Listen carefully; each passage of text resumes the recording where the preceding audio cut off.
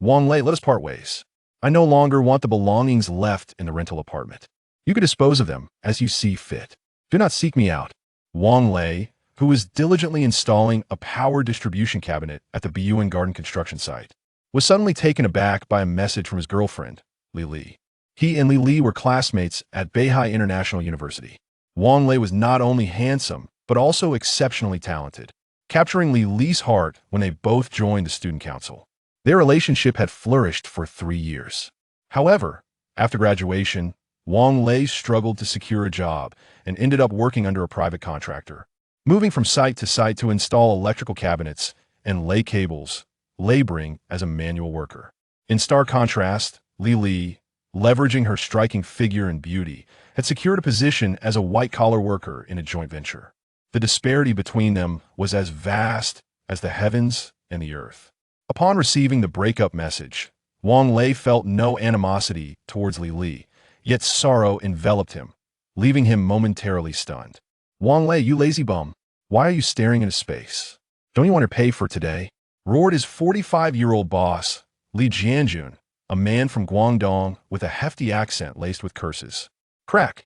Startled by Li Jianjun's bellow, Wang Lei's grip faltered and the heavy vacuum switch, weighing over 100 pounds, plummeted from its bracket, crashing down onto his left leg. Ah!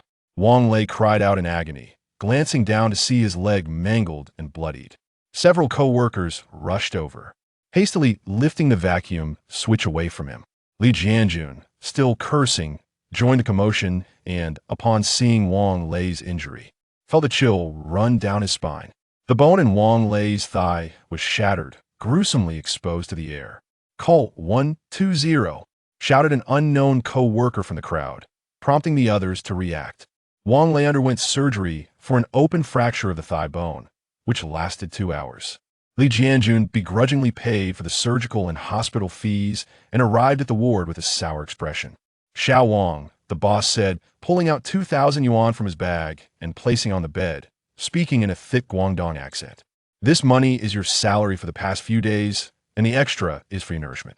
I've already covered your surgical and hospital expenses, which I consider a humanitarian gesture on my part. Your leg will take months to heal, and you know I run a small business. This incident has cost me dearly for the year. Take care of yourself. Our paths diverge here." Wang Lei was momentarily stunned after all. He had been injured while working. Shouldn't this be classified as a work-related injury? What did his boss mean by that? Before Wang Lei could gather his thoughts, Li Jianjun hurried away, and even the co-workers who had brought him to the hospital followed suit without looking back. Impaired in mobility and unable to care for himself, Wang Lei had no choice but to hire a caregiver at 200 yuan a day.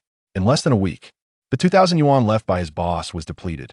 With the hospital issuing a payment notice, he found himself penniless and had to return to his rental apartment. Alas, it takes 100 days to heal a sprain or fracture, and now I'm left with merely a few hundred yuan. How am I to endure these days? Wang Lei sighed in resignation as he gazed at his left leg encased in plaster. Li Li had steadfastly ignored his calls, even blocking him on WeChat. Wang Lei had sent her a text informing her of his leg fracture, hoping she might return to care for him for a few days, but he received no response, and he soon resigned himself to despair. As for his elderly parents, it was imperative to keep this from them. They had already borrowed from every relative and friend to support his college education, and Wang Lei did not wish to burden them further. Surveying the cramped rental room filled with Li Li's belongings, he sighed and murmured to himself, "Since you no longer want these items, I shall sell them secondhand. It might sustain me for a few more days." He opened his laptop and posted listings on several secondhand selling platforms. A Waimama, 69 City, Gambeu, de Quanquin. A women's elegant white dress, size M, in near-new condition, worn only once, originally priced at 1,999 yuan, now only 300 yuan. A pair of women's trendy jeans, size M, brand new with tags, originally priced at 699 yuan, now just 100 yuan.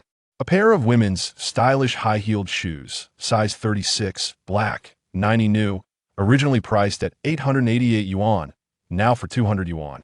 A women's Victoria's Secret bra, size 80D, black with lace trim, in near-new condition, originally 598 yuan, now only 150 yuan.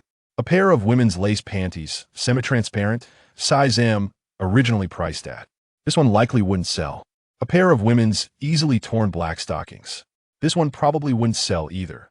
Regardless of whether they would attract buyers, he posted them all. After a busy morning, Wang Lei had uploaded most of the items Lily had left behind. Just as he was about to close the web page, an advertisement caught his eye. San Jietong Information Platform, seeking to purchase second-hand goods for exchange. What is this website? Wang Lei curiously clicked on it. Welcome to the San Jietong website. A grand welcome banner dominated his laptop screen, set against a sky-blue backdrop adorned with a few auspicious clouds. The welcome interface lingered for about 5 or 6 seconds before transitioning. Click here to open a store, click here to make purchases. 2 simple buttons appeared on the screen, and Wang Lei eagerly clicked on the Open Store button. The registration process was straightforward. Once completed, he could hardly contain his excitement as he posted the information he had already shared on other sites to his newly registered store, handsome enough to enchant all goddesses. Curiously, this website allowed him to list items, but did not permit him to set prices. All prices were listed as negotiable. To his surprise, just after completing the postings, the system sent him a message. Moonlit Jade Rabbit. Hello, boss. I quite fancy that white dress. Can I trade you some toad pills for it? What on earth are toad pills? Jade Rabbit? Wang Lei suddenly recalled the myth of the Jade Rabbit pounding medicine, which granted immortality. Surely, this moonlit Jade Rabbit was not a fraud, was she? By the way, my esteemed boss, I can only offer you a subpar toad pill. The celestial realm is rather lax in its regulations, so the efficacy may not be optimal. However, it still holds numerous benefits for mortals. A message suddenly caught his eye, accompanied by 2 options below, accept or decline. With a spirit of curiosity, Wang Lei clicked on accept, and instantly a dark green pill materialized in his hand, exuding a delightful fragrance that made his mouth water. What is happening? Is this 3 Realms online store genuinely connected across the realms? Could it be that I am about to strike it rich? I never anticipated that a scenario typically confined to mindless system novels would unfold in my own life. Chapter 2. The stockings for the RV. Wang Lei could not resist the allure of the pill, which melted instantly upon contact with his tongue, transforming into a warm current that flowed down his throat into his abdomen. Immediately, he felt an invigorating surge of strength. His blood coursed faster, and his heartbeat quickened. He could not help but question whether this was a genuine medication. Subsequently, he realized that the pain in his injured left leg had vanished, replaced by a slight itch. Tentatively wiggling his toes, he discovered that they functioned as if he had never been injured. Cautiously, he stood up and took a few steps, feeling no discomfort beyond the confines of the cast. Procurement of scissors allowed him to remove the cast, revealing that even the surgical scar on his left leg had disappeared. This was a remarkable stroke of fortune. Ding! The transaction was complete. Suddenly, a notification from the 3 Realms online store system popped up, indicating that the inventory for the white dress was now 0. Wang Lei speculated that the Jade Rabbit must indeed be the legendary figure, the one reputed to concoct elixirs daily on the moon. The Jade Rabbit messaged him again. Thank you, boss. This dress is exquisite, and I adore it. Could you possibly sell me those black stockings? I can exchange them for an RV. An RV? Could there truly be an RV on the moon? Intrigued yet puzzled, Wang Lei accepted the offer, and a car key materialized in his hand. The Jade Rabbit continued, Boss, the RV is parked at Century Plaza. Please do not sell or give it away. Its capabilities are astonishing. It is intended for celestial tourism, and the connection between the 3 realms is about to sever. The key was discarded as refuse, but I retrieved it. The vehicle is parked in the World Plaza parking lot. Such an influx of information was perplexing. What did it mean for the 3 realms to sever their connection? And what kind of miraculous deal was it to exchange stockings for a recreational vehicle? Well, Wang Lei had initially thought that the stockings would be unwanted, but since the Jade Rabbit desired them and was willing to trade an RV, refusing would be foolish. Ding! The transaction was completed. Holding the key, Wang Lei made his way to Century Plaza, where a white RV awaited him. It bore a brand called Dingsy Pants, and on the driver's seat lay the vehicle's paperwork, already amended to reflect Wang Lei as the owner, with the date showing today. What a windfall! He had struck it rich, haha. Externally, the RV appeared modest, yet the interior was remarkably spacious. The driver's console resembled that of an ordinary vehicle, but the central control featured a 14-inch LCD touchscreen. Above the driver's seat was a foldable overhead bed that, when unfolded, revealed a 2-meter by 2-meter double bed. When stowed away, it astonishingly transformed into a full-color laser television. Behind the driver's seat lay a leisure area, furnished with 2 sets of 3 airline seats surrounding a small square table, across from a bar and open kitchen. Further down, there was another double bed and a bathroom, complete with a toilet, shower facilities, and a wash basin, all fully stocked with new toiletries. Adjacent to the double bed was a generous wardrobe and ample storage space beneath. This marvel was undoubtedly a product of the celestial realm. Its exterior belied the vastness of the interior. Sitting in the driver's seat felt as though one were enveloped in soft cotton, and the temperature was just right. Wang Lei searched for quite some time, but could not locate the key insertion point. By chance, he inadvertently pressed a red button on the steering wheel, and the audio system emitted a voice. "Welcome, Master. Scanning Iris. Iris scan successful. Please press the start button to ignite the vehicle." Where could the start button be? After a thorough search, Wang Lei discovered it next to the dashboard. Upon pressing it, the fully digital dashboard displayed 3 options: standard fuel, electric start, and crystal core ignition. What on earth was a crystal core? A celestial artifact, perhaps? The dashboard indicated that the crystal core was at 0, leaving him with no choice but to opt for the fuel ignition. Eagerly, Wang Lei started the vehicle and took a leisurely drive around the city before reluctantly parking it back in the lot at Century Square. The square was conveniently close to his rented room, and surprisingly, there were no fees for entering or exiting the parking area. He had heard of full-color laser televisions, but had never seen one in person. Settling into the back seat, he adjusted the chair, turned on the television, and remembered to grab a chilled drink from the bar. It appeared to be a news broadcast, reminiscent of the television news he usually watched.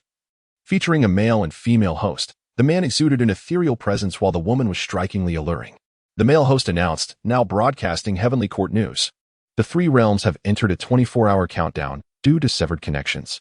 The female host continued, due to a severe mishap at the Colorful Nation's T8 laboratory, where an ancient supervirus-infected research personnel, Colorful Nation has secretly dispatched the infected researchers worldwide in an attempt to shift blame onto other countries or wildlife. This has led to the supervirus beginning to spread globally, posing a catastrophic extinction threat to humanity. The higher-ups of the Heavenly Court strongly condemn such irresponsible actions by mankind. The male host added, due to the non-interference agreement signed by the 3 realms, neither the Heavenly Court nor the underworld can intervene in human affairs. Wang Lei could no longer absorb the weight of the information being relayed. Was the apocalypse truly upon them? The severance of the 3 realms? This was an overwhelming amount of information. He resolved to return and consult with the Jade Rabbit. Locking the car door, he dashed towards his rented apartment. If this was all true, he needed to hurry back to his hometown to retrieve his parents. They must face whatever came together, even if it meant facing death. Having consumed the frog pill, Wang Lei moved swiftly, drawing the attention of passers-by. Was a superhero in their midst. However, he paid little mind to their stares. As soon as he entered, the computer chimed with a notification. Wang Lei distinctly remembered shutting it down before he left. "Boss, I'll take that pair of jeans, the high heels, and the imitation Donkey brand handbag." A message appeared in a pop-up window. After clicking accept, his phone buzzed with a bank notification. "You have received a transfer of 2,000,000 yuan to your green card account ending in 0931 at Neozheng Bank." What on earth? 2 million for a few second-hand clothes? Wang Lei hurriedly checked the purchase details on the computer, discovering the buyer was the Weaving Maiden. Wang Lei typed, "Hello, Weaving Maiden. Did you perhaps make an error in your payment?" The Weaving Maiden replied, "No worries, since the 3 realms are severed. This money cannot be spent in the Heavenly Court. In the future, the Heavenly Court will also be unable to acquire earthly goods. The clothing you received is worth that amount." Wang Lei, "Is it true that humanity may face extinction?" Weaving Maiden, "How did you come to know this secret?" "I cannot divulge too much. Just prepare yourself." "It's settled then." Wang Lei hastily retrieved his phone and called Lili. Remarkably, she answered this time. "Hello, Lili. The end of the world is imminent." "Hello, Wang Lei, are you out of your mind? The end of the world? Please refrain from calling me again." The line went dead with a busy tone. Wang Lei dialed again, only to find that he had been blocked. Chapter 3. The binding system. Just as Wang Lei contemplated calling his parents, who were far away in their hometown, a sudden calm enveloped him. Regardless of whom he might inform about the impending apocalypse, he would likely be perceived as a lunatic. It seemed prudent to prepare early. So he resolved to return to Longqing and retrieve his parents. The Jade Rabbit had mentioned that this motorhome was exceptionally equipped, crafted by the celestial realm. It would surely assist him in navigating this cataclysmic event. Ding. Congratulations to the store owner for completing the task. Selling or exchanging 5 items has resulted in a system upgrade, which will permanently bind the system to the store owner. Estimated completion time for binding, approximately 3 hours. A notification flashed on the computer screen, yet Wang Lei, in his haste to prepare, paid it no heed. His immediate concern was to stockpile food and water. At the Century Plaza supermarket, throngs of people bustled about. It was not the weekend, yet long queues snaked through the checkout lines. Wang Lei grabbed 2 shopping carts at the entrance and hurried to the convenience food section. Instant noodles, vacuum-sealed cooked meats, self-heating rice, self-heating hot pots, bottled water, energy drinks, and an array of long shelf-life foods were hastily crammed into the carts. Why worry? With 2 million at his disposal, he could procure a substantial amount. In no time, the carts were overflowing, and the cheerful sales assistant in the instant noodle aisle eagerly assisted Wang Lei, as he declared his intention to purchase her entire stock. Next, he ventured into the household goods section, acquiring blankets, bed linens, pillowcases, toothpaste, toothbrushes, towels, soap, shampoo, and body wash, filling yet another cart with an assortment of items, which provided him a modicum of reassurance. Just as he prepared to check out, a thought crossed his mind. He couldn't possibly subsist solely on convenience foods. Thus, he procured a plethora of vegetables, fish, meat, rice, flour, cooking oil, and of course, an array of seasonings. Upon completing his purchases, he was astonished to find his total exceeded 40,000. He enlisted the help of a supermarket security guard to transport the carts to the parking lot beside his motorhome, then dismissed the guard and began transferring his belongings at a leisurely pace. He stored some food and water in the kitchen's pantry, while the remainder was placed in the exterior storage compartments of the vehicle. There were 3 compartments on either side, including one designated for freezing and another for refrigeration. Each storage area bore a gentle reminder. Items placed within will maintain their original state indefinitely. If that were the case, anything deposited here would remain unspoiled, right? Wang Lei had no reason to doubt this. After all, the motorhome was designed for celestial beings, and the concept of time standing still was hardly surprising. He tucked the linens, pillowcases, and blankets under the bed, while the toiletries found their home in the bathroom. Indeed, Wang Lei was a Virgo, possessing mild obsessive-compulsive tendencies and a penchant for cleanliness. After a moment's reflection, he realized he still required clothing and footwear. He dashed to the clothing store at Century Plaza, along with the shoe store, purchasing 5 complete outfits for himself and his parents, suitable for all seasons, spending a staggering sum. Whether or not this truly was the end of the world, he felt no remorse. After all, everyone needed to wear clothes, and having relied on his parents' support for so long, it was high time to repay them for their kindness. With such an abundance of supplies, not even a single storage space was fully utilized. Consequently, he dashed back into the supermarket, sought out the sales assistant in the grain and oil section, and purchased the store's entire stock of flour, rice, and cooking oil. He also acquired a considerable amount of other ingredients and seasonings, not to mention a variety of fruits and vegetables. This delighted the supermarket's promotional staff immensely. With the assistance of the employees, batches of goods were transported to the parking lot of Century Square. After dispatching them, Wang Lei began to meticulously transfer items one by one into the vehicle's storage compartments. Being a Virgo, organization was paramount. Once he finished loading the supplies, he took a moment in the driver's seat to check the central control screen, only to discover that there were 4 additional storage spaces at the back of the vehicle. Alas, having once been impoverished, he had never encountered such a recreational vehicle. Upon opening them, he found them completely empty. Wiping the sweat from his brow with a towel, a voice echoed in his mind. Ding. The 3 Realms online store system has been successfully bound to the host. Ding. The Ark RV has been successfully bound. To upgrade to the Ark Refuge vehicle, 100 kilograms of steel, 20 kilograms of purple copper, 1 kilogram of silver, 100 grams of gold, and 10 kilograms of polyethylene are required. Materials are now complete. Would you like to upgrade? What? There's gold and silver in the vehicle? How did I not notice? Wang Lei muttered to himself, yet he decisively chose to upgrade. Why was he not startled by the voice in his head? After all, he was immersed in online novels daily. Such auditory prompts were merely common tropes. Were the upgrade materials precious metals? It seemed the vehicle would certainly require further upgrades in the future, so it would be prudent to start stockpiling materials now. As he pondered this, he glanced around and spotted the perfect place, Longxiang Gold Shop. I wish to purchase some gold and silver bars, around 800,000 worth. Wang Lei, clad in clothes that barely cost over 100 yuan, boldly declared upon entering the shop. In a post-apocalyptic world, money would likely lose its value.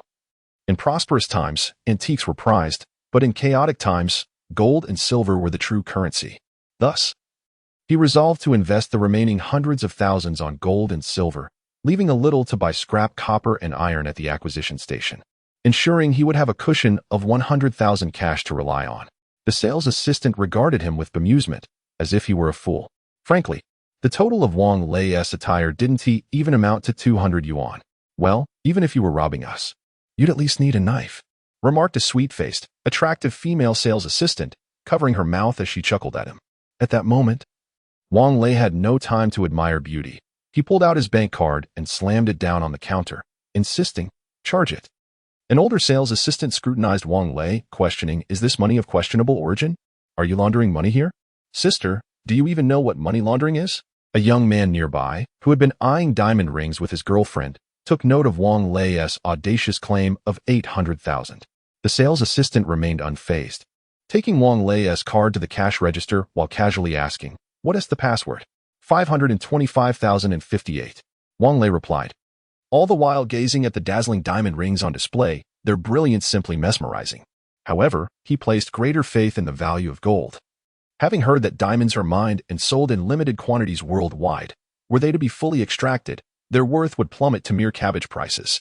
Yet, it seems this item is merely composed of carbon. The young lady checked her balance and found that 800,000 was not a substantial sum. Nevertheless, reflecting on her earlier demeanor, she felt a pang of regret, pondering that Wang Lei would undoubtedly not consider her for the role of a sales associate, thereby jeopardizing her commission. Indeed, under the guidance of a youthful girl, Wang Lei proceeded to purchase gold and silver valued at over 600,000. Casually carrying it away in a paperback, the young man who had earlier supported Wang Lei then jested, "Hey, this fellow doesn't seem concerned about being robbed." Chapter 4. The high-speed closure adjacent to the supermarket stood a bank, where I withdrew the entirety of my funds, amounting to over 100,000 yuan. Along with the gold and silver purchased earlier, I stowed everything into the glove compartment of the RV. After driving the vehicle back to my rental apartment, I commenced the process of packing my belongings, including the few boxes of old clothes left behind by Lily. Subsequently, I contacted the landlord to inform him that I would no longer be renting the property, requesting that the deposit and remaining rent be transferred to his WeChat account. The landlord insisted on inspecting the premises before deciding on the return of the deposit, but he was adamant that the rent would not be refunded due to the signed contract. I found it tedious to engage in further discourse with him. The deposit was a mere 1,500, and with 2 months' rent totaling around 2,000, it hardly seemed worth the time to argue. Once I had loaded all my possessions into the RV, I called Li's parents to inform them of her pregnancy and the impending arrival of their grandchild. I urged them to prepare for their relocation to Jiangbei, explaining how Lily had specifically borrowed a vehicle for this purpose, with the accommodation being provided by her family. How else could I frame such a request? To ask an elderly couple to leave their lifelong hometown was no small matter. With the fuel tank and water reservoir filled to capacity, the RV smoothly merged onto the highway. The distance from Dongyang to Jiangbei exceeded 1,000 kilometers. If all went well, I anticipated reaching my destination by early morning. Ding! The ARC vehicle upgrade was successful. A laptop had been detected within the storage compartment and had automatically merged with the onboard computer, resulting in a 95 increase in vehicle defense value and a 15 reduction in fuel consumption. The capacities of the fuel tank and water reservoir had expanded by 25. Currently, the vehicle was at level 1, with a maximum possible level of 12. The cooldown period for the next upgrade was 72 hours. The current vehicle status indicated 100 battery, 100 fuel, 0 crystal cores, 100 life water, normal tire pressure, normal coolant, normal lubricant, and a normal braking system. A melodious female voice emanated from the RV's audio system, announcing the current vehicle status. Indeed, a mouse and keyboard had appeared on the small table to the right of the driver's seat. The control screen displayed a power button for the computer at the bottom.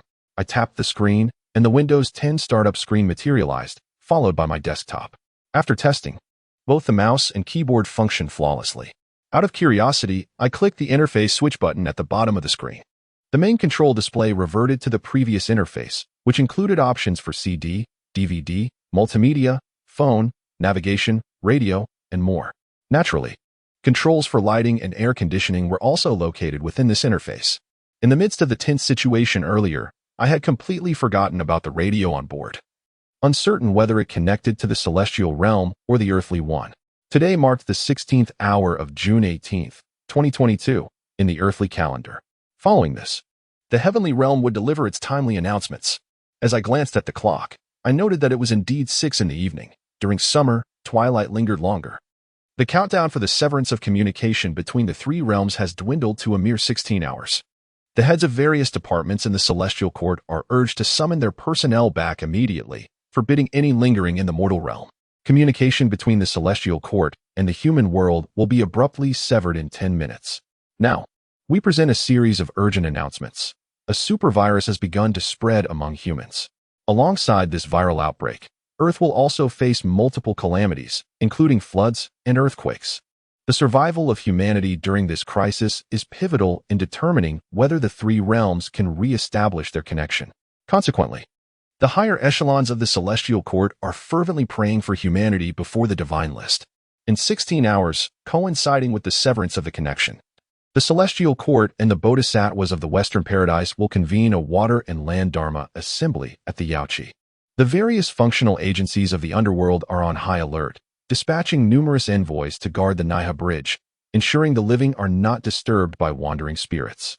They are also establishing a temporary six-dimensional space in the human realm to shelter the souls of the deceased, maintaining order until the three realms can reconnect. Next, please enjoy the dance performance Cloud Palace Swift Sound. Is this truly happening? A broadcast of a dance. However, Wang Lei, engrossed in urgency, could hardly dwell on such thoughts as his RV sped down the highway at 120 kilometers per hour. Suddenly, the radio fell silent. The 10 minutes had elapsed. Wang Lei pressed the right arrow on the radio to switch channels. An emergency announcement blared, urgent notice. Our city's hospital has identified individuals infected with an unknown virus. Experts have verified that this virus is highly contagious, transmitted solely through blood, saliva, and intimate contact. Symptoms of infection include gastrointestinal discomfort, elevated body temperature, and erratic behavior. Citizens are urged to contact the hospital or military police immediately upon noticing anyone exhibiting these symptoms. To prevent the spread of the virus, our city is under emergency lockdown. We advise all residents to return home promptly and avoid unnecessary travel.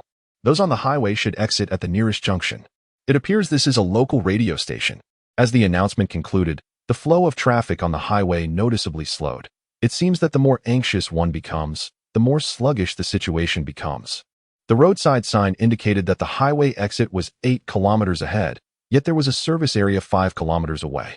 Wang Lei decided to stop there briefly to refill the RV's water tank, as it had recently been upgraded, and the central control displayed that both the water and fuel tanks were 1/5 empty. The traffic crawled, taking an hour to cover 5 kilometers. The service area was sparsely populated. Only a few trucks remained, and the shops had all drawn down their shutters, indicating that the news had spread and everyone was eager to leave. The gas station had no attendants, though a fuel card was still inserted in the machine. Wang Lei maneuvered at the gas pump, attempting to insert the nozzle into the RV's fuel inlet. Premium gasoline flowed into the tank at a rate of 9 yuan per liter, truly exorbitant. Nevertheless, the prospect of free fuel was a delight. As the tank filled, the display on the pump read 1,100 yuan. Wang Lei couldn't help but gasp. To increase the capacity by 25% required an additional 122 liters of gasoline. If the tank were entirely empty, would it not cost 5,000 yuan to fill it? However, just moments ago while driving, the dashboard indicated a fuel consumption of 7.8 liters per 100 kilometers, which is quite economical. This tank of fuel should last for a considerable distance. At the exit of the gas station, there was a faucet, and the water tank of the RV was equipped with a connecting hose. Wang Lei connected the hose to the faucet and turned on the valve. A warning sounded. The vehicle has detected that the injected water source contains a significant amount of impurities. The automatic filtration system has been activated. Please be mindful of the wastewater discharge location to avoid damaging the ecological environment. The RV's hazard lights illuminated, and an alert tone resonated from the interior speakers, followed by a small hose beside the exhaust pipe discharging water. Wang Lei understood that this was akin to a backwashing household water purifier during the filtration process. It would expel wastewater in a 1:1 ratio. Chapter 5. Trapped in the city, the process of waiting was exceedingly dull. Wang Lei boarded the vehicle and glanced at the water tank's capacity. It was 10,000 liters, still 2,000 short of being full. Seated in the airline-style chair, enveloped in the soft embrace of leather, he found it quite comfortable. He pressed the power button on the television remote, and the laser TV flickered to life, displaying the selection menu. Much akin to an ordinary household smart TV, it offered live broadcasts, movies, dramas, and trending news. After selecting the live broadcast, he found himself tuned into the local news from Jiangbei, hosted by the recently popular intern anchor, Zhang Jiani. Minister Jin, spokesperson for the Jiangbei City Epidemic Prevention Office, informed the public that the sudden outbreak of the virus in Jiangbei was still within a controllable phase. Relevant research institutions were actively developing vaccines and effective treatments, urging citizens not to panic and to follow directives. Next, they turned to a reporter on the ground. The scene shifted to Century Square, where military police and volunteers were distributing masks and advising people to return home promptly. Flipping through several channels, Wang Lei noted that every province and city was reporting on the viral infection, yet no one could articulate the virus's origin, merely advising the public to refrain from venturing outside and to limit contact with the outside world. Wang Lei, however, had learned of the virus's source through broadcasts from the celestial realm, but he was uncertain whom to inform. Disinterested in the television, he exited the live broadcast, opted for music, and added all of Shou Jinning's songs to his playlist. Pouring himself a cup of tea, he rolled down the car window, lit a cigarette, and consulted his phone's navigation to determine the quickest route to launching via the national highway. Suddenly, a thought struck him. The city was under lockdown, and he could not possibly leave. At that moment, his phone rang. It was his mother calling. He answered, and her concerned voice resonated in his ear. "Hello, Xiaolei. Has your city been locked down? I heard about the virus outbreak. You're not coming to pick us up, are you?" Wang Lei, wishing to ease his mother's worries, quickly replied, "Mom, I received the news before I even left. I was just about to call you when you rang. Please stay home with Dad and don't go out."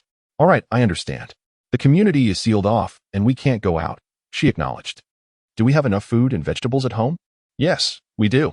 I bought quite a bit this morning. It will last us for a while." With that reassurance, Wang Lei felt a weight lift off his shoulders. He chatted with his mother for a few more moments before ending the call. Due to the filtration process, the water filling took an unexpectedly long time. An hour and a half passed before the central control LCD screen finally indicated that the living water tank was full. Just as Wang Lei exited the vehicle and returned the hose to its place, he was startled by the sound of a siren approaching. Turning around, he saw a military police vehicle entering the gas station. "Citizen, please exit the highway immediately, or we will be forced to take action," blared the loudspeaker directed at Wang Lei. He quickly smiled and called out, "I'm leaving right away." He climbed back into the car, refilled his teacup, placed it on the small table beside the driver's seat, started the engine, and exited the service area. It was 8 o'clock in the evening. The sky had completely darkened, shrouded in smog, revealing only a solitary moon hanging in the vastness. The highway was devoid of vehicles, with the toll barriers at the exits wide open, and the toll booths deserted. Wang Lei smoothly exited the expressway. He found himself in the northern district of Jiangbei, which meant he had spent over 2 hours on the road, merely traveling the 26 kilometers from the southern district to the northern district of Jiangbei. Aside from the military and police patrol vehicles, there were scarcely any private cars or pedestrians to be seen.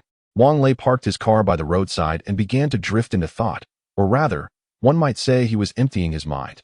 He had already vacated his rental apartment, making it clear that returning was not an option. However, the living conditions in his camper were significantly superior to those of the rented room, rendering it quite comfortable. Feeling a bit hungry, he noticed that the shops along the street had all drawn down their shutters.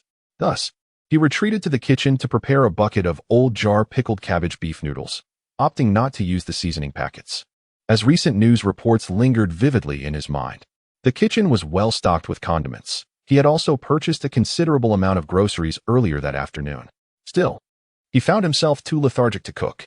After finishing his instant noodles, he took a quick shower, changed into his pajamas, and lay on the bed at the rear of the camper, watching television and scrolling through Weibo on his phone. The discussions on Weibo were fervent, all centered around the recent viral outbreak, stirring a palpable sense of anxiety among the populace. The official announcement stated that they were actively managing the situation and urged the public not to panic, spread rumors, or believe in hearsay. Outside the window, the sound of vehicles echoed. Pulling back the curtains, Wang Lei observed a line of green trucks queuing to enter the highway. From his vantage point, he could see fully armed soldiers sitting solemnly in the truck beds. Where are they headed? Wang Lei mused to himself.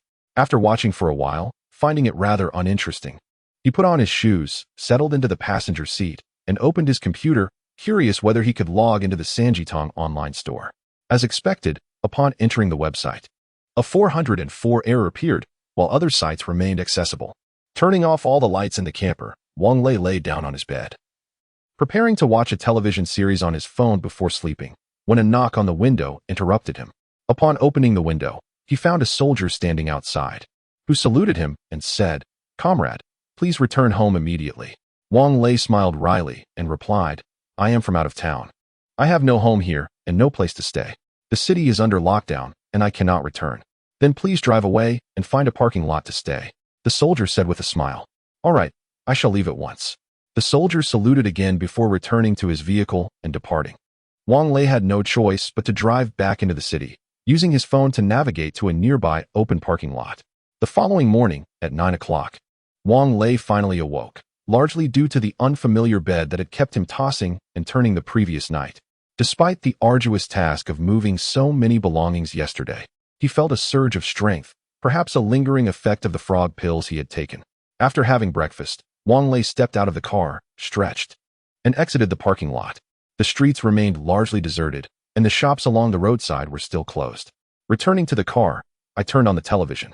After freshening up, I boiled half a packet of wontons. The television continued its usual routine, broadcasting advertisements interspersed with snippets of television dramas. Meanwhile, on Weibo, the latest data regarding infected individuals from various provinces and cities emerged. At that moment, the television unexpectedly began airing a special program concerning the current virus.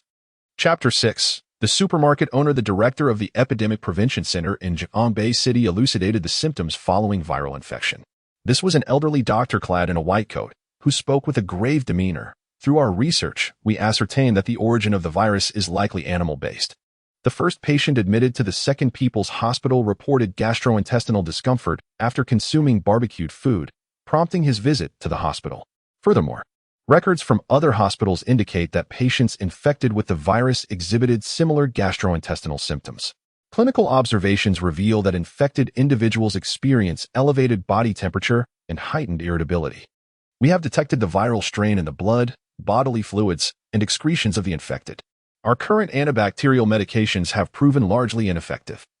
Only temperatures exceeding 95 degrees Celsius can annihilate the virus."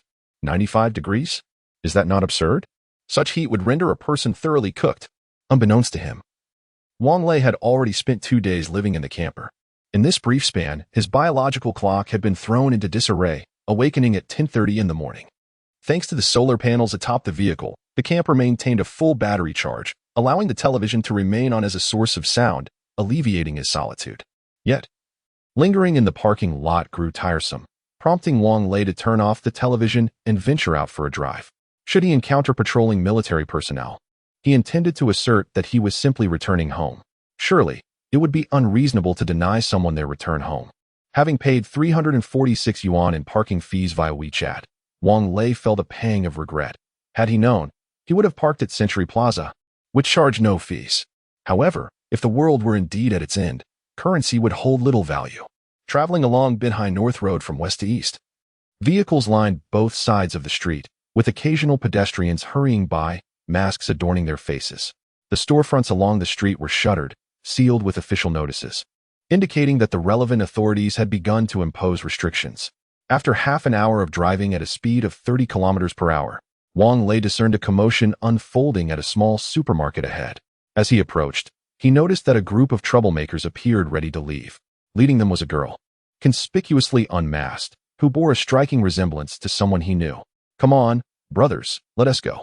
Just teach that wretched woman a lesson," she uttered, her expression one of feigned vulnerability, as if she were the victim in this scenario. Wang Lei seethed with indignation from the confines of his vehicle. Had he not been outnumbered, he would have liked nothing more than to confront them.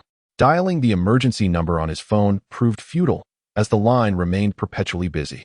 Bah! A burly man spat towards the entrance of the supermarket. If I find out you're opposing my little sister again, I'll make it so your parents won't even recognize you. After a few more shouts, the group dispersed. Wang Lei exited his vehicle and approached the supermarket's entrance. The glass windows and doors lay shattered, and inside, not a single shelf stood upright. Goods were strewn chaotically across the floor. A girl with a ponytail, clad in a white dress, crouches on the ground, burying her head in her legs as she weeps. Wang Lei approaches, kneeling beside her, and gently says, "My dear, please do not cry." The girl lifts her head, her tear-filled eyes gazing at the person before her. "Senior, is that you?" Wang Lei recognizes her as Zhang Wanyu, a junior 2 grades below him, who was once hailed alongside Liu Yufei as the new flower of Beihai International University. The instigator of the recent chaos could only be Liu Yufei. Ah, Zhang Wanyu. Realizing he knows her, Wang Lei quickly helps her up, sets a chair for her to sit, and retrieves a bottle of mineral water from the ground, twisting off the cap and handing it to her. He then opens a packet of tissues for her to dry her tears. Zhang Wanyu takes a sip of water, placing the bottle on the counter. And while wiping her tears, she says, "It's truly embarrassing for you to see me in such a disheveled state. Do you have some conflict with Liu Yufei? How could it lead to such destruction here?" Wang Lei questions, somewhat angered. A pained smile flickers across Zhang Wanyu's face. "Liu Yufei's boyfriend, Liu Jianfei, came to my supermarket 2 days ago to buy something. After a few casual exchanges, Liu Yufei found out and brought people to create trouble." Wang Lei is familiar with Liu Jianfei. A grade below him, he is also part of the student council, good-looking, and exudes a sunny disposition that many girls admire. However, he is known for his flirtatious nature, adept at playing with emotions, earning him the nickname the licentious glutton. As for Liu Yufei, she is a prominent figure in the school, with 3 brothers, 2 business tycoons, and 1 notable figure in the underworld of Jiangbei, all of whom dote on their sister excessively. How did you manage to provoke them? Wang Lei chuckles bitterly. Nothing much, Zhang Wanyu replies with a wry smile. It's not the first time Liu Yufei has caused me trouble. This place is too unsafe now. Let me escort you home, Wang Lei offers, rising to his feet, feeling a slight numbness in his legs from squatting for too long. This is my home. Zhang Wanyu stands as well, starting to tidy the scattered goods on the floor. I live in that room. Following her, Wang Lei notices a small door nestled in the corner. What about your family? He inquires. I am an orphan, adopted by the owner of this supermarket. She passed away during my first year of college, leaving me this small establishment, Zhang Wanyu explains. A few more tears slipping down her cheeks. Wang Lei remains silent for a moment before saying, "This place is truly unsafe. How about this? I will buy everything here. And once the viral incident is over, you can return to repair the doors and windows and continue living here, all right? Will the virus really pass?" Zhang Wanyu pauses, staring blankly at Wang Lei. "It should, I suppose." Wang Lei responds uncertainly, hardly believing the news he has seen from the celestial realm. But Zhang Wanyu shakes her head. "Do not deceive me. This time, it may truly be the end of the world. If you wish for anything here, take it. Money may indeed become worthless. And what will you do?" Wang Lei asks, frowning. "I will just fend for myself." As Zhang Wanyu spoke, a mischievous smile unexpectedly graced her lips. If you wouldn't mind, you could stay in my van," Wang Lei said, gesturing toward the camper parked by the roadside, his tone tinged with a hint of apprehension. "Rest assured, the space is ample, and I shall not impose upon you." "Oh, men," Zhang Wanyu teased, playfully biting her small canine tooth. "Do you think Lili at home might castrate you?" Chapter 7: The Emergence of Zombies. At the mention of Lili, Wang Lei's expression turned somber. "We have parted ways." "Really?" Zhang Wanyu exclaimed, her face reflecting disbelief. Wang Lei and Lili had become a couple during their sophomore year. While Lili may not have been the beauty of the campus, she was certainly one of its most prominent figures. In his pursuit of her affection, Wang Lei had famously lit 999 candles beneath the girls' dormitory, igniting the school's greenery in the process, which led to a public reprimand and a severe penalty. Amusingly, those 999 candles were the kind typically used in funeral wreaths, resembling the width of a child's arm. This incident has since evolved into a legendary tale, circulated throughout the school. After they began dating, Wang Lei became utterly devoted, bringing her breakfast every morning and washing all her clothes. In no time, he became a role model for all the boys on campus. "Well, breaking up might be for the best. Someone like Lili doesn't seem very genuine," Zhang Wanyu shrugged. "Fine, I suppose I'll take on the role of your tenant. Consider these items as my rent. Wang Lei was somewhat taken aback by Zhang Wanyu's swift agreement. Aren't you supposed to be a bit more reserved? Upon arriving at the supermarket, Wang Lei opened one of the storage compartments closest to the entrance. These storage doors were cleverly concealed, operated by a discreet button that was nearly invisible. Even upon close inspection, one would struggle to find it. Wang Lei had discovered them through the central control screen. In essence, no one would suspect such a space existed for storage.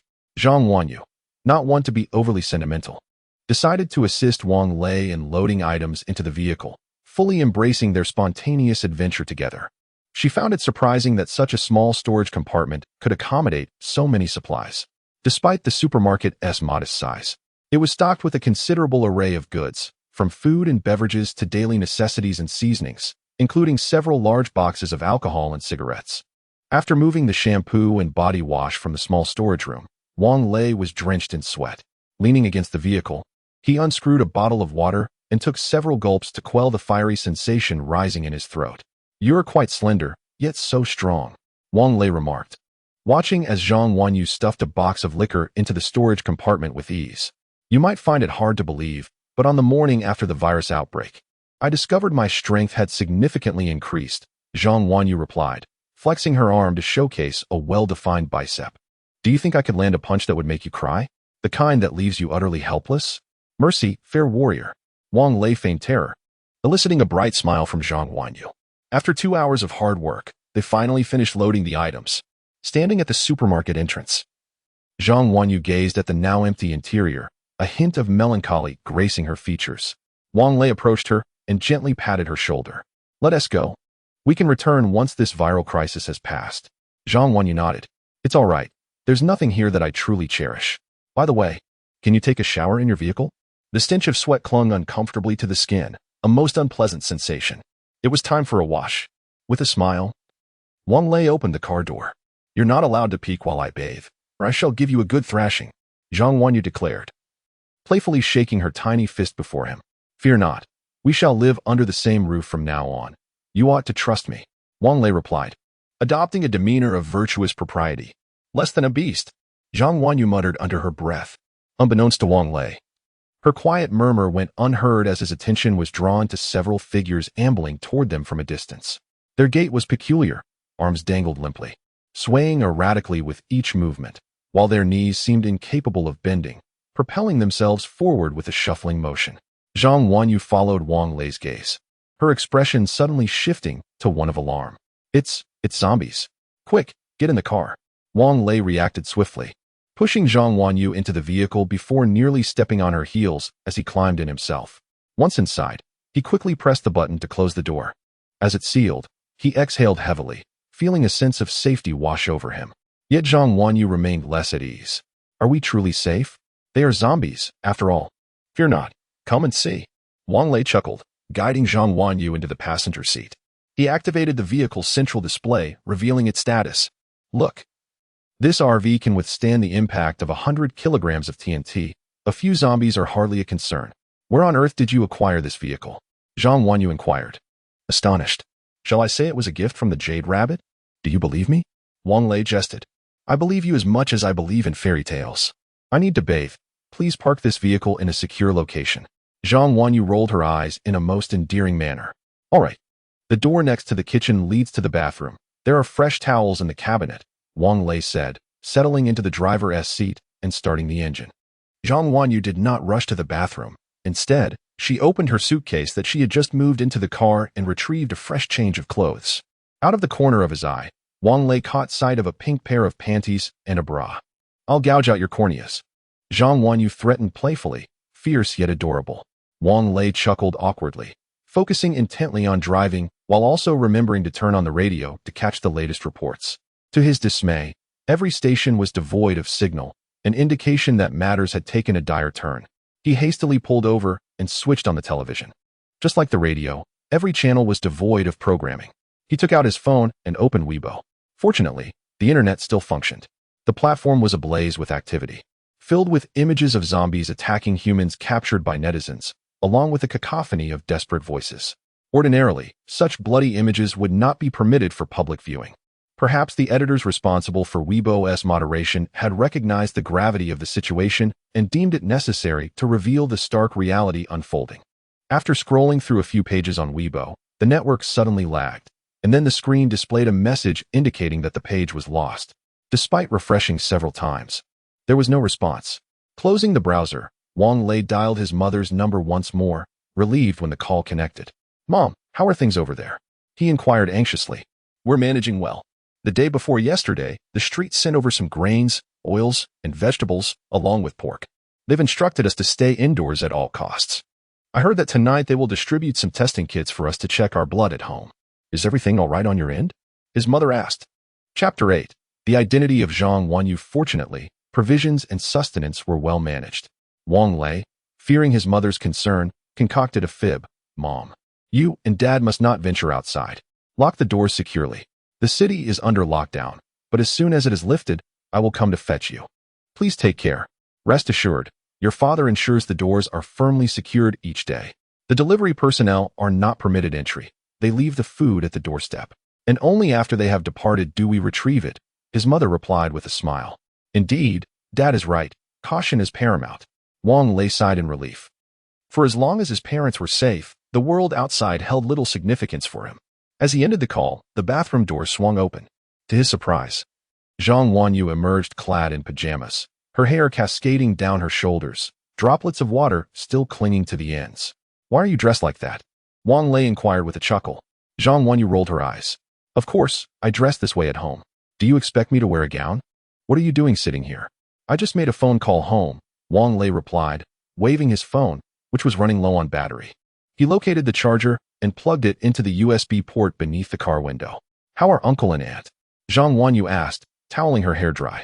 Wang Lei nodded. "They're fine, but I must find a way to return. I cannot rest easy without seeing them. But the city is locked down. Do you really think if zombies were to appear, the lockdown would last indefinitely?" Zhang Wanyu furrowed her brow, pondering, then asked, "When shall we set off?" "Today is not feasible. According to the narrative and novels, the emergence of a small number of zombies would only intensify the authorities' control measures," Wang Lei declared with conviction. "Brother, that is merely fiction. It cannot be trusted," Zhang Wanyu exclaimed, draping her towel over the bathroom hook in exasperation. "Disbelieve? Come, I shall show you," Wang Lei retorted, returning to the driver's seat, but was halted in his tracks. "Brother, would you please take a shower first? Do you not find your sweat unbearable?" Zhang Wanyu insisted, tugging him toward the bathroom. To his surprise, the petite girl displayed considerable strength. Once the bathroom door was closed, Wang Lei felt a warmth rise to his face. Zhang Wanyu had hung her freshly washed white underwear and bra in the bathroom. "Senior, it would be wise not to entertain any thoughts regarding my undergarments, or I shall unveil to the world that the last eunuch of Huagua is, in fact, surnamed Wang." Zhang Wanyu's voice echoed from beyond the door, prompting a chill to run through Wang Lei's legs. After his shower, Wang Lei donned his own set of sleepwear. If not for the need to drive, he would have preferred to dress even more casually. Seated in the driver's seat, he started the vehicle, guiding the RV toward the highway at a speed of 30 kilometers per hour. Since the RV consumed only electric energy as long as it did not exceed 40 kilometers per hour, it relied on the photovoltaic energy generated by the solar panels atop the vehicle, conserving precious resources. With uncertainty surrounding future access to fuel, it was prudent to save wherever possible. Meanwhile, Zhang Wanyu had commenced preparing lunch in the kitchen, as it was now 2 o'clock in the afternoon, and neither had yet partaken of their midday meal. The vehicle had barely traversed 5 kilometers when it was halted by 6 speeding cars. All of them were Rolls-Royce Cullinans, and astonishingly, they bore consecutive numbers. In Jianbei City, only the Lu Group possesses a fleet of Cullinans. It was their vehicles that transported the WTO representatives during last year's meeting with the Ministry of Commerce. "Wanyu, we seem to have encountered some trouble. Your rival appears to be quite relentless." Wang Lei halted the car, a bitter smile appearing as he turned to shout towards the kitchen. Zhang Wanyu, upon hearing this, switched off the induction cooker and approached, her brow furrowing as she observed the imposing vehicles. At that moment, the doors of the 4 vehicles in front and behind swung open, and 20 men clad in black suits, wearing sunglasses and brandishing firearms, swiftly descended, encircling the 2 cars in the middle. Subsequently, the doors of the central vehicles also opened, and a tearful woman rushed forward, desperately pounding on the RV door, crying, "Daughter, you are my daughter. Wang Lei was taken aback and turned to Zhang Wanyu, who sat in the passenger seat, asking, "What is happening?" "Nothing much." Zhang Wanyu replied with an icy demeanor, "That Liu Yufei is not their daughter. I am." "What? You knew all along?" Wang Lei exclaimed in surprise. Zhang Wanyu nodded. "In truth, my adoptive mother was the doctor responsible for my delivery. She made a mistake back then, but was too afraid to speak up, living with guilt, which led her to resign and never marry. When she learned I had become an orphan, she adopted me. That year, she was in a car accident and stubbornly clung to life in the hospital just to reveal the truth to me." "Then why haven't you sought out the Liu family?" Wang Lei inquired. "Sought what?" "Without any emotional foundation. Besides, I have no interest in the Liu family." Zhang Wanyu responded, her expression as calm as if discussing someone else's affairs. "Perhaps you should converse with them," Wang Lei sighed. "Otherwise, we won't be able to leave. If you wish to, go ahead. I am returning to the kitchen," Zhang Wanyu stated, rising to head back. Wang Lei sighed again, lit a cigarette, opened the car door, and stepped out, casually shutting the door behind him. That door could only be opened by Wang Lei. He had yet to grant Zhang Wanyu permission. "Young man, let me in. I must find my daughter." The woman grasped Wang Lei's hand, her urgency palpable. "Auntie, I understand your feelings, but she has been alone for so long. Suddenly being confronted by so many family members is something anyone would struggle to accept." Wang Lei replied with a conciliatory smile. "Indeed, Xu Xia, this young man is correct. You mustn't frighten our daughter any further," a man beside the woman chimed in. "Young man, please persuade that child. Mom and Dad, why waste words on him?" Zhang Wanyu's third brother approached, his tone menacing. "Kid, hand over my sister." "Third brother, do not act like this. Our father is right." A middle-aged man also stepped forward, firmly grasping Zhang Wanyu's third brother.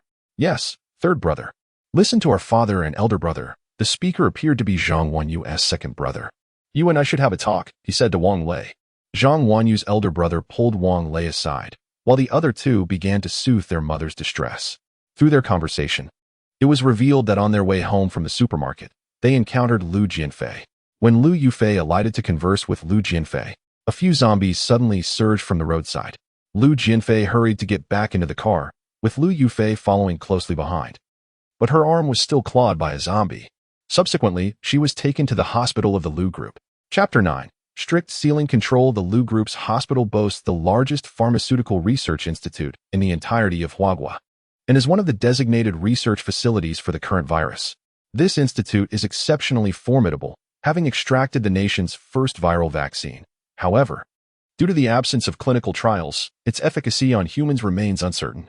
Preliminary tests on laboratory mice have indicated that the vaccine is devoid of side effects.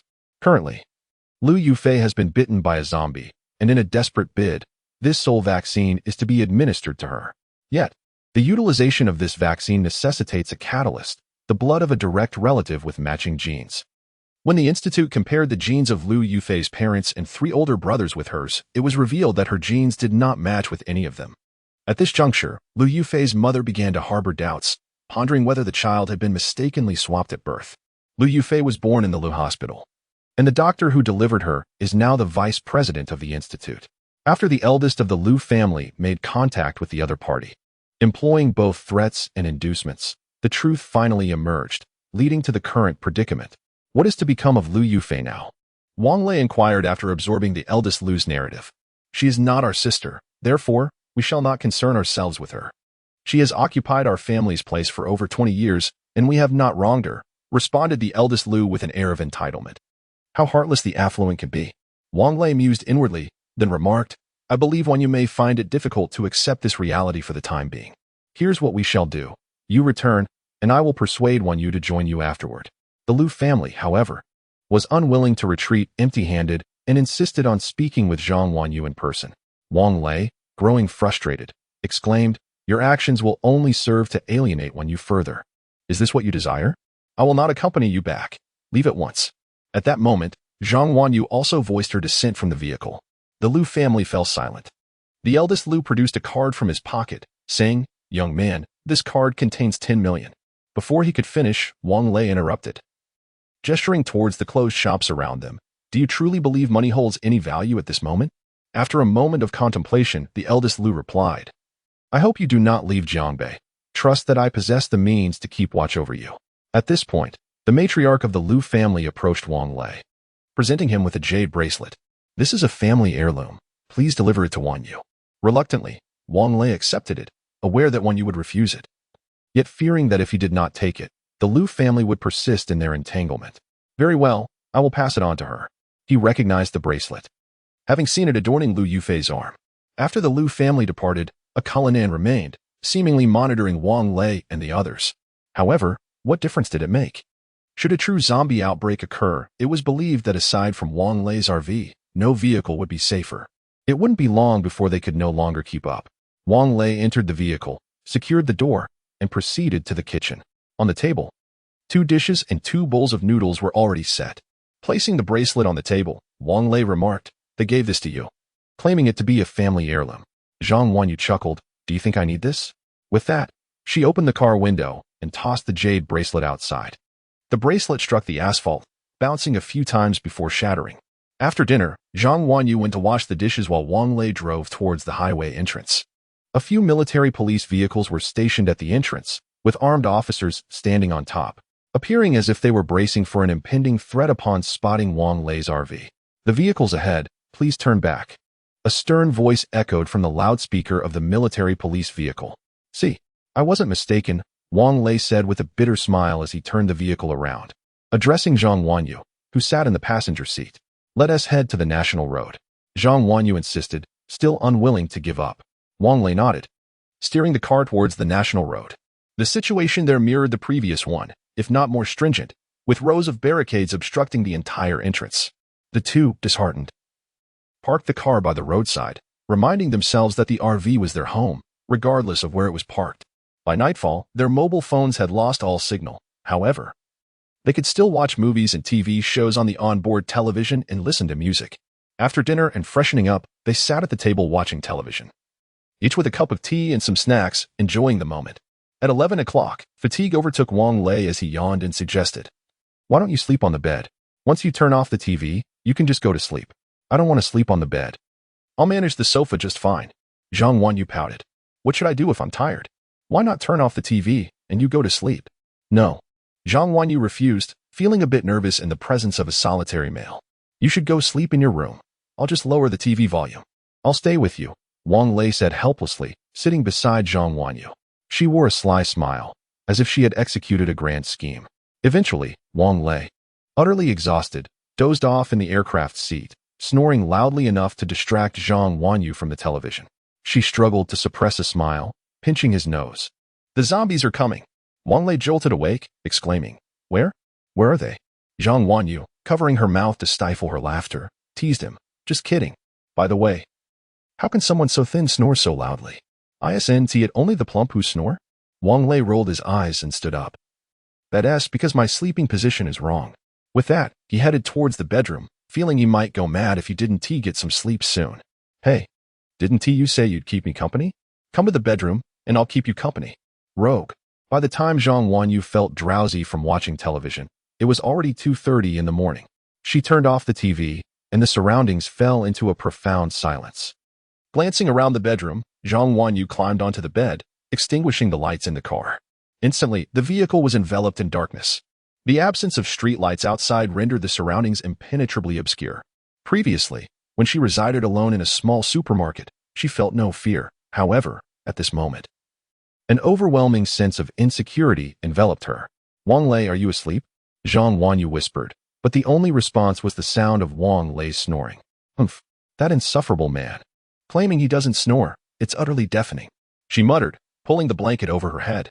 Chapter 10. The collision of the RV after much tossing and turning. Zhang Wanyu finally succumbed to slumber. Yet, her rest was abruptly interrupted by the cacophony outside. The sound of cars speeding by was accompanied by distant explosions that echoed ominously. Wang Lei, do you hear that commotion outside?" Zhang Wanyu inquired, rising from her bed. The only response she received was the sound of Wang Lei's snoring. Approaching his bedside, she pinched his nose playfully. "Hey, pig, it seems something has happened outside." Startled awake, Wang Lei's initial irritation melted away upon catching sight of the enchanting woman before him, causing certain physiological responses to surge unexpectedly. He fumbled with the covers before sitting up, attempting to mask his embarrassment as he drew back the curtains and asked, "What is going on?" Without needing Zhang Wanyu's response, Wang Lei could already see the unfolding scene outside. Cars were rushing from all directions towards the highway, likely due to the national road being blocked. "Let us join the others," Zhang Wanyu suggested, pressing her head against the window to observe the chaos outside. "That's not wise," Wang Lei shook his head. "Given the current situation, everyone is rushing towards the highway, and if it becomes congested, we would find ourselves trapped, utterly helpless. It's too perilous. We should wait and see." As he spoke, he stretched lazily, preparing to return to sleep. "You go to sleep on the floor," Zhang Wanyu exclaimed, yanking the blanket from Wang Lei. "Hey, I'm not dressed," he protested, hastily grappling for the blanket. He was accustomed to sleeping in the nude, finding even sleepwear uncomfortable. However, it was too late. Zhang Wanyu had already seized his cover. Then, she beheld something she ought not to have seen. "Ah, pervert," Zhang Wanyu shrieked, tossing the blanket at Wang Lei before blushing furiously and retreating to the floor. This unexpected turn of events rendered Wang Lei fully awake. He lit a cigarette and began to scroll through his phone. The signal was weak, barely registering a single bar. While Weibo could be accessed, images failed to load, leaving only text available. In the local news section, a user named Content had tweeted half an hour prior, "The entrance to the Jiangbei North Highway is unguarded. Everyone, flee." This tweet had garnered over 60,000 likes and 30,000 replies, most expressing gratitude for the information. Wang Lei finally comprehended why everyone was flocking to the North Highway entrance. The instigator was none other than this individual, seemingly thriving on chaos. Suddenly, he recalled his first love and felt the urge to call her to check on her well-being. However, his phone displayed a failed call message. After several unsuccessful attempts, he called out, "Wanyu, what is your phone number?" 1395100XXXX. "What up?" Zhang Wanyu replied, her eyes still fixed on the ceiling. "Nothing. I'll see if my phone can connect," Wang Lei said, dialing her number, only to be met with another failed call notification. It appeared that the communication network was still problematic. "Can it even connect?"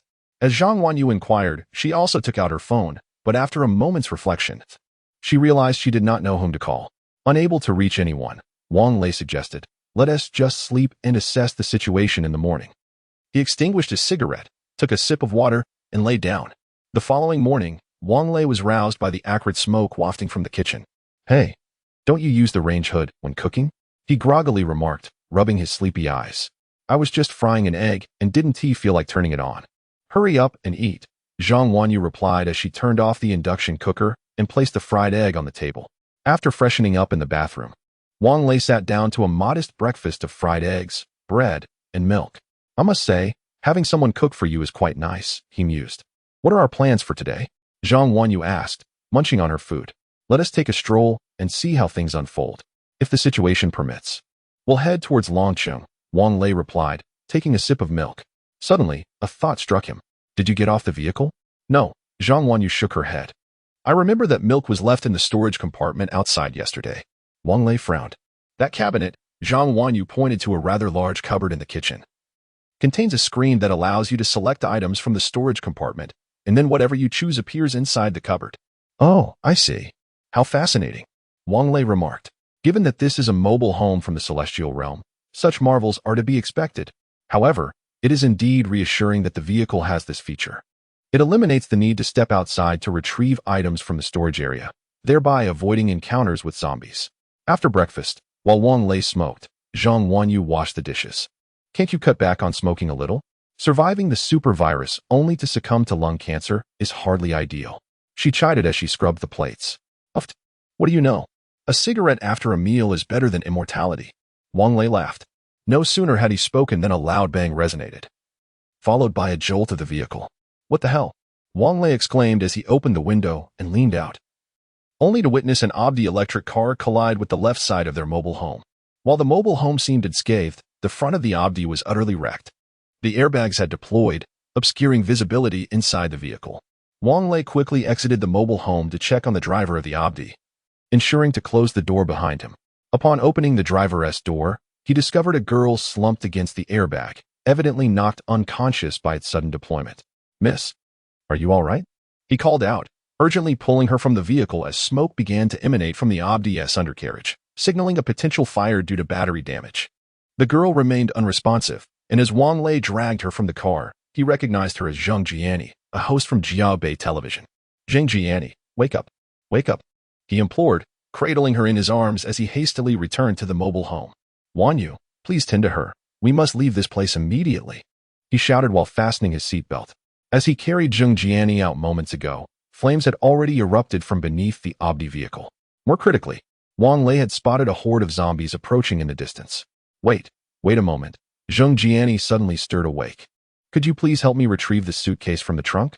Wang Lei was taken aback, exclaiming, "Goodness, miss, are you all right? Your car is on fire. And there are zombies behind us." Just as he started the vehicle and prepared to drive away, he found himself at a loss for words upon hearing Zheng Jiani's request. "Then I shall not trouble you any further. Please allow me to exit the vehicle." Chapter 11. The Safe Zone. Upon hearing Zheng Jiani's words, Wang Lei was immediately filled with anger. Just moments ago, she had collided with his RV, clearly startled by the sight of zombies. Now, she was recklessly insisting on getting out of the vehicle. Observing Zhang Wanyu's futile attempts to dissuade her, Wang Lei gritted his teeth, swiftly exited the vehicle, and retrieved her suitcase from the back of the RV. After getting back inside, closing the door, and fastening his seatbelt, he was met with Zhang Wanyu's astonishment. "Senior, you're so quick," she exclaimed. Wang Lei found her words somewhat off-putting. "What a strange thing to say. As if you've ever experienced this." "No, I mean, your movements are impressively swift," Zhang Wanyu quickly clarified. "Enough of that. Let us not get bogged down in trivialities. Fasten your seatbelt. We are departing."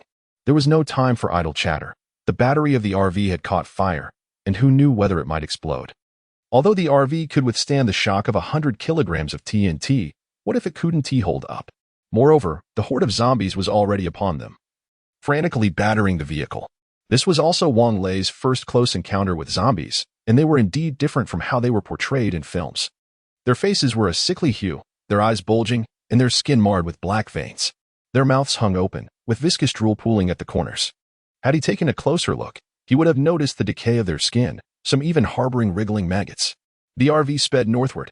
Zheng Jiani, having recovered after sipping some hot water, was recounting the terrifying incident to Zhang Wanyu.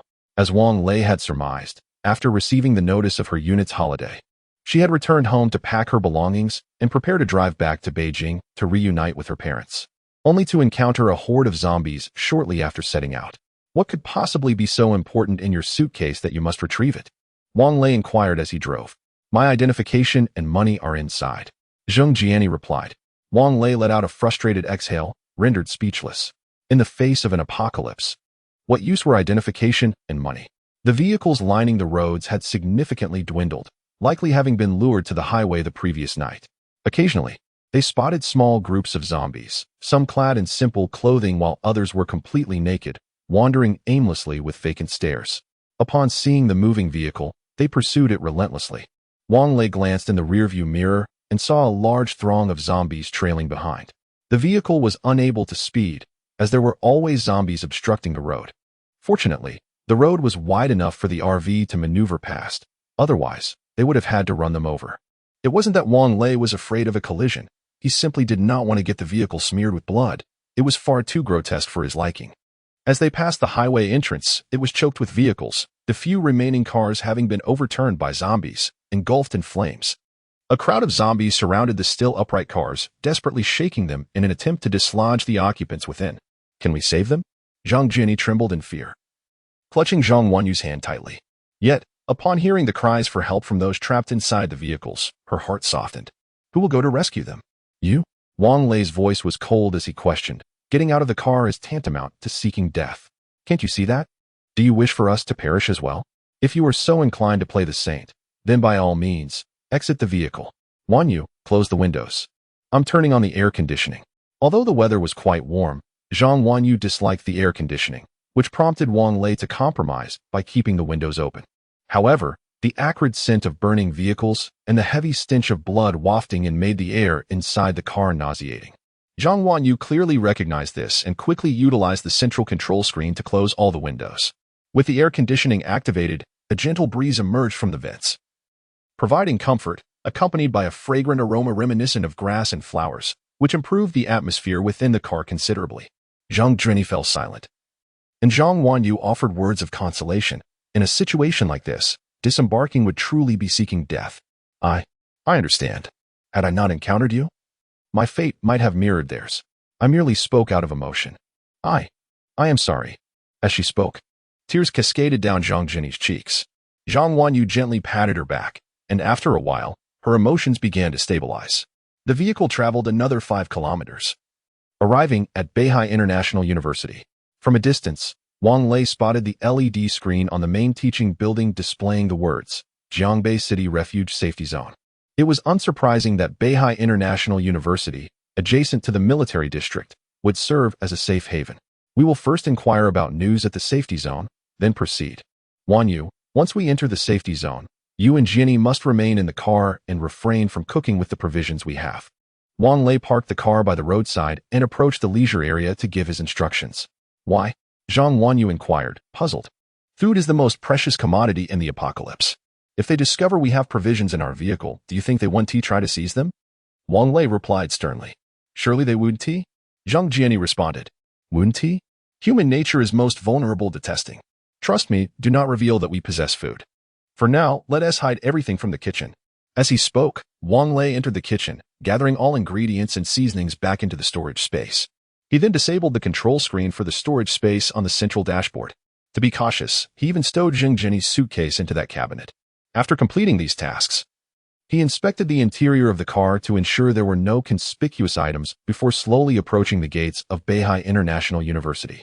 This institution was semi-militarily managed, with tall walls flanking both sides of the entrance, where numerous armed military personnel were stationed.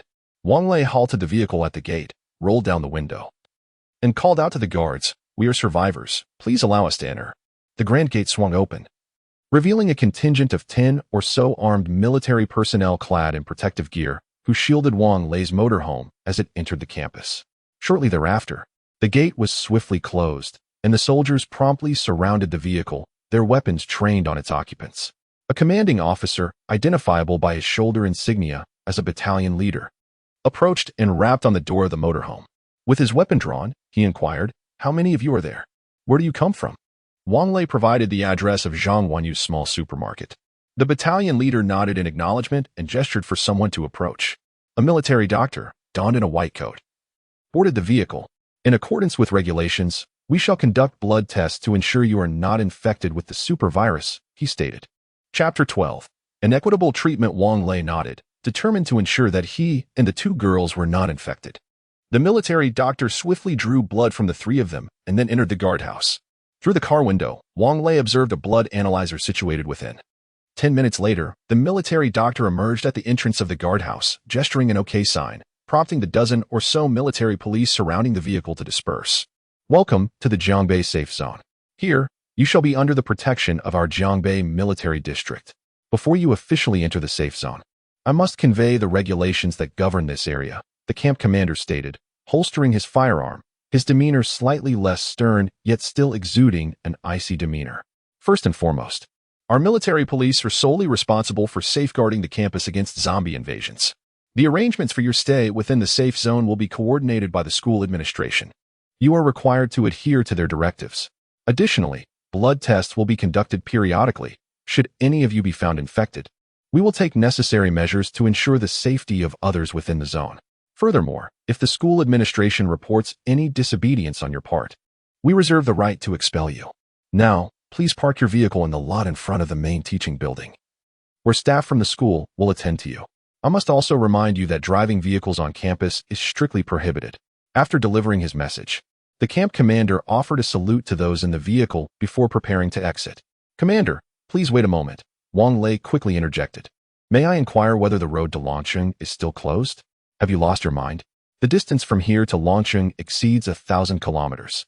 Do you have any idea how perilous the journey is?" The camp commander retorted, furrowing his brow. "I merely wanted to ask. If you happen to know, I would appreciate your guidance," Wang Lei responded sincerely. "To be honest, I'm not certain about that. There are matters I cannot disclose. I have other responsibilities. I wish you good fortune." With that, the camp commander departed without a backward glance. This was Wang Lei's alma mater, and he skillfully parked the car in the lot adjacent to the main teaching building. The parking area was occupied by several vehicles, likely those belonging to survivors and faculty members of the school.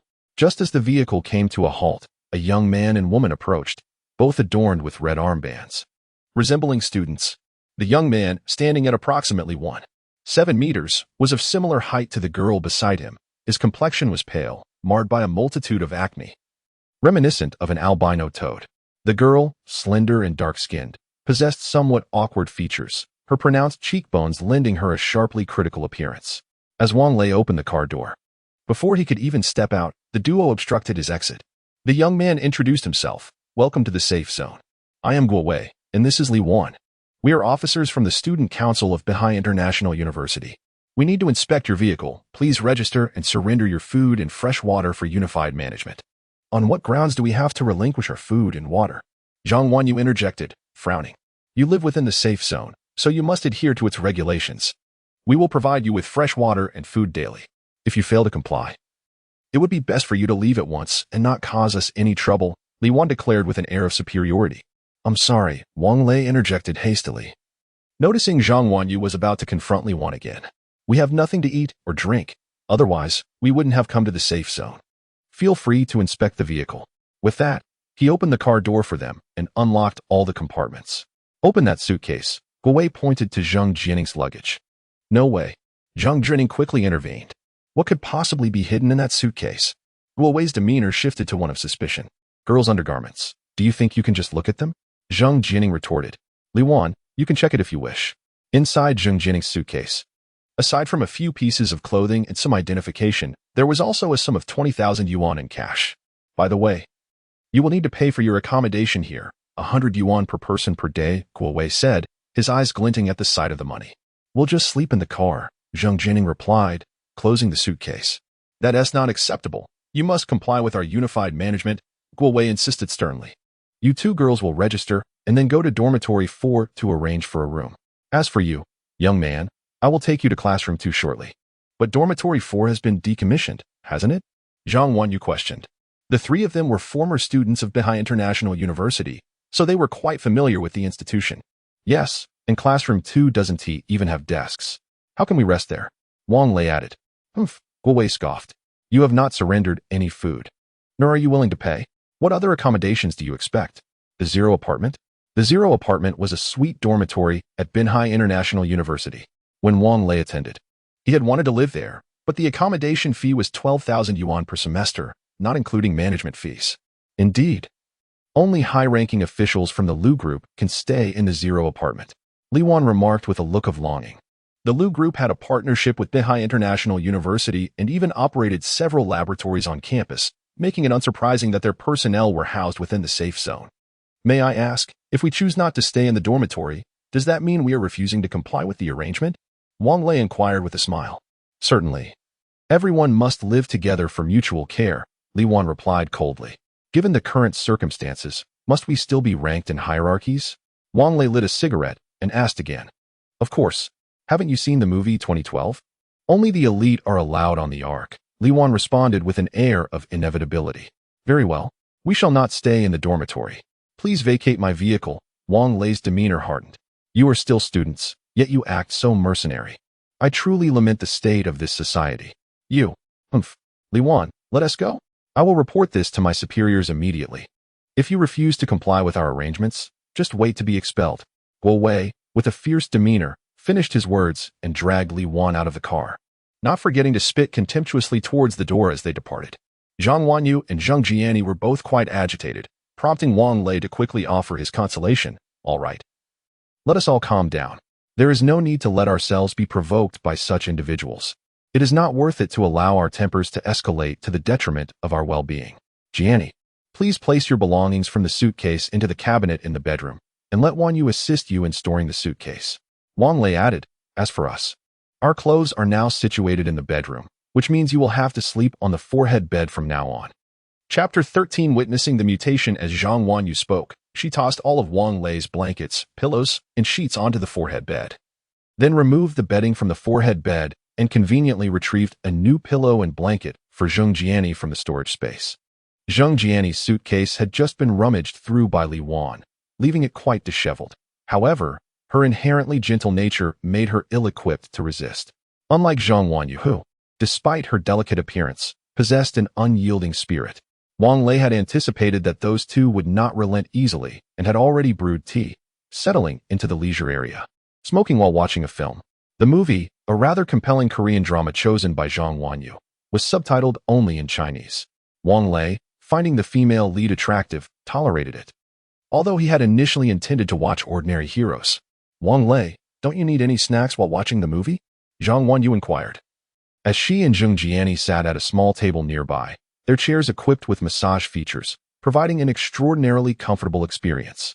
Do you really think those two were merely speaking idly just now? Just as Wang Lei's words hung in the air, a knock echoed at the door. He rose, blocking the entrance, and beheld Li Wan and Guo Wei accompanied by the camp commander who had greeted them earlier. The commander, with a furrowed brow and an expression of discontent, addressed them. I have heard from these two officials that you refuse to comply with their arrangements. I was very clear about this at the door. Sir, Wang Lei replied, unfazed, it is not that we refuse to comply. Rather, these two student council officials have instructed us to stay in an abandoned dormitory and a lecture hall. My RV is perfectly comfortable for sleeping. Why should we endure such hardship? Furthermore, staying in such places would require us to pay 100 yuan per person daily as a lodging fee. Does that seem reasonable? Is that so? The commander turned to Guo Wei and Li Wan, inquiring further. Seeing them stammer and struggle to respond, he grasped the situation. He addressed Wang Lei. You may freely choose where to reside, but you must not cause disturbances in the safe zone. Otherwise, I will not be lenient with you. What if someone else provokes me? Wang Lei retorted, casting a challenging glance at Guo Wei and Li Wan. I do not care about the reasons. The officer waved his hand, expressing impatience. Commander, there are numerous survivors outside the school gate. We are overwhelmed. At that moment, the commander's walkie-talkie crackled to life. All right, I understand. I'll head over immediately, the commander replied before hastily departing. Guo Wei and Li Wan also turned away, disgruntled. Guo Wei, are we just going to let them off the hook? Wang Lei mused, a wry smile on his face. Pondering the low threshold for student council officials at Beihai International School nowadays. In the past, the student council was a gathering place for beauties and handsome individuals. How could these two possibly qualify? Continue watching the movie in the vehicle. Remember to close the door securely, and do not exit or allow anyone inside. Wang Lei cautioned before stepping outside. What are you going to do? Zhang Wanyu asked. I'm going to enjoy the spectacle, Wang Lei replied with a smile. As noon approached, Zhang Wanyu inquired once more, aren't you going to eat? I will return as soon as you are done, Wang Lei replied, hastening towards the school gate, disregarding Zhang Wanyu's incessant complaints. Upon reaching the entrance, he was met with a cacophony. A dilapidated minibus was parked across the street. A throng of at least 30 individuals had gathered, and due to the uncertainty of their potential infection with the supervirus, the soldiers were hesitant to allow anyone inside, instead instructing them to queue and extend their arms through the railing for blood tests. This situation was manageable, as everyone could wait patiently in line. However, there are always those oblivious individuals who thrive on chaos. Hurry up and let us in. What if zombies come? Who will take responsibility? Shouted a young man with green-dyed hair and exaggerated earrings. Exactly. If we get bitten by a zombie, will you take the blame? A girl clinging to his arm chimed in.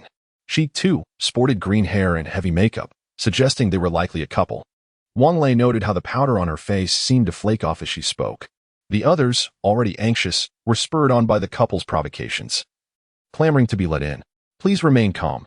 Our testing is swift. If you continue to cause a scene, we will be forced to take action. The camp commander's expression darkened, his demeanor tense. Nearby, several military police members raised their weapons, poised to act at the commander's behest. We, the taxpayers, support you so that you can point your guns at us. The green-haired youth remained undeterred, fully aware that the soldiers were reluctant to fire. The commander said nothing, merely fixing a cold stare upon the youth, who seemed to wilt under the intensity of the gaze, falling silent. Commander, everything is fine, a military doctor announced from the gatehouse a minute later.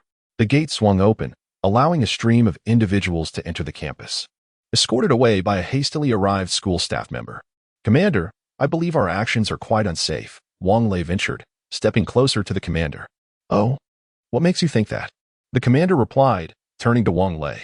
At that moment, two individuals approached, a middle-aged couple riding an electric scooter. Wang Lei continued speaking to the commander, though his gaze remained fixated on the middle-aged man outside. The man's face was flushed, veins bulging on his forehead, and beads of sweat trickled down. Although it was summer, the heat wasn't unbearable. Suddenly, the man opened his mouth and let out a chilling roar. This sound resonated not just from his throat, but from deep within his chest. Fire! Wang Lei shouted, but his warning came too late. The soldiers, stunned by the unfolding scene, hesitated to pull the trigger.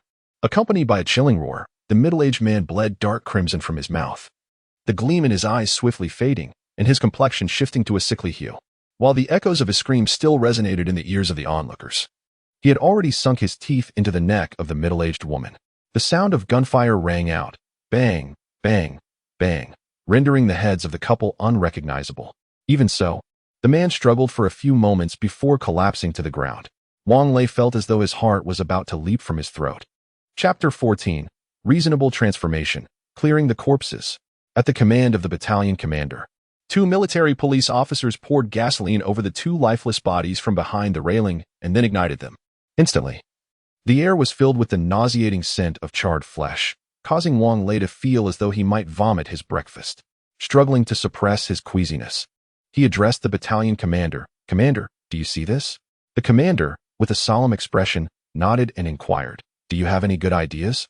Wang Lei pondered for a moment, then picked up a small stone and began to sketch on the concrete floor. His proposal was to create a small push-pull door near the wall of the iron gate, and to install a grid-like isolation area on this side, separated by retractable railings. Furthermore, at the main gate, a long fence should be erected, sufficient to accommodate a large bus. "Commander, I believe this would be safer. As for materials, the school's railings are no longer in use and can be dismantled for repurposing," Wang Lei concluded, discarding the stone and brushing off the dust from his hands. The commander nodded approvingly, acknowledging the feasibility of the plan. He then instructed one of the military police officers make arrangements to dismantle the railings, procure an electric welder and a cutting machine, and inquire among the survivors to see who among them is a welder. After they have eaten, have them come here.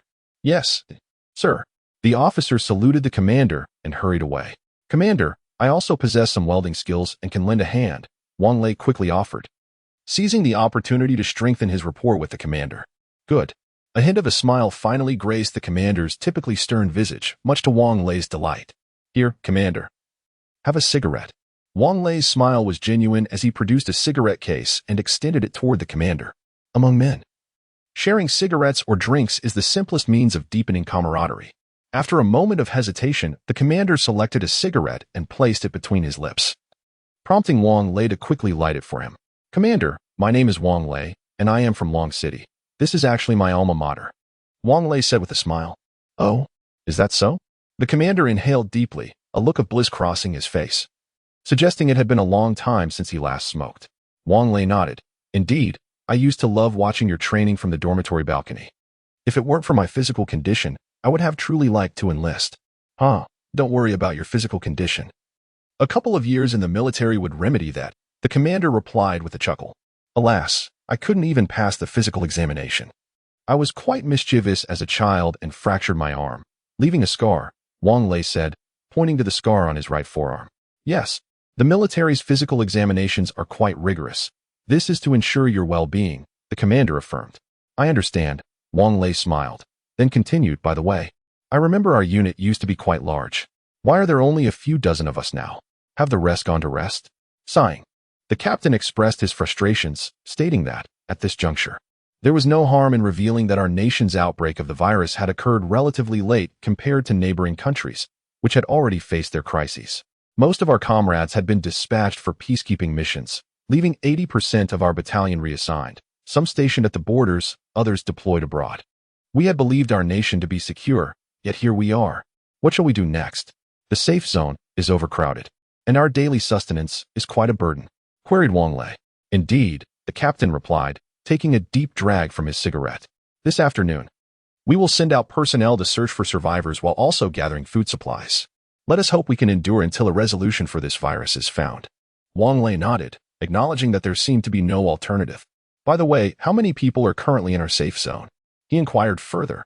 With students on holiday returning home, around 100 faculty and students remain at the school. In the past few days, we have gradually accepted over 300 survivors, including us. That makes approximately 500, the captain responded. Upon hearing this number, Wang Lei felt a surge of indignation. The dormitories of Benhai International University could accommodate 1,500 individuals, yet they had managed to allocate only 3 spaces for them. This is utterly unacceptable, he thought. though he masked his frustration and suggested, "Captain, your numbers are quite limited. Perhaps you could select some physically robust survivors to accompany you." "Yes. Arrangements have been made for the school to conduct selections, but it must be voluntary," the captain replied with a hint of resignation. After exchanging a few more pleasantries, Wang Lei learned that the captain was named Xiao Feng and that he was 39 years old. Noticing that the dismantled railings and welding equipment had been moved to the school gate, Wang Lei remarked, "I'll inform the two of them and then come over to help. There's no rush. Eat first and then join us. The food at the cafeteria might not be the best, and you can dine with us," Xiao Feng suggested. "There's no need for that. A quick bite will suffice," Wang Lei replied. Upon returning to the vehicle, he found Zhang Wanyu preparing noodles. "Ah, young master, you've returned. Perfect timing for a meal," Zhang Wanyu quipped with a hint of sarcasm. "Come on, Zheng Jiani, let us wash our hands and eat," Wang Lei said with a smile. After washing his hands, he sat down to find Zheng Jiani had already served the noodles. Tomato and egg sauce, Wang Lei noted, instantly reminded of the earlier incident at the school gate, and felt a wave of nausea wash over him. He hurried to the restroom, retching for quite a while. "Is it really that unpalatable?" Zhang Wanyu frowned after tasting a bite, finding it rather agreeable. "Hey, Wang, if I cook for you again, I'll write my surname upside down." Wang Lei rinsed his mouth with cold water and quickly reappeared to clarify. The two women, having heard his description, interjected, "All right, enough of that. Are we to eat or not? Just have some bread." Had his stomach not been empty, Wang Lei would have truly lost his appetite. After nibbling on a piece of bread, he prepared to head to the school gate for work. Just as he opened the car door, he spotted Guowei and Li Wan standing on the stairs of the teaching building, pointing and whispering towards the RV. Wang Lei closed the car door and started the engine. "What? Are we leaving?" Zheng Jiani inquired. "No, we will park the car over by the school gate. I am uneasy with you two ladies left in the vehicle," Wang Lei replied as he drove. Upon seeing the RV approach, Xiao Feng furrowed his brow but ultimately chose to remain silent. After Wang Lei exited the vehicle, he greeted Xiao Feng and promptly set about his tasks. Having previously worked alongside Li Jianjun at construction sites, he had learned the intricacies of plumbing, electrical work, and welding. There was little choice, as even private enterprises treated workers like beasts of burden, let alone small business owners. This exemplified the exploitation by capital. The task at hand required sturdiness rather than aesthetic appeal. Wang Lei took a measuring tape to make a simple assessment and then used small stones to outline the plans on the ground, facilitating the assistance of those who would come to lend a hand later. Chapter 15. The modified car. While sketching, Wang Lei suddenly experienced an extraordinary clarity of thought. Various data and blueprints were vividly etched in his mind. His speed in drawing astonished Xiao Feng, who could only stare in disbelief. Wang Lei sensed that he, much like Zhang Wanyu, had awakened a latent skill, though its manifestation was still somewhat subtle. Not only was his drawing swift, but his work pace was also remarkable. As he extended the tape measure, others had yet to comprehend the numbers before he had already completed the cuts.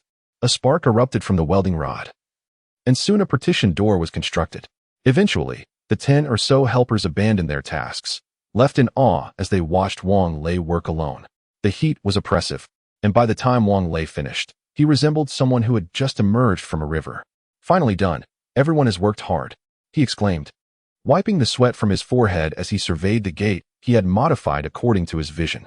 "Xiao Wang, you did all this by yourself." At that moment, Xiao Feng regarded Wang Lei with the eyes of one witnessing a marvel. "Impossible. Captain Xiao, you must be joking," Wang Lei chuckled. "I'll head back for a rest now. You all should test the flexibility of these partitions." Drenched in sweat and feeling sticky, he was genuinely uncomfortable. Moreover, having consumed only a piece of bread for lunch, his stomach began to protest as it was now 5 in the afternoon. "Wanyu, please make me something to eat. But not the tomato and egg noodles. I need to shower first. I'm utterly exhausted." Once in the RV, Wang Lei grabbed his pajamas from the overhead bed and dashed toward the bathroom. "I owe you one," Zhang Wanyu exclaimed, her eyes wide, though she reluctantly made her way to the kitchen. In just 10 minutes, Wang Lei emerged from the bathroom clad in pajamas, wearing slippers and with a cigarette in his mouth. As he sank into a chair in the leisure area, he instantly felt less hungry. Zhang Wanyu had prepared tomato and egg noodles again. No matter what, one must not neglect their appetite. With his eyes closed, Wang Lei polished off the meal and took a sip of tea poured for him by Zheng Jiani. How delightful! After a satisfying burp, he leaned back in his chair, relishing the massage. "Xiao Wang, may I come in?" came Xiao Feng's voice from outside the RV.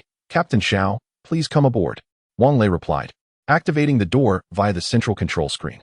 Wow, this RV is quite impressive. It must have cost a fortune. Xiao Feng remarked as he stepped inside and surveyed the interior with a smile. A gift from a friend. I have no idea of its worth, Wang Lei responded. Did you need something, Captain Xiao? Is the gate malfunctioning? Not at all, Xiao Feng replied, taking a seat opposite Wang Lei. You see, we are preparing to venture out for supplies, but there is only one jeep left in the camp. We will need to requisition private vehicles. Are you suggesting you want to commandeer my RV? Wang Lei squinted, inquiring.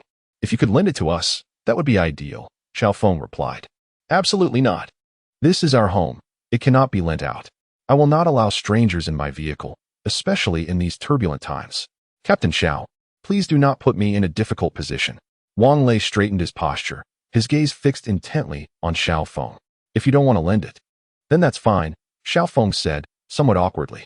We have managed to rally other survivors who are willing to lend their vehicles. However, the roads are currently infested with zombies, rendering those vehicles impractical. We were hoping you could assist in modifying them by welding some protective features. I'm afraid I can't help with that, Captain Xiao. Wang Lei replied candidly. Had Xiao Feng attempted to commandeer his RV, he would have undoubtedly left the safety zone. After all, he possessed ample supplies to sustain himself and the two others. The blueprints are ready. You can work from those, Xiao Feng continued, retrieving a piece of paper from his pocket. Our time is limited. If those supermarkets are overrun by zombies, it will be exceedingly difficult to procure supplies. Even if we manage to acquire some, we risk contamination from the virus. If we all collaborate, it will expedite the process. Xiao Feng unfurled the blueprint and laid it on the table. Wang Lei did not reach for it, but after glancing at it, he immediately recognized the design's flaws. I can assist with this, but I hope, Captain Xiao, that you will refrain from any further intentions regarding my vehicle, Wang Lei said coldly. Of course, Xiao Feng replied, breaking into a cold sweat in the presence of Wang Lei, a man who had endured the horrors of battle. Wang Lei stood up, retrieved a pin from the glove compartment, and began making modifications to the blueprint provided by Xiao Feng. Should they encounter zombies on the road, the vehicle would undoubtedly need to ram through them. As it stood, the current guardrail would cause the zombies to become ensnared upon impact. If there were too many, it would increase the vehicle's resistance, and the zombies might not be killed outright. People would still hesitate to exit the vehicle, thus necessitating modifications here. If obstacles were encountered, a standard private vehicle would undoubtedly struggle to pass. Therefore, a supplementary bridge would need to be constructed. As Wang Lei revised the blueprint, he explained his reasoning to Xiao Feng, who nodded in agreement. Once Wang Lei completed the modifications, Xiao Feng inquired, will this require an excessive amount of materials? Our resources are limited. Not at all. As long as we create a metal framework, we can use other materials, even repurposing desks, Wang Lei said, setting down his pen to sip his tea. He felt that his awakening must pertain to mechanical abilities. I'll need to trouble you to create a prototype so that everyone can replicate it, Xiao Feng requested after a moment of thought. Wang Lei nodded, certainly. Let's get started now. Just give me a moment to change my clothes. As Wang Lei stepped out and approached the school gate, a pickup truck was already parked there.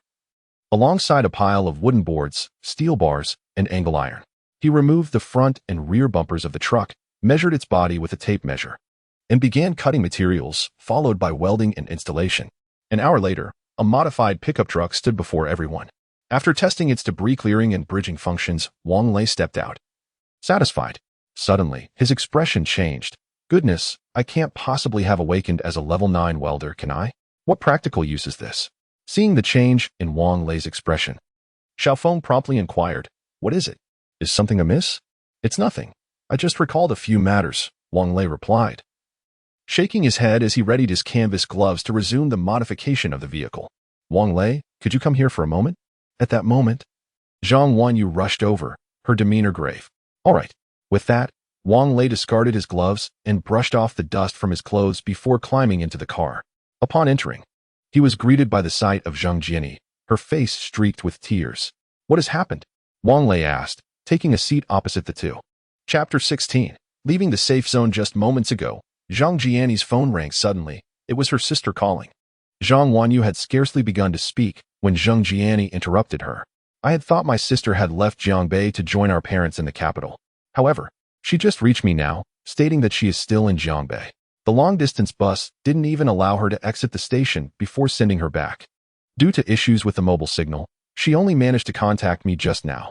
She remains at home, and the utilities in her community have been cut off. She will soon be out of food. Wang Lei, could you please help me? Take me to find my sister? Zhang Jiani was sobbing uncontrollably. Her words choked with tears. What man could remain unmoved by such a beautiful girl in such distress?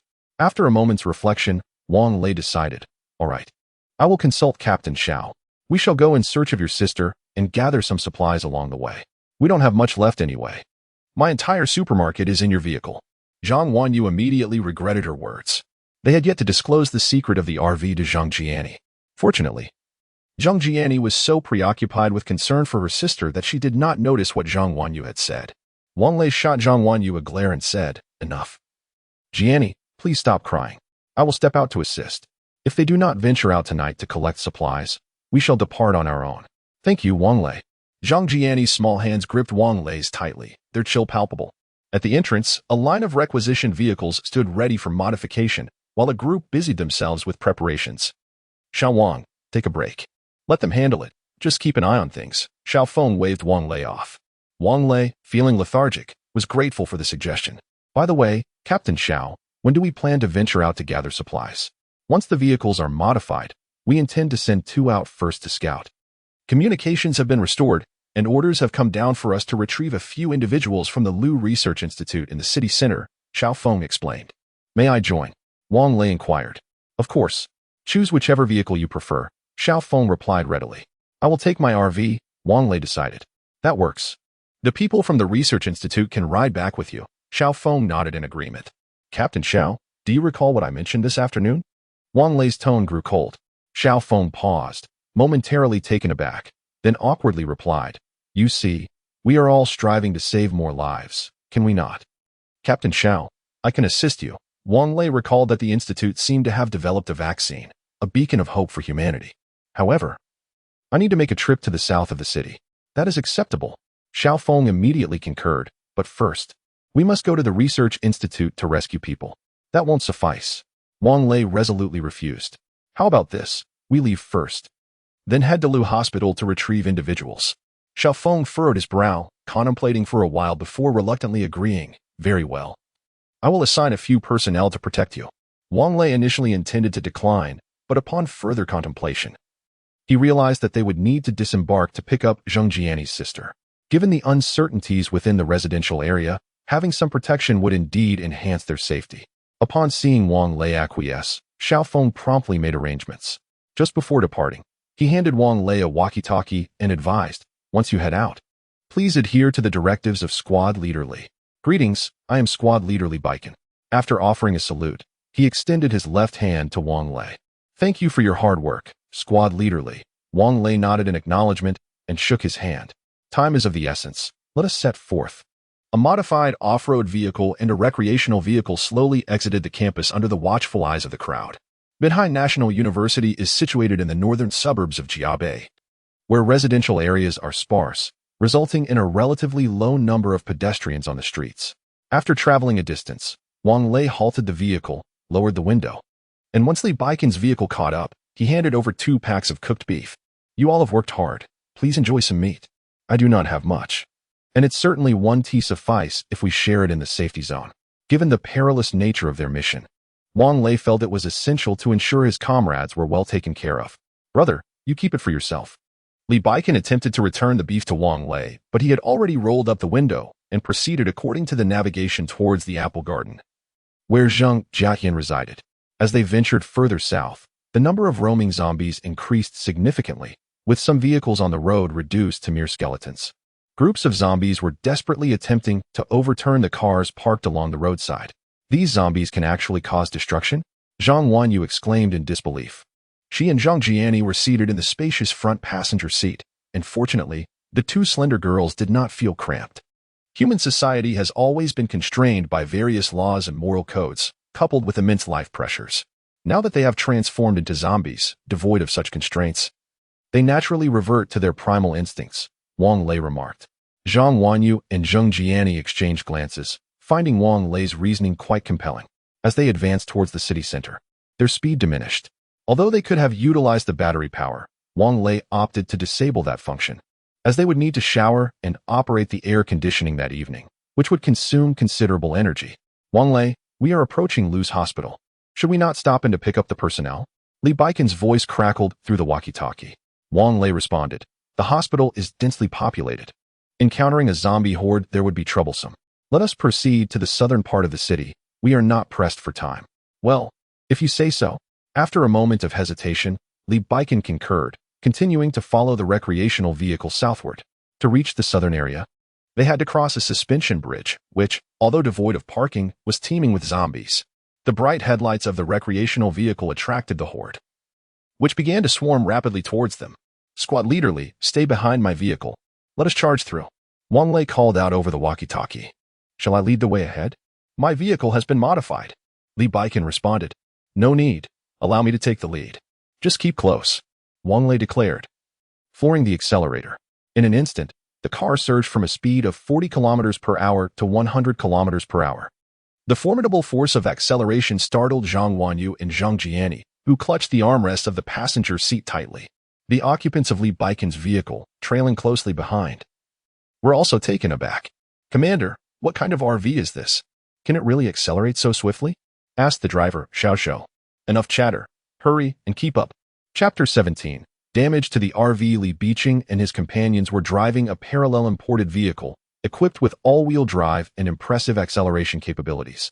Although I shall refrain from naming the brand as they did not sponsor me. After creating a gap of several meters, Li Baiching and his group swiftly caught up. The zombies, oblivious to the danger, were met head-on by the RV. Countless pallid, decaying faces collided violently with the windshield, leaving behind dark brown streaks of blood. Fortunately, Wang Lei had the foresight to close the windows in advance. Otherwise, blood might have splattered inside, which would have been even more revolting. Despite this precaution, the three of them still struggled to suppress their nausea. You too, go sit in the back. Wang Lei, fighting against his queasiness, shouted. Zhang Wanyu and Zhang Jiani promptly rose and retreated to the safety of the rear seats. Lighting a cigarette, Wang Lei muttered curses under his breath. Why are there still so many? Are these zombies trying to leap off the bridge to commit suicide? If they want to die, they should jump already. Blocking the road is ridiculous. Of course, the zombies had no intention of ending their existence. Their instinct was to survive and to recruit more humans into their ranks. The thought that his RV was now surely coated in bits of flesh and foul blood sent Wang Lei into a state of despair. Suddenly, the front right tire of the RV ran over a zombie, causing the vehicle to jolt violently. Wang Lei quickly turned the steering wheel to the right, stabilizing the car. After correcting the direction, the vehicle continued to charge forward at a speed of 100 kilometers per hour, barreling into more zombies. Warning: the durability of the front windshield is below 60%, and the front bumper's durability is below 55%. Please repair promptly. Required materials: 100 kilograms of glass, 200 kilograms of steel. Damn it, Wang Lei cursed. He had anticipated that such large-scale collisions would inflict some damage to the RV. But he never expected it to be this severe. Nearly half of the durability of the windshield and bumper had been depleted. Initially, he had planned to scavenge for scrap metal at a junkyard to upgrade the RV in the future, but he had ultimately forgotten about this task. Wang Lei, is the vehicle all right? Zhang Wanyu inquired anxiously upon hearing the alert from the speakers. For now, yes.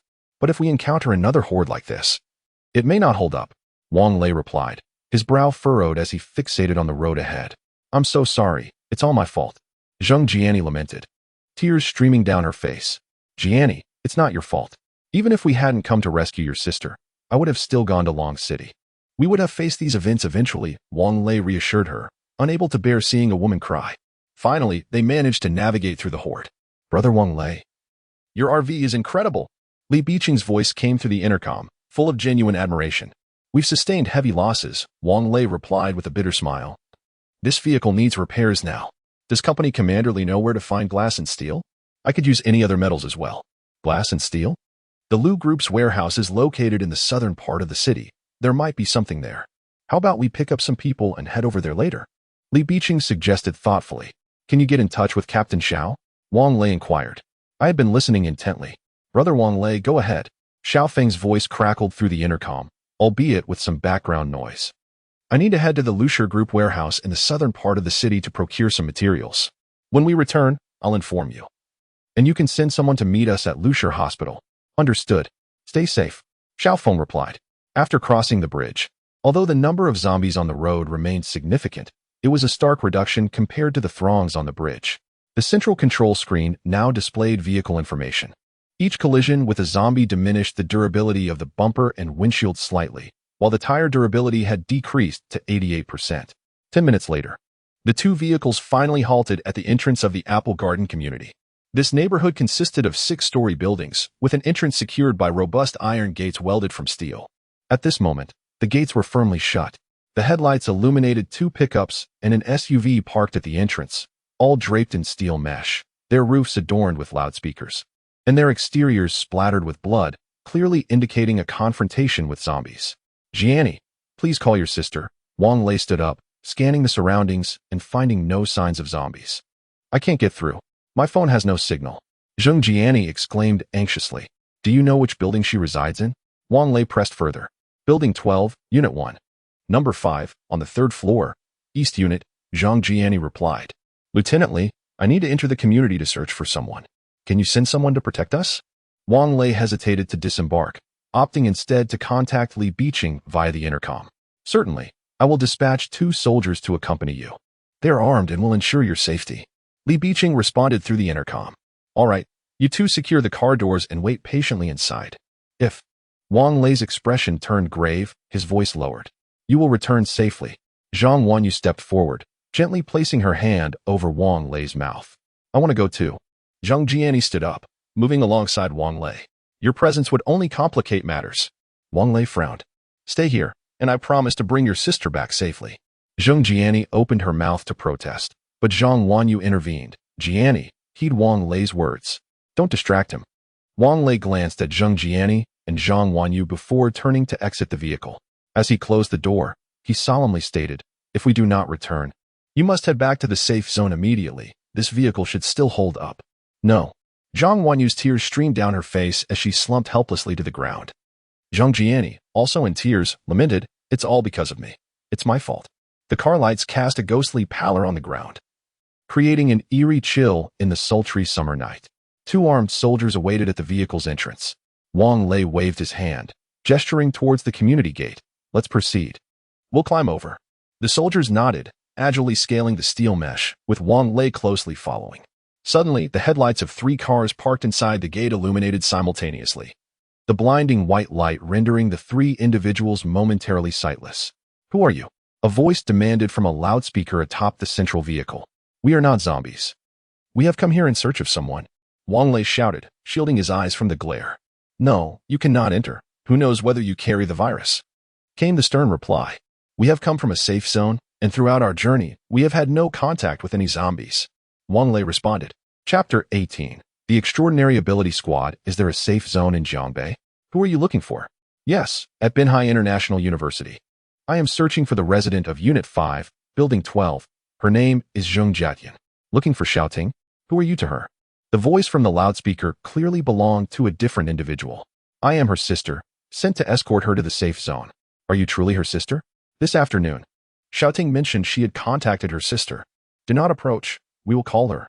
The off-road vehicle turned around and drove into the community. The doors of the other 2 vehicles opened, and 4 individuals emerged. Did you come from the safe zone? A short and slender young man inquired, brandishing a dagger less than 30 centimeters long, glinting ominously in the vehicle's headlights. Wang Lei nodded and gestured outside. Inside the car is Zheng Jiayan's sister. In the vehicle behind is squad leader Li and his soldiers who ensure the safety of the safe zone. They are also here. Is food plentiful in the safe zone? Another burly figure asked. I cannot say for certain, but we were initially on a mission to procure supplies tonight, Wang Lei replied. That suggests scarcity, the burly man remarked, a hint of disappointment in his tone.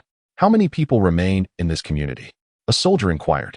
There are 20 buildings in this community, and survivors from the 2 nearby communities have also gathered here, totaling around 400 individuals, the burly man responded. 400? What do you all eat? Wang Lei asked, astonished. We have collected all the supplies from nearby grain stores and supermarkets. Every day, we distribute freshwater and food per capita, but we are nearing depletion. We plan to venture further at dawn to see if we can find more supplies, the burly man explained. And you? Do you drive your vehicle into the zombies? What will you do in the event of a zombie tide? Wang Lei questioned. A zombie tide? What is that? The burly man asked. Fool. A zombie tide refers to an overwhelming number of zombies.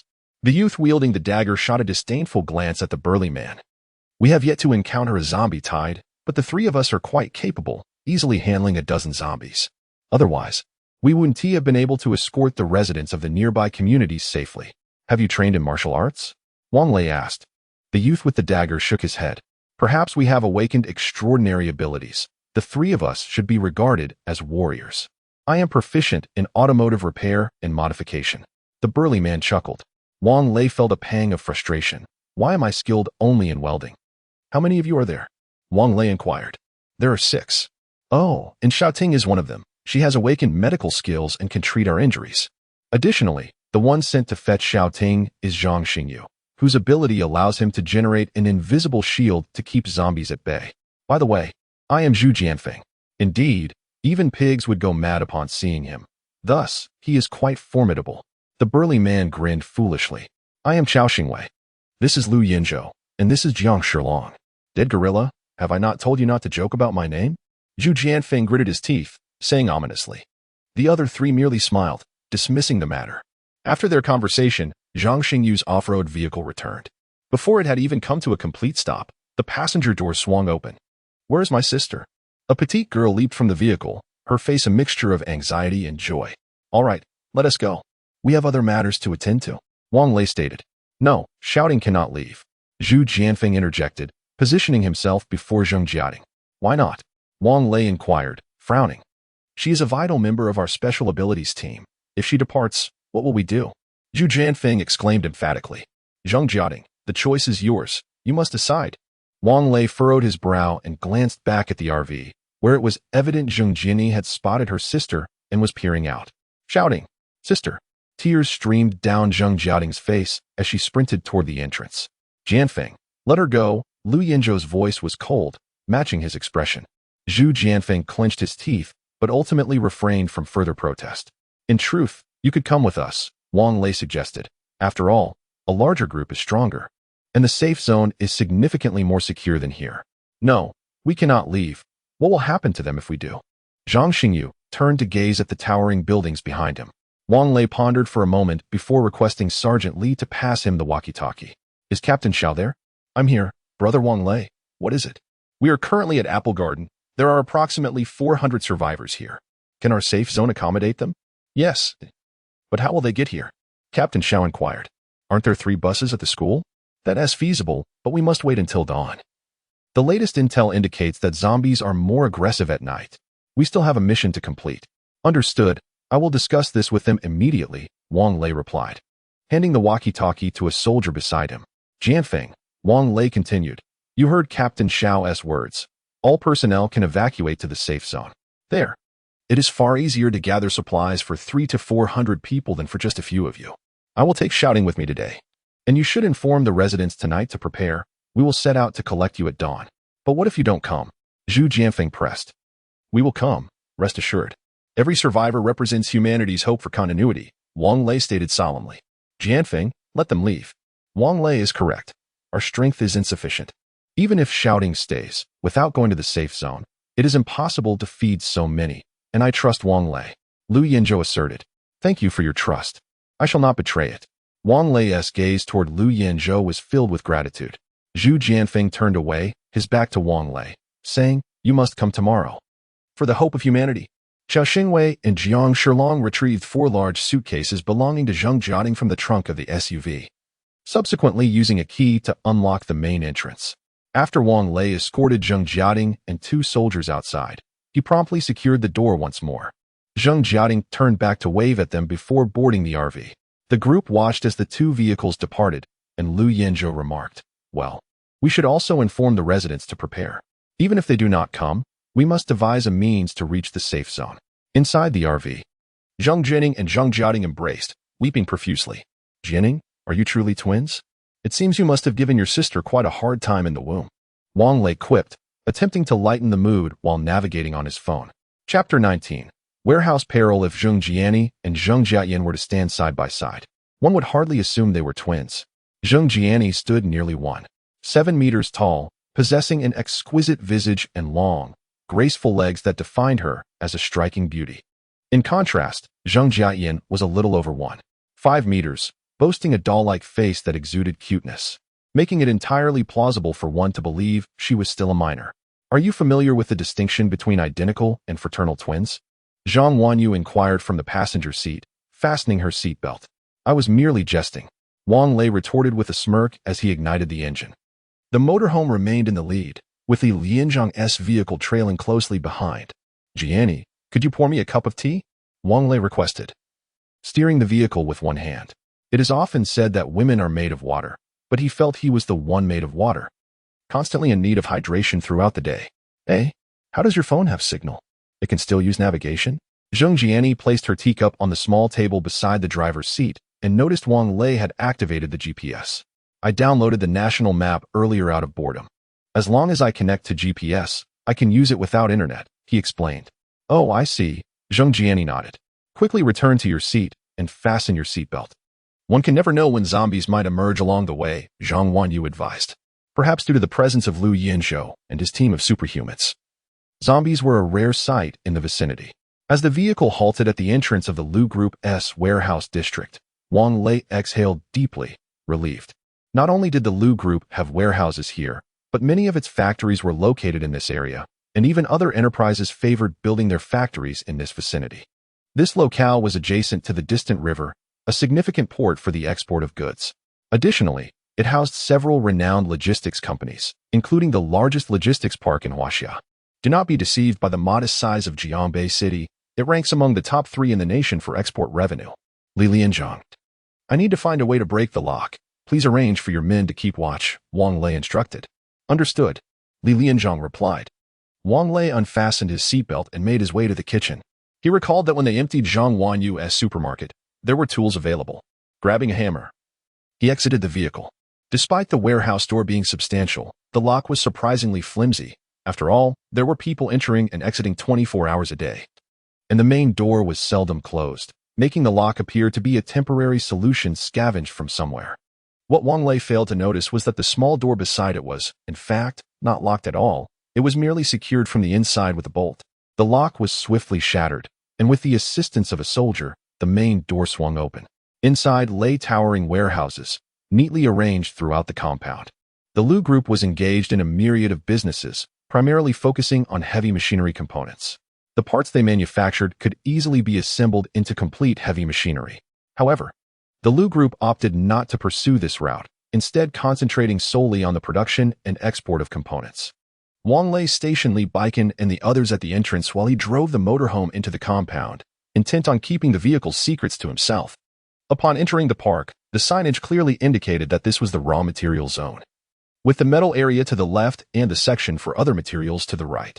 The streetlights throughout the park operated on solar energy, ensuring that even in the event of a power outage, the area remained brilliantly illuminated. It appeared that there was no shortage of materials, as numerous steel ingots were neatly arranged in the open space beside the warehouse. Wang Lei maneuvered the RV closer, and a prompt emanated from the vehicle's audio system. Upgrade materials detected. To retrieve, please align the rear of the vehicle with the materials, and then press the confirmation button on the control screen. Wang Lei chuckled, having initially thought he would need to unload the materials himself. Following the RV's computer instructions, he positioned the rear of the vehicle near the materials. And when he was about 2 meters away, the confirmation button on the central display transitioned from gray to green.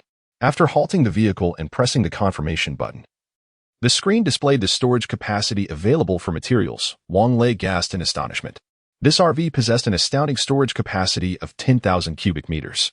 However, this space was exclusively designated for materials meant for vehicle upgrades, while the storage for living supplies was limited to 1,500 cubic meters, with the display indicating that less than 1% of that space had been utilized. That was still quite substantial. The RV used by celestial beings was indeed impressive. What puzzled him was the disparity between the vast storage capacity in the fuel tank, which held only 650 liters, and the freshwater tank, which had a mere capacity of 10,000 liters, both of which could have been designed to be larger for extended use without concern. Wang Lei instructed the 3 girls to remain in the RV while he disembarked to investigate how the vehicle was capable of loading those steel ingots.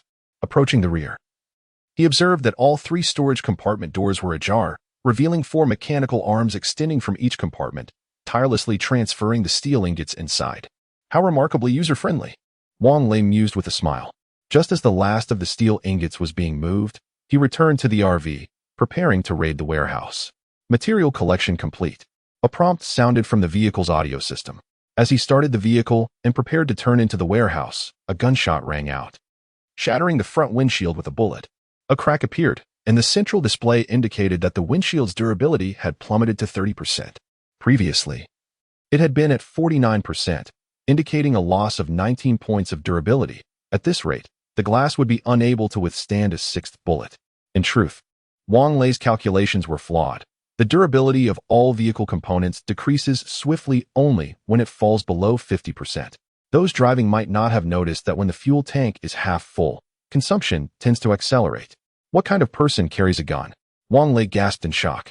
The roar of cars and motorcycles echoed in the distance, accompanied by the glare of headlights. Everyone inside the vehicle, get out now, or we will show no mercy. At this very moment, the RV was encircled by 4 cars equipped with guardrails and 6 motorcycles. From the vehicles emerged a dozen individuals, among whom a middle-aged man took the lead. He was of stout build and modest height, clad in a white short-sleeved shirt and black trousers. His polished black shoes gleaming under the white glow of the streetlights. Wang Lei, what shall we do? Zhang Wanyu inquired, stepping forward to grasp Wang Lei's arm. Zheng Jiani and Zheng Jiayan anxiously positioned themselves behind him, the 4 of them peering through the cracked windshield, frowning as they scrutinized the figures outside. Chapter 20. Peril in the Warehouse. Did you hear that? Get out of the car quickly, or I will shoot. A middle-aged man was accompanied by a youth. His hair dyed a striking red. Clutching a handgun, he donned a black leather jacket and pants, adorned with metallic studs that glinted ominously under the streetlight. Despite the sweltering heat, he seemed unbothered by the prospect of developing heat rash. As soon as the youth's words fell, the thunderous roar of an engine approached. Clearly the vigilant Li Baikan and his team responding to the gunfire from within. The assailants remained unfazed. The red-haired youth toyed with his firearm, taunting, "Oh, looks like we have some backup." Before the off-road vehicle had even come to a complete stop, the rear and front passenger doors swung open. The screech of tires against asphalt harmonizing with the sharp sound of military boots meeting the ground. Li Baikan, accompanied by 4 soldiers, advanced with a synchronized and urgent stride to position themselves before the RV, forming a line as they brandished their submachine guns in a standoff. Realizing the situation was perhaps more complicated than they had anticipated, the assailants instinctively took a couple of steps back. Yet the red-haired youth remained composed, reassuring his companions. "Don't be afraid. They're here to protect us and wouldn't dare shoot. Stay calm." "Humph." Li Baikan scoffed. "We protect the innocent, not armed criminals. Drop your weapons and get down on the ground with your hands on your head. Boss, let us take them on. They're only 5. Plus the one in the vehicle, just 6 men. Those 3 girls are stunning. If we take them out, those beauties will be ours." The red-haired youth exclaimed, wiping the corner of his mouth as he spoke. Though the RV was designed for soundproofing, the open sunroof allowed the occupants to hear every word. The 3 girls inside gritted their teeth, seething with rage, wishing they could leap out and flay the red-haired youth alive. "Do not resist unnecessarily. Lower your weapons and put your hands on your head immediately." Li Baikan's patience was wearing thin. He was eager to return for his next assignment. Among the opposing group, a few individuals complied and crouched with their hands on their heads, while the middle-aged leader exchanged a glance with the red-haired youth, who understood the unspoken signal immediately. Bang! A gunshot shattered the night's tranquility. The red-haired youth fired at Li Baikan. However, it was evident that he lacked proficiency with firearms. Not only did he miss his target, but the recoil also numbed his arm, causing him to drop the gun.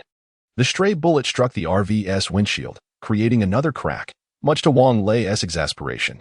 After the red-haired youth fired, all weapons from Li Baikan's team were aimed at him, and they opened fire. Bang! Bang! Bang! After 5 shots rang out, Wang Lei and his comrades could no longer see their adversaries.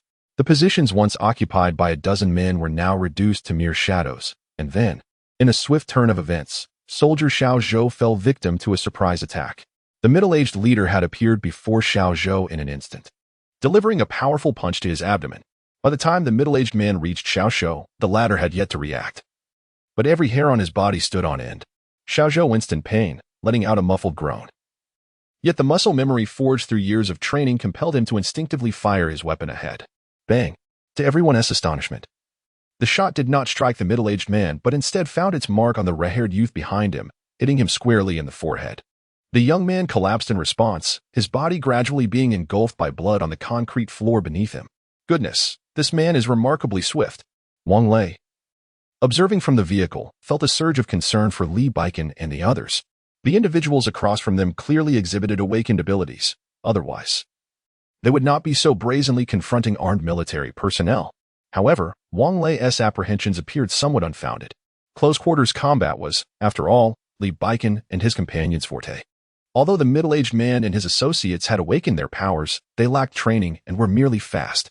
In contrast, Li Baiken and his team had undergone extensive training, rendering their strength and speed unparalleled by ordinary individuals. Even though they faced a dozen attackers, they showed no signs of disadvantage. Moreover, Wang Lei sensed that Li Baiken and Xiao Shou seemed to be gaining speed and strength. One young soldier was ambushed and fell to the ground, rolling toward the side of the RV, unconscious. Wang Lei realized he could no longer watch and immediately instructed the three girls to flee if anything seemed amiss, then exited the vehicle to drag the young soldier inside. Upon his hand brushing against the submachine gun, an inexplicable sense of familiarity washed over him. Knowledge of firearms flooded his mind, filling it with techniques and principles.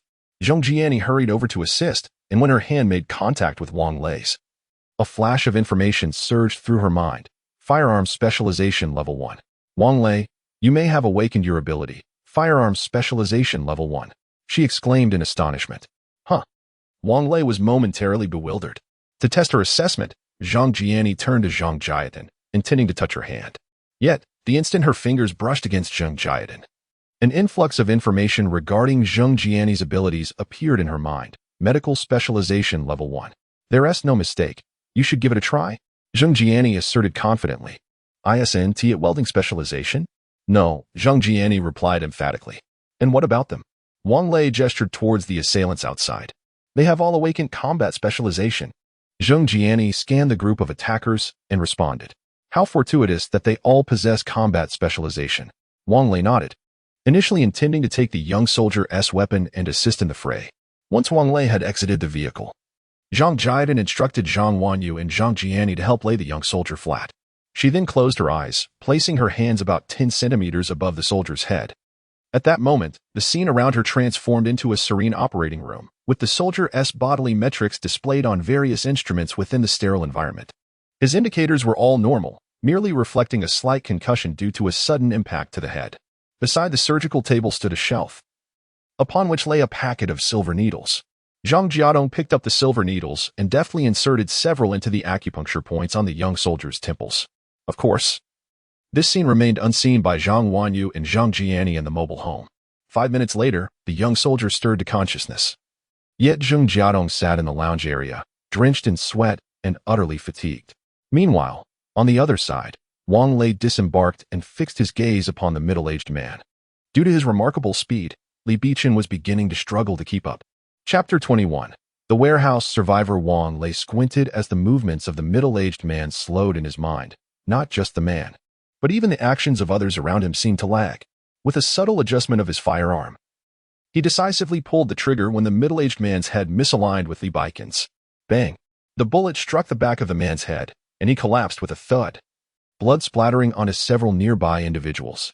Instantly, both the soldiers and the gathered crowd ceased their actions. However, Wang Lei did not relent.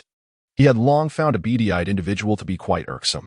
Without hesitation, he took aim and fired again, the beady-eyed man unable to react, his eyes widening as he fell backward, lifeless. Wang Lei, cease fire! Li Baiken shouted urgently. Wang Lei remained silent, yet his weapon did not waver. The crowd was already in shock at the death of the middle-aged man, who, despite his rotund appearance and beer belly, was the most capable among them. Everyone refrained from futile resistance. Li Baiken commanded, furrowing his brow, yet his thoughts were with the young soldier from earlier. Mr. Wang, could you return the gun to me?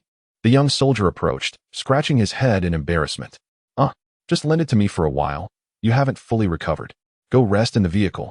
Wang Lei gestured towards the off-road vehicle, recalling that he had no choice but to bring him to the RV earlier. Xiao, you head to the vehicle. Let Wang Lei use the gun for now. Li Baiken spoke up, having recognized Wang Lei's exceptional marksmanship. He had been unable to discern the middle-aged man's rapid movements. Yet Wang Lei had dispatched him with one shot.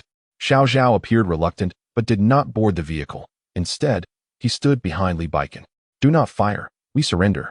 At that moment, a tall young man, clad in basketball attire, was the first to raise his hands. Wang Lei's attention was drawn to him. The young man was quite handsome, likely a university student. One by one, everyone followed suit, raising their hands in surrender. "Xiao Xiao Xiao Xiao. Go to the vehicle and fetch some rope to bind them," Li Baikan ordered, prompting the two young soldiers to open the trunk of the off-road vehicle and retrieve a bundle of rope. At that moment, the tall young man made his move. Swiftly advancing towards Wang Lei, emboldened by his proximity and convinced he could seize the gun from Wang Lei's grasp. Seeing his action, several others, unwilling to be captured, also stirred. To Wang Lei, the tall young man's self-assured movements seemed to unfold in slow motion. As he took his second step, the gun was already aimed at him. By the time he made his third step, the bullet had traversed through his brain. In his final moments, he could not comprehend why his self-proclaimed agility, which he believed could evade bullets, failed to save him from this one. As the middle-aged man was struck down, he assumed it was merely a stroke of luck for Wang Lei, never suspecting that his opponent had awakened a mastery of firearms. When the gunfire erupted, the companions of the large boy did not cease their actions, equally incredulous that their comrade could be hit. Li Baikan and the others had no desire to harm the innocent populace, but faced with the wicked and unrepentant, their compassion had waned. Just as they raised their weapons to fire, the assailants had already collapsed into a pool of blood. Wang Lei had not afforded them the opportunity to shoot back. The remaining fewer than 10 individuals, witnessing the carnage, instinctively clasped their heads and crouched down. "Do not shoot. We will not resist," they implored. "You would do well not to resist," Wang Lei replied coldly, "or I shall not hesitate to eliminate all of you." Xiao Zhao and Xiao Shou stepped forward, binding the hands of the remaining 8 behind their backs. The ropes were not severed, thus they were now tethered together. "Who are you?" Li Baikan inquired as he approached the captured individuals. "We are merely workers here. The middle-aged fat man was our supervisor, and the one in the basketball attire is his son," replied the first-bound man. Understanding dawned upon Wang Lei. It was no wonder the son had fought back. He sought vengeance for his father. However, the resemblance between the two was strikingly dissimilar. Had they not both perished and been in an apocalyptic setting, Wang Lei would have suggested a paternity test. "Are there only you few left?" Li Baikan asked again. The man shook his head. "There are still over 100 of us. We awakened our abilities and were organized into combat teams to scavenge for food and the like." "And where are the others?" Li Baikan pressed. The man gestured with his chin towards an office building nearby, illuminated by a few glowing windows. "They are all there. They are ordinary people, usually responsible for cooking, washing clothes, and such." His voice faltered, and his gaze flickered nervously. Wang Lei stepped forward, pressing the barrel of his gun against the man's forehead. "You would do well to speak the truth." Beads of cold sweat formed on the man's brow. "I swear, there are really only over 100 left, but they are all women. All the men were sent out to find food. Only we awakened ones returned. Furthermore, Supervisor Gue has locked away the elderly and unattractive women working in the office building in the basement, denying them food and water. They are likely starving to death by now. How is it possible to starve to death in just a few days?" Li Baikan questioned, doubtful of the man's claims. Yet, the man sighed and replied, "We are in Jianbei, one of the earliest areas to be infected by the virus. It seems the executives were aware of this long before, as Supervisor Gue had secretly confined those individuals before the virus outbreak." "What? Your executives knew of the impending virus outbreak?" Li Baikan's voice turned icy. "Sir, we are merely ordinary employees. We genuinely do not know. This was something Supervisor Gue's son mentioned while chatting with us," the man hastily explained, shaken by Li Baikan's menacing demeanor. "Speak. Reveal all that you know." "Yes, indeed. The remaining 100 or so had also been summoned early for a meeting at the office building. When the virus outbreak occurred, many had already perished while we fought against those wretched creatures. Thus, the number of survivors was inherently scarce." "How many were there originally?" "Over 2,000. As the man replied, his demeanor was evidently troubled, and the faces of the other 7 were etched with sorrow. After all, those who had succumbed were once their colleagues. From over 2,000, only a little more than 100 remained. Had it not been for Director Guo's deliberate arrangements, the survivors might have dwindled to even less than 100. Chapter 22. Rescue Director Guo proclaimed that those devoid of awakening skills were mere waste, squandering resources in their existence. It would be better for them to perish. The man then inquired, Why keep the remaining women alive? Wang Lei pressed. This. Speak. Wang Lei prodded the man's forehead with the barrel of his gun. The man stammered, unable to articulate how Director Gore regarded these women. But everyone understood the grim reality of their situation. Li Baiken and his warriors were seething with fury. Lead us to them. Yes, yes. The man hurriedly guided a group towards the office building. Wang Lei had initially intended to continue gathering supplies, yet fearing for Li Baiken's safety. He grasped his weapon and followed closely behind. The office building was not far. A number of vehicles were parked outside, including 2 excavators. Upon entering, Li Baiken ordered, "Take us to the basement first." The man's expression twisted in fear. "Commander, it may be best not to go down. It's already unreachable. Move. Stop wasting time." Xiao Shou kicked him. The man, silenced by intimidation, led them to the stairwell. However, upon entering, he realized he could no longer deceive them. Yet he had withheld the truth while outside. The path to the basement was obstructed by soil, saturated and heavy, with a water pipe nearby. After those women were imprisoned, Director Guo ordered us to bury this place, even flooding it for 2 days. There are no ventilation openings or windows. They had no chance of survival, the man explained. Dig? Li Baiken exclaimed through gritted teeth. Captain Li, there is no need to dig. He speaks the truth. They could not have survived, Wang Lei stated solemnly. We must focus on the living first. Though dejected, Li Baiken nodded in agreement with Wang Lei's assessment. A few individuals followed the bound man up the stairs, where he divulged, "This building has 5 floors. The top floor is occupied by him and his son. The other 3 floors house 8 of us per level, while 1 remains vacant. Over 100 female colleagues, 25 on each floor, are kept for our purposes." Enough. Though the corridor was dim, Wang Lei, endowed with the awakening of firearm proficiency, could still discern the looming storm on Li Baiken's face. Soon, they ascended to the 2nd floor. The corridor lacked illumination, but dim light filtered through the glass above 2 closed doors, indicating the presence of a generator. Xiao Zhou approached, knocked, and pushed open the door, revealing women huddled together in tattered clothing, terrified. Wang Lei observed the scene. The garments worn by the women were clearly torn, rendering them almost indistinguishable from nudity. Their faces were etched with expressions of terror as they hurriedly picked up the blankets from the ground, shrouding themselves in a desperate attempt to conceal their vulnerability. "Do not be afraid," Li Baiken implored. "We are here to rescue you." Yet, the women within remained unconvinced, trembling uncontrollably. A few bore the marks of violence upon their faces, unmistakable evidence of their suffering. When one of the women caught sight of the bound figure outside, a flicker of realization crossed her face, and she tremulously inquired, "Are you truly here to save us?" "Yes, indeed," Li Baiken reassured softly. "You can trust us. We have come to rescue you." However, the 20 or so women remained silent, huddled in the corners of the room. "The villains have been tied up. Look," Xiao Zhou exclaimed hastily. "We will take you to safety." "Xiao Zhou, do not speak recklessly," Li Baiken interjected urgently. "There are over 100 people here. And with only 2 vehicles, how can we transport them to safety? Shall we just return? Are you not planning to save us?" Another woman spoke up. "Of course we intend to help," Li Baiken replied quickly, "but we are truly at a loss today. We have only 2 vehicles and cannot possibly take you all with us." The glimmer of hope in the women's eyes began to fade. Wang Lei pondered for a moment before suggesting, "Isn't there a bus downstairs? We could easily take them. With just 1 bus and so many people, how would we manage? Moreover, that bus offers no protection," Li Baiken frowned. "Not to worry, we can position the bus between our 2 vehicles. And it should be able to make it back," Wang Lei stated confidently. "Very well, shall we depart at once?" Li Baiken inquired. Wang Lei shook his head. "There are 3 more floors above. You should first ask if they wish to leave. What if some choose to stay? Besides, with so many people here, there must be ample supplies. We cannot let them go to waste." "Agreed. Let us ascend and inquire," Li Baiken nodded. "There is no need for you to go. Let them handle it." Wang Lei gestured toward the women. "And you must consider how to deal with those 8 individuals. Deal with them. Just leave them here to fend for themselves." Xiao Zhao spoke harshly. "Please, do not abandon us here." The 8 pleaded desperately, their cries filled with despair. "This is not appropriate. They have committed crimes and must face legal consequences," Li Baiken added. Wang Lei chuckled. "Li Baiken, we are in an apocalyptic world. Do you truly believe that if order still existed, they would be so brazen? Have you forgotten those in the basement? Those who perished without awakening their abilities?" Li Baiken fell silent.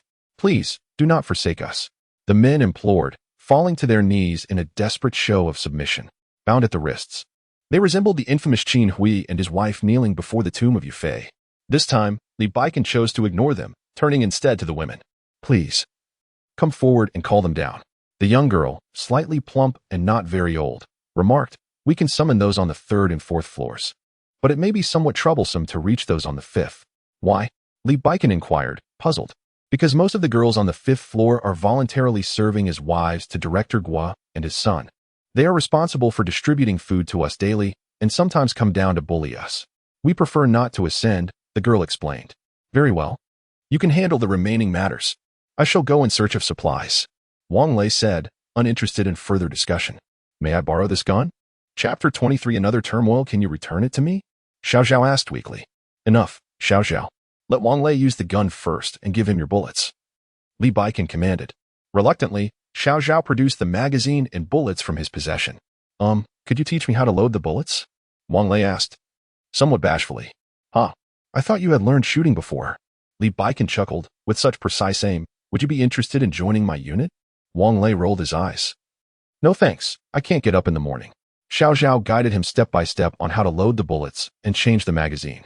Wang Lei grasped the process after one demonstration, confidently operated it himself, and then found a plastic bag on the ground to carry the magazines and bullets as he left.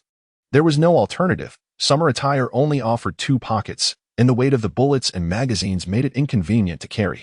Unbeknownst to Wang Lei, after his departure, Li Baikan led the soldiers, escorting the captives to the 5th floor, only to be surrounded by 6 women. Where have you taken our husbands? One woman, dressed provocatively, demanded angrily. We are here to rescue you. Please cooperate, Li Baikan responded sternly, without addressing her question. Humph. Rescue us? We don't need that. Director Gu takes excellent care of us. Bring our husbands back, the woman shouted. Yes, return our husbands. Otherwise, we won't hold back. The remaining 5 women stepped forward defiantly. All 6 women wore sheer nightgowns, and the young soldiers behind Li Baikan, all under 20, were utterly unaccustomed to such sights. Their bodies reacting involuntarily, with Xiao Zhao even bleeding from his nose.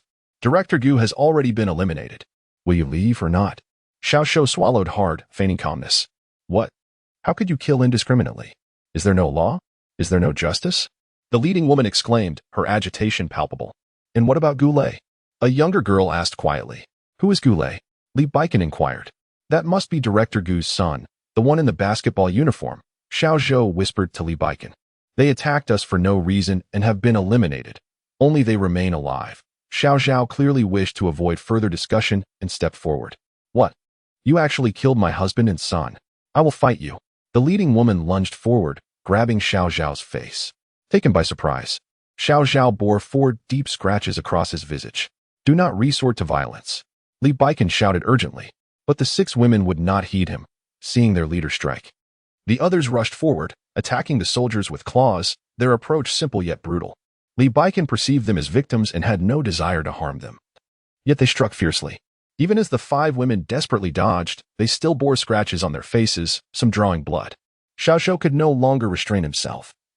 He turned his micro-firearm behind him, gripping the arms of the woman opposite him, effectively subduing her, observing her companion being overpowered. The girl beside her frantically redirected her aggression, reaching out to claw at Xiao Zhou's face. Noticing that the girl had shifted her focus away from him, Xiao Zhao turned to see Xiao Zhou had indeed subdued the woman. He mimicked Xiao Zhou's actions, capturing the girl's hands before they could touch Xiao Zhou's face. Following suit, Li Baikan and the others quickly subdued 6 women in total. The ropes previously used to bind the men were long, and the remaining lengths were wrapped around the waist of the last man. Xiao Zhao stepped forward, loosening the ample rope around the man's waist, and with Xiao Zhou's assistance, bound the 6 women as well. Are you truly here to rescue us? A beautiful girl peeked through an open door. Yes. If you wish, you may return with us to the safe zone, Li Baikan replied. Humph. Accountant Zhu, Director Gu has always been so fond of you. How can you betray him? The leader of the bound women remained defiant, struggling fiercely against her restraints. Renly, your desire to be kept is your own affair. It has nothing to do with us. Accountant Zhu retorted coldly. Indeed, Renly, you have no shame, we still need it. The people in the room chimed in. Do you care about shame? If you did, why not perish? You still wish to consume Director Gu's provisions when he lay with you. Did you not cry out for your lives? Renly sneered coldly. Were it not for the drugs you put in our food, do Do you think we would have submitted? A girl burst out of the room, wielding a leg from a stool, shouting as she swung it at Ren Li's head. The impact cracked Ren Li's skull, blood streaming down her bangs. Yet, she remained defiant. You all may die afterward. Why not perish? Even if we must die, we shall first take you with us. Accountant Zhu growled menacingly.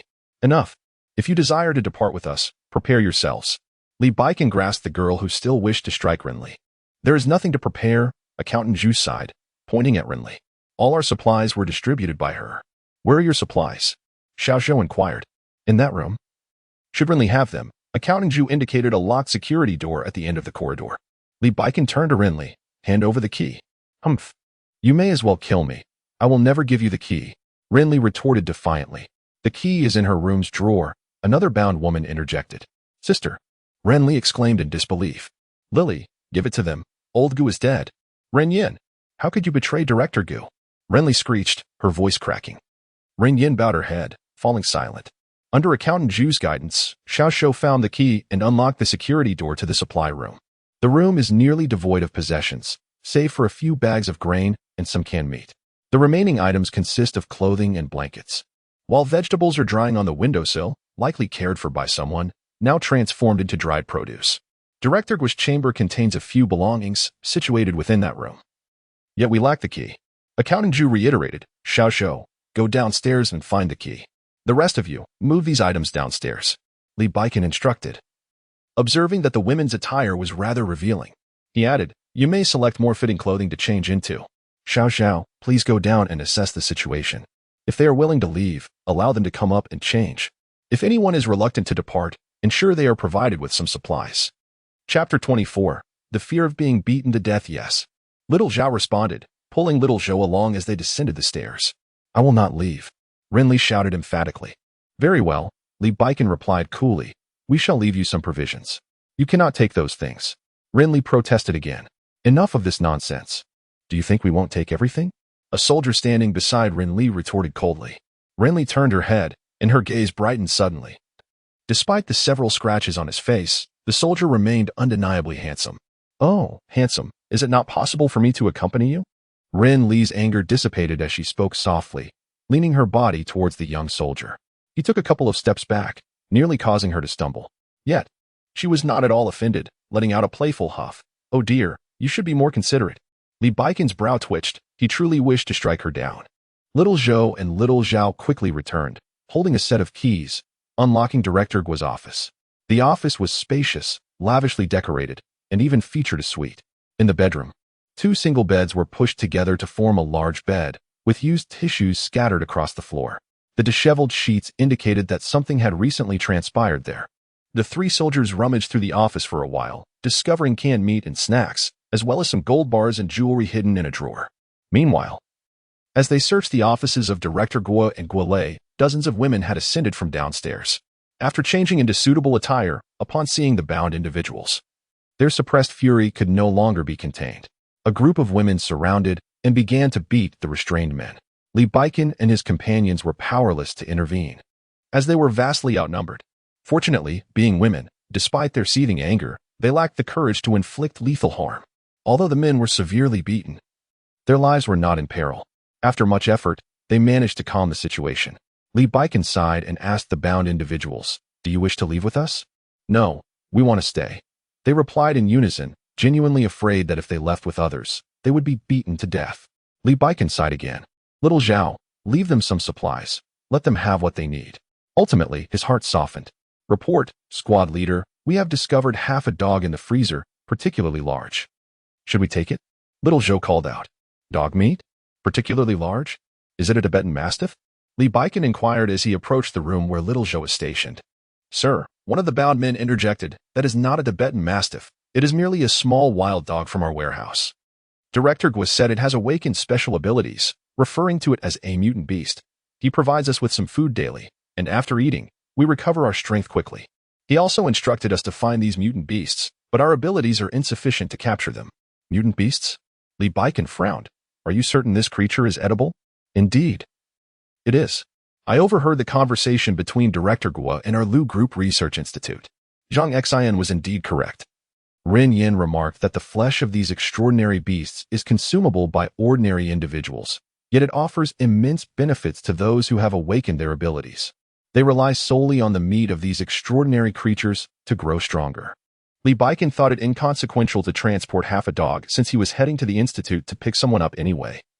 So he promptly decided to have Xiao Shou and the others take the dog meat downstairs. The supplies they could carry were limited. But the rescued women clearly did not wish to leave too much for the 10 or so men. Even the flour and rice were carried down by 2 individuals. After Li Baikan's insistence, they managed to leave behind 2 bags of grains along with some canned meat and dried vegetables. Li Baikan picked up the intercom and called, "Wang Lei, how are things on your end?" Meanwhile, upon returning to the RV, Wang Lei found the 3 girls visibly relieved. He accepted the tea handed to him by Zhang Wanyu, took a sip, placed it on the small table, and said, "Let us continue gathering materials." Wang Lei. Zheng Jiani pointed to the lifeless body of Director Guo beside the vehicle. "I accidentally caught a glimpse of that man earlier. He was a level 2 combat specialist. And it seemed there was something glimmering within his brain, though I could not discern what it was." Glimmering? Wang Lei, puzzled, peered through the window at Director Guo's corpse, questioning what could possibly be glimmering. In his brain, it was roughly this size. Zheng Jiani gestured with her hands, approximating the size of a matchbox. Wang Lei frowned. Something growing in his brain? Brainstones? That's impossible. How could stones emit light? After contemplating, he donned a mask and grabbed a hammer before exiting the vehicle. "Don't look," he shouted, and without hesitation, he struck Director Guo's head with the hammer. The impact shattered the skull, and Wang Lei fortunately ducked just in time. Otherwise, he would have been splattered with the gruesome contents. Indeed, under the illumination of the car lights, he noticed a glimmering object at the center of the brain. Wang Lei scanned the surroundings, picked up a stick from the roadside, and, suppressing his nausea, attempted to dislodge the glowing object. After an arduous struggle, it remained firmly in place. He returned to the vehicle and retrieved a screwdriver, which finally allowed him to pry the luminous object free. The object was covered in blood and brain matter, and Wang Lei hesitated to touch it directly, so he went back inside the vehicle to find a plastic bag. When his gloved hand made contact with the glimmering object, a warm sensation surged from his palm throughout his entire body. It felt incredibly soothing, akin to a sauna experience. Moreover, he noticed that his previously nearsighted vision had significantly improved. Now, when he looked through his glasses, it caused a slight dizziness. The object was small, and Wang Lei absorbed it swiftly, leaving only a few milky remnants in his hand. Removing his glasses, he discarded the plastic bag and suddenly recalled that this object might be what novels refer to as a crystal core. Goodness! It turns out that novels are not entirely fabrications, but how do those authors possess such knowledge? Wang Lei murmured to himself. Furthermore, he suddenly recalled that the crystal core also served as fuel for the RV. He felt a pang of regret for not having placed it in the transparent box on the RV's central console for experimentation, but it was too late now. He had already absorbed the entire crystal core. After pondering for a moment, he seized a hammer and struck the head of Director Guo's son. Subsequently, he employed a small knife to probe through his brain for an extended period, yet found nothing, which nearly induced him to vomit. Chapter 25. Departure from the warehouse. It appears that only those who have awakened their secondary abilities can perceive such phenomena. "Hand me a bag," Wang Lei commanded. Having wiped the blade against the son of Director Gu several times before standing up and shouting from the car door, Zhang Wanyu handed him a plastic bag, and Wang Lei discarded the knife into it. "Ugh, how disgusting. Throw it away," Zhang Wanyu exclaimed, her face contorted in distaste. "Why discard it? It may still prove useful." Wang Lei chuckled, firmly believing he would encounter crystal nuclei again in the future. The knife, wrapped in the plastic bag, was carelessly tossed onto the floor of the passenger seat. "Don't leave it there, or I shall never sit there again," Zhang Wanyu retorted angrily. Wang Lei offered an awkward smile, retrieved the knife, and placed it in the compartment of the driver's door. This recreational vehicle had only one door, located on the right side. Upon entering, the driver's cabin was to the right, while the leisure area lay to the left. Although there was no door on the driver's side, the vehicle was equipped with all necessary controls such as window lifts, door locks, and rearview mirror adjustments. "Hey, Jiani, could you check what ability Wanyu has awakened?" Wang Lei inquired as he drove into the warehouse. Zhang Jiani, seated in the leisure area, replied, "She hasn't awakened any ability." "Oh," Wang Lei nodded, longing to jest but refraining from doing so. The warehouse spanned over 500 square meters, featuring 3 rows of shelves that reached a height of 6 meters, neatly stacked with metal ingots. The central control screen notified him of detected tungsten steel, prompting Wang Lei to press the confirmation button, initiating the vehicle's automatic collection process. Upon entering the warehouse, he had already disabled the vehicle's voice prompt feature, primarily to conceal the vehicle's extraordinary capabilities from others. Although the 3 girls aboard were privy to the vehicle's secrets, they would soon have to allow personnel from the research institute aboard. It seemed the vehicle had detected a substantial amount of materials, as the mechanical arm operated with remarkable speed. In just over 10 minutes, the items within the arm's reach had been entirely cleared. Wang Lei also discovered that the mechanical arm could extend approximately 10 meters. After maneuvering the vehicle 6 times, the entire 500-square-meter warehouse was emptied, with the vehicle even dismantling the metal racks for storage. When they arrived at the next warehouse, Wang Lei, having learned from previous experiences, parked the vehicle in the center of the space.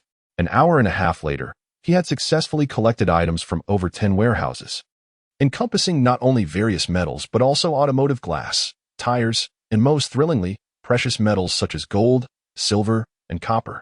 At that moment, his walkie-talkie crackled to life. It was Lee Baiken inquiring about the progress of the material collection. They had now reached the last row of warehouses, all of which were locked. However, for the mechanical arm of the vehicle, it posed no challenge, as it effortlessly dismantled the doors for storage. Lee, I estimate I will need about half an hour more, Wang Lei assessed, observing the rapid movement of the mechanical arms. All right, I am nearly finished here as well. Let us meet at the entrance. Lee Baiken responded. Copy that. Li Biqing and Xiao Zhou gazed at the dozen or so individuals bound before them, while several soldiers busily transported supplies, escorting over 100 women down the stairs. Xiao Zhao assumed the role of the bus driver.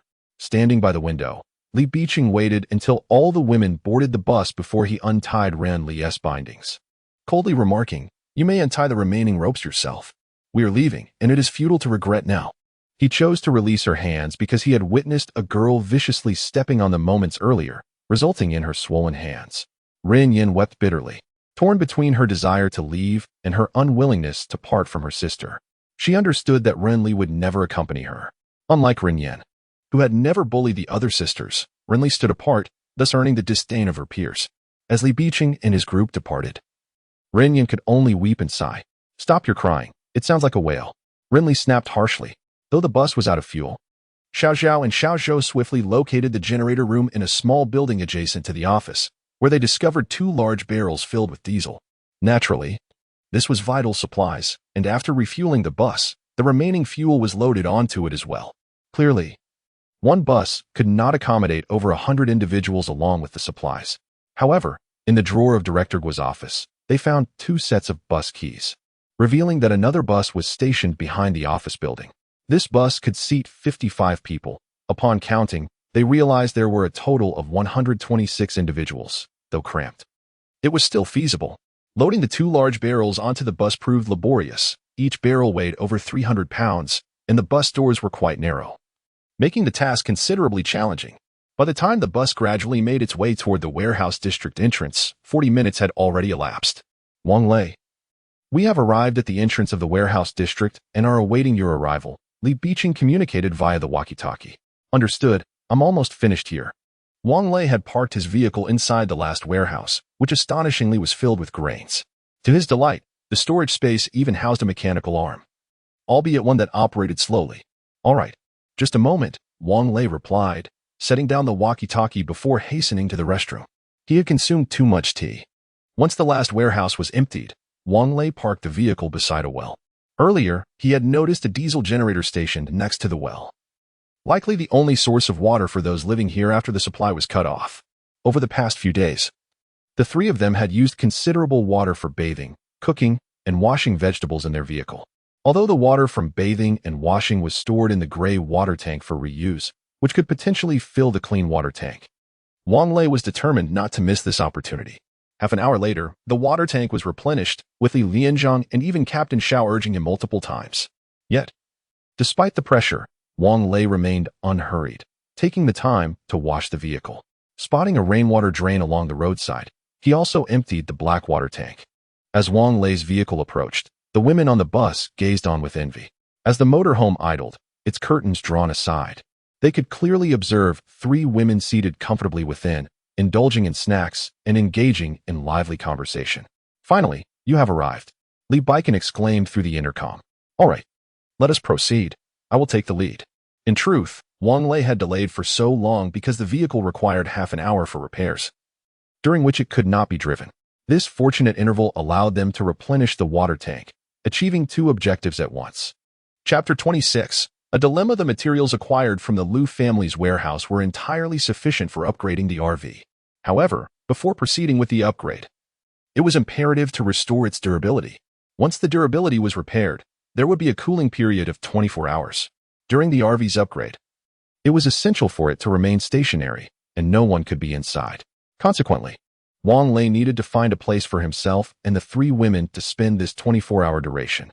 If they wished to rest in a safe zone, they would inevitably have to go through Guo Wei and Li Wan, 2 rather petty individuals who were likely concocting trouble for him. Wang Lei had no intention of walking into a trap. Thus, he had no choice but to seek help from Xiaofeng. In the case of anyone else, they would have chosen a more opportune moment to carry out the RV upgrade. Yet, Wang Lei, being somewhat obsessive-compulsive, had previously rendered several of his mobile phones unusable due to incessant upgrades.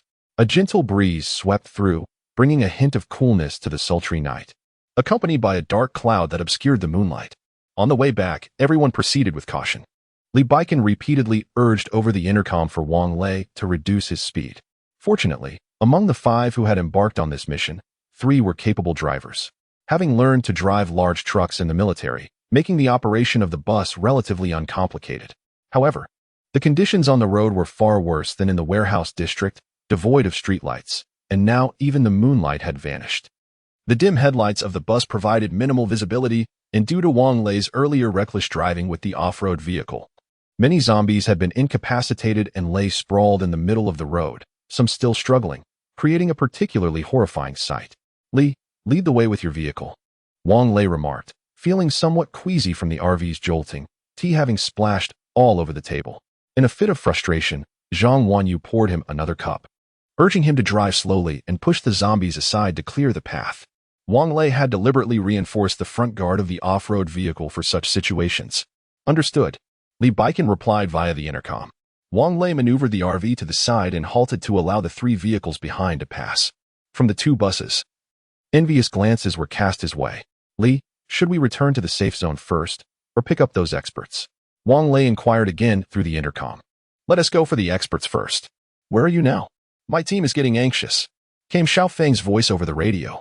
Wang Lei stifled a yawn. "Captain Xiao, do take a moment to check the time. It's already past 1 in the morning, and I am truly exhausted. Hurry up. Report your location." Xiao Feng's impatience was evident. "Reporting, Captain. This is Li Baikan. We are currently on Jiefeng Road, 9 kilometers away from Lu's hospital, with an estimated arrival time of half an hour." 9 kilometers in half an hour? Are you crawling?" Xiao Feng exclaimed in irritation.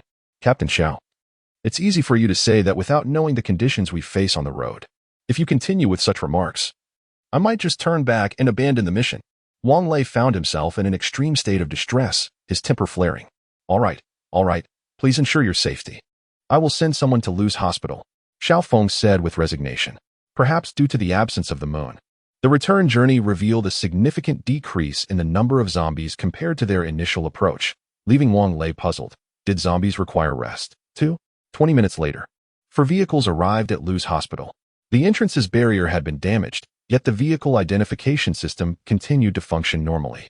Even at this moment, the parking lot was filled with cars, though many had been ravaged by zombies beyond recognition. The inpatient department's building remained brightly lit, thanks to Lu's hospital's photovoltaic power generation system. It was said that the UPS occupied an entire underground floor, as long as there was sunlight during the day. Even in the frigid winter, the stored electricity would suffice for the hospital's nighttime needs. This system was also present at Beihai International University, even more advanced than that of Lu's hospital, as it was originally developed by the university's physics research laboratory, which had the latest technology available for their own use. The research institute lay deep within the hospital, and the 4 vehicles slowly made their way along the fire escape route. Is this place not infected by the supervirus? Why is there not a single zombie in sight? Xiao Zhao inquired over the intercom. "Do not let your guard down. Remain vigilant," Li Baikan replied sternly. "Understood." Xiao Zhao and Xiao Shou responded in unison over the intercom.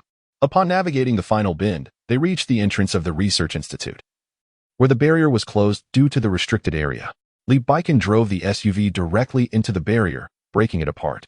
Suddenly, a horde of zombies, attracted by the headlights, began to converge towards them. Following closely behind the bus, Wang Lei could hardly discern what was unfolding ahead. He merely heard Li Baiken express concern about the overwhelming number of zombies, indicating that the SUV's power might be insufficient to push through, and the narrow path necessitated reversing to allow the RV to clear the way. Damn it! Wang Lei cursed under his breath, recalling that he had just repaired the RV, only to see its durability diminished again. He reluctantly began to reverse the vehicle, knowing full well that the RV's rearview mirrors were nearly useless while backing up, relying instead on the camera. However, the camera had its blind spots. Indeed, before he could reverse even 5 meters, a loud thud resonated from the rear of the vehicle. What the hell? Wang Lei exclaimed, and before he could finish, the central control screen displayed a throng of zombies rapidly approaching. Now they found themselves in a dire predicament. Captain Lee, I can't reverse anymore. The back is swarmed with zombies, and my rear bumper isn't that sturdy. Wang Lei lamented helplessly. Then let us deal with the zombies first. Everyone, get out of the vehicle. Li Baiken commanded. No. Are you trying to get us killed? Wang Lei quickly interjected. Let us wait a moment for reinforcements.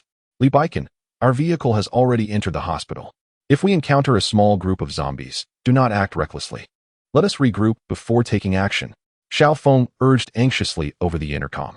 The RV is now besieged by zombies, the body of the vehicle reverberating with their relentless pounding.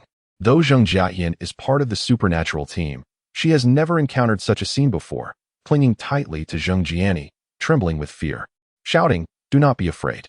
Old Wang's vehicle is remarkably sturdy, impervious to bullets," Zhang Wanyu reassured her while offering a freshly brewed cup of coffee to Wang Lei.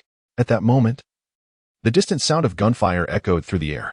Li Baiken and their team were under immense pressure, beset by an overwhelming horde of zombies. The power of their ordinary vehicles was insufficient to break through, leaving them to rely on firearms to eliminate a portion of the undead. Chapter 27. No indulgence currently. For vehicles are besieged by no fewer than 200 zombies. Some are clad in hospital gowns, others in white coats, while very few are in casual attire. However, Wang Lei is acutely aware that this hospital harbors far more than just this multitude of the undead. When the virus erupted, the inhabitants had no opportunity to flee. Captain Xiao, has anyone at the research institute been infected? Wang Lei inquired over the intercom. Indeed, but the institute is under armed protection, equipped with advanced detection systems that promptly identify infected individuals for immediate armed isolation. The experts we are to retrieve are all safe, Captain Xiao explained through the device. Wang Lei set down the intercom, a sardonic smile gracing his face. Indeed, during times of calamity, it is invariably the lower strata of society who suffer. Those who prattle about cherishing wealth and fortune will never concern themselves with the lives of the common folk. Even with the advent of the apocalypse, it is still the elite who remain shielded from peril. Wang Lei found himself perplexed. In the face of the end times, what purpose do wealth and power serve? Why do so many continue to support them? A sudden barrage of gunfire erupted, bullets striking Wang Lei's RV. Captain Xiao, are you attempting to commit murder?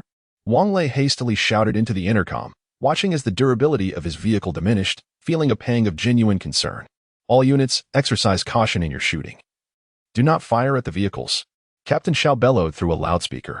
With a resigned sigh, Wang Lei manipulated the central control screen, activating the repair function of the RV. Amidst the chaos, he had no choice but to act. If he returned to the safe zone with bullet marks mysteriously vanished from the vehicle, it would undoubtedly attract unwanted attention. Fortunately, the RV was restored in merely 10 minutes. During this interval, the hundreds of zombies outside were nearly eradicated, with soldiers in protective gear piling the corpses onto the landscaped area. At this moment, the heavily fortified radiation-proof door of the Research Institute slowly creaked open. Accompanied by 2 armed security personnel, a dozen individuals emerged, 8 of whom donned white coats and were dragging aluminum alloy travel cases. As a knock resounded on the RV door, Wang Lei opened it. A man dressed in an expensive suit smiled and addressed the individuals beside him. Please, do step aboard. Wang Lei's brow furrowed as he observed a short, portly, middle-aged man with a greasy demeanor ascend the steps. Wait a moment. What is your purpose here? This is Mr. Bukawa Uchi, the Vice President of Sakura Kogyo Company, Limited. I am Lee Bin from the Lu Group, responsible for the Research Institute, the man hastily introduced. I'm sorry, but this vehicle is designated for experts. Kindly board another vehicle, Wang Lei replied coldly, promptly shutting the door. I know that Li Bin, Zhang Jian and I remarked. He oversees our school's medical laboratory. Oh, is he an expert as well? He doesn't appear to fit the mold, Wang Lei remarked, lighting a cigarette. Old Wang, will you perish from abstaining from one less cigarette? Zhang Wenyu frowned. One will not perish, yet one may lose their sanity. Surely, you do not wish to dwell under the same roof as a madman? Wang Lei chuckled. I certainly do not. You may exit the vehicle, Zhang Wenyu retorted. This vehicle belongs to me, and I have no intention of disembarking. Do not take offense. You will eventually grow accustomed to it. Wang Lei's grin took on a rather mischievous quality, inciting an urge within Zhang Wenyu to strike him. I am familiar with that Li Bin, Zhang Jiani interjected. He is a senior executive at the Lu Group, an exceptional graduate of a prestigious MBA program in the United States. A knock resounded on the RV door once more. It was Li Bin again. This time, Wang Lei refrained from opening the door, opting instead to lower the window and inquire. Is there something you require? If not, please hasten to find another vehicle. I am eager to return home for some rest. Do you have any idea who we are to be treated in such a manner? Li Bin shouted, visibly irate. I care not who you are, Wang Lei dismissed him. Promptly raising the window. Captain Xiao, come over here. Li Bin called out from outside the vehicle. What is the matter, Mr. Li? Xiao Feng, upon seeing several individuals waiting at the RV door, furrowed his brow slightly. We wish to board the vehicle, yet this fellow refuses us entry, Li Bin exclaimed, pointing at Wang Lei. Hey, hurry up. There are far more zombies in this hospital, Wang Lei shouted, cracking the window just enough to speak. It was unclear what Xiao Feng and Li Bin whispered to one another outside, but a few minutes later, Xiao Feng knocked on the door. Wang Lei opened it and asked, Captain Xiao, what brings you here? Xiao Wang, we need to have a discussion, Xiao Feng said, his expression serious as he entered the vehicle and took a seat in the passenger seat. Captain Xiao, what is there to discuss? If we do not leave promptly, what will happen if more zombies appear? Are your bullets limitless? Wang Lei replied sternly. Xiao Wang, those waiting below are senior executives from the Lu Group and foreign dignitaries. Should we not allow them to board? Xiao Feng spoke gently. Captain Xiao, you informed me that I was to pick up research experts. That was my understanding. Wang Lei replied in a low voice. You are aware that my RV does not permit others to enter. I have already made a concession for your sake. Consider it. Who we bring aboard matters little, does it not? We will manage the arrangements for the researchers. Just let them come aboard.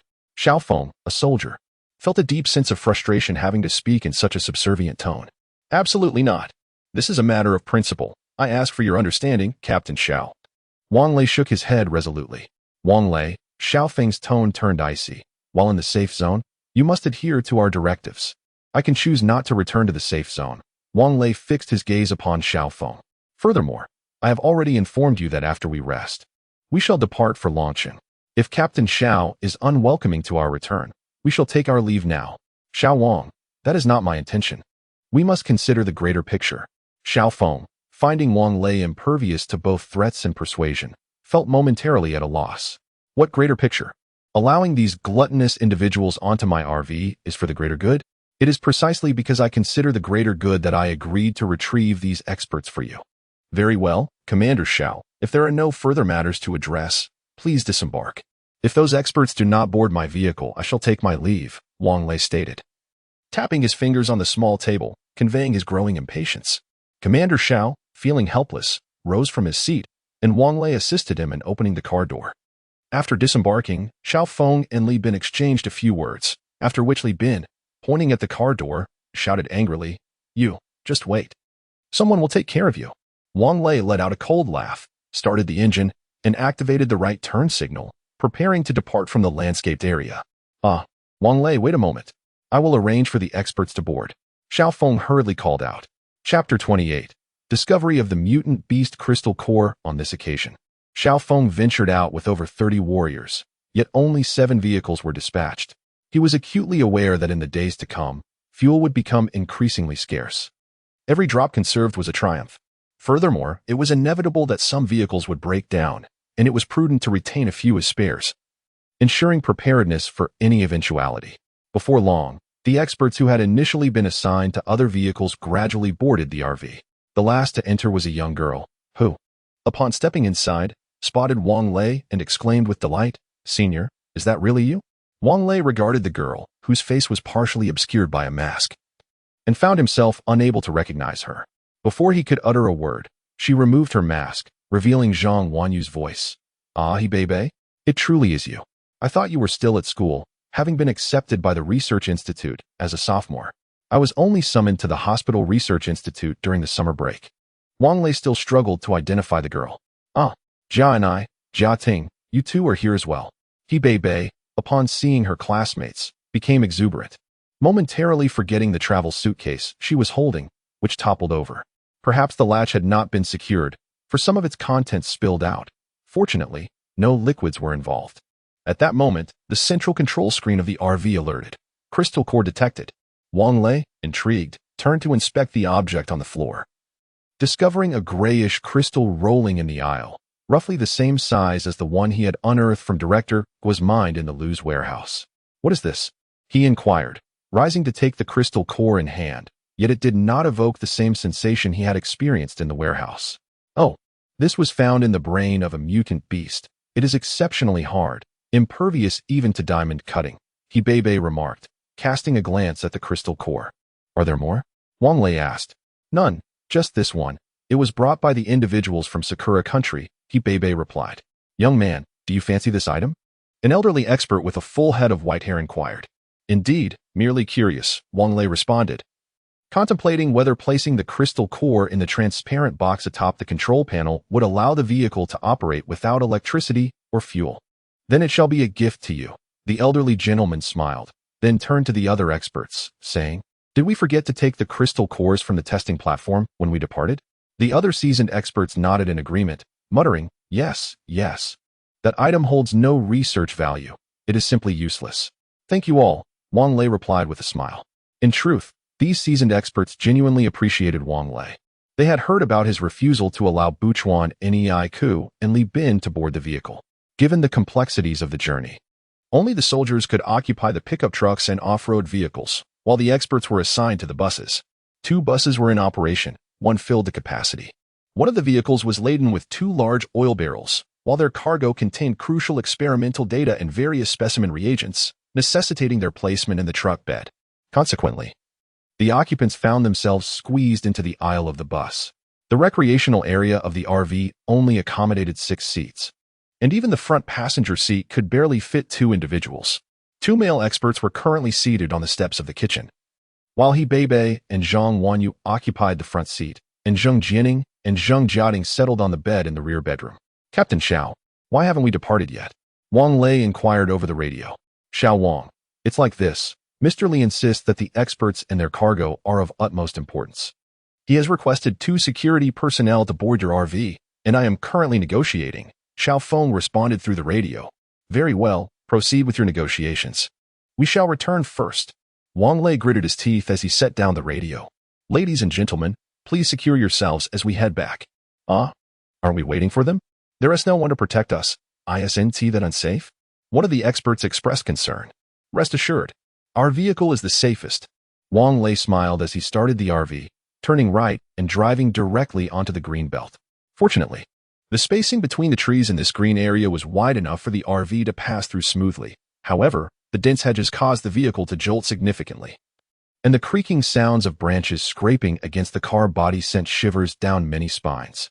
Seeing the RV depart, Xiao Feng grew anxious. "Wang Lei, what are you doing?" "Stop now. Captain Xiao, we must leave. A horde of zombies is approaching. If we don't move now, we might not get the chance." After saying this, Wang Lei set down the radio, gripping the steering wheel tightly. The headlights of his vehicle attracted several zombies in his direction. Bang, bang, bang. The sounds of the vehicle colliding with zombies filled the air, leaving the experts on board in a state of trepidation, although Zhang Wanyu and her companions, having endured a previous encounter, remained remarkably composed. As Wang Lei's vehicle sped away without looking back, Xiao Feng hurriedly urged the other vehicles to follow suit. Upon exiting the narrow path, an increasing number of zombies began to gather in their vicinity.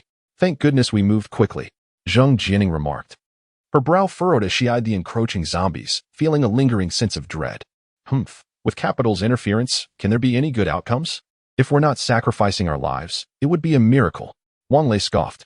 The last vehicle in the convoy, Xiao Feng, was drenched in cold sweat. Surrounded by so many zombies, it truly felt like a dead end. He couldn't help but curse Li Bin internally. The dark clouds in the sky continued to thicken.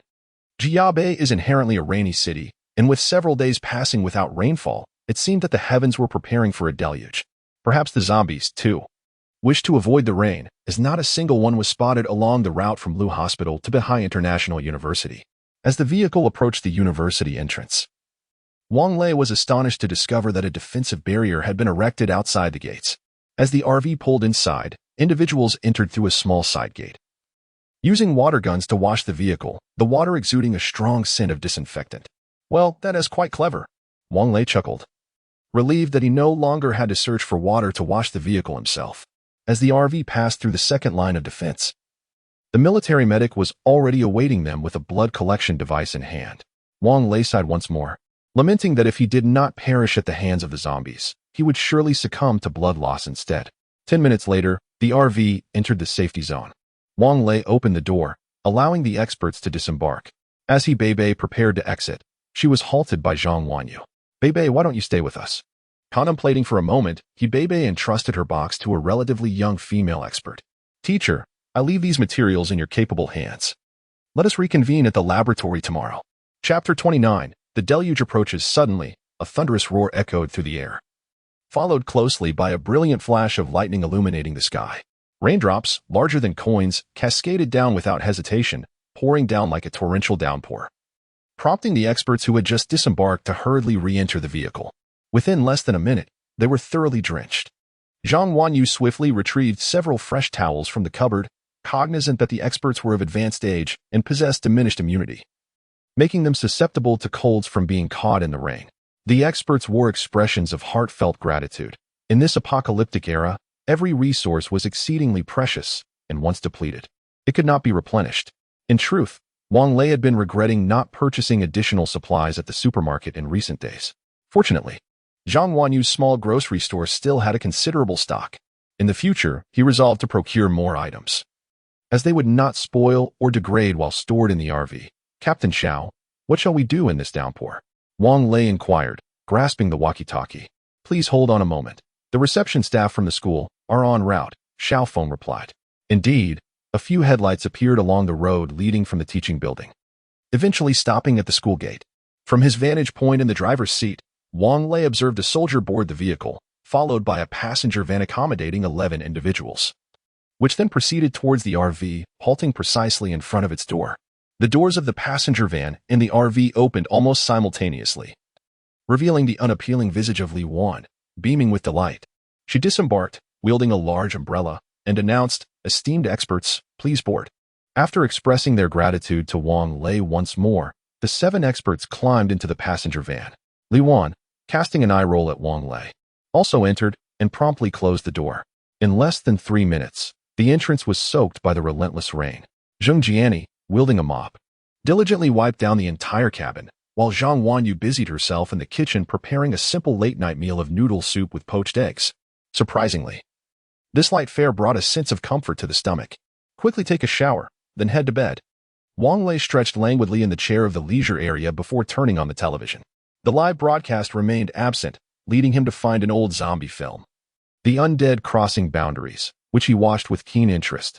As Zhang Wanyu entered the bathroom with her nightwear, she glanced at the screen and remarked, "Haven't you had enough of zombies? Watching on television is quite bizarre." Wang Lei, at a loss for words, opted to switch to the sewing machine band. He was aware that he Bebe returned to school from the hospital daily, leaving her belongings in the dormitory, tidied by her roommate. As such, Zheng Jiani assisted in finding a suitable nightgown for her.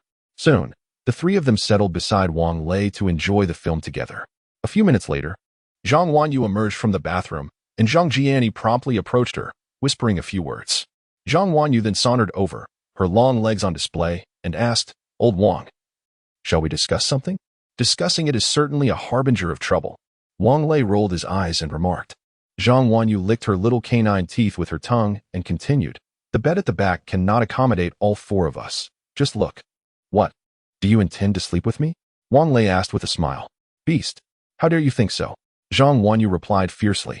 I merely wanted to inform you that the forehead bed has been commandeered by us. Women can truly be unreasonable. Wang Lei complained, but offered no opposition. The reclining chair is fully adjustable and suitable for sleeping. After all, one cannot possibly allow a girl to slumber in the leisure area, right? Then I shall take your agreement for granted. Zhang Wanyu said with a grin as she rose to her feet. All right. Go on with whatever you were doing. Wang Lei responded curtly. As a result, that night, Zhang Wanyu and He Beibei slept on the forehead bed, while Zheng Jiani and her sister occupied the bedroom. Meanwhile, the unfortunate Wang Lei lay awake on the reclining chair in the leisure area, unable to find sleep. He was indeed exhausted. Yet Zhang Wanyu had prepared a packet of instant coffee for him. It rained throughout the night, and he spent the hours with his eyes wide open, gazing at the rain. The following morning, the rain had not ceased, but had dwindled to a light drizzle. As Zheng Jiani rose to prepare breakfast, she was startled by the sight of Wang Lei's dark circles. Senior, did you not sleep at all last night? Is it the chair that's uncomfortable? It's nothing. I just drank too much coffee and tea. I can't eat breakfast, so you all go ahead. Wang Lei replied. Xiao Ting had also woken up, suggesting, why don't you go sleep on the bed? Zheng Jiani inquired with concern. All right, Wang Lei nodded. Noticing Zheng Jiani pulling aside the privacy curtain of the bedroom and walking over. Wait a moment. Zheng Jiani suddenly remembered something and hurried to the bed, grabbing something from beneath the pillow and stuffing it into the nearby cabinet before returning to the kitchen, her face flushed. Wang Lei glanced at her in confusion, pondering whether this girl also had the peculiar habit of hiding socks under her pillow. Lying on the bed, enveloped by the unique scent of the girl's body, Wang Lei finally drifted into a deep slumber. When he awoke, it was already noon, and the rain had ceased. A few girls were enjoying instant noodles in the leisure area. Wang Lei furrowed his brow and inquired, why are you only eating this? Isn't there anything else? Are you foolish? Zhang Wanyu rolled her eyes. What if the smell of cooking wafts out? We're so close to the soldiers' tents. Though he had considered rushing to launching after a sleepless night, the RV, while formidable, was not yet strong enough to withstand a massive horde of zombies. Now he could only hope for the extent of upgrades to the RV. We could join them for a meal. Captain Xiao promised me, Wang Lei added. I checked. They have steamed buns and boiled cabbage, which is hardly better than instant noodles, Zhang Wanyu countered. Fine, I'll go for the boiled cabbage then, Wang Lei said, grabbing a basin and heading down. Hey, you haven't washed your face or brushed your teeth yet, Zheng Jiani exclaimed. I need to bring back food first. What if it's gone later? Wang Lei replied without looking back. What is wrong with boiled cabbage? In the early days, when he accompanied Li Jianjun to the construction site, every meal consisted solely of boiled cabbage. Yet, fate seemed to conspire against him. By the time he arrived at the military mess hall, the steamed buns were all gone, and the boiled cabbage had dwindled to mere water. Upon returning to the camper, He Beibei prepared a pack of braised beef noodles, albeit without any beef. As Wang Lei savored his meal, Commander Xiao knocked at the door. Xiao Wang, we are heading out this afternoon to gather supplies. Would you like to join us? It would also be an opportunity to check for any survivors. Standing at the entrance of the vehicle, Xiao Feng inquired, fully aware of Wang Lei's aversion to others entering his camper. Hence he refrained from encroaching upon this sensitive matter. For there may yet come a time when Wang Lei's assistance could prove invaluable. Chapter 30. The old woman Wang Lei initially intended to upgrade his RV shortly. He was about to seek out Xiao Feng when he remarked, Captain Xiao, I believe there may be an issue with my RV. This afternoon, I can join you, but I will require a firearm and ample ammunition. This posed a dilemma for Xiao Feng. Captain Xiao, my marksmanship is well known to Captain Li. Very well. I shall authorize this request and have someone deliver a gun and ammunition to you. Xiao Feng nodded in agreement. Additionally, if the RV requires repairs, all the belongings inside must be removed. Therefore, I would appreciate your assistance in arranging accommodations for the several young women and myself. Understood. I will coordinate with the school administration regarding that. Xiao Feng nodded again. Is there anything else you require? Wang Lei shook his head. Good. Prepare yourself, and we shall depart shortly. With that, Xiao Feng turned and exited. As the vehicle door had yet to close, a cacophony of voices erupted outside. Where are your leaders? I demand to see your leaders. How dare you attempt to evict us? Who granted you the authority? The loud voice belonged to an elderly woman, supported by a man and a woman on either side, advancing towards them with a throng of at least several hundred people trailing behind. Their intentions unclear, whether to rally in support or merely to witness the unfolding drama. Wang Lei, ever one to revel in a commotion, approached the scene. Finding the elderly woman to be perhaps in her 60s, her skin darkened, with slanted eyes and drooping brows and high cheekbones. She stood less than 5 feet tall, her gait suggesting some ailment in her legs. The man accompanying her appeared to be her son, in his 30s, bearing a striking resemblance to her. The woman on the other side, adorned with makeup that obscured her age, seemed to be mismatched with the man based solely on appearance. Xiao Feng, having heard the commotion, hastily approached, brow furrowed. "Madam, if you have concerns, please address them with the school administration. We are merely tasked with ensuring your safety." "Humph. You certainly handle this situation with finesse. If only you could apply such skill on the field, you might win the World Cup." The elderly woman scoffed, her voice dripping with sarcasm. "The school directed me to seek your assistance, yet you advise me to consult them. Are you bullying an old woman?" Before her words had fully settled, she dramatically plopped down onto the ground, pounding her fists against the earth and wailing, "Oh, is there no justice left? A multitude of people harassing a mere old woman. Oh, I can no longer endure this. My late husband, how could you leave me to face such cruelty? Mother, please, do not act this way. Get up. The ground is still damp." The woman's face flushed with embarrassment, clearly mortified by the scene. "Step aside. I am doing this for your benefit." The elderly woman shot a fierce glare at her companion and continued her tirade. Xiao Feng, witnessing this spectacle, felt a twitch in his eye. He had no time to indulge this woman's theatrics. He was scheduled to depart soon to gather supplies, and many matters remained unresolved. Initially, he had planned for some of the individuals he intended to rescue to travel in Wang Lei's RV. Now, however, he would need to reassign vehicles and drivers. He picked up the intercom, switched channels, and called out, "Could the person in charge of the school living area come to the gate?" Shortly after, an electric sightseeing car approached from the main teaching building, carrying none other than Guo Wei and Li Wan. As soon as the vehicle came to a halt, Li Wan hurriedly got out to assist the elderly woman. "Oh dear, Miss Yi, please get up. The ground is cold. Yi Chun, you must help our mother to her feet." The woman pushed the man slightly. Reluctantly, he bent down to help the elderly lady up. "Captain Xiao, I apologize." Li Wan released the elderly woman's hand and stepped in front of Xiao Feng, her eyes sparkling enticingly. "Miss Ye's son just got married, and she wishes for the school to provide a single room for her son and daughter-in-law. However, the school is fully occupied, and single rooms are simply unavailable. We have tried to persuade her for quite some time, but it seems she has come to you instead." "What do you mean by causing trouble?" The elderly lady, displeased, interjected. "I spent hundreds of thousands on my son's wedding, all for the purpose of continuing the family line. How can they pass on the family name if they live apart?" "Mother, that amount only covered the down payment on the house. I am the one repaying the mortgage. Hasn't your son's salary been entirely given to you as living expenses?" The woman retorted, her irritation palpable. "Humph. If your parents hadn't insisted on a new house for the marriage to be approved, would I have bought one? Wasn't my old house sufficient for you all?" The elderly woman shot a fierce glare at the woman and turned to Xiao Feng, saying, "This gentleman is the captain. Surely you can see my point? How can we separate a newlywed couple?" Xiao Feng responded, "Madam, the directives from higher authorities mandate that we accommodate more residents by separating male and female dormitories. This truly puts me in a difficult position. Separate living arrangements for the sexes?" The elderly lady turned and pointed at Guo Wei and Li Wan. "Why can they live together? Indeed, my wife's health is poor, and I have applied several times for a different arrangement, yet they have consistently denied my requests. Just this morning, I saw Officer Guo and Officer Li exiting the same room. We reside in a storage room under harsh conditions." Guo Wei quickly interjected in defense. "Very well, let my son and daughter-in-law move to the storage room then." The elderly lady exclaimed, slapping her thigh. "They are not afraid of difficult conditions." Xiao Feng remained silent and took the intercom to the gatehouse, with Wang Lei following closely behind. "Director Hao, there have been reports of Guo Wei and Li Wan living together. Is this true?" A man's voice crackled through the intercom, presumably Director Hao. "Has my niece been living with Guo Wei? I am unaware of this. How did this matter reach Captain Xiao? Is he now overseeing the living quarters as well?" The implication was clear. "Xiao Feng, are you overstepping your bounds?" "Director Hao, I do not intend to meddle in your affairs, but the school gate is a hazardous area. I hope such incidents do not occur again. Please inform your niece to take her companion away promptly." Captain Xiao was evidently quite upset.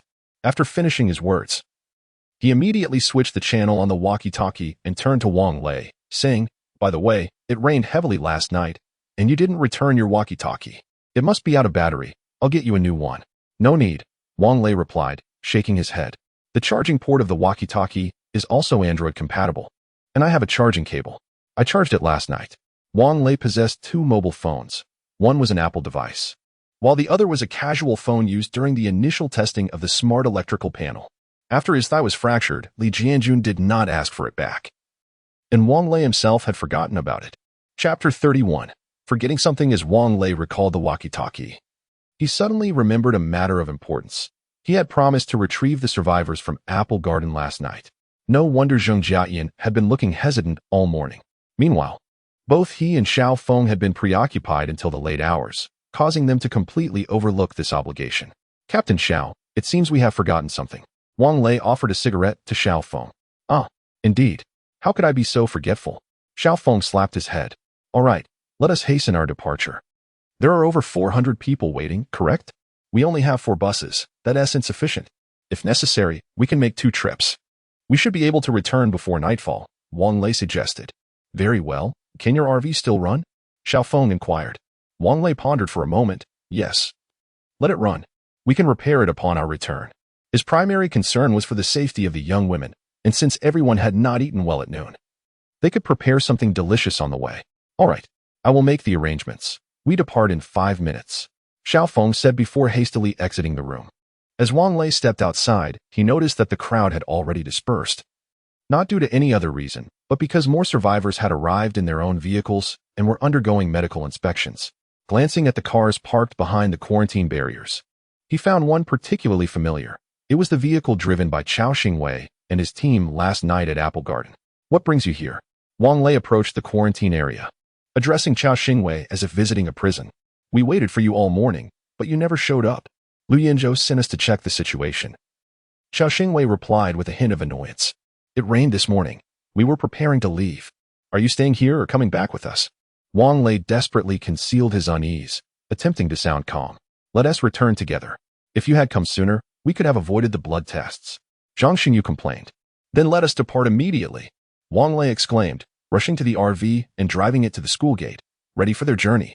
At that moment, a young soldier approached, handing Wang Lei a submachine gun along with 100 rounds of ammunition, 2 magazines in total. Captain Shah said this gun is a gift for you.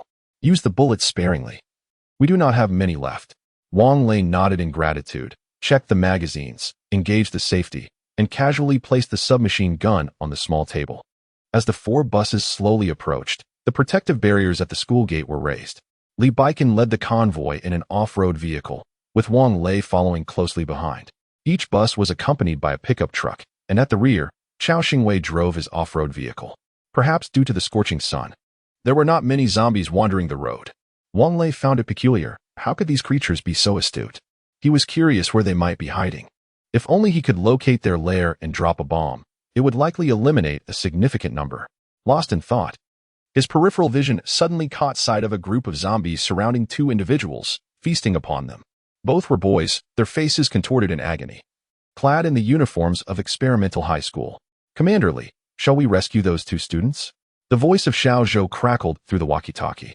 There is no hope left for them. We must move on. There are others awaiting our assistance. Wang Lei interjected before Li Biqing could respond.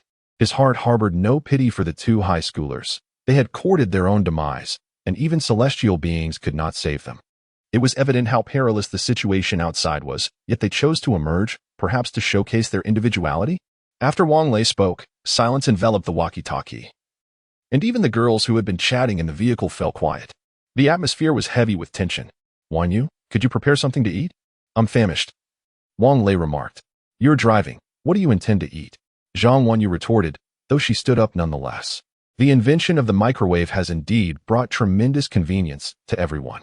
Within 10 minutes, frozen pre-cooked chicken legs emerged, golden and fragrant, tasting no less delectable than those from McDonald's. Wang Lei grasped the steering wheel with one hand while holding a piece of fried chicken in the other, as Zheng Jiani attended to him with a cold drink. If only we had some chilled beer, it would be perfect, Wang Lei mused, humming. I'm enjoying fried chicken at People's Square. Although there were no sobriety checks at present, they still wished to avoid peril.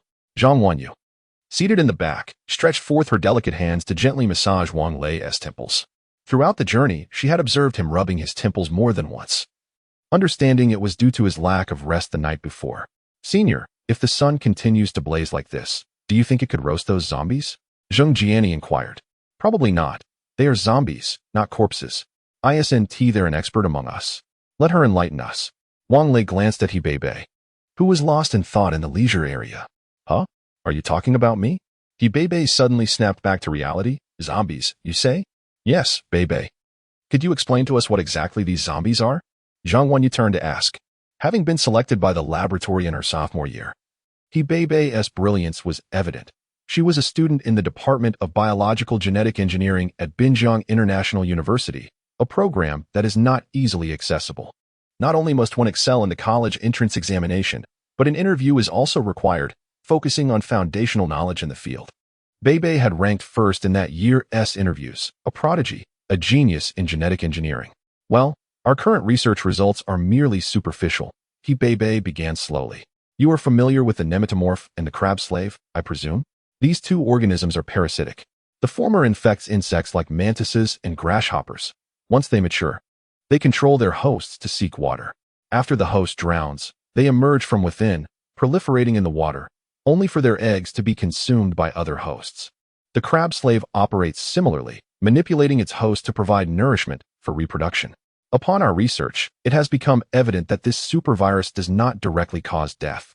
Instead, once an individual is infected, the virus proliferates extensively within the brain, ultimately replacing the cerebral cortex, cerebellum, and brainstem. So, are you suggesting that those afflicted by the virus are not truly dead? Inquired Zheng Jiani with curiosity. No, in a medical sense, they are indeed considered deceased. Moreover, these viruses thrive and replicate effortlessly within the bloodstream, resulting in the infected individual's blood being predominantly a dark crimson hue.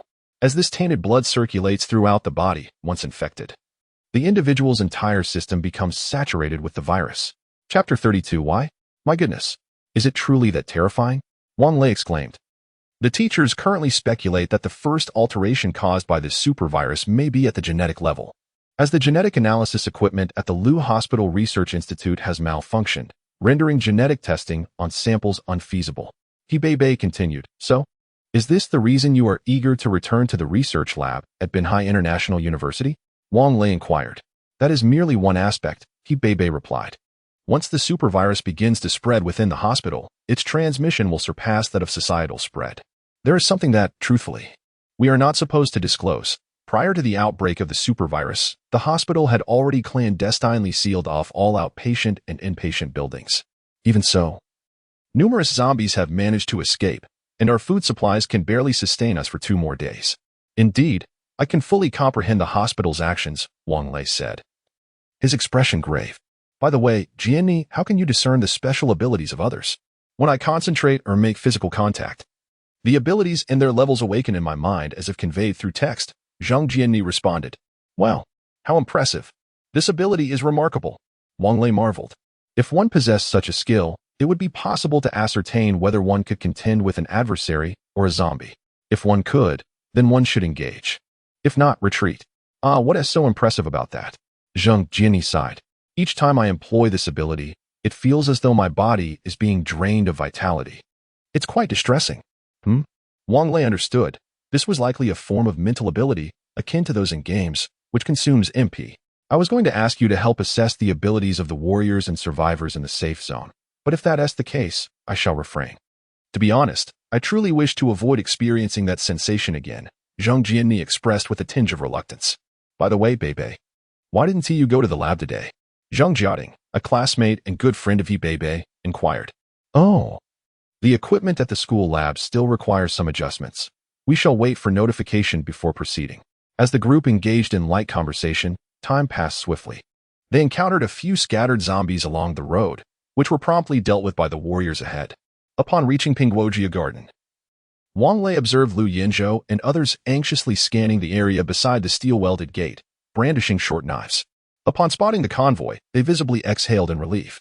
Li Baikin and the others parked the vehicles, and the warriors immediately took up a vigilant stance at the entrance of the community.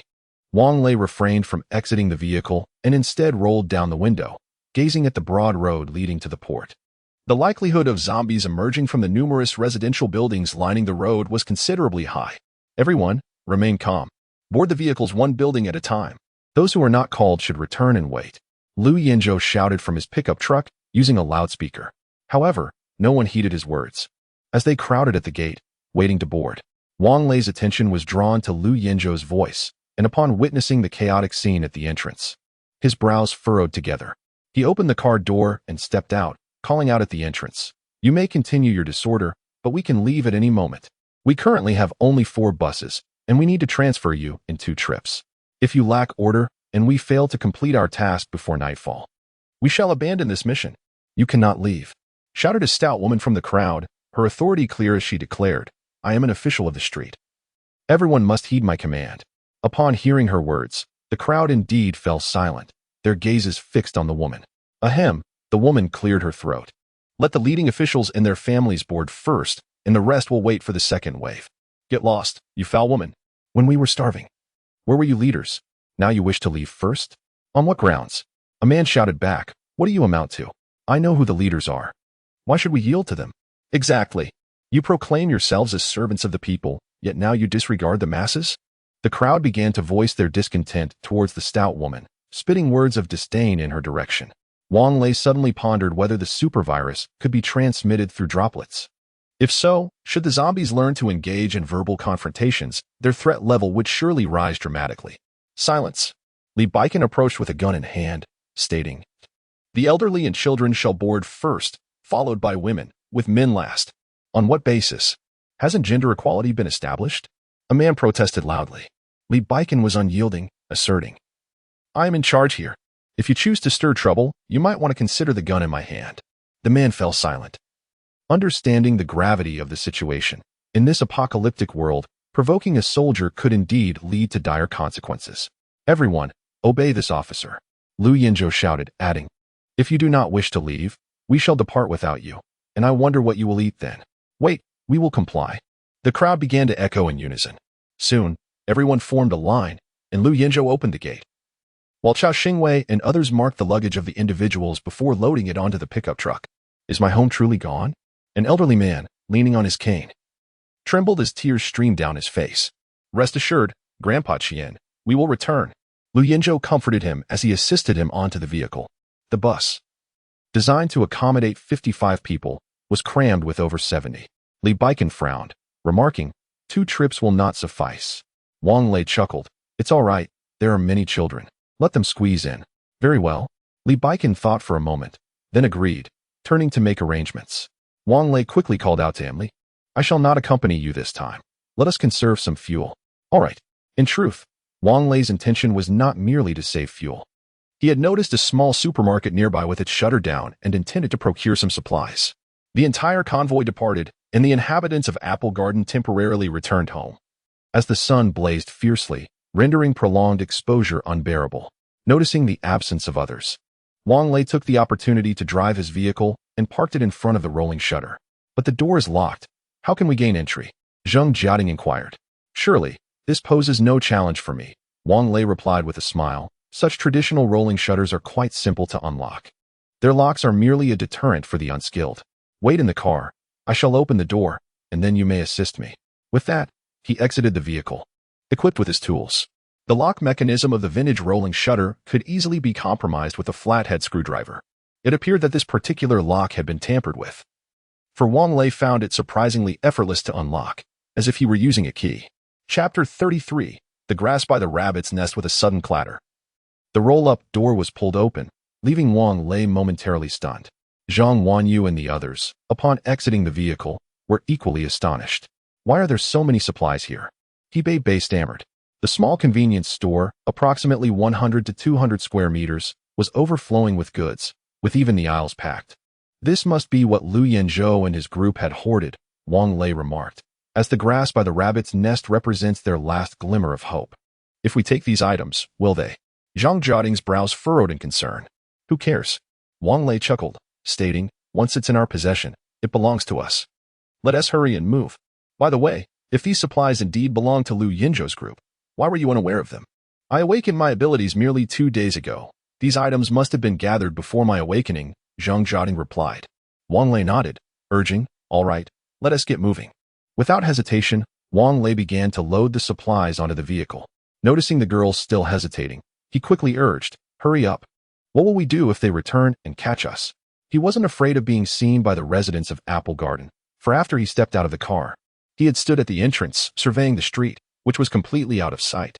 It was unclear whether the road was constructed first or the buildings were erected earlier. Nevertheless, it was evident that a skilled planner had overseen the layout, as neither the community nor the buildings faced the main road, preventing any malevolent energy from entering. However, once the convoy arrived, the vehicles assigned for protection would undoubtedly catch sight of them. Wang Lei and the others had a window of an hour and a half. The girls were surprisingly strong, and with the aid of the RV's mechanical arms, they managed to clear out the convenience store in just over an hour, leaving no trace of even the metal shelves. To Wang Lei's surprise, there was also a substantial quantity of pharmaceuticals and basic medical equipment, clearly sourced from a nearby pharmacy.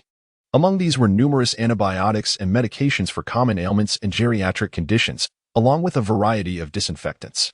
Thankfully, Wang Lei had briefed them on the RV's functionalities over the past few nights, otherwise they would have been thoroughly alarmed. Yet, with the emergence of zombies and the onset of the apocalypse, what could be more terrifying than that? Once the RV returned to the entrance of Apple Garden, Wang Lei leaned back in the driver's seat, closing his eyes to rest. The girls continued to chatter animatedly. It is rather peculiar how women seem to possess an inexhaustible reservoir of conversation topics. By the way, Bei, Wang Lei inquired with his eyes still shut, "Is your research institute comprised of only a dozen individuals?" The moment his words fell, silence enveloped the vehicle, with the gazes of Zhang Wanyu and Zheng Jiani fixating on Bei. Biting her lip lightly, Bei furrowed her brows in contemplation. After a few moments of inner conflict, she finally spoke. "Certainly not. The Lu Corporation's Research Institute comprises 32 senior researchers, 65 mid-level researchers, and 118 assistant researchers." "Ah?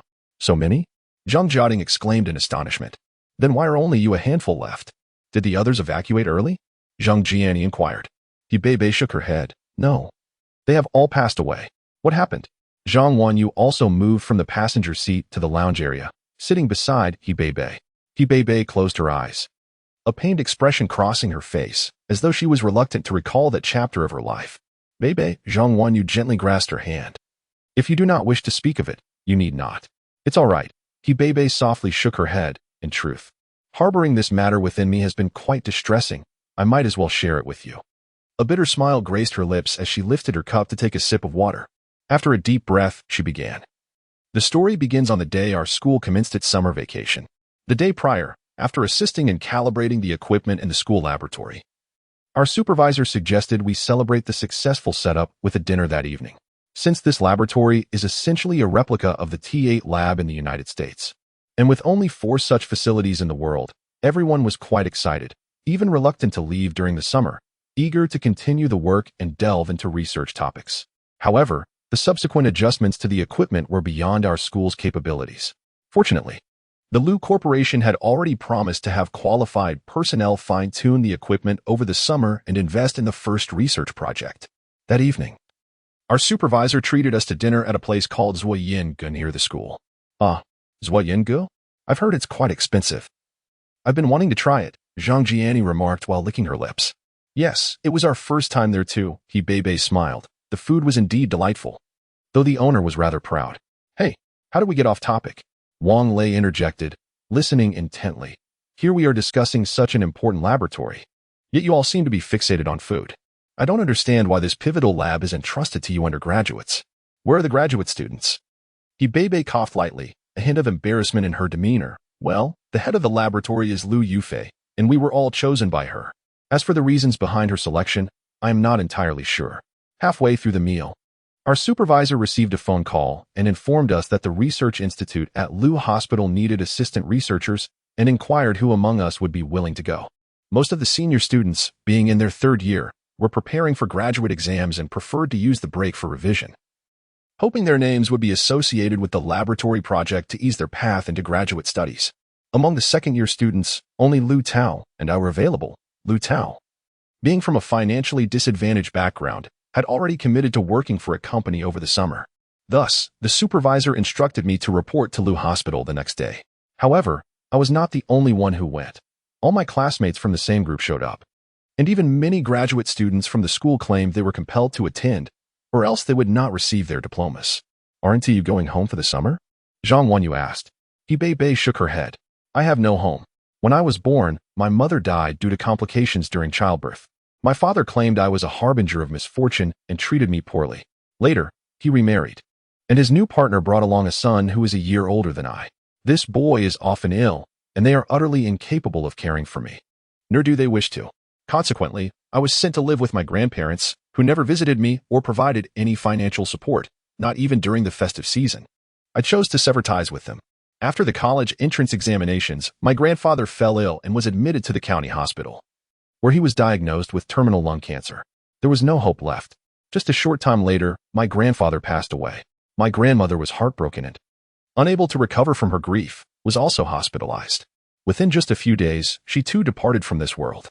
Chapter 34. The laboratory tragedy. Zhang Wanyu gently held Bei's hand, softly patting her back, reassuring her that it was all in the past. It's all right. Bei wiped the tears from the corners of her eyes. My grandparents were particularly traditional, favoring boys over girls. However, they raised me, supported my education, and left me the house, which I think is quite commendable. Eventually, I sold the house in my hometown and came to Zhongbei alone. Where is your hometown? Zhang Jiating inquired. Kuan City in Yun Province, Bei replied. Here, have some water. Zhang Jiani stood up and poured some water from the thermos into her cup. Yes. Bei continued. I digress. To continue, Lu's Hospital not only recruited personnel from our school, but also from Jiangbei Medical College to serve as assistant researchers. Upon our arrival, we were assigned to various laboratories with no other task than to monitor the instruments, recording every piece of data and re-entering it into a brand new database. I felt as if my eyes would soon fail me. As she spoke, Bei rubbed her eyes. In truth, we had no idea what purpose these data served until one day when the director of the research institute approached us, requesting our assistance in recording data in the core laboratory. It was our first time being granted access to this critical area, and we were genuinely astonished. The introduction at the entrance of the core laboratory stated that it spanned over 300 square meters and housed 60 state-of-the-art gene monitoring devices. We were paired in groups of 2, each accompanied by a mid-level researcher responsible for overseeing the recordings on the monitoring instruments. Wait a moment, Wang Lei interjected, sitting up. I recall you mentioning a few days ago that the results regarding the virus's impact on genes were inconclusive. With so many gene monitoring devices, how could no results be produced? I'm sorry, Bei lowered her head, but the research institute has forbidden us from disclosing that information. All right, Bei, you need not concern yourself with him. Please continue. Zhang Wanyu remarked, casting an eye of annoyance at Wang Lei. Bei expressed her gratitude with a glance towards Zhang Wanyu and continued. In the center of the laboratory lay a hospital bed, upon which rested a blond foreign man. His musculature was extraordinarily developed, surpassing even the physiques of those fitness celebrities seen on television, appearing quite terrifying. At that time, no one informed us that he was infected with an ancient supervirus. The data from the standard life monitoring instruments appeared normal, save for a temperature reading of 38 degrees Celsius. Those familiar with medicine understand this as an alert from the immune system in response to a viral infection. His blood was entirely saturated with the virus, and our experimental task was to replace this man's blood with artificial blood and administer medication to accelerate his metabolism, in hopes of completely purging the virus from his body. Goodness, Zhang Jiating gasped. Whose dreadful idea was this? Even I, as a clinical student, am aware that this is impossible. Indeed, if it were merely a matter of simple blood transfusion, it would be utterly impossible. Bei's tone grew notably somber.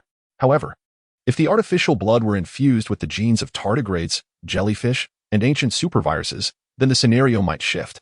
Gene alteration? Zhang Jiating exclaimed, isn't such experimentation prohibited? Many things are deemed forbidden, Wang Lei scoffed, but such prohibitions are only directed at the common populace. The senior is correct, Bei nodded. The Lu Corporation collaborates with global consortiums, and those conglomerates are primarily interested in unlocking the secret to immortality. Is our nation unaware of this? Zheng Jianing, a journalist, sensed the unusual undertones in the discourse. I am merely an assistant researcher. Bei smiled faintly. I cannot intervene, nor can I report this. We are shadowed by heavily armed security and can only devise a means to disclose this matter once the experiment concludes. Indeed, Zheng Jianing nodded. The power of capital is beyond our comprehension. Furthermore, Bebe continued, at the onset of the blood transfusion trials, the subjects appeared quite normal.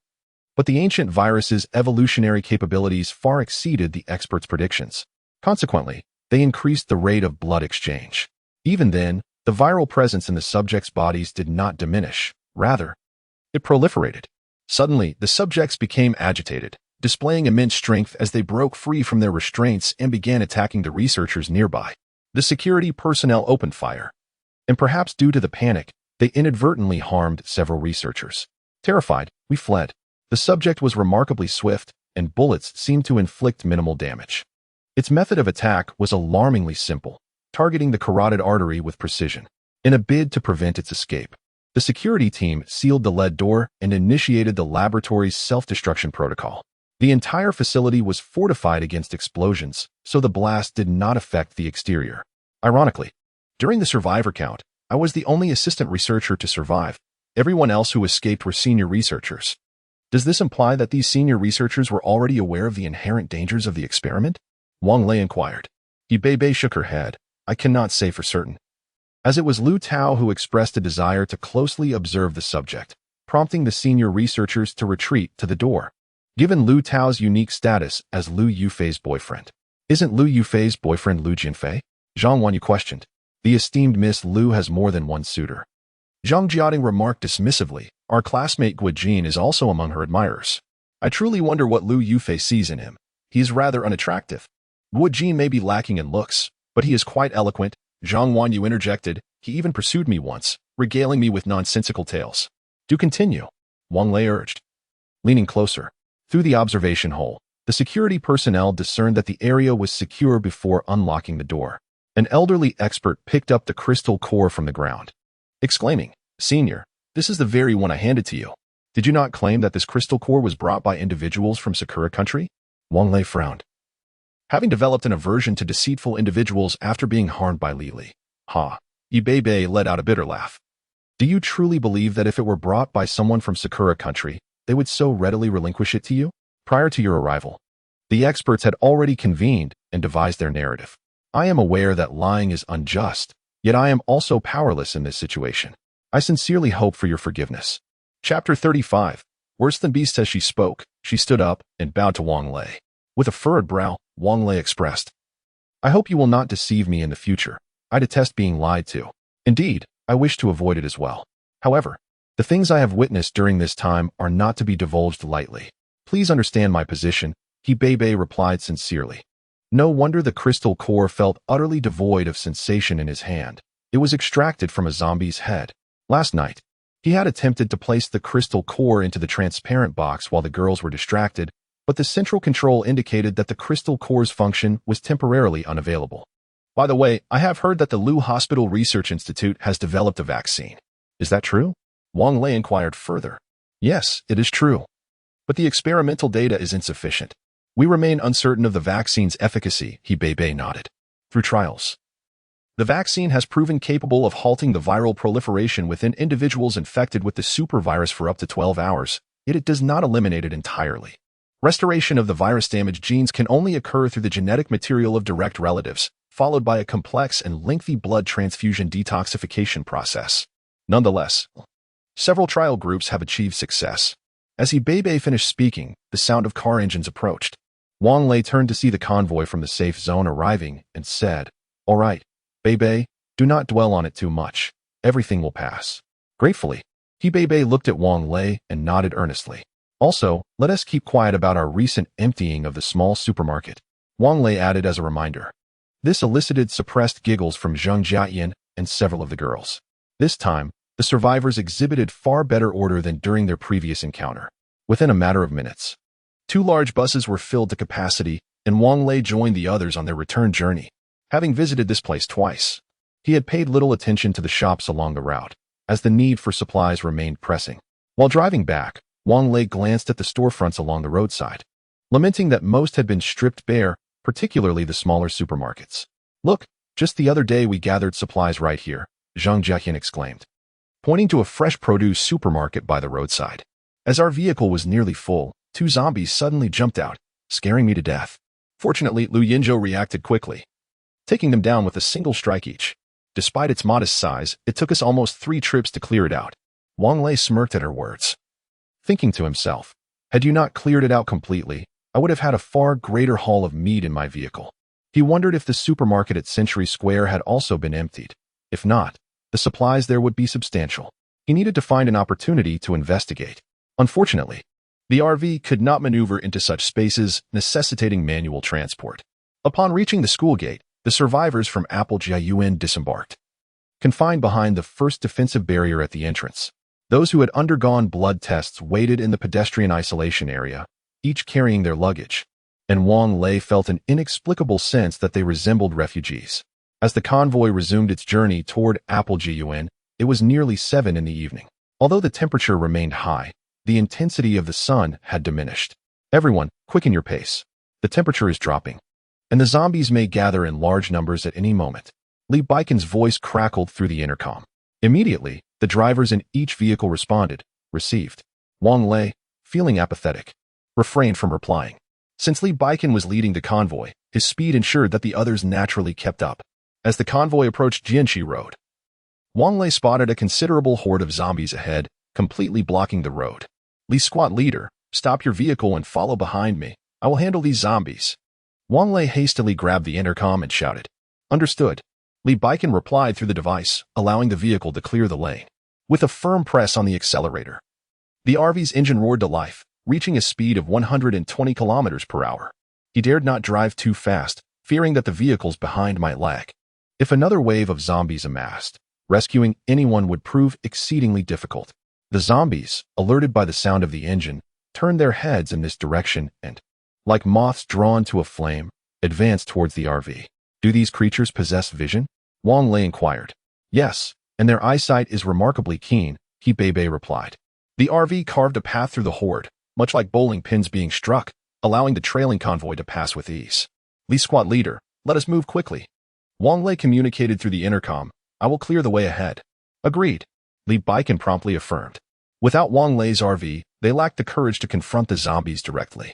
By 8 o'clock that evening, all survivors from the Apple Jiayuan community had been transported to the safe zone.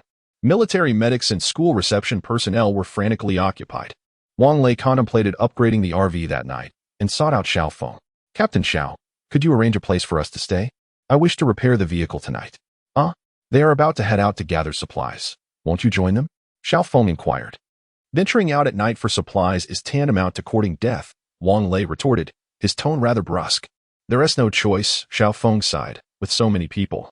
Our food will barely last until the day after tomorrow. I want to go, Wang Lei pondered. Even if I went out today, the supplies gathered wouldn't be mine. It's far better to upgrade the RV. The damage is too extensive, and I intend to repair it tonight. Very well, you can squeeze in with the soldiers tonight. I'll arrange for a tent to be set up beside your RV, Xiao Feng stated. All right. Also, please ensure that no one approaches while I am working on the vehicle, Wang Lei nodded. Do you need me to send someone to assist you? Xiao Feng asked. No, just make sure no one gets close. Wang Lei declined, noting that the RV upgrade was an automatic process. What if others observed it?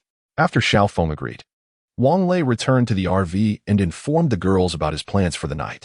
Is it safe for us girls to stay in a tent? Zhang Wanyu frowned, suggesting, why don't you stay with us? Wanyu he is a man. Zhang Jiaqian whispered, her cheeks aflame. Zhang Wanyu scoffed. We've all been living in the same vehicle. What is the difference in sharing a tent? Don't worry, he is worse than a beast. Beasts of lesser virtue. Wang Lei broke into a cold sweat, for I was merely showing you the respect you deserve. Several girls, their smiles radiant as blossoms, found joy in this apocalyptic world, an exceedingly rare occurrence.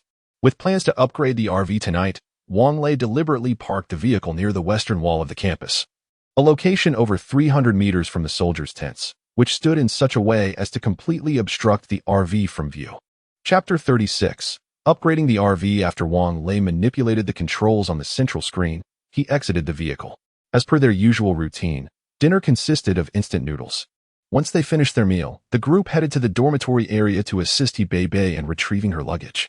He Beibei resided in dormitory number 2, a space designated by the school for talented individuals like her, as well as for girls from well-off families. The accommodations were relatively well decorated, with 4 residents per dormitory and private bathrooms. However, the place had since been reallocated to numerous survivors. all of whom were dressed elegantly and exuded an aura of affluence or authority. The group took the elevator to the 8th floor. The door to room 8012 was ajar, revealing it to be Bebe's dormitory. Inside, they found additional bunk beds had been added, while the original desks had been removed and replaced with makeshift cots. Wang Lei was puzzled by the presence of such items in the school, especially since he had noticed similar arrangements in other dormitories they passed. Inside room 8012, a haze of smoke lingered, a rarity in the post-apocalyptic world where one could still indulge in smoking. Standing at the entrance, Bebe was coughing from the irritation. And after a moment of acclimatization, she spoke, "I apologize for the intrusion. I used to live here and have come to collect my belongings." Wang Lei glanced inside, where a few middle-aged men resided. They had already noticed the group at the door and ceased their conversation, directing their attention outward. A lewd, overweight man remarked, "You must have been reassigned by the school, right? It certainly can't be better than here. Why not just stay? We'll take good care of you." His words were met with agreement from a tall, bespectacled middle-aged man. "Indeed, young lady, my daughter is about your age. Rest assured, you won't be at a loss with us." Wang Lei stepped forward and inquired, "Bebe, where is your luggage?" "Oh, it appears there is a soldier to protect you." "Ha. Naturally, having a soldier means more people will care for you," the lewd man jeered. Due to the impending upgrade of the RV, Wang Lei had strapped a submachine gun to his back for safety, leading them to mistakenly assume he was a soldier as well. Bebe furrowed her brow and pointed to a cabinet directly across the door. "It's that cabinet, but it requires fingerprint verification to open." Following her indication, Wang Lei observed that it resembled the storage setup from his own dorm days. However, there were only 2 lockers, and they were metal, unlike the wooden ones in their dormitory, which could easily fall apart with a bit of force. Initially, he thought Bebe's trip would be in vain. But upon seeing the situation, he felt a surge of indignation toward the school's unfairness. With a stern expression, Wang Lei guided Bebe into the dormitory. Upon opening the locker, he found only 2 large suitcases and a neatly rolled-up blanket inside, which relieved him. Had it been a disarray, collecting the items would have been quite the ordeal, and he certainly did not wish to linger there any longer. Although the school has its own power supply, water is scarce, and it is evident that these individuals have not bathed for quite some time, resulting in a rather unpleasant odor permeating the room. Wang Lei, whose sensitivity to smells is acute, he can even feel nauseated by the scent from public restrooms, perceived that the aroma here was not dissimilar to that of a communal lavatory. He carried a quilt over his shoulder and dragged a suitcase behind him, while Bebe followed closely, also pulling a suitcase and clutching a plastic bag. Zhang Wanyu and the others waited at the entrance, refraining from entering. Upon seeing the 2 emerge, they followed suit and departed together. On their way, they encountered fellow students returning from the cafeteria with their meals, a bowl of clear porridge, half a steamed bun, and a small piece of pickled vegetable. It appeared that the school's supplies were indeed dwindling, which explained Xiao Feng's urgent quest for resources. Upon returning to the tent, Wang Lei lit a cigarette and remarked, "It seems we cannot linger here for long. There simply isn't enough supply to sustain us. Do not fret. The laboratory may soon produce alternative food sources." Bebe suggested after a moment's contemplation. All eyes turned toward her. Reluctantly, Bebe continued, "In fact, the school began researching carbohydrate substitutes last year. To scientists, carbohydrates are merely chemical equations. Our country has long synthesized starch and rice from carbon dioxide. It is just that there has been no promotion of this innovation. Our school possesses the necessary equipment, making it quite feasible."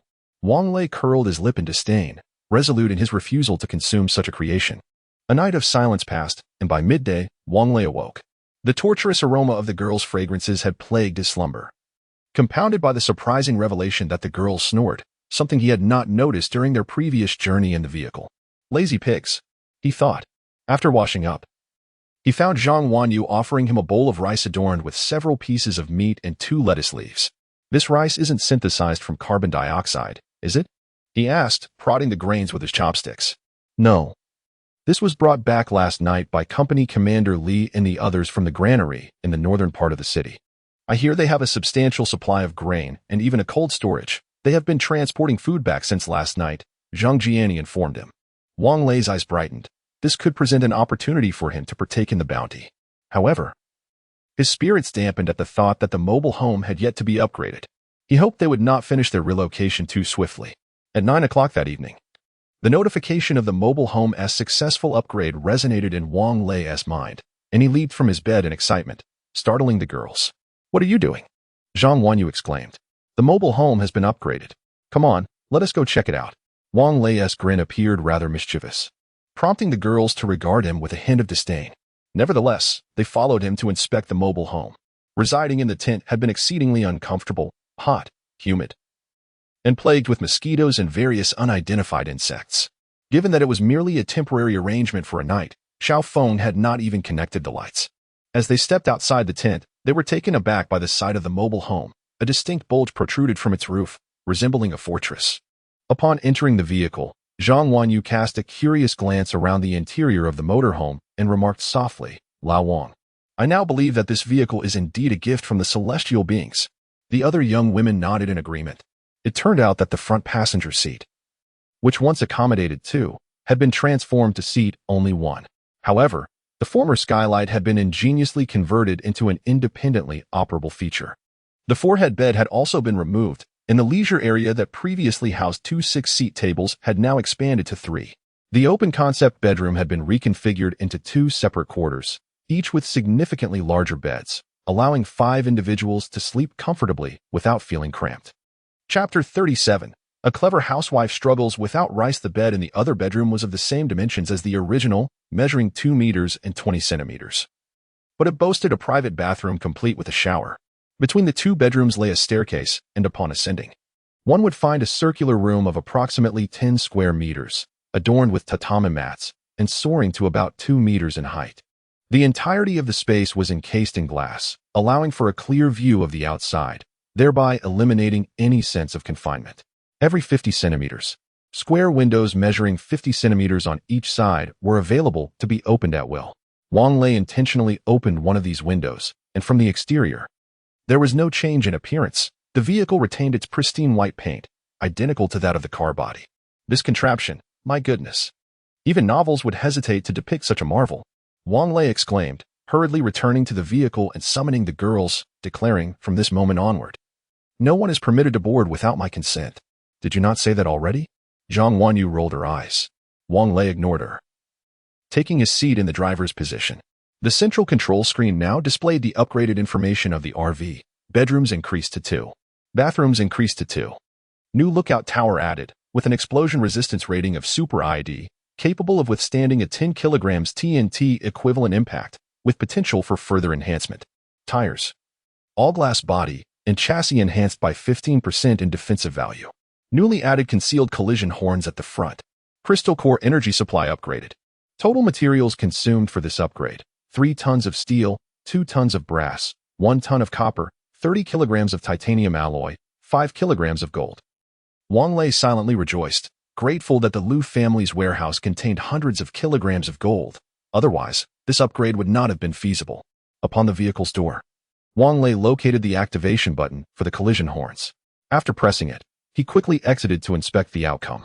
From the position of the front bumper, an apparatus extended approximately half a meter from the vehicle's body, constructed entirely of steel. It appeared to be a type of channel steel, though significantly thicker, fan-shaped, designed to push zombies aside upon collision without hindering the RV's forward motion. This device was nothing short of miraculous. With it, I shall no longer fear colliding with zombies. Wang Lei pondered, ultimately deciding not to retract the device, as its unexpected presence during missions with Li Baiken and others would surely pique their curiosity about the RV. Returning to the vehicle, Wang Lei retrieved the crystal core from the armrest compartment and pressed a button in the center of the dashboard. The transparent box automatically ascended and opened. He placed the crystal core inside and pressed the button once more. The transparent box gradually descended, and the central control screen displayed. Level 1 crystal core loaded, with energy at 70%. Why only 70%? Is the purity insufficient? Wang Lei mused. Although he could not ascertain the answer to this question at the moment, opting to set it aside. Through the vehicle's window, he could see vehicles entering the school gate, all pickups laden with various items. Wang Lei hastily approached Xiao Feng, inquiring, "Are the supplies from the granary still not fully transported?" Xiao Feng, recognizing Wang Lei, replied, "That granary is actually a military supply depot. There are still many items inside. Has your vehicle been repaired?" "Ah, it's fixed. Should I join you to help out?" Wang Lei chuckled. "Sure." Xiao Feng replied, equally delighted. for Li Baikan had just informed him that the number of zombies on the roads had significantly increased since last night, hinting at an impending horde. All right, let us forego the tent. Once we load everything onto the vehicle, you can have someone dismantle it. After Wang Lei spoke, he dashed towards the RV. He found that Hebei Bei's luggage and several blankets had already been transferred back to the RV. Wang Lei took his seat in the driver's position and informed the girls that he was heading to assist with moving supplies. And then the RV set off towards the school gate. Upon seeing the RV, Xiao Feng's jaw dropped in astonishment. Brother Wang Lei, is this the vehicle you repaired? Indeed. Wang Lei nodded. I added this gadget, making it far more efficient at dispatching zombies. Moreover, it should minimize damage to the RV. Wow! Xiao Feng exclaimed, circling the RV. He pointed at the bulge on the roof and inquired, what is that for? It's nothing much. I plan to install a radar there in the future. Wang Lei replied nonchalantly. All right, your mind is truly remarkable. Xiao Feng remarked with genuine admiration. Soon, they finished unloading the vehicle. You should accompany them. Be cautious on the road. Understood. Wang Lei nodded and boarded the vehicle. Before long, the convoy transporting supplies slowly approached from the direction of the cafeteria. Upon spotting Wang Lei's RV, Li Baikan and the others expressed their astonishment over the walkie-talkie. In Lu Yinzhou's vehicle, Zhu Jianfeng voiced his dissatisfaction. Chow Fatty. You claim your ability is vehicle modification, yet look at old Wang's vehicle and compare it to ours. Chao Xingwei merely shrugged, responding nonchalantly. A skilled cook cannot create a meal without rice. Lu Yinzhou, however, appeared to recall something amusing, chuckling uncontrollably. Upon hearing his laughter, Chao Xingwei's expression darkened as both recalled a certain incident from when Chao Xingwei had first awakened his abilities. At the moment of his awakening, the T8 laboratory of the Rainbow Nation had just melted deep Antarctic ice, uncovering a super-ancient virus. He could be considered one of the earliest individuals to awaken abilities globally, a graduate from a vocational school specializing in automotive repair. He was assigned to work at an agricultural machinery station in a southern county of Jiangbei, repairing tractors. One day, an overwhelming influx of knowledge regarding automotive manufacturing and repair surged into his mind. Naturally, he was perplexed. During his school days, he had been an underperformer. So why did he suddenly possess such understanding? Excitedly, he called his father. Dad, I no longer want to work at the agricultural machinery station. I wish to join an auto repair shop. His father's calm voice responded, if you dare to resign, believe me, I can ensure you spend the rest of your life in a wheelchair. Your mother and I can support you. His father was a rough man, both in demeanor and in the force with which he disciplined. Chao Xingwei had no doubt his father could carry out such a threat, leading him to begrudgingly end the call. The agricultural machinery station was a state-owned entity with a leisurely workload, filled with discarded parts cluttering half of the facility. Chao Xingwei meticulously assembled a diesel engine from a heap of discarded parts, fashioning a makeshift casing from sheet metal, resulting in an unconventional creation that defied categorization. Once he attached the starter motor purchased online, he bid farewell to the cumbersome key ignition. The seats, salvaged from a tractor, accommodated 7 passengers beneath a spacious canopy. It was not that he lacked the desire to install doors and windows, rather, the absence of such features on the hand-operated tractor and his limited finances precluded it. Gazing at the open-top vehicle he had crafted with his own hands, he felt a profound sense of satisfaction and excitement as he yearned to take it for a spin. After all, which man does not dream of possessing his own mode of transportation? Chapter 38. The ascendance of Chao Xingwei's extraordinary abilities. The head of the agricultural machinery station happened to pass by and was taken aback by the contraption Chao Xingwei had created, staring in astonishment for quite some time before realizing it was a vehicle. Xiao, this gadget is fine for you to play with on our premises, but it is not to be taken out onto the roads. After offering this admonition, the station head hurriedly departed, leaving Chao Xingwei alone at the station. However, having crafted a vehicle of his own, how could Chao Xingwei refrain from sharing this joyous accomplishment with his friends? Thus, he promptly called several classmates from the technical school, inviting them for a test drive. Among them was Lu Yinzhou. The classmates arrived the following morning, just before 10. Much like the previous day, Chao Xingwei was the sole guardian of the agricultural machinery station. The 5 classmates, filled with excitement, took turns test driving the vehicle, showering Chao Xingwei with praise. Only Lu Yinzhou, with a hint of regret, remarked, the vehicle is indeed impressive, though the suspension leaves something to be desired. It feels as if everyone we encounter is an acquaintance. But isn't it true that everyone seems familiar? As the vehicle traversed the smooth road, the engine vibrated. causing the entire vehicle to shake, prompting nods of agreement from its occupants. "All right, let's go. I invite you all for drinks in the county," Chao Xingwei exclaimed, eagerly taking his place behind the wheel and securing the makeshift door, a rope.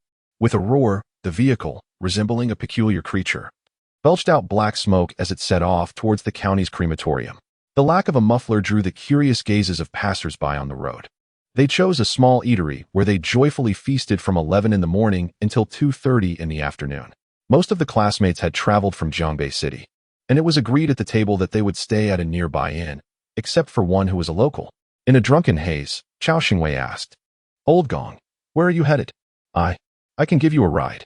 The individual known as Old Gong, equally inebriated, slurred, I'm going to Hua family village. The crematorium, yes.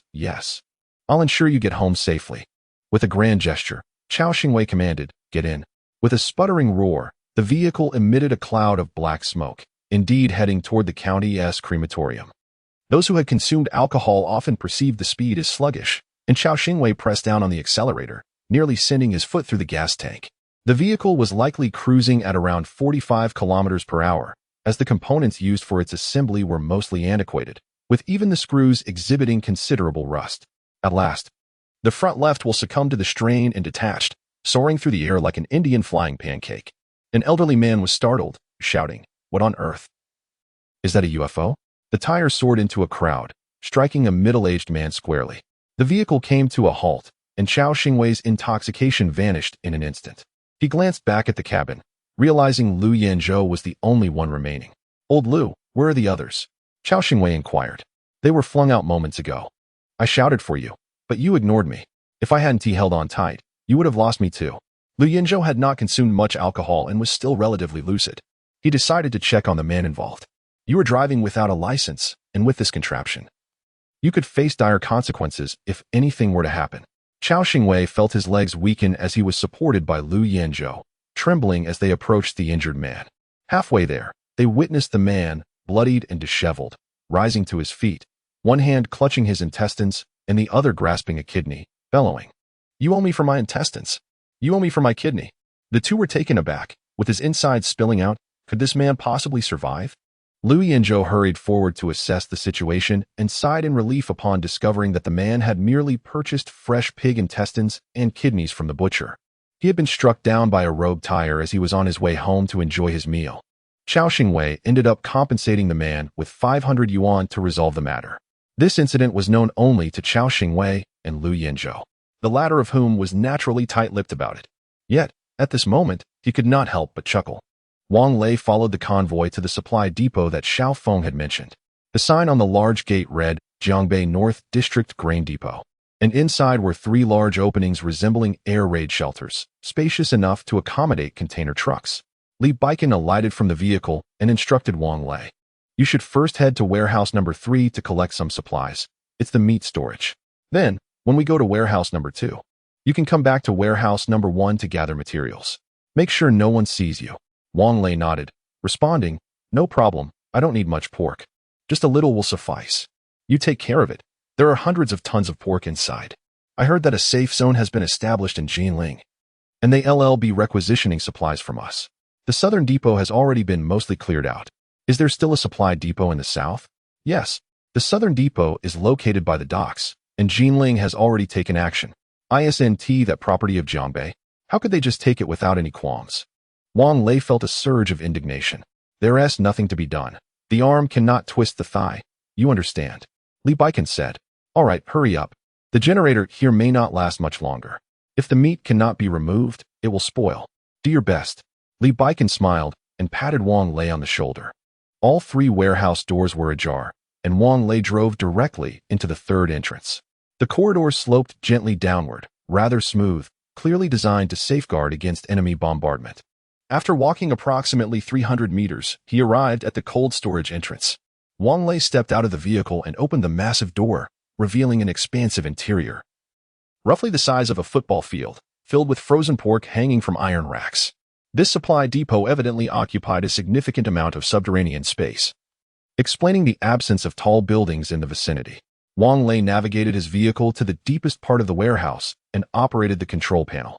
prompting a mechanical arm to extend from the storage area and commence the automated collection of pork. After collecting over 800 pieces, Wang Lei exited the vehicle and moved 2 slabs of pork to the door of the compartment.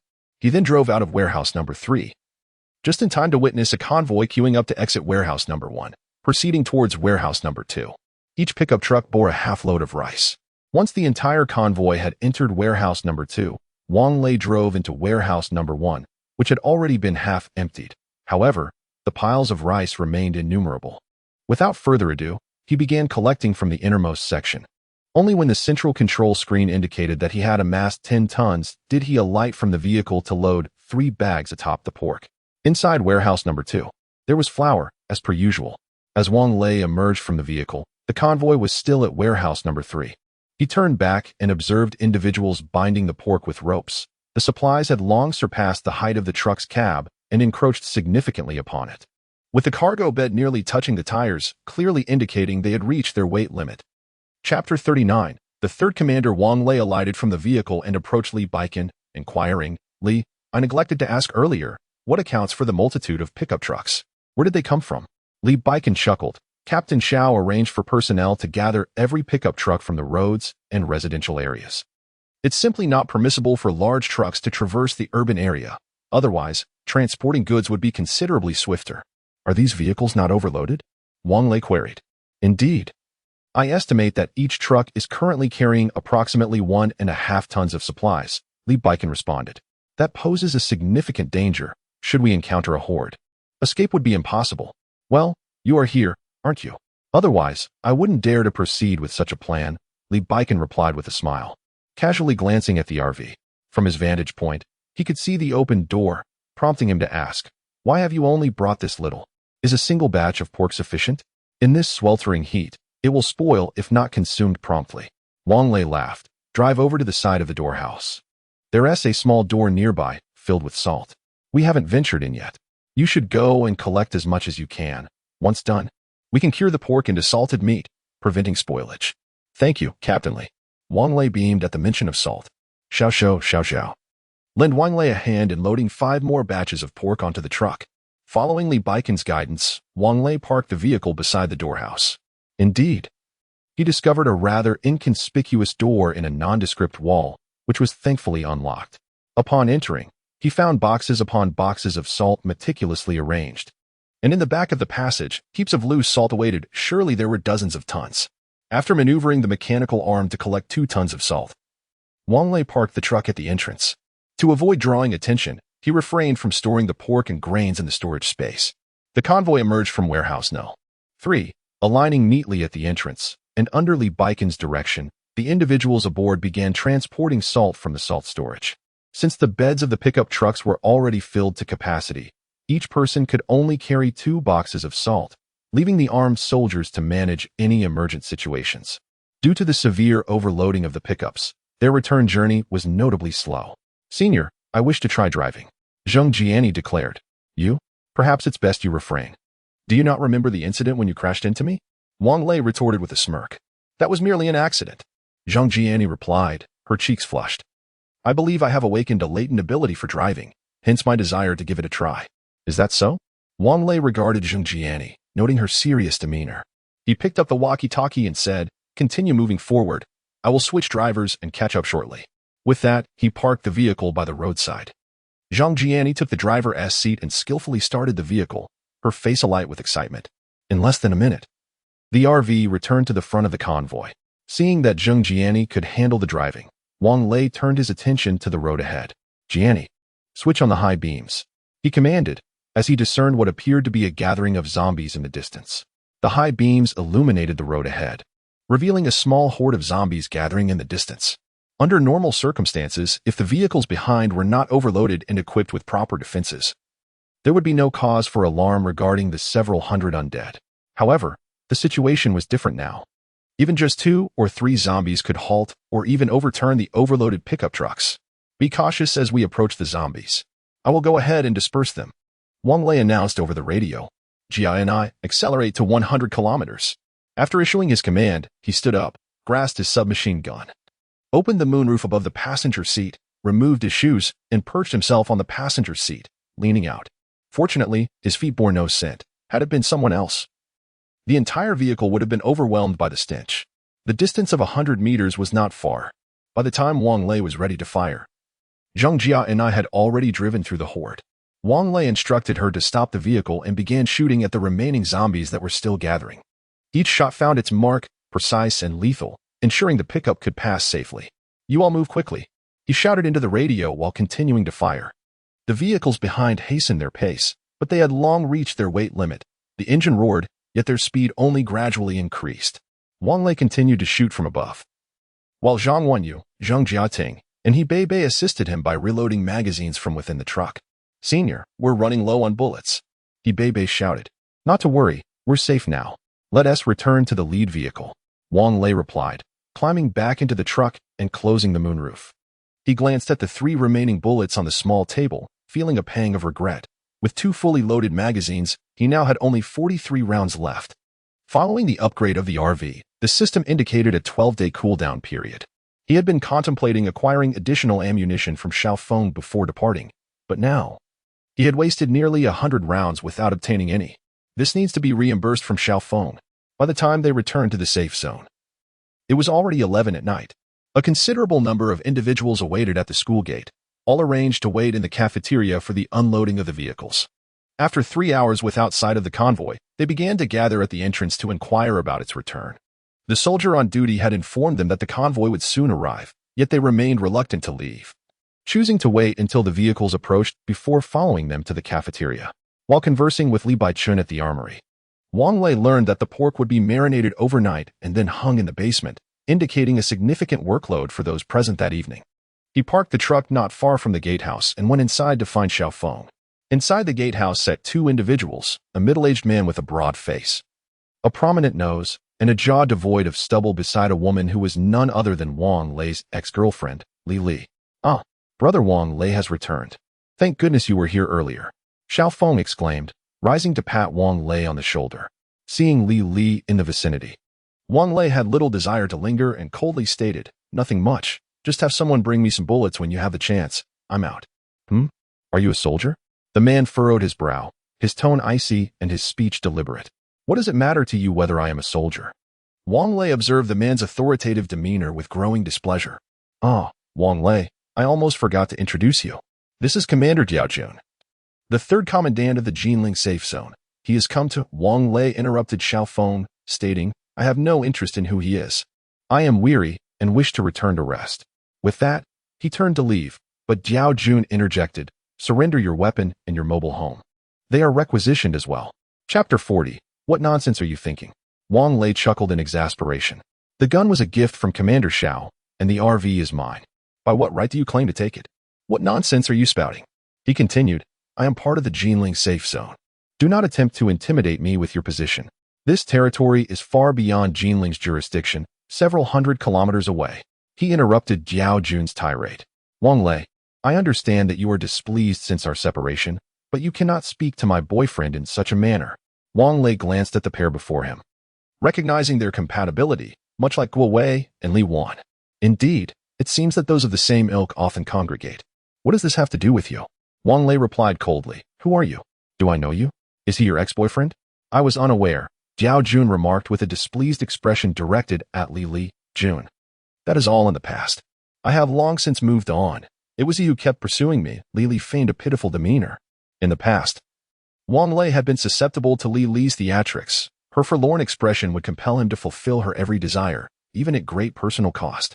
But now, he was impervious to such tactics. Clearly, however, Diao Jun still fell for it. Li, I did not mean to blame you. Do not take it to heart." He quickly reassured her. Li flashed a sweet smile at Diao Jun before turning to Wang Lei with a frosty tone. "Where did you even get that RV? You pauper? It must either be stolen or seized. Why does it concern you where I acquired the RV?" Wang Lei retorted, turning to leave. And Xiaofeng did not attempt to stop him. Wang Lei realized he could no longer remain in this place, lamenting the waste of ammunition earlier. After Lu Yinzhou parked the vehicle in front of the cafeteria, he returned, standing in front of the RV chatting with Zhang Jiatian, seemingly waiting for Wang Lei for some matter. Once Wang Lei emerged, Lu Yinzhou pulled him aside mysteriously, whispering, "On the northeast road of Apple Garden. There's a convenience store called Airshao. We have stockpiled a significant amount of supplies there. We should find an opportunity to retrieve them before someone else does. Wang Lei wanted to laugh, but held back, maintaining a serious demeanor. I can't stay here any longer. I'll be leaving. You can keep the supplies. Oh, in the past few days, I've accompanied them to transport supplies, and the number of zombies is increasing. With our vehicle, we cannot reach that area. We need your assistance. Lu Yinzhou sighed and then asked, Are you really leaving? Why? Wang Lei pointed toward the security office, sneering, Someone is coveting my RV. Lu Yinzhou glanced at the security office and asked, Is it the military? Wang Lei nodded. How outrageous. Have these people no conscience? How much help have you provided them? Lu Yinzhou exclaimed, ready to confront them. As Lu Yinzhou stormed toward the security office, Wang Lei quickly restrained him. It's not Commander Xiao. A high-ranking official from the Jinling safe zone has arrived. Even Commander Xiao cannot do anything about it. Very well, wait for us. We will leave with you. To be honest, I never wanted to come here in the first place. The food is worse than for dogs, and we must cater to their whims. Lu Yinzhou declared before Wang Lei could respond, sprinting toward the cafeteria. Wang Lei boarded the vehicle and closed the door, instructing Zheng Jian and I to drive the RV far from the school gate before turning around. At that moment, a pickup truck and an SUV approached, belonging to Lu Yinzhou and his companions. Wang Lei lowered the window and inquired, Why are there only 2 vehicles left? Lu Yinzhou poked his head out and chuckled. Chao Panzai combined 2 vehicles overnight. Huh. This pickup is now quite formidable. All right, let us depart, Wang Lei replied with a smile. The 3 vehicles arrived at the school gate, where they spotted Li Baichun approaching with a military satchel slung over his shoulder. Brother Wang Lei, our ammunition supply is dwindling. Here are 600 rounds of 7.62mm bullets, along with a handgun. The ammunition is universal. I am aware of the situation with Diao Jun, and I apologize for the trouble it has caused you. Li Baichun said as he handed the military satchel through the window. Thank you, Commander Li. We are leaving now, and you even brought me ammunition. Wang Lei accepted the bullets. I know you intend to leave. Didn't you initially mention going to Longqing to find your parents? From what I understand, preparations in Longqing began much earlier than here, and they've already established a safe zone. Although I have yet to locate your parents' information, they should be all right. Travel safely, Li Baichun asserted firmly. May your words bring good fortune. By the way, Commander Li, if we wish to maintain our safe zone, you might inform Captain Xiao to assess how many survivors have awakened their abilities and to gather resources for rebuilding our home, as we will likely rely on them. Wang Lei kindly advised. Indeed, we had considered this. Captain Xiao was planning to conduct an assessment, but then these 2 fellows from Jinling showed up. The gate is now open, so you should leave quickly. Take care, and I hope we meet again, Li Baichun said, stepping back and waving to Wang Lei. Wang Lei nodded in response and signaled Zheng Jian and I to drive. As they reached the school gate, they were obstructed by Diao Jun and Li Li, who extended their arms to block the entrance. Diao Jun, infuriated, shouted, Who permitted your departure? You may leave, but leave the vehicle. With a cold smile, Wang Lei opened the sunroof, leaned out, and aimed the handgun at Diao Jun, stating icily, Step aside, or I will shoot. Ordinary citizens are not permitted to bear arms. I advise you to relinquish the gun and the vehicle. Diao Jun screeched, his voice cracking. Wang Lei, uninterested in further dialogue, diverted the gun and fired at the railing. Bang! With the sound of the gunshot, flames erupted from the muzzle and the struck steel. Diao Jun and Li Li hastily ducked to the side, covering their heads. Seizing the opportunity, Zheng Jian and I slammed on the accelerator, followed closely by Lu Yinzhou and the others. Damn it! Diao Jun, exasperated, drew his handgun and fired at the rear of the RV, but his shot went astray, and the 3 vehicles had already sped away, leaving only the taillights visible. Indeed, only the taillights were discernible, as the street lights along the road had long ceased to illuminate. Upon leaving the campus and traveling a kilometer, Wang Lei instructed Zheng Jian and I to stop, having spotted a large dog watching them intently from the roadside. Wang Lei alighted from the vehicle, pistol in hand, only to find Lu Yinzhou and Zhu Jianfeng emerging as well, each wielding a short blade. Upon witnessing Wang Lei's intent to fire, they hurriedly intervened. Do not discharge your weapon. Be wary of attracting the zombies, Lu Yinzhou exclaimed just as he charged at the mutated wild dog, with Zhu Jianfeng closely trailing him. The aberrant creature, undeterred by their advance, bared its fangs and emitted a low growl, launching itself towards the 2 men. Chapter 41. The flesh of mutated beasts. The mutated wild dog moved with astonishing speed, closing the distance to Lu Yinzhou to less than 30 centimeters in the blink of an eye. Just as it was about to sink its teeth into Lu Yinzhou's neck, Wang Lei hurriedly raised his gun. However, before he could pull the trigger, a glint of cold light flashed by, and the mutated wild dog's head was severed from its body, which then fell heavily to the ground. Wang Lei exhaled in relief, mimicking what he had seen on television, and tucked the handgun against his abdomen. After a moment's contemplation, he retrieved it and disengaged the safety. If it misfired and injured him, his future happiness would be compromised. He had often seen such scenarios portrayed on screen. Zhu Jianfeng was deftly skinning the dog and removing its internal organs. Yinzhou, lend me your knife. Lu Yinzhou handed over the short blade without hesitation. Wang Lei struggled for quite some time, but could not manage to sever the mutated wild dog's head. Lu Yinzhou chuckled. Allow me to take over. Are you hoping to feast on its brain? Wang Lei returned the short knife to Lu Yinzhou and shook his head. No, I merely wished to see if there was anything inside its skull. What might that be? Lu Yinzhou quipped, plunging the knife down, splitting the dog's head in two. It was evident without searching that there was no crystal core within. The crystal core, a source of energy, is something I could have utilized, Wang Lei admitted. A hint of disappointment in his voice, as he had descended to butcher the dog specifically for that purpose. Observing Zhu Jianfeng skillfully preparing the dog meat, Wang Lei curiously inquired, "Do you often consume dog meat?" Lu Yinzhou chuckled. Zhu Jianfeng is quite fond of it. Moreover, the dogs around Apple Garden have either perished or mutated, so we've taken to hunting the mutated ones.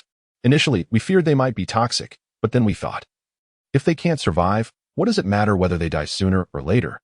We decided to eat them, and to our surprise, the flesh of the mutated dogs left us feeling utterly content. Alas, we haven't encountered this delicacy since. It suddenly dawned on Wang Lei. He recalled Xiao Feng mentioning that they had found half a carcass of a mutated dog at the Lu's warehouse. But they had not dared to consume it and instead sent it to the laboratory, though no results had been disclosed since. By the way, have you returned that walkie-talkie? Lu Yinzhou inquired. No. Why? We haven't returned ours either. Let us adjust the frequency to 883.25 so we can maintain contact on the way, Lu Yinzhou suggested. All right, let us proceed. I'll ask Wan Yu to stew the dog meat, and once it's ready, I'll call you all for dinner. Wang Lei nodded, carrying the dog meat to the vehicle. Wan Yu, come, let us do this, Wang Lei called as he loaded the dog meat into the car. Having worked tirelessly throughout the night, everyone was famished. Zhang Wanyu wrinkled her nose in disdain. Absolutely not. That's revolting. Revolting? Wang Lei scoffed. Just don't eat it later. This is genuinely delicious. Zheng Jiating chimed in. With Zheng Jianing at the wheel, Wang Lei felt at ease to prepare the meal. He had honed his culinary skills while attending to Li Li in the past. The mutated wild dog was substantial, and even with 2 large pots, Wang Lei could only fit 2/3 of it in, leaving the remaining third in the refrigerator. After about 10 minutes, as Wang Lei prepared to add hot water to 2 pots, the cabin was already filled with an enticing aroma. Zhang Wanyu's mouth was rapidly secreting saliva. All right, let it stew for another 10 minutes, and it will be perfect, Wang Lei declared, retrieving 5 stainless steel round containers and 2 thermoses from the storage compartment, filling them with hot water. These items would be entrusted to Lu Yinzhou and the others for future use. The stainless steel containers came with a bowl and a deep circular plate, over 3 centimeters in depth. Once the meat in the pots was cooked, Wang Lei filled the 5 containers with meat and then surveyed the surroundings before picking up the intercom. Yinzhou, do you copy? Received. Please proceed. Do you see the parking lot ahead? We shall head there and have our meal, Wang Lei instructed. Understood. The parking lot ahead was the same one where Wang Lei had spent a few days before, the very place he had found Zhang Wanyu and Zheng Jiani after leaving. This parking lot had not changed at all since his departure, except for a thicker layer of dust on the parked vehicles. Under Wang Lei's direction, Zheng Jiani parked the car in the same spot where Wang Lei had previously left his vehicle, conveniently located near a stormwater drain, allowing him to drain the black water tank as well. Although this was the apocalypse, one should still uphold civic responsibility, shouldn't they? After securing the vehicle, Wang Lei and the others brought the meat down to deliver it to Lu Yinzhou and his 5 companions. How will you rest tonight? Wang Lei inquired. Hey, Chao Xingwei exclaimed with excitement. The seats in this vehicle have been modified by me. When reclined, they transform into a bed, quite comfortable. Would you like to squeeze in? This pickup could accommodate 2 people, while the off-road vehicle could sleep 4. Wang Lei chuckled and shook his head, thinking, no matter how comfortable it is, it cannot compare to the luxury of a camper used by deities. No, As long as you can rest, it's fine. I've prepared hot water for you. Do you have cups? Yes, yes. Chao Xingwei eagerly stuffed a piece of meat into his mouth, exclaiming, delicious. Finish your breakfast and rest well before setting off. Safety is paramount, Wang Lei advised before returning to the vehicle. The young girls were already seated in the leisure area, devouring their food ravenously. Wanyu, I thought you weren't eating? Wang Lei remarked with a smile. Zhang Wanyu rolled her eyes at Wang Lei, ignoring him. Wang Lei picked up his bowl and took a bite, the rich aroma of the meat enveloping his palate and tantalizing every taste bud. Chewing and swallowing. A warm sensation spread from his stomach throughout his body, alleviating much of his fatigue. He devoured a bowl of meat, and after finishing 2 bowls, if not for the slight fullness in his stomach, he would have wanted more. There was still some meat left in the pot, which Zhang Wanyu placed in a bowl and stored in the refrigerator. After returning to the bedroom and taking a shower in the private bathroom, Wang Lei lay down on the bed. Nothing compares to the comfort of a bed. This is far better than a makeshift bed. He chuckled. Unbeknownst to him, the sensation of comfort throughout his body stemmed from the meat of that mutated dog. Once his stomach felt at ease, the rest of him followed suit. Wang Lei had succumbed to slumber, yet the 4 young women found themselves disinclined to retire to the bedroom. Instead, they took their blankets and ascended to the lookout tower, where the fear of being observed from the outside dissipated. Upon discovering this enchanting tower, they instantly fell in love with it, having previously conspired in hushed tones to make it their future sleeping quarters. However, they harbored a fear that Wang Lei might covet this space as well, so they chose to remain silent. Jiangbei, not being a hub of heavy industry, was spared from severe pollution, and during this period, the road saw a notable decrease in traffic, allowing the stars to shimmer in the sky. The girls sat in contemplative silence, gazing at the celestial bodies above, each seemingly lost in her own thoughts. As they drifted into slumber, raindrops began to dance upon the sky, and the soundproofing of the caravan appeared to have significantly improved with this recent upgrade. Thus, the gentle patter of rain upon the roof did not disturb their peaceful repose. Their faces adorned with faint smiles, they remained blissfully unaware of the delightful dreams that enveloped them. Chapter 42. The Adaptable Chubby Man That Night. Wang Lei enjoyed a restful slumber, dreaming of a world where the apocalyptic calamity had receded. He found himself back in Longcheng, driving a motorhome, traveling the world with his parents, and accompanied by the gentle and virtuous Lili, who was with child. The rain fell incessantly, occasionally accompanied by thunder and lightning. Such was the summer in Jiangbei, where thunderstorms arrived without warning, leaving no signs in their wake. Even the night's continuous downpour could transform into a thunderstorm by the following morning. It was the sound of thunder that jolted Wang Lei awake. In summer, he preferred to sleep with the window open, perhaps a habit formed from the days spent in a rental without air conditioning. Nonetheless, this practice served him well, especially considering the potency of his pre-sleep cigarette. Although the bedroom spanned a mere 6 square meters, dissipating the odor of smoke proved quite challenging. Most girls despised the scent, including the 4 in the vehicle, yet they were mere guests in his abode, and being neither his wife nor close acquaintances, he refrained from voicing his discomfort. Waking, Wang Lei wiped the drool from the corner of his mouth, reached for his cigarette case, lit one, inhaled deeply, and exhaled a perfect smoke ring before sitting up to check his phone. The service provider still offered no signal, and despite his phone connecting to the motorhome's Wi-Fi, he could not access the internet, leaving him with only the stored audiovisual files for entertainment. He opened the 1986 version of Journey to the West and headed to the bathroom to freshen up. Having a private bathroom was a luxury, allowing him to gather his socks and undergarments for washing without the risk of being scolded by Zhang Wanyu. After washing up, Wang Lei donned his autumn-spring pajamas and pushed open the bedroom door. As he stepped into the leisure area, his gaze was immediately drawn to 8 slender, fair legs. Mind yourselves, he thought, swallowing hard. Could a single man withstand such temptation? The girls exchanged mischievous smiles, turning to regard him. What is the worry? Zhang Wanyu nonchalantly remarked. There are no men in the vehicle. Am I not a man? Wang Lei felt a pang of indignation at the insult. Who knows? Perhaps you just have a smaller chest. Zhang Jiani giggled, covering her mouth, oblivious to the flower on her hands, which now adorned her face like a white beard. What are you all up to? Wang Lei inquired, eager to shift the conversation, as he knew he could not win an argument against 4 women. We're making dumplings. Dog meat dumplings. Breakfast is in the microwave.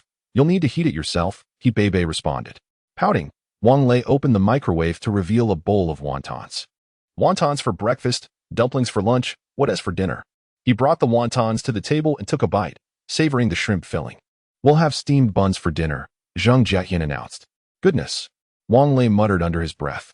After finishing his wontons and washing the bowl, Wang Lei grabbed an umbrella and stepped outside. Old Chow, let us prepare to depart, he said, approaching the SUV and tapping on the window. Wait a moment, Xiao Xingwei said, his signature silly grin lighting up his face. Look at that golden coaster. I just got out to take a look. It's the ultimate version.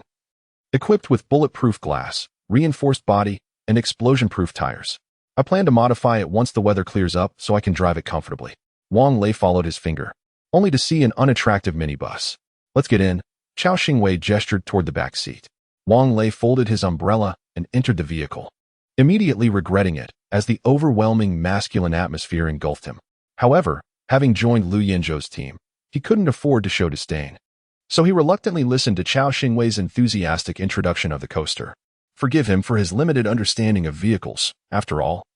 He had never taken much interest in such matters.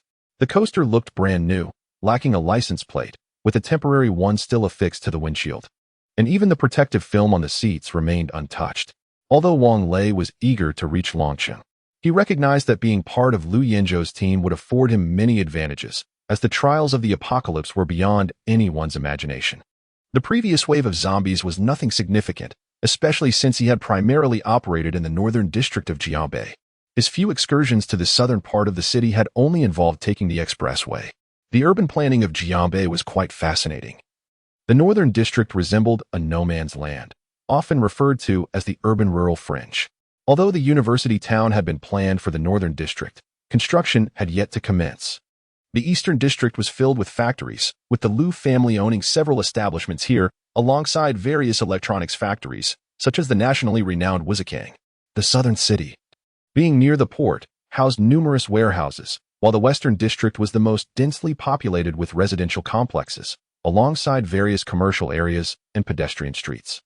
The ring road had entrances and exits in all four regions, but due to geographical constraints, traveling north to other cities from Jiangbei could only be accomplished via a single route through the western district. It was said that Jiangbei was not always like this. During the urban renewal, wise council had shaped it into its current form. Wang Lei's previous rental was also near the western district, albeit only close in proximity. For the rent there was exorbitant, far beyond his means.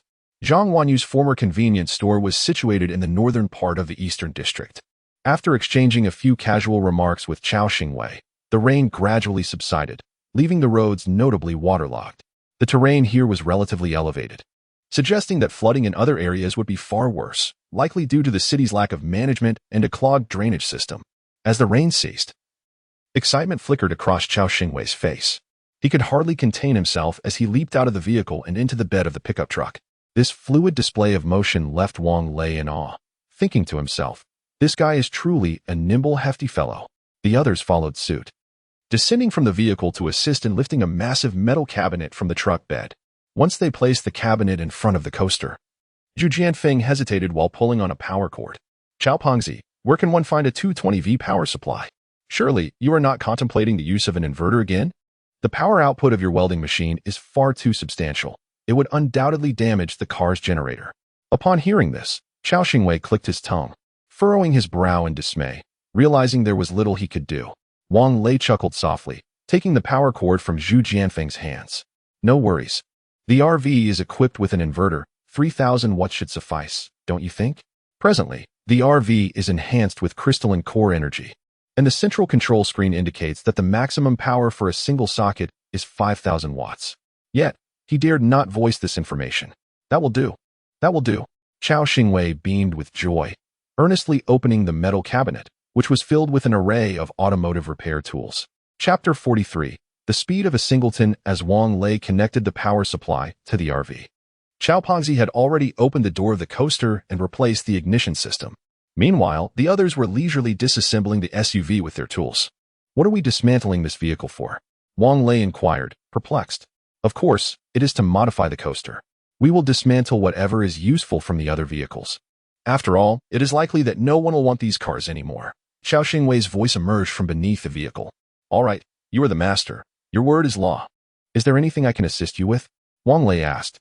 Just take a break. We have enough hands here, and we've collaborated with him several times. So we can dismantle it quickly. Zhang Shilong seldom spoke. Well, if it's not too much trouble, could you fetch us some water? Zhang Xingyu looked up, his face covered in grime, and when he smiled, his small white teeth were revealed. Sure, seeing that he was of little help. Wang Lei filled the water cups for the group and then sat down on a seat removed from the SUV, watching them work. Before long, Chao Xingwei emerged from beneath the vehicle, having installed protective metal plates on the chassis, which would effectively shield it. The protective plates were, of course, salvaged from other car hoods. Next came the tire protection. Steel plates were affixed to the front and back of each tire, likely to prevent punctures, with additional side shields added. Observing Chao Xingwei's hands move with such speed, even someone with expertise in firearms could only catch a glimpse of the blur. How many years of solitude must one endure to attain such dexterity? Would employing such speed and craftsmanship spark flames? The next task involved modifying the trunk.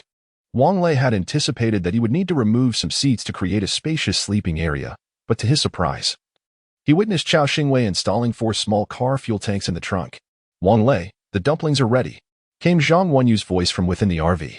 Wang Lei hurriedly grabbed the bowls for the 5 of them to fetch the dumplings. Only when night fell did Chao Xingwei and the others, their faces weary, finally tidy up their tools. Is it done? Wang Lei asked. Chao Xingwei shook his head. Give me another morning tomorrow. We can leave right after lunch. All right. Wang Lei nodded in agreement.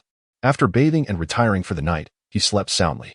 The following day, he was roused from his slumber by Zhang Wenyu's persistent knocking, slowly awakening to find it was already 10 in the morning. What is it? Can't a person get some sleep? Wang Lei sat up and instinctively lit a cigarette. Chao Xingwei asked what fuel your vehicle requires. They are currently scavenging the parking lot for fuel tanks. Zhang Wenyu called through the door. Don't bother. We still have plenty of fuel in our vehicle, Wang Lei replied as he opened the door, rubbing his somewhat swollen eyes. He had slept fitfully the previous night, always sensing movement outside but too lethargic to rise and investigate. After freshening up, he had no desire for breakfast, as the proximity of yesterday's breakfast and lunch had left him little appetite for dinner. After freshening up, Wang Lei alighted from the vehicle and noticed Chao Xingwei standing atop the car, holding a bucket and filling the fuel tank of the coaster in the trunk. As Wang Lei approached, he was taken aback by the transformation of the coaster. The roof was fitted with a luggage rack, securely binding Lu Yanzhou and the others' belongings on top, half covered with a tarpaulin. Along the sides of the vehicle, a series of iron frames had been welded on, brimming with batteries. The front had been outfitted with a semicircular collision angle reminiscent of an RV, and the entire exterior was sheathed in a layer of metal, giving the vehicle a ragtag appearance akin to a beggar's garb, due to the patchwork of materials sourced from various cars. The trunk was even more astonishing, housing 10 fuel tanks arranged in 2 rows of 5, all interconnected, with the final pipeline leading to the original fuel tank. No wonder they needed to refuel from the roof. Most outrageous of all, a pickup truck's bed had been affixed to the rear of the vehicle, resembling a trailer for an RV. Additionally, a metal toolbox had been hoisted aboard, securely wrapped in tarpaulin. Impressive, isn't it? This vehicle now boasts a fuel capacity exceeding 700 liters. If your vehicle runs out of fuel, just let me know, Chao Xingwei exclaimed with pride. Wang Lei nodded with a smile, secretly scoffing. If only you knew my RV can hold 5,000 liters of gasoline, would you lose your mind?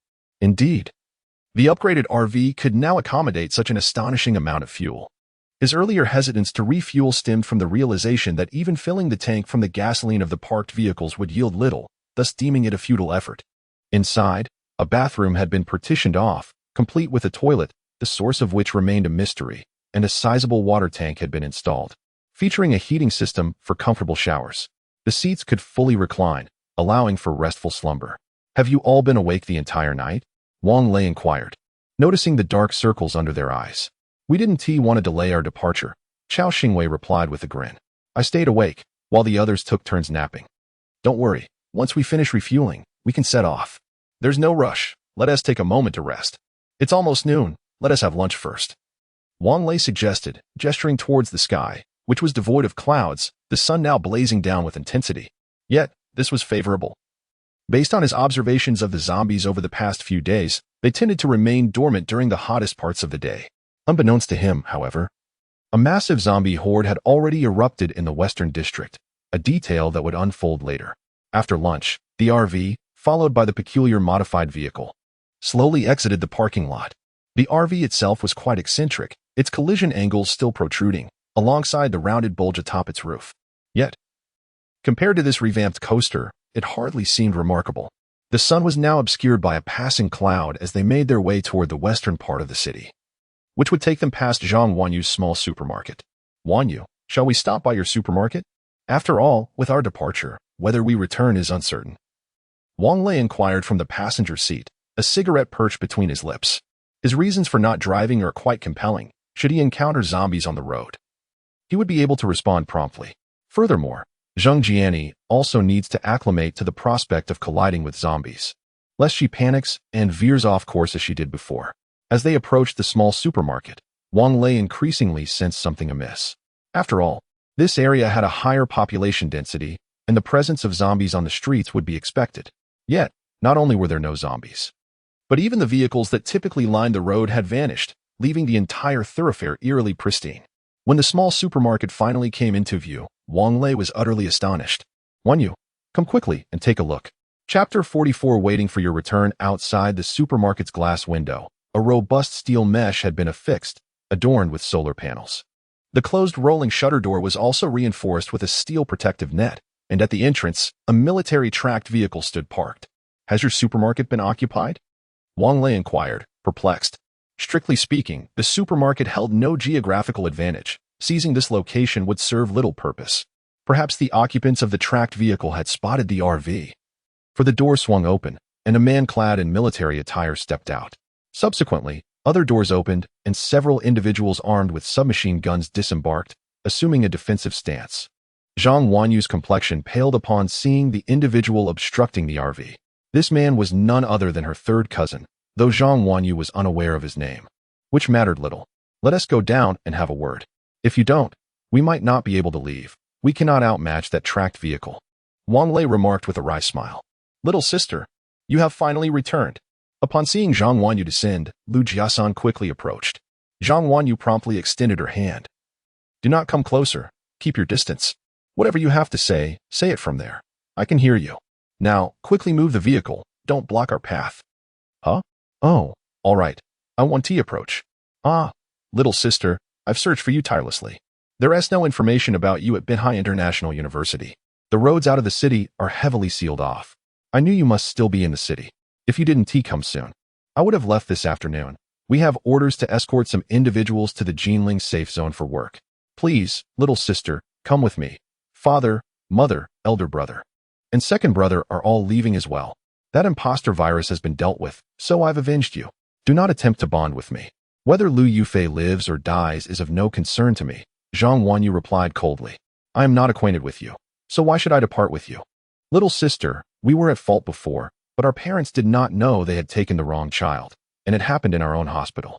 If you go with third cousin, our family will compensate you. Lu Jiasan said earnestly. I require no compensation and wish to avoid entanglements with your family. Please step aside. Don't be this way.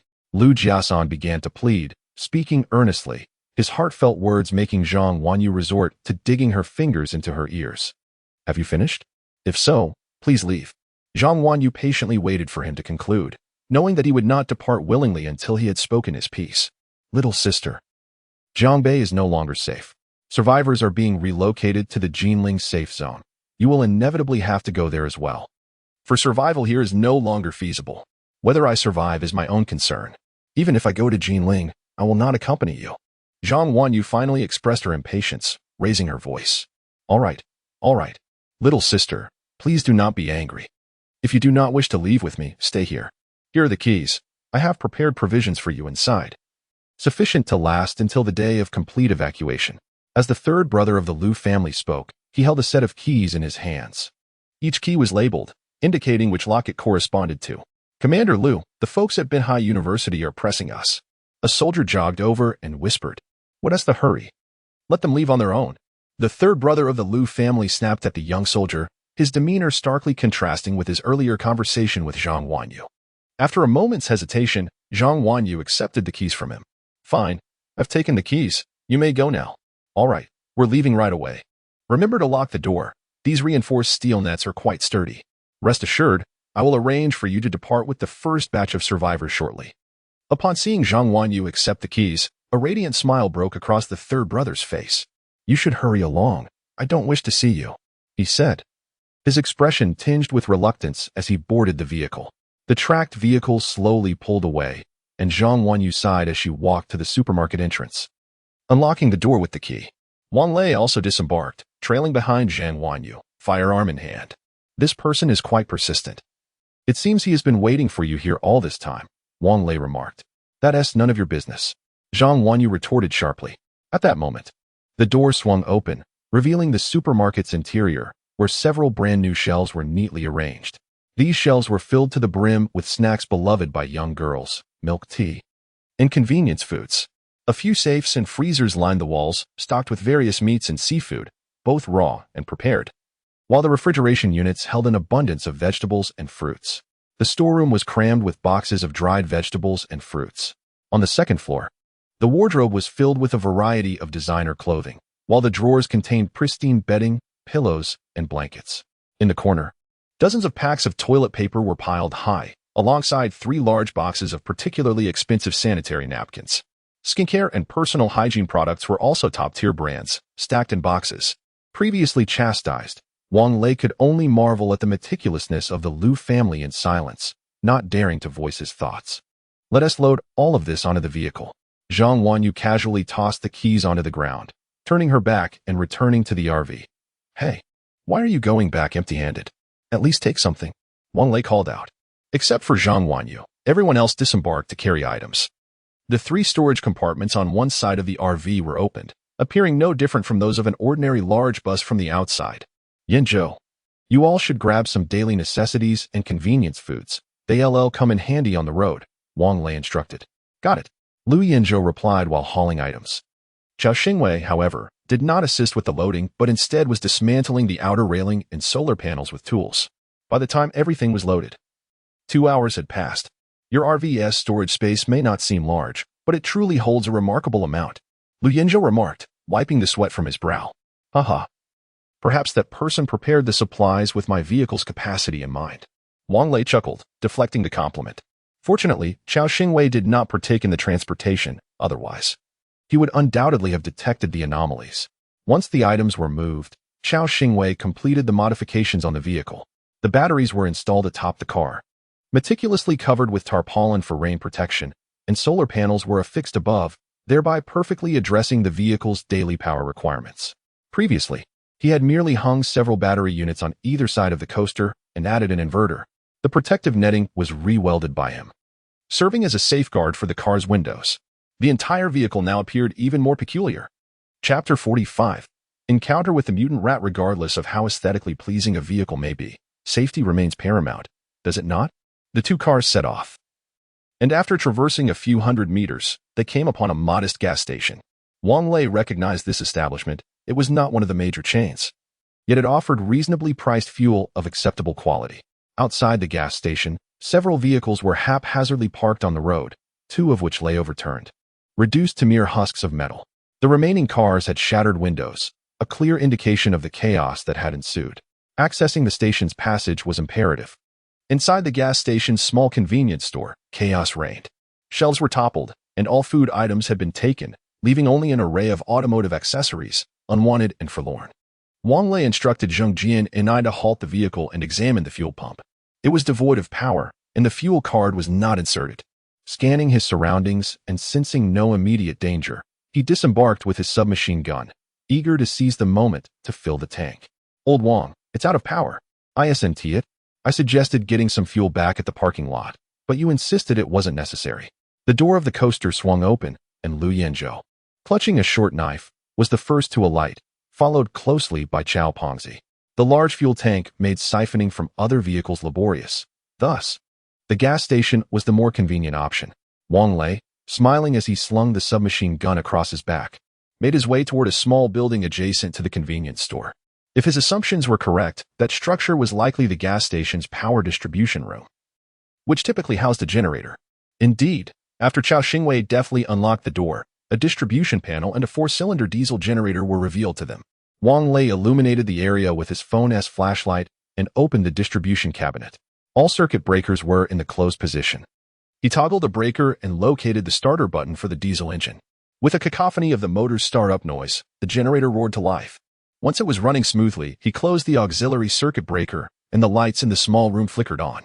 "Old Wang, impressive," Xiao Xingwei exclaimed. "What's so remarkable?" "I used to be an electrician. I've even crawled inside transformers," Wang Lei replied nonchalantly. In the convenience store's cash register, he successfully found several fuel cards. After fueling the RV, he returned to the convenience store to scour for any overlooked items. After rummaging about, he unearthed a few sets of inferior quality cookware that had been offered as promotional gifts. However, their quality was inconsequential, so he decided to keep them for the time being. Xiao Xingwei and the others managed to gather several cans of motor oil. As they opened the storeroom door, a gigantic mutant rat bared its teeth and glared at Wang Lei, causing him to gasp audibly. Zhu Jianfeng, quick on his feet, brandished his short knife. Positioning himself protectively in front of Wang Lei, who raised his firearm, prepared to fire. "Don't shoot." Lu Yinzhou rushed over, urgently interjecting. "The scent of gasoline is so potent, you might blow us all up." The mutant rat was considerably larger than an adult golden retriever. Its corpulent body accompanied by a few smaller rats, their fur still unshorn. Even the young ones were as sizable as kittens, likely born from a mother rat that had undergone mutation. The storage room was in utter disarray, yet it contained a considerable amount of supplies. However, the boxes had been gnawed to shreds, and the floor was strewn with remnants of instant noodles, chips, and other puffed snacks. From within those chaotic boxes, the sound of gnawing could be heard. "Close the door. Move," Lu Yinzhou said with a furrowed brow, his voice low yet urgent. Zhu Jianfeng reacted swiftly, promptly shutting the storage room door and dragging Wang Lei outside. "What are you afraid of?" "Just a few rats," Wang Lei inquired as they ran. "Did you see that large hole in the back wall?" "There's definitely a swarm of rats here," Zhu Jianfeng replied. "If there weren't, do you think I would let such a fat one escape?" "You eat rat meat?" Wang Lei exclaimed, his pace slowing in disbelief. "Isn't that disgusting?" "The taste of mutated rat is quite similar to lamb, even more tender," Zhu Jianfeng remarked, smacking his lips. Wang Lei felt a spasm in his stomach, an unusual secretion of saliva indicating imminent nausea. "Get in the car." "Close the door tightly." "Lao Wang, why hasn't your tank been filled?" Lu Yinzhou glanced at the fuel pump, which had already dispensed over 1,000 liters. "The tank is large," Wang Lei replied without elaborating. Rushing into the RV to secure the door, Xiao Xingwei and the others boarded the vehicle in succession.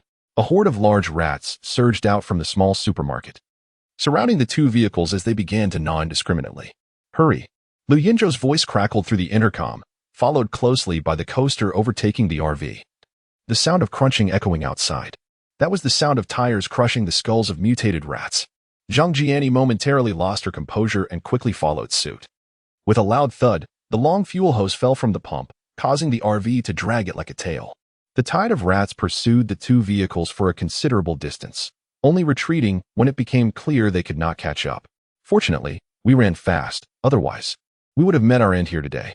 Wang Lei kept his gaze fixed on the central control screen, observing the retreating, mutated rats, finally exhaling in relief. He lifted his teacup and took a sip, managing to quell the turmoil in his stomach. "Jiani, let us stop for a moment. I need to close the fuel cap."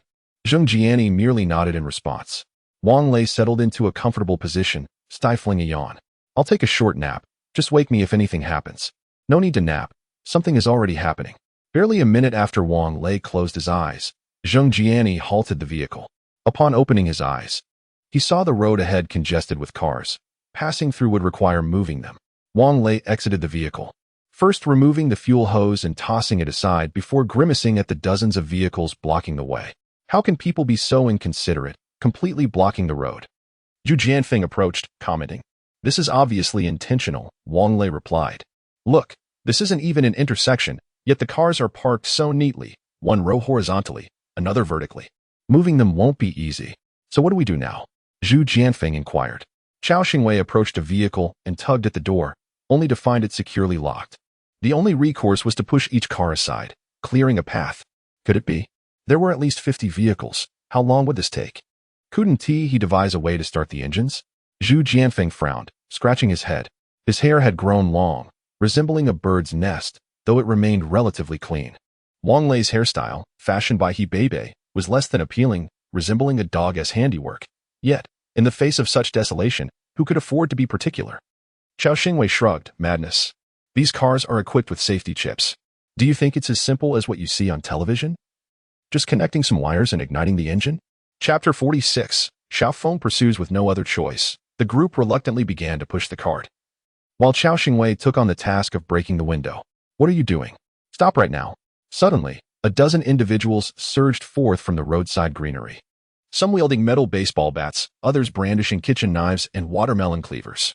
The leader among them was a young man in his 20s, approximately 1.7 meters tall, with a slightly dark complexion and a long scar etched across his face. What business is it of yours? Jiang Shilong furrowed his brow and shouted, I warn you. Don't move. We worked hard to block this road. A fair-skinned youth, bare-chested and clad in floral shorts and flip-flops, pointed a watermelon knife at Wang Lei and the others. Is that a pedicure knife you're wielding? Who do you think you're scaring? Wang Lei stood up, brandishing a micro-submachine gun from behind him. Brother, he has a gun. The youth quickly lowered his watermelon knife and hid behind the scarred leader. Look at you, cowering in fear. What is the matter? He is just an ordinary citizen. Where would he get a gun? It's clearly a toy. Charge. The scarred leader was undaunted and, after finishing his words, advanced with the baseball bat. Wang Lei remained silent and aimed at the driver's side window of a nearby vehicle, firing his weapon. Bang! The sound of a gunshot shattered the car window, startling the group into a halt. Who wants to taste some peanuts? Wang Lei boasted, blowing on the muzzle of his gun. However, he had miscalculated the distance, and the hot barrel burned his lips.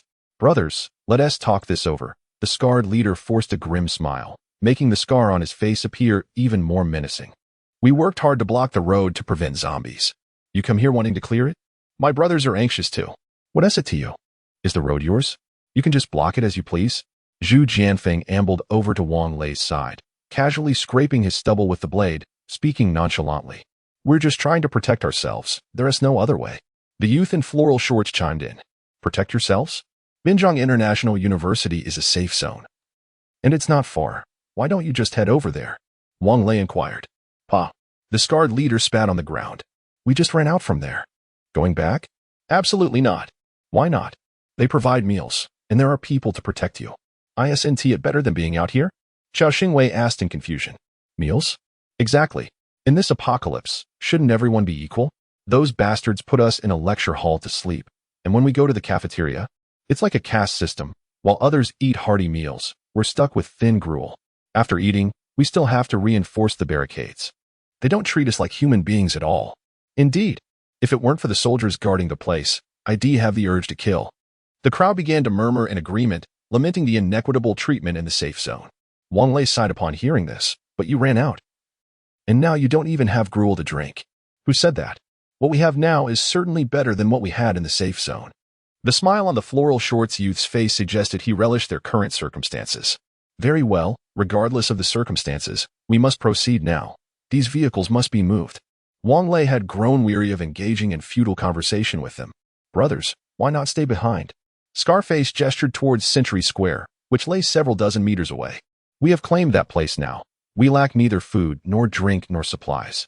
Wang Lei furrowed his brow, having contemplated a stroke of luck at Century Square to procure some resources, only to be met with this disheartening news. Big brother, the ladies in that car are quite appealing, far superior to the vendors at Century Square. Flowered Shorts whispered to Scarface. Hush, I've noticed. Scarface replied in a low voice. Otherwise, why would I want them to stay? The two believed their conversation was discreet.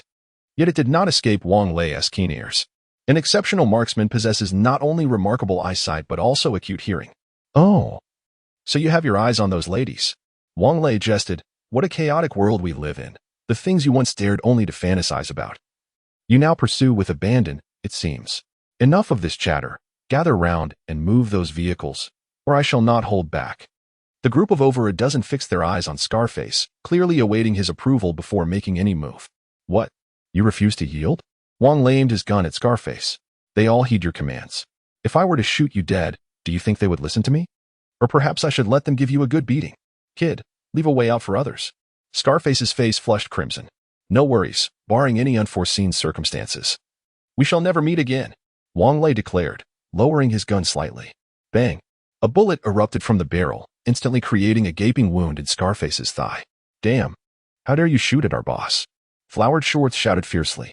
Wang Lei's gaze turned towards him, observing the tremor in his legs, rendering him unable to take a step forward. Huh, come on, don't just talk. Wang Lei mocked. This is the perfect opportunity for me to practice my marksmanship. Old Wang, why waste words on them? We fear not the zombies. Why should we fear these few? Zhu Jianfeng's short knife was already yearning for action. No rush. Let us observe their performance. Wang Lei replied with a smile. Clatter. The weapons in the hands of those men clattered to the ground. Please, don't kill us. We will move the cars right away. They disregarded Scarface's bleeding leg and his agonized cries, rushing forward to push the vehicles aside and create a passage. Wang Lei pointed towards another cluster of vehicles parked over 100 meters away. And those? Yes, right away. Flowered Shorts, wearing a sycophantic smile, nodded fervently at Wang Lei and shouted, Don't dawdle. Don't keep the brothers waiting. The group, drenched in sweat, dared not wipe their brows, using baseball bats to smash car windows and maneuver the vehicles. The area surrounding Century Square was engulfed by dense greenery. Not only cars, but even pedestrians could not pass through. This road served as the sole entrance to Century Square, explaining why they sought to seal it off. Old Wang, why has that tracked vehicle returned? Just as the last of the obstructing cars were about to be cleared from the road, a resounding roar of an engine echoed from behind. The crowd turned to see the tracked vehicle that had previously been parked in front of Zhang Wanyu's supermarket slowly approaching, accompanied by a military Humvee adorned with protective netting. The two vehicles came to a stop behind the coaster, and as the doors swung open, Captain Xiao, with a grave expression, descended and rapidly made his way towards Wang Lei. Captain Xiao, what brings you here? Are you preparing to gather supplies at Century Square? Wang Lei inquired. Chapter 47. The shameless Diao Jun. No. Xiao Feng's expression was rather constipated. Diao Jun had reported the status of your RV to the Jinling safe zone, and now the higher-ups have instructed us to spare no effort in requisitioning the vehicle back. So, you intend to seize my RV? Wang Lei teased as he looked at Xiao Feng. Xiao Feng cleared his throat. Certainly not. Otherwise, how could I have driven an armored vehicle out? Recently, the number of zombies outside the safe zone has been increasing, many of whom have come from the highways, providing me with a perfect excuse. We could toil outside for a night, then return tomorrow claiming we couldn't catch up with you. All right. Wang Lei clapped Xiao Feng on the shoulder, quite agreeable. But how will you rest tonight? Oh, we're quite accustomed to it. We've even slept in trees. Xiao Feng chuckled foolishly, showing none of the demeanor expected of a camp leader. Wang Lei pondered for a moment, pointing towards the buildings of Century Square, where it was said many had fled from the safe zone. Would you like to take them back? Upon hearing this, Xiao Feng's expression turned somewhat serious. Brother Wang Lei, I am not afraid to tell you that the safe zone is no longer safe. There are issues with the administration, leading to daily conflicts. And the zombies' attacking power has grown increasingly formidable. The eastern fence has been breached by zombies twice. Fortunately, we discovered it in time. Otherwise, the consequences would have been unimaginable. Wang Lei nodded. This was quite normal. In a vast forest, all sorts of birds can be found. And the administration has even implemented a hierarchy system, which is quite repugnant. Just wait. Before long, these people will be singing the Internationale and revolting. Indeed, especially regarding the recent evacuation to Jinling safe zone. I am uncertain who leaked the information, but the list was exposed, leaving many discontented. Diao Jun provided me with an excellent excuse to hide. As Xiao Feng spoke, he removed his hat, beads of sweat glistening on his forehead. So, you're leaving all that mess to Li Baiken, are you? Wang Lei shot him a glance. Xiao Feng grinned widely. I have high hopes for him. It's a perfect opportunity for him to gain some experience. We are leaving now. What are you planning to do? Camp here? Seeing the road was clear, Wang Lei noticed the group of over a dozen people huddled together, trembling in fear, not daring to utter a sound. Since you mentioned there are survivors here, I shall go take a look. If they are willing to go to the safe zone, I will arrange for a vehicle to pick them up, Xiao Feng replied. Wang Lei nodded. Do you need assistance? I would welcome it. Wang Lei rolled his eyes. I was merely suggesting. Ultimately, Wang Lei and Xiao Feng, accompanied by two soldiers, decided to venture inside. Zhang Jiayan insisted on joining, and Wang Lei, deeming it relatively safe, agreed, leaving the others to guard the vehicles. The group of over a dozen led the way, with a scarred face, who had been shot in the leg, being supported by two others. Along the way, the scarred face cast a gaze of hatred towards Wang Lei. If looks could kill, Wang Lei would have been reduced to ashes by now. You better stop staring at me, or I swear I will gouge out your eyes. Wang Lei snapped, turning his head with a fierce glare. The scarred face was startled and lowered his head. My dear brother, The building is devoid of electricity. We are left with no option but to ascend the stairs. However, a considerable number of individuals have gathered on the second, third, fourth, and fifth floors. The one in floral shorts has surprisingly taken on the role of a guide, behaving as obediently as a grandson. How many of you are there? Why do you occupy so many floors? Wang Lei inquired. Over 400, though I haven't counted precisely, replied the one in floral shorts, scratching his head. More than 400? Surely, this floor can accommodate them all, even if we separate the genders. That would only require 2 floors. Why 4? Wang Lei questioned, perplexed. Hua Garden Century Plaza spans over 30,000 square meters, with the usable area of a single floor around 60,000 square meters. Each shop operates independently, providing convenience, the floral shorts wearer explained. The second floor is occupied by men, the elderly, and children. He struggled internally before continuing. The third floor houses the management team, comprising only a handful of individuals, while the fourth floor is designated for women aged 15 to 35, and the fifth floor is entirely stocked with supplies. Humph, this arrangement is rather sensible. One can easily surmise what those women on the fourth floor are enduring, remarked Wang Lei, as the fury on their faces seemed ready to ignite. Zheng Jiaqian clenched her hands tightly, her pinky nail leaving a faint mark in her palm. The building was eerily silent, save for the sounds of mahjong being played from above and the distant cries of a girl in distress. Upon reaching the second floor, some wandered the corridors while others leaned against the walls, staring vacantly ahead. There were also children crying silently, clearly too terrified to make a sound. The fresh scars on their exposed skin told a harrowing tale. Witnessing this scene, everyone furrowed their brows in concern. Are these individuals those who escaped from Binhai International University? Wang Lei asked. The one in floral shorts shook his head, responding, only about 20 managed to flee. These people are trapped here. It is said that the mall owner, in an attempt to prevent a stampede, did not initiate an emergency evacuation. By the time the news reached people, it was already too late to escape. Why couldn't they escape? Weren't most of them in the basement? They could have easily fled. Wang Lei pressed. Nonsense. I heard the owner feared zombies entering, so he locked all the fire doors, the floral shorts wearer explained. How did you manage to get in then? Wang Lei inquired further. We owe our gratitude to these individuals. When we arrived, they had just pried open the roller shutter door. Can you imagine such a thick roller door? I believe it would take a cutting machine ages to slice through, yet they managed to force it open with mere hand tools. And they didn't run after prying it open? Run? We merely relied on our numbers and a stroke of luck. We hadn't encountered any zombies on our way. However, as soon as we stepped inside, we were greeted by a multitude outside, which nearly terrified us to death, the floral shorts wearer confessed, a look of lingering fear on his face. Would you be willing to go to the safe zone? If so, I can contact them to come and escort you. Xiao Feng cleared his throat and shouted, while waving his walkie-talkie. Truly, as a soldier, his voice was as powerful as a JBL speaker. Just as the faces of the crowd lit up with hope, a few hurried figures came rushing down from the third floor. Who the hell is yelling so loudly here? Do they have the audacity? Who the hell wants to go to the safe zone? Bring it on. Take away the elderly and the children.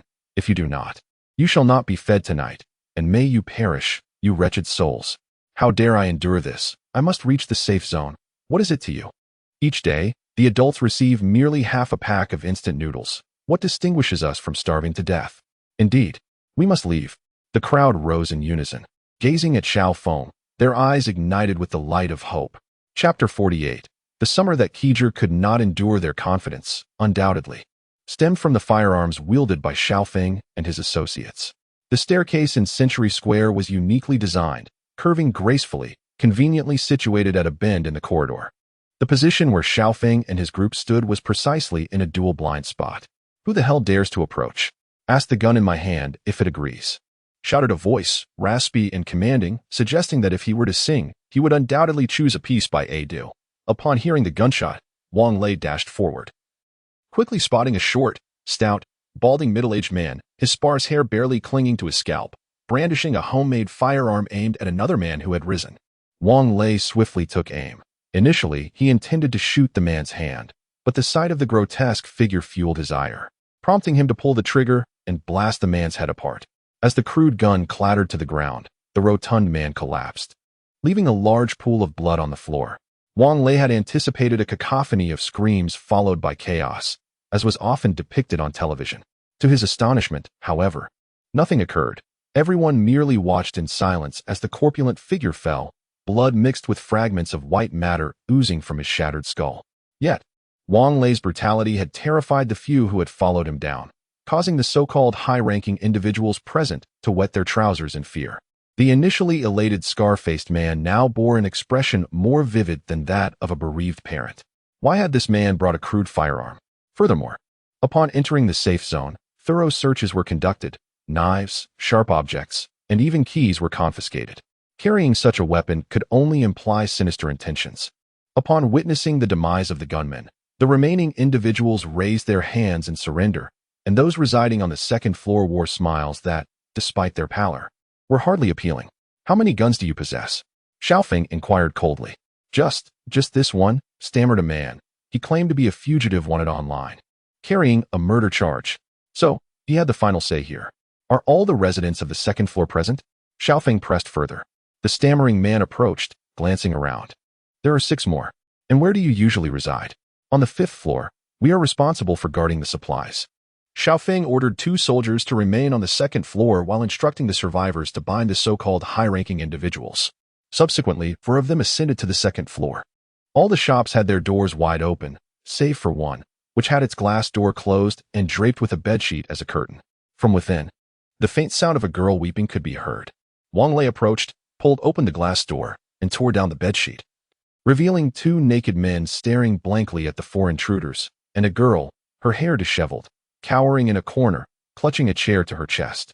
Evidently, she was making a desperate final stand. Had Wang Lei and his companions not arrived in time, the consequences would have been dire. Oh no! Zhang Jiayan inadvertently caught sight of the scene inside, letting out a scream before covering her eyes. Although the power was out, the transparent roof of Century Plaza and the sunlight corridors in each shop ensured that it was not dark inside. It must be said that Century Plaza has made commendable efforts in energy conservation and environmental protection. "Put on your clothes quickly," Xiaofeng said coldly. The 2 men, seeing themselves targeted by the gun, felt their legs weaken. They were merely in shorts and vests, yet it took them 3 minutes to get dressed. 2 soldiers stepped forward, tore the bed sheets into ropes, and bound the 2 men, escorting them to find the remaining 4 individuals. Only then did Zhang Jiatian approach to check on the girl's condition. Wang Lei stood guard at the door. Upon realizing she had been rescued, the girl could no longer contain her emotions. Her feelings of grievance, fear, and despair erupted, and tears streamed down her face without restraint. Fortunately, they arrived in time. The girl's white shirt had only a few buttons torn off. This was originally a branded clothing store, and they casually draped a thin jacket over the girl. Zhang Jiayan frowned as she helped her out. "Thank you." The girl sobbed uncontrollably. At that moment, the other 4 individuals were also located.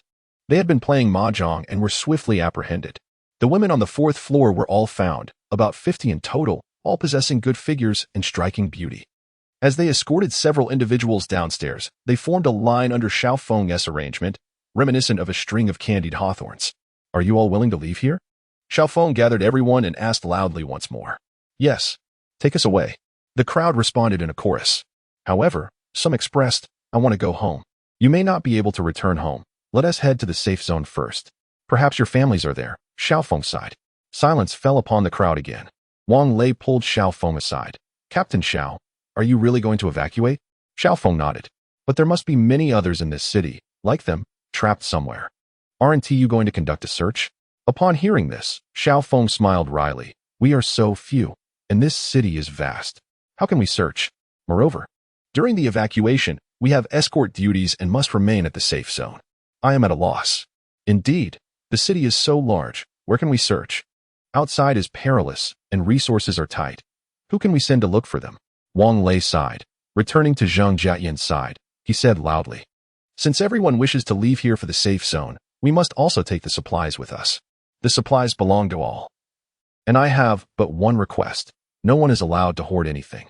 Once we reach the safe zone, provisions will be allocated. Now, everyone, line up and go upstairs to collect supplies. Elect a few individuals to keep a record. Upon returning to the safe zone, the supplies will be distributed according to the list." No one opposed Wang Lei's proposal, and everyone formed a line to head to the 5th floor for supplies. While those who had registered waited on the 1st floor, Xiaofeng had already notified Binjiang International University to send over buses. Wang Lei and Zheng Jiatian returned to the lobby on the first floor, waiting together for the buses to arrive. In the hall, a piano was elegantly positioned. And out of sheer boredom, Zheng Jiatian sat before it and began to play. Wang Lei approached with a furrowed brow and inquired, "Isn't the title of this piece called The Summer That Kiki Didn't Endure?" Frustrated, Zheng Jiatian playfully chased Wang Lei around the piano, and the faces of those waiting in line unexpectedly brightened with smiles.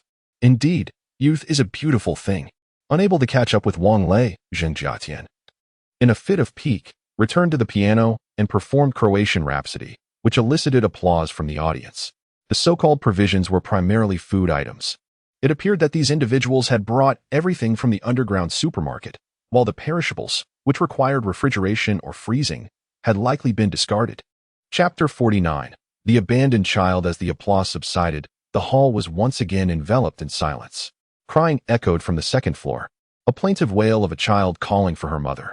All eyes turned to the upper level, where a cherubic little girl, no more than 2 years of age, clad in a delicate princess dress, clumsily clutched the glass railing as she stumbled about. "Whose child is this?" Wang Lei inquired loudly, urging someone to bring her back. What kind of parents would allow this? The crowd remained silent. "Wang Lei, do you think her parents might already be gone?" Xiaofeng approached and whispered in his ear. "That is a strong possibility. Leader, the child's mother was killed a few days ago by that man." Everyone witnessed her body being thrown from the second-floor window. An elderly woman, dressed simply, pointed angrily at a middle-aged man bound in the corner. Wang Lei felt a pang in his heart, as if something had gripped it. He ascended the stairs and gathered the little girl into his arms. Upon being cradled by Wang Lei, the child ceased her crying. Her large eyes gazing intently at his face, blinking rapidly, her long eyelashes fluttering adorably. "Daddy," she suddenly called out, causing Wang Lei's already tender heart to soften further. "I'm not your daddy, I'm your older brother. Come on, little Yaya, call me brother," he grinned broadly. "Daddy, you are my daddy," the girl insisted stubbornly. "What is your name, little one?" "My name is Yaya." "And how old are you, Yaya?" "Mommy said I will be 2 years old soon." "I miss Mommy." "All right. Brother will take you to find Mommy." "Daddy, Mommy is right here. No need to look for her." Yaya's words startled Wang Lei and Zheng Jiatian, who exchanged wary glances. Noting nothing amiss, nor any supernatural phenomena as depicted in ghost stories. "Grandma and Grandpa say Mommy is right here. I just can't see her." "She will always be with me," Yaya added. What a shocking revelation. It is often said that children possess an innocence that allows them to perceive what adults cannot. Had Yaya not continued speaking, Zheng Jiatian felt she might have been frightened to death. "Yaya, where are your grandparents?" Zheng Jiatian asked gently. Yaya shook her head in confusion. Yet her smile remained intact. "Yaya only has Mommy, but now Yaya has found Daddy." Wang Lei's eyes welled with tears. This 2-year-old child had lost her mother, with no knowledge of her other family members' whereabouts. In this apocalyptic world, without kin, how would she survive?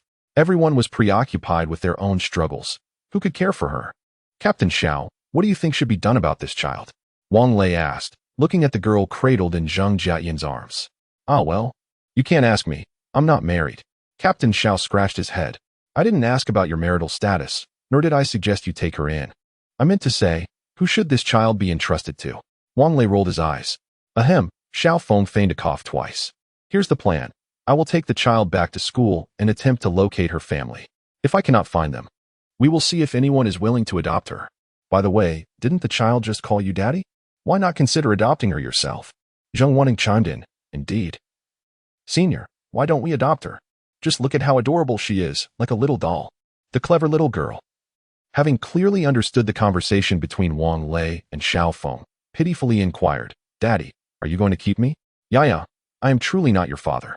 Wang Lei replied with a gentle smile, both amused and exasperated. "Yes, you are. Yes, you are. There is a photo of you at home. And you even have the same little spot on your chin," Yaya pouted. "Senior, I never imagined you to be this kind of senior." Zhang Jiating's expression was peculiar, her gaze inquisitive. "What on earth is happening? This child is 2 years old, and I was with my ex-girlfriend 3 years ago.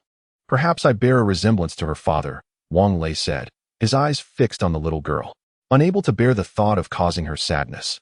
He gently lifted her from Zhang Jiating's arms. "Yaya, Daddy will never abandon you." Thankfully, she was just a 2-year-old. It would be much more challenging if she were an infant. "Captain Xiao, I'll take care of this child for now," Wang Lei stated. "That would be absolutely splendid." "Haha. You know, the child has some resemblance to you. Captain Xiao laughed. Wang Lei rolled his eyes. Shouting, come on, let us take the child to the car. Once Captain Xiao resolves the matters here, we shall depart. As the soft and adorable Yaya was carried to the car, several girls were overjoyed. Their maternal instincts surging as they eagerly vied to hold her, the little one giggling heartily. Yaya only knew her name. She was unaware of her full name. And the girls began competing to give her a new one. Wang Lei, overwhelmed by their chatter, took a sip of water and returned to the Century Plaza building.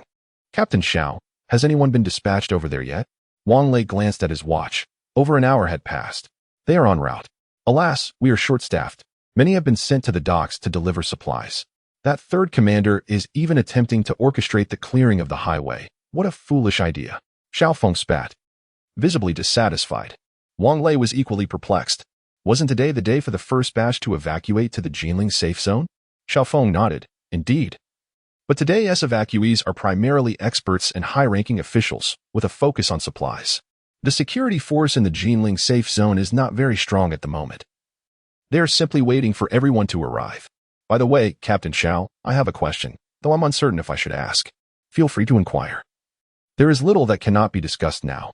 Regarding the domestic zombie outbreak, why were your personnel evacuated? Did they go to the safe zone in advance? Wang Lei finally voiced his lingering doubts. Xiaofeng shook his head. Several days prior, our borders were suddenly besieged by a massive gathering of zombies, exhibiting a level of destruction far surpassing anything we had previously encountered. We suspect that the KB organization has maliciously launched a biological attack against our nation. Our border defense forces are struggling to contend with these zombies, and the higher authorities, fearing further actions from the KB organization, have urgently redeployed personnel to provide assistance in that area. What about the situation domestically? Wang Lei inquired, astonished. Certainly, it is not as you imagine, Xiaofeng continued.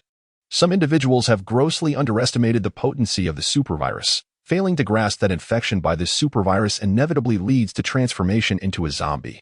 Chapter 50. The tide of corpses brought by the bus indeed. Wang Lei is an ordinary citizen, the kind of individual with the lowest standing in society.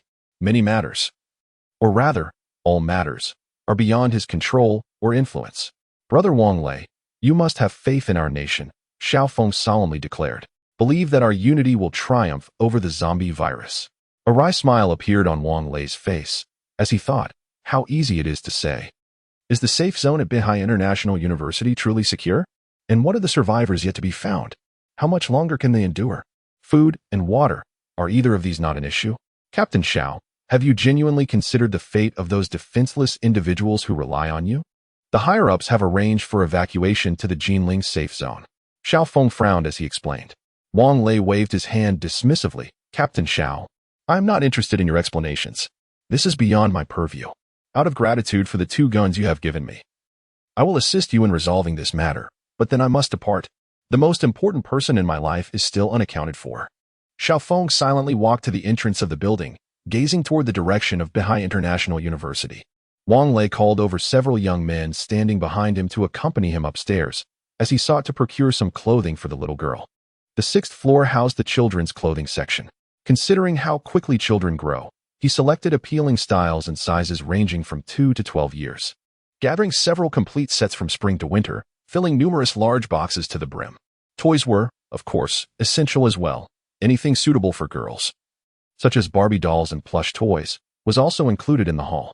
The young men who followed him were deeply grateful to Wang Lei. Otherwise, they would have remained at the mercy of the scar-faced individuals for an indefinite period. Thus, they worked diligently, swiftly placing the large cardboard boxes in front of the camper. The 7th floor was the ladies' boutique. Wang Lei ascended once more, selecting a large box of clothing tailored to the figures of several girls, along with cosmetics suitable for their skin types. After he had pursued Lili, the ladies' boutique had become the place he frequented most with her. The clothing was predominantly high-end, with prices mostly ranging from 2 to 3,000 yuan per piece. Wang Lei spent his time either attending classes or working part-time, and the money he earned was invariably spent by Lili on clothing and handbags. Reflecting on the days spent with Lili, he realized they had indeed been exhausting. Now, returning to this place, a bitter smile adorned Wang Lei's face. He had truly been bewitched at that time, surviving on pickled vegetables and steamed buns while adorning his girlfriend in lavish attire. It is often said that university is the finest time for socializing throughout one's life. Yet he was hardly familiar with even his dorm mates. During those 4 years, his existence revolved solely around Li. The past is not to be revisited. Looking back only serves to stir a sense of regret. The clothing from the ladies' boutique is suitable for girls in their teens and early 20s. And Wang Lei's discerning eye did not falter as he packed everything, including skincare products, with care. After sending his helpers back, a few girls and the guards outside came down to assist with loading the vehicle, just as the last box of clothing was secured in the storage space. The sound of an engine reverberated through the air. As the crowd turned to look, an armored pickup truck came to a halt beside a recreational vehicle, followed by 4 large buses entering the main thoroughfare of Century Square. Everyone, quickly get on the vehicle. Wang Lei, with remarkable eyesight, noticed several zombies swiftly approaching. Evidently drawn by the vehicles, the girls promptly obeyed Wang Lei's command, but Lu Yinzhou and his companions tightened their grips on their short knives. Yinzhou, get your people on the bus. We cannot ascertain how many zombies may have been attracted by these vehicles, Wang Lei shouted. Lu Yinzhou hesitated for a few moments but eventually ordered his team to board the bus. Wang Lei cautioned the girls to secure the doors, ensuring that the younger ones would not panic upon sighting the zombies outside before hurriedly entering the building. Captain Xiao, hold off on letting everyone outside, Wang Lei intervened, stopping those who were about to exit. Inside the mall, they could only see the vehicles that had just arrived, with no sight of the zombies in the distance. Everyone, move swiftly, safeguard your belongings, remain calm, and avoid crowding. If we adhere to the order, we will have ample time to evacuate. Now, let's line up and head toward the buses. Wang Lei spoke rapidly, pulling Xiao Feng to position a few soldiers outside for defense while instructing the youths who had assisted him in moving supplies to bind the scar-faced individuals to a pillar. Leader, you can't just leave us behind, exclaimed the youth in floral shorts, tears streaming down his face. Rest assured, we will not abandon you, Wang Lei replied coldly. The soldiers had gone outside to fortify their defenses. Should these individuals manage to break free, it would create further complications. As for transporting them to safety, certainly not. Their lives were of little consequence.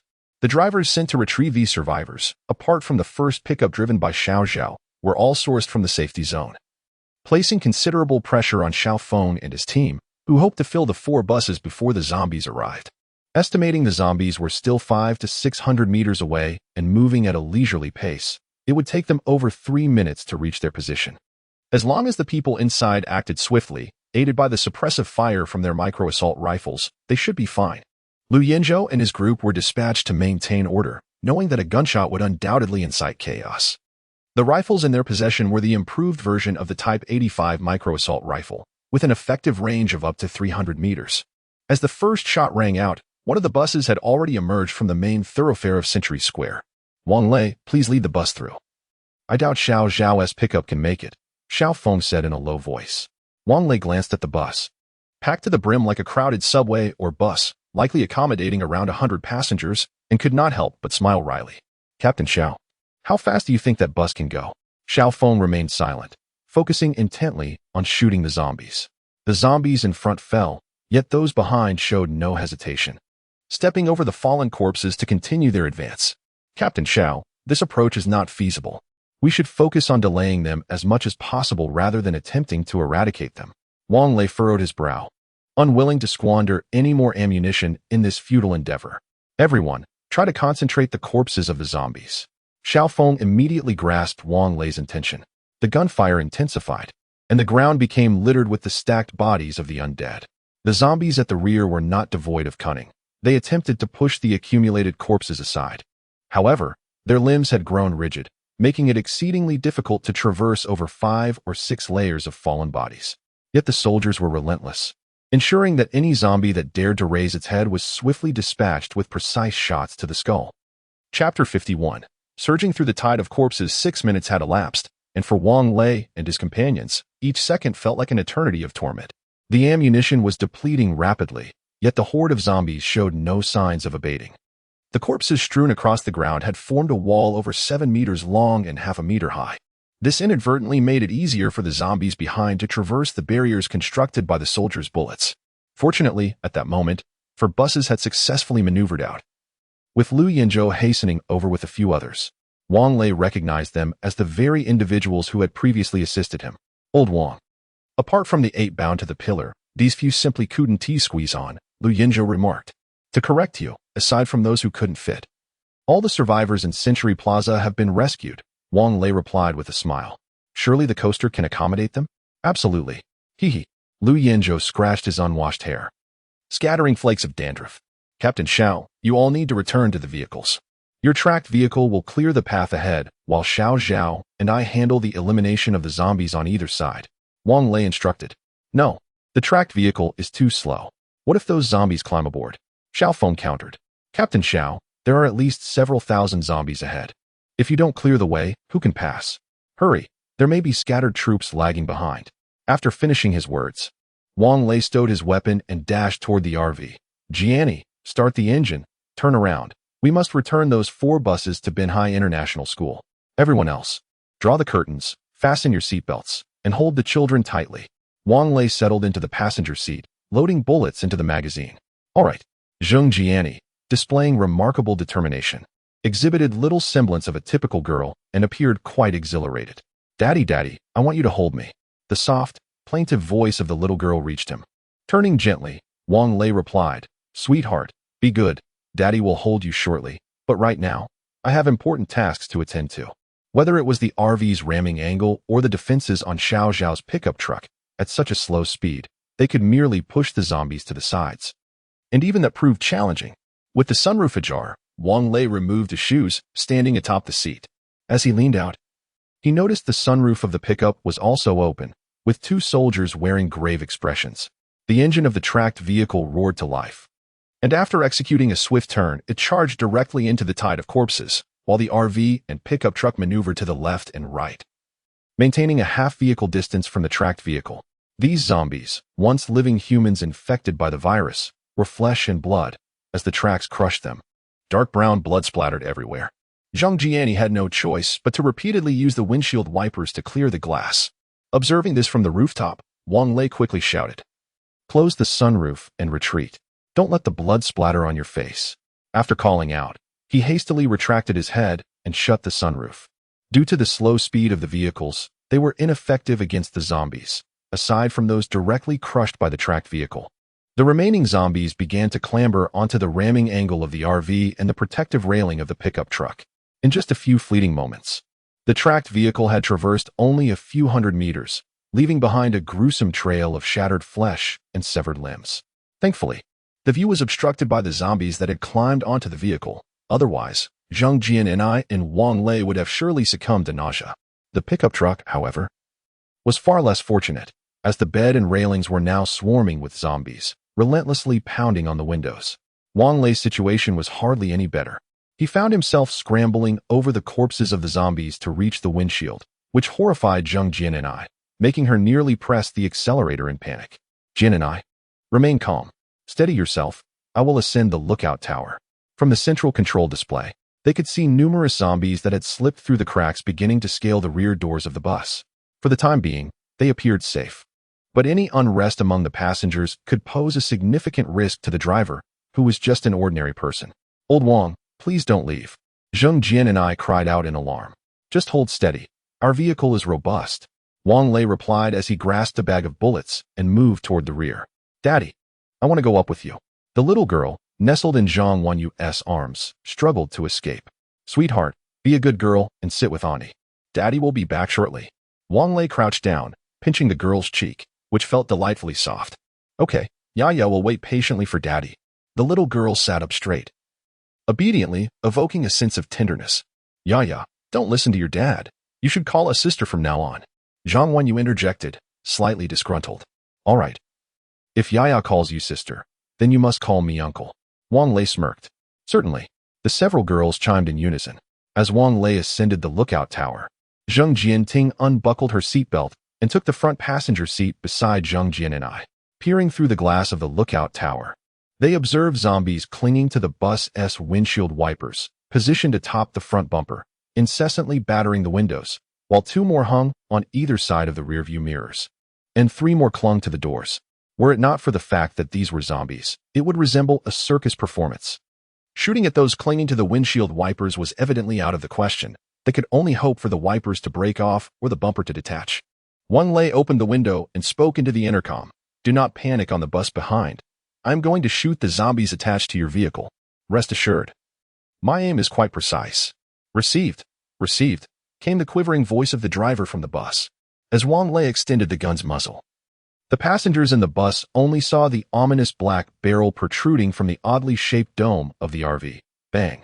A fiery tongue erupted alongside the gunshot, and the zombie clinging to the left rearview mirror released its grip, tumbling down and inadvertently knocking over a few more zombies that had been chasing the vehicle.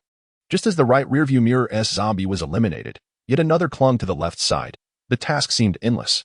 Nonetheless, vigilance was paramount, especially regarding the zombies scaling the doors, which required constant attention. Fortunately, from the vantage point of the lookout tower, they could see all 4 bus doors, all within shooting range. The last coaster was not as fortunate, resembling a pickup truck, with the front barricade and the rear cargo bed laden with zombies. Fortunately, the protective steel plates on both sides prevented a complete infestation. One cannot help but wonder if Chao Xingwei regrets adding the cargo bed to the coaster in the first place. Thankfully, these zombies were not overly destructive, and the journey was fraught with tension, yet devoid of peril. However, what would typically be a 20-minute drive stretched to nearly an hour. The pickup truck was already teeming with zombies, obscuring Xiao Zhao's view of the road ahead, leaving him to navigate through the narrow gaps between the undead, following the tracked vehicle as best as he could. The tracked vehicle made every effort to provide ample space for the pickup truck, while the RV, under duress, trailed closely behind. Chapter 52. Bo Rin. As they approached the school gate, the only zombies present were those drawn in from the vicinity. A black Buick had just come to a halt at the entrance when the driver was abruptly yanked from the window by a zombie, dragged to the ground, and mercilessly devoured. He had merely intended to open the window to seek assistance from those inside the school. A woman's piercing scream echoed from within the vehicle. Inside the school, 2 soldiers opened fire on the encroaching zombies, but as the creatures fell, the man who had just been bitten staggered back to his feet. The wound on his leg had dried into a dark scab, and his eyes had lost their luster. Dragging his injured leg, he turned to reach for the car door. It was only after a gunshot rang out that he succumbed to the ground. A lingering question in his mind. Was he trying to protect his loved ones inside the vehicle, or hoping they would accompany him into the abyss? The small gate of the school swung open, and several soldiers dashed out. They pulled a young girl from the passenger seat of the Buick and ushered her into the safety of the campus. One soldier climbed into the vehicle, secured the doors and windows, and awaited the moment to drive it inside, while the others maintained vigilance at the entrance, clearing the zombies surrounding the bus. The bus remained stationary as the other vehicles accelerated, seeking to shake off the zombies clinging to them. Through the radio, Xiao Feng's voice crackled. The window of an armored vehicle slid down, and a soldier leaned out, firing at the nearby undead, while those within the school further eradicated the visible threats. After Wang Lei had dispatched a few more zombies, he holstered his weapon and descended the stairs. Jianni, accelerate. Shake off those few behind us, he called while making his way down. Got it. No sooner had Wang Lei finished speaking than Zheng Jianni slammed her foot down on the accelerator, causing Wang Lei to lose his balance and tumble onto the steps, his tailbone striking the edge of the stair. Ouch, that hurts, he exclaimed, clutching the handrails as bullets scattered around him. Zhang Jianni drove with reckless abandon, swerving left and right, dislodging the zombies that had latched onto the sides of the vehicle, one after another releasing their grips. Ahead lay an intersection, and with a deft maneuver, she executed a perfect drift, sending the last zombie flying off. The passengers nearly lost their lunch. As the RV made its way back, they spotted a coaster mimicking the RV's tactics, attempting to shake off zombies. With a pickup truck closely trailing, its exhaust billowing black smoke. After a long day filled with chaos, the sun began to set, and light rain began to fall from the sky. It appeared they would have to spend the night at the school, and Wang Lei sighed, finding solace in the thought of everyone finally getting some rest. With the number of zombies outside increasing, he had previously arranged with Liu Yanzhou and the others to take turns keeping watch each night. The RV was well equipped to withstand the siege and attacks, but the coaster was not. Although that coaster is equipped with bulletproof glass, it remains a mere mortal creation. Should any unfortunate event occur, it would be King Lei who brought them out, and he would likely regret it for the rest of his life. This could very well become the scenario of my not killing Bo Ren, yet Bo Ren perishing because of me. The journey to and fro the RV took no longer than 10 minutes, and the zombies at the school gate and those clinging to the bus had been nearly cleared away. The school gate had swung open, with the armored vehicle just having entered, followed closely by 4 buses that slowly made their way into the campus. This mission to rescue survivors could be described as having been successfully executed without any major hazards. Regrettably, had the man in the Buick been swiftly ushered onto campus by the warriors, perhaps the tragedy could have been averted. The survivors aboard the bus, including the driver, disembarked one by one, being escorted by several soldiers as they awaited medical personnel for blood tests. Representatives from the school had also arrived to receive the supplies. This time, the staff responsible for collecting the supplies and survivors were not Guo Wei and Li Wan, yet no one paid any heed to this detail. Captain Xiao, why are there only these few soldiers left? Wang Lei inquired as he sheltered himself with an umbrella while holding 2 others, initially intending to deliver them to the elderly and children, only to find that Xiao Feng had already arranged for them to be accommodated inside the guardhouse. The remaining soldiers had gone to clear the highway and had yet to return. Xiao Feng, with a grave expression, replied in a low voice, "Are they unreachable?" "What about the 3rd commander?" Wang Lei asked. Xiao Feng shook his head, indicating that they could not be contacted, stating that the 3rd commander was inspecting the dormitories and cafeteria. "Damn it, what time is it to still be engaging in such bureaucratic nonsense?" Wang Lei spat, pulling a cigarette from his pocket and offering it to Xiao Feng. "Captain Xiao, I must say, I wasted quite a bit of ammunition today. What do you think?" "None left," Xiao Feng responded coldly. "Originally, our camp did not have much ammunition. Some were taken to the border, and the remainder has been hoarded by Jiao Jun, who claims he wants to take as much as possible to Jinling." "Captain Xiao, this is rather unconvincing," Wang Lei squinted. "Just earlier at Century Square, each soldier must have fired at least 100 rounds, right? Each one has only issued 200 rounds. Xiao Feng wore a bitter expression. "You can't expect the soldiers to engage zombies with guns that lack ammunition." "Fair enough," Wang Lei chuckled awkwardly. Zhu Jianfeng and the others were using knives to slay the zombies. Xiao Feng shot Wang Lei a glance of exasperation. "Enough, enough. I've stashed some away myself. I'll have Li Lian send you 200 rounds shortly." "All right, thank you, Captain Xiao," Wang Lei replied with a cheeky grin, humming a little tune as he skipped off towards the parking area. "Wait a moment, leave me 2 packs of cigarettes," Xiao Feng called out. "Not a problem. When Li Lian brings the ammunition, I'll have him bring some back for you," Wang Lei said, not looking back. "Humph. This kid still insists on playing his games of not showing the rabbit until the eagle is set." Xiao Feng chuckled in jest. Upon returning to the RV, Zhang Wanyu and He Beibei were busily engaged in the kitchen, while Zhang Jiadong and Zhang Jiani entertained Yaya. "Daddy." As Wang Lei approached the car, Yaya, with her little short legs, dashed towards him. "Ah, Yaya, your father has purchased a multitude of toys for you. Please wait while I fetch them." Wang Lei bent down and embraced Yaya, who smelled delightfully of milk. "Humph, did you buy those?" Zhang Wanyu taunted from the kitchen. "Well, I earned them through my own labor. Does that not make a difference?" Wang Lei replied earnestly. "That statement holds merit. Consider it a reward for rescuing someone," He Beibei remarked with a smile. Wang Lei then opened the storage cabinet by the kitchen door and operated the screen with a few deft movements. Chapter 53. A pleasant surprise. The box was too large to be extracted from the storage compartment, so Wang Lei had no choice but to reach inside, tearing open the tape on top and retrieving the toys one by one. Yaya's eyes widened in delight. She was overjoyed, for her mother had never purchased so many toys for her. "Old Wang, while you're at it, grab a bag of salt. The kitchen's running low," Zhang Wanyu remarked. "Got it," Wang Lei responded, manipulating the control panel a few times until a cardboard box appeared. He tore open the packaging without a second glance, pulling out a bag and tossing it onto the kitchen counter. "I asked you to get salt.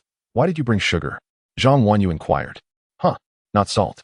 Wang Lei approached and saw that it was indeed sugar. "I distinctly remember retrieving salt from the arsenal and placing it in this compartment, letting Iya play by herself." He opened the storage space's door and exited the vehicle to investigate. To his surprise, what he had assumed were all bags of salt from the arsenal turned out to be half sugar. Was this a pleasant surprise? Little did he know that sugar was also a vital strategic resource, thus stored in the arsenal. He retrieved the 2 large cardboard boxes that had previously held the toys, secured the storage compartment door, and climbed back into the vehicle. "Yaya, come, let us go play on the 2nd floor," Wang Lei said while tidying up the toys on the floor, glancing at the observation tower's space, which was seldom used, perfect for Yaya to play with her toys. The little girl had long since shed her initial awkwardness upon boarding. Now she was quite mischievous, even climbing onto the table in the leisure area. The table, sensing her weight, began to descend slowly. The 6 surrounding airplane seats adjusted their positions automatically, reclining to form a makeshift bed with the small table. Wow!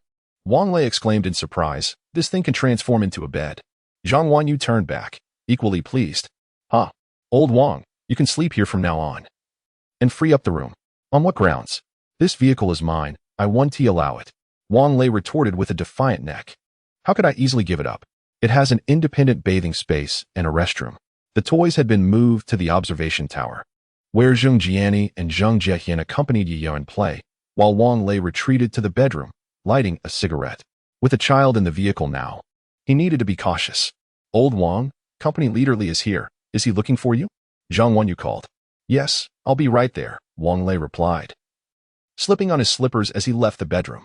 Just as he reached the door, he turned back, retrieving 3 packs of relatively inexpensive cigarettes and a few lighters from the storage compartment.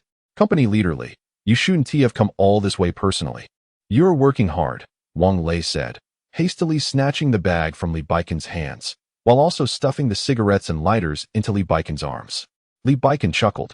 I told you we would meet again. Look, it's only been a day, and here we are once more. Wang Lei rolled his eyes. Do you think I wanted to come back? Keep 1 pack of cigarettes for yourself, and give the remaining 2 to Xiao Feng. Huh. These things are now in the school district, and have become quite precious, traded for meat. Li Baiken was pleasantly surprised. He never anticipated that running an errand would yield unexpected rewards. Alas, my stock is limited, yet we are all brothers. Let us share, Wang Lei chuckled. His supply of cigarettes was modest, yet he still had a few hundred packs. Taking the cigarettes, Li Baiken departed, while Wang Lei approached the vehicle. Noticing that the small table remained in its bed form, he endeavored to revert it. The central control screen lacked the necessary options, and after squatting down for a considerable time, he finally discovered a button beneath the table. With a press, the bed transformed back into a table. Another press reverted it once more. The other 2 tables followed suit, resulting in the camper now boasting 3 additional 2-meter-wide double beds. Zhang Wanyu and the others prepared a meal, ensuring that Lu Yanzhou and his companions were also catered for. When Wang Lei called them, he found them diligently cleaning the vehicle. Let us eat first, and afterwards, you can help me wash the car, Wang Lei suggested. Lu Yanzhou smiled in agreement. All right. Let us have our meal. Understanding Wang Lei's aversion to others entering his vehicle, they formed a queue at the serving window akin to a cafeteria. The only difference being that the chef, Zhang Wanyu, did not suffer from the tremors of advanced Parkinson's. Wang Lei even gifted them 2 bottles of liquor, which thrilled Zhu Jianfeng. Ah, nothing pairs better with a rainy day than a good drink. Just as they finished serving the food, the rain began to pour heavily. From a distance, the school gate was visible, where many recently rescued survivors awaited their blood tests, several female vendors clad in black stockings shivering in the downpour. Look at you all, with bare legs every day, Wang Lei remarked, placing a piece of fish without bones into Yaya's bowl before sipping from his glass. You ought to wear some stockings. Be cautious of getting old and suffering from cold legs. Who will marry you, then, if you can't bear children? Old Wang. If you want to see stockings, just say so. We can wear them for you, but only for looking, not touching. Zheng Jiani replied with a hint of mischief. Who wants to see that? Wang Lei stammered, his face slightly flushed. I'm merely concerned for your legs. The girls stifled their giggles, and Yaya danced around joyfully, scattering rice everywhere. The television played Pleasant Goat and Big Big Wolf, a show Yaya particularly adored. After dinner, the rain persisted, intensifying rather than easing, with a dozen individuals still waiting for their tests at the school gate. At that moment, beams of headlights pierced through the downpour. It appeared that the soldiers returning from clearing the highway had arrived. Shortly after, Xiao Feng's voice crackled through the intercom. Brother Wang Lei. The highway has been largely cleared. The route to Su Province is now open. Understood. Thank you, Captain Xiao. By the way, are all the brothers safe? Wang Lei inquired. After a long silence on the intercom, Xiao Feng's voice returned, choked with emotion. We lost 5 soldiers. Xiao Zhou also sacrificed himself. Wang Lei quietly set the intercom down, offering no response, and Xiao Feng remained silent thereafter. Zheng Jiani and Zheng Jiehian busied themselves washing the dishes, while Zhang Wanyu took Yaya to shower. Bebe sat beside Wang Lei, searching for her favorite shows with the remote control. You can search directly on the central control screen. Wang Lei indicated towards the display adjacent to the small table. I simply wish to ascertain the extent of films and television dramas available here, said Bebe. Do refrain from aimless clicks. Within, there are global romantic martial arts films, all devoid of censorship. This indeed exists. On his first night in the RV, Wang Lei encountered this on the central control screen's classification interface, and he even previewed it. Had it been earlier, he would undoubtedly have watched it with Li to explore new possibilities. Scoundrel. Disgusting. Hibebe rose from her seat and moved to the adjacent table. Chapter 54. Mischievous spirits. These items are not my belongings, Wang Lei protested. The RV had been equipped with them previously. A little girl, clad in pajamas and slippers, emerged from the bathroom, perhaps due to the warmth of the water. Her cheeks were flushed, resembling delicate porcelain dolls, utterly charming. She scampered over, climbing onto Hibebe's lap, her large, glistening eyes gazing up at her as she sweetly exclaimed, Sister, you are so beautiful. Will you be my mother? Before Hibebe could respond, Zheng Jiatian interjected, Little one, have you forgotten? You just asked me that 2 hours ago. Zheng Jiani added, Yes, she asked me to. The little girl's face turned even redder as she hopped down from Hibebe's lap, rushing to Wang Lei, tugging at his hand. Daddy, who is truly my mother? Are they all my mothers? Little one, are you trying to shift the blame? Your real mother has only passed away a few days ago, and already you are seeking out new mothers? That seems rather inappropriate. Yaya, they are all your sisters, not your mothers. Be good, Wang Lei said, pulling Yaya into his embrace. He then stood up, transforming the table into a makeshift bed for the little girl to play upon. Wait, we need to put a bedsheet on it, Hibebe exclaimed, rising to fetch a fresh sheet and pillow from the bedroom. Let us set it up. Yaya can play here regularly, Wang Lei suggested. We still have 2 more tables, there is ample space. That night, Yaya insisted on sleeping with Wang Lei, who had no choice but to carry her back to the room. Perhaps she had not slept well since losing her mother. For as soon as her head touched the pillow, she fell into slumber. Wang Lei covered her with a light blanket and lay down beside her. Glancing at his phone, it was 10 o'clock at night. The phone was connected to the RV, and Wang Lei donned his headphones to watch a movie. Initially, Yaya slept soundly. But after more than an hour, her little head nestled against Wang Lei's chest. Like a puppy, she sniffed around his chest, seemingly reassured after a few moments, her lips curling into a slight smile as she drifted into sweet dreams. Wang Lei switched off his phone, embraced Yaya, and closed his eyes. Papa, it's time to wake up.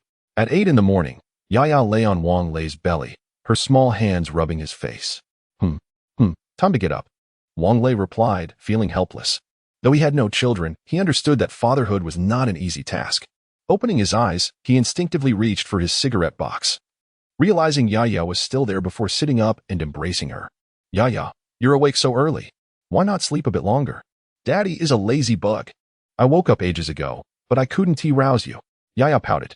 All right, my dear Yaya. Go find a sister to help you wash your face and brush your teeth. Daddy will get up in just a moment, okay? Wang Lei smiled. Okay, Yaya exclaimed, slipping on her slippers and bouncing out of the room. Wang Lei then lit a cigarette. A morning smoke is as refreshing as a divine indulgence. One should never skimp on this pleasure. Unexpectedly, just as the lighter flared to life, Zhang Wanyu stormed through the door with fury. Wang Lei. In the past, when you smoked in the car, we, the girls, tolerated it. But now that Yaya is here, you continue to smoke in the vehicle. Is it so hard to refrain? Hardly. Wang Lei exhaled a smoke ring, but it might drive me mad. Yaya has complained. So what is your issue? You. Zhang Wanyu clenched her fists, utterly unreasonable. With that, she slammed the door behind her. Hey, close the door gently. You'll have to compensate for any damage. In flesh, Wang Lei shouted after her. Once he finished smoking and freshened up, Wang Lei exited his room. The kitchen was impeccably clean, devoid of any food. However, he paid it no mind, grabbing a loaf of bread and biting into it as he plopped down in the driver's seat, picking up the intercom. Lao Lu, are you ready? Ready. Let us set off. Lu Yinzhou replied, simultaneously igniting the engine of the coaster. Let us go. Buckle up. Wang Lei called out before pressing the RV's start button. The 2 vehicles, enveloped in the gentle morning drizzle, slowly made their way toward the school gate. To Wang Lei's surprise, the main gate was tightly locked, and not a single guard was in sight. He decided to exit the vehicle and seek someone in the barracks. Inside the barracks, the army cots had been neatly folded and placed aside. On the innermost wall, 5 photographs of soldiers were displayed, their names inscribed below. On a small table lay the soldiers' identification cards and some personal belongings. The only offerings were 3 buns and 5 cups of clear water. The atmosphere was stifling.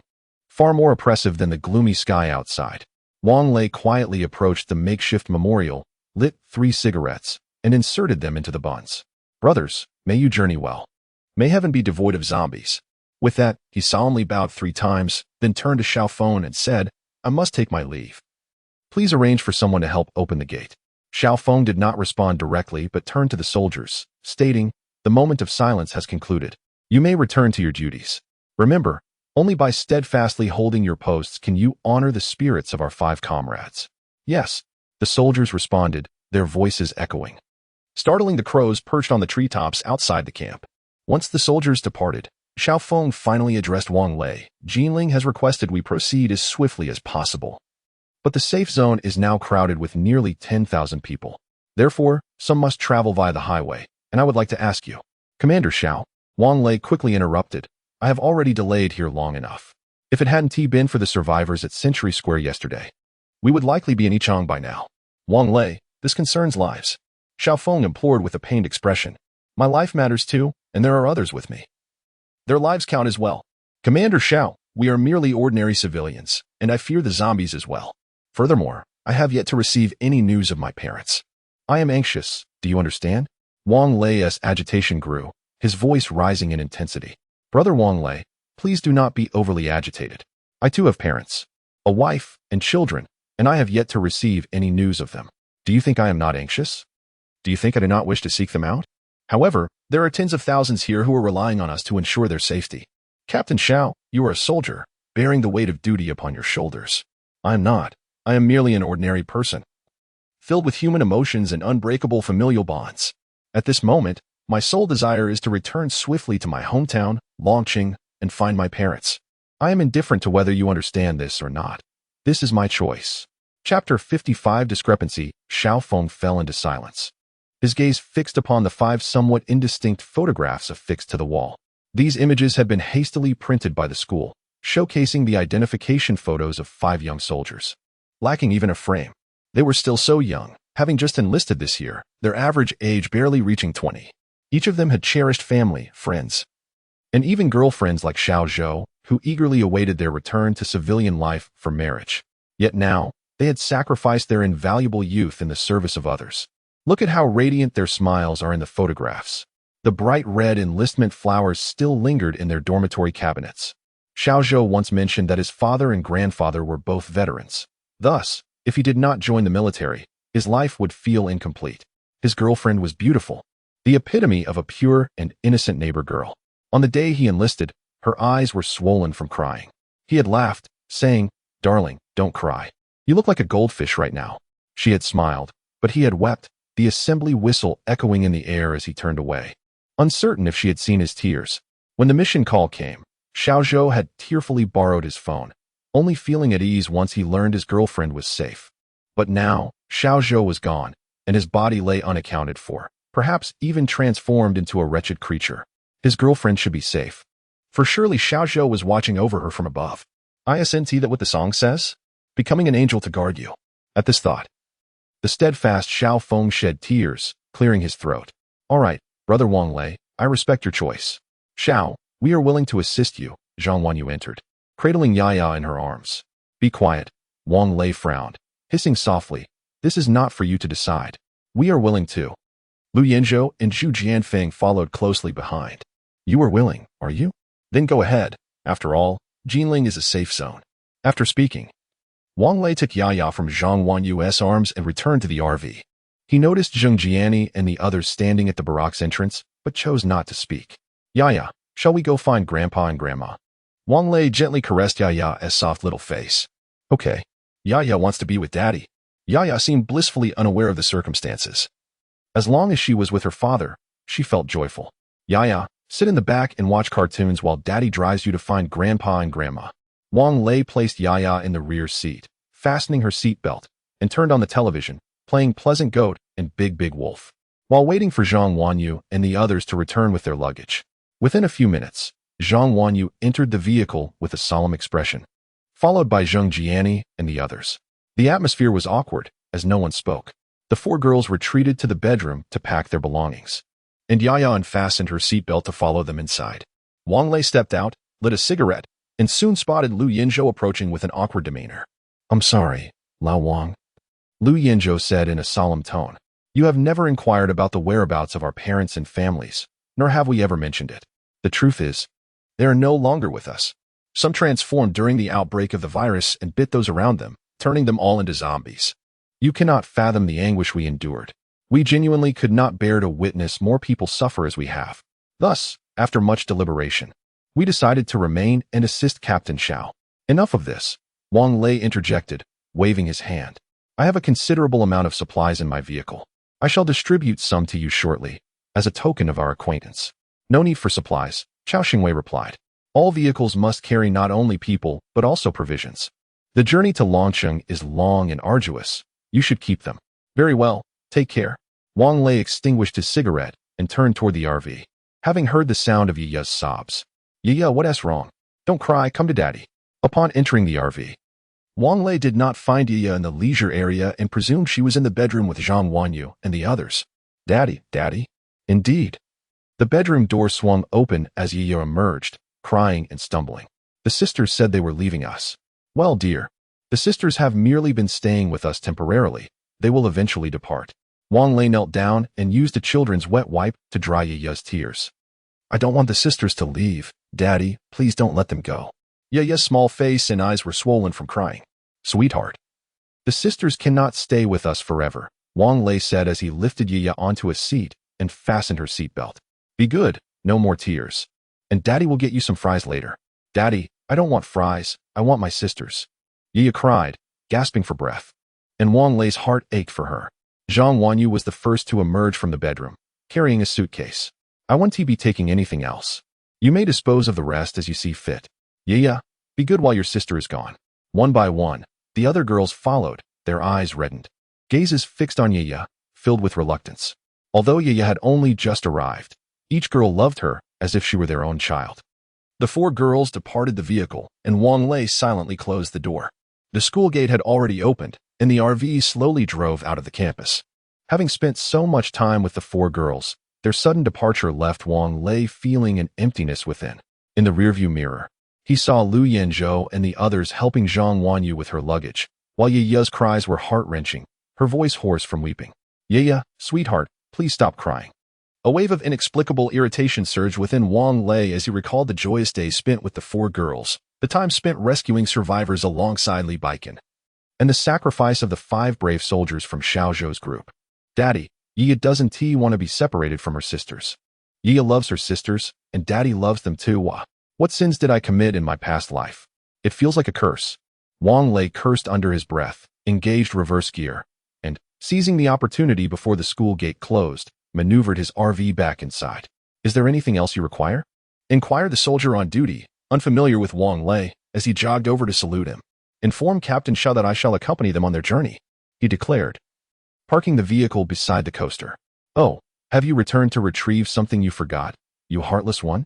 Zhang Wanyu teased, crossing her arms. "I brought you down, you wicked creature," Wang Lei retorted through gritted teeth.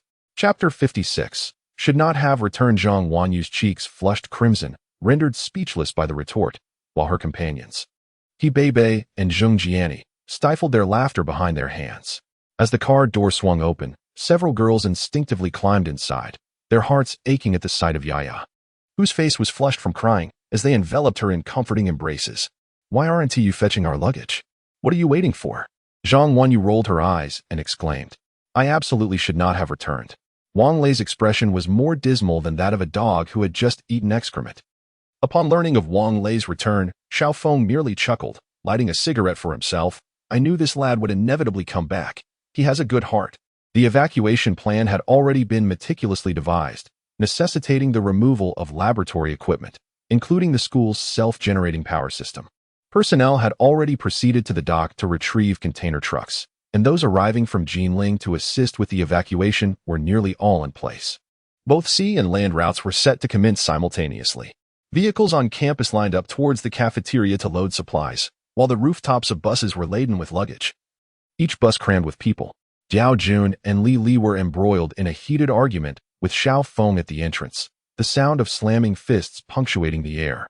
Upon spotting Wang Lei alight from the car, Li Baikan hurried over, whispering, That Diao Jun is truly shameless. He is trying to commandeer your RV, insisting that Li Li and several executives from the city should ride with you, claiming it suits their status. Wang Lei, upon hearing this, chuckled in amusement. Is that so? I shall pay him a visit and see just how many lives he thinks he has to dare lay claim to my vehicle. Hey, old Wang, you mustn't go. Captain Xiao is currently in discourse with him. Li Baikan quickly grasped Wang Lei's arm. In matters of rhetoric, even Tin Xiaofeng's would pale in comparison to a seasoned politician. Rest assured, I know my limits. Wang Lei patted Li Baikan's shoulder, flashing him a charming smile. As he stepped into the entrance, he found Xiaofeng and Diao Jun locked in a fierce dispute, with Li Li stoking the flames nearby. You have arrived just in time. I command you to surrender the RV. Diao Jun, clearly exasperated, slammed the table and bellowed. Indeed. Why should you drive such a fine vehicle, allowing those lowly individuals to ride comfortably? Wang Lei shot a glance at Li Li, who, unsurprisingly, was adorned in heavy makeup even amidst the apocalypse. The black stockings and form-fitting skirt she wore could easily mislead anyone into thinking she was a courtesan at a business KTV. This vehicle belongs to me. Why should I not drive it? I can choose who rides with me. What of it? Is it against the law? Wang Lei tossed a cigarette to Xiaofeng, adding nonchalantly, I have only a few packs anyway. Seeing Wang Lei's carefree demeanor, Xiaofeng felt a sense of relief wash over him as he lit his cigarette. Content to observe the unfolding drama. I am the third commanding officer of the Jinling safe zone. You must obey my orders, Diao Jun asserted sternly. This is Jiabei, not Jinling. Moreover, if you are indeed a commanding officer, does that not make you a public servant? By what right does a public servant demand the people cater to your comforts? Wang Lei exhaled a plume of smoke. Captain Xiao, is this smoke ring round? Xiaofeng merely smiled, well aware that he dared not engage in banter with Wang Lei. You commoner. Diao Jun, exasperated, found himself momentarily at a loss for words to counter Wang Lei's provocations. Resolute in his indignation, he declared, if you dare not yield the vehicle, I shall ensure you are barred from entering the safe zone. Oh, so you are the third commander, are you? Such considerable authority you wield. Did I ever mention my intention to venture to the Jinling safe zone? Were it not for Captain Xiao's earnest entreaties, do you truly believe I would accompany you on this journey? Wang Lei, while drawing his pistol from his waist and toying with it, remarked, by the way, I've heard that you two are the only ones who have arrived from the Jinling safe zone. If I were to assert that you have been infected with the zombie virus, Captain Xiao, could you provide testimony? Xiaofeng, feeling the weight of the situation, wondered why this brat continually sought to draw attention to him.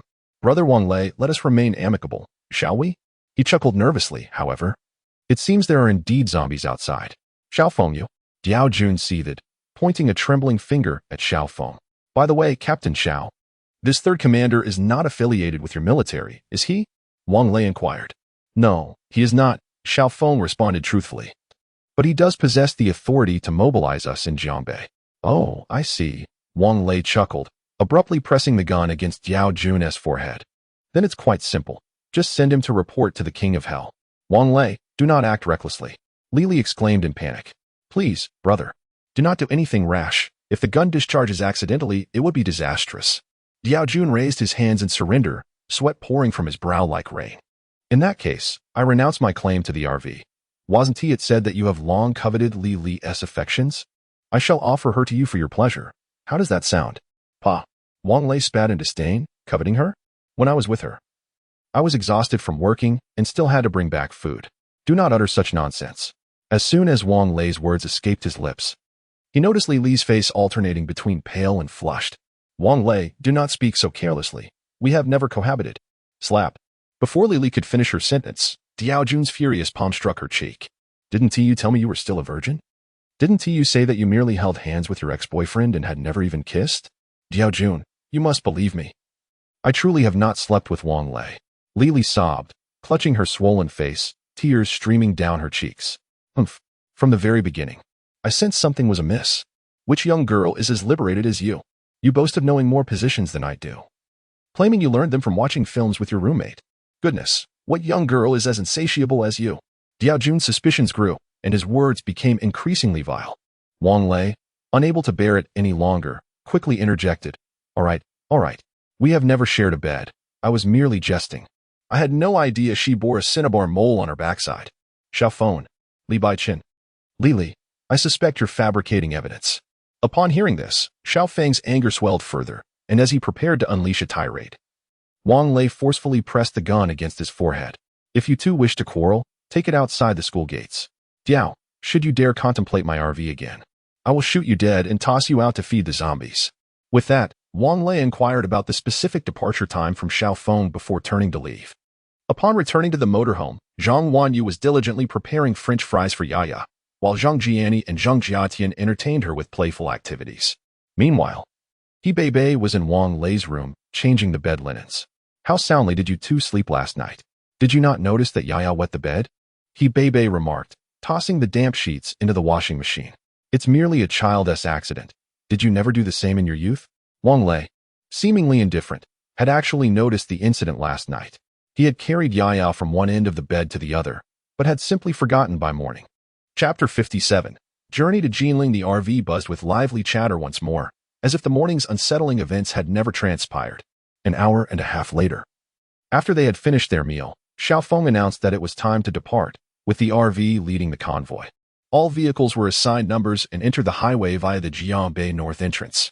A few buses and minibuses exited at the Jiangbei South interchange to assist in transporting containers to the dock, where the overloaded individuals would also need to board the ship. The remaining vehicles awaited on the highway for their return before collectively setting off for Jinling. Originally, Wang Lei intended to drive, but Yaya insisted on being held by him. Zhang Jian and I, reluctantly taking the driver's seat, activated the navigation system on her phone. The GPS was indeed a marvelous invention, functioning without terrestrial base stations. It was rumored that when Diao Jun arrived, he brought along a satellite phone, given the recent tensions between Wang Lei and him. It was likely that Diao had already reported back to Jinling. Uncertainty loomed over whether Xiao Feng and the others would face repercussions upon their arrival. Finally, the command to depart crackled through the walkie-talkie, and the school gates swung open. Several soldiers stood vigilant at the entrance, ready to combat any potential zombie attacks. The vehicles outside were few. Those remaining were either vandalized or charred beyond recognition. Despite their undead nature, these creatures bore striking similarities to ordinary humans. Some were relatively docile. Yet driven by hunger, they were compelled to prey on the living, gnawing on flesh. Others were destructive, likely capable of dismantling an entire city if armed with suitable tools. Then there were the violent ones, who not only assaulted humans but also preyed on their weaker brethren. As the RV gradually exited the campus, Wang Lei sat in the passenger seat, cradling Yaya, who held her Barbie doll close. Daddy, where are we going? She asked. We are heading to Jinling. And then to Longqing, Wang Lei replied, ruffling her hair. He wondered who had styled her hair into two little horns. Yaya's head bobbed about, her hair brushing against Wang Lei's chin, tickling him. The stretch from Binhai International School to the highway entrance was surprisingly tranquil. Occasionally, a few zombies could be spotted wandering aimlessly by the roadside, yet they exhibited no aggressive behavior as the convoy passed. Nevertheless, a sense of unease gnawed at Wang Lei's heart. Yaya, why don't you go play with your sisters? He suggested, kissing her forehead gently. No. I want Daddy to hold me. Yaya pouted. Be good, okay? Wang Lei encouraged, lifting Yaya to stand on his lap, gently resting his forehead against hers. Yaya, come here to your sister. We can play with dolls together. Let's dress them in pretty clothes. Zhang Jiating approached, her invitation bright and cheerful. Okay, Yaya exclaimed, reaching out her arms to be taken by Zhang Jiating. Old Wang, what's wrong? Zhang Jian and I glanced back at Wang Lei. I don't know. I just feel a sudden sense of unease, he admitted, one hand pressing against his heart while the other gripped his handgun tightly. Perhaps I haven't been resting well these past few days? Zhang Jiatong raised her head and inquired. Would you like me to take a look? No, it's all right. Wang Lei replied with a smile, lifting his cup to sip some tea. Ahead lay the entrance to the highway, and an increasing sense of unease enveloped Wang Lei's heart. Indeed, as the vehicle merged onto the freeway, the sight of charred zombies lining the roadside and a few wandering figures several hundred meters away confirmed his fears. Captain Xiao, I have spotted several wandering zombies. They must be the fallen warriors. I shall see them off. Wang Lei stated solemnly into the walkie-talkie. After a moment, Xiao Feng's voice crackled through the device, accompanied by the sound of weeping. All right, everyone, halt and sound the horn to honor our comrades. Xiao Zhou, once you don your protective gear, please bury our fallen friends here. As the RV approached within 200 meters of the wandering zombies, Wang Lei instructed Zhang Jiani to stop the vehicle. He opened the sunroof, tears glistening in his eyes. and used a submachine gun to take down several of the transformed warriors. The convoy began to honk its horns, the cacophony alarming the birds perched in the trees. Xiao Zhou and the others, clad in protective suits and wielding entrenching tools, commenced digging graves in the fields alongside the highway. Xiao Feng and Li Baikan donned their protective gear, standing vigilant nearby. After laying Xiao Zhao and the others to rest, the convoy resumed its journey at a speed of 50 kilometers per hour, cautious due to the overloaded vehicles behind them, fearing potential hazards. The highway was remarkably clear, devoid of other vehicles. Slow down at the upcoming gas station. Those in need of fuel should move to the right. Xiao Feng directed over the walkie-talkie. An emergency generator truck overtook them, entering the gas station to provide power to the pumps. As the apocalypse had only just begun, fuel was not yet in high demand. But Wang Lei understood that as time progressed, it would become increasingly scarce. Fortunately, the RV could utilize energy from the crystal cores, though he remained somewhat perplexed about how to acquire them. Glancing at the central control screen, he noted that 81% of the crystal core energy remained available, proving to be quite durable. Old Wang, you cooked today. My stomach hurts, so I'll lie down for a bit, Zhang Wanyu whispered as she approached. All right, go rest. Wang Lei replied with a smile, fully aware of her condition, having witnessed a similar ailment in Lili before. With so many vehicles in need of fuel, the wait felt interminable. Wang Lei rose and headed to the kitchen, preparing a bowl of ginger and brown sugar water, which he brought to the bedroom for Zhang Wanyu to drink while warm, tucking her in snugly before returning to wash the pots and dishes. After more than an hour, the convoy set off once again, and Wang Lei began preparing dinner. Stir-fried pork, his childhood favorite, came to mind. He recalled his mother simmering a pot full of sliced pork, allowing it to stew gently until it was tender and fragrant. The cooked pork could be stored in the refrigerator for later use. When hunger struck, one could simply scoop some out, simmer it with potatoes or mushrooms, or incorporate it into a stew. Whose ice cubes are these? Wang Lei wondered aloud as he opened the refrigerator, discovering 2 trays of ice cubes in the freezer drawer. Oh, I am freezing, Zhang Jiani remarked. The weather is too hot. I can add some while drinking. By the way, I also made ice cream. Dad, I want to eat ice cream. Yaya paused her actions, gazing eagerly at Wang Lei, her 2 big, watery eyes blinking with anticipation. Well, you can only have a couple of bites, Wang Lei chuckled as he opened 3 more drawers, only to find no ice cream. Jiani, where's the ice cream stored? Chapter 58. A touch of elegance in the frozen space in the chilly confines of the frozen compartment, Zhang Jiani responded. Upon extracting the ice cream, Wang Lei found himself at a loss for words. The dessert's appearance was undeniably unappealing, with a honeycomb-like texture.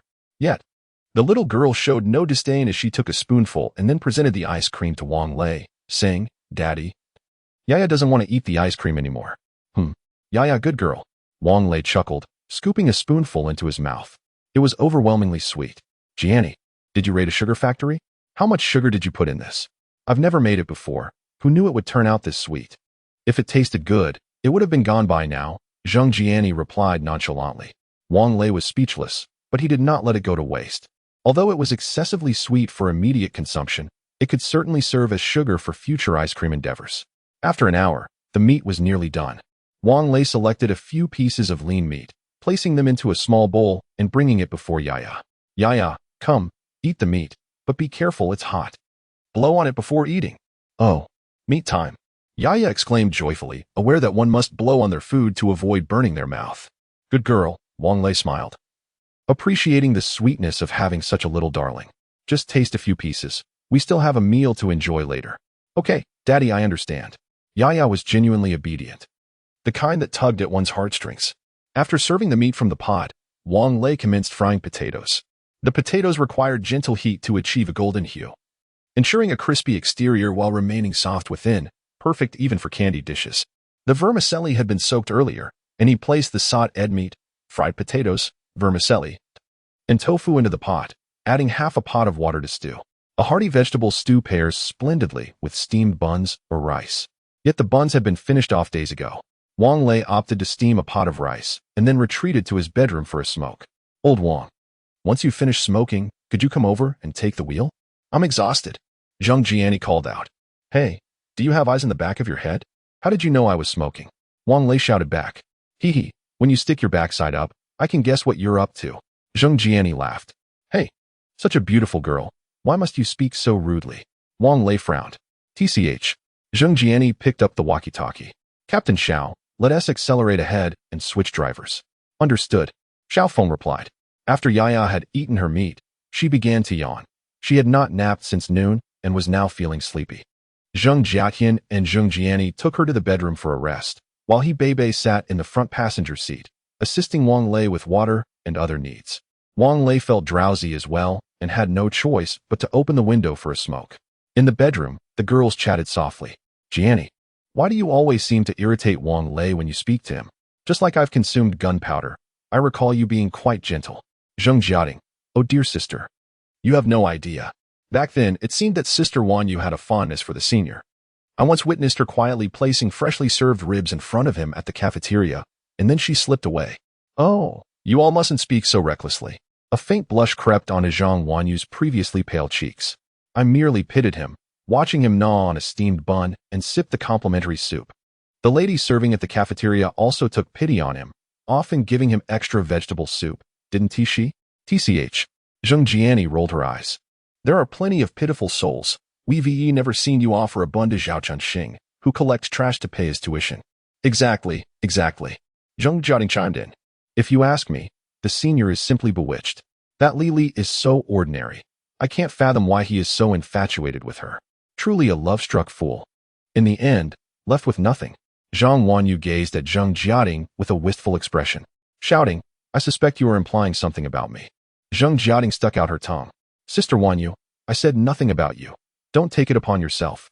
We don't engage in such behavior. All right then. Zhang Wanyu pulled back the curtain slightly, gazing out the window. I confess, I do like him. From the very first glance. It was as if he was etched into my mind, a sentiment difficult to forget. Perhaps this is what one calls love at first sight. What nonsense. It's merely lust at first sight, Zheng Jiating replied dismissively. However, the senior doesn't seem particularly handsome, does he? I find him rather average. Zhang Wanyu gently tapped Zheng Jiani's head. What nonsense are you speaking? Wang Lei actually possesses many virtues. At least he is a good person, kind-hearted and devoid of ulterior motives. I don't fancy those who are overly complex. Ah, so you're a saint. The senior is simply foolish. He worked for 3 years during university while Li Li, coming from a less fortunate background, flaunted designer clothes and bags. If a wealthy heir had pursued Li Li back then, she would have discarded the senior long ago. Zheng Jiating remarked. I concur. Alas, let us not dwell on Li Li. One should refrain from discussing others behind their backs. Wanyu, you were so enamored with Wang Lei. Why didn't you pursue him more actively? Zheng Jiani inquired. Who says I didn't take the initiative? Oh.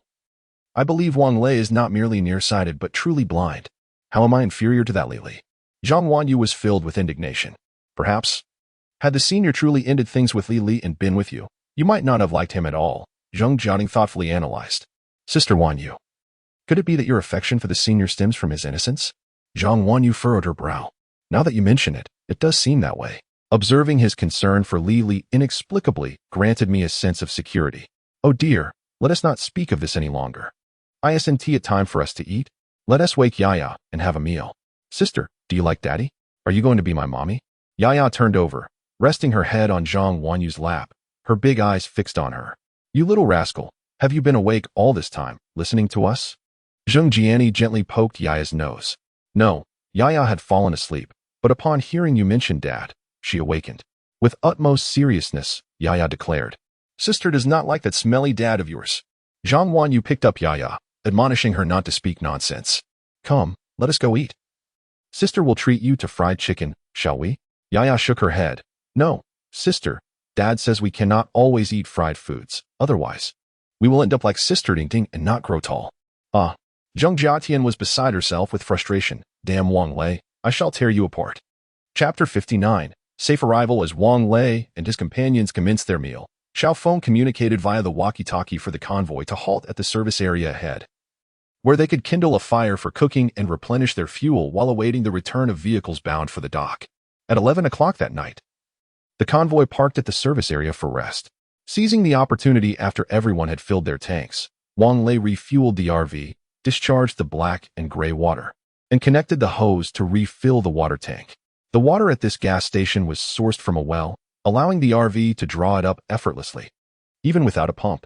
The service area supermarket had, of course, been stripped bare. In fact, each time they passed a service area. Xiaofeng would arrange for vehicles to collect supplies. Wang Lei had the fortune of being dispatched twice, yet upon witnessing the meager offerings at the supermarket, he felt profoundly disappointed, as there was truly nothing appetizing to be found. Yet it was particularly spirited that night, remaining awake past midnight, while Wang Lei, already fatigued, took a shower before retiring to bed. The next morning, he awoke while dawn had yet to fully break. After retrieving the hose, he sat in the leisure area, lost in thought. Outside, a campfire was already ablaze, and Xiaofeng encouraged everyone to eat heartily. As there would be no further stops for rest during the journey to the Jinling safe zone, which lay over 500 kilometers ahead, the route was notably secure, with no wandering zombies in sight.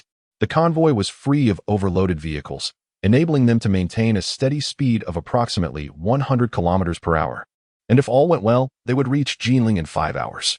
Diao Jun also broadcasted over the walkie-talkie that the Jinling Safe Zone's radio station was now operational, requesting all vehicles to turn on their radios and tune into AM 999 kHz to receive notifications from the safe zone.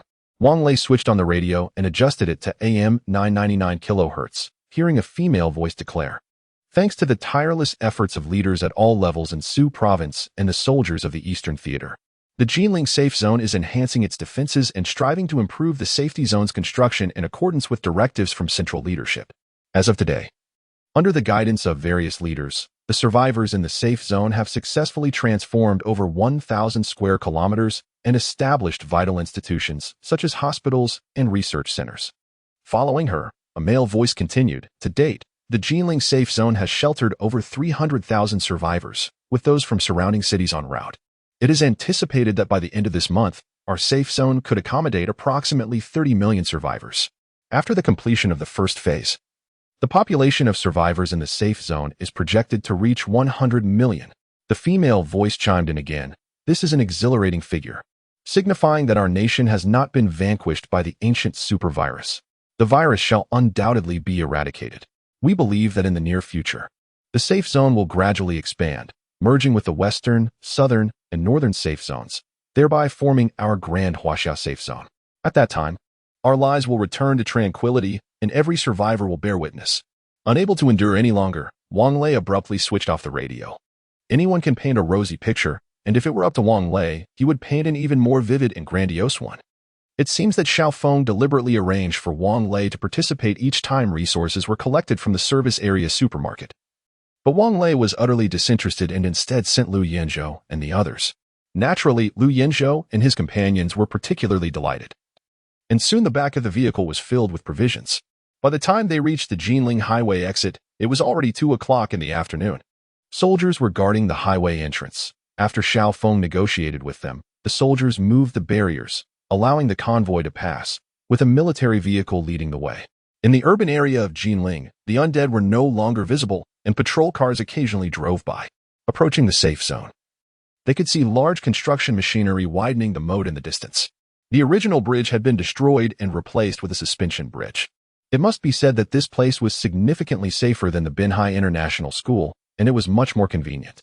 At least the water from the moat, after being filtered and boiled, was suitable for both consumption and daily washing.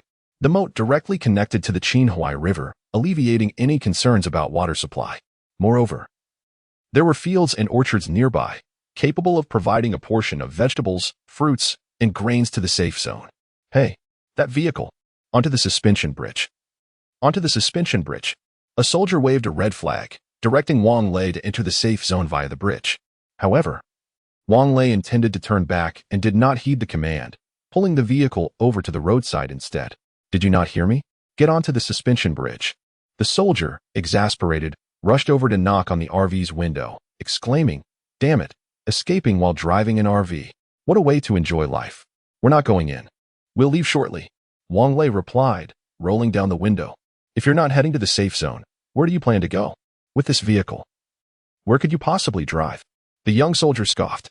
"No need for your concern," Wang Lei retorted as he raised the window again. Before long, Xiaofeng's off-road vehicle arrived, and the soldiers disembarked to assist in directing vehicles into the safe zone. This was a lengthy procedure, akin to entering the Binhai International School, where everyone needed to be tested for viral infection. Xiaofeng got out and signaled Wang Lei to join him for a conversation. "What's the matter? Are you still determined to go to Longqing? It's much safer here, Xiao Feng said with a smile. Captain Xiao, there is no need for all this talk. I am definitely going to Longqing to find my parents. No one can dissuade me, Wang Lei replied in a low voice. But you have others in your vehicle. Are you willing to risk their safety as well? And what about the child you adopted? Xiao Feng asked seriously. Wang Lei fell silent. Indeed, he had no right to make decisions for others.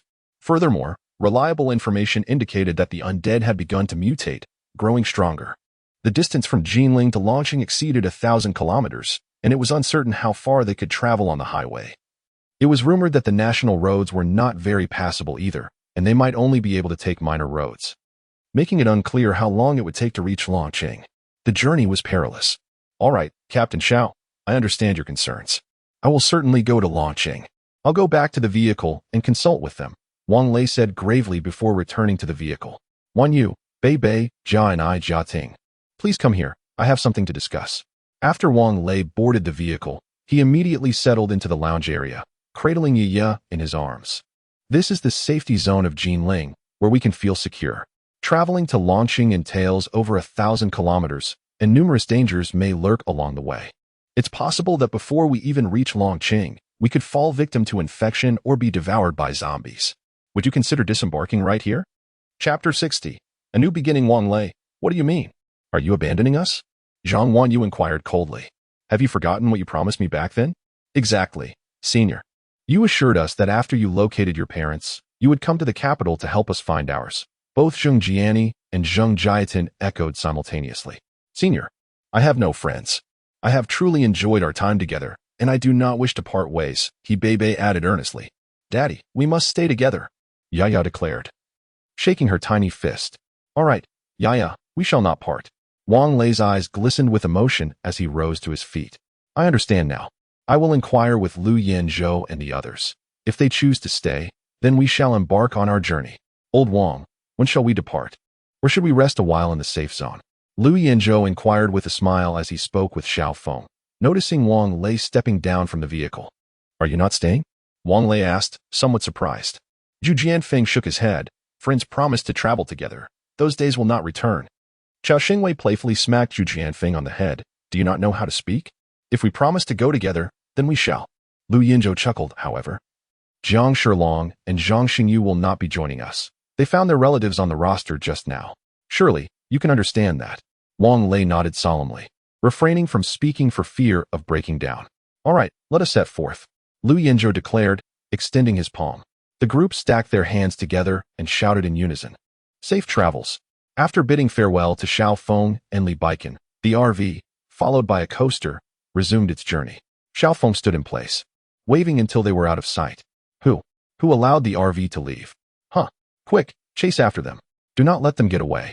Diao Jun, flustered, sprinted over from the suspension bridge, his excess flesh quivering with each hurried step. Xiao Feng, how dare you? Who permitted you to let them go? Xiao Feng chuckled coldly. Third Commander, first, I have no authority to interfere with others' freedom. If Wang Lei and the others wish to leave, that is their prerogative. Second, we have now reached the Jinling safe zone, which means your command over me has lapsed. While the second and first commanders maintain their authority, you cannot issue orders to the military. Third, the cruise ship is nearing the port, so I hope you will fulfill your responsibilities and promptly report to your superiors to ensure proper reception. You, Xiao Feng, fine. Just wait. Diao Jun, exasperated, stamped his foot before turning back. Captain Xiao, could you assist me with arrangements? I heard that Diao Jun is responsible for organizing the survivors who enter the safe zone. Lili timidly approached Xiao Feng and spoke softly, her bruises still evident on her face. Xiao Feng sighed. It is not that I do not wish to assist you, but I cannot intervene in this matter. It would be overstepping my bounds. You will have to leave it to fate. Upon hearing this, tears streamed down Li Li's cheeks as she lowered her head and returned to the suspension bridge, queuing for the inspection. The journey back was not as smooth as the outbound trip. Aside from the sluggish pace of the vehicle, there were no unforeseen incidents. At 10 o'clock in the evening, the RV and the coaster entered the service area. Several cars were parked there, and a few zombies were wandering about. Just as Wang Lei was about to fire his weapon, he heard Chao Xingwei's voice over the intercom. There's no need to waste bullets on these zombies. Let old Zhu and me handle it. All right. Please be cautious, Wang Lei replied, grabbing his submachine gun and disembarking as a precaution in case of any unforeseen circumstances. The zombies, seemingly incompatible with one another, wandered off in different directions. Perhaps they had caught a whiff of human flesh. As they began to converge towards Liu Yanzhou and the others. "Old Zhu, go for it," Liu Yanzhou exclaimed, an excited expression lighting up his face. "My battle blade is itching for action. Uff, there are only 7 zombies. Let's see who can slay the most," Zhu Jianfeng declared, sprinting towards the nearest zombie. "Damn it, you're cheating," Liu Yanzhou shouted, rushing towards another zombie. Both moved swiftly, their speed surpassing that of Lu Xiang. Fortunately, the night was clear, the moon shining brightly above. Zhu Jianfeng leaped over half a meter high. With a swift stroke, he severed the zombie's head from its body, a permanent separation. Liu Yanzhou, not to be outdone, attempted to emulate him, though his agility paled in comparison to Zhu Jianfeng's. Nevertheless, like a ninja, he angled his blade and charged at the zombie, aiming for its neck. Unfortunately, his strike did not decapitate the creature but lodged the blade in its cervical vertebra. Quick to react, Liu Yanzhou withdrew the knife just in time to evade the zombie's claws. The creature remained standing, its head dangling behind it. As it attempted to reposition its head on its neck, Liu Yanzhou struck again, finally dispatching it. Haha. Zhu Jianfeng turned around just in time to witness the spectacle. "Old Liu, you're falling behind. I've already taken down 3. Liu Yanzhou chuckled in reply, an unexpected turn of events. "I haven't sharpened my blade in days. Haha." After the two dispatched the 7 zombies, Chao Xingwei drove around the service area, finding no additional zombies before parking next to the RV. "Old Wang, you guys start cooking. We'll take a stroll in the supermarket," Liu Yanzhou suggested, gesturing towards the supermarket door that Chao Xingwei was unlocking. "Let's go together," Wang Lei said, turning to close the car door, gun in hand, following Liu Yanzhou and the others. With a clang, the supermarket's shutter rolled up, revealing a dark interior. Prepared for this, Chao Xingwei pulled out a powerful flashlight, scanning the shelves. "Who's there? Come out," he shouted upon noticing a shadow behind the counter. Liu Yanzhou and Zhu Jianfeng, wielding their short blades, cautiously approached the counter while Wang Lei raised his firearm. Suddenly, 2 piercing screams from a girl echoed from behind the counter. "Don't kill us. Don't bite us. It's people. Living people."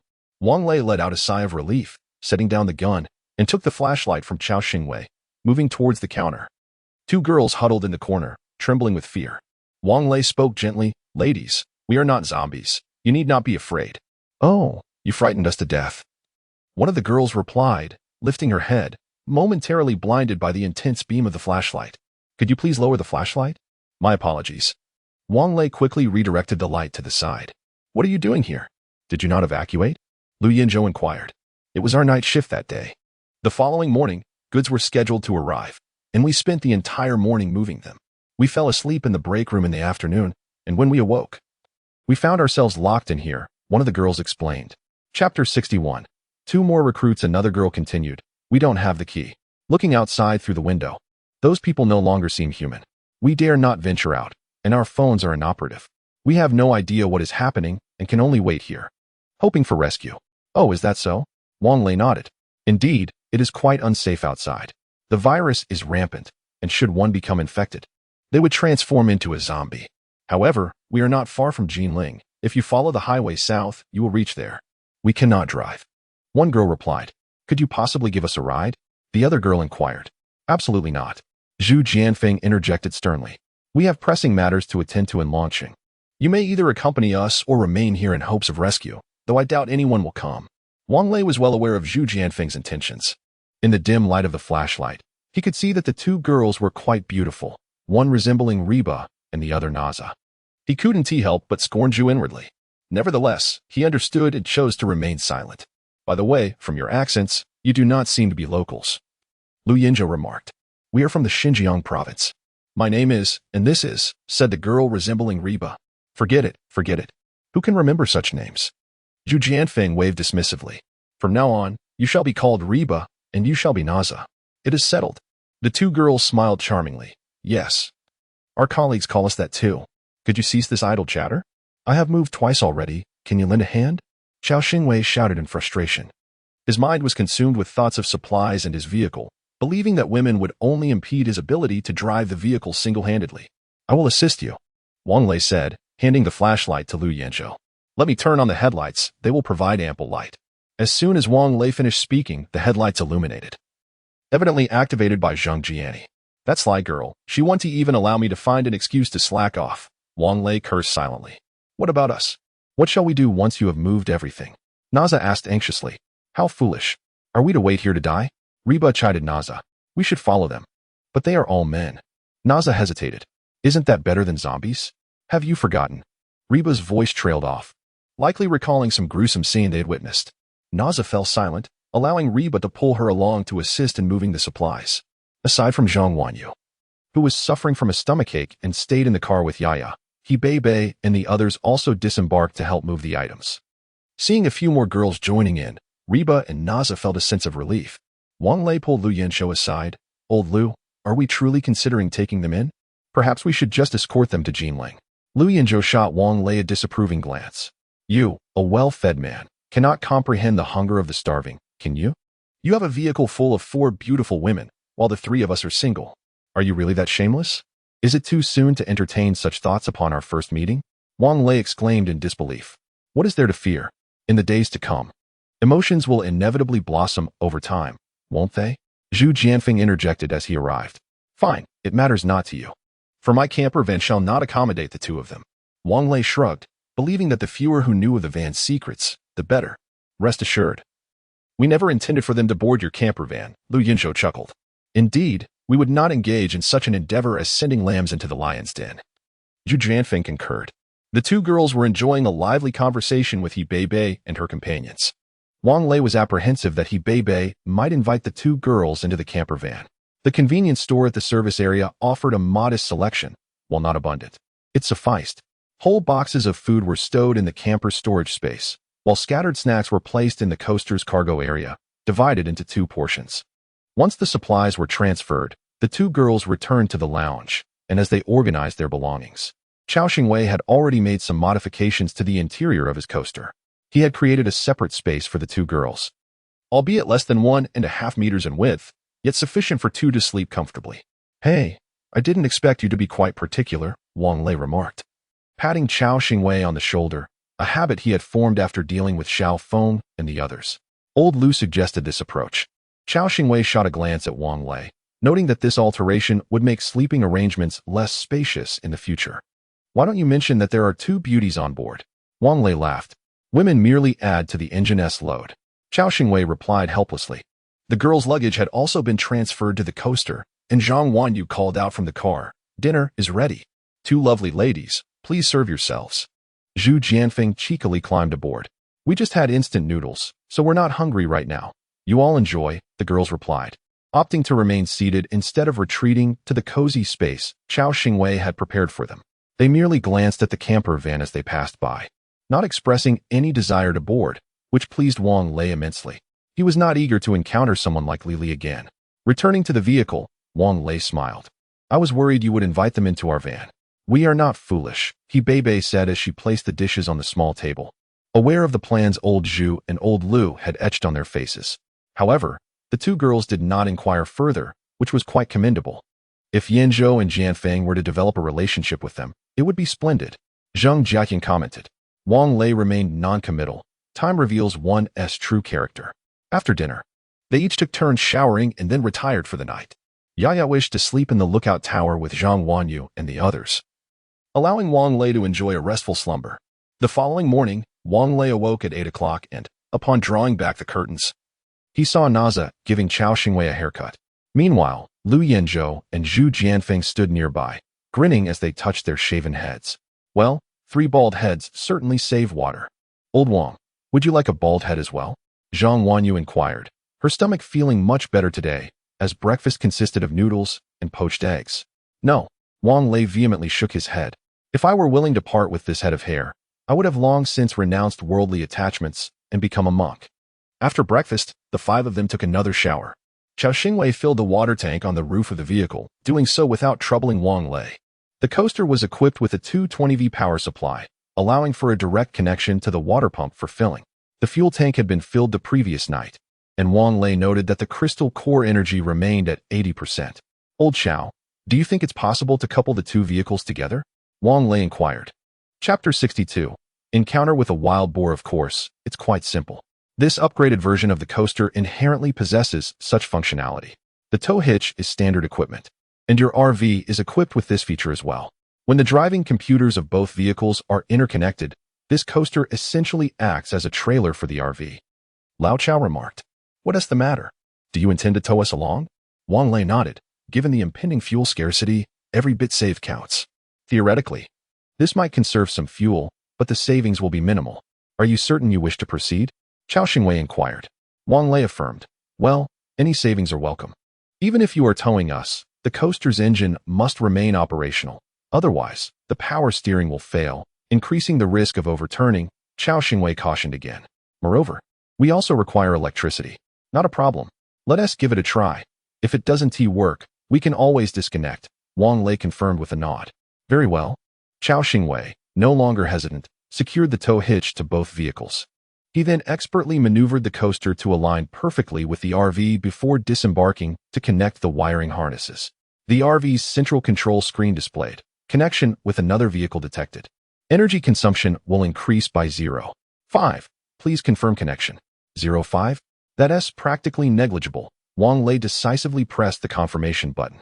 Once the vehicles were interconnected, the RV's functionality remained unchanged, except one needed to remember there was a trailer behind during turns and maneuvers. However, the central control screen would provide prompts, alleviating any concerns. Thus, a lavish RV towed an oddly shaped coaster as they once again entered the highway. Zhang Jiani refused to drive, finding the appearance of the vehicle unappealing. "Jiani, you are being overly particular," Wang Lei remarked, munching on sunflower seeds as he steered the vehicle. "Look around. There's hardly anyone here. All right. I've been the one driving these past few days. Let me have a break, will you?" Zhang Jiani pleaded, her tone pitiful. "I haven't spent much time with Yaya. Daddy drives, and Jiani's sister plays with Yaya." Yaya chimed in cheerfully. "Oh, you little brat. Daddy has spoiled you," Wang Lei chuckled. "Enough of the complaints. Even I, as the cook, have never grumbled," Zhang Wanyu interjected as she settled into the passenger seat with freshly brewed tea. "I'm merely expressing my thoughts," Wang Lei replied, taking a sip from the teacup. "This tea, too, is a fleeting pleasure. Who knows when fresh pre-rain Longjing will grace us again. Having any tea is a blessing. Do you realize how many people are still hiding at home, unable to afford a meal?" Zhang Wanyu shot Wang Lei a disapproving glance and began to help him shell the sunflower seeds. "What? You're aware of this?" Wang Lei casually asked. "Does it require someone to inform me? Can't you figure that out?" Zhang Wanyu retorted, somewhat irked. "All right, let us not dwell on that. Didn't the broadcast mention that the safety zone will gradually expand and everyone will be saved?" Noticing Zhang Wanyu's discontent, Wang Lei quickly sought to comfort her. A woman experiencing her monthly cycle should not be trifled with. The television remained off as Wang Lei activated the radio on the central control screen. The broadcast from the safe zone sporadically relayed information, but at the moment, silence prevailed, indicating no announcements were forthcoming. Switching to music mode, Wang Lei played a children's song for Yaya to hear. "Goodness, old Wang, you nearly gave me a heart attack. Suddenly playing Daddy's Daddy is Grandpa. Are you out of your mind?" Chao Xingwei's voice crackled through the intercom. "Huh, has the sound system connected too? What is wrong with you?" Wang Lei retorted. "Damn it, I don't know either," Chao Xingwei said, his frustration palpable, "and I can't even turn it off from my end." "Then perhaps you should smash the sound system." Wang Lei chuckled mischievously. "You're ruthless," Chao Xingwei replied, falling silent thereafter. Their conversation was free from eavesdroppers, as the frequency had been altered. The morning had started with clear skies, but by now, well before noon, clouds had gathered. Due to the poor road conditions, their speed barely reached 50 kilometers, prompting Wang Lei to drive cautiously. Suddenly, as he twisted his neck, an unknown object struck the front of the vehicle, causing him to instinctively slam on the brakes. The tires screeched against the asphalt. "What on earth, Wang Lei?"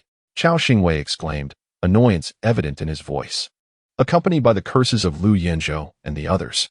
"I think I just hit something. My goodness, it's a wild boar, an enormous one," Wang Lei exclaimed, eyes wide with astonishment as he beheld the massive creature, nearly 3 meters long, standing before the RV, momentarily forgetting to release the intercom button. The wild boar, seemingly dazed from the impact, stared back with its blood-red eyes, panting heavily. The central control screen indicated that the durability of the collision horn had decreased by 8%. "What an impressive wild boar." Wang Lei stood up, signaling Zhang Wanyu to move aside. Opening the sunroof, he aimed his gun at the boar, but to his surprise, the creature stepped back, lowered its head, and charged at the RV once more. Bam! Another loud crash echoed as the durability of the collision horn plummeted by another 8%. In a hurry, Wang Lei pulled the trigger. But the wild boar seemed to possess an uncanny ability to predict his actions, evading the shot effortlessly. He aimed again, yet failed to graze the beast's hide. The wild boar deftly maneuvered out of Wang Lei's shooting range and charged at the side of the RV. This time, the vehicle's durability dropped by a staggering 12%. Wang Lei felt a pang of distress. Repairs would require materials. Realizing that the boar's attacks were ineffective against the RV, it sprinted towards the coaster. Should it collide with full force, it could very well overturn the vehicle. Wang Lei hastily fired multiple shots, and fortunately, just as the boar was half a meter away from the coaster, a bullet finally found its mark in its skull. The wild boar collapsed, yet due to inertia, its body still struck the coaster. However, this impact inflicted little damage. After a prolonged wait, the boar lay motionless, blood pooling beneath it. For safety's sake, Wang Lei fired another shot at the boar, which remained unresponsive. As the door of the van swung open, Lu Yanzhou and Zhu Jianfeng alighted. Even before they could approach the wild boar, it abruptly rose to its feet, threatening to charge at them. Goodness, this creature can feign death? Wang Lei exclaimed in astonishment. Instinctively firing his weapon, though he missed, Lu Yanzhou and Zhu Jianfeng deftly evaded the beast, but Zhu Jianfeng managed to leap onto its back, plunging his dagger into the nape of its neck. The wild boar lay lifeless, its eyes wide open, forever unblinking.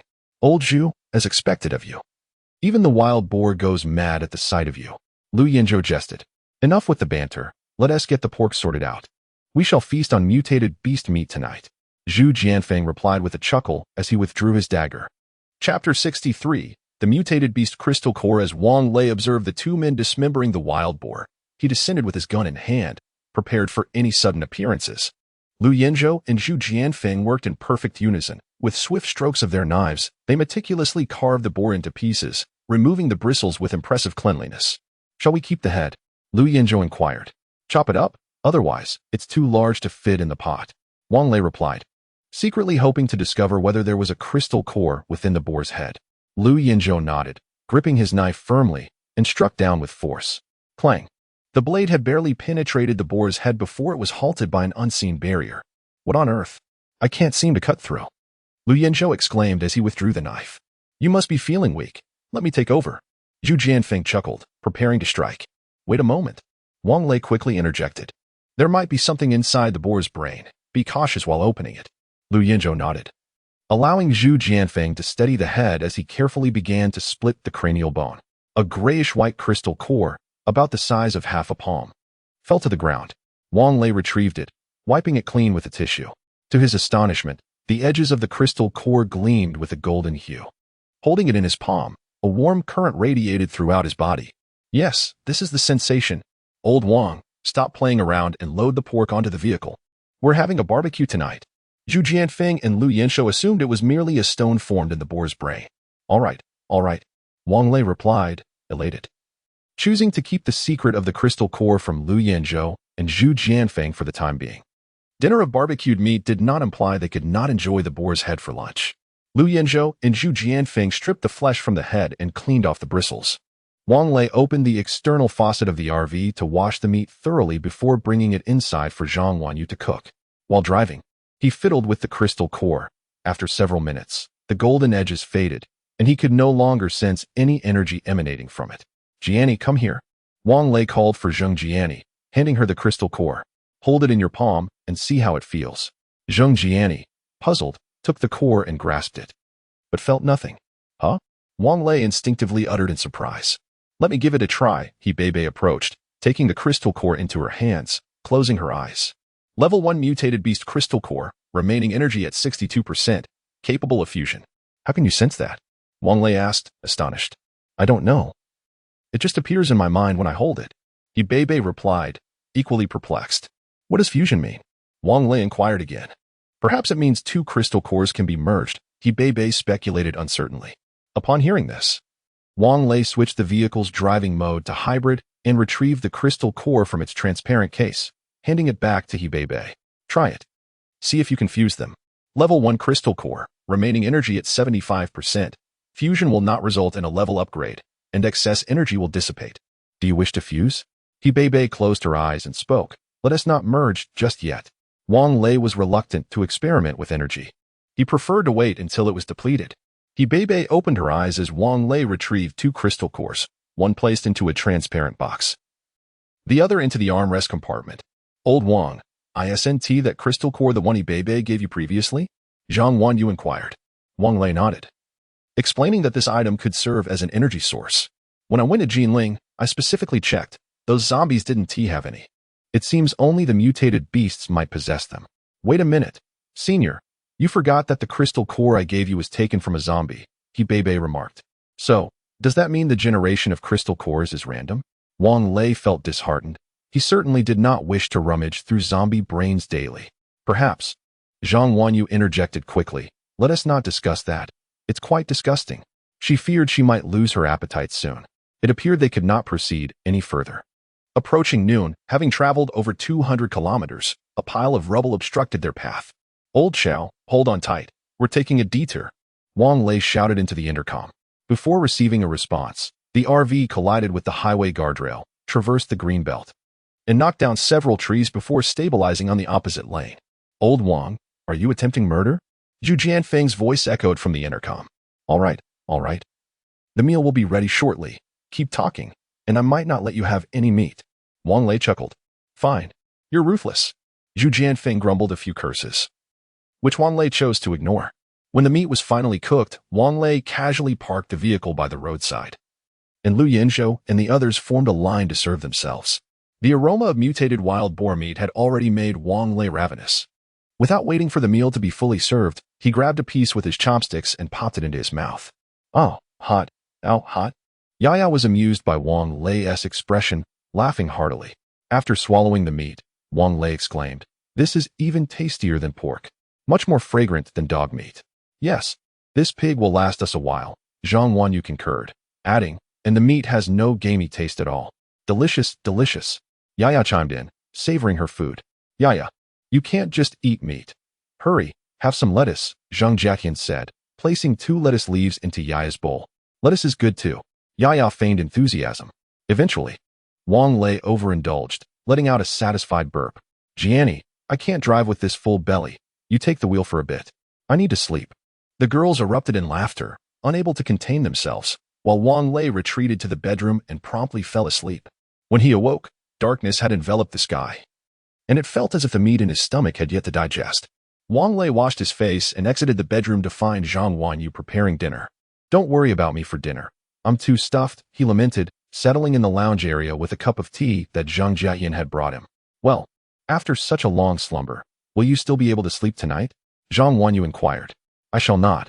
Let us depart through the night, Wang Lei replied, cradling Yaya in his arms. After all, old Qiao and the others need not drive. Very well, just ensure your safety. Zhang Wanyu nodded. Though she was reluctant for Wang Lei to stay up late, she understood his desire to reach Long City as swiftly as possible. I can't hold it anymore. I need to use the restroom, Wang Lei said, clutching his stomach, and retreated to the bathroom once more. During dinner, Wang Lei and Zhang Jianni exchanged seats and continued their journey northward. Chapter 64. That night Yi was particularly well-behaved tonight, retiring to bed shortly after 10. Accompanied by Zhang Wanyu, Hebei, seated in the front passenger seat, was responsible for serving tea to Wang Lei, while Zhang Jianni and Zhang Jiatian occupied the leisure area, engrossed in a Korean soap opera. In truth, after Jiang Shilong and the others departed, I had intended for Lu Yinzhou and his companions to join us in the RV. Wang Lei, with a cigarette dangling from his lips, remarked, Who would have guessed that 2 would leave only to be replaced by 2 more? Such is their unfortunate fate. Haha, who would believe you? Hebei chuckled. I figured you out. You're rather petty, worried that Lu Yinzhou and his friends might have their sights on us, aren't you? Pfft, not at all, Wang Lei retorted. I doubt old Xiao would part with his beloved car. Indeed. It's evident that old Xiao has a genuine fondness for his vehicle. Hebei nodded in agreement. Ah, it's getting late. You should head to bed, Wang Lei suggested, rolling down the car window to let the cool air in, hoping it would help him stay alert. Wei agreed to take turns keeping you company while driving, except for Jianni. The 3 of us will alternate to prevent you from dozing off, Hebei stated. There's no need for that. If I feel tired, I'll just pull over to rest. You all should go to sleep and turn off the television, Wang Lei responded. Are you sure you don't want company? Bei tilted her head in inquiry. Absolutely not, Wang Lei replied, his gaze fixed ahead, wary of any wild boars that might unexpectedly appear along the mountainous stretch. Very well, just call if you need me. We'll be sleeping in the leisure area tonight, Bei announced as she stood up. Go to your bedroom already, Wang Lei said impatiently. All right, don't worry about us. We had planned for two to sleep outside to avoid squishing Yaya at night, Bei laughed. We're heading to the lookout tower, Zheng Jiani and Zhang Jiayan declared, turning off the television and making their way upstairs. I'll join you at the lookout tower. You can call for me. And I'll hear you, Bei called out as she ascended the stairs. Wang Lei chuckled, shaking his head as he continued to drive. In reality, midnight was not the time when one felt the most fatigue. It was typically around 3 or 4 in the morning. The darkness before dawn enveloped the sky like spilled ink. Wang Lei found himself dozing off repeatedly, even the act of smoking failing to keep him awake. Were it not for the concern of disturbing the two vehicles, he would have played the classic disco hit Wild Wolf Disco. But alas, no music. Can't I just sing for myself? I've loved around 40 women. They say I'm the most shameless of men. Yet, I have always preserved that innocence, never allowing them to kiss my lips. My expectations are modest. I merely wish for them to buy me supercars, but they all say the same thing, urging me to take a look at my reflection. 40 women, you say? Zhang Wanyu had approached Wang Lei without him noticing, and upon hearing his song, instinctively pinched the soft flesh at his waist. Wang Lei exclaimed in shock. What the? You're like a ghost, moving without a sound. The car was adorned with such thick carpeting. How could there possibly be any sound? Zhang Wanyu felt that her actions were somewhat excessive, quickly withdrawing her hand. Her cheeks flushed. Nevertheless, her tone remained assertive, perhaps as a means to mask something beneath the surface. Oh, why aren't you asleep? Wang Lei inquired. Your daughter had an accident. I just changed the sheets and now I can't sleep, so I'll keep you company for a while, Zhang Wanyu replied as she replaced the tea leaves in Wang Lei's cup and settled into the passenger seat. What about my little girl? You left her to sleep alone? You must be a daughter slave, Zhang Wanyu frowned. How could I let her sleep alone? I carried her to the lookout tower. All right then. The poor child just lost her mother. I fear she might be scared at night. Please bring her down. I'm utterly exhausted and need to sleep. Wang Lei felt his eyes growing heavy and, fearing danger from continuing to drive, pulled over into an emergency stop area. Goodbye, sleep well. Zhang Wanyu noticed Wang Lei standing up and felt a twinge of disappointment. Lying in bed, Wang Lei was on the brink of slumber when suddenly a memory jolted him awake. In his sophomore year, he had worked as a server in a bar, where he had been repeatedly toasted by a table of girls. Among them was Zixia, a classmate from middle school who had ventured to Jiangbei after graduating high school. The bar was noisy, and he couldn't recall much of their conversation, only that he had ended up intoxicated. When he awoke the next morning, he found himself in a hotel room, his clothes completely disrobed. Vaguely, he recalled not having slept alone the previous night, yet it felt like merely a fleeting dream. With classes awaiting him, he hurried to check out, discovering that Zixia had registered the room and had left around 6 in the morning without leaving any contact information. Wang Lei assumed she had kindly arranged for him to stay at the hotel, and as time passed, the incident faded from his memory. However, recalling events from 3 years prior today, he couldn't help but notice how Yaya's smiling, crescent-shaped eyes resembled Zixia's. After an indeterminate time of tossing and turning, Wang Lei finally succumbed to a deep sleep. He awoke around 10 the next morning, hastily skipping his morning routine, and rushed out of his room to scoop up Yaya, who was playing with her toys, examining her face closely. Daddy, daddy, little Yaya exclaimed joyfully, beaming at Wang Lei. Jia Ting, do you think Yaya and I resemble each other? Wang Lei asked with a furrowed brow and a low voice. Are you joking? Yaya is so beautiful. While you are quite the opposite, Zheng Jiating chuckled, covering her mouth. I am not joking, Wang Lei replied earnestly, prompting Zheng Jiating and Bei to scrutinize the two closely. Now that you mention it, Bei remarked, Yaya's face shape, nose, and brows do resemble yours. Indeed, Zheng Jiating concurred. Old Wang, could this girl truly be your daughter? Wang Lei remained silent, redirecting his attention to Yaya. Yaya, aside from your name, do you have any other names? My full name is Zixuan. Yaya tilted her head and responded. Do you mean to say there are photos of your father at home? Wang Lei inquired further. Indeed, it is right there on the table in my room with my mother, Yaya replied earnestly, like a bolt of lightning. Her words struck deep within Wang Lei's heart. If this story were to be narrated by a program like Closer to Science, it could easily span over a dozen episodes. Initially, he had naively assumed that the little girl only knew herself as Yiya, unaware that she was indeed Zixia's child. Moreover, it was highly probable that she was the offspring of both himself and Zixia. In this apocalyptic world, there was no means for a paternity test, nonetheless. One thing was certain, this girl was Zixia's child, and Wang Lei resolved to care for her diligently. A profound sense of guilt welled up within him. During their middle school years, he had shared a close bond with Zixia. If only he had arrived at Century Square a few days earlier. Perhaps Zixia would still be alive. Chapter 65. The village bully on the highway. Several vehicles headed south, presumably towards the safety zone in Jinling. He Bebe noticed that Wang Lei was in a peculiar mood and brought Yi closer to him. Senior, have you not rested well? Would you like to catch a few more moments of sleep? Wang Lei shook his head. I'm fine. By the way, why have we stopped? Where's Jia and I? He and one you have gone to the back of the vehicle to chat with the two girls. There are too many cars coming from the opposite direction. Jia and I was worried about potential danger, so we halted here, saying we would decide what to do once you wake up, he Bebe replied. Wang Lei opened his phone to check the navigation. Not far ahead lay the exit for Linjiang City. Continuing north for over 100 kilometers would lead them to the border of Sichuan and Shaanxi. After freshening up, Wang Lei began to prepare a meal in the kitchen. Zhang Wanyu, being a local from Jiangbei, cooked dishes that were somewhat unaligned with Wang Lei's northern palate. Yet he appreciated the effort and had no qualms about enjoying a ready-made meal. During his previous cohabitation with Li Li, he had been responsible for all household chores, and his culinary skills were commendable. For lunch, he simply whipped up some braised pork ribs, fermented black bean fish, stir-fried lettuce, and hand-pulled noodles. After lunch, Wang Lei returned to his slumber while Zheng Jia and I took the wheel, exiting the highway at the nearest exit. After recalibrating the navigation, their RV veered onto a national road. As they passed through a village, Zheng Jia and I was cautious not to accelerate too quickly, not out of fear of sudden appearances, but rather due to the lurking threat of zombies and mutated animals. Throughout the journey, they encountered no zombies. Upon reaching the intersection of the township road and the national road, Zheng Jia and I brought the RV to a halt.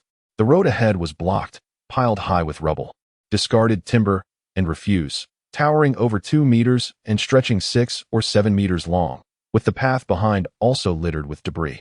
It seemed improbable for the RV to navigate through this obstruction. This road must have been deliberately blocked, remarked Zheng Jiating, seated in the passenger seat, her brow furrowed. Yes, it's likely that there are survivors in the vicinity. Let's attempt to take the village roads, Zheng Jia and I suggested, selecting a wider spot to turn the vehicle around. With the trailer in tow, maneuvering in the narrow space was impossible. Village roads were not mapped on the GPS, but heading north was a sure way to avoid errors. Continuing along the large road they had seen earlier, they soon spotted a sign, Tawei Village. Are we entering the village? Zheng Jiating glanced around. Noting the crops in the fields appeared quite healthy, likely due to the recent rains. Indeed, Zheng Jia and I also surveyed the surroundings, but it seems this village is deserted. Never mind that, he Bebe urged. Let's keep going. Oh, Jia and I, do you see that squatting figure by the field? Is it a rabbit? The group followed he Bebe's pointing finger and beheld a rabbit, slightly smaller than an adult golden retriever, with pure white fur. It clutched an underdeveloped cabbage in its mouth, its blood-red eyes fixed intently on the RV. Observing the mutated rabbit, Zheng Jiating remarked, if anyone ever claims that rabbits are adorable again, I might just be compelled to tear its mouth apart. Stop the vehicle. Stop. Within the intercom, Zhu Jianfeng's voice resonated with excitement. Tonight, we shall feast on spicy rabbit meat. Old Zhu, I believe it would be wise to refrain from provoking them. Rabbits are generally social creatures. What if a whole horde emerges? Zheng Jiayan retorted through the intercom. What is there to fear? They are merely rabbits. Even if they grow as large as cattle, they remain rabbits. Let us halt here and procure some rabbit pelts to craft a coat for Yaya. It would be splendidly warm. Zhu Jianfeng replied dismissively. Zheng Jiani brought the vehicle to a stop, visibly intrigued by the notion of making a rabbit fur coat for Yaya. Such a delightful creature as Yaya would surely look even more enchanting draped in a pristine white rabbit fur coat. Alas, I hope she does not grow up to resemble old Wang too closely. That would indeed be a pity. Zhu Jianfeng and Lu Yanzhou descended from the vehicle with the stealth of thieves. The large rabbit remained fixated on the camper van, seemingly oblivious to their presence. Zhu Jianfeng whispered, I shall go first. I am swift. Liu Yinzhou paused, nodded in agreement, and crouched low, his short dagger firmly gripped, poised for action. Zhu Jianfeng's eyes locked onto the large rabbit. His legs suddenly surged with power, propelling him forward like an arrow released from its bow. The blade aimed at the creature's throat. In less than a second, the glinting edge of the knife was a mere inch from the rabbit's throat. "What are you doing?" A coarse voice, thick with local accent, boomed from nearby. In that split second, the rabbit nimbly lowered its head and swiftly leaped into the fields. Zhu Jianfeng lost his target, and despite his attempt to retract his motion, it was already too late. The light body of the rabbit tumbled downward, akin to a paper airplane deprived of its lift, nose-diving into the soft earth, fortunately landing in loose soil, merely tasting dirt without any significant harm. As Liu Yinzhou approached to assist him, Zhu Jianfeng had already risen to his feet, casting a petulant glance at Liu. "Old Liu, you are always so slow. Who are you talking about? What are you doing? Leave our village at once." The gruff voice boomed again. Liu Yinzhou turned in the direction of the voice to see a burly man in his 50s, bare-chested and wielding a hoe, glaring angrily at him and Zhu Jianfeng. The man's muscular frame was impressively robust, his skin a sun-kissed bronze, glistening under the sunlight. Had he been younger, he would undoubtedly be a fitness instructor. "Sir, we are merely passing through and will depart shortly," Liu Yinzhou replied with a conciliatory smile. "Who are you calling, sir? I am not yet 40. And you are not my elder." The man retorted impatiently, waving his hand dismissively. "Isn't this road accessible?" Zhu Jianfeng pointed ahead, noting the smooth concrete path. "I said there is no road. There is no road." The man bellowed, clearly irked. "Zhao Si, are you tired of living? They have come from afar to our village. As hosts, we ought to offer them a warm welcome." Before Zhao Si could finish his words, a throng of individuals emerged from the village. Numbering at least 50 or 60, they brandished pickaxes, encircling the caravan and the coaster. Among them was a brash young man, bare-chested, clad in floral shorts and plastic sandals. "Alas, reason cannot sway the obstinate," Zhao Si sighed, shaking his head before returning to his task of weeding the fields. "I say, Zhao Si, even in this damned apocalypse, you still tend to your wretched crops." The impudent youth scoffed. Chapter 66. Iron Shirt. Zhao Si chose to ignore them. "Wu Gu, why waste your breath on that fool?" A man beside the young man remarked. "Let him plant. After all, it's agreed that he'll give us half of the harvest." All right. The young man known as Wu Gu waved his hand. "Get out of the vehicle. This car is mine." "What the hell? Who do you think you are?" Zhu Jianfeng gripped his short knife, ready to confront Wu Gu. However, he seemed to have overestimated his capabilities. Before he could reach him, he was struck on the legs and arms with blunt instruments, causing him to drop his knife onto the ground. With a dozen pickaxes pointed at him, Wu Gu warned, "You'd best not move recklessly. These sticks have no eyes. They can kill without remorse." Liu Yinzhou's short knife was also confiscated. Sensing that he might not stand a chance against them, he dared not act impulsively, especially wary of the man called Wu Gu, whose muscular physique gleamed like metal under the sunlight. He felt a sense of dread.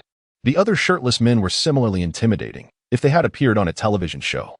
One might have found the scene comical, akin to a moment in Stephen Chow's film Kung Fu, where the bespectacled old man had a head and body that seemed mismatched. However, Liu Yinzhou and Zhu Jianfeng found no humor in their situation. These individuals had clearly awakened their latent abilities, and they possessed formidable strength that rivaled, if not surpassed, their own. Inside the RV, sensing the precarious situation, Zhang Wanyu rushed to wake Wang Lei from his slumber. "Oh, I was having a lovely dream." "What is it?" Wang Lei sat up, his eyes still closed, drool lingering at the corners of his mouth. In his dream, he had been surrounded by several beautiful women, just moments away from indulgence, only to be roused by Zhang Wanyu's insistence. "Get up. Liu Yinzhou and the others are surrounded." Upon seeing Wang Lei's irritated expression, Zhang Wanyu's frustration boiled over, and she pinched his ear. Ow. I'm up. Let go, it hurts." Wang Lei's eyes widened as he covered his ear and searched for his slippers. At that moment, his mind cleared somewhat, and he quickly donned a T-shirt before hastening out of the bedroom. Through the windshield, he saw Liu Yinzhou and Zhu Jianfeng being encircled, prompting him to furrow his brow. Grabbing his handgun, he exited the vehicle. "Hey, what are you doing? Let go of my brother," Wang Lei shouted. "Oh." That young man beside Wu Gu wore a disdainful smile. "And you have a gun? As if everyone else doesn't." With that, he drew a 92-style police handgun from behind and pressed the barrel against Zhu Jianfeng's head. "Put the gun down," the young man shouted. "Otherwise, I'll blow his brains out." "Go ahead. Pull the trigger," Wang Lei replied with a smile, continuing to advance. I bet your gun is unloaded. To be honest, Wang Lei felt a jolt of fear when the young man first brandished the gun, but his ability specialized in firearms. He could discern at a glance whether the gun was loaded or not. The adversary wielded a Type 92 revolver, a weapon designed for riot control. As he pressed the gun against Zhu Jianfeng's temple, Wang Lei's keen gaze caught a faint glimmer emerging from the revolver's chamber. Indeed, upon hearing Wang Lei's words, the young man's expression faltered noticeably. Enough, Lu Zi, retract your weapon, Wu Ge, casting a sidelong glance at the youth, declared. He possesses but a single gun. What is there to fear? Reluctantly, Lu Zi withdrew his firearm, while Wu Ge advanced toward Wang Lei. Do not move. Release the hostage, and we shall depart at once. Wang Lei aimed his gun at Wu Ji's leg. Ignoring the threat, Wu Ge maintained his smile. As esteemed guests from afar, we must extend our hospitality. Do not mistake me. The firearm in your grasp is akin to a mere toy in my eyes. It would be wise for you to lay it down. Is it futile? Can your body, encased in bulletproof glass, withstand a bullet meant for a golden bell shield? I have little faith in such a notion, Wang Lei thought. Recognizing that Wu Ge was undoubtedly the leader among them. To capture the thief, one must first seize the king. Regardless of the odds, he must be eliminated. Bang! The gunshot echoed, the bullet striking Wu Ji's forehead, yet the anticipated outcome failed to materialize. Instead, the bullet ricocheted as if it had struck a steel plate, sending sparks flying and diverting from its intended trajectory, landing in the adjacent field. A mere trace of blood marked his forehead, suggesting that the skin had only been grazed. This is utterly absurd. Even a science fiction film would hesitate to depict such a scenario. At that moment, Zhao Si approached with a cart. Glancing at Wang Lei and shaking his head, his body is impervious to bullets, even zombies' bites leave him unscathed. It was as if he were musing aloud. Perhaps addressing Wang Lei as he continued toward an open area, where he began to shovel something. Wang Lei turned his gaze, his lips twitching involuntarily at the sight of the black and white pile of ashes. The white fragments were unmistakably human bones, while the black remnants were likely unburned wood and charcoal. Zhao Si was pulverizing the very bones of those who had not been completely consumed by flames. His movements were swift, and soon he had filled a cart with the remains, which he then pushed to another section of land for fertilization. Could one truly consume food grown from ashes? Yet, given the current circumstances, it seemed that the horrific act of cannibalism was already unfolding. This should not come as a surprise. Did you hear that? Wu Ge wiped his forehead, where the bullet had grazed, revealing only a slight mark, akin to a superficial scratch that had not bled. What manner of creature is this? Has he awakened such a grotesque ability? If everyone possessed such powers, what fear would zombies inspire? Be compliant. Hand over your gun and your vehicle, and you men may leave. The women, however, shall remain, for Wu Ge has a benevolent heart. Wu pointed at several young women inside the camper, while simultaneously opening his palm towards Wang Lei. Though they remained inside the vehicle, they were all peering through the windshield, observing the unfolding situation. Damn it! If you have the guts, come and kill us, Zhu Jianfeng exclaimed, frustration boiling within him. Keep your voice down. The individual nearest to Zhu Jianfeng in the crowd struck him forcefully on the back with a pickaxe. Despite gritting his teeth, old Zhu couldn't suppress a cry of pain. These individuals were no pushovers and their attacks were merciless. Chapter 67. Everyone has their weaknesses, can't we have a proper conversation? Wang Lei furrowed his brow, his gaze intent on uncovering his opponent's vulnerabilities. What is there to discuss? I would much prefer to engage in romantic pursuits with the lovely ladies in the car, indulging in delightful activities. As Wu Ji's words echoed, a raucous cheer erupted from the crowd. Wu Ge, once you're done, let your brothers have a turn. Wu Ge, let us all play together. I have a fantastic surprise from the land of cherry blossoms on my phone. It's far more enjoyable in a group. Indeed, Wu Ge, these girls are truly charming, surpassing even the village beauty from the neighboring hamlet. Although the door of the RV was firmly shut, the crass remarks still reached the ears of the girls inside, their small hands clenching into fists, brimming with the desire to burst forth and deliver a blow to their tormentors. They longed to unleash their fury upon both the instigators above and below. Fortunately, Yaya was napping. Otherwise, this scene might have left her with a lasting psychological scar. In the minibus, Naza and Reba huddled closely together in fright, while Lao Chao also clenched his fists. He realized that exiting the vehicle would be futile, merely offering himself as a hostage to the adversaries. Thoughts of fleeing had crossed his mind, if only to ensure the safety of the two girls within the vehicle.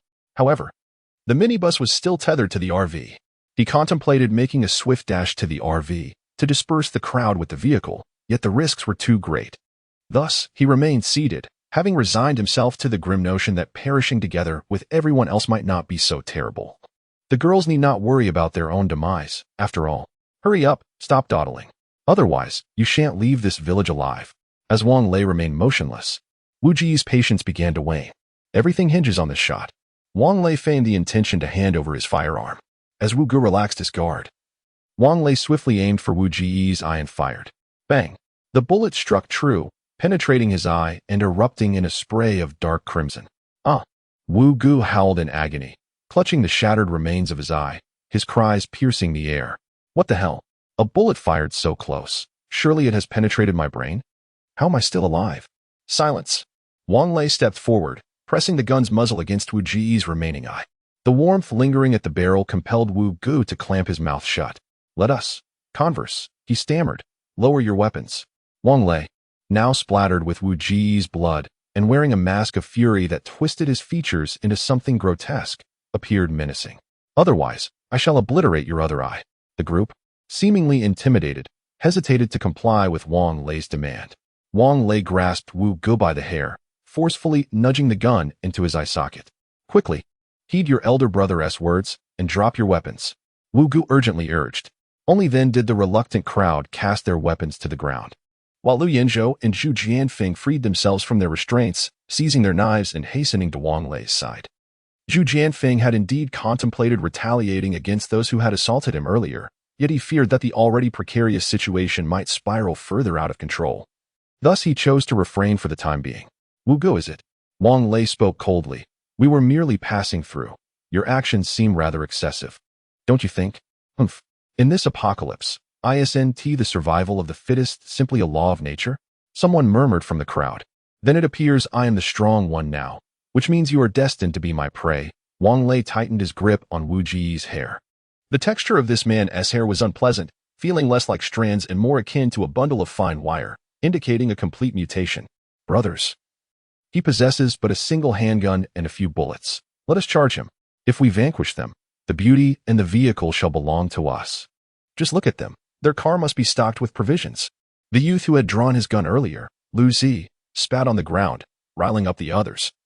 Yet he remained rooted to the spot. No one wished to be the first to act. They lacked Wu Gu's prowess. Wang Lei despised such cowards, raising his weapon and shooting Lu Zi squarely between the legs. After the bullet struck, he swiftly pressed the gun barrel against Wu Gu's eye socket. Ah!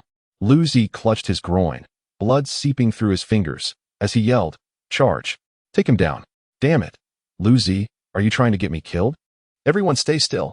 Big brother, let us discuss this amicably. The heat from the gun barrel made Wu Gu grimace. Wanyu, hand me the submachine gun. Wang Lei commanded. Zhang Wanyu descended from the vehicle, standing beside Wang Lei, taking over the control of Wu Gu. However, her grip was fiercer. The gun barrel pressed firmly against his eyeball. You claim I have but a few bullets? Then allow me to pose a question. Do you think the ammunition in this gun is sufficient to send you all to meet the Buddha in the afterlife? Oh, and given your nefarious deeds, I suppose hell is your only destination. Wang Lei held the submachine gun in one hand while maintaining his grip on Wu Gu's hair. Upon realizing that Wang Lei possessed a submachine gun, the group contemplated fleeing. Yet, they hesitated, their expressions grave, as if mourning a loss. Kid, are you betting that my gun is empty? Wang Lei aimed at Lu Zi, the unpredictable element that needed to be dealt with beforehand. No, big brother, Lu Zi stammered. Panic and pain rendering his mind blank, unable to articulate even a plea for mercy. I'll take it as though you wagered with me. Now it's time to unveil the truth. Wang Lei spoke coldly as he squeezed the trigger. The bullet tore through the air, heading for his carotid artery. Wang Lei did not wish for him to die too quickly, otherwise it would fail to instill sufficient fear. However, Lu Zi was not as resilient as Wang Lei had anticipated.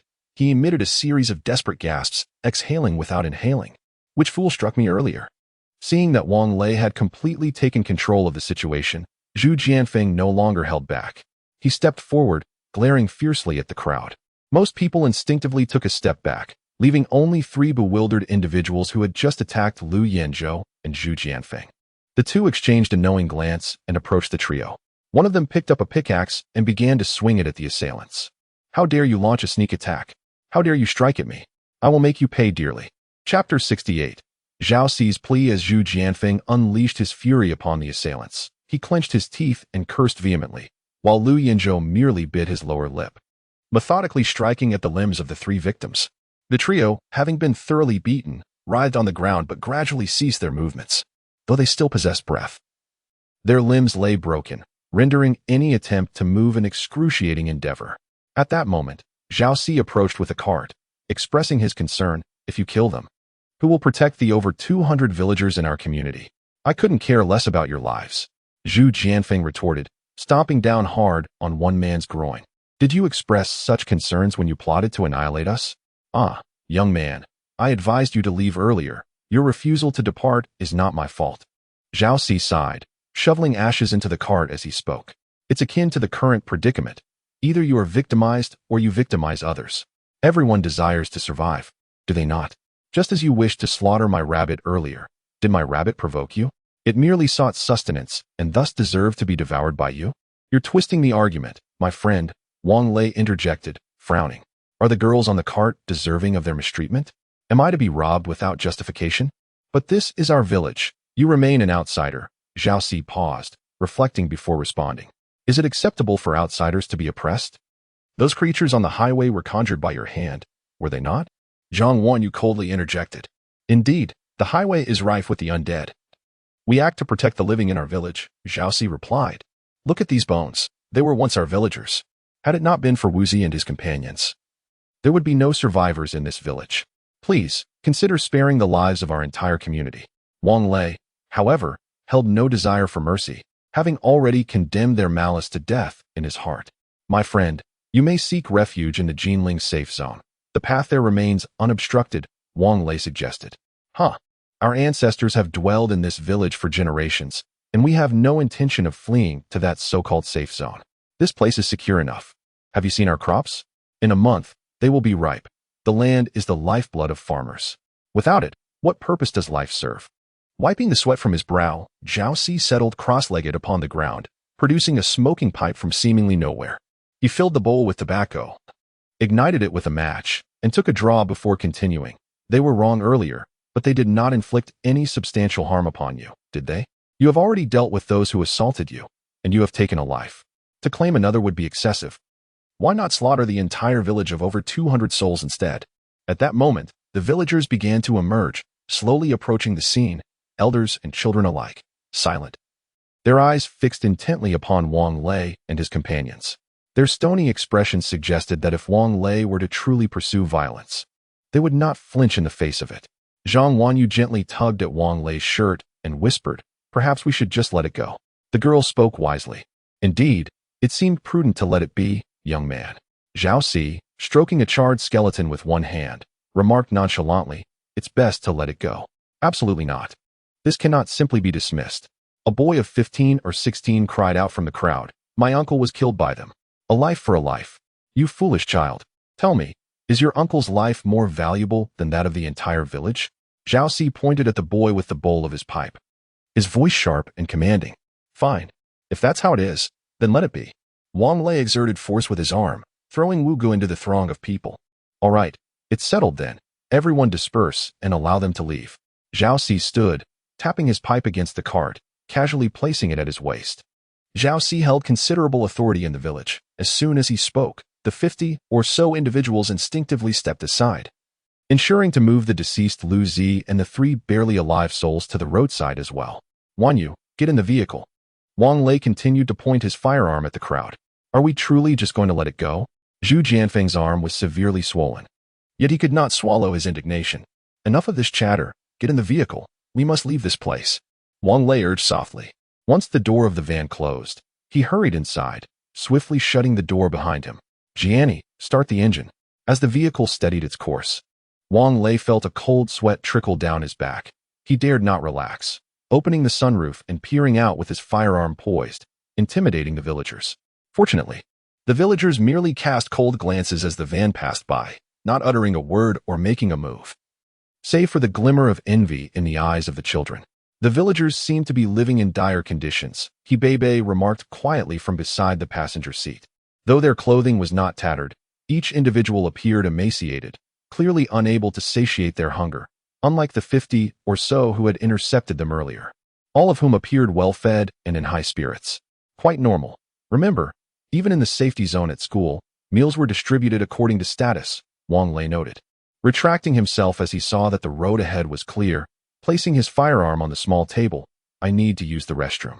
He would not admit to needing to change his t-shirt, for that would be too embarrassing. When Wang Lei emerged from the restroom, Zhang Wanyu had already prepared a cup of tea for him. At that moment, Yi had also awakened, staring blankly in Zheng Jiayan's embrace, adorably cute. Daddy, hold me. The little one extended her chubby arms, having noticeably gained weight in just a few days. Wang Lei indulgently scooped her into his arms, settling into the passenger seat, accepting the milk bottle that Zhang Wanyu handed him, and began feeding the little girl. There's a roadblock ahead, Zheng Jiani informed. Yes, I see it. Let us charge right through, Wang Lei nodded. The roadblock ahead appeared flimsy, constructed from bamboo poles as thick as arms and woven with barbed wire, likely intended to deter zombies. The motorhome effortlessly maneuvered through the obstacles, though the bamboo poles incessantly scraped against the vehicle's body, producing an unsettling, spine-chilling squeak. Ahead lay another village, where a bus idled beside the roadside sign. This village must still be inhabited, for there were still remnants of zombies, charred yet not entirely consumed, lying along the path. However, not a soul was in sight. Old Wang, look ahead. Is that a pig? Chapter 69. The pig farm. Zheng Jining grasped the steering wheel with one hand while pointing towards the nearby fields, where a herd of pigs was voraciously devouring the tender crops. So many pigs, what a pity, Wang Lei remarked, smacking his lips. Although their RV was stocked with frozen pork, it paled in comparison to the allure of fresh meat. Why not go down and grab a few? Zhang Wanyu suggested. Better not. Wang Lei quickly replied, the recent events still vivid in his mind. He had no desire to court trouble. Yet, often when one seeks to avoid conflict, it finds them regardless. No sooner had he spoken than a rugged SUV sped towards them from the opposite direction, halting abruptly in front of their RV. Wanyu. Take Yaya to the bedroom to play, Wang Lei urged, passing Yaya into Zhang Wanyu's arms. This time, he readied his micro-firearm, preparing to disembark. The SUV's door swung open, and two stout men emerged, unmistakably a father and son duo. The middle-aged man wore a broad smile and shouted towards the RV, brothers. Are you the one sent from the Jinling safe zone to collect pigs? We are all set to accompany you. Wang Lei was taken aback. Huh? The safe zone? Collecting pigs? He rolled down the window and leaned out. Fellow townsmen, we are not here to collect pigs. We are merely passing through. The middle-aged man's expression fell slightly. Oh, you're not here to collect pigs? The officer Diao had promised us he would come to gather them and take us to the safe zone. Unfortunately, I cannot assist you with that. Would you kindly move aside and let us pass? Wang Lei responded with a polite smile. Where are you headed? The man pressed further. To Longqing, Wang Lei answered reluctantly. Feeling cornered, the man bore no ill will, and it would be impolite to force his way through. Ah, brother, that's quite a distance. You really shouldn't go. It's dangerous out there. The zombies are out for blood. The younger man's face grew serious. How did the ruffians from Tsuiwei village allow you to pass? Is Tsuiwei village infamous? Wang Lei replied nonchalantly. Well, we made it through anyway, he added with a chuckle. Brother, it's truly unsafe outside. How about we head to Jinling together? The stout man looked at Wang Lei with hopeful eyes. You go ahead. We genuinely have matters to attend to in Longqing. Wang Lei replied, exasperated. Oh dear, it's already past 6. Why not join me for a meal? We can chat a bit. It's not safe ahead. You managed to get through Tsuiwei village, but the new shop village up ahead is no easy passage. The middle-aged man was evidently reluctant to let Wang Lei and his companions go without a meal. Uncle, we truly have urgent business and must be on our way. Even if you're in a hurry, it won't take long to share a meal. I can roast a piglet for you. My cooking is quite good. Old Wang. It seems if we don't share this meal, we won't be getting past, Zheng Jining remarked with a resigned smile. Very well, uncle, lead the way. Wang Lei finally conceded, retracting his head back into the RV. Excellent. The middle-aged man beamed with joy and hurried back to his vehicle. In the village, there exists but a single road, flanked on either side by fields of crops situated below the level of the roadway. Zheng Jian and I contemplated overtaking. Yet the conditions of the path did not permit such maneuvers. After traversing a few hundred meters, they arrived at a fork in the road. where the off-road vehicle veered right. Old Wang, shall we follow their lead or continue along the main road? Zheng Jian and I inquired, decelerating the vehicle. Let us follow.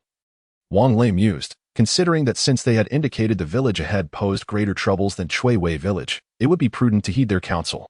Agreed. Zheng Jian and I nodded, steering the vehicle to the right. Proceeding a few more dozen meters, they encountered a wide-open gate bearing the inscription Zhaozhuang Village Pig Farm. The off-road vehicle halted just inside the entrance, where a youthful, portly man gestured for Zheng Jian and I to park before a row of cave dwellings. In a precautionary measure, Wang Lei ensured his handgun was fully loaded, securing it at his lower back before alighting from the vehicle. Brother, I am Zhao Yangfu, and this is my son, Zhao Liang. We are both from Zhaozhuang Village, sharing the surname Zhao. Aside from the married daughters-in-law, there are no outsiders here. What do we call you, young brother? Upon Wang Lei's exit, the middle-aged man approached with a broad smile. Uncle, I am Wang Lei. You may call me Xiao Wang. Wang Lei replied with a courteous smile. Come inside. It's sweltering out here. The interior is cool. Zhao Yangfu beckoned, leading the way. Liang, hurry and have your second uncle butcher a couple of pigs. And get your fourth uncle to bring the pigs from outside. They've nearly finished their feed. Then return home to fetch some vegetables and bring over my 2 bottles of Mount I. Got it, Dad. Zhao Liang responded, sprinting towards the pig pen. Ah, what a coincidence. Just these past few days, we have had over a dozen sows give birth, Zhao Yangfu continued as he entered the house, inviting Wang Lei and his companions to take a seat while he fetched a pack of paper cups to pour water for them. This pig farm is under my management. We raise over 2,000 pigs. When you leave, I will have a couple butchered for you. No charge. Zhao Yongfu was quite the chatterbox, incessantly detailing his pig farm and the current state of the village. Our village is considered fortunate. We have just over 200 residents. During the zombie outbreak, a few went visiting relatives in Chui Wei village and Xian Dian village. Did you see the bus at the village entrance? Among those passengers, someone was infected. And my unmarried younger sister was on that bus. The chaos inside was horrific. They were biting indiscriminately. Such a bloody scene. The villagers passing by thought those people had gone mad. They called the police, but no one answered. What could be done? We had to put them down. Even family had to be dealt with harshly. Primarily, if you don't stop them, they will come after you. Uncle, indeed, you acted correctly. Wang Lei concurred with every word.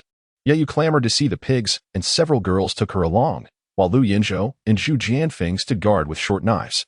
Inside, only Chao Xingwei, Wang Lei, and Zhao Yongfu remained. Not far outside, individuals were assembling a framework, setting up tables, and preparing charcoal, while the distant cries of the piglets echoed with a sense of despair. The suckling pig, freshly slaughtered, is indeed a delicacy. Selecting those 2-month-old piglets, weighing over 60 pounds, is just right.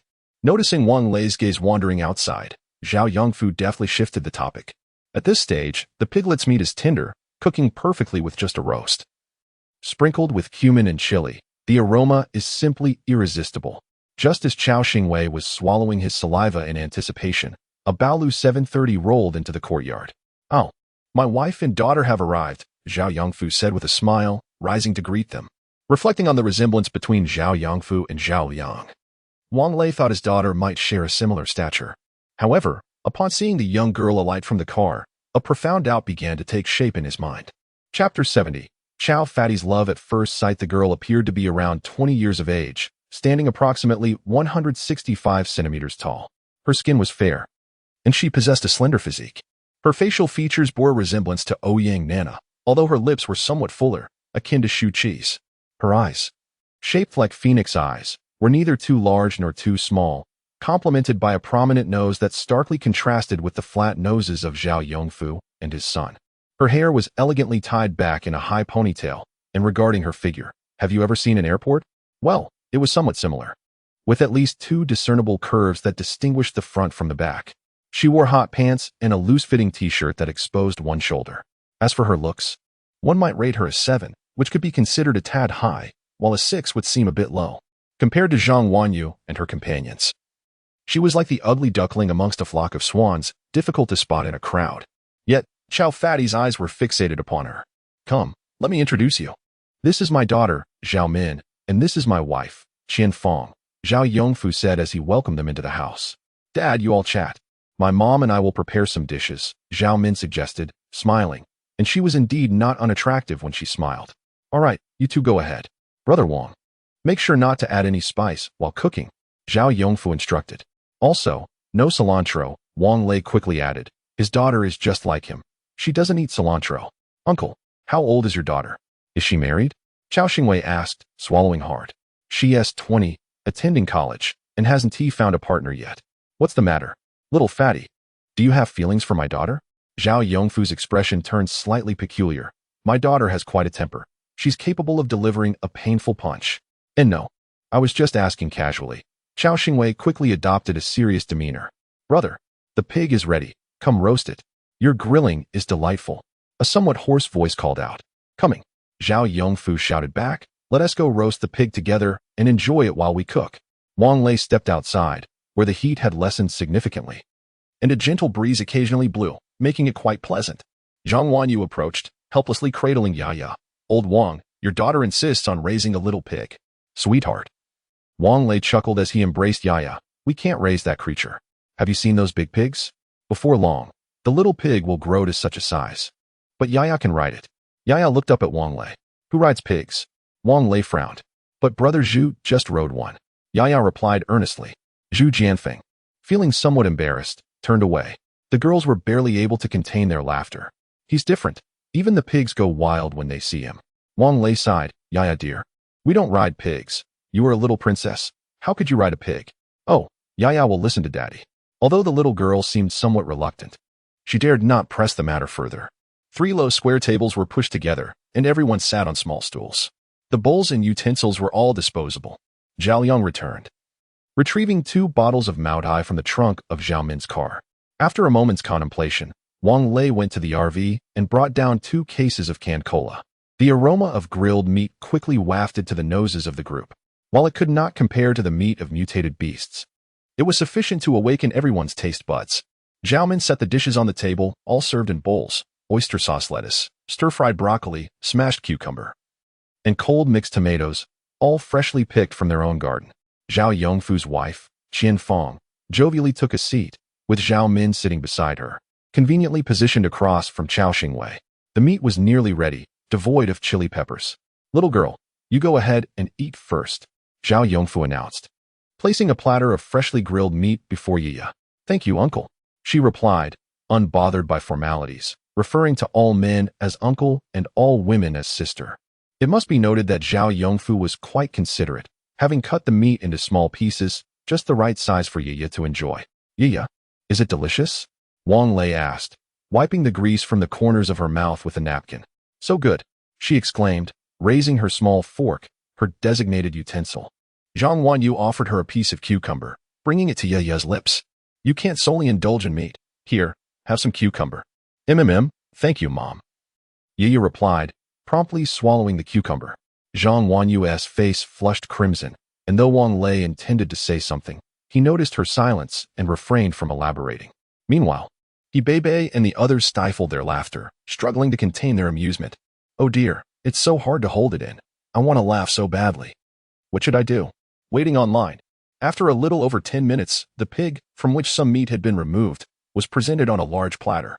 Using a plate for the roasted pig is nonsense, Zhao Yongfu exclaimed as he sliced the pig into smaller pieces with a knife. It's so much more convenient this way. Come on, eat while it's hot.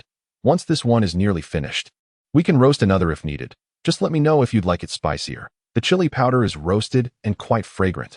He said this while sitting beside Wang Lei, raising his glass. Come on, brothers, let us drink. Since this blasted supervirus outbreak, our pig farm has never been this lively.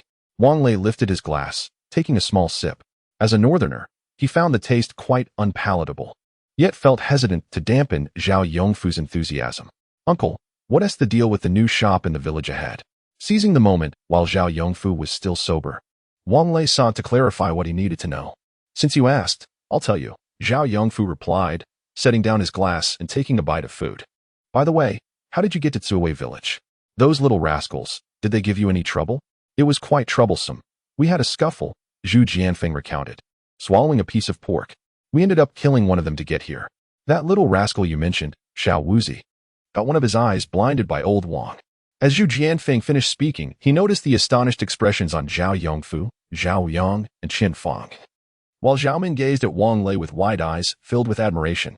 "Brother, you're impressive." Zhao Yang set down his chopsticks and exclaimed. "What you have strapped to your waist is a handgun, isn't it?" "Indeed." Wang Lei nodded in acknowledgement, yet refrained from producing the weapon. "That little woozy also possesses a firearm. There's a military police officer in their village whom they managed to kill." Zhao Yang remarked with a disdainful curl of his lips. "Well, their guns are devoid of ammunition," Zhu Jianfeng interjected. "Perhaps they exhausted their bullets while combating zombies. Their village is populous, but a considerable number have transformed into the undead," Zhao Yongfu mused, as he sliced 2 pieces of red meat and placed them onto Yaya's plate. Chapter 71. The Villains of Xian Shop Village. "By the way, Uncle, how much do you know about this Xiao Wuzi?" Wang Lei inquired, as he picked up a piece of meat and dipped it in chili, only to have it snatched away by Yaya. The spicy little girl, who immediately burst into tears, causing the entire table to erupt in laughter. Once the mirth subsided and Yaya had calmed down, Zhao Yongfu finally spoke up. "That fellow is nothing more than a village tyrant, a scoundrel at heart, indulging in debauchery, gambling, and all manners of deceitful behavior. His parents were good people, but alas, good souls often meet an early demise, and they were driven to their graves by his antics. And after the apocalypse, or rather, following the outbreak of the virus, did he undergo any changes?" Wang Lei pressed further. "Changes, you ask?" Zhao Yongfu pondered for a moment.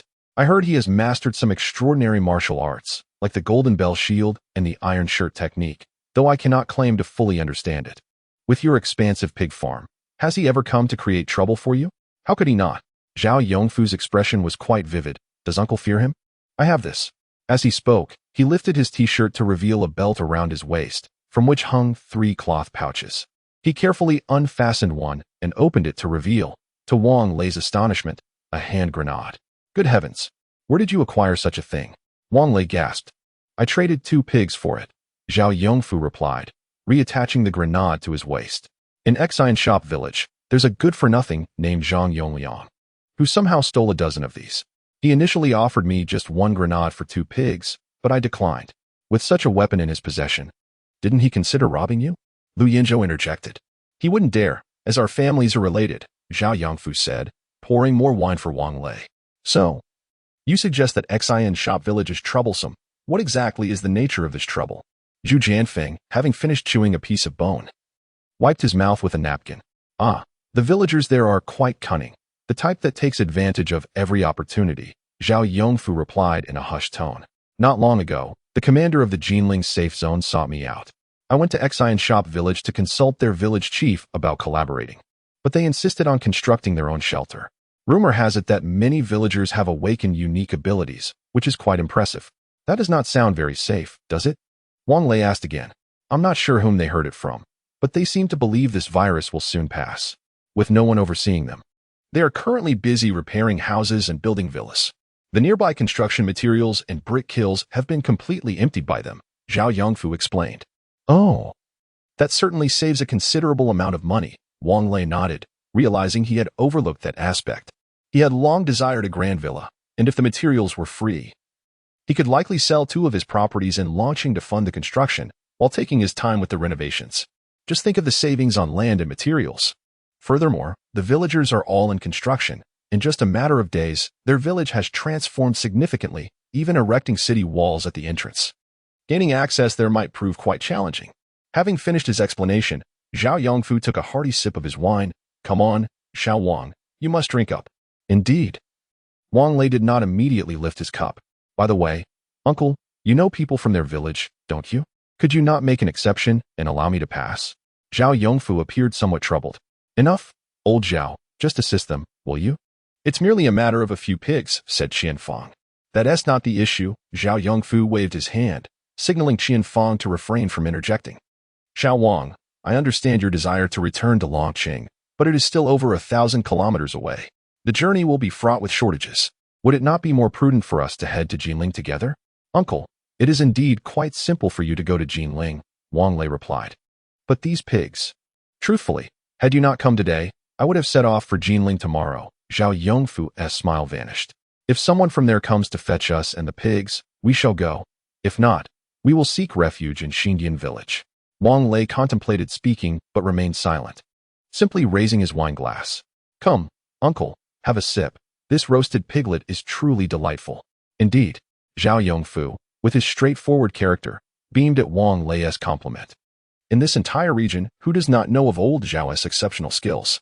Wang Lei considered sharing the injustices he had faced at Binhai International School with Zhao Yongfu's family, but ultimately deemed it unnecessary.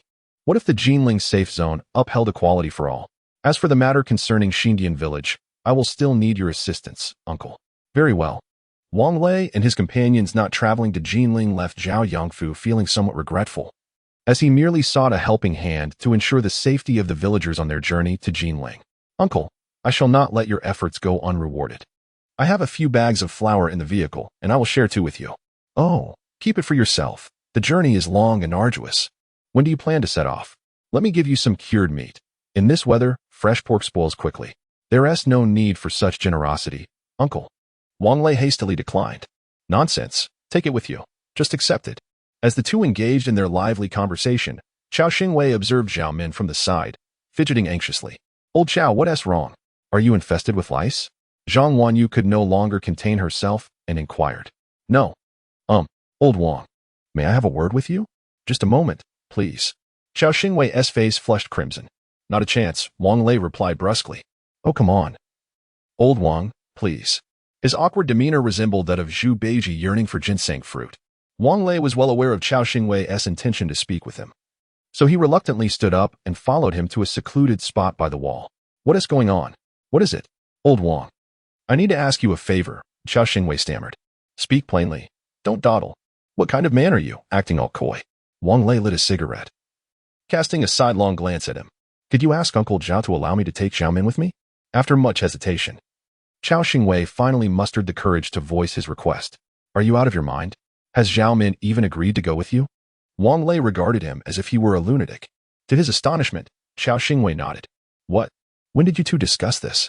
Through eye contact, Chao Xingwei replied earnestly. You've got to be kidding. Wang Lei coughed violently, uncertain whether it was the smoke that choked him or the words of Chao Xingwei. Old Chao, if you truly have feelings for Zhao Min, then express them yourself, Wang Lei sighed. If you wish to accompany Lao Zhao and the others to the safe zone, I shall not impede your decision. Old Wang, that's not my intention, Chao Xingwei retorted, his urgency palpable. If I had to choose between a woman and you, I would undoubtedly choose you. I simply wish to bring Zhao Min along. Chapter 72. The Burden of Possession. Old Chao, wake up. You haven't had much to drink. So why are you speaking nonsense? Wang Lei cast a disdainful glance at him. Let us be honest, even in this apocalyptic world, no one wishes to marry their daughter far away, do they? The most important thing for a family is to remain united. Otherwise, why would our ancestors have established ancestral graves? Even in death, they wish to be together, he continued. And can't you see that old Zhao is a complete slave to his daughter? Look at the car he bought for her. His son drives a dilapidated pickup. Think it through. If you truly like her, just go for it. Wang Lei's words were insincere. The adage a man is innocent but bears the burden of possessing a treasure rang true for him. His motorhome was indeed an eyesore. Even with a firearm at hand, he could not shake off the feeling of vulnerability. The defensive capabilities of the motorhome eluded him. What if a few grenades turned it into rubble? He regretted not forging a better connection with that little woozy from Suiwei village. He would have loved to have him on his team. Talents like Chao Xingwei were rare gems he cherished. He would undoubtedly need a team in the future, and who better to handle the vehicle modifications than him? Chao Xingwei, feeling the weight of the conversation, took half a cigarette from Wang Lei and drew a puff. Old Wang, there is something I've been meaning to ask you. Go ahead. Your motorhome is quite extraordinary, isn't it? Wang Lei nodded. You'll find out in due time.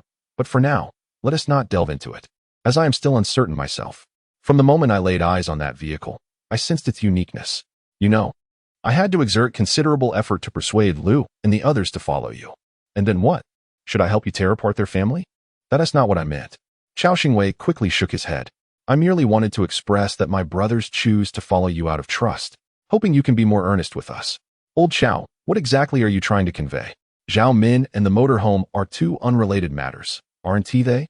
Wang Lei felt a twinge of irritation, as inquiries about the motorhome were his least favorite topic. Nothing much, just a casual remark, Chao Xingwei mumbled, lowering his head as he retreated to the coaster. Sighing, Wang Lei returned to his seat, where the girls had nearly finished their meal. Let us just sleep in the cave. It's cool and spacious, Qianfang suggested. No, we're used to sleeping in the vehicle, Zhang Wanyu replied. Yes, thank you, Auntie. We're perfectly fine in the vehicle, Naze added. Wang Lei inspected the cramped space he had prepared for the two girls in the coaster. Frankly, it was quite narrow. Ah, dear, you young ones wouldn't understand the ways of the world. Just let it be, Zhao Yongfu said, sporting an expression of understanding. The second roasted piglet had been devoured halfway, and everyone began to disperse. Qianfang and Zhao Min drove away, leaving Wang Lei and Zhao Yongfu to engage in light conversation over drinks. Wang Lei had earlier checked on Lu Yinzhou and Zhu Jianfeng's injuries. They had applied ice on the way, and the swelling had subsided somewhat, though still painful. Seeing that there were no serious issues, he felt relieved. Uncle Zhao, my brother has developed feelings for your daughter. Wang Lei feigned nonchalance, though anxiety churned within him. Do you think it would be possible for them to meet? As Wang Lei had anticipated, upon hearing his words, Zhao Yongfu's brow immediately furrowed in contemplation. After a moment of silence, he responded, You are referring to that chubby fellow, correct? Wang Lei nodded in affirmation. Zhao Yongfu continued, In principle, a child's marriage is a matter that should not concern us adults. However, given the current circumstances, how could I, as a father, possibly allow my daughter to depart from my side at this time? Uncle, you are entirely correct. My intention is merely to facilitate their acquaintance, nothing more. Wang Lei hastily replenished Zhao Yongfu's cup with wine. Ah, if you all accompany me to Jinling. And if Xiamen has no objections, I would not mind at all.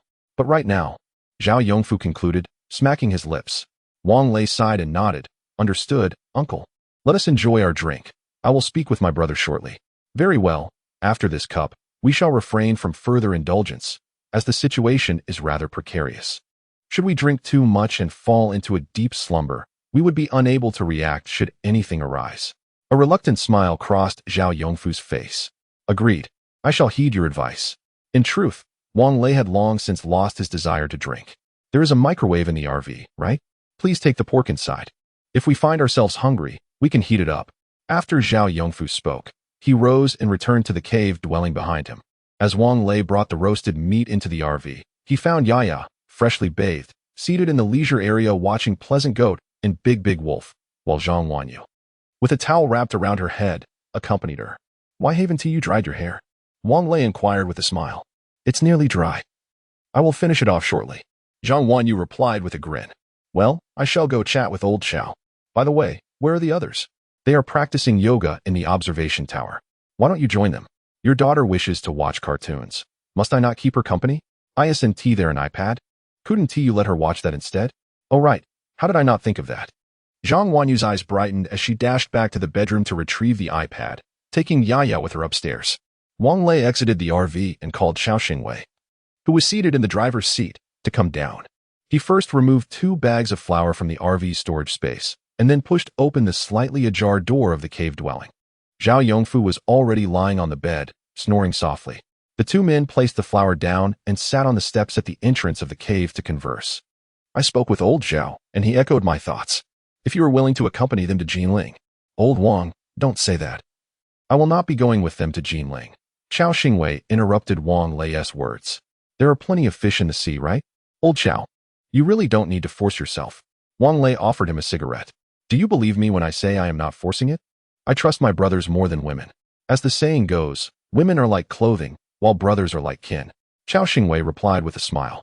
Another saying states, Whoever wears my clothes, I shall sever ties with as brothers. Wang Lei retorted with irritation. Haha. Wang Lei could discern that Xiao Xingwei had truly set aside his emotional burdens. After all, the notion of love at first sight is, well, rather unreliable, to say the least. They exchanged a few casual remarks before returning to their vehicles. Ever since Naza and Reba had joined, Xiao Xingwei had transformed the driver's seat into a makeshift bed, merely to optimize the limited space. In truth, he had come to realize that if Zhao Min were included, the coaster would undoubtedly be too cramped. Wang Lei's RV had already restricted access to Naza and Reba, let alone Zhao Min. Chapter 73, Becoming increasingly humanized. Several girls were practicing yoga atop the observation tower. As Wang Lei arrived, he felt a surge of excitement. But before he could take in the scene, he was promptly ushered away by the girls, with Yaya chuckling beside him. The allure of yoga pants was undeniable. truly irresistible. It had been a considerable time since he last attempted to connect to the internet. Sitting in the passenger seat, he switched the central control screen to computer mode and, using the mouse, attempted to browse the web, yet the connection remained elusive. And the Sanjiatong Information Platform's website still refused to load. Upon returning to the RV's computer, he suddenly noticed a red exclamation mark in the upper right corner of the screen. Clicking on it with the mouse, a dialog box appeared, presenting two options: discoverable upgrade location, rooftop terrace and connected system trailer, Coaster Perfect Edition. Oh, this RV was becoming increasingly user-friendly. Who would have thought it could offer such features? Wang Lei clicked on the first option, and another dialog box emerged. Retractable rooftop terrace, capacity, 10 people, safety guardrails included. Additional features: adjustable small table, alloy seats, retractable alloy sunshade, rain awning, electric grill, electric cooker.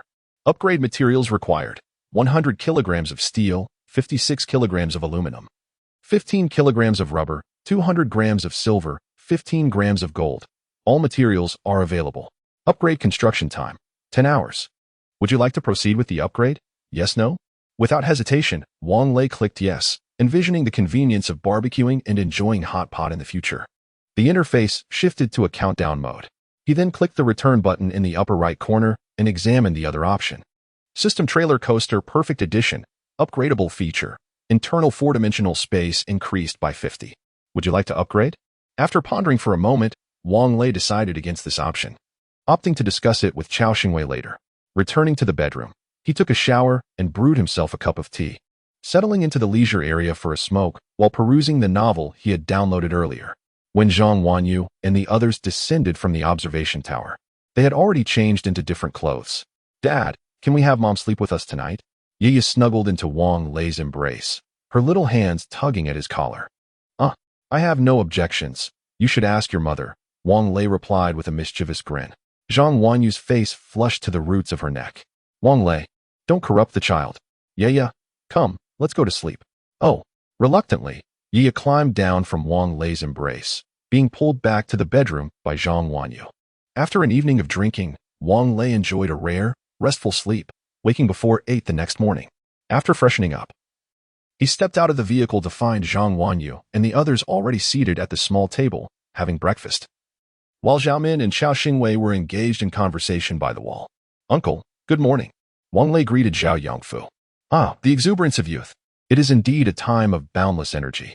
I arose at the break of dawn to tend to the pigs. Zhao Yongfu appeared quite spirited. As I pondered the matters concerning the younger generation, I concluded that they ought to make their own decisions. Consequently, I relayed to Xiaomin the sentiments you expressed yesterday. Primarily, I believe that the young ladies accompanying you do not exhibit the signs of hardship, and thus, my daughter, in your company, is unlikely to endure any significant trials. It is imperative that she should not suffer. Wang Lei chuckled, yet he noted that ultimately, it is their choice to make. If old Chao wishes to follow you as a son-in-law, I hold no objections. Very well, let them choose for themselves, Zhao Yongfu remarked, as he picked up a piece of fried dough and began to eat. Breakfast consisted of a comforting bowl of dumpling soup, crispy fried dough, accompanied by a plate of crunchy pickled radishes, simple yet delightful. Just as Wang Lei took a sip of his soup, he noticed Chao Xingwei approaching, a glum expression on his face. "Old Wang, I need to discuss something with you." "All right, here or somewhere else?" Wang Lei inquired. Chao Xingwei gestured toward the spot where he had just spoken with Zhao Min and proceeded there. "Speak, what troubles you?" Wang Lei followed him and asked. "Xiaomin is unwilling to accompany us," Chao Xingwei revealed. "I anticipated as much. Were I in her position, I too would be reluctant to part from family." Wang Lei nodded in understanding. "However, she expressed a desire to wait for me in the Jinling safe zone," Chao Xingwei added. "Old Chao, if you truly care for her, then perhaps you should consider going with her. This sentimentality is excessive," Wang Lei remarked, furrowing his brow. "No, I wish to ask you, once we locate your parents, can we return to Jinling?" Chao Xingwei gazed at Wang Lei with hopeful eyes. "After we reach Longqing, we must also seek out Zheng Jining and Zheng Jiating's parents in the capital," Wang Lei replied. "But afterward, can we go to Jinling? That is all I wish to know," Chao Xingwei insisted, his gaze unwavering. "Very well, I promise you," Wang Lei conceded. "I knew you would agree," Chao Xingwei exclaimed joyously. It remains unclear what Chao Xingwei and Zhao Min discussed thereafter, but when Wang Lei and the others set off, Zhao Min appeared somewhat reluctant to part ways. Meanwhile, Chao Xingwei affixed railings to Zhao Yongfu's off-road vehicle and Zhao Liang's pickup truck, utilizing materials readily available at the pig farm.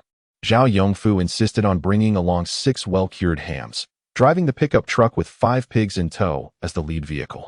Along the route, they encountered no zombies, although remnants of charred bones from incinerated corpses could be seen by the roadside. As they approached Xindian village, a towering wall over 3 meters high and a grand iron gate came into view. The gate, painted black, appeared impenetrable. Zhao Yongfu halted the vehicle, approached the gate, and casually picked up a stone to rap against it. Shortly thereafter, a small window on the gate opened, and a voice inquired, "Old Zhao, what brings you here?" "My relatives wish to pass through your village. I kindly request your assistance." Zhao Yongfu responded with a disarming smile. No, we cannot allow that. Who knows if they carry any viruses? What if they infect us?" came the firm reply from within. "Rest assured, the exterior of the vehicle has been thoroughly disinfected with alcohol. They shall not disembark, but merely pass through. Yet, that too is unacceptable. I have brought several pigs for your village. Please, hold on a moment while I inquire." Upon hearing of the pigs, those within the gate agreed to ask. After a brief interval, the iron gate was finally swung open, and Zhao Yongfu called out with a smile, "Yongyang, my brother, can one really enter your village empty-handed?" "Ah, brother, you know we are only concerned for the safety of the village." Zhang Yongyang, short and stout, with a round face and small eyes that darted about, scrutinized the camper with unabashed greed. To avoid complications, Wang Lei had already sent several girls up to the lookout tower while he drove alone. "Is this person a relative of yours? Where might you be headed?" Zhang Yongyang's eyes appraised the vehicle, revealing his unmasked avarice. Chapter 74. Unprincipled going to Longqing to seek relatives? Zhao Yongfu chuckled as he offered a cigarette to Zhang Yongliang. "Is that so? Brother Zhao, I had no idea you had relatives in Longqing. You're not pulling my leg, are you?" Zhang Yongliang accepted the cigarette, inhaled its scent, and placed it between his lips. "Ah, Liangzi, are you satisfied with these pigs? I specifically selected the fattest ones for you. If it weren't for the limited space in the pickup truck, I would have brought you a few more." Zhao Yongfu swiftly diverted the conversation. Logically speaking, Wang Lei and the others were merely taking a detour, and Zhang Yongliang's inquiry was simply unnecessary worry. In Wang Lei's view, his sole intention was to extract more benefits. However, to his astonishment, when Zhao Yongfu suggested fetching more pigs from the pig farm, Zhang Yongliang declined, saying, "Oh, brother Zhao, I was just asking casually. Let us unload the pigs, and you should head back quickly. I can take this young brother out of the village." Zhao Yongfu was momentarily taken aback, but quickly replied, "Then I appreciate it, Liangzi." He then turned to Wang Lei and said, "Be careful on the road. Well, just take care." Wang Lei nodded, watching as Zhao Yongfu and Zhang Yongyang drove away, while the villagers of Xindian village closed the heavy iron gate behind them. "Young brother, just follow this main road straight ahead. I've arranged for someone to open the gate for you there," Zhang Yongliang said with a sly grin. Wang Lei felt something was amiss, but couldn't he pinpoint what it was. The village was remarkably tidy, far superior to Tsui and Zhao villages, with numerous 3-story villas under construction along the sides of the road. As cars passed, the workers paused their tasks, their expressions blank as they watched the vehicles go by. Occasionally, small groups of people would murmur quietly among themselves.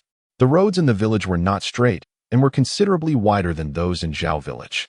On the roadside, an abandoned sign read Xinzhuang Village.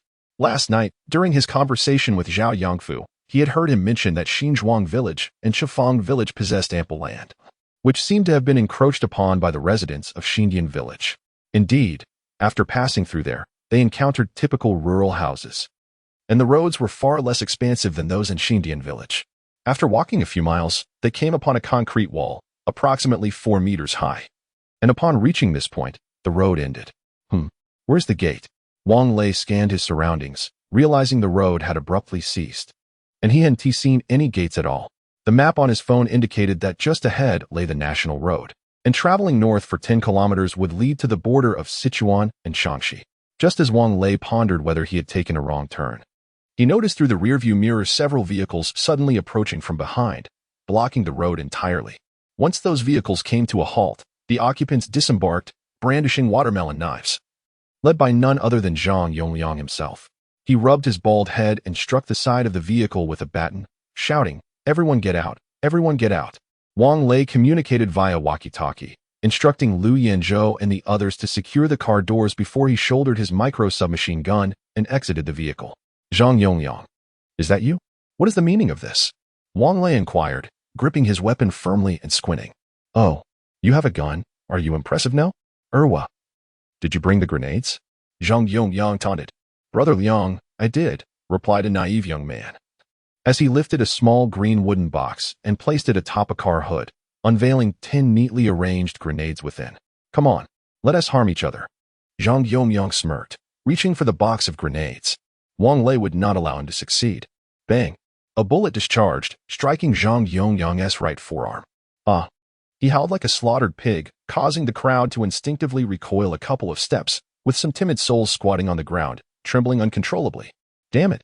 Do you want to die? Let us perish together. Zhang Yongyang, releasing his grip on his wound, attempted to grasp the grenades again. Damn it! I was merciful enough to spare your miserable life, and yet you remain obstinate. Bang! In that moment, the bullet struck Zhang Yongyang squarely between the eyes. His eyes widened in shock as his body fell rigidly to the ground. Liu Yanzhou and the others had unknowingly disembarked, wielding short knives and standing behind Wang Lei, while even Chao Xingwei had grabbed a large wrench and exited the vehicle. Old Liu, go fetch the grenades. Wang Lei observed their descent, feeling warmth in his heart. Liu Yanzhou silently approached and returned with the box in his arms. Where's the main entrance? Wang Lei asked, gesturing towards a villager. There is no main entrance. When the wall was built, no door was left. Brother Liang said it was safer this way. The villager trembled as he spoke. Damn, this bastard deceived us. Zhu Jianfeng cursed. Demolish the wall. Wang Lei commanded coldly. Anyone who disobeys will meet the same fate as Zhang Yongyang. The villagers exchanged glances, none daring to move. What? Can't you understand my Mandarin? Wang Lei frowned. This, big brother, a young man in the crowd, appearing to be in his 30s, spoke hesitantly. The wall cannot be torn down. If it is, what will happen to the villagers of our 3 villages?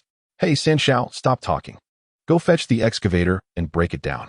Also, bring over the concrete mixer. Once they leave, we'll quickly seal the wall back up. An older man spoke gravely. These individuals are like kings of hell.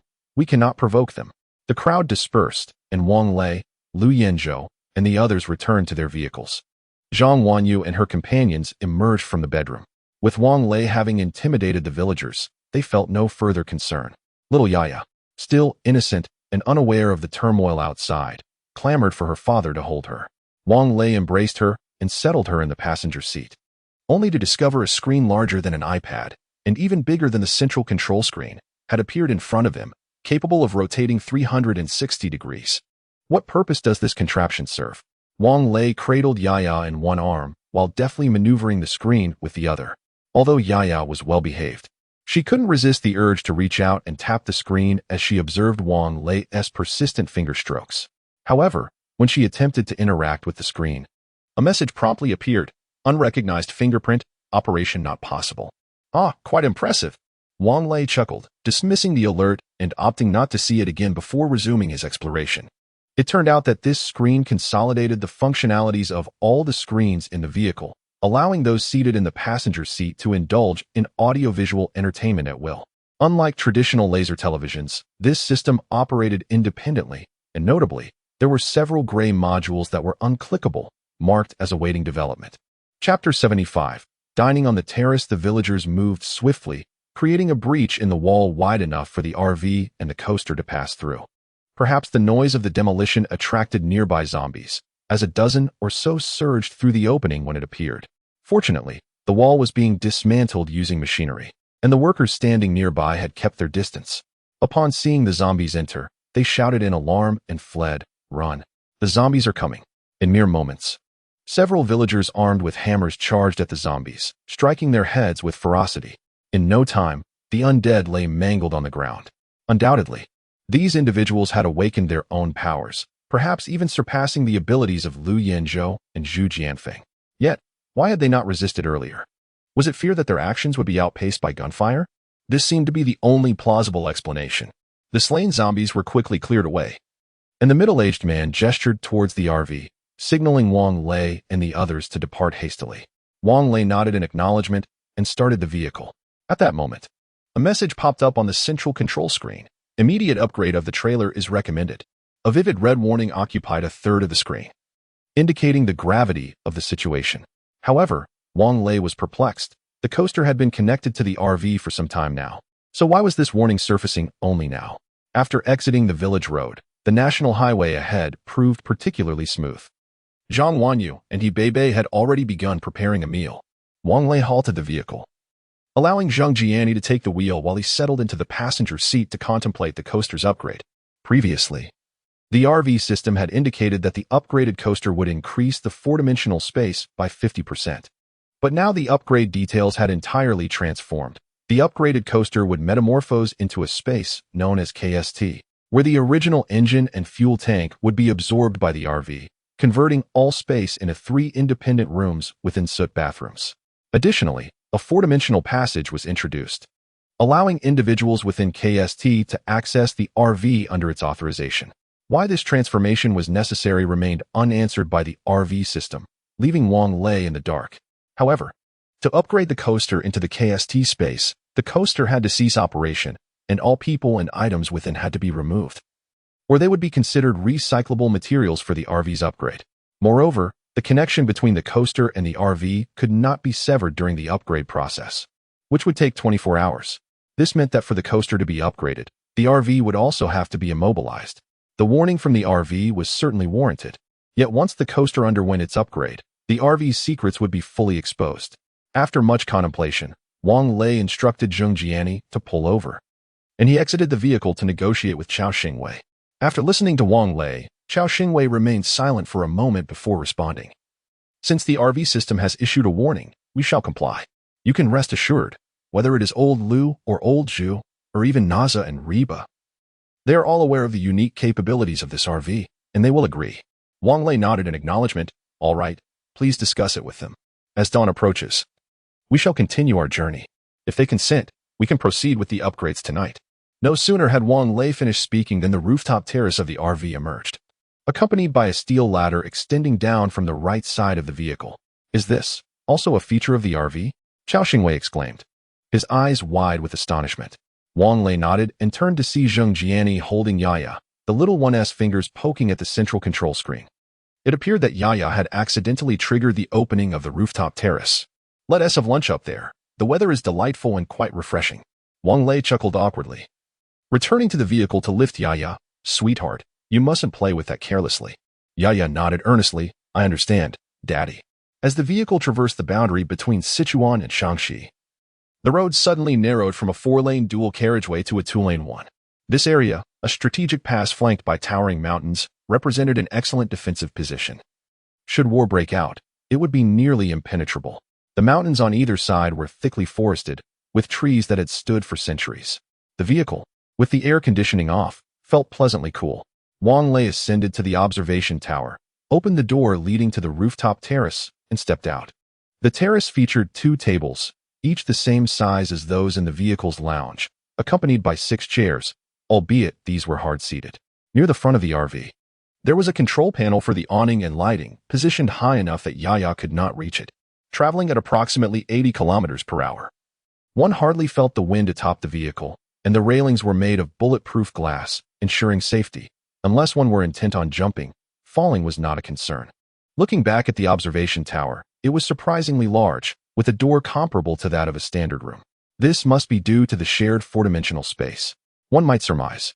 Lunch was prepared, and Wang Lei returned to the vehicle, using the intercom to call Lu Yanzhou and the others to join him on the rooftop terrace for a meal. When Lu Yanzhou, Chao Xingwei, and Zhu Jianfeng arrived via the stairs, they appeared unfazed, simply glancing around before taking their seats, unlike Zhang Wanyu and the others, who were astonished. Wow, old Wang. I had no idea this rooftop was such a splendid place. Why didn't you mention it sooner? Zhang Wanyu remarked, gazing at the gradually rising transparent awning. Indeed. It would be a shame not to barbecue here, Zhang Jiani concurred. This is fantastic. Zhang Jiatian exclaimed, her already large eyes now even wider. All right, enough of the astonishment. If it weren't for Yaya, I wouldn't have known this RV had such features either. Wang Lei playfully shifted the blame to the little one, who was happily munching away. The young girl, perplexed, lifted her head and gazed at Wang Lei with confusion. Her delicate face was speckled with grains of rice. Wang Lei approached her with a smile, gently wiping her face clean with a tissue. Yaya, remember to chew your food slowly when you eat. Yaya, in her innocence, nodded and raised her spoon, flinging rice onto Wang Lei's face. Oh dear, what a waste of breath. Wang Lei sighed as he settled down beside Yaya to continue his meal. Old Wang, let's make this our regular dining spot, suggested Xiao Xingwei. Wang Lei nodded in agreement. That sounds good, but only when the weather is pleasant. Rainy days or cold spells will change that. As everyone finished their lunch, snowflakes began to drift from the sky. What on earth is happening? Snow in July? Zhu Jianfeng exclaimed, catching a snowflake on his hand. What a great injustice this must be. Surely, only a wise judge could resolve such a case. Chapter 76. Sudden blizzard. As September approaches, the lunar calendar indicates it is mid-July, not only in the southern regions of our homeland, but even in the northern territories.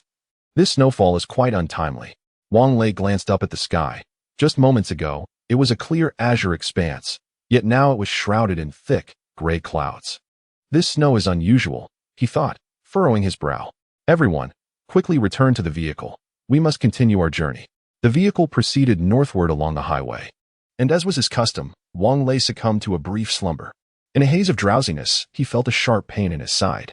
Upon opening his eyes, he found Zhang Wanyu frowning as she pinched his waist with her small hand. Ouch! Let go, that hurts, he exclaimed. Why do you sleep like a pig? Unresponsive no matter how much I call. Zhang Wanyu lamented.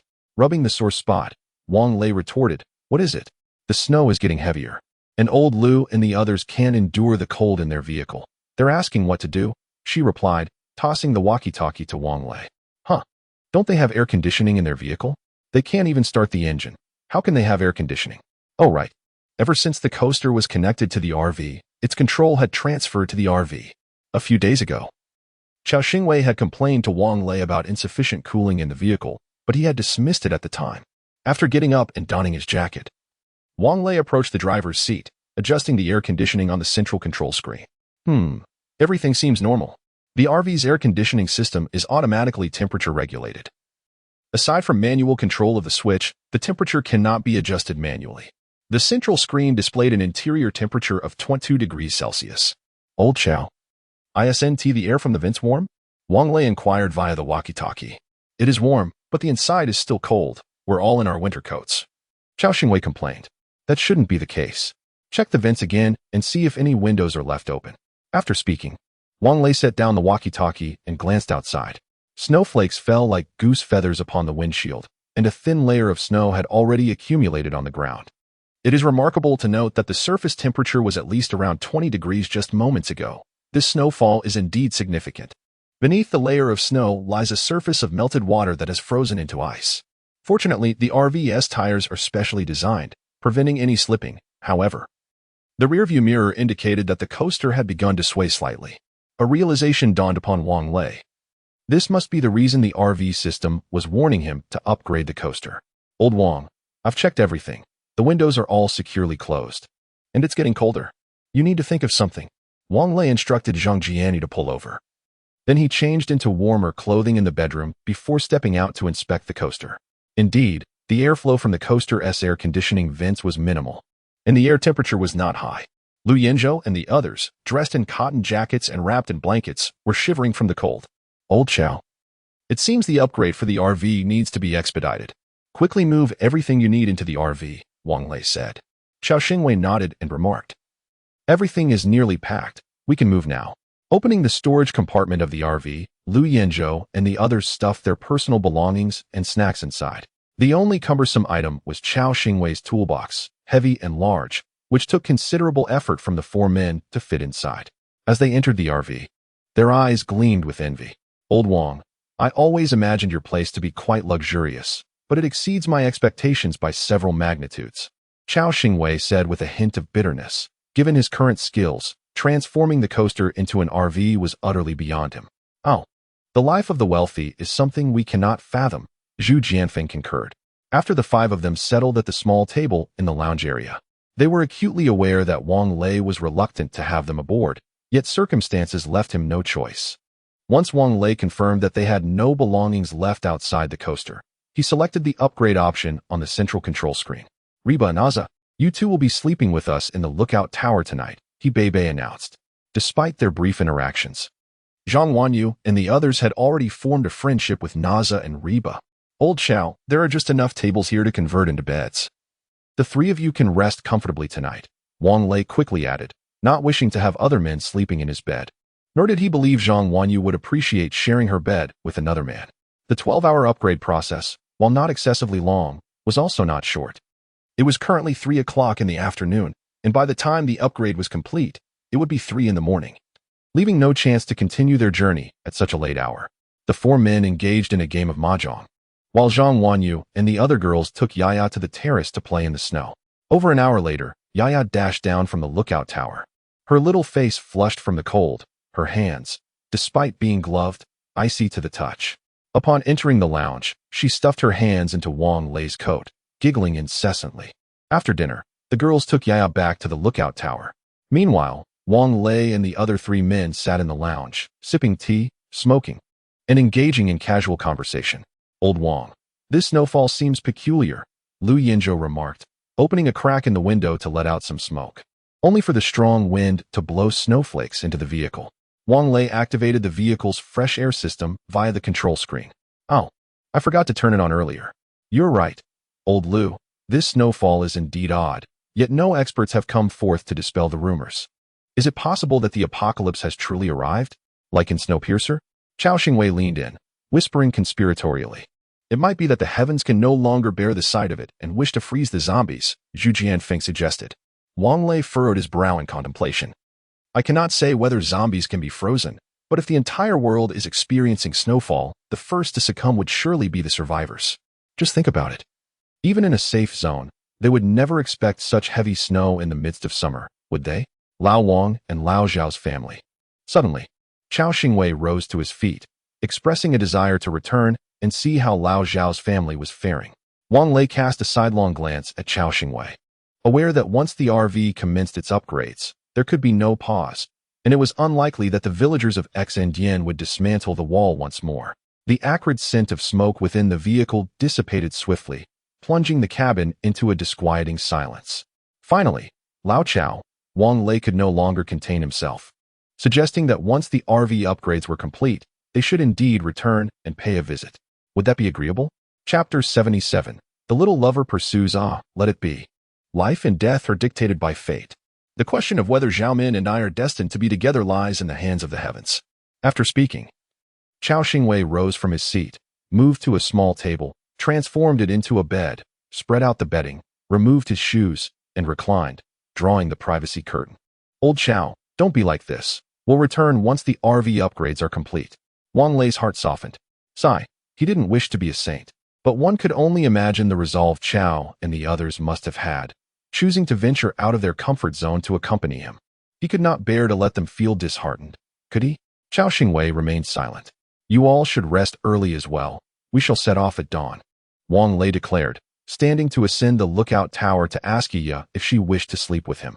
The sudden addition of two companions thrilled Yiya, and with the opportunity to gaze at the falling snow from the tower, she certainly had no intention of retreating to the bedroom with Wang Lei. Wang Lei chuckled, playfully chiding, you heartless little thing. The vehicle was warm and cozy. Wang Lei leaned against the headboard, observing the snowflakes drift outside, lost in a reverie that transported him back to his university days.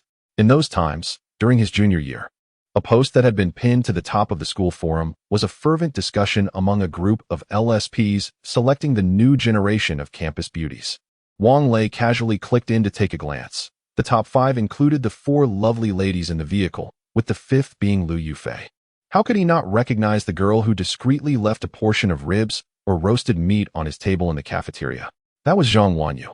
He merely pretended not to know, for she was the campus belle, while he was hardly worthy of a joke, especially considering he had Li Li as well.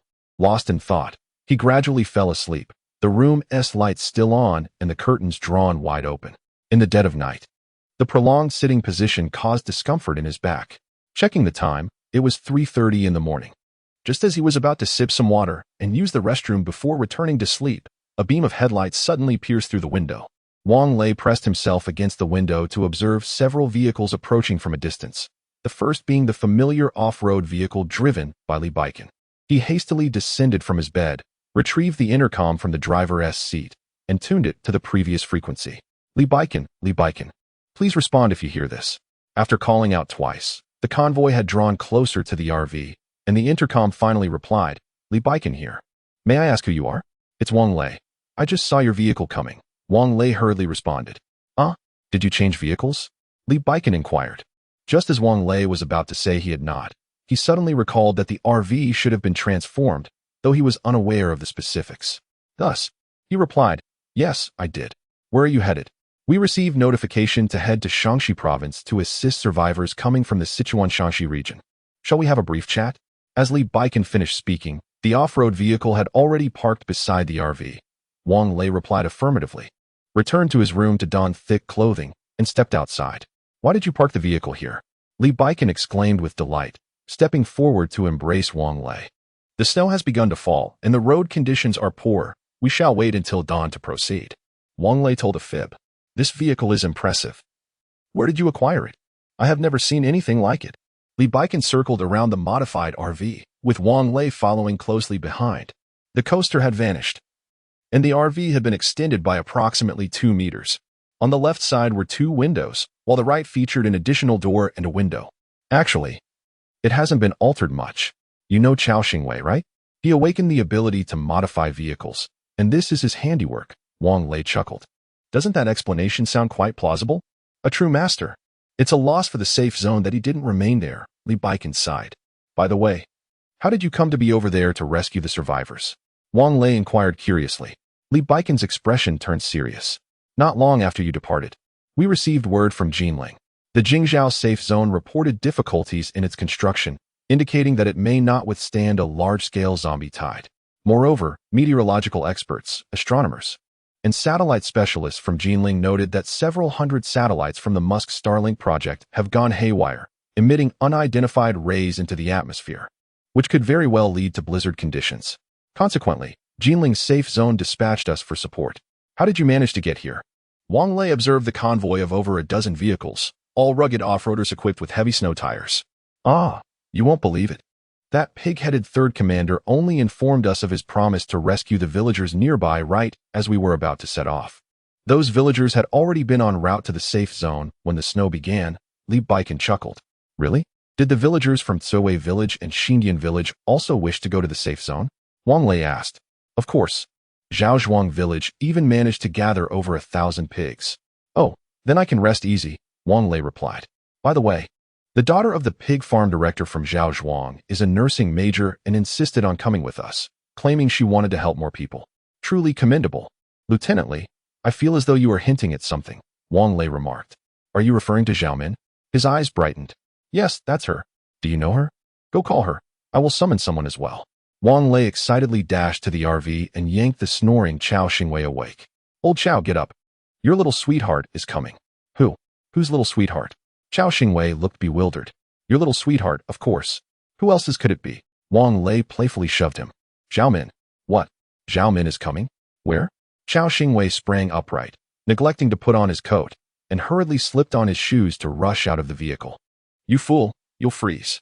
Wang Lei laughed as he followed suit. After exchanging a few more words, Lee Baiken returned to the car, while Wang Lei seized the opportunity to explore the modified coaster as Chao Xingwei and Zhao Min conversed. Wow, this is truly remarkable. Wang Lei marveled at the transformations within the vehicle.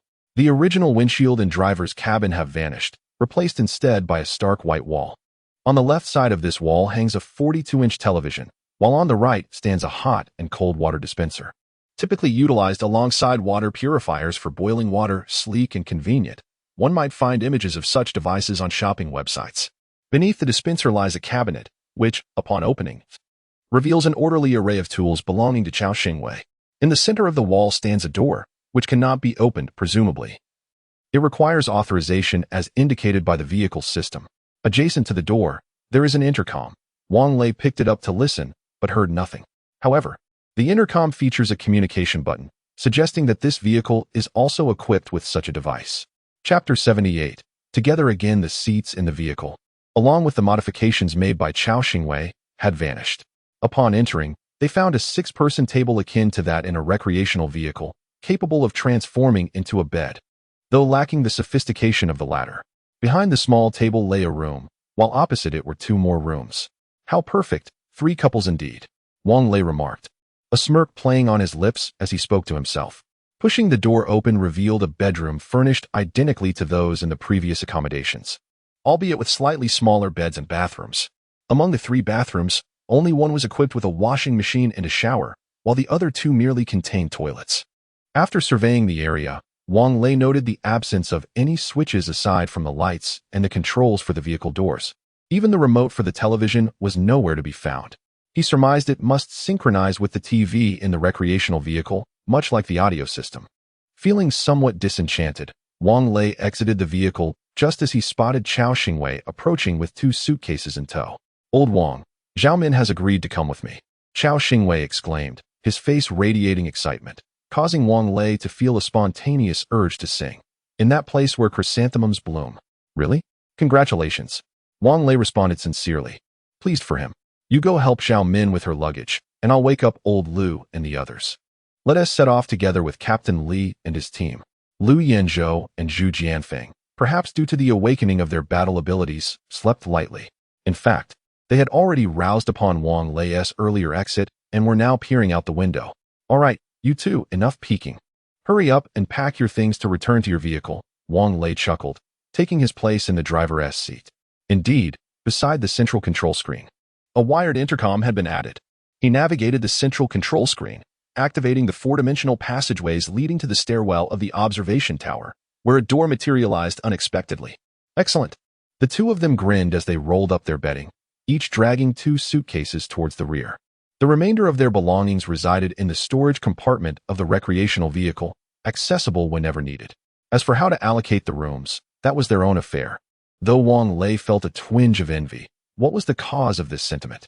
You can guess. Wang Lei assisted Chao Xingwei in transporting his suitcase and bedding to KST, only to discover that Lu Yanzhou had already arranged the room assignments. He and Zhu Jianfeng shared one room. The 3 girls occupied another. And Chao Xingwei had a room to himself, primarily due to Zhu Jianfeng's thunderous snoring. Who knew snoring could have its advantages? Wang Lei closed the 4-dimensional passage and exited the vehicle, gesturing for Li Baiken to lower the window. To his surprise, Li Baiken stepped out instead. Let us go together, Wang Lei suggested. All right, with you around, I feel more at ease. It's on the way, isn't it? Li Baiken replied with a smile. Do you have any cigarettes? Hand me a pack. Sure, just wait for me. Wang Lei grinned. The snow had ceased, but it had accumulated to a thickness of about 10 centimeters. The recreational vehicle began to move, and the modifications had not altered its operation in the slightest. Concerned that Li Baiken and his team might struggle to keep pace, Wang Lei refrained from accelerating too quickly. As he inhaled from his cigarette, his gaze remained fixed on the condition of the road. This stretch was mountainous. Though the path was not particularly narrow, it was treacherous. Should they encounter an obstacle, the RV could withstand it, but for Li Baiken and his companion's vehicle, the outcome was uncertain. After driving for half an hour, Zhang Wanyu descended from the observation tower. To avoid startling Wang Lei, she deliberately made some noise before preparing him a cup of tea in the kitchen. Why aren't you sleeping? Wang Lei asked, not turning his head, still focused on the road, his eyes beginning to feel weary. I woke up because I felt the vehicle move, Zhang Wanyu replied. What about old Chao and the others? Oh, they went back, he replied. Zhao Min also got on the vehicle. Really? Did old Zhao come by? No. Li Baiken and the others are there to assist the survivors from the Jingzhou safety zone. Zhao Min is a volunteer and happened to run into them. I'm not sure how old Chao managed to charm that girl, Wang Lei chuckled, allowing Zhang Wanyu to feed him tea with a spoon. Yes, this feeling is truly delightful. After Zhang Wanyu had fed him a few sips, she took her seat in the passenger side, casually fiddling with the screen in front of her as she selected a lively tune. Before long, the vehicle's intercom crackled to life with Lu Yanzhou's disgruntled voice. Hey, what song are you playing in the middle of the night? Are we not allowed to sleep? Old Lu, why don't you take the wheel then? What is wrong with old Wang listening to some music on a night drive? Zhang Wanyu retorted, picking up the intercom without hesitation. Fine, I was wrong. Keep playing. Lu Yanzhou's resigned tone elicited laughter from Wang Lei and Zhang Wanyu. There were no speakers in the observation tower or the bedroom, and it seemed Lu Yanzhou was intentionally being disruptive, likely still awake. After another hour of driving, the sky began to brighten, and headlights illuminated the roadside ahead, indicating a convoy departing from the Jingzhou safety zone. Is that a convoy from the Jinling safety zone? We're from the Jingzhou safety zone. Never mind whether it's the Jinling safety zone or not. Please turn back immediately after our convoy passes.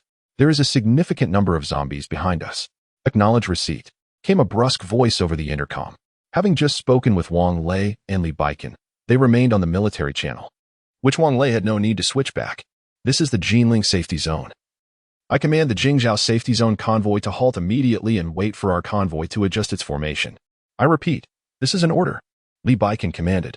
Shortly thereafter, several military off-road vehicles overtook Wang Lei's RV on the left lane as they continued northward, while Li Baikan's vehicle turned around at the spot, sequentially re-establishing its formation on the right lane. Brother Wang Lei, safe travels and take care. I look forward to meeting you again. Li Baikan solemnly stated over the intercom. Take care. Farewell. Wang Lei sighed, setting down the intercom and accelerating the RV to 50 kilometers per hour. The convoy of survivors from the Jingzhou safety zone comprised over 200 vehicles, sedans, SUVs, minibuses, and large buses of every kind. By the time Wang Lei reached the rear of the convoy, the military off-road vehicle that had previously surpassed him had already turned around and was now at the end of the line, with the convoy beginning to move slowly. Old Wang, why do you think the safety zone in Jingzhou is unsafe? Zhang Wanyu, rare in her kindness, lit a cigarette for Wang Lei and inquired. It is quite normal. You see, do you know how many years it took to construct the subway in Jingzhou? 8 years. That area is riddled with ancient tombs. And every time they dig, they unearth yet another. When you ride the subway at 11 or 12 at night, do not feel lonely. You might just find yourself in the company of a princess or a landlord. Wang Lei chuckled. Regarding the questions about the exact locations of Jianbei and Linjiang, along with the recent chapter's descriptions of geographical settings, allow me to clarify. This location is roughly situated between Hunan and Hubei, due to narrative requirements. The distance from Linjiang to Jinling and Chuanshan is fictional, so please do not become overly concerned. Chapter 79. Bowling. Zhang Wanyu, lost in thought, nodded quietly and ceased her conversation, fixating her gaze on Wang Lei as he drove. After traversing over a kilometer, they were confronted by a dense horde of zombies ahead. Ah, so many. What should we do? Zhang Wanyu exclaimed, her small hands clasped tightly together in anxiety. Wang Lei merely chuckled. What is there to fear? The ground is icy. Watch me bowl them over. As luck would have it, they approached a stretch of straight road. Wang Lei accelerated the RV, charging directly into the mass of zombies. The cacophony of impacts echoed loudly as the zombies, upon colliding with the RV's protective corners, were effortlessly sent flying. It must be acknowledged that the sheer number of zombies was astounding, and it was fortunate that the road was slick with ice. Otherwise, even the RV would have struggled to break through. Once they surged past the tide of corpses, only a few scattered zombies wandered aimlessly on the road. Why are there so many zombies here? There must be at least 1,000. Zhang Wanyu inquired. I'm not sure. Perhaps the nearby residents gathered together for warmth. And someone infected spread the virus, causing a calamity, Wang Lei answered, yawning as he spoke. If you're tired, you should rest, Zhang Wanyu said softly, her concern evident. Let Jia and I drive tomorrow. Wang Lei, feeling his eyelids grow heavy, nodded in agreement. All right, then I shall sleep. The next day at noon, Zhang Wanyu roused Wang Lei for lunch as snowflakes began to drift outside once more. Old Wang, the road is a bit slippery. I feel like the car is skidding when I brake, Zheng Jiani complained as she parked. Yes, driving on ice requires a more cautious approach, Wang Lei replied, simultaneously accessing the four-dimensional passage on the central screen. We won't need to close this door again. This dreadful weather. It's not even September, and it's already snowing. Are we destined for an ice age? Zheng Jiatian casually placed a piece of meat into Wang Lei's bowl. Unlikely, Bebe remarked, her eyes wide and a grain of rice adorning her lip, adding to her cuteness. The girls had just finished watching Snowpiercer on Wang Lei's recommendation and were not keen on living such a life. They even discussed whether their RV might eventually upgrade to a train like in the film. Oh, stop worrying about that, Wang Lei sighed. By the way, why isn't today's meal as delectable as those from a few days ago? Bebe, did you cook this? Bebe's culinary skills paled in comparison to Zhang Wanyu's. Shaking her head, she replied, it was Wanyu who cooked. Having exhausted the mutated beast meat, they were now consuming fresh meat provided by old Xiao a few days prior, which naturally lacked the same flavor. Eat it or don't. If you don't want it, put it down, Zhang Wanyu retorted sharply. What chef enjoys hearing their cooking criticized? I was merely making an offhand remark. Wang Lei chuckled. Old Wang, should we go hunting? Zhu Jianfeng suggested with a smirk. Once spoiled, it's hard to return to simpler fare, much like someone accustomed to a life of luxury trying to adjust to a diet of gruel. I want to go. I fear the cold, Wang Lei admitted, revealing his laziness. Then we shall go, Zhu Jianfeng insisted. I refuse. We need to make progress. We've already wasted enough time. We'll discuss it further upon reaching Longcheng. Wang Lei hastily finished the rice in his bowl and took a sip of the rib soup. Alas, the flavor was indeed rather mediocre. Dad, I want to watch television. Yaya also set down her bowl and utensils, burrowing into Wang Lei's embrace, her greasy mouth leaving marks on his white t-shirt. It's nap time. We can watch after you wake up, Wang Lei gently said, taking a tissue from the table to carefully wipe Yaya's mouth clean. All right then, Daddy will sleep with Yaya. Great, Zhang Wanyu remarked incredulously. Where do you find so much energy to sleep? Yaya, full of vigor, bounced on the bed like a little monkey before finally dozing off, curling up in Wang Lei's arms like a kitten. This little girl had become so much more cheerful and lively, entirely different from when she first arrived. Perhaps she truly was Wang Lei's child. The bond of blood rendered any sense of estrangement non-existent in his presence. As he gently patted Yaya's back, Wang Lei also closed his eyes. Old Wang, are you asleep? The bedroom door creaked open gently, and Zhang Wanyu peeked in, her voice barely above a whisper. I am. Just dreaming, Wang Lei murmured with his eyes still shut. Oh, Zhang Wanyu replied, closing the door. Yet, something felt amiss. How can you be asleep and still talk to me? The door swung open again. Get up quickly. There's a problem with the RV. Frowning, Wang Lei rose, placing pillows on either side of Yaya, who was not the most stable sleeper, even with 3 walls surrounding her bed.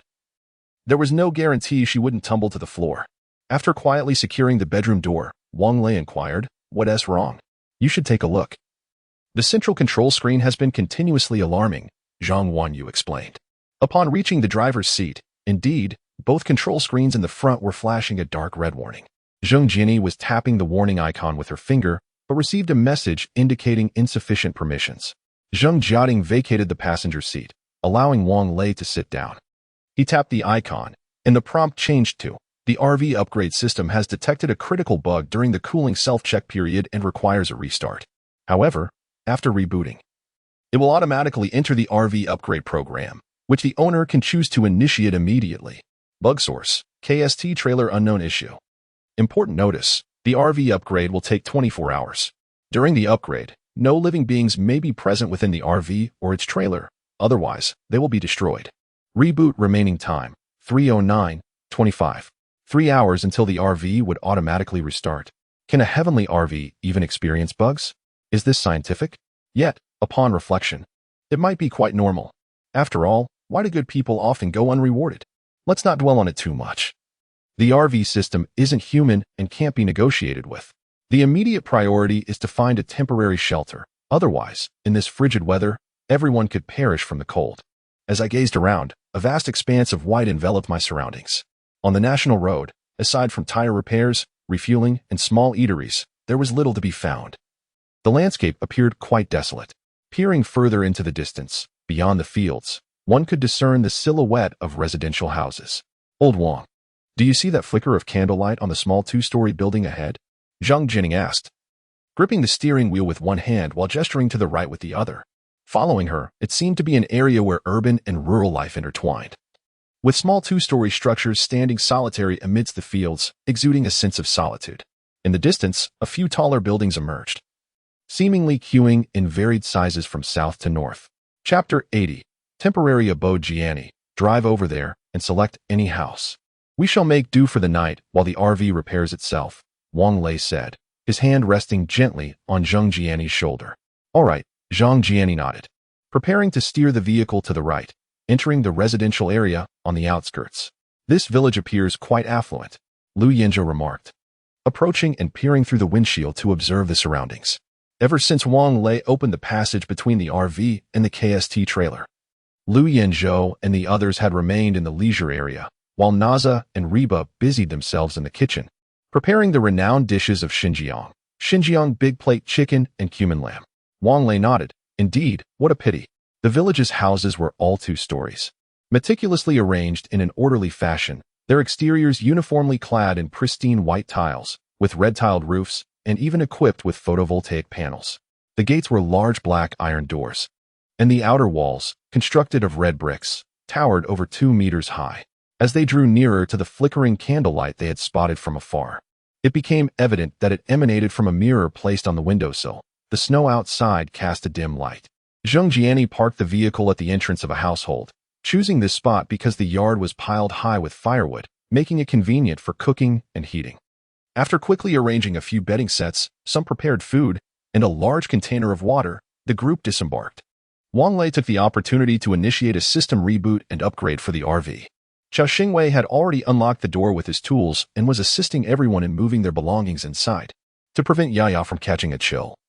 Zhang Wanyu had bundled her up snugly, and as soon as they stepped out, Yaya excitedly began playing in the snow, clamoring to build a snowman. With a resigned sigh, Zhu Jianfeng picked up a shovel he had found in the yard and started constructing the snowman. Upon entering the house, Wang Lei flipped the light switch, but, as expected, it did not illuminate. He inspected the distribution box and noted that the photovoltaic system was supplying power to the main grid, while the internal power supply was turned off. Wang Lei switched off the air switch supplying the main grid and turned on the circuit for the interior. The lights flickered to life. Having electricity was a positive sign. At least they would not be plunged into darkness. Yet Wang Lei's knowledge as an electrician informed him that this meager supply would be insufficient for heating, merely adequate for illumination. Nonetheless, it was a small consolation. The first floor comprised a spacious living room, a dining area, and a bathroom. A 50-inch LCD television adorned the wall, flanked by 2 pots of withered greenery. The furniture was of good quality, all solid wood. But the teacups on the coffee table, along with the plate of fruit and a half-open pack of biscuits, were all covered in green mold, presenting quite a repulsive sight. Upon opening the refrigerator, a foul odor wafted out, prompting Wang Lei to quickly shut it. The kitchen was equipped with a wood-fired stove, alongside a gas stove and a gas canister.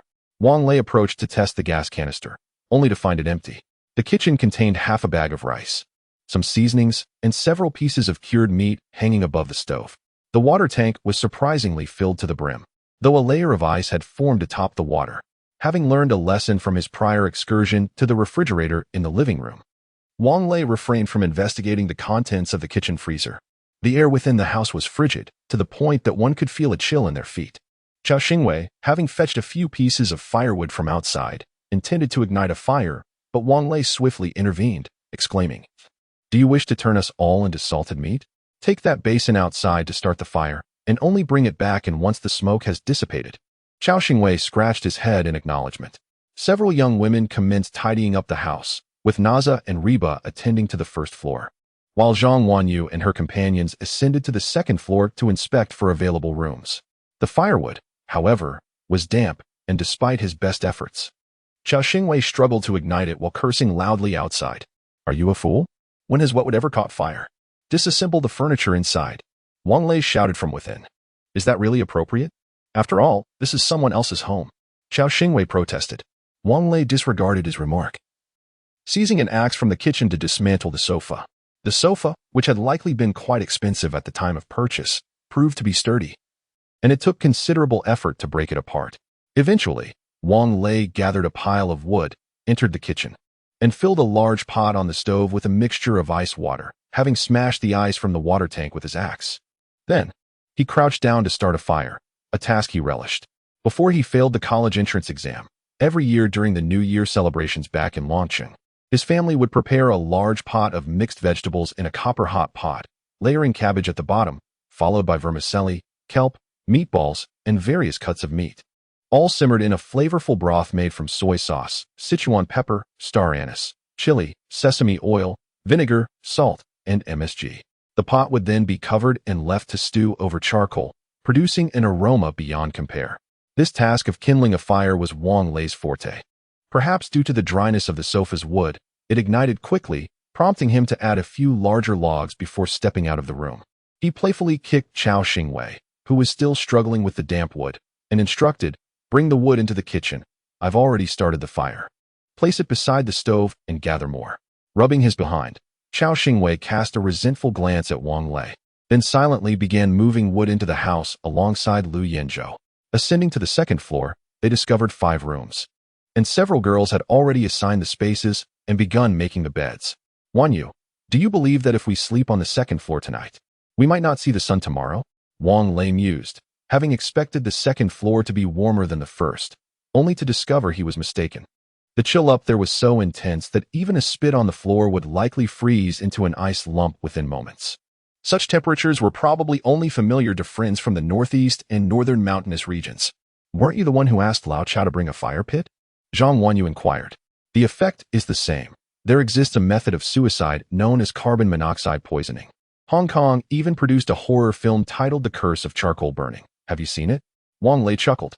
What shall we do then? Zhang Wanyu pouted. Let's have Lao Chao bring down the mattresses to the 1st floor. We can make do for tonight. After Wang Lei spoke, he descended the stairs, prompting the girls to reluctantly begin dismantling the freshly made beds.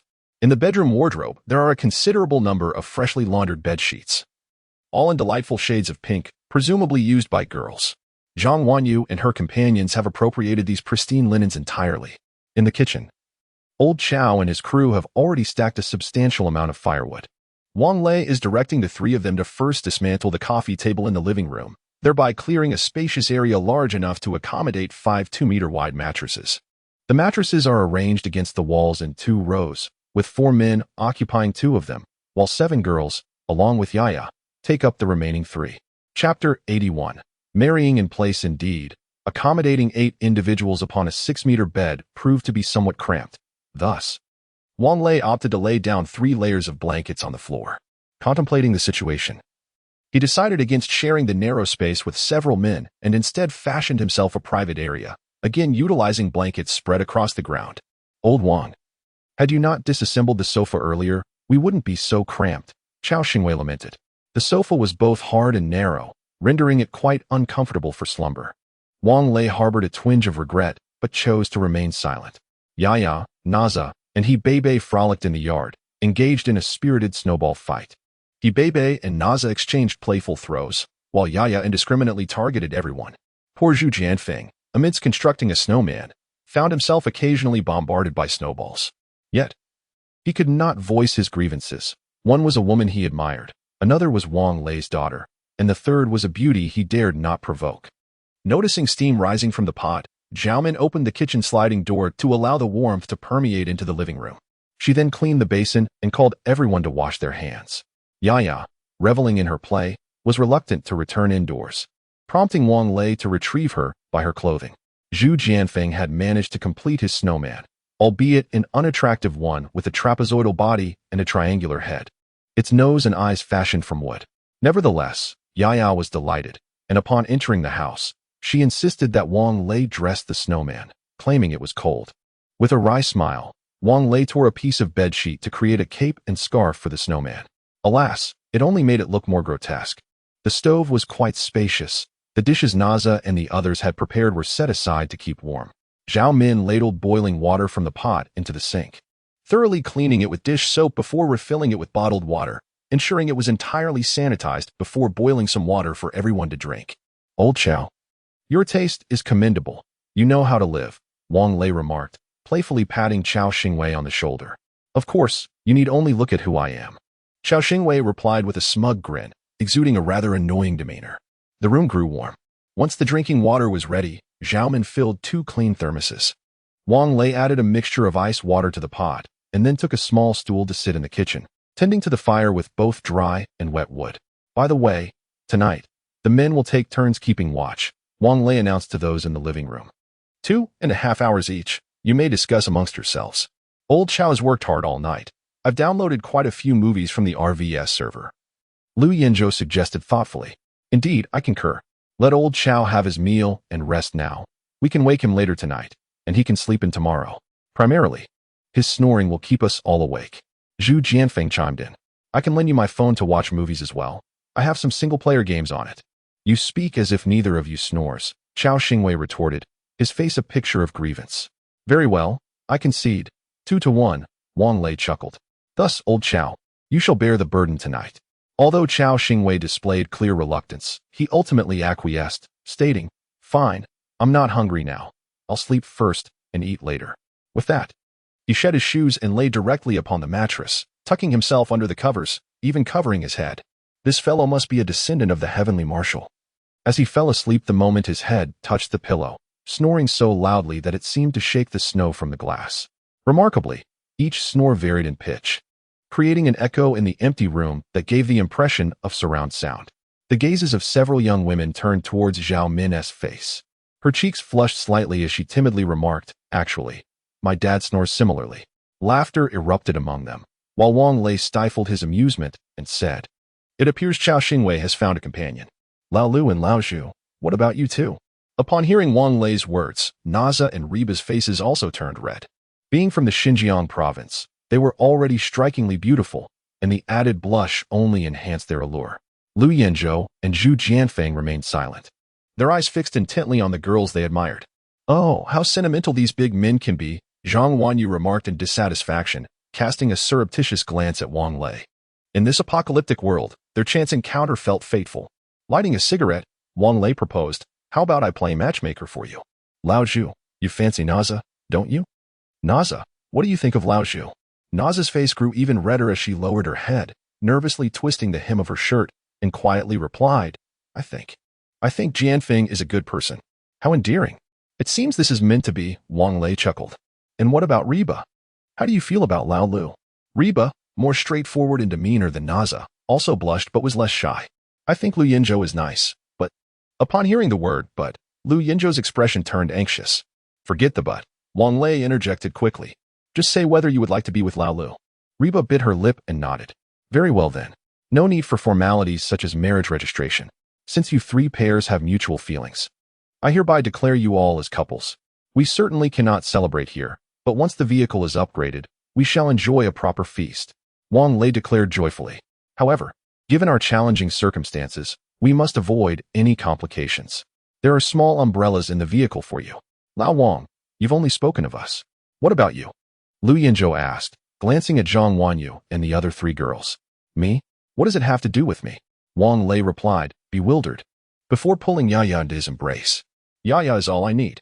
Zhang Wanyu, irritated, turned her back to Wang Lei and put on her headphones to listen to music.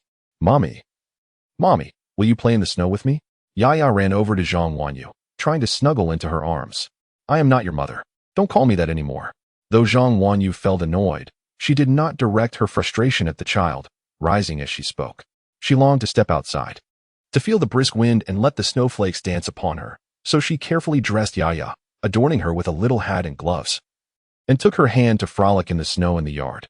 "Senior, you have wounded Wan Yu's heart," Zheng Jiani said softly. "Indeed, Wan Yu cherishes you so dearly. How could you cause her such pain?" Zheng Jiaqian echoed. "Oh, senior, are you made of wood?" He Bei added. "Fool." Zhu Jianfeng and Lu Yenzhou merely uttered a single word. Chapter 82. Inappropriate for children. How could Wan Yu possibly have feelings for me? Wang Lei mused with a self-deprecating smile, casting another log into the fireplace. He was well aware of Zhang Wanyu's kindness towards him. However, he genuinely lacked the emotional bandwidth for romance at this moment. Everything would have to wait until he found his parents. "Senior, Wan Yu truly likes you." He Bei interjected, her brow furrowed. "She mentioned that she had feelings for you since her university days."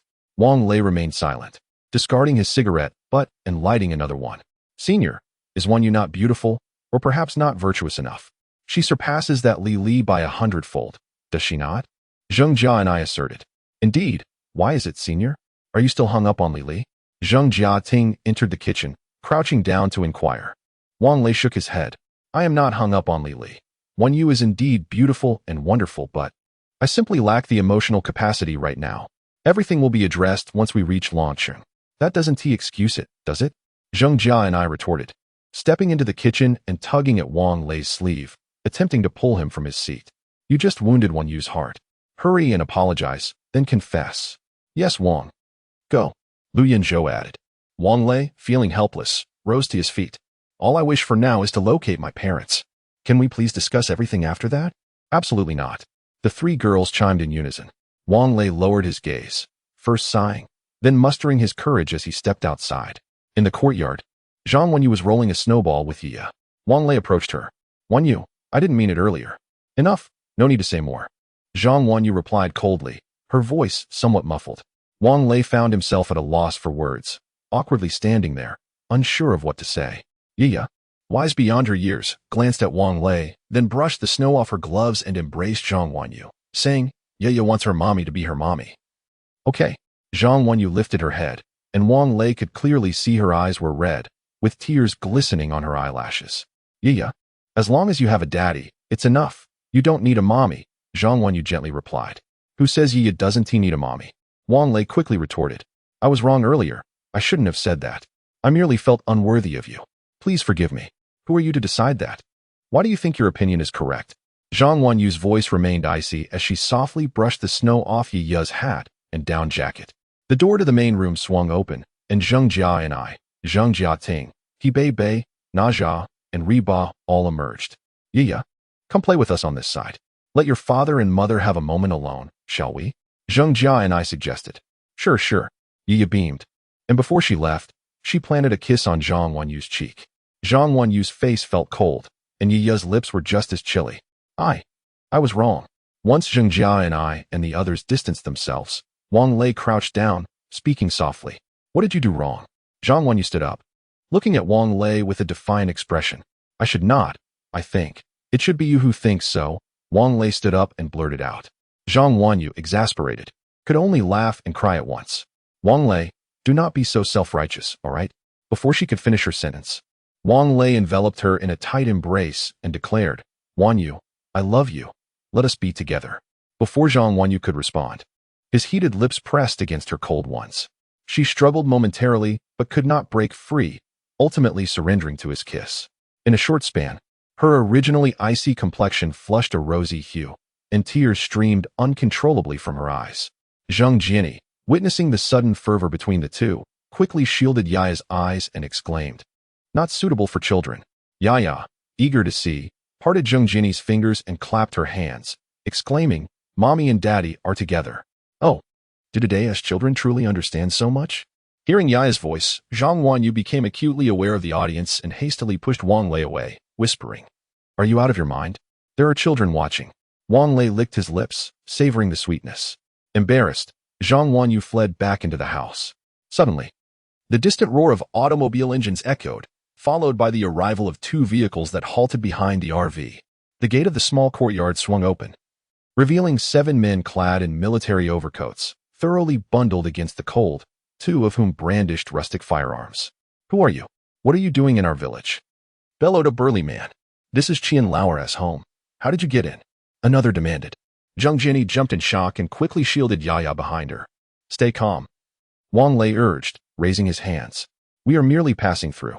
It is getting late, and the road conditions are poor. Seeing that no one was here, we decided to rest for the night. Who told you this place was unoccupied? The burly man retorted. Moreover, even if the owner is away, does that give you the right to trespass? I apologize. Wang Lei hastily replied.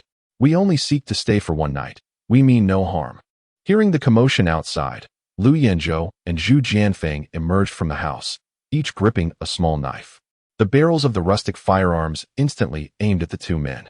Put down your weapons. Lu Yanzhou and Zhu Jianfeng calculated the situation in their minds. Given their speed, it would take at least 6 seconds to reach the group. A window ample enough for the assailants to fire at them. Furthermore, Wang Lei's firearm was left indoors, leaving the 3 men with no chance against the 7 villagers.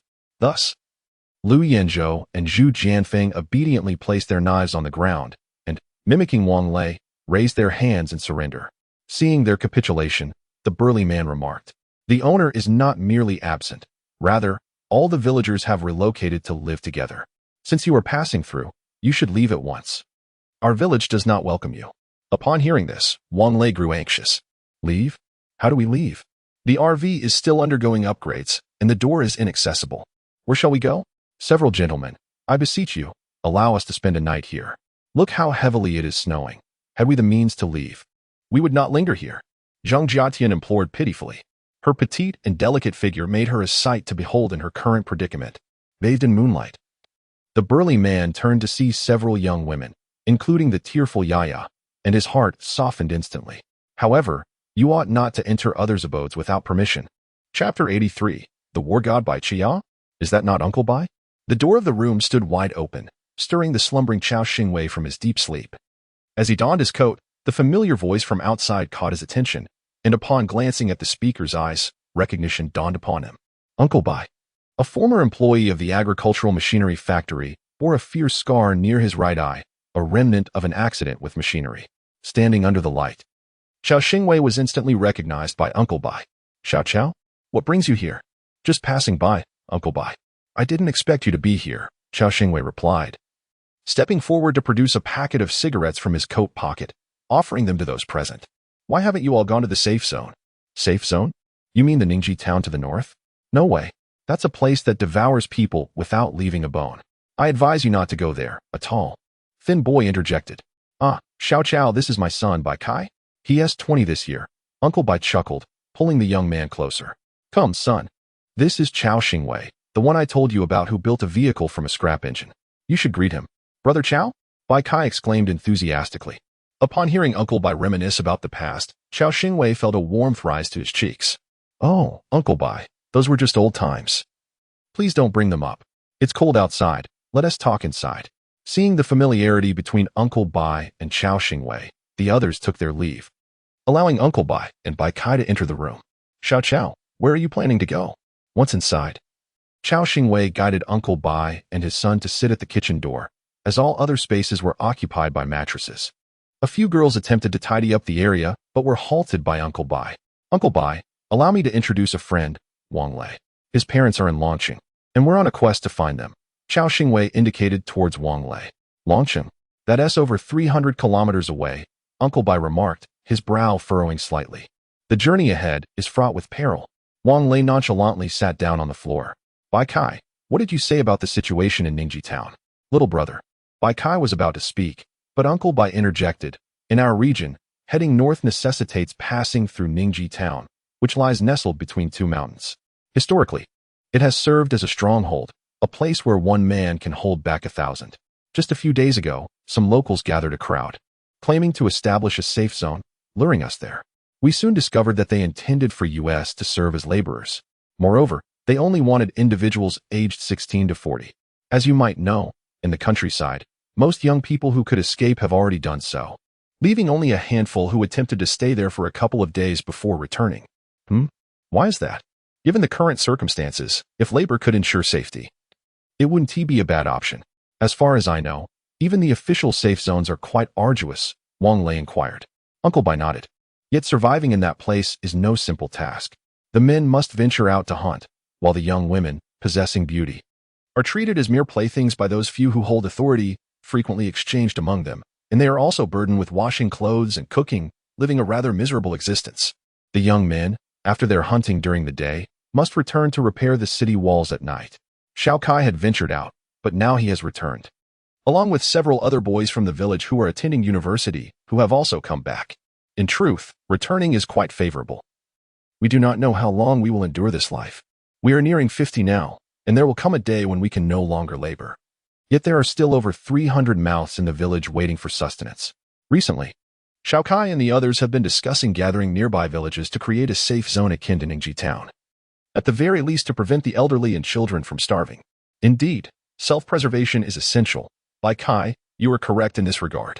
Wang Lei smiled. Noticing Uncle Bai had finished his cigarette, he quickly urged Qiao Xingwei to retrieve the half-pack of cigarettes from his pocket. Typically, he smokes finer tobacco, and it seemed somewhat inappropriate to present it now. By the way, your village appears quite affluent. Every household has constructed decent small buildings. Why have all the people moved away? With the quality of these houses, wouldn't they be sufficient to fend off zombies? Wang Lei inquired. Uncle Bai chuckled, explaining that a certain electronic factory named Kong was planning to establish a factory in their village, having rented a significant amount of land. Moreover, the factory promised to arrange jobs for anyone under 60. These houses were initially slated for demolition, as several new buildings have been erected to the north, creating a small community. We were also preparing to relocate there before this unfortunate incident occurred. Furthermore, while these small buildings are fine, in the event of a real crisis, it would be challenging for the villagers to support one another. It is more convenient to be in that area, where food is limited in the village, and hunting returns can be more easily distributed. Uncle Bai, how is your health? Qiao Xingwei asked with a smile. What? Do you look down upon your Uncle Bai? Uncle Bai glared, his scar appearing somewhat menacing under the energy-saving lamp's light. Xiao Ge, my father is the strongest in the village. Just a few days ago, he encountered a wolf in the mountains. I'm not boasting. That wolf was undoubtedly over 2 meters long, not including the tail, and it was fatter than a pig. 2 shotguns could not bring it down, and yet my father managed to slay it with a machete, 1 strike at a time, Bai Kai said proudly. Wang Lei did not perceive Bai Kai as boasting. What they encountered was undoubtedly a mutated wolf. They had witnessed mutated wild dogs and wild boars, and had they not awakened their extraordinary abilities, they would have long since met their end. Wolves, by nature, are fierce creatures. Uncle Bai, does that not make you as formidable as Bai Qi?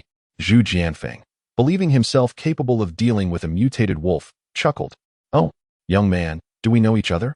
How do you know my name is Bai Qi? Uncle Bai turned to look at Zhu Jianfeng with a smile. As Zhu Jianfeng's gaze met that of Bai Qi, an inexplicable shock coursed through him. Even though a smile adorned Bai Qi's face, his gaze exuded a gentle warmth, reminiscent of an elder looking upon a younger generation. Yet, Zhu Jianfeng could not help but feel a chill, as if under the oppressive presence of a tiger amongst a herd of beasts. Bai Shu. The Bai Qi he referred to was none other than the legendary god of war Bai Qi, a historical figure and a formidable general. Liu Yanzhou too sensed Bai Shu's extraordinary aura and hastily clarified, how could I be unaware? In fact, our family is descended from Bai Qi. Bai Shu maintained his smile, remarking, though we may lack formal education, we take great delight in listening to storytelling. Chapter 84. He has a crystal core in his mind. Is it true, Uncle Bai, that you have awakened an extraordinary ability? Asked Zhao Xingwei. In his recollection, Uncle Bai was a rather carefree individual who had never been known to quarrel with anyone during his time at the agricultural machinery factory.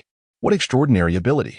Uncle Bai initially appeared taken aback, but soon responded, if what you say holds any truth. It seems that a few of us from the village have indeed changed from our former selves. Dad, isn't that a remarkable transformation? It's almost as if they have become possessed by celestial beings, exclaimed Bai Kai, his face brimming with envy. Ignoring Bai Kai, Uncle Bai continued. The owner of the house you are currently staying in, Old Man Qian, was previously just a simple farmer, nursing an injury on his leg. He has a family of 4. His son works in the capital, and his 16-year-old daughter is still unmarried. Just a couple of days ago, he told me that he can sense game around the village, asking us to take him along on our hunts in the future. At first, we thought they were merely reluctant to accept charity, but when we took him out, he accurately pointed out where the game was. Today, we even caught a litter of rabbits fatter than piglets, which we have brought back to raise. They grow on grass and have a strong reproductive capacity. Our village is planning to establish a rabbit farm. Wang Lei nodded in agreement. Uncle Bai, that sounds splendid. At the very least, it ensures no one will go hungry. Bai Kai chimed in, Brother Lei, you have no idea. Our village once had a chicken farm, but about 10 days ago, some of the chickens underwent mutations, growing as large as small ostriches and even consuming the other chickens. We initially intended to slaughter them, but those mutated chickens laid about 10 eggs a day, nearly the size of goose eggs. So we decided to keep them. However, these creatures eat voraciously, and the villagers are currently debating whether to cull them, as they can no longer afford to sustain them. Wang Lei chuckled. Whether to cull them is their decision, but I am quite curious about the taste of mutated chicken. Uncle Bai, could you possibly sell me 2? What? You plan to raise them? Uncle Bai inquired. But money has little value now. It's scarcely worth a fraction of a feather. I still have half a pig in my vehicle. Wang Lei contemplated. Please discuss with the villagers and see if I can trade for a few chickens. Even if I can only acquire one, I believe this transaction would be profitable. Ordinary frozen pork cannot compare to mutated beast meat.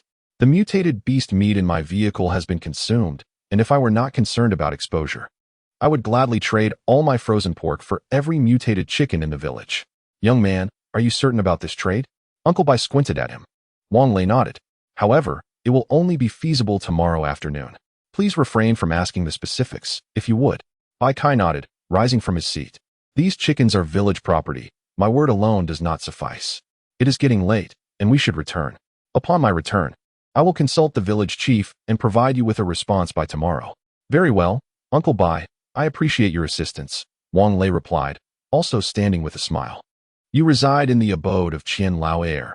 It would be prudent to treat the property with care, for we may yet return to inhabit it, Bai Qi remarked. Casting a glance around the room and noticing the remnants of a sofa and tea table piled in the kitchen, his eyes twitching involuntarily. Have you disassembled the furniture of these good people? Wang Lei chuckled awkwardly. Uncle Bai, I was unaware that the occupants were still present. The firewood outside happened to be damp. However, rest assured, aside from that half a pig, we possess over 30 pounds of pork, which we shall compensate to Uncle Chien. Please do speak kindly to him on our behalf. Uncle Bai nodded. In this day and age, compensating 2 pieces of furniture with 30 pounds of pork could only indicate that Chien Lao heir had come out ahead. After bidding farewell to Uncle Bai and his son, Zheng Jiani approached Wang Lei, saying, Old Wang, I just assessed Uncle Bai and his son's abilities. Indeed, Uncle Bai has awakened the power of the god of death. Though it is merely at the first level, neither Lu Yinzhou nor Zhu Jianfeng together could surpass him. His son is no ordinary individual either, although his abilities remain dormant. I detected glimmering entities within his brain, likely crystal nuclei. Upon hearing this, Zhu Jianfeng and Lu Yinzhou's expression shifted, yet none spoke a word. They understood that Uncle Bai's mere gaze was enough to deter them from taking action, let alone engaging in combat. Did you see any crystal nuclei within Uncle Bai's mind? Wang Lei inquired. Zhang Jiani shook her head. Wang Lei comprehended. It appeared that crystal nuclei were a rarity, difficult to acquire. After their meal, the group sat in conversation while Chao Pengzi yawned incessantly. Old Chao, why not rest for a while? We are not tired yet. We shall wake you when we feel sleepy, Lu Yinzhou suggested. Chao Xingwei nodded and promptly fell asleep, his snoring diminishing the group's inclination for conversation. He Bei took out her phone, gathering with several girls to watch a Korean drama, while Yaya seized Wang Lei's phone to watch Pleasant Goat, and Big Wolf nestled in his arms. By the late hour of 11, Chao Xingwei roused himself, washing his face with a mixture of ice water in the kitchen, urging everyone to retire for the night, while he donned headphones and leaned against the door, wrapped in a blanket, watching. He did this to ensure that if he were to doze off, he would awaken at the slightest sound. The night passed uneventfully.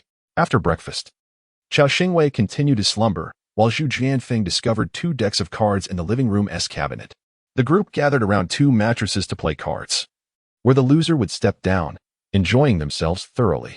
As the clock approached 4 in the afternoon, the sound of the camper van's upgrade completion resonated in Wang Lei's mind. He promptly summoned Lu Yinzhou to venture outside. Retrieving 2 baskets of pork from the storage compartment of the van, he carefully separated around 30 pounds of the fattiest portions from one basket and placed it alongside the other basket at the entrance of the camper. The occupants inside had grown discerning, refusing to consume excessively fatty meat. Had this been the 1960s, there would have been a frenzy for it. Just as he completed these tasks, Uncle Bai and his son arrived in a rugged vehicle, and upon alighting, they retrieved 3 small, ostrich-sized Lu Hua chickens from the trunk. Little Chow, my young brother, we villagers initially intended to exchange only 2 chickens with you. It was through much persuasion from my son and me that we agreed to part with 3, albeit their size is somewhat modest, Uncle Bai remarked, a hint of embarrassment in his tone. Ah, you needn't say such things, Wang Lei quickly interjected, stepping forward to inspect the 3 live chickens. Were it not for the lack of space in our vehicle to accommodate them, I would have truly wished to keep them for their eggs. We are indeed grateful to you. Lu Yinzhou and Chao Xingwei proceeded to transfer the cuts of pork from the entrance of the RV onto Uncle Bai's off-road vehicle. Upon seeing the generous portions of pork, Uncle Bai exclaimed, the villagers all assumed you were offering half of a pig, yet this is far more substantial than I anticipated. In exchanging for these 3 chickens, you have indeed made quite the sacrifice. Chapter 85. The most unremarkable abilities. Hello, Uncle Bai. Why do you mention this? Wang Lei chuckled. It's mainly because the little girl has a craving for fried chicken, and we happen to have no chicken meat. Fortunately, you have some. So I must express my gratitude. In truth, there were still plenty of chicken legs, wings, and even a whole frozen chicken in the RV storage space. Since when did I say I wanted fried chicken? Yi replied. Well, since Dad says I want fried chicken, I suppose I do want it. All right then. Shall we head back? Are you setting off now? Uncle Bai inquired. Wang Lei nodded. Yes, we're leaving now. Don't worry, the room has been tidied up. By the way, have you discussed it with Uncle Chien? Rest assured, Chien Lar is not difficult to negotiate with.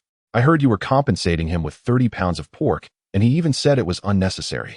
If it weren't for them being out hunting, he would have come along. Uncle Bai smiled, looking quite amiable. Uncle Bai, didn't you go hunting with them? Chao Xingwei asked. Didn't Ti just return? After delivering the pork over there, we'll go look for them. Uncle Bai replied. The road is slippery, and with the snow falling intermittently, it's getting dark. I think it would be better if you stayed another night and set off early tomorrow. After all, whether you can enter Ningji town is still uncertain. Uncle Bai kindly suggested. No, I'm anxious to get going. Don't worry, we will be careful. Thank you. Wang Lei smiled. Uncle Bai nodded, said nothing further, and drove away. Wang Lei instructed Lu Yanshou and Zhu Jianfeng to quickly slaughter the 2 chickens before they set off. They could not afford to linger in the village. He couldn't help but feel regret for trading the pork for these 3 chickens. In this apocalyptic world, human nature has become unpredictable. Who could say whether Uncle Bai and his son would encounter difficulties from the villagers after returning with the pork? Do not flaunt wealth. An ancient proverb echoed in his mind. Hot water continued to boil in the kitchen pot as the 2 swiftly dispatched and cleaned the 3 chickens. Old Wang, do you want to keep the offal? Zhu Jianfeng asked. Wang Lei entered the kitchen and was immediately amused to find dozens of lanterns among the chicken entrails. He picked up a kitchen knife and cut the gizzards, livers, and lanterns, placing them into a plastic bag. Old Lu, let us grill these on the way, Wang Lei said with a grin. Once they had tidied up, they hurried to the vehicle. Zheng Jiani was driving while Wang Lei occupied the passenger seat. Reviewing the attributes of the RV, resolved the KST unknown error. KST has now fully integrated with the RV and no longer occupies 4-dimensional space. New water collection feature. Rain and snow within a 50-centimeter radius will be automatically collected, filtered, and stored in the living water tank. The interior space of the RV has been reconfigured. The original KST trailer's leisure area has merged with the RV's original leisure space. A new children's suite has been added to the master bedroom, complete with an entertainment and study area. An additional bedroom has been established.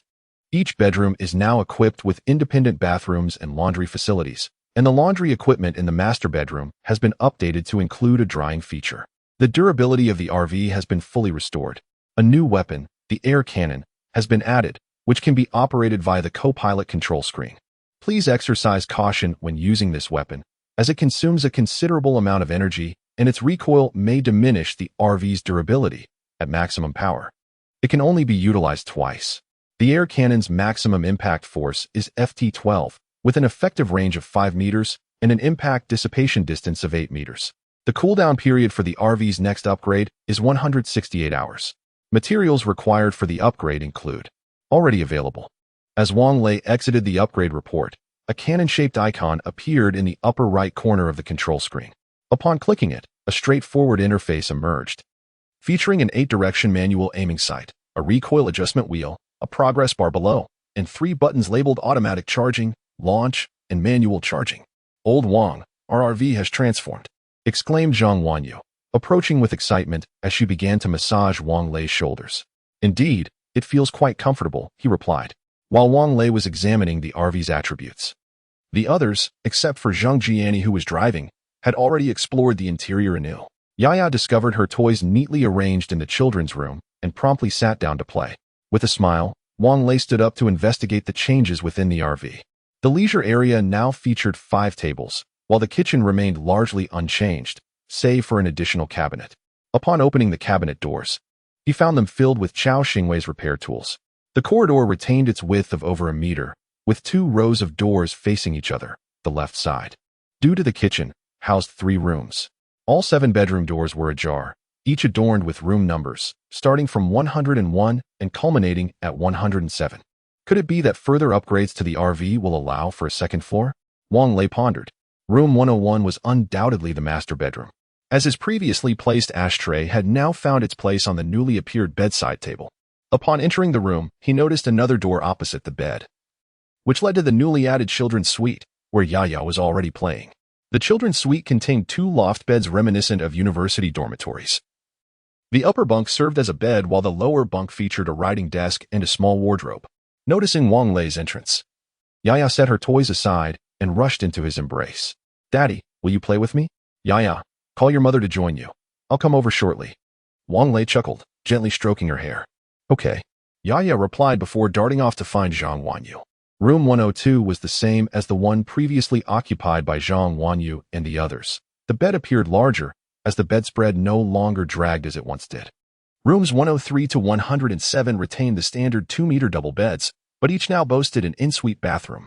Unlike room 101, these lacked a large bathtub, offering only a shower. At the rear of the RV, there was a space resembling a balcony, where the previous KST trailer door was located. This door featured a window that could be opened, and the stairs leading to the observation tower were also found here. The balcony has been adorned with a newly installed automatic clothes drying rack, exuding a sense of thoughtful design. Additionally, there is a tea table accompanied by 4 chairs, upon which the tea set, recognized by Wang Lei, was retrieved from Zhang Wanyu's previous supermarket. A gift from her elder brother. Over the past few days, Zhao Min, having spent time with Lu Yinzhou and the others, has taken to affectionately addressing Wang Lei as Old Wang. "I shall prepare dinner tonight," she declared, a hint of resignation in her tone. "It seems I have awakened a peculiar ability, the power of a chef. This strange talent feels rather superfluous. Is it destined to lead her to open a restaurant in this post-apocalyptic world?" Chapter 86. A moment of leisure after driving several kilometers. Wang Lei instructed Zhang Jiani to exit the national road. Here lay a stretch of economic forest, with little paths suitable for their vehicle to traverse. "Why have we stopped here?" Lu Yinzhou inquired. "I trust what Uncle Baichi has said. Ningji town is surely not as simple as it appears. It's getting late. And if we enter the town now, we will have to stay there for the night. If any unforeseen circumstances arise, it could lead to complications. It is better to avoid unnecessary trouble, so let us spend the night here and venture into the town first thing tomorrow," Wang Lei explained. Lu Yinzhou nodded. Carrying chicken offal to the rooftop terrace for a barbecue, Zhao Min kindly assisted him by preparing skewers of meat and vegetables. "Old Xiao's wife.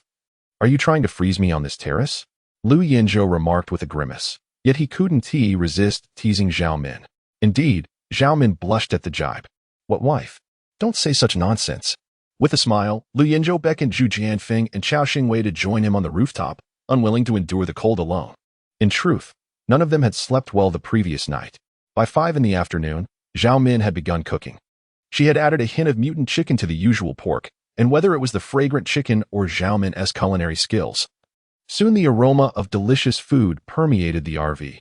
Yaya, who had been playing with several girls in the room, felt a pang of hunger and gazed longingly at Zhang Wanyu.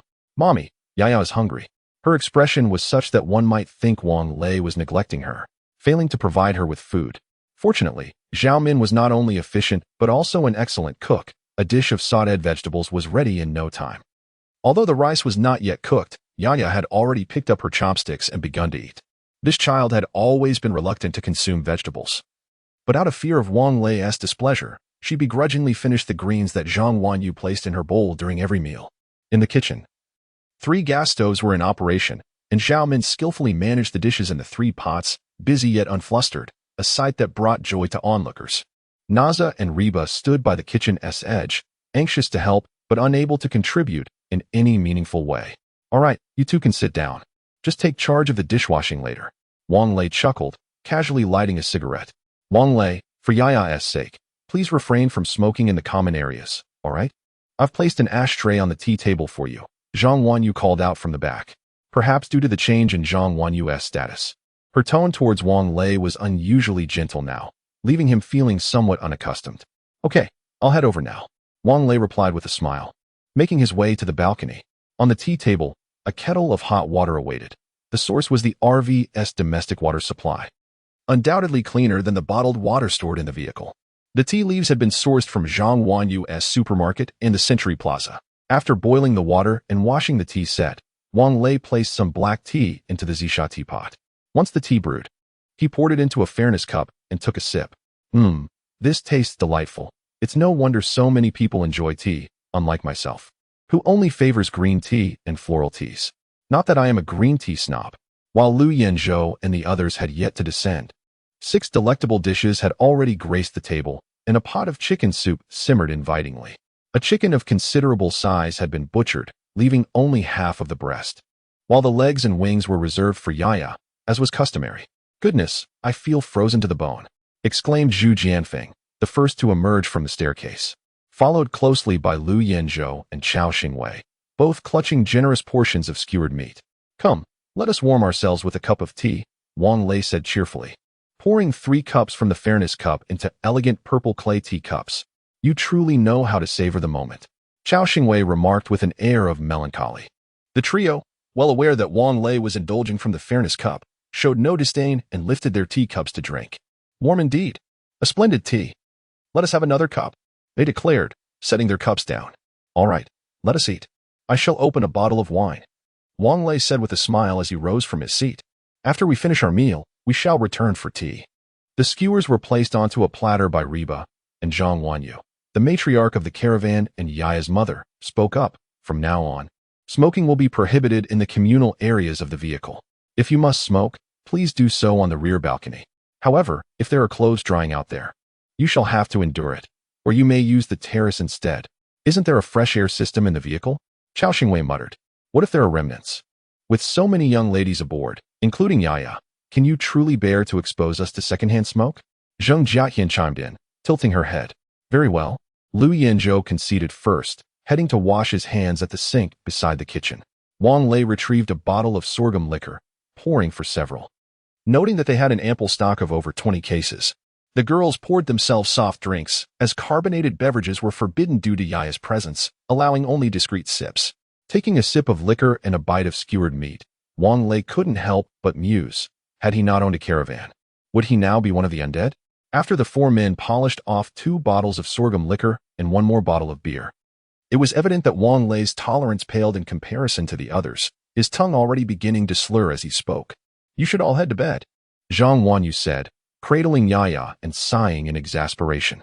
Zhu Jianfeng, also somewhat dazed, waved his hand dismissively. Old Wang, now that we've finished drinking, shouldn't we seek some entertainment? Where shall we find entertainment? Chao Xingwei, who had previously kept his eyes shut, now opened them wide, saying, if that's the case, I am certainly not tired. Zhao Min seized Chao Xingwei by the ear from behind, speaking coldly. Come, I shall take you for some entertainment. Startled, Chao Xingwei's senses sharpened. Ouch, ouch, I'm just asking. Zhao Min paid little mind to his protests, dragging him to the door of the caravan, opening it, and unceremoniously pushing him out. Return once you've had your fun, she declared, shutting the door behind her. Lu Yinzhou, still relatively sober, stepped in to defend Chao Xingwei. Zhao Min. It's freezing out here. You wouldn't want old Chao to catch a cold, would you? Zhao Min huffed, though her gaze lingered on the pitiful figure of Chao Xingwei knocking on the door outside. Zheng Jiating let out a sigh, rose to her feet, and opened the car door, intending to let Chao Xingwei in. Indeed, Zhao Min, the weather is far too frigid. It would be quite troublesome if we turned old Chao into a zombie. Xiaomin, I was merely inquiring casually. Please do not take offense. As the door swung open, Chao Xingwei hesitated to enter, peering into the RV with a pitiful expression and pleading gaze. All right, come back here, Zhao Min retorted with irritation. Heh. The daughter of a pig farm owner, raised in affluence, certainly has a rather poor temperament. Although Zhao Min felt a surge of anger, she nonetheless served chicken soup to the 4 of them, insisting that they finish every drop, leaving not a single drop for them to reflect on as they disembarked. Chapter 87. Jining Town. The 4 men obediently consumed the chicken soup, and remarkably, the broth from the mutated chicken seemed to revive their spirits significantly. Although the couples in the vehicle had already established their relationships, they had yet to reach the stage of cohabitation, and thus proceeded to retire to their respective rooms as previously assigned. Lu Yinzhou proposed, Zhu Jianfeng, Chao Xingwei, let us 3 take turns, each night. One of us will sleep in the leisure area to keep watch. I just checked the bedrooms, and the soundproofing is exceptionally well done. Any noise from outside is utterly inaudible. The other 2 nodded in agreement. The reason for not needing Wang Lei to keep vigil was twofold. Firstly, the RV belonged to someone else. Secondly, he still had to care for Yaya. The leisure area currently housed 5 tables, which remained unused. Wang Lei designated the table closest to the bedroom as the watchman's bed, ensuring there was no need to rearrange it daily, as drawing the privacy curtain posed no inconvenience. All right, I shall bring out the bedding. I will keep watch tonight, Zhu Jianfeng declared before retreating to his room to fetch his bedding and take a quick shower. Following the RV's upgrade, the 3 men had discarded their old bedding, which was too filthy, and replaced it with new linens procured from Century Plaza, as they felt the previous ones clashed with the RV's ambience, perhaps due to the presence of Lu Yanzhou and his companions. He Bei and the other women had opted for conservative sleepwear, leaving Wang Lei feeling somewhat despondent, lamenting the absence of alluring legs.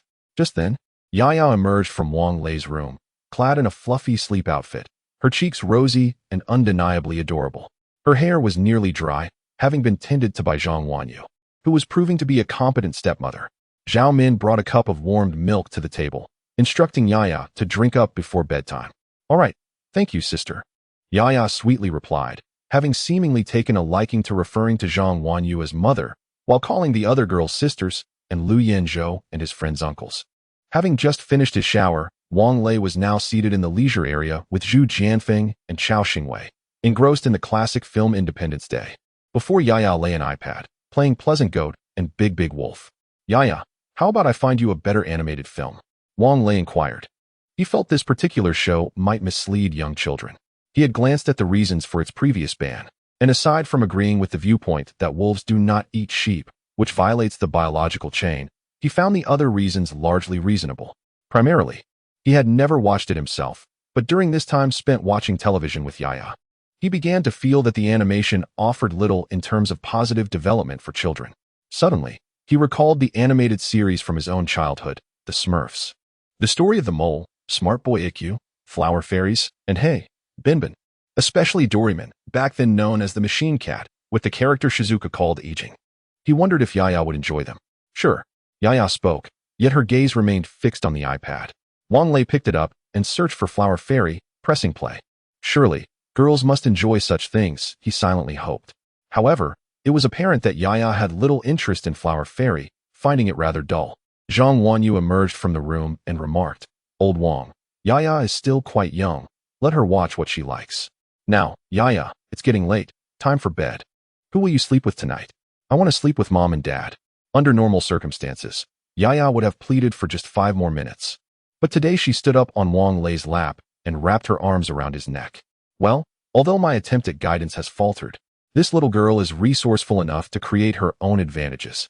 That's not allowed. Zhang Wanyu's cheeks flushed. Yaya can only choose to sleep with her father or with us.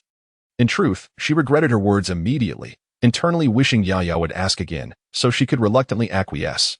All right, Yaya can sleep with Mom, Yaya said, somewhat disappointed. Little did she know, she was not the only one feeling let down. Leaving Zhu Jianfeng to keep watch, Wang Lei returned to the room with a cup of water. Turned on the television, which had been upgraded to include a full-color laser screen in the master bedroom. Leaning against the headboard, he intended to finish watching Independence Day, but soon succumbed to slumber. An early bedtime led to an early awakening. By 7 the next morning, he was up, washed, and stepped out of the room. The master bathroom had a designated drying area, still holding Zhang Wanyu and Yaya's intimate garments, a sight he had grown accustomed to. Oh, senior, why are you up so early today? Zheng Jiadong inquired while sipping porridge. Well, we should set off early, Wang Lei replied as he sat down. Accepting the porridge from Naza, noticing Zhu Jianfeng was likely still asleep. Zheng Jinqi had finished her meal and was seated at the driver's position, ready to depart. Jinqi, let's go, Wang Lei urged. As the RV started and returned to the national highway, half an hour later, they encountered a towering wall, easily 3 stories high. Clearly, it was the city wall. In the center, there stood a grand gate, wide enough for a container truck to pass through. People walked atop the wall. And upon seeing the RV, one individual waved a red flag vigorously. Wang Lei and his companions could not decipher the message being conveyed.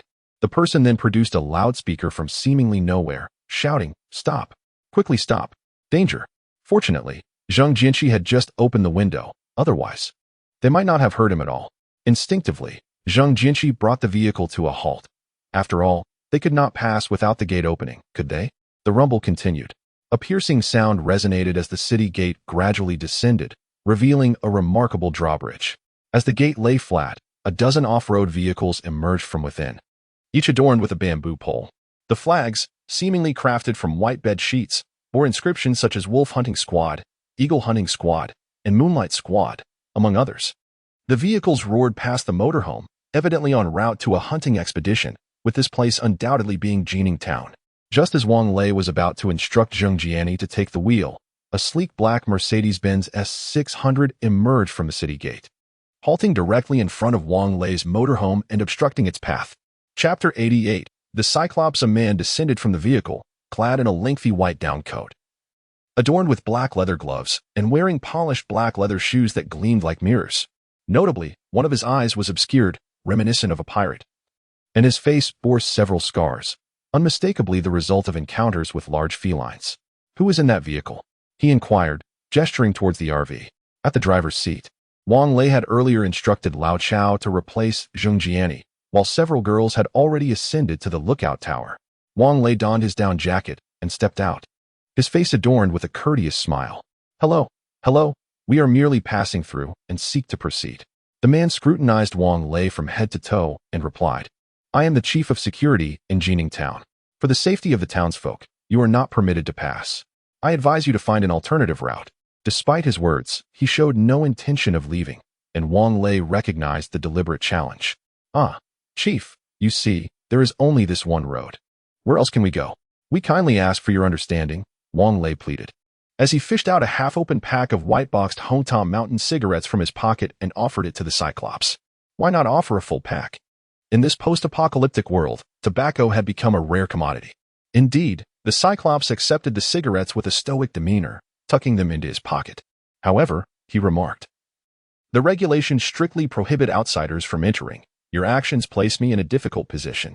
What must we do to gain your permission to pass? Wang Lei inquired. Do you have any more cigarettes? The Cyclops asked in a hushed tone. Wang Lei nodded. Yes, but not many left. I shall fetch them for you.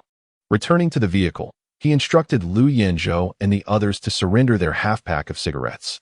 The trio hesitated to request better cigarettes from Wang Lei, having smoked only inferior brands in recent days.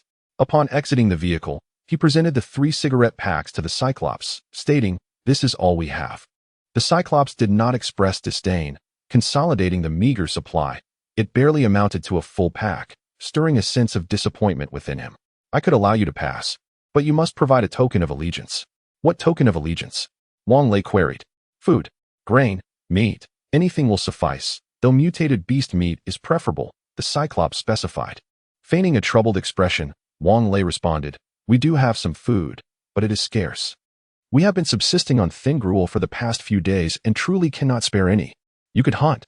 There are plenty of mutated beasts in these mountains. Did you not see those vehicles? They are all venturing into the mountains to hunt. The Cyclops suggested. Chief, we are genuinely in a hurry.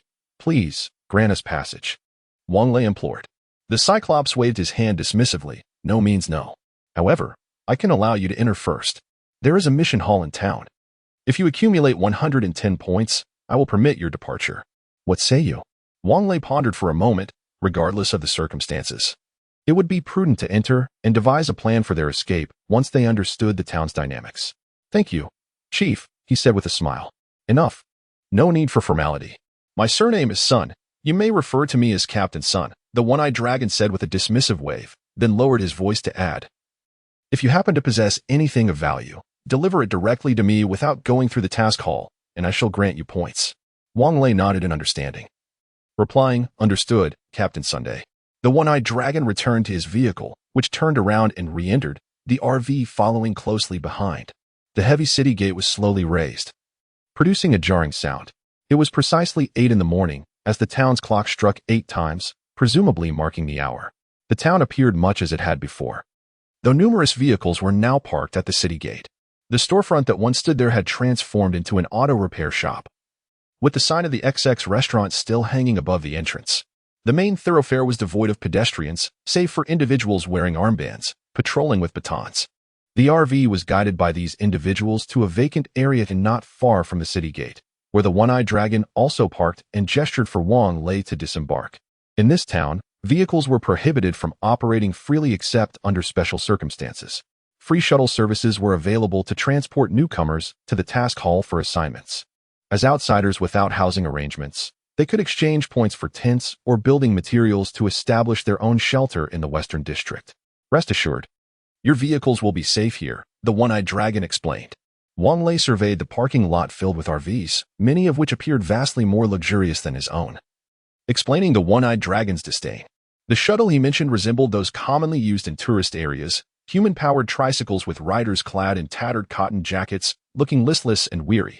Thank you, Captain Sun. Wang Lei quickly expressed his gratitude, retrieving a bottle of 6 nuclear bombs from his pocket and slipping it into the one-eyed dragon's. This is not an attempt to conceal the product name. It truly is 6 nuclear bombs. Sourced from a small shop near Apple Garden where Lu Yanzhou and the others previously stashed supplies. There are many such items, including Kong Shuifu instant noodles and Hanwu energy drinks.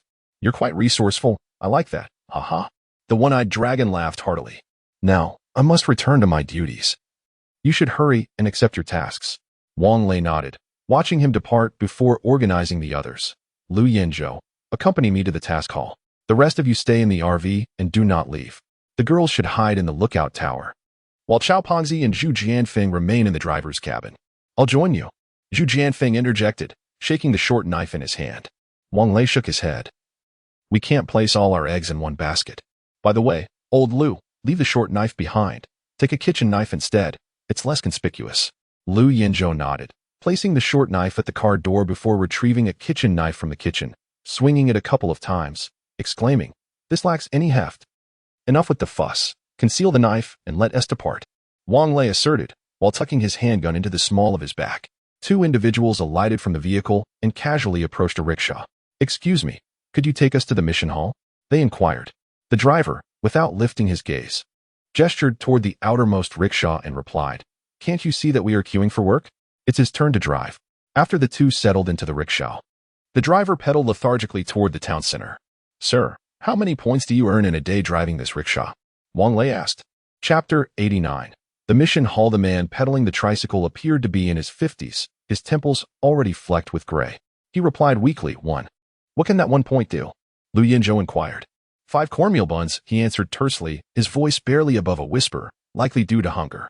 Wang Lei, eager to glean more information from him, discreetly extracted 3 whose sausages from his coat pocket, glanced around, and quietly slipped them into the old man's pocket. These whose sausages were sold at a retail price of 1 yuan each, and they had several boxes in their vehicle. Zhang Wanyu mentioned that the wholesale price was merely 30 cents. The old man clearly sensed something stirring in his pocket as he reached in to feel. The tricycle jolted momentarily before stabilizing again. "Young man, in the mission hall, 3 of these can be exchanged for 1 point.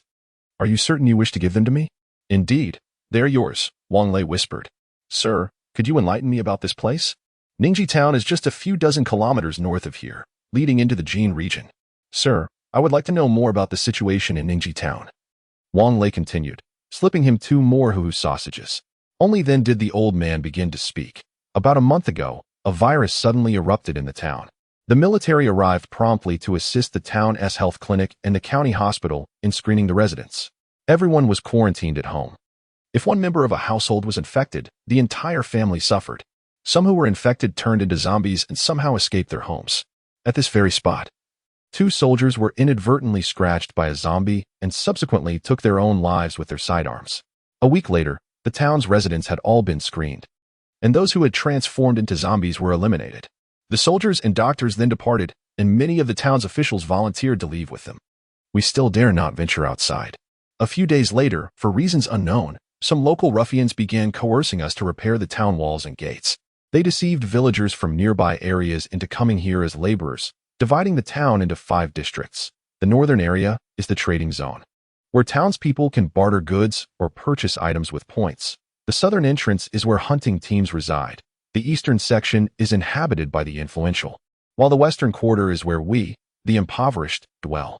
We are now heading to the central district, where you must first register for a temporary residency, either as individuals or as a team, after which you can deposit points.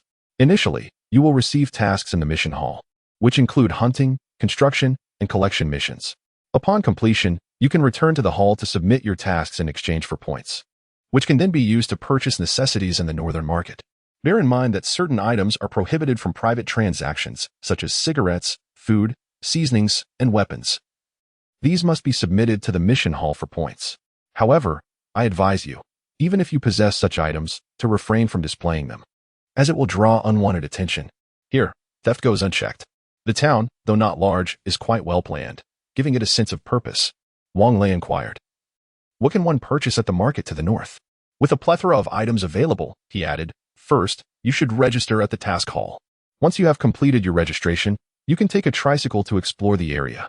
Except for the eastern district, all other places are accessible. For the first 48 hours, rides on the tricycle are complimentary. Thereafter, points will be deducted at a rate of 0. 2 points per ride.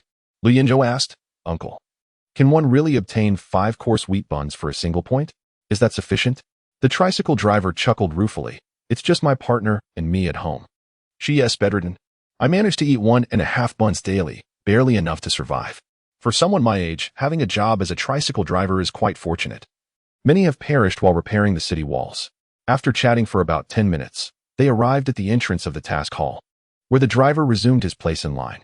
The so-called task hall was previously an administrative office. now illuminated by lights. Upon entering, Wang Lei and Lu Yinzhou noticed the solar power devices on the ceiling. On 3 walls of the hall, tasks related to hunting, collecting, construction, and others were prominently displayed. With numerous notes detailing tasks pinned up, many people were perusing the announcements, tearing down suitable notes as they departed. There were 8 counters, each staffed by 3 individuals, and queues formed in front of each except for counter 1, which stood vacant. This counter was designated for information registration. Wang Lei approached, and a rather unattractive, overweight woman lazily inquired, "What service do you require?" "Hello, we are here to register," Wang Lei replied. "Fill out this form," the woman retorted, tossing a half-sheet of A4 paper from behind the counter. The paper was printed on both sides with a simple form requesting the squad or individual name, team size, gender, and age, with a section for points remaining. Once Wang Lei completed the form, he handed it to the counter. The woman jotted down a number and the registration time in a worn notebook, then threw the A4 paper back, saying, "Keep this safe. Otherwise, your previous points will be nullified." Wang Lei and Lu Yinzhou exchanged glances, surprised at the haphazard nature of the registration process. "Let us see what tasks are available," Wang Lei suggested, folding the A4 paper and placing it in the inner pocket of his coat. Behind counter 1 lay another task area, where only one person was browsing. As Wang Lei and Lu Yinzhou approached, they found the tasks rather absurd. Task ID 00936. Tame a mutated dog. Breed, Tibetan Mastiff. Age, 3 years. Reward, 3 points. Task ID 00120. Seek a caregiver for an 80-year-old father. Daily care required. Reward, 1 point per day, covering 2 meals. Requirements: female, aged 18 to 28, good appearance, and pleasant demeanor. Task ID 10222. Official posting, general practitioner. Reward, 3 points per day, covering 2 meals. Note: if found to be a quack, immediate assignment to wall repair. Task number 10001. Official announcement, guardian of the safe zone. Requirements: male, aged 18 to 35, physically capable. Compensation to be discussed. Task number 10002. Official announcement, driver of a tricycle ferry. Requirements: male, aged 16 to 50, possessing good physical strength. Compensation: 1 point daily, with commissions. Interested parties may proceed directly to counter 1 for an interview arrangement. What is all this? Lu Yinzhou remarked with a sense of frustration. Likely, all the simpler tasks have already been claimed, leaving only these peculiar assignments, Wang Lei replied with a smile. Come, let us take a look over there. Chapter 90. A visit to the town and the construction tasks. One is either building walls or erecting houses, or perhaps digging drainage ditches. All labor-intensive endeavors that require the provision of one's own tools, with the rewards being particularly meager. For instance, the task of repairing the city wall offers only 2 meals in exchange for a mere 0.5 points per day. The hunting task area is the most populated, with a variety of intriguing assignments, such as the ongoing procurement of mutated beast meat, rewarded at 0.5 points per kilogram. To accumulate 100 points, Wang Lei would need to supply 200 kilograms of pure meat, excluding items like pig heads, trotters, bones, and entrails, with even pig skin being disregarded. This would necessitate the hunting of at least 2 mutated wild boars. The collection tasks involve the long-term acquisition of luncheon meat, ham sausages, instant noodles, vegetables, and grains, all offering exceedingly low points. However, cigarettes and alcoholic beverages yield somewhat higher rewards, though still minimal. This is likely due to the prohibition on private exchanges for these items, monopolized by the local authorities, thereby justifying the low point allocation. Old Wang, this is not a viable solution, Lu Yinzhou remarked, his head aching from the situation. Let us wander about and see if we can find a way to escape. Wang Lei nodded in agreement. All right, let us go. The town was quite expansive, and with the restriction on vehicles, traversing by foot would be impractical. Seizing the opportunity that the tricycle rides were free within the 48-hour window, the two set out to the northern district. The uncle pedaling the tricycle first requested to see Wang Lei and Lu Yinzhou's point cards, and with a reluctant demeanor, he took them to the northern area. It was bustling here, featuring storefronts and various stalls. Hello, handsome gentleman, are you new here? Do you require a guide? A young woman in her 20s, clad in an oversized black down jacket, approached them with a smile. Is it free? Lu Yinzhou asked, glancing at her. She was of average appearance but appeared quite vibrant. Not for free. It's 1 point per hour, she replied with a slight frown. We don't have any points, Wang Lei said, reaching into his pocket to reveal a piece of ham sausage. But we have this. Will it suffice? The girl's eyes brightened at the sight, her lips moistening as she swallowed. All right, 2 sausages for an hour. That works, Wang Lei responded. As he disembarked, he casually slipped over 30 sausages into the pockets of both himself and Lu Yinzhou, having observed the pallor on the faces of those on the street, likely indicating they were underfed. He thought to use the sausages to strike up a conversation, and unexpectedly, they proved useful. The girl leaned closer to Wang Lei, her body brushing against his. Instinctively, he took a step back, but the sausages were already in hand. Hey, what are you doing? She whispered, her brow furrowing. I was about to ask you the same, Wang Lei replied, also frowning. You can't just trade this freely, don't you know? If you want to get yourself killed, don't drag me into it, she warned, glancing furtively around. All right, misunderstanding cleared. Wang Lei thought she was merely attracted to him. He stepped in front of her, standing shoulder to shoulder, and quickly deposited the sausages into her pocket before saying, Now, lead us around. The girl nodded, inquiring what they wished to purchase. Those storefronts were officially sanctioned and could only be transacted through points. Should you capture a mutated beast or complete a collection task, you would also come here to turn in your assignments. The shops here would issue a receipt, which you would then take to the task hall to register your points. The stalls primarily engaged in barter, typically offering second-hand clothing and bedding. Is that all? 2 sentences for a point? That's rather exploitative, isn't it? Lu Yinzhou expressed his dissatisfaction. Humph, those who seek our guidance are all you filthy men. Come along. The girl rolled her eyes in annoyance and headed northeast, prompting Wang Lei and Lu Yinzhou to hastily follow. Miss, your job seems rather effortless, Wang Lei remarked as they walked. My position is not one that just anyone can assume, the girl replied proudly. I have connections. Oh, the Jade Emperor or the Queen Mother?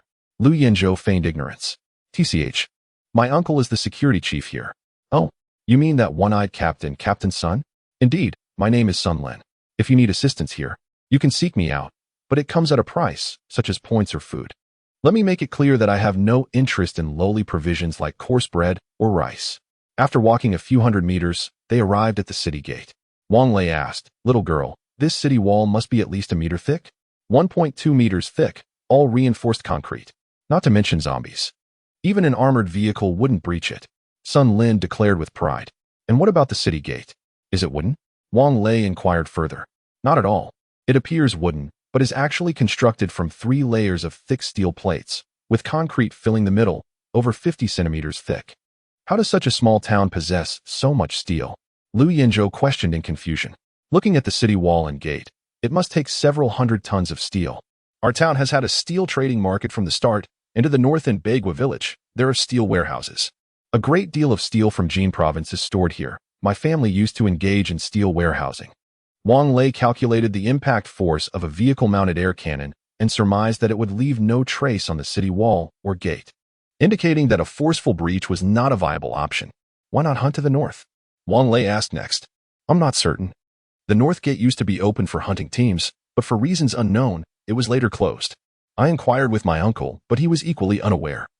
Merely stating it was a directive from above, Sun Lin pondered before adding, Let us move. We are close to our destination. Where exactly are you leading us? Lu Yinzhou queried. To the place all you men wish to go. Otherwise, why would you seek a guide? Sun Lin scoffed. Wang Lei certainly understood where she referred. We never expressed a desire to visit that particular locale. We merely wish for you to show us around. Enough. No need for explanations. Explanations are mere veils. You men are all alike, particularly those from the small team, who come around every now and then. Though you claim not to come today, in a few days' time, you will undoubtedly return. Allow me to introduce you to a broader world today. By the way, I know someone in charge. Even a sausage will suffice. Let us take a look, since you are all here. Lu Yinzhou remarked as he fished a sausage out of his pocket. Here we are. Sun Lin pointed ahead. Wang Lei and Lu Yinzhou gazed upon the primary school of Jining Town. Quite the choice of location. I see. All educators, aren't they? Lu Yinzhou teased. Chapter 91. Hell on Earth. The gates of the elementary school were closed as Sun Lin approached and called out, Sixth brother, open the door. We have guests. A man, approximately 6 feet tall and slender, emerged from the gatehouse, appearing to be in his 30s and wearing glasses. He approached the small gate, but showed no intention of opening it. You understand the rules, right? Sun Lin playfully stuck out her tongue and turned to Wang Lei and the others, saying, "Once we enter, no unnecessary chatter. Do not remove your pants in the grand auditorium or place your hands in your pockets while sizing up the place. Just tell me your number and pay the fees. Someone will escort you to your designated area. The costs are fixed, 3 points for a classroom, 5 for an office, and 8 for a bed in the dormitory area. If you are not afraid of the cold, you can also stay in the designated outdoor area. Oh, and entering through the main gate requires 1 point for 2 people. Or 2 sticks, that's the entry fee. Do we really have to pay an entry fee? Are we here to sightsee?" Lu Yinzhou asked, pulling 2 sausages from his pocket and handing them to Sun Lin. "Of course, some people can't afford to pay and just come in for a glimpse," Sun Lin replied, handing the sausages to the gatekeeper, who then unlocked the small door, allowing the 3 to enter. The selection of individuals took place in the grand auditorium ahead. Sun Lin pointed towards the auditorium not far ahead. Once selections were made, someone would lead them to their chosen locations. As soon as Sun Lin finished speaking, the doors of the auditorium swung open, and a man wielding a baton stepped out first, followed by a woman with disheveled hair, bundled in a quilt, revealing a bare leg and wearing tattered shoes that exposed her toes. "What a disgrace!" Lu Yinzhou exclaimed. "Do not utter a word here. Be cautious, or you might get beaten," Sun Lin said expressionlessly. "Most of these women are here voluntarily, struggling to survive. If they wish to leave, they can do so at any time, taking their points with them, yet they choose to stay. Here, they can eat without working, and for women without awakened abilities, or even those with them, opportunities are scarce. There was a team entirely composed of women that went out and never returned. Employment is nearly impossible here. They rely on their families for support. Women like them either come from families that can no longer support them or are single and must resort to this to survive. That's nothing. In the Western District, there are even cases of cannibalism, where 2 families agree to exchange wives for sustenance." Lu Yinzhou fell silent. Not out of fear of violence, but from a loss for words. What sort of safe zone is this? Such a place is already revolting. And they even resort to cannibalism? Following Sun Lin into the auditorium, they encountered several groups playing cards at the entrance, around a dozen individuals with batons beside them, likely the security personnel. In the center of the auditorium stood a large oil drum, burning brightly for warmth. Those women huddled in tattered quilts, languidly leaning against the walls of the auditorium. "Sister Lu, we have guests. Please attend to them. I need to rest for a moment.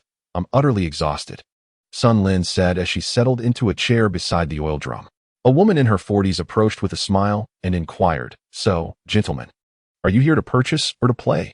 The moment she spoke, a pungent odor of halitosis nearly caused Wang Lei to retch, while Lu Yinzhou was not far off from the same fate.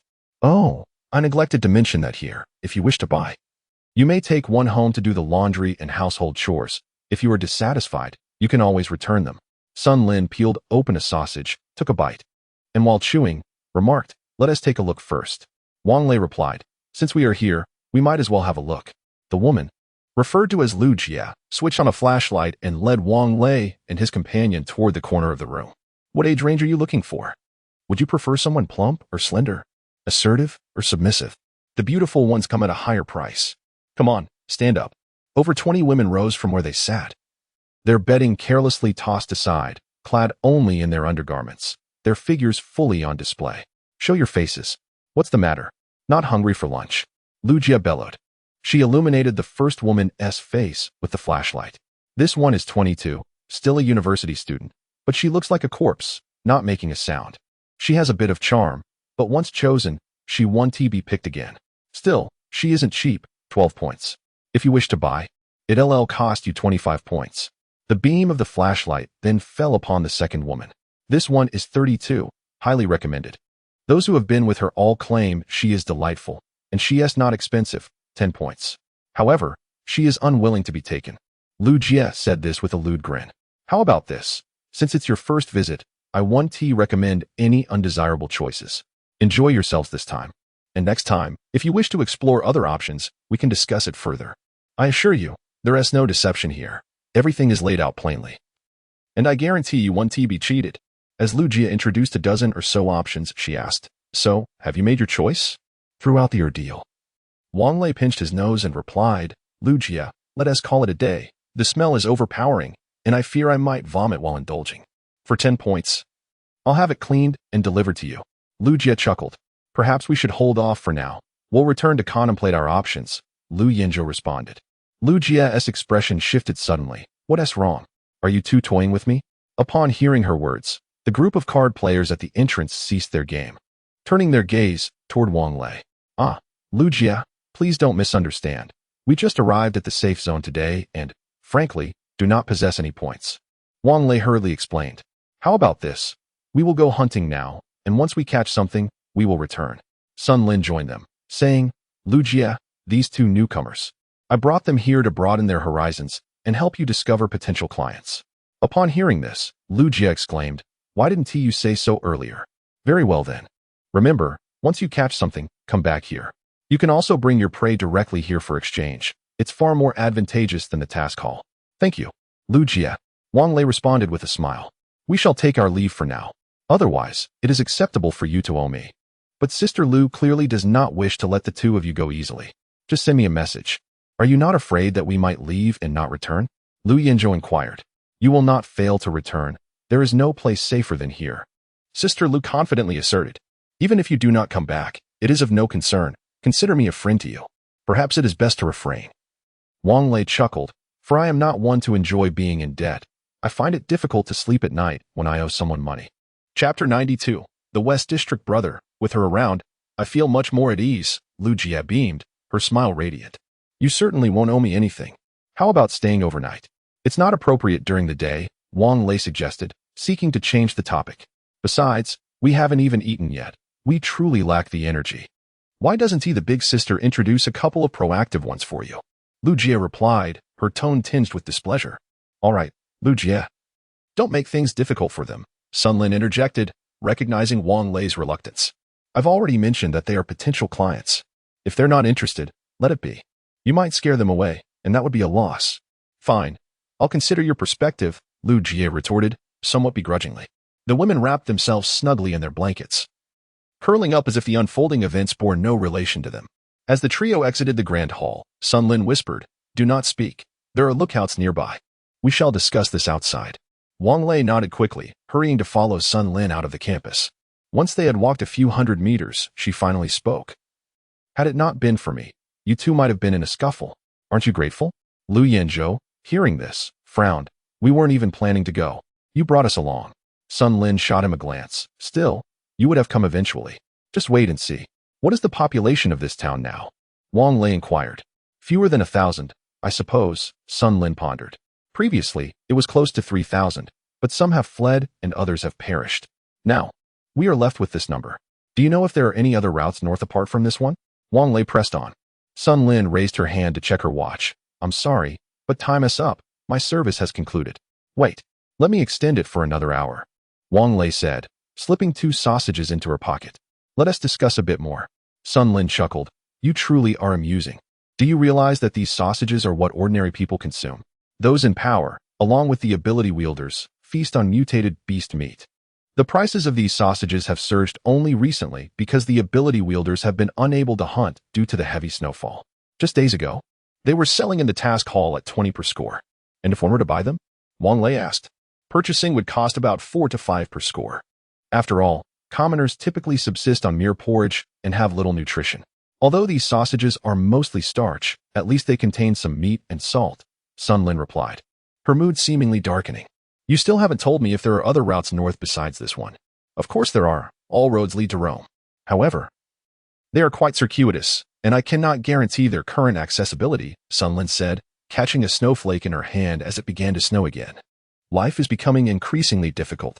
Wang Lei had previously consulted a map on his navigation device. Indeed, avoiding this route would mean a detour of over 600 kilometers, and, as Sun Lin mentioned, the state of the alternative paths remained uncertain. Is there any way to open this northern gateway?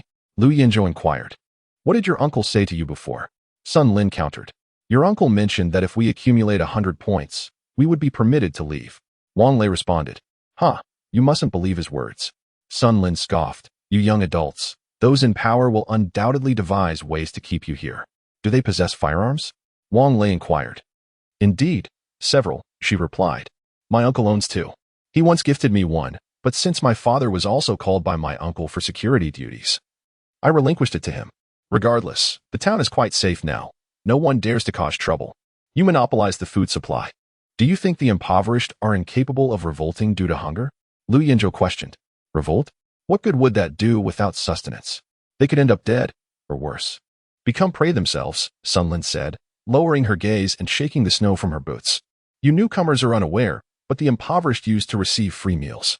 The administrators would distribute food, and with careful rationing alongside their household reserves, they could endure until harvest time. But then, an unexpected heavy snowfall devastated the crops, and people consumed all the bark and roots. Coupled with those they deceived from nearby villages, who recklessly pillaged the grain, it has led to our current plight. Moreover, the mountains nearby were converted into tourist attractions, leaving no wildlife, and with the substantial appetites of the empowered teams. Only when their hunts yield a certain quantity are the spoils sold at the task hall. Thus, the food supply in the town continues to dwindle, and the impoverished remain unaware of how much longer they can survive. Then why don't they leave? Lu Yinzhou asked. Leave? Where would they go? To feed the zombies? Sun Lin chuckled bitterly. Those who once owned cars didn't even make it out of the town. They were dragged from their vehicles by zombies. Who would dare venture out now? And even if they wish to leave now, it's impossible. However, my uncle has stated that those in authority are formulating plans to ensure that at least those under 60 can survive. Why not contact the military and head to a national safe zone? Wang Lei pressed further. In chaotic times, heroes emerge, but they aspire to be rulers rather than the ruled. Historically, uprisings have always ended in failure. I doubt they will achieve anything. However, if given the opportunity to be emperor, would you take that risk? Wang Lei shook his head. The virus, the zombies, are merely temporary. The nation will eventually prevail, and that will be the time for reckoning. I'm not foolish. I don't wish to be among those reckoned with. I simply want to survive. But they do not comprehend this. Or perhaps they do, and are merely gambling, Sun Lin remarked, shaking off the snowflakes from her attire. You two do not appear to have suffered in this apocalypse. You seem quite radiant. Allow me to advise you. If food is available, consume it promptly or hide it away. There are a few second-level empowered individuals here, akin to Sun Dianing's group, who engage in looting for those in power. Hence the regulations permitting robbery here. Understood. Thank you, Wang Lei replied with a smile. Very well, we have arrived at our destination. Let us conclude our conversation here. Should you need anything, feel free to seek me out, Sun Lin said, waving goodbye as she entered a storefront. Let us return, Wang Lei remarked, his mood not particularly bright. A few meters ahead lies the designated spot for the tricycle. The two individuals strolled over and boarded a tricycle. Driver, please take us to the South District parking lot. I can only take you to the mission hall, from where you will need to transfer to another vehicle. The pedicab driver glanced at Wang Lei's points card. Perhaps you could offer me a point? How about this? Wang Lei replied, drawing closer to the pedicab driver and discreetly slipping 2 sausages into his pocket. Would this suffice? Chapter 93. Captured the uncle on the bicycle rummaged through his pockets. Hesitating for a moment. All right, but I must return to the West District first. My child hasn't eaten all day, and I need to bring this back home. Wang Lei felt reluctant. He wished to return to the camper van as soon as possible. However, considering that the West District wasn't too far away and wouldn't take much time, he acquiesced.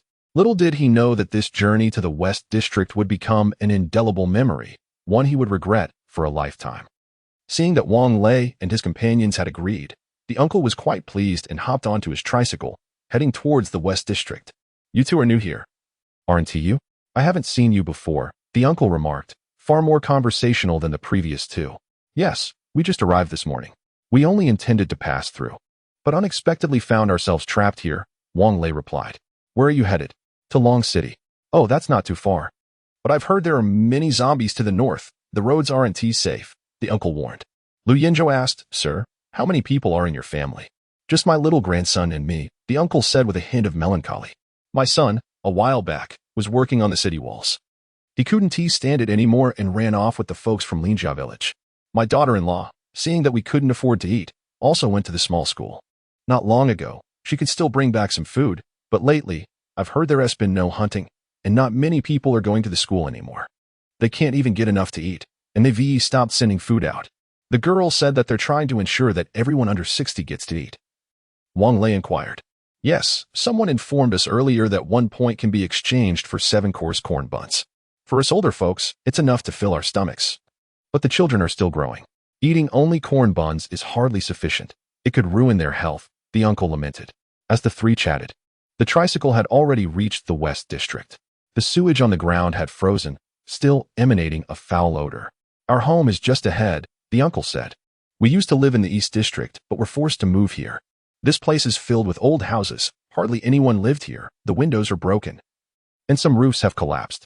We can't fight them off, so we endure this hardship, hoping that Uncle Mao can regain his strength and lead us. Wang Lei thought to himself, Uncle Mao will never come back. Even if the apocalypse hadn't arrived, if Uncle Mao were to return, he would likely die of anger. Perhaps even in a rhythmical manner. The road ahead is impassable. You two wait here for me. I'll be out in 10 minutes, the uncle said, stopping the tricycle by the roadside. We'll accompany you inside. It's quite cold sitting in the tricycle. Let us move around a bit to warm up, Lu Yinzhou suggested. Also dismounting. You two young folks are quite amusing. We prefer not to move much after eating. We fear that it will digest too quickly. Yet, you seem eager to exercise. Must be that you're still hungry. The uncle chuckled. Uncle, do you manage to pedal the tricycle on a diet of corn buns every day? Wang Lei asked. Even if I can't pedal, I must, the uncle sighed. If you don't pedal, there are others waiting in line to take your place. What else can I do? Go work on the city walls? The city walls have been completed, but what more can I do? Even if I go to the elementary school, they would not want me there. The houses around here are mostly dilapidated, with crumbling walls everywhere, and the accumulated snow on the ground has not been cleared, becoming a disgusting mixture with sewage. Yet, I see some people collecting snow from the rooftops, perhaps due to a scarcity of water, winding through the narrow alley for about 3 minutes. The uncle finally halted in front of a house that appeared to be in relatively better condition. Come in, see what Grandpa has brought back for you, he exclaimed joyfully. What have you brought back? No response came from within, but I noticed 4 or 5 young men approaching from across the street, wielding batons and striding aggressively toward Wang Lei and the others. The uncle's expression changed instantly, his legs trembling involuntarily. And nothing at all, he stammered. Nothing at all? Why do I find that hard to believe? The leader of the group stepped closer and swung his baton, striking the uncle sharply on the back. Ah! The uncle cried out in pain, his already tattered cotton jacket tearing open, the stuffing inside defiantly refusing to spill out. Be honest, take everything out and prepare for inspection. Hurry up, the man continued to shout. The other 4 brandished their batons, pointing them threateningly at Wang Lei and his companions. On what grounds? Lu Yinzhou frowned and asked loudly. On the grounds that we are security personnel, authorized to inspect you for prohibited items. One of the young men shouted back. The uncle, clearly afraid to resist, pulled 2 sausages from his pocket. Damn it, confess where you got these sausages. I exchanged points for them, the uncle stuttered. Exchange points? Show me your points card. Slowly, the uncle retrieved his points card from his pocket, only for it to be snatched away. Humph, not even a single point. What did you exchange for these? Speak up, did you steal them? As he spoke, the man struck the uncle with the baton, and the others joined in, mercilessly beating him. Seeing the uncle collapse, blood spilling from his mouth, Lu Yinzhou could no longer contain himself. He drew a small kitchen knife and charged at the 5 men. In swift motions, before they could comprehend what was happening, their carotid arteries were severed, and they felt a sudden warmth at their necks. As they grasped their throats, they realized the dire situation. You dare to kill us, they shouted while trying to flee and call for help. Although Lu Yinzhou knew they were beyond saving, he would not allow them the chance to escape and raise an alarm. He dashed forward, delivering one knife thrust after another. 1, 2, 3, 4, 5. Each blade pierced their hearts, and they fell lifelessly in the narrow passageway. Lu Yinzhou, covered in blood, grinned and said, Old Wang, your kitchen knife isn't very effective. Killing someone is too arduous with this. My short knife would do a far better job. However, Wang Lei had no time to engage in such discussions. As he crouched down to check on the condition of the tricycle-riding uncle. Give my little grandson something to eat. At that moment, the old man had already exhaled his last breath, having exhausted all his strength to utter those final words. His eyes remained wide open, refusing to close even in death. His frail body could hardly withstand the merciless assault of the metal baton. Uncle, please wake up. Don't leave us. If you die, what will happen to your little grandson? Wang Lei was on the verge of tears. If you wake up, I will bring you food, meat, grains, anything you desire. Chapter 94.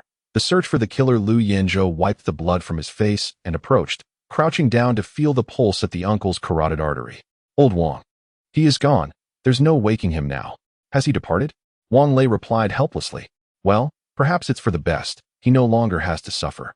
As he spoke, he gently closed the uncle's eyes, retrieving 2 sausages from the deceased's hand before pushing open the door to enter the house. The interior was shrouded in darkness, the temperature colder than outside. The home was barren, devoid of furniture, save for a simple earthen stove with a grimy pot atop it. On a clay bed lay 2 tattered quilts, and a beam of sunlight streaming through the window revealed a figure beneath them. "Little one," Wang Lei called softly as he approached, "your grandfather has sent some food for you." He found a small boy sleeping on the bed and gently attempted to rouse him. However, the boy remained unresponsive, a sense of foreboding creeping in. He reached out to touch the boy's forehead, discovering it icy to the touch. As he tried to lift him, he realized the boy's body had already stiffened. Perhaps this is for the best. Your grandfather has passed. And now you two have followed him. At least you will have company on the road to the afterlife. I suspect your mother will soon join you as well." Wang Lei took the sausages from his pocket and placed them by the boy's pillow. "Enjoy your meal on the path to the underworld, old Lu. Let's bring the uncle back as well, so they can rest together." He called out toward the door but received no response. He shifted the boy's body slightly to make room for his grandfather and stepped outside, where he found Lu Yanzhou dragging the bodies of 5 individuals into a dilapidated house. No wonder he hadn't heard him speak earlier. The uncle had become little more than skin and bones, and while Wang Lei could have easily dragged him inside alone, he chose to wait for Lu Yanzhou to finish with the 5 corpses before helping to lift the uncle onto the bed. "Let us return," Lu Yanzhou said as he noticed Wang Lei staring silently at the 2 bodies, tugging at his sleeve for attention. Wang Lei nodded silently and followed Lu Yanzhou outside. The tricycle remained parked where they had left it. Wang Lei inquired, if the uncle hadn't rushed back to bring his grandson those sausages, would he still be alive? "Old Wang, do not dwell on such thoughts. Had the uncle returned home to find his grandson deceased, he too would have sought an end to his own suffering." Lu Yanzhou sighed in response. "Indeed," Wang Lei chuckled softly. "This is simply their fate. In truth, perhaps their death is a blessing. The cornmeal buns must have been quite difficult to swallow, and now they are liberated from such torment." Though Lu Yanzhou had cleaned the blood from his face with snow, his clothes remained stained with gore. Yet this was of little consequence. The members of the survivor team were similarly soiled. Moreover, their return from the Western District to the parking lot had encountered no one along the way. The security personnel patrolled the main roads, while Lu Yanzhou and Wang Lei had taken the alleyways. Once they reached the vehicle, a few girls were startled by their appearance. "Did you kill someone?" Zhang Wanyu asked, noticing the bloodstains on Lu Yanzhou's clothing. As the tears streamed down her face, Reba rushed into Lu Yanzhou's embrace. "Where have you been? How did it come to this?" Lu Yanzhou felt a surge of happiness, although he and Reba had solidified their relationship under Wang Lei's guidance the previous night. This was their first encounter at such close proximity, which left Zhu Jianfeng feeling a bit envious. 5 security personnel were killed. They deserved it, Wang Lei stated expressionlessly. "Where's Yaya?" "Yaya is playing in the room, and Bei is with her." "Yanzhou, you should go wash up," Zhang Wanyu suggested. Lu Yanzhou gently replied, All right. There are so many people watching. I'm covered in blood. I wouldn't want to get it on you." Only then did Reba, blushing, step out of Lu Yanzhou's embrace. "You go wash up. I'll prepare some fresh clothes for you." It was uncertain whether the bloodstains could be removed. Such a pity for the new down jacket. Lu Yanzhou chuckled as he returned to the room, shedding the jacket and tossing it into the washing machine. "It should be fine. It just happened," Reba remarked. "But even if it comes out, you probably won't wear it again, right? Don't waste it," Wang Lei interjected from the leisure area, sipping the tea that Zhang Wanyu had brewed for him. "When we were hunting, I wore this. Look at those people outside. They're all covered in blood." Lu Yanzhou nodded. "Right, I'll just consider it work attire from now on." During lunch, the group refrained from cooking. They made use of the leftovers from the previous night, boiling the previously stewed ribs and noodles. Even so, the aroma was quite enticing. Fortunately, they had parked the vehicle deep inside, so the enticing scent of the food was likely undetectable to others. By afternoon, Wang Lei was roused from his nap by Zhang Wanyu. "Old Wang, take a look outside. Do you think they know Lu Yanzhou killed someone and are here to cause trouble?" Wang Lei sat up and observed as the uniformed security personnel hurried towards the parking lot, lining up in formation in the open space. A total of about 100 individuals stood facing the RV. Once they were assembled, the one-eyed leader stepped forward and proclaimed, "I trust everyone understands the situation." Lu Guodong and 4 other security personnel did not return for lunch and were also absent for their afternoon report. We dispatched teams to the elementary school and their homes, but found no trace of them. This is indicative of disorganization and lack of discipline, which infuriates me. Initially, I intended to issue a notice to dismiss these 5 individuals. However, the deputy captain suggested they might have met with foul play. I find this hard to believe. Although our personnel may not possess the capabilities of the enhanced teams, they are trained, and the 5 of them were together. How could they possibly fall victim? Now, all personnel are to mobilize to locate them, alive or dead. We must find them. If they have indeed been harmed, I want the perpetrator brought to justice, no matter the cost. Is that clear? Clear. The 100-strong team shouted in unison. Then let's move out. Conduct a thorough search according to your patrol areas. Dismissed. At the command, the group dispersed. Some ran off while others climbed into the parked vehicles, and the one-eyed leader approached the RV. Wang Lei furrowed his brow, donned his coat, and exited the vehicle. Captain Sun, what seems to be the matter? Wang Lei inquired with a smile as he opened the car door. Just as the one-eyed dragon was about to knock on it. 5 of my team members have gone missing. I came to inquire if you have seen them. The one-eyed dragon asked with a grave expression. Wang Lei shook his head, replying with a smile. Captain Sun, we have just arrived, aside from your niece, Sun Lin. We are unfamiliar with anyone else. Oh, by the way, we do know Sister Lu. She is indeed quite warm-hearted.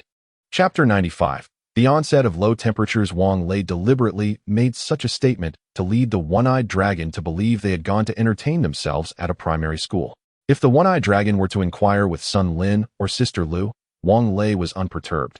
He could simply assert that Sister Lu was amiable, without specifying whether he had engaged in any particular activities. The one-eyed dragon nodded and smiled, saying, that place is quite pleasant.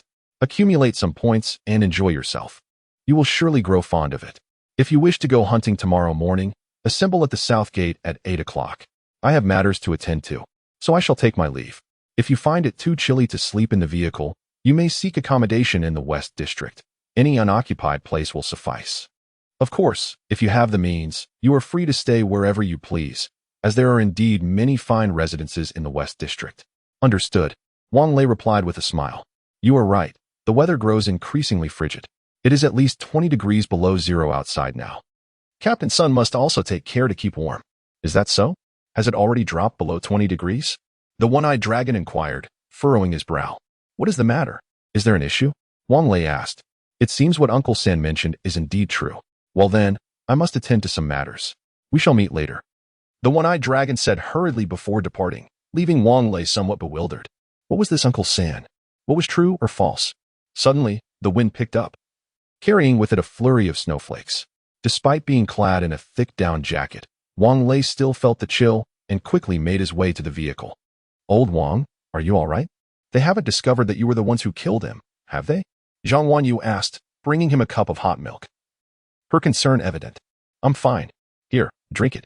I'm not particularly fond of this, he replied. Drink it. It will warm you up. It's not good to drink tea every day, Zhang Wanyu insisted, forcing the milk into his hands. Reluctantly, Wang Lei pinched his nose and consumed the milk.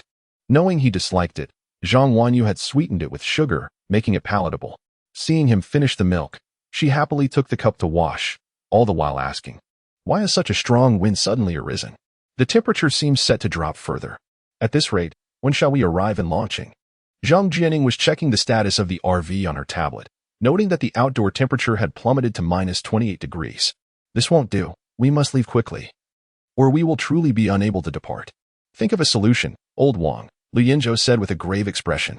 I do have an idea. But it is rather perilous, Wang Lei replied, and its success is not guaranteed. Pray, do share, Zhu Jianfeng said while polishing his dagger. Taking a hostage from the upper echelons was my initial thought. However, it appears that the one-eyed dragon is merely a petty pawn. Unfortunately, we do not know who the higher-ups are, Wang Lei said as he settled down, sipping tea while the milk churned uneasily in his stomach. Everything seemed to have reached an impasse. Although it was Wang Lei who was eager to return to Longqing, the mood among everyone was decidedly grim. The RV system issued a low-temperature warning. Zhang Jianing presented her tablet before Wang Lei. Indeed, the screen revealed that the outdoor temperature had plummeted to a chilling minus 32 degrees. Following the RV's encounter with such frigid weather, its energy consumption had correspondingly surged. At the first level, which was minus 35 degrees, energy use increased by 10%. At the second level, minus 45 degrees. The consumption rose by 20%, and at the third level, which reached minus 60 degrees, energy expenditure escalated by 50%. Although the RV remained stationary, the electrical systems were still operational, including the most power-hungry air conditioning system. Old Wang, what are those people outside doing with their luggage? Zheng Jiadong inquired, leaning against the car window to gaze outside. The others turned to look as well, observing the members of the survivor team, each burdened with large pieces of luggage, departing the camp and heading toward the town center. I have no idea, old Zhu. Why don't you get out and ask? Wang Lei suggested. Zhu Jianfeng hesitated, shrinking his neck slightly, but eventually rose and donned his coat, preparing to exit the vehicle. Just then, a smart car pulled into the parking lot, stopping beside Wang Lei's RV. The security officer who emerged encountered Zhu Jianfeng as he stepped out. Without waiting for Zhu to inquire, the officer called out, in accordance with higher orders, everyone must now proceed to the underground area for shelter. What is happening? Is there an air raid? Zhu Jianfeng asked. There is no air raid, but temperatures are expected to drop below minus 40 degrees. For your safety, hurry along while it's still not too cold. The entrance to the southern area is just ahead. You should make your way there quickly. We still need to assist in evacuating the population from the western district. The officer indicated toward the main road before hastily returning to his vehicle. Zhu Jianfeng had barely been outside for a minute, and upon re-entering the RV, snowflakes had already settled on his head and clothes. They want us to seek refuge in the underground area. Should we go? He asked while accepting a towel from Reba to dry his hair. Let them go. This provides us a perfect opportunity to leave, Wang Lei replied. I'm quite intrigued by this underground area, Chao Xingwei murmured. Why don't we leave you behind to check it out? Zhao Min suggested. As she organized ingredients in the kitchen, being somewhat unfamiliar with the supplies available in the RV. Hee. Chao Xingwei chuckled foolishly, his gaze fixated on Zhao Min. The snow on the main road of the town was cleared daily, yet due to the fierce blizzard, a substantial layer had quickly accumulated. The RV was parked in a position that afforded a view of the main road leading to the western district, where the white smart car was now returning from the west, moving at a snail's pace, trailed by impoverished residents from that area. Their luggage was far less than that of the superpowered teams, and their garments were tattered and worn as they trudged along in the snowstorm, following the smart car slowly. Among the crowd, the younger individuals supported the elderly, who in turn held the hands of children, their expressions all blank. Ah, I understand now, Lu Yinzhou exclaimed, slapping his thigh. Can you guess why vehicles aren't allowed in the town? Because they dug underground works, Wang Lei answered. Perhaps those in charge fear that the underground constructions may not be sturdy enough, hence the prohibition on vehicles passing through, to avoid collapses. Old Wang, you were truly clever. Lu Yinzhou clapped his hand on Wang Lei's back. Indeed, the role of these impoverished individuals should be to descend and continue the construction, He Bei said, her voice tinged with sorrow. Look, the city gate is opening, Zhu Jianfeng exclaimed. It must open, considering the ferocity of this blizzard. And there is no need to fear the zombies. However, numerous teams of ability users have yet to return, Zhang Jiading remarked. Opening the city gate should be quite simple. But relying solely on one person's strength is certainly insufficient, Chao Xingwei analyzed. Chapter 96 Departure from Jining Town. Indeed, it requires human effort to operate the winch. Wang Lei, succumbing to his nicotine cravings, shook his cigarette pack. Lu Yinzhou and the others instinctively followed him backwards. Jiani, activate the motorhome's automatic water collection feature. All right. Zhang Jiani replied cheerfully, manipulating the tablet. Father, where are you going? Yaya wants to go too. Little Yaya bounced down from He Bei's arms and ran to Wang Lei, hugging his leg. You're not allowed to go, Zhang Wan Yu interjected, picking up Yaya. If you follow your father, you'll end up smelling terrible. A wash won't even help. On the motorhome's balcony, Wang Lei boiled water, preparing to brew tea. The air circulation system was quite effective, even with 4 smokers present. The scent of smoke was hardly detectable. Old Wang, when are we leaving? Zhu Jianfeng inquired. Perhaps in an hour. I've checked with old Lu, and there are only about 1,000 people in this town. An hour is ample time for everyone to retreat underground. We can leave afterward. It will be timely enough. Wang Lei responded. Look, a vehicle is returning, Chao Xingwei shouted, pointing towards the south gate. Yes, with this weather, staying out would surely lead to freezing to death. Wang Lei remarked nonchalantly. With such heavy snow, will our vehicle manage? Lu Yinzhou expressed his concern. Not an issue. The speed will just be reduced. Before Wang Lei could reply, Chao Xingwei interjected.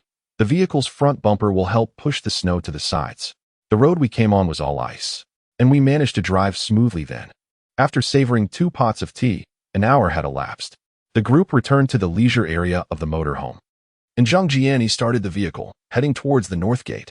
The road was deserted, the tricycles still parked in their previous spots, now blanketed in snow. The motorhome's capabilities exceeded Chao Xingwei's expectations. Once the water collection feature was activated, all the snow along the route was gathered. The solar panels atop the vehicle once again proved their worth, with the central control screen indicating that the vehicle's power was being charged.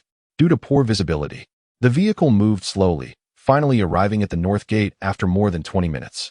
The 4 men donned their coats and gloves before disembarking.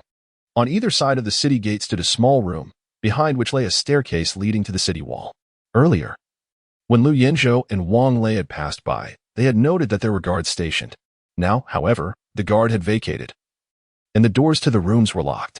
Chao Xingwei approached, producing a hammer from his pocket, and with a few forceful strikes, shattered the lock. Old Chao, this isn't your usual style. Why so violent? Zhu Jianfeng teased as he pushed open the small room's door. At -30 degrees. Do you want to freeze my hands off? Chao Xingwei retorted, slightly exasperated. The door from the small room to the staircase was also locked. After forcibly unlocking it in the same manner, the group ascended the staircase to the city wall. The space atop the wall was quite ample. The area between the 2 parapets certainly exceeded 1 meter in width, suggesting that Sun Lin's claim of the wall being 1 meter thick was not entirely accurate. 2 enormous winches were blanketed in ice and snow, their iron chains as thick as an adult's forearm. Wang Lei approached, attempting to turn the winch. Yet regardless of the direction he twisted, it remained immovable. Lu Yenzhou and Zhu Jianfeng came to assist, but even the combined strength of the 3 was futile. Chao Xingwei cleared the snow from the winch with his sleeve, revealing that the chain had frozen into solid ice. Do you know the difference between humans and animals? Chao Xingwei raised the hammerhead in his hand, proudly proclaiming, it is that humans utilize tools. The iron chain was frozen firmly in place. The group took turns striking it for over 10 minutes before finally shattering the ice. By the time the north gate swung open, Wang Lei's hands had developed blisters from the effort. All right, let us go, he exclaimed, shaking off the snowflakes from his coat. Wait, Zhu Jianfeng pointed at the wall below. The gate is only half open. The snow was too thick for the gate to lower fully. Let us drive straight through. Hurry, before we freeze.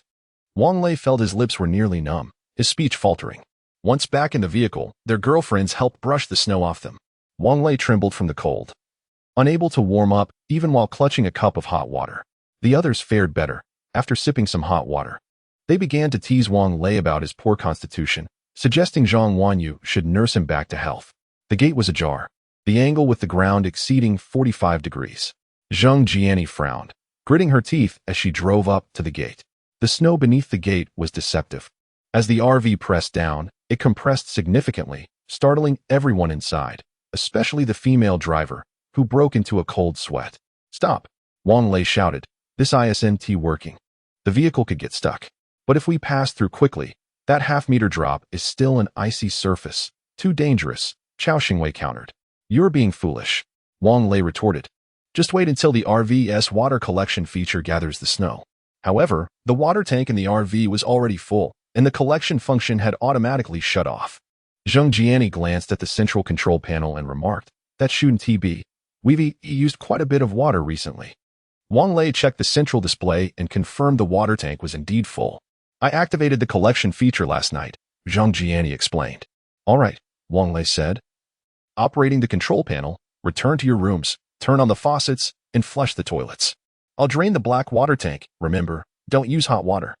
The water collection feature in the RV activated once the water level fell by 5%, finally gathering the compressed snow beneath the gate. Fortunately, Wang Lei had instructed Zhang Jiani to reverse the vehicle earlier, otherwise they would have encountered a bumpy ride. The road outside the north gate appeared to have been untouched for an eternity, with snow accumulating to over half a meter. The landscape was a vast expanse of white, rendering it impossible to distinguish the road from the surrounding terrain. Jiani, follow the navigation, but don't drive too fast. Wait until the RV has collected the snow before proceeding, he advised. Wang Lei wore a serious expression, contemplating the precariousness of the journey ahead. If the road continued in this manner, driving would indeed become exceedingly perilous. A moment's inattention could result in a loss of control. Old Wang, perhaps you should take the wheel. It may not be safe for a girl like Jia and I, Zhang Wanyu whispered to him, pulling him aside into a more relaxed area. That's a fair point, Wang Lei mused, nodding in agreement. The snow was thick, and the RV's water collection system required melting the snow before filtration, a process that consumed considerable time.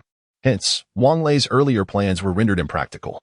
He now had no choice but to rely on the navigation system and the varying heights of the snow to proceed cautiously. Chapter 97. Wang Lei fell ill as darkness enveloped the surroundings. The vehicle had scarcely traversed 30 kilometers. The glaring snow induced a profound visual fatigue, causing even Xiao Xingwei to succumb to exhaustion sooner than anticipated. During their meal, Zhao Min appeared somewhat despondent, prompting Xiao Xingwei to inquire with concern, "What troubles you?" Zhao Min merely shook her head, responding, "It's nothing. I'm just worried about my family. I can't help but wonder how things are in the Jinling safety zone. Rest assured, even a small town like Jining knows to dig underground shelters. Surely Jinling has made preparations in advance. Besides, they have heavy machinery and a large population. Everything will be fine." As he spoke, Xiao Xingwei tenderly grasped Zhao Min's hand. "Yes, I hope they are safe," Zhao Min managed a strained smile. "Let us eat." Her worries mirrored those in the hearts of Wang Lei and the Zhang sisters. For at least Zhao Min was aware of her family's whereabouts. The following morning, after a hearty breakfast, Xiao Xingwei, driving, posed the question. "Why is old Wang still in bed after sleeping so early last night? Indeed, under normal circumstances, he shouldn't be so late getting up." Zhang Jiaxian expressed her concern. "Wanyu, could you check on him? Isn't Yaya still asleep as well? Both father and daughter adore their slumber. Let him rest a little longer." "Driving in this snowy weather is indeed taxing," Zhang Wanyu remarked, glancing towards Wang Lei's room. "Last night, Yaya insisted on sleeping in the lookout tower. And now Naza and Reba are up there watching over her, ensuring she doesn't wake up frightened. Still, let us check on him," Zhang Jiani suggested. "He needs to get up, wash up, and eat something to rejuvenate. Otherwise, we might find ourselves without a driver soon, and the vehicle will have to stop." Zhang Jiani, Xiao Xingwei, and Wang Lei each took turns driving for 15 minutes, followed by a 30-minute rest to prevent fatigue. Blushing, Zhang Wanyu pushed open the door to Wang Lei's room and found him curled up under a blanket, his forehead and face flushed. "Wang Lei, what is wrong?" she exclaimed, rushing to his bedside and anxiously feeling his forehead. "Ah, you're burning up. You have a fever. Cold. So cold. Water." Wang Lei weakly murmured. "All right, I'll fetch you some water." Zhang Wanyu hurried out, retrieving antipyretic medication from the storage cabinet and pouring a cup of warm water. "Old Wang has a fever," shouting, "Don't you possess healing abilities? Come quickly and check on him." Of course. Zhang Jiayan followed Zhang Wanyu into Wang Lei's room, positioning herself beside him and closing her eyes to focus. Instantly, her mental surroundings transformed into an operating room, with Wang Lei lying on a hospital bed, surrounded by monitors displaying vital signs. Temperature, 39.2 degrees. Heart rate, 180 beats per minute. Blood pressure, 110/180. Blood oxygen saturation, 98%. After reviewing the data, Zhang Jiatian placed her small hand on Wang Lei's forehead, a gentle white light emanating from her palm, her skill, healing light. A radiant beam of white light entered his body through his forehead. After a considerable time, Zhang Jiatian's brow glistened with fine beads of sweat, and her body began to sway gently. Zhang Wanyu hastily supported her, yet before long, Zhang Jiatian's complexion turned ashen. A few minutes later, she finally opened her eyes and, in a feeble voice, remarked, "I merely caught a chill. I have alleviated his symptoms, but recovery will take some time. You know how it is with colds. Whether one takes medicine or not, it typically requires a week for full recuperation. All right, you should rest now." Zhang Wanyu gazed at Zhang Jiatian with a twinge of concern. Though she was unaware of the ordeal Zhang had just faced, it was evident that her treatment of Wang Lei had drained her significantly. As her hands continued to tremble slightly, Zhang Wanyu helped Wang Lei to sit up, allowing him to recline in her embrace, and then she retrieved the medication, saying, "Here, old Wang, take your medicine." Although Wang Lei felt considerably better after Zhang Jiatian's treatment, he relished the current sensation of resting on something soft. Refusing to open his eyes as he murmured, "Wait until my brother Wu Song returns. Old Wang, hurry and take your medicine," Zhang Wanyu exclaimed, half laughing and half exasperated, wishing she could toss him onto the bed, yet reluctant to do so. "Otherwise, I shall ignore you." At last, Wang Lei suppressed his laughter, opened his eyes, and maintained his pretense of weakness as he reached for the pills, placing them in his mouth before sipping the water Zhang Wanyu offered him. Rest well, she sighed, preparing to let him lie back down. However, to her surprise, he clung to her like a stubborn adhesive, playfully insisting, "Hold me as I sleep. I feel unwell." With no other choice, Zhang Wanyu set the cup on the nightstand, embraced Wang Lei, and adjusted the cup for him, inwardly lamenting, Zhang Jiatian's abilities seem inadequate. Didn't Tishi say the symptoms were alleviated? Little did she know, Wang Lei was intentionally taking advantage of the situation. Seeing that Zhang Wanyu had not emerged for some time, Zhang Jiatian could not resist peeking inside, and upon observing the two of them in an embrace, she quietly closed the door. Yayo awoke, clamoring for her mother to help her wash her face, prompting Hebei to swiftly take the little girl to freshen up before breakfast. "Where have Daddy and Mommy gone?" Yiya inquired while sipping her milk. "Your father is unwell, and your mother is attending to him. Hurry and finish your meal, and then we can watch cartoons," Hebei replied. "Oh, Daddy is sick? Has he taken his medicine?" Yiya asked in a soft, inquisitive tone. "He has already taken it," Zhang Jiatian affirmed. "Then after taking his medicine, I should give Daddy some candy," Yiya declared, pulling a piece of milk candy from her pocket.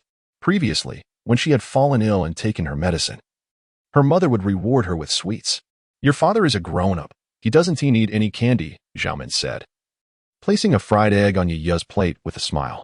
"He has your mother to care for him, which is sweet enough." "Is Mommy sweet?" "I didn't know that," Yiya replied with a disappointed expression, as if regretting not having tasted it herself, eliciting laughter from the other girls. Yu Jianfeng pondered aloud. "Why is it that the four of us all endured the cold, yet only old Wang fell ill? I feel quite sweet myself." Sitting beside him, Naz's face flushed with embarrassment. After taking his medication, Wang Lei indulged in a restful slumber in Zhang Wanyu's embrace, only awakening at noon. Zhang Wanyu, fatigued and aching, felt a pang of sympathy for him. "My dear, are you feeling better?" Zhang Wanyu gently caressed his forehead, confirming that his fever had indeed subsided.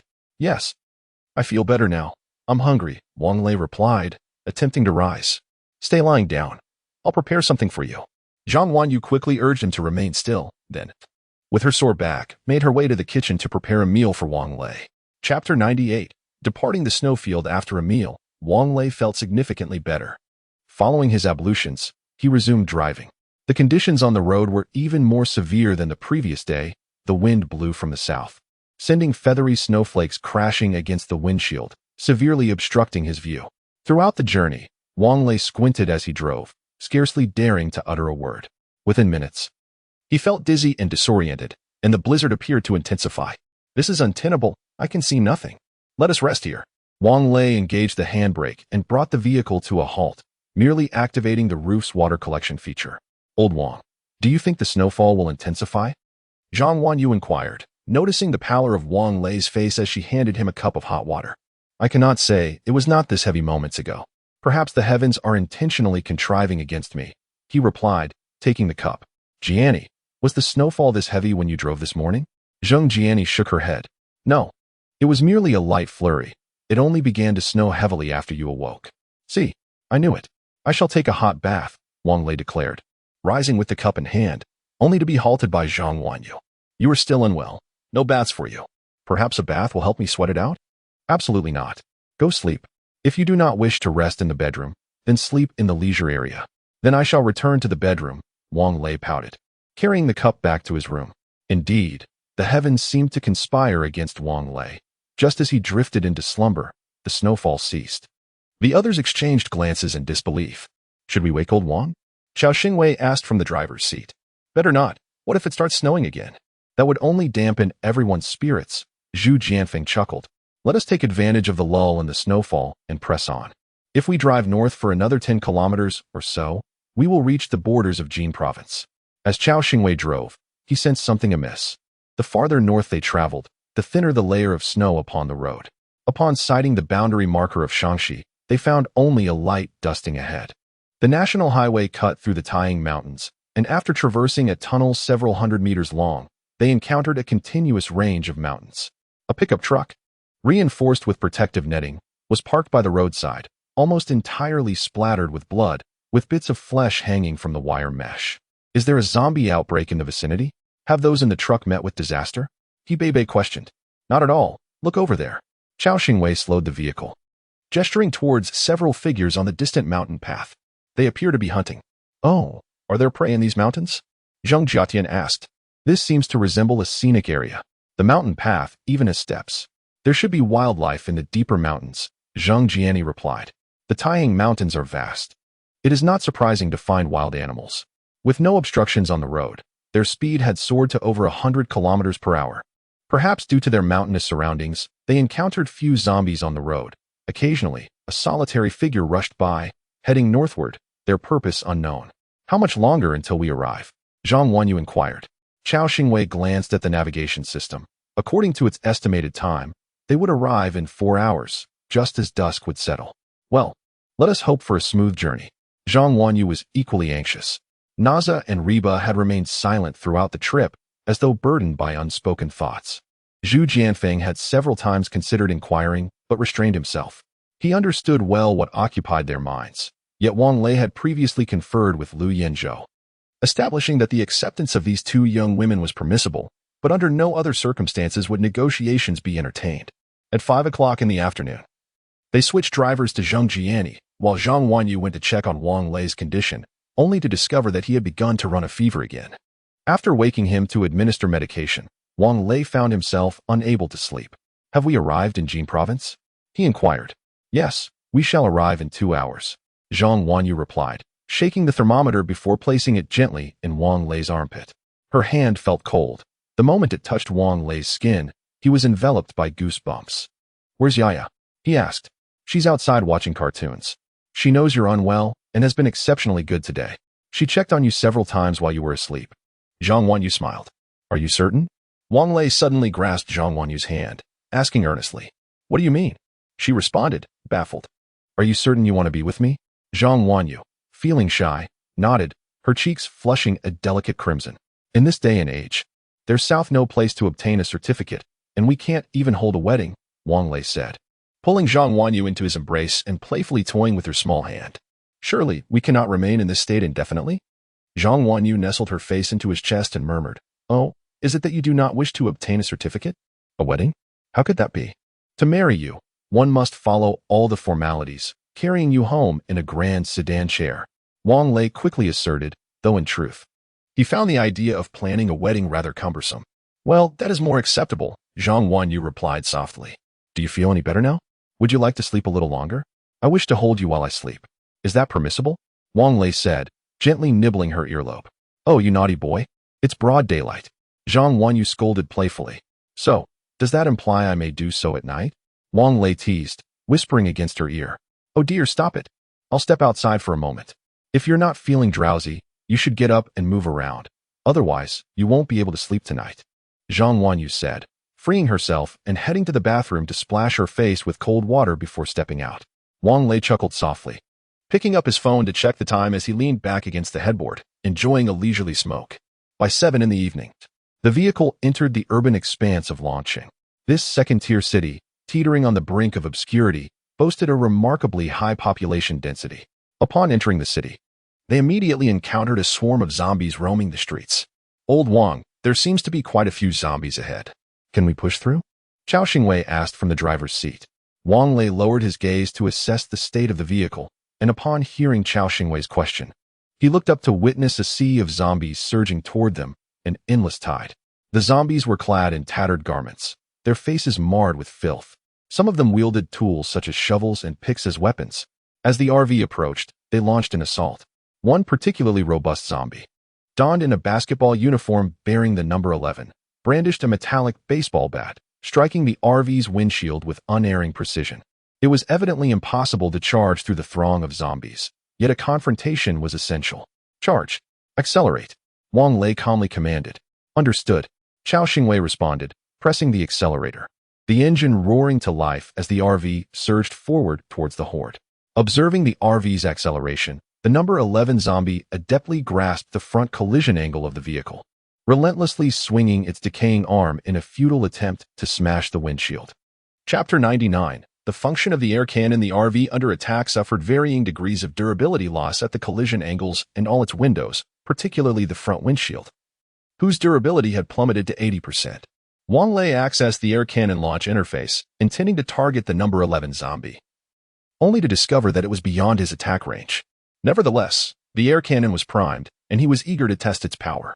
Although utilizing the air cannon would inflict some damage on the RV, there were ample materials within the vehicle to facilitate repairs. Aiming the air cannon directly ahead, he manually charged it for maximum impact and launched. A resounding boom echoed as the RV jolted noticeably, catching its occupants off guard. To spare Yaya from witnessing the gruesome scene, Zhang Wanyu had already taken her into the children's room to play. At the moment the air cannon was fired, Yaya tumbled into Zhang Wanyu's embrace, causing her back to slam heavily against the wall. Fortunately, the children's room walls were padded. Otherwise, this collision would have surely drawn blood from Zhang Wanyu. The force of this air cannon blast was considerable, sending a sizable group of zombies sprawling backward, with those closest being utterly obliterated. The remaining zombies, however, quickly regained their footing and continued their assault on the RV, some even hurling stones at it. Damn it! He cursed, lifting his submachine gun and opening the sunroof above the passenger seat, half of his body emerging as he aimed and fired at number 11. The bullet struck true, hitting its target in the head, causing the zombie to drop its hands and become lodged in the collision angle's crevice. A metal baseball bat traced a perfect parabola through the air, landing squarely on Wang Lei's head. Ouch. Damn, that hurts. Wang Lei rubbed his head with one hand while the other continued to pull the trigger, dispatching zombies in the front row. The air cannon had a cooldown period of 5 minutes, during which the RV could not be repaired. After that last blast, the vehicle's durability had decreased by 10%. Chao Xingwei did not drive straight ahead, but instead sought gaps within the throng of zombies. However, there were simply too many, while they were not packed tightly. They were in close quarters. His maneuvering did, however, allow him to push the fallen zombies aside. Yinzhou, pass me a grenade. Wang Lei, now in a bloodlust frenzy, shouted after exhausting 3 magazines, as Zhu Jianfeng was busy reloading ammunition. Lu Yinzhou retrieved a box of grenades from beneath the passenger seat and handed one to Wang Lei. This was Wang Lei's first time using such an item, and he felt a twinge of apprehension. Chao Xingwei brought the vehicle to a halt, fearing that Wang Lei might not throw it far enough and endanger the RV. Why have we stopped? Wang Lei inquired, glancing down. You throw it first. Then we'll talk. Chao Xingwei replied with exasperation. Wang Lei snorted through his nostrils, pulled the safety pin from the grenade, and hurled it into the mass of zombies. It has been proven that Chao Xingwei's decision was indeed the correct one, perhaps due to the limited space at the skylight. Wang Lei was unable to throw the grenade effectively, only managing to hurl it a mere 6 or 7 meters.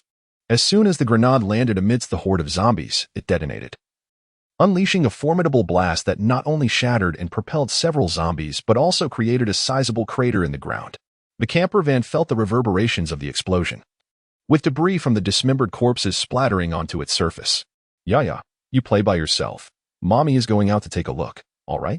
Zhang Wanyu felt an inexplicable sense of anxiety as she hurried outside, eager to ascertain Wang Lei's condition. Okay, Mommy, go ahead. Yaya will behave and play right here. Yaya replied, engrossed in dressing her Barbie doll without even glancing up. Seeing the gap that the explosion had created in the zombie tide, Chao Xingwei swiftly pressed the accelerator. The crater left by the grenade was indeed substantial, and despite his efforts to navigate around it, he narrowly avoided getting the undercarriage stuck. Old Wang, come back. Chao Xingwei shouted urgently as he noticed a zombie in the throng hurling an axe towards Wang Lei. However, it was too late. Before Wang Lei could react, the axe struck his head with precision. Fortunately, it merely grazed him. Otherwise, the impact would have sent him to meet the Buddha in the afterlife. Even so, the blow broke the skin on his scalp, causing blood to flow profusely. Old Wang, that creature is a level 2 zombie, Zheng Jinni exclaimed. No wonder it threw so accurately. Wang Lei, clutching his head with one hand, recoiled and hastily closed the skylight. It seemed as if the horde was under his control. Zheng Jinni pressed her hands against her temples, her gaze fixated on the zombies ahead. Wait, that girl with the ponytail is also a level 2 zombie. This meant that we must first eliminate these 2 level 2 zombies? Wang Lei's eyes burned with fury from the assault.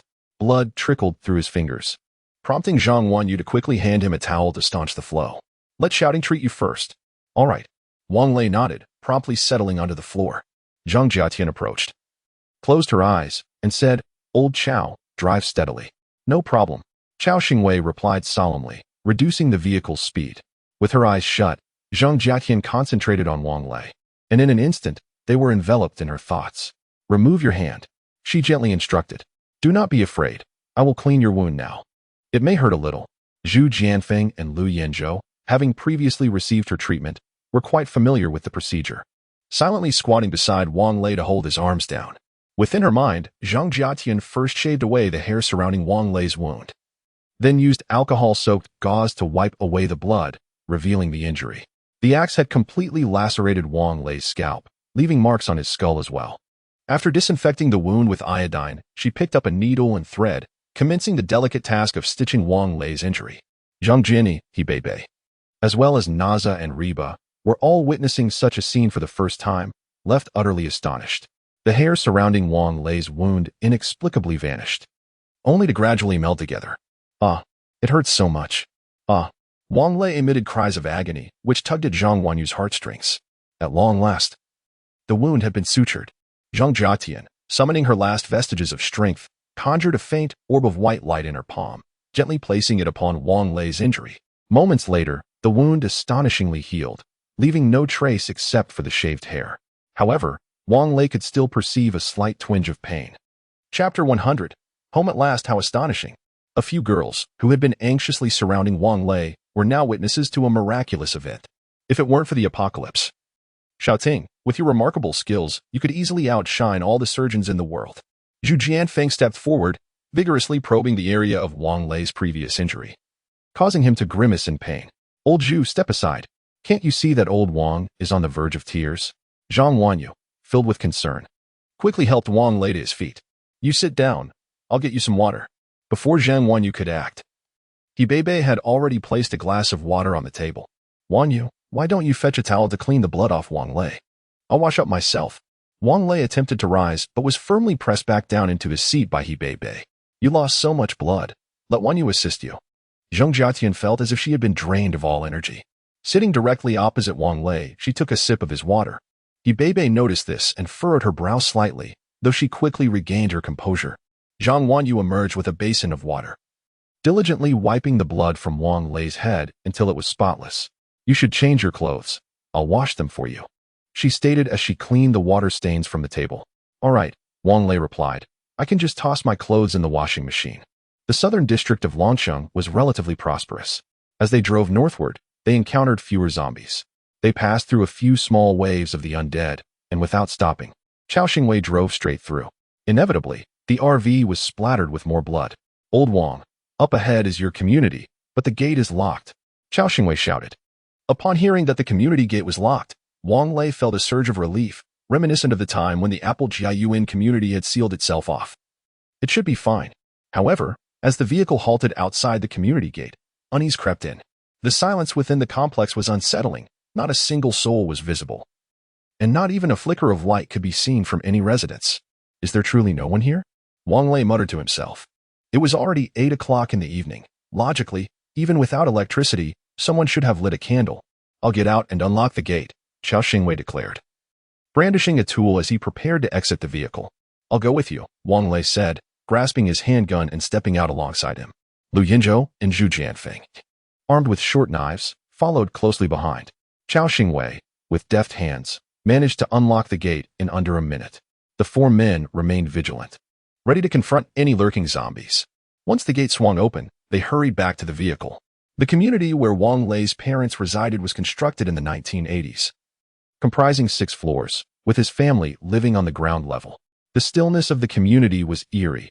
Even the feral cats and dogs that once roamed freely had vanished.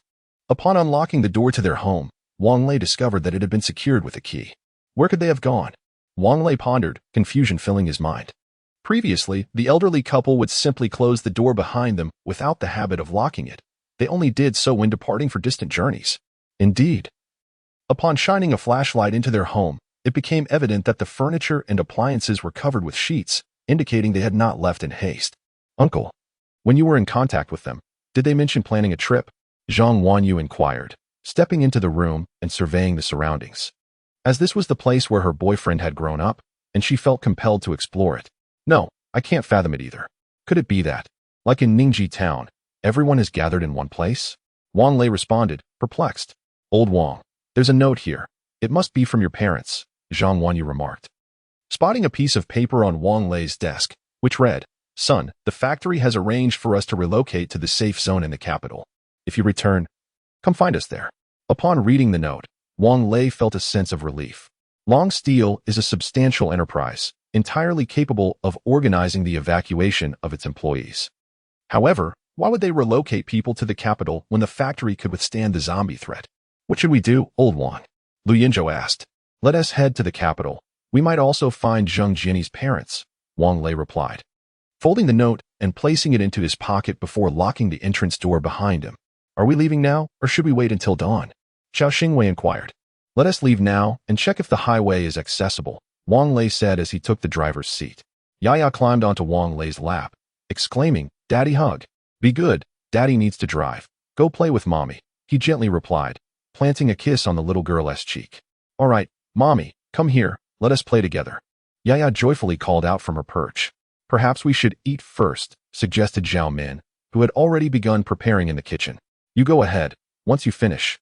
We can stop to eat, Wang Lei said, already starting the car and driving out of the community, reminding Xiao Xingwei to lock the community gate after exiting. As he drove, Wang Lei intentionally checked the situation at the Long Steel factory. It had ceased operations, the gates firmly shut, and the interior appeared desolate. Unlike the area near the river, where cars were sparse, the streets showed little sign of movement. Old Wang, is it possible that your side knew about the situation in advance and evacuated early? Lu Yinzhou posited from the passenger seat, lighting a cigarette. That is unlikely. With so many zombies in the city, if they had prior knowledge, why wouldn't they establish a safe zone in Longqing instead of heading to the capital? Wang Lei shook his head, firmly dismissing the notion. You have witnessed the situation in the Jinling safe zone, when the survivors from surrounding cities evacuated. It was only amidst a widespread outbreak of the zombie virus that they began to flee, and their departure was marked by haste and urgency. Now, look at your own household and community. They appear to have been meticulously prepared in advance. Lu Yinzhou continued, I mean no offense. But if your parents had received timely information, they would surely be safe now. Wang Lei chuckled. I understand your implication. Old Wang, do you know where the safe zone in the capital is? Zheng Jianyi inquired. I don't know, but it must be somewhere in the capital. It's not that large, Wang Lei replied dismissively. Old Wang, if a safe zone were to be established in the capital, where do you think it would most likely be located? Zhang Wanyu brought over a water cup, her own, complete with a straw. Chapter 101. The frenzied shopping spree. The distance from Long City to the imperial capital is approximately 500 kilometers. If the highway is clear, it should take around 4 hours to arrive. Wang Lei's parents reside in a neighborhood conveniently close to the Zhangzidou highway entrance, and in less than 10 minutes, the RV had already merged onto the expressway. This highway is far cleaner than the one over by Linjiang, Zhu Jianfeng remarked, gazing out the window. Do not let your guard down, Lu Yinzhou cautioned, observing the barren mountains flanking the highway. I have recently concluded that both zombies and mutated beasts exhibit phototropic behavior. The headlights will surely attract nearby mutated creatures. Isn't that just splendid? We will have some delectable meat. Zhu Jianfeng chuckled carelessly. You won't find it amusing when a mutated beast suddenly leaps out at you, Wang Lei retorted with irritation. All right, let us eat first, Zhao Min interjected as she, along with Naza and Reba, began to serve the food at the table. There's a service area 5 kilometers ahead. We could stop there for a meal. Who knows? We might even scavenge some supplies. Wang Lei suggested. I think the chances are slim, Xiao Xingwei replied. Your fridge is empty. Everything must have been taken. And the supplies at the service area are likely gone too. I just remembered there are 2 supermarkets near my home that I completely overlooked. I truly regret that. Wang Lei exclaimed. Shall we turn back and take a look? It's only been about 20 minutes. It's not far, Zhu Jianfeng inquired eagerly. Let us vote. Wang Lei smiled, noting that they had already delayed their journey for a considerable time, and a few more minutes would not make much difference. Moreover, according to their schedule, they would arrive in the imperial capital well past midnight. Even if they found a safe zone, they likely wouldn't be able to enter. I concur. I want to go back and seize some supplies. I agree. Only Lu Yinzhou and the other 2 voted, while the girls remained silent. Wanyu, what do you think? Wang Lei halted the vehicle and asked. I have no objections, Zhang Wanyu replied with a smile. I will accompany you in whatever you choose to do. A wave of teasing erupted in the vehicle, causing Zhang Wanyu's face to flush a deep crimson. Even Yaya, nestled in her arms, joyfully planted a kiss on her cheek, exclaiming, Mommy, your face is so warm. Having decided to turn back, Wang Lei promptly redirected the vehicle and then parked to eat. Let us keep it simple for dinner tonight, Zhao Min said as she brought over the soup. The weather is warm, so I prepared lighter fare today. You've worked hard, Chao Xingwei said as he approached Zhao Min, his eyes filled with affection. Here, let me serve you some soup. All right, that's enough, Zheng Jiayin remarked dismissively. There's plenty of food, no need to sprinkle more dog food around. After their meal, Wang Lei and the others returned to the supermarket near his parents' neighborhood. This supermarket was quite large, frequented by local residents for their shopping needs. At this moment, the main entrance was locked, showing no signs of forced entry. Huh. Zhu Jianfeng tucked his knife under his arm and rubbed his hands together. There must be plenty of goods inside, haha. Chao Xingwei swiftly unlocked the door, lifted the rolling shutter, and then discovered that the glass door inside was also locked. It appeared that there were indeed substantial supplies, given the multiple layers of locks. Wang Lei held a powerful flashlight, smiling. Yes, it should be, though we might tire soon. A few girls remained in the vehicle, while Wang Lei and his companions descended to assess the situation. The supermarket was located on the basement level, with the elevator already out of service. The four men made their way down the escalator, where the emergency exit sign still flickered dimly, casting an eerie green glow, albeit with dwindling power. Upon entering the supermarket, they first encountered the convenience food section, which was nearly devoid of stock, with only a few condiments remaining. Oh dear, there's hardly anything left, Zhu Jianfeng lamented. Yet he still filled a shopping cart with the scanned items available. The liquor section, however, was well stocked. Aha! Chao Xingwei exclaimed as he dashed towards the wine, frantically loading the cart. Let us fill the cart first, then we can slowly transport it upstairs, Wang Lei declared as he joined him in the liquor aisle. The supplies in their vehicle had dwindled, and while alcohol may not hold significant utility in the apocalypse, he had a fondness for it nonetheless. Zhu Jianfeng had gathered all the remaining condiments, filling his cart to overflowing. He switched to another cart and joined in the effort to procure more alcohol. Lu Yanzhou and Chao Xingwei, noticing that 3 carts were already filled, instinctively pushed them towards the escalator to transport them upstairs. Old Wang, look, isn't that a zombie ahead? Zhu Jianfeng, sensing movement in the distance, shone his flashlight towards it. Wang Lei glanced over, but the shelves obscured his view. Are you sure it's?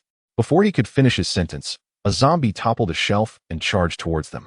Wang Lei was about to draw his gun from his waist when he saw Zhu Jianfeng, armed with a short knife, leap into action with the agility of a monkey. With a swift strike, the zombie's head was severed, and the black blood, illuminated by the flashlight, took on an oddly artistic quality.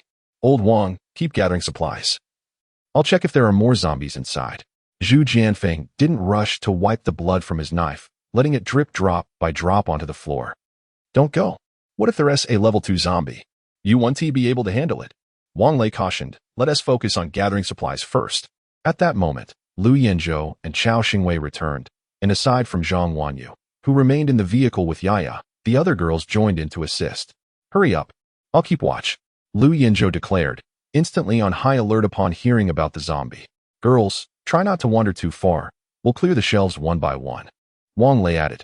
With many hands making light work, the filled carts were pushed to the escalator by Zhu Jianfeng and Chao Xingwei, while the rest of the group moved to the grain and oil section. They had managed to gather over 20 carts of beverages, including alcohol and bottled water. Similar to the condiment section, the grain and oil area was nearly depleted, with only a dozen bags of flour and a few bags of rice remaining. The fresh produce section was completely empty, and the clothing and bedding sections offered little in terms of quality, so they selectively took only the best items. More than 3 hours later, the items in the supermarket had been nearly gathered by a few individuals, and they had not encountered any zombies during that time.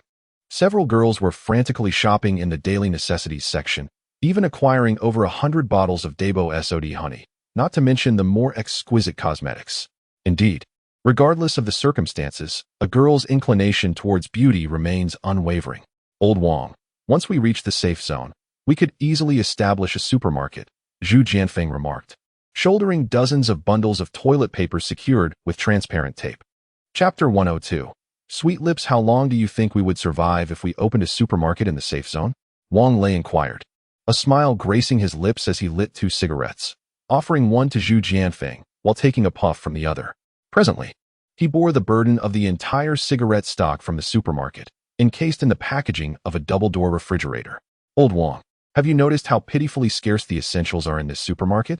There isn't even a single piece of fruit, Lu Yanzhou remarked, his skepticism evident. I seriously suspect you received the news ahead of time. Wang Lei refrained from responding, pondering whether such matters were within the grasp of the common folk. All right. Let us hurry up and move. Once we're done, we can check out another supermarket. The RV now possessed an automatic classification feature for items, allowing them to simply stuff supplies inside. However, larger boxes proved impossible to fit, leading to a slight delay. After all the provisions were securely loaded, Wang Lei counted their numbers and drove a few kilometers to another supermarket. Both supermarkets belonged to the same company. Yet the route to this new location revealed a conspicuous increase in the number of zombies compared to what they had encountered in the Longgang residential area. Upon arrival, they found the supermarket doors wide open, with several zombies wandering inside. Let us go. It seems Longgang hasn't been raided. Wang Lei expressed his disappointment. Lu Yinzhou felt increasingly convinced of certain truths but chose to remain silent. Having just experienced a frenzied shopping spree, everyone remained quite alert. Aside from Wang Lei at the wheel, Zhang Wanyu sat in the passenger seat cradling Yiya, while the others engaged in light-hearted conversation in the leisure area. The highway at night was particularly dark, and to avoid interfering with the driving, the lighting in the leisure area had been dimmed to its lowest setting. Yiya struggled to keep her eyes open, and despite Zhang Wanyu's repeated suggestions for her to sleep, she stubbornly insisted on having her parents accompany her. Fortunately, the dimness of the passenger seat concealed her adorable, rosy face from Wang Lei's view. Old Wang, why don't you take a nap? I can drive. You've lost quite a bit of blood today, and your cold hasn't fully recovered, Chao Xingwei suggested as he approached the driver's seat with a cup of water. Daddy, it's time to sleep. It's dark, Yiya murmured, fighting drowsiness. All right, Wang Lei agreed, feeling a bit lightheaded. He pulled over and relinquished the driver's seat, but Yiya couldn't sleep with her father due to the risk of him passing on his cold. No, I want to sleep with Daddy and Mommy. The little girl's eyes glistened with tears, ready to spill at any moment. Be good, Yaya. How about Mommy sleeps with you in the children's room? Zhang Wanyu gently lifted Yaya, leaving the passenger seat for Zhao Min. Yaya, be obedient. Once Daddy recovers from his cold, I'll cuddle you to sleep, Wang Lei said indulgently. Then it's settled. I'll sleep with Mommy tonight. Daddy, please get better soon. Yaya pouted, reluctantly conceding with a hint of displeasure. While Zhang Wanyu took Yaya to bathe, Wang Lei stepped out onto the balcony for a smoke and took his cold medicine. After a night devoid of conversation, at the break of dawn, both Chao Xingwei and Zhao Min bore the unmistakable marks of fatigue, their eyes shadowed by dark circles. Is Wang Lei still asleep? We have arrived in the capital. Where should we head next? Chao Xingwei inquired, sipping on the meatball soup. The delectable meatballs, crafted by Zhao Min from pork and flour, were enriched with the addition of radish. Both Yaya and Wang Lei were not fond of radish, especially Yaya, prompting Zhao Min to devise various ways to deplete the considerable stash of radishes aboard the RV. The freshly fried meatballs were warm and delightful. Yaya, refusing the soup, hovered around Zhao Min, clamoring for Zhang Wanyu to serve her a small bowl of the meatballs, eagerly stuffing them into her mouth before they had a chance to cool. Yaya, you can't subsist solely on meatballs. What about lunch? Zhang Wanyu gently replaced Yaya's bowl with soup, causing the little girl to pout. Let her enjoy. Children digest quickly. I have an abundance of tissues from last night. Finally achieving tissue freedom, Bebe remarked, wiping her mouth. She will surely have room for lunch, won't you, Yaya? Yes, Mama. Yaya will definitely eat lunch, Yaya responded, mimicking a vow Wang Lei had made earlier, raising 3 tiny fingers to the sky. I'll believe your nonsense. Last time, when we had fries for lunch, you made the same promise. Now, drink your soup. I'll go wake your father. Zhang Wanyu, slightly exasperated, poured Yaya's meatballs back into the bowl. Wang Lei remained blissfully asleep, the curtains not fully drawn, allowing beams of sunlight to grace his profile. Indeed, he looked quite handsome. Zhang Wanyu, unable to resist, leaned down and planted a gentle kiss on his lips. Feeling the touch, Wang Lei instinctively pulled the bent-over Zhang Wanyu into his embrace, reciprocating the kiss. Hey. Zhang Wanyu squirmed free, whispering in protest, the door isn't closed. Are you trying to get us in trouble? Only then did Wang Lei awaken, smacking his lips. I thought I was dreaming. That was truly sweet. How annoying. Zhang Wanyu blushed, urging him to wash up and join her for breakfast, reminding him that they were in the capital and that Lao Chao was uncertain of their next move. All right, Wang Lei replied, rising while savoring the memory of their kiss, wondering if he had indeed stuck out his tongue. In the leisure area, Zhao Min spotted Wang Lei and cheerfully exclaimed, Last night, we passed through 2 safe zones, and Lao Chao and I gathered quite a bit of supplies. Just the two of you? Wang Lei asked incredulously. We were there too. Zhu Jianfeng, also sporting dark circles, pointed to Lu Yanzhou. Why didn't you wake me up to join you? Wang Lei sat down and took a sip of the meatball soup, finding it quite fragrant. You were ill. It's best to recover fully, Chao Xingwei remarked, standing up with a cigarette in his mouth. I'm off to shower and sleep. After breakfast, Chao Xingwei and Zhao Min retreated to rest, while Wang Lei drove around the capital, exploring. The capital city, while not vast in expanse, is certainly not insignificant, especially considering that it has extended to the 6th Ring Road. Wang Lei recalled that Commander Xiao had previously mentioned the establishment of a radio station in the safe zone. Consequently, he activated the car's radio, tuning it to AM 999 kHz. Melodic strains emanated from the vehicle's speakers, confirming the accuracy of the frequency, though it remained uncertain if this was indeed the broadcast from the capital safe zone. However, aside from this frequency, no other stations were transmitting. Old Wang.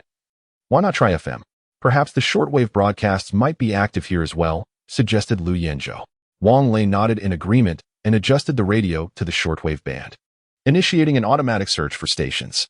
As expected, when the frequency settled on 105 kHz, the same enchanting melody he had heard earlier on AM 999 kHz filled the air once more. Chapter 103. Be kind to your girlfriend. Greetings to the citizens of the safe zone.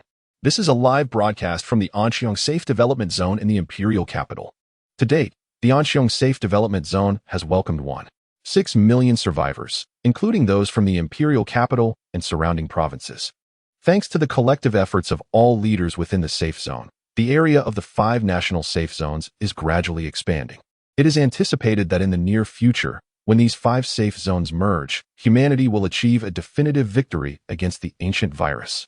Furthermore, while we focus on our own development, we have also supported the construction of safe zones in neighboring countries, garnering unanimous praise from international figures. Alas, I am at a loss for words, chuckling softly. Lu Yanzhou, half asleep, listened to the broadcast. Old Wang, the safe zone is in Anqiang, Zhang Wanyu remarked, placing a cup of plain water on the small table beside the driver's seat. I believe old Chao has a point. The Anqiang Development Zone has been under construction for several years now. I've heard that the civil defense projects are exceptionally deep. Could this be in response to the ancient virus? Zhu Jianfeng took a sip of coffee and commented. Enough with the conspiracy theories. Didn't the Linjiang Biyuan also construct civil defense projects? Wang Lei recalled the time he tirelessly installed emergency lighting in the civil defense facilities of Linjiang Biyuan, all to purchase a bag for Li Li, enduring sleepless nights.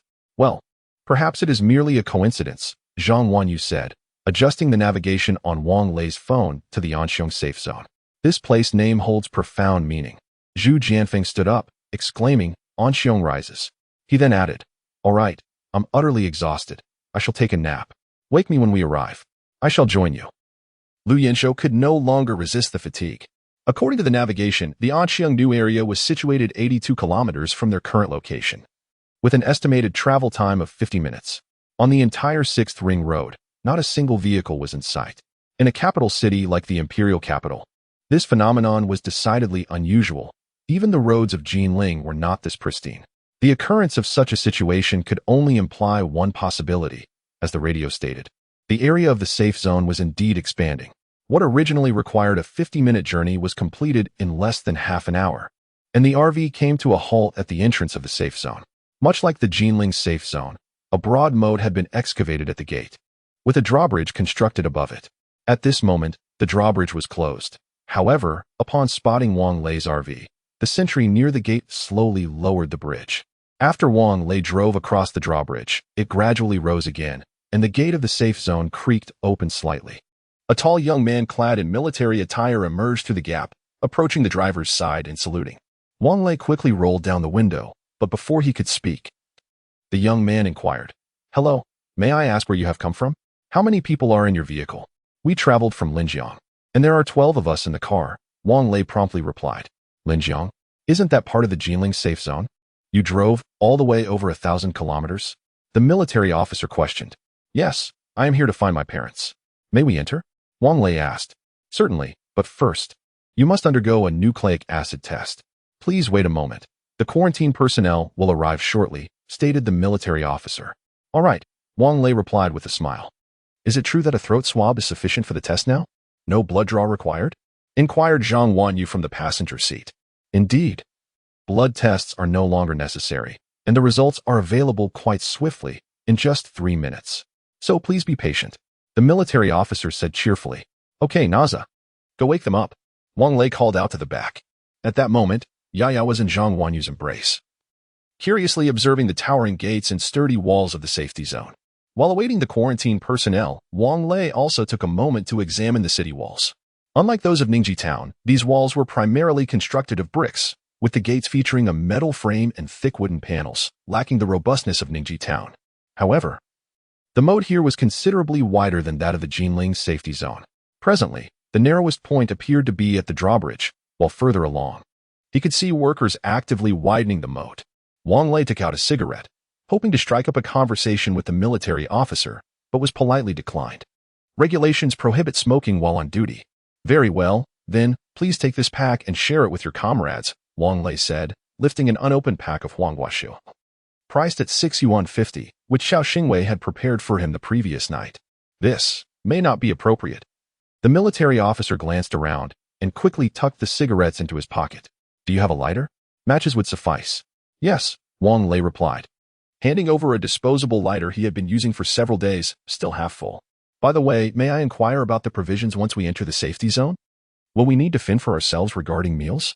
You've just arrived. The safety zone will provide you with 3 days of complimentary meals. During this period, you must find suitable work to earn points, which can be exchanged for food and accommodation. Initially, you will be required to stay in a communal dormitory, and only after accumulating points can you rent or purchase private housing. Oh, I see. Wang Lei nodded, feeling it was quite reasonable. But what about the elderly? And those who are unable to work? The elderly and those without the ability to work will be supported by their family members. And those without any relatives will be cared for by specialized organizations, the military officer explained. By the way, having traveled such a distance, you must have awakened your abilities. Correct? If you possess any powers, it will be easier to find employment. If not, you can join teams of empowered individuals to combat zombies or hunt, which will also earn you points. If you are strong enough, you can venture into nearby cities to gather supplies and exchange for points. That sounds fair, Wang Lei nodded. Contemplating the fairness of the system, he refrained from voicing his final thought. At least it afforded more rights than Ningji Town. As they conversed, 2 individuals clad in protective gear emerged through the gate, equipped with throat swabs and test kits. Xiaolu, please have them disembark and line up for testing.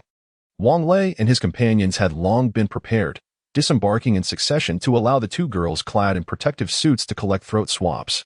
The little one, Yaya, received special treatment, merely having her tongue lightly touched. However, Xiao Xingwei and his group were not so fortunate, nearly succumbing to the ordeal. Damn it. I must treat my girlfriend better in the future, murmured Zhu Jianfeng, wiping the corner of his mouth. Chapter 104. Wang Lei's fury. The inspection results emerged just 3 minutes later. During this brief interval, additional personnel exited the safety zone to conduct disinfection around the RV. Hey, are we getting a thorough wash? Just 1 point. Or perhaps 2 packs of instant noodles. A jovial young man clad in protective gear inquired as he prepared to enter the vehicle for disinfection. I'll manage the cleaning inside myself. It's inconvenient for outsiders to enter, Wang Lei quickly interjected, then asked, So, are you saying 2 packs of noodles suffice for a car wash? I was clear, 2 packs per person, and 3 people for the wash. It's just that I'm a bit excited. It's my first day on this job. The young man admitted, his enthusiasm palpable. Very well. Go prepare for the wash. I'll handle the disinfection inside, Wang Lei replied with a smile, attempting to take the pesticide sprayer from the boy. Sir, I can't give you this tool. It's my livelihood, the boy said, a hint of disappointment in his voice. All right, you have alcohol there, right? I have some in my vehicle too, so I can disinfect myself.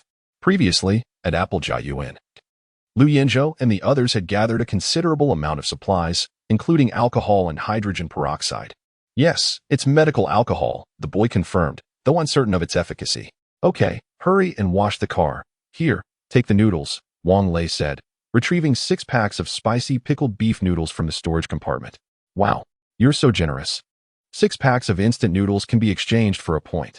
The young man, named Wu Fei, exclaimed, now beaming with delight as he accepted the noodles. I'm currently with the cleaning crew. Feel free to find me if you need anything. The RV needed to be thoroughly cleaned before entering the safety zone, as most of the exterior was smeared with the blood and remains of zombies. Wang Lei had retracted the assault angle earlier. Otherwise, one could still see the desiccated remains clinging to the vehicle. Wu Fei and his team appeared well prepared, and within a minute, they had organized themselves and commenced washing the RV, equipped with an array of tools, including an electric car washer and foam machine. They transformed the vehicle to a pristine condition in under 10 minutes. This was primarily due to Wang Lei having activated the RV's automatic repair function while on the road, rendering the vehicle indistinguishable from a brand new model. Wow, is this a new car? Not a single scratch. It's truly beautiful, Wu Fei remarked as he began to put away the washing tools. Looks quite clean. I'll be sure to seek you out again. Wang Lei chuckled as he stepped inside the RV. The gates of the safety zone stood wide open, and all necessary registrations had been completed. Vehicles would soon transport Wang Lei and his companions to their temporary lodging.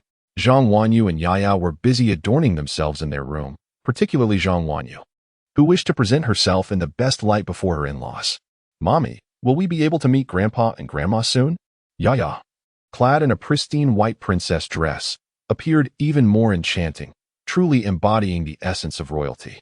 Yes, we certainly will. Zhang Wanyu had a foreboding sense that she would soon meet Wang Lei as parents. She seldom experienced such intuitions, but when she did, they invariably materialized. Do you think Grandpa and Grandma will like Yaya? Despite being merely 2 years old, the little girl possessed a depth of thought surpassing that of many children in primary school. In this regard, whether it be Wang Lei or any individual within the vehicle, they all felt a pang of compassion, for only through the experience of certain unfortunate events could a 2-year-old child exhibit such maturity and understanding. Although she occasionally indulges in playful antics, her behavior is always measured, never becoming a source of annoyance. Her grandparents would undoubtedly cherish her. Zhang Wanyu smiled and planted a kiss on her cherubic face. The layout of the safe zone was reminiscent of a well-planned community. Upon entering the gates, one is greeted by a grand fountain and flower bed, with a large map of the safe zone prominently displayed in front. The guide vehicle deliberately halted here, allowing Wang Lei and the others to disembark and examine the map. Zhang Wanyu and her companions first focused on the residential area, where the housing was categorized into 4 tiers, akin to pre-apocalyptic distinctions between regular homes and luxury estates. The map specified the average prices of these residences, calculated in points. For a standard dwelling, the monthly rent was 10 points, while purchasing one would require 500 points. These homes were primarily situated on the periphery of the safe zone, closely spaced, with modest square footage ranging from 30 to 40 square meters, lacking independent bathrooms and kitchens, essentially comprising a simple 2-bedroom layout. Each floor housed 14 residents, sharing communal bathrooms and kitchens. The first-tier houses were located in the same vicinity as the standard dwellings, but offered slightly larger spaces, with monthly rents of 15 points and a purchase price of 800 points, available for installment payments. The second-tier residences were notably superior, boasting areas of approximately 80 to 160 square meters, complete with independent bathrooms and kitchens, as well as elevator access. Renting one of these would cost 35 points per month, while the purchase price stood at 2,000 points.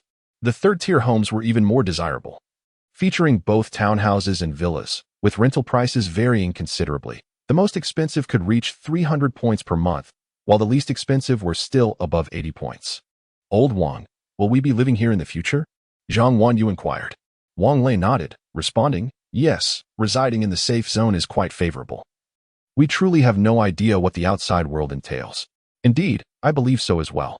Living here seems quite advantageous, and given our capabilities, we should fare well, Lu Yenzhou remarked. Moreover, the announcement mentioned a gradual integration of the safe zone, so normalcy should eventually be restored. Who knows? We might even secure a household registration in the capital. I think you are rather overly optimistic, Wang Lei retorted dismissively. When normalcy returns, they will likely send everyone back to their respective places of origin. Such occurrences are not unprecedented in history. Well, let us take it one step at a time. He Bei interjected, pointing at the map. Look, there is also a task hall here. Oh, and there are commercial spaces. Yes, if you have supplies. You can rent a storefront to sell or set up a stall, or even submit to the task hall, said the staff member from the guide vehicle. I'm not sure if the gatekeeper mentioned this, but only the first 3 days of accommodation, food, and fresh water are provided free of charge. The food is rather scarce. It won't leave you starving, but you won't be fully satisfied either. As for fresh water, each person is allotted 500 milliliters daily. So ration it wisely. And what happens after those 3 days? Zhu Jianfeng inquired. In 3 days, you must secure employment. Rest assured, there are ample opportunities here, and there is surely a position that suits you. However, to find a more leisurely job, certain sacrifices must be made, such as provisions or medicine. You may also venture out to hunt. The flesh of mutated beasts can be exchanged for a substantial amount of ordinary food. If you possess no particular skills, you can opt for manual labor, as exemplified over there. Wang Lei followed the direction indicated by the staff, and a surge of both anger and sorrow flooded his heart simultaneously. Chapter 105. Finding parents squatting there, laboriously moving bricks. Who else could they be but his own parents? Under the scorching sun, they donned long-sleeved work attire, diligently clearing the cement from old bricks. Typically, those over 60, lacking suitable positions, would opt for the task of reinforcing the city walls. However, this work is merely temporary, as the walls do not require constant repairs. Although there are tasks involving rooftop repairs, the safety zone prohibits individuals over 50 from undertaking hazardous work. The staff guiding the vehicles remained oblivious to Wang Lei's emotional shift. Continuing to speak at length, Wang Lei swiftly ran over, tears streaming down his face uncontrollably. "Dad, Mom," he called out as he approached. The elderly couple, hearing their son's voice, instinctively turned around, initially doubting their senses, only to behold their son rushing towards them. Xiaolei. His mother was unable to contain her emotions, rising to her feet, tears flowing freely. "Son, you truly have come." Although his father did not shed tears, his voice trembled, expressing concern for the arduous journey Wang Lei had undertaken. "It was not too difficult. I encountered several matters along the way that delayed my arrival. Otherwise, I would have come much sooner," Wang Lei replied, wiping his tears. "Well, it's good that you're here," his mother said, transitioning from tears to laughter. "You haven't eaten, have you? Your father and I will take a leave to prepare a meal for you." "Mom, please stop this work. How can this broken safety zone allow you elderly folks to undertake such strenuous labor?" Wang Lei exclaimed in frustration. During the meeting, they told us that we are in the end times. With no pensions to support us, we must fend for ourselves," his father sighed. "Indeed, the nation is struggling. Who can afford to care for us? Just yesterday, our neighbor, Uncle Gao, coughed up blood and could not be saved." "Uncle Gao is also moving bricks?"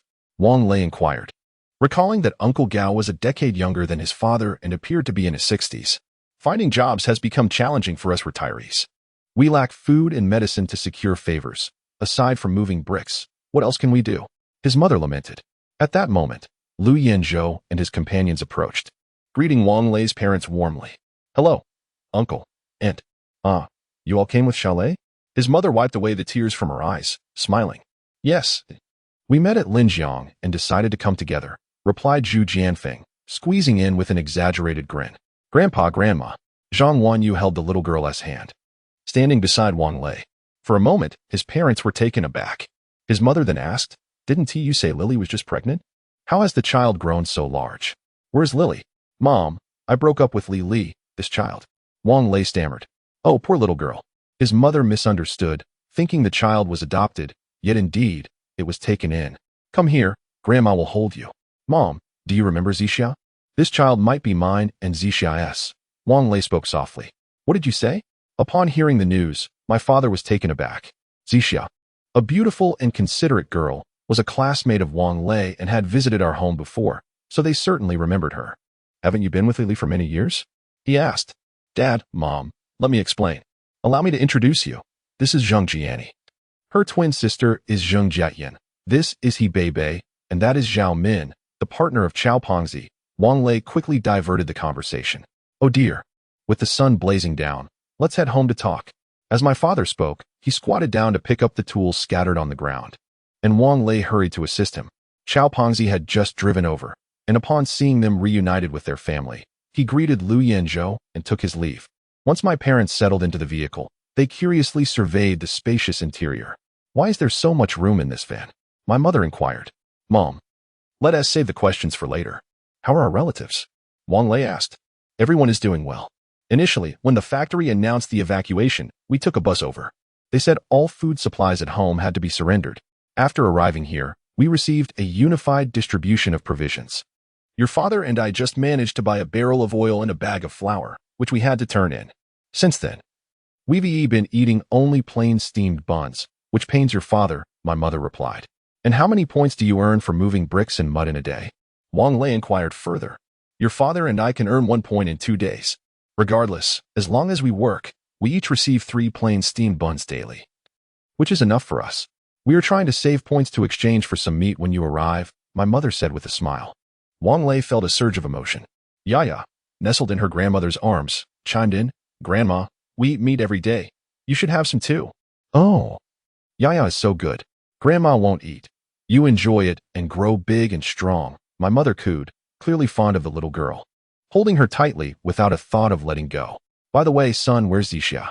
My father, who was navigating from the passenger seat, asked. Zixia is no longer around. We stumbled upon Yaya by chance. I felt sorry for her, so I took her in. Yaya mentioned that she has my photo at home. And her mother has always been alone, Wang Lei explained. Auntie, look at Yaya's nose and mouth. Don't they resemble old Wang's features? Zheng Jiayan remarked with a smile. Only then did my mother closely examine Yaya's brows and eyes, realizing the resemblance. She looked just like little Lei did in his childhood. You have no idea. He was quite adorable as a child, she reminisced, pulling out a 1-inch black and white photo from her pocket, capturing Wang Lei at the age of 3. Zheng Jiatian took the photo and exclaimed, Wow, old Wang, there is no doubt. This is definitely your child. Oh, poor Zixia, my mother sighed, holding Yaya even tighter. The RV came to a stop in front of a building at the far western end of the safe zone. There was absolutely no shelter in front of this building, making it unbearably hot in summer and freezing in winter, a decidedly unsuitable place to reside. We reside on the ground floor, which is rather cramped. As my father fumbled with the keys to unlock the door, he remarked, perhaps in his excitement, that he struggled to insert the key into the lock for quite some time. With so many people around, it seems there is little space to accommodate everyone, though there are additional rooms available upstairs for the newcomers. Wang Lei took the keys from my father's hands and unlocked the door, only to be met with a musty odor wafting toward him. This is a consequence of being on the ground floor. And the house itself was never designed with ventilation in mind. It features merely a small window on the eastern side. Consequently, even when the window is ajar, the dampness within the room fails to dissipate. Inside, there is only a dilapidated bed measuring 1.5 meters. And the bedding on it is familiar to Wang Lei, as it belonged to the home in launching previously. Chapter 106. It was not quitting smoking, but a lack of cigarettes. The bed was indeed in a dilapidated state, with peeling paint and broken legs, which had been hastily repaired with a wooden block.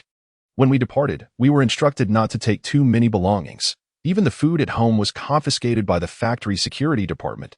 My mother entered the room and swept the edges of the bed with a broom. My father and I managed to take only a few changes of clothes and 2 blankets. Your room, situated inside, was rather small. This room was a suite, and the little room was filled to capacity with just a bed, necessitating the removal of shoes at the door. Is there really only 30 square meters here? Zhu Jianfeng murmured. They say the area of this room is 42 square meters. We even got a good deal, my father remarked, though I suspect they included shared space. All right, Dad, we won't be staying here any longer. Sleeping in the car is fine. My RV is high-tech and equipped with everything. Extremely comfortable, Wang Lei said with a hint of bitterness, yet he managed to smile. Ah, the car can only be parked in the parking lot, my father replied, if parked improperly. The traffic warden will issue a ticket, 2 points for each violation. However, the new ones don't enforce it at first. By the way, have you received your points card? We registered, but the card won't be ready until tomorrow. We'll need to take it to register our household information, Zhu Jianfeng interjected.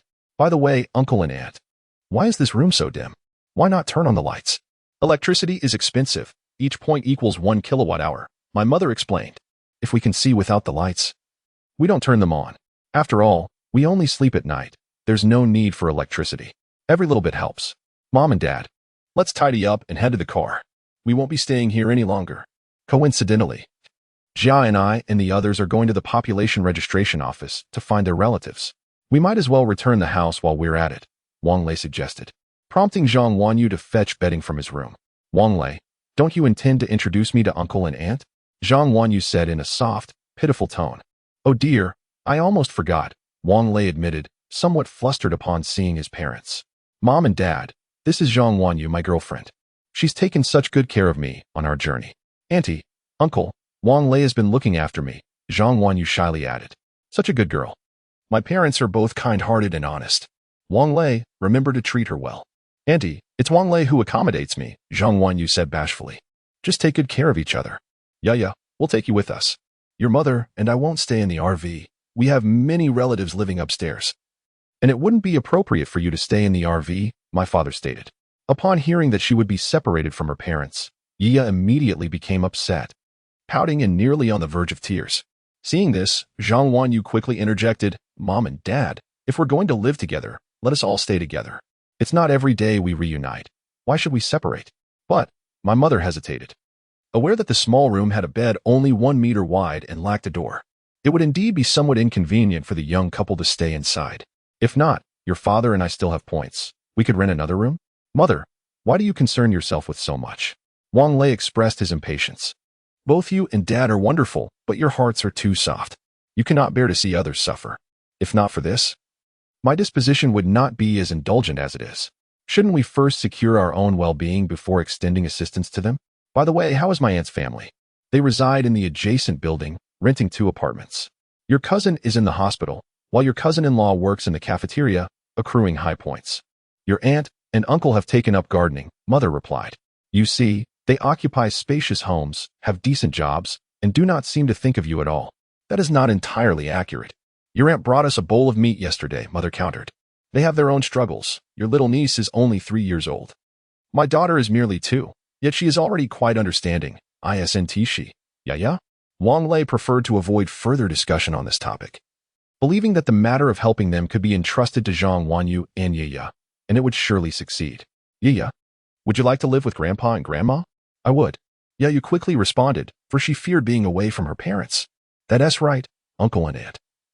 Let us reside in the RV. The space is ample and the rooms are far more spacious than here.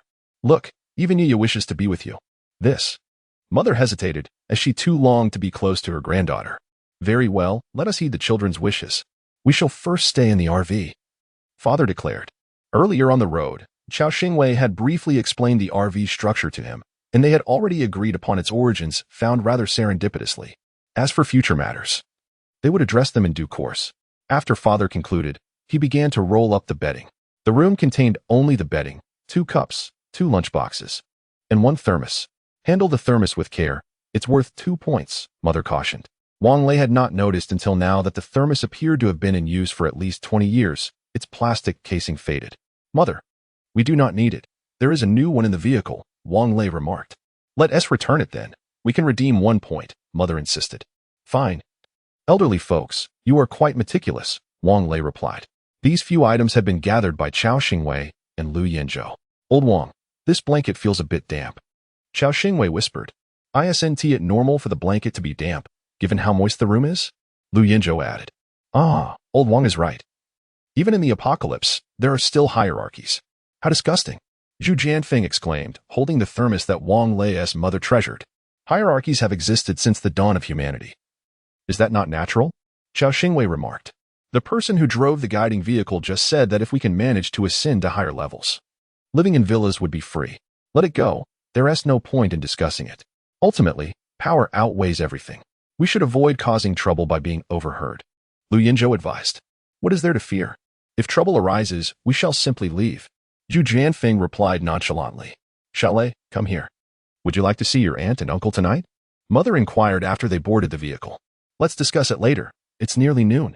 We should first finish our tasks. By the way, Mom and Dad, you should take a shower and change your clothes.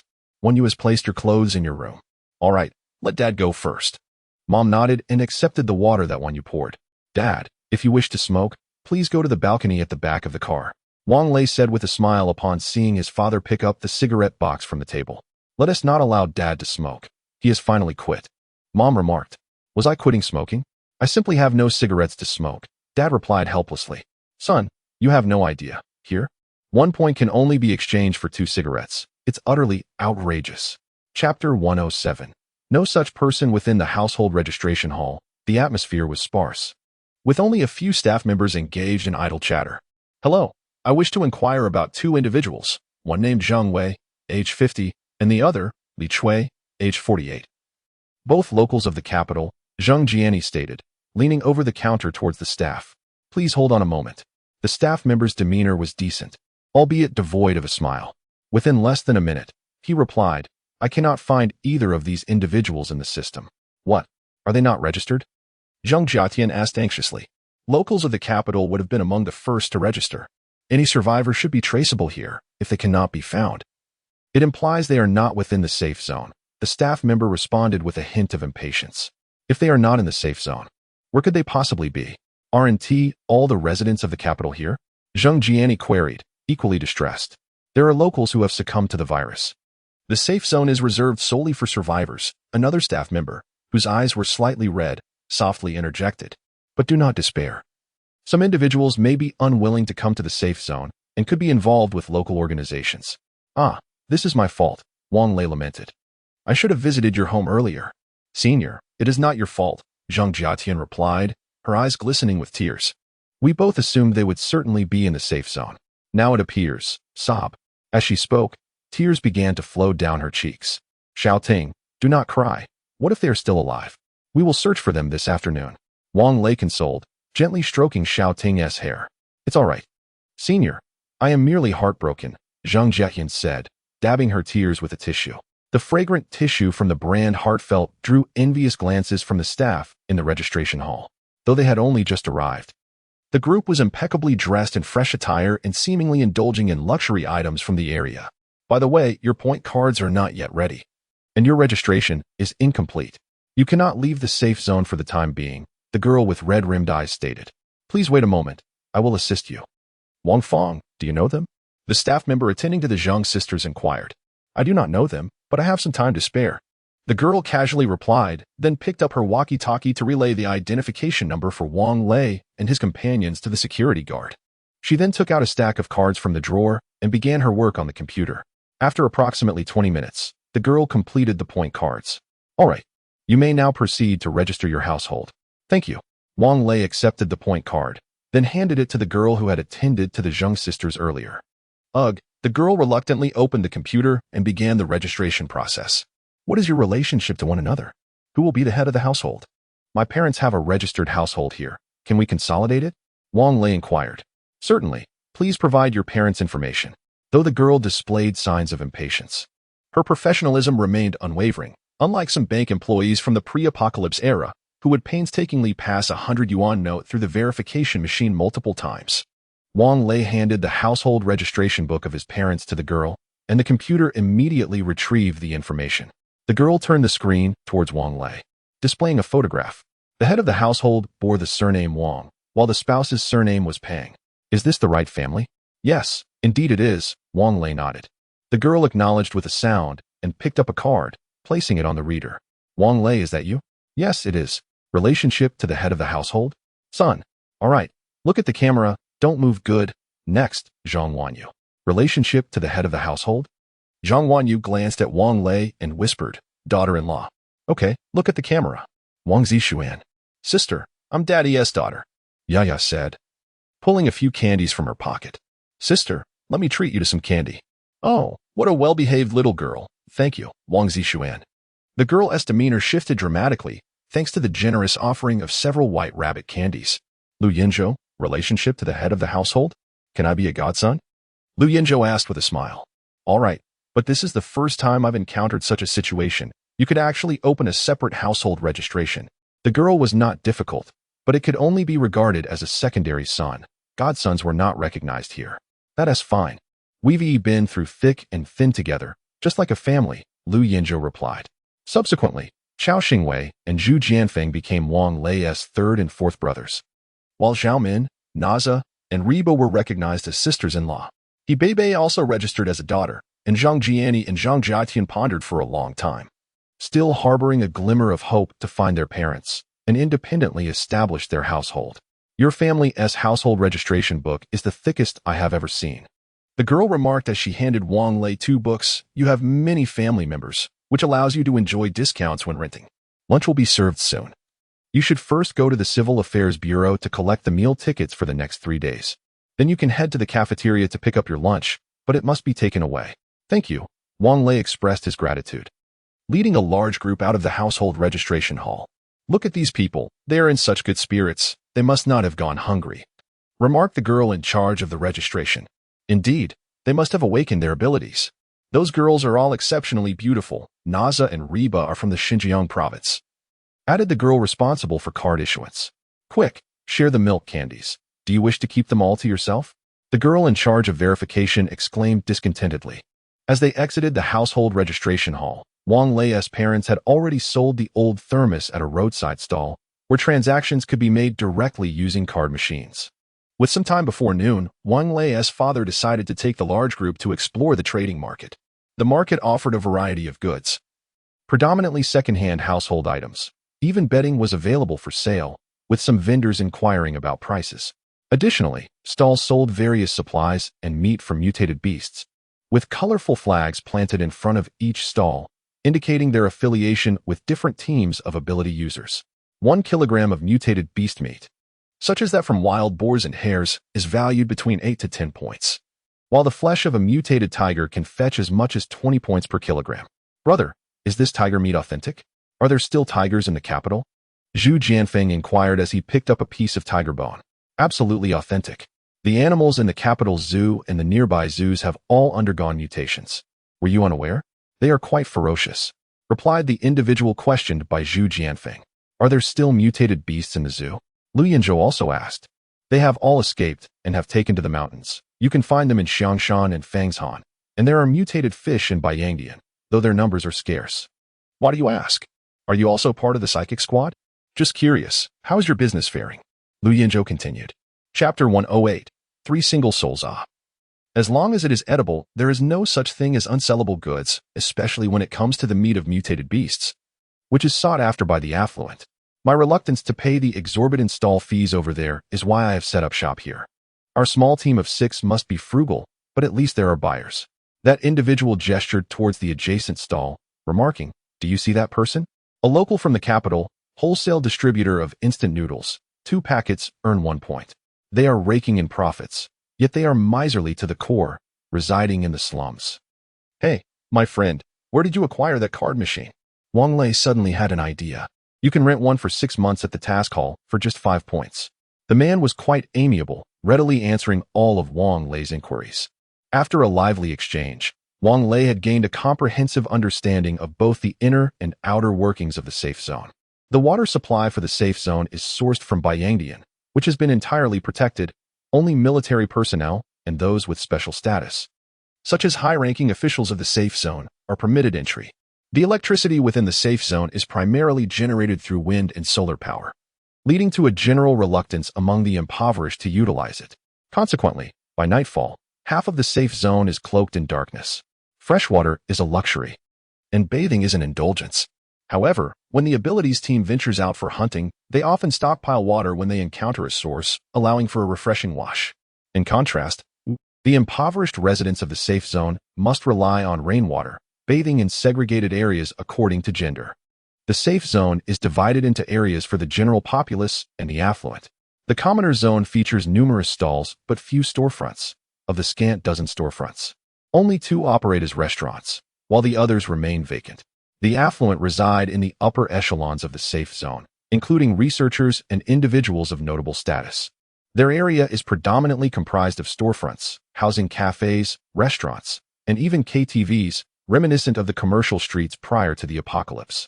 Outside the safe zone, although the military and police are continuously eradicating zombies, the results are not particularly remarkable. While large-scale zombie gatherings have not occurred, inexperienced members of the abilities teams have perished or turned into zombies when ambushed during hunts. After absorbing this wealth of information, the others had essentially finished exploring the market, their enthusiasm waning. The amenities within some RVs were far superior, often hundreds of times better than what was available here. "All right, thank you, my friend," Wang Lei said, leaving a cigarette for the man before rejoining his companions in the vehicle. Once inside, Zhao Min busied herself with preparing a meal, while Wang Lei's mother offered to assist, only to be gently dissuaded by Naza and Reba. Yaya, on the other hand, was exuberant, eagerly showing her grandparents her clothes and toys. Zhang Wanyu took the initiative to wash and air out the bedding used by the elderly couple, laying down thick cotton mattresses in the spare room. as she worried about them experiencing back pain on the RV's spring mattress. Dad, shall we have a drink at noon? Wang Lei produced a bottle of Fingio and placed it on the table. Sure, but aren't you all heading to the capital this afternoon? Won't that interfere? His father inquired with a smile. No worries. Old Chow just needs to abstain, and the rest of us can take it easy. We'll split this bottle among the four of us, Wang Lei replied, pouring the liquor into the drinking vessel as he spoke. Xiao Xingwei, why is it always me who gets hurt? Although the elderly couple had not savored such a lavish meal in quite some time, they still exercised restraint. Mom and Dad, the provisions in the car are sufficient for us to feast for decades. Please indulge yourselves. Wang Lei said tenderly as he served his mother a piece of beef. Ah, your father and I are getting on in years. We can't digest too much. You two should eat to your heart's content, Mother said while placing a chicken leg into Yaya's bowl. Yaya was quite sensible and adept at pleasing the elderly couple. However, the more she did so, the heavier Wang Lei and Zhang Wenyu's hearts felt. Earlier on the road, Yaya had intermittently mentioned that Zixia had to work, leaving her home alone. When she fell ill, Zixia would hire a caregiver to look after her. Yaya candidly expressed her dislike for that caregiver but refrained from elaborating on the reasons. It could be inferred that the caregiver was unkind to her. After lunch, Zhao Min and the other two washed the dishes while Wang Lei, as usual, retired for a nap. Their venture outside the safe zone was under the guise of hunting, necessitating entry and exit solely through the northern gate, which required registration in the task hall beforehand. Both the task hall and the gate opened at 2 o'clock in the afternoon, so after their meal, everyone took a moment to rest. Since Zhang Wanyu moved into Wang Lei's room, Lu Yanzhou and his companions had struggled to persuade their girlfriends, all opting for cohabitation, leaving only He Beibei, Zheng Jiani, and Zhang Jiatian, the three single friends, sharing a room. At 2 o'clock, the task hall had yet to commence operations. Why is the door still closed? It's already 2:05, Zhang Jiatian asked anxiously. Ah, isn't this typical of the end times? It's hardly surprising, Wang Lei replied, stifling a yawn. Zhang Wanyu had prepared tea for him, and as his cold seemed to have improved, he preferred it over plain water. At 2:30, the staff finally sluggishly opened the doors to the task hall, prompting Wang Lei and the others to hastily enter. Yet, the staff appeared unhurried, chatting and boiling water until Lu Yinzhou lost his patience. Only then did one of the clerks roll his eyes and exclaim, "What's the rush? If you keep making noise, I'll call the military police." Sir, we have been waiting for nearly an hour. The posted hours are from 2 to 6. And it's nearly 3 now. Is our urgency not justified? Wang Lei furrowed his brow in response. Is it just you who is anxious? Who goes hunting in the afternoon? Are you planning to spend the night outside? The northern gate closes after 6, and the southern gate only admits survivors. I suggest you return and come back tomorrow at 8 in the morning. We need to go out now. Please assist us. He Beibei tugged at Wang Lei's sleeve and gently implored, holding her points card. The clerk, a man, perhaps swayed by He Beibei's beauty, swiftly changed his demeanor and promptly sat at the computer to issue the exit permit for Wang Lei and the others. Wang Lei also utilized the points from his parents' card to exchange for a card machine. Please refrain from damaging the card machine. The battery charges itself. And a reminder will be issued after 6 months for renewal, the girl responsible for the card machine said languidly. A few of them returned to the RV and drove towards the northern gate. The safe zone is extensive. It takes an hour and a half to drive from the southern gate to the northern gate, as the roads here are subject to speed limits of 60 kilometers per hour. The further north they ventured, the more prosperous the area became, characterized by towering skyscrapers and even bustling commercial streets. To the east, one could observe a cluster of villas, which were merely separated from Baiyangdian by a single wall, presenting a picturesque landscape. Chapter 109. No thief leaves empty-handed. Upon reaching the northern gate, it was already past 4 in the afternoon. Wang Lei politely declined the guard's suggestion to depart early the following morning and exited through the northern gate. The southern gate was over 100 kilometers from the capital, but departing from the northern gate necessitated an additional 80 kilometers of travel. The crystal core previously stored in the dashboard-S compartment indicated that the remaining energy was below 10%. At this moment, Wang Lei was contemplating how to acquire some crystal cores. Had it not been for the overwhelming number of zombies encountered previously in Long City, he would have been inclined to extract the cores from the brains of the 2 second-level zombies he had slain. This time, he hoped to test his luck and perhaps locate a second-level zombie or a mutated beast to procure a couple of crystal cores. Before his parents left, they had already informed the neighbors that if relatives came looking for him, they could say Wang Lei had also arrived at the safe zone and was out exploring with them. They refrained from informing them personally, primarily because Wang Lei felt a tinge of discontent upon seeing the condition of his parents' residence, especially while the city walls were still under repair. The route from the northern gate to the capital was noticeably less pristine than the previous path. Numerous cars were parked along the roadside at the entrance of the safe zone, but they were predominantly those with high fuel consumption and little practicality, such as the Lamborghini Urus, once worth over $5 million before the apocalypse, now abandoned like refuse, coated in dust, in the parking lot of the safe zone at noon.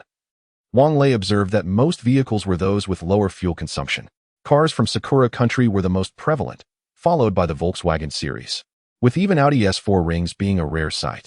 However, the situation in the affluent district remained unclear. It was reasonable to assume that fuel consumption would not be excessive, as both gasoline and diesel had become scarce commodities. According to a certain gentleman, gasoline was now sold at a minimum of 8 points per liter. Driving a Lamborghini Urus would surely result in a costly indulgence. "Honey, there are zombies ahead," Yaya, who had been sleeping alongside Wang Lei's parents, remarked. Zhang Wanyu, under Wang Lei's persistent persuasion, shyly surrendered her virginity. Although it was somewhat painful, she felt reassured and was already contemplating the prospect of giving Yaya a younger brother or sister. In this post-apocalyptic world, traditional weddings had lost their significance, given the circumstances. She had acquiesced under Wang Lei's coaxing. As for Wang Lei's parents, they had even taken to calling Lu Yanshou and the others their godparents, as a daughter-in-law. She felt a bit shy, but she reasoned that one would eventually grow accustomed to it. "Yes, I see them. Let's not engage. We can just go around," Wang Lei advised. Vehicles entering the safe zone were required to maintain cleanliness. Washing a car was too cumbersome. One could either wash it themselves or spend points to have the cleaning crew at the entrance do it. As for disinfection, it was mandatory every time one entered the safe zone, but the first 3 times were complimentary. Thereafter, fees would apply. Some teams of ability users opted to purchase disinfection equipment from the mission hall, thereby saving a considerable number of points. The road was patrolled not only by military and police vehicles, but also by returning teams of ability users. Unlike the previously encountered team of supernatural beings, the teams within the safety zone of the capital prominently display their names affixed to the rear windshields. Moreover, their vehicles are predominantly domestically manufactured SUVs, with pickup trucks being a rare sight. Just moments ago, a passing team of supernatural beings had struck a deer, securing it atop their luggage rack, which made Wang Lei's mouth water with desire. The patrolling military and police vehicles seemed to be merely fulfilling their duties, avoiding encounters with zombies whenever possible. Wang Lei instructed Zheng Jian and I to remain vigilant for any nearby second-tier zombies, while Lu Yanzhou and Zhu Jianfeng diligently polished their short blades. "Stop polishing those blades.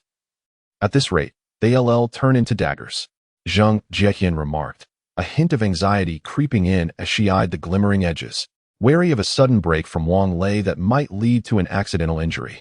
"This isn't mere polishing, it's sharpening.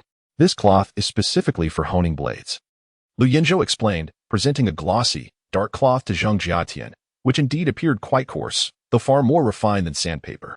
"Indeed. We exerted considerable effort to acquire these 2 pieces of cloth. Zhao Min, hand over the kitchen knife. I shall sharpen it," Zhu Jianfeng declared. "Let us not. We certainly do not wish to consume any zombie DNA," Zheng Jiatian quickly interjected.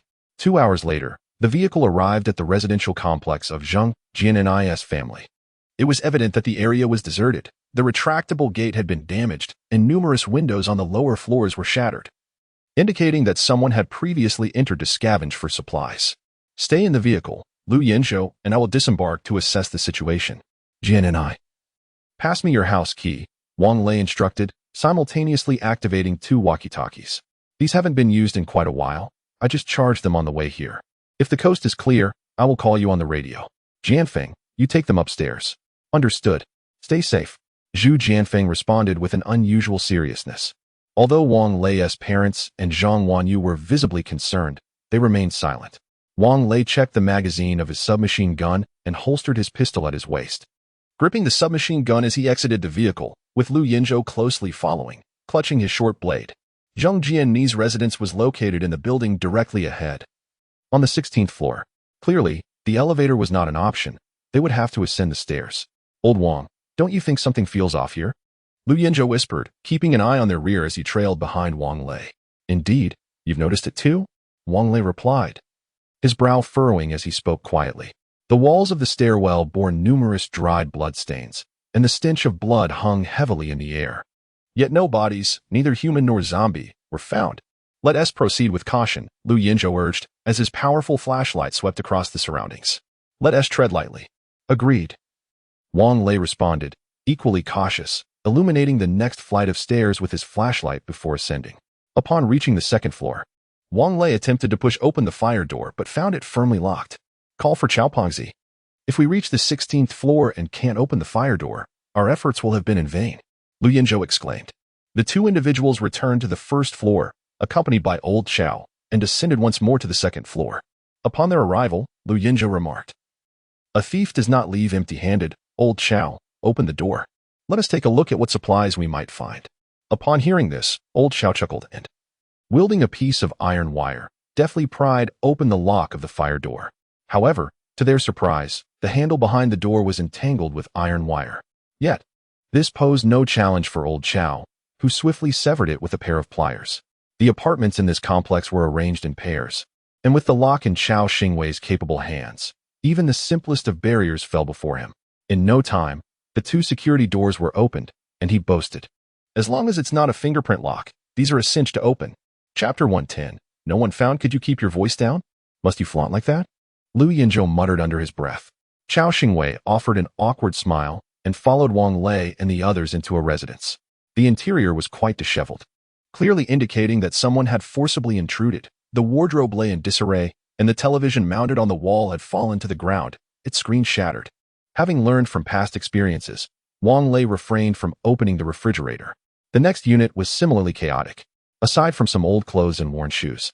Even the bedding had been taken. Ascending to the third floor revealed a comparable scene.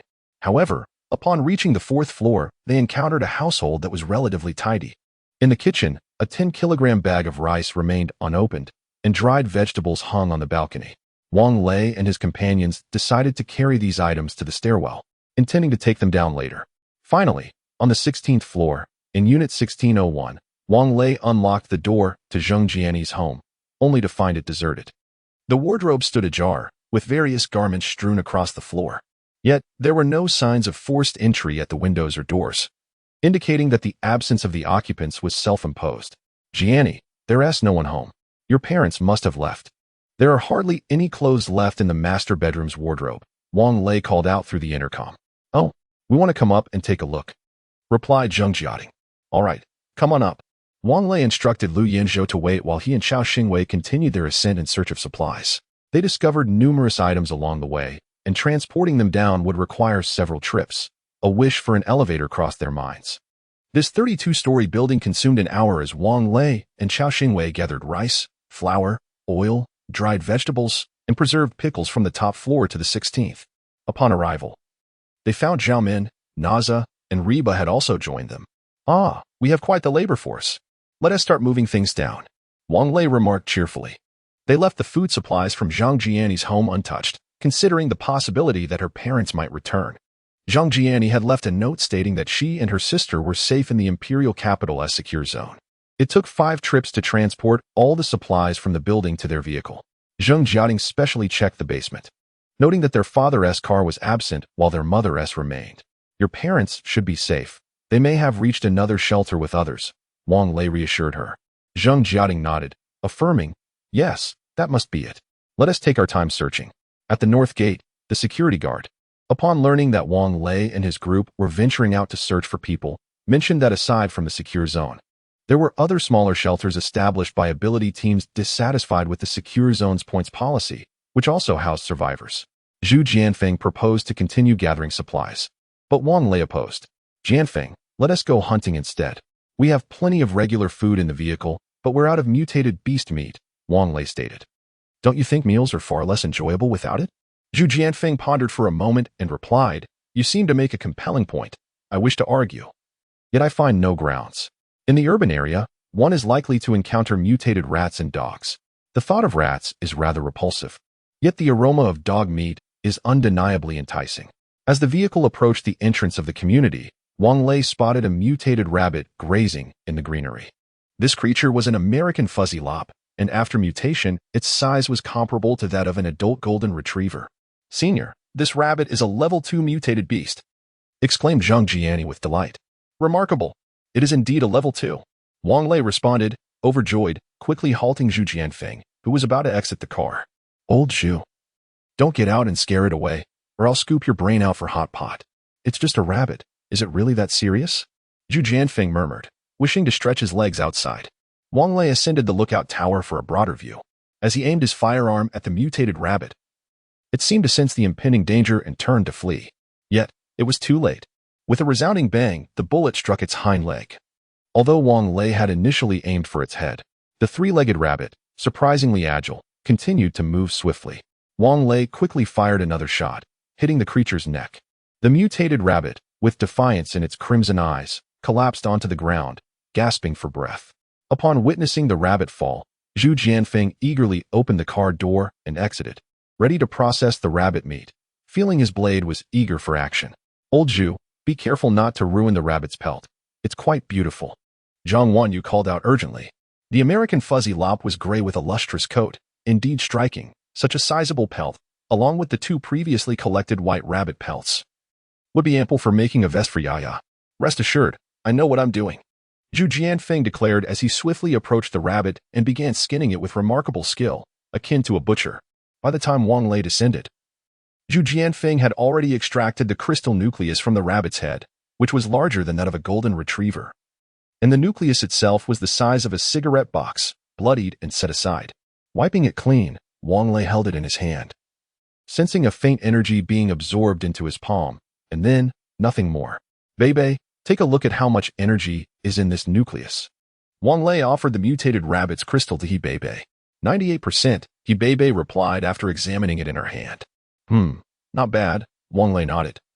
Placing the nucleus in the glove compartment and replacing the one in the RV's crystal slot. Old Wang, come down and see. There's a mutated hedgehog here. Zhu Jianfeng shouted from below. Both Wang Lei and Lu Yinzhou exited the vehicle to observe a plump hedgehog, roughly the size of a child's head, curled into a ball. Should we kill it? Zhu Jianfeng inquired, holding the rabbit meat and pelt. Can it be eaten? Wang Lei grimaced. Of course. I once had a dish called hedgehog sour meat. It was quite delicious. Zhu Jianfeng replied with a grin. Forget it. Just kill it, and we can sell it.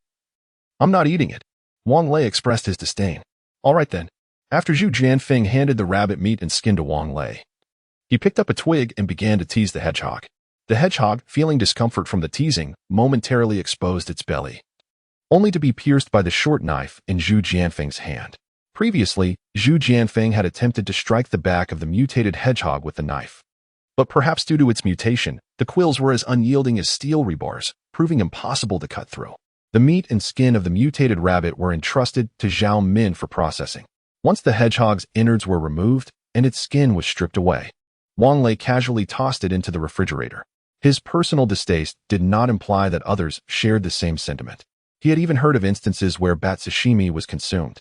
Chapter 111. A visit to the zoo. Old Chow. Search for nearby zoos. Let us try our luck.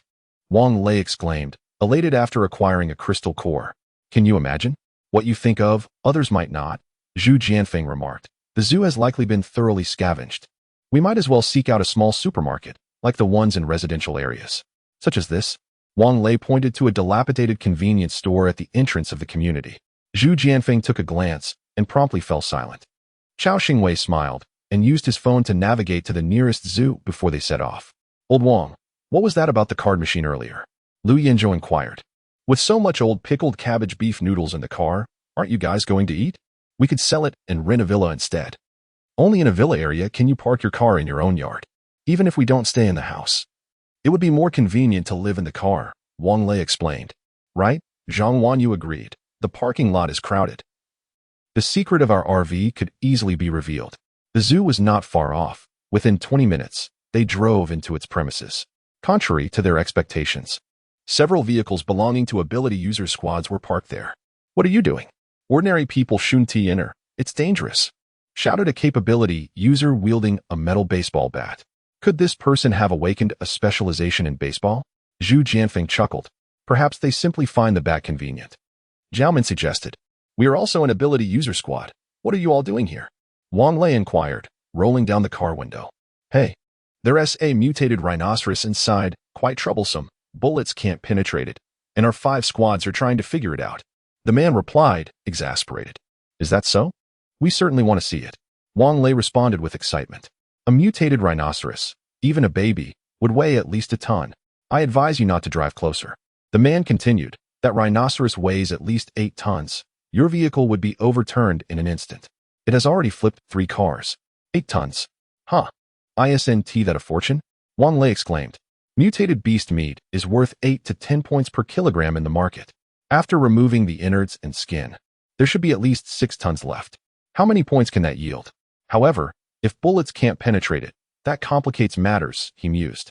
Wang Lei disembarked with his submachine gun, followed by Lu Yinzhou and Zhu Jianfeng, while the others remained in the vehicle. Zheng Jiani had already turned the car around. Ready to flee at the first sign of trouble, they didn't want the rhinoceros to overturn their vehicle. After walking several hundred meters, they spotted a group of individuals hiding beneath a massive artificial hill, quietly discussing something. Upon seeing Wang Lei and his companions approach, they immediately displayed expressions of envy. Kid, where did you get that submachine gun? A burly man whispered. Is that any of your business? Before Wang Lei could respond, Zhu Jianfeng shot back. Wang Lei surveyed their weapons. Some held kitchen knives, others wielded watermelon knives. While 2 possessed firearms, a BB gun and a homemade gun, hardly a match for his submachine gun. I must insist that you speak to me with utmost courtesy, the burly figure exclaimed in exasperation. Our team is the strongest in the Imperial Capital's safe zone. The Wolf Warriors. I am the captain.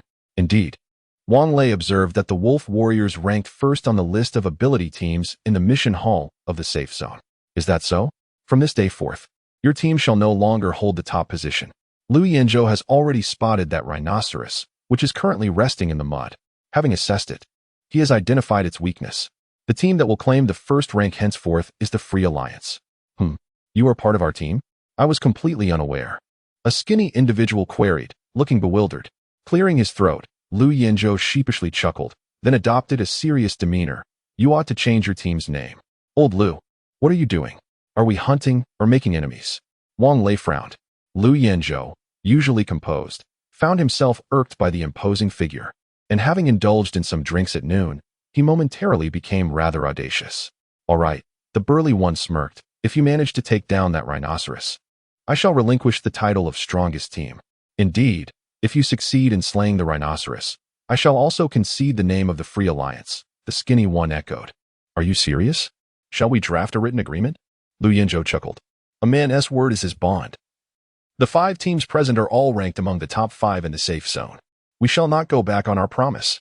The burly one replied curtly. Lu Yinzhou exchanged a knowing smile with Zhu Jianfeng and said to Wang Lei, let us not hold back this time. At that moment, Wang Lei aimed his short gun. The burly figure could not intervene in time, and the rhinoceros, sensing impending danger, rose and charged toward the rockery. Quick, climb the tree, the skinny one exclaimed. Before he finished speaking, 5 individuals were already perched like monkeys on a large locust tree beside the rockery, with the skinny one among them. The others scattered. Some took to the trees, others climbed the rockery, while some fled in utter panic. Wang Lei quickly pulled the trigger, and a bullet shot from the chamber, striking the rhinoceros right between the eyes. However, the bullet did not penetrate, it merely grazed the skin. Old Wang, hold steady. We'll flank it from behind. Zhu Jianfeng shouted as he leaped forth like a monkey. Lu Yinzhou followed closely behind. Wang Lei hurriedly fired another shot, this time targeting the softest part of the rhinoceros, the belly. This bullet successfully penetrated the creature's abdomen, yet it seemed to have no effect on its speed. As the rhinoceros charged just 3 meters away, Wang Lei crouched and rolled to evade its attack.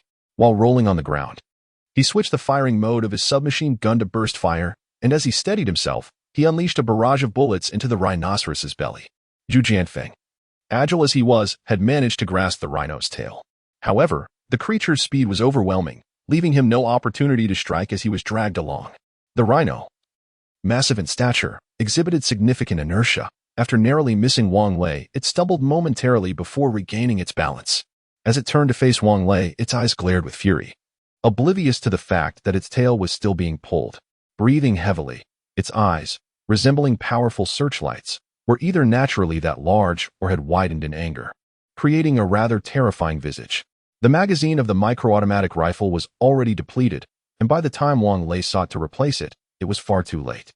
Chapter 112. The Rhino Hunt. The empty magazine had scarcely been detached when Wang Lei had yet to affix a new one, and the rhino charged once more. This formidable creature measured a staggering 4 meters in length and stood over 2 meters tall, weighing far more than 8 tons, likely double that. Should it collide with a human? The resulting injuries would be catastrophic, akin to a shattering of bones beyond the hope of even divine intervention. Wang Lei drew his pistol from his waist and aimed for the rhino's eye, firing 2 shots.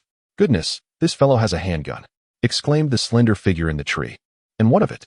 He'll still meet his demise in due time," scoffed another hefty individual perched upon a rockery. "Once he is dead, those 2 guns will belong to the boss," chimed in yet another from the same vantage point. Though the rhino was struck in both eyes and lost its sight, it still remarkably sensed Wang Lei's location. This was undoubtedly a second-tier mutated rhino, as only beasts or zombies of such mutation could locate their target without reliance on sight. At this moment, Wang Lei was beginning to feel a wave of panic. He fired 2 more shots, but the bullets merely grazed the rhino's tough hide without leaving a mark.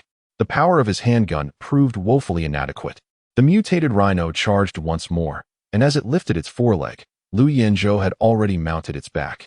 The afternoon sunlight glinted off the short blade, casting a gleam that caught the eye of the hefty figure who instinctively raised a hand to shield himself. When he reopened his eyes, he found Wang Lei crouched beside him. "What the hell? When did you get here? Get lost.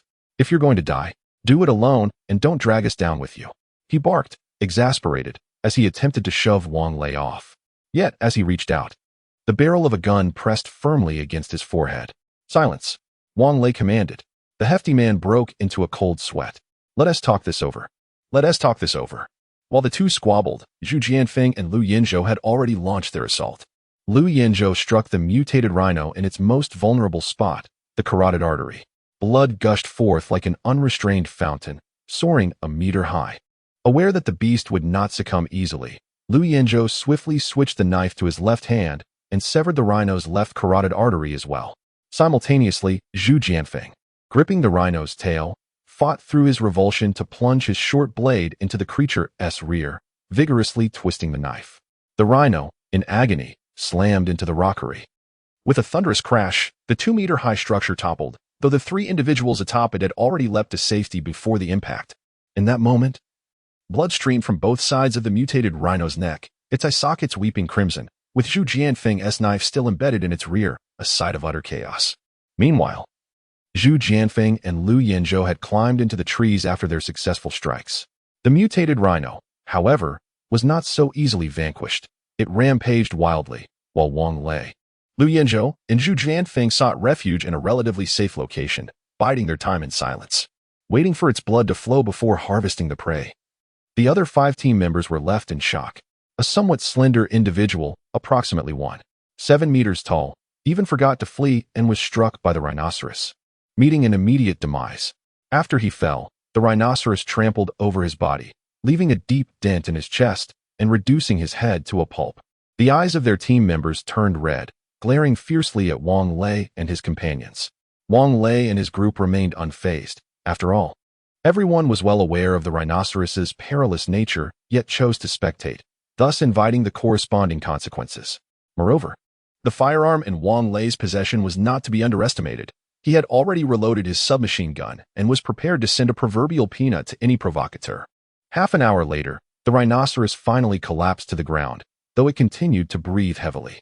The fallen ability user's teammates silently surrounded him. "Guijin, although you were not well regarded in life, you remain a member of our team. Fear not. We shall not allow your death to be in vain. We will seek justice for you." After speaking, the individual turned to approach Wang Lei's group. "I am Lu Gang, the captain of the Godslayer team. Because of you, I have lost a member. Let us discuss how this matter should be resolved." Wang Lei was about to respond when the burly figure interjected, "Resolve what? Which of you here is unaware of how dangerous this rhinoceros is? Who compelled you to stay here?" "Li Meng, this is between me and them. It is best if you do not interfere," Lu Gang retorted angrily. "Lu Gang, do you dare to speak to our captain in such a manner? Have you forgotten the rules of the ability user teams in the safety zone? The captain of the top-ranked team possesses arbitration rights in disputes between ability user teams." Another burly figure shouted, You are bullying us. I will report you to the arbitration committee." Lu Gang exclaimed. Calm down, Lu Gang. Let us converse rationally. Li Ming replied. First of all, no one begged you to come here. When they killed the rhinoceros, they neither sought your observation nor assistance. Guo Jin's demise is solely his own doing. He cannot blame anyone else. Even if you escalate this to the higher-ups in the safety zone, I believe they would echo this sentiment. Lu Gang was left speechless, struggling for a retort before finally saying, We shall see. Let us go. He led the remaining 14 members away, to which Li Ming responded, All right. You are impressive. Haha. From now on, the title of the top team in the safety zone belongs to you. Dawei, your team should consider a name change as well. The tall, slender man smiled wryly. I will handle the name change first thing tomorrow morning. Sure, let us do it together. Haha. By the way, what are your names? Wang Lei, Lu Yanzhou, Zhu Jianfeng. Impressive, impressive. We should take our leave as well. 20 of us guarded this for 2 days, yet it was you 3 who succeeded. I admire you. Haha. Li Ming waved his hand, preparing to depart. Wait, don't leave just yet. You've guarded it for 2 days. That's no small feat. Share some meat with us. Wang Lei hurriedly urged. In the future, everyone will find themselves in a safe zone, often crossing paths without realizing it. It would be wise to extend a modicum of kindness. Should any unforeseen circumstances arise, those present today could lend a helping hand. How could one feel comfortable accepting favors without putting in effort? Li Ming scratched his head in contemplation.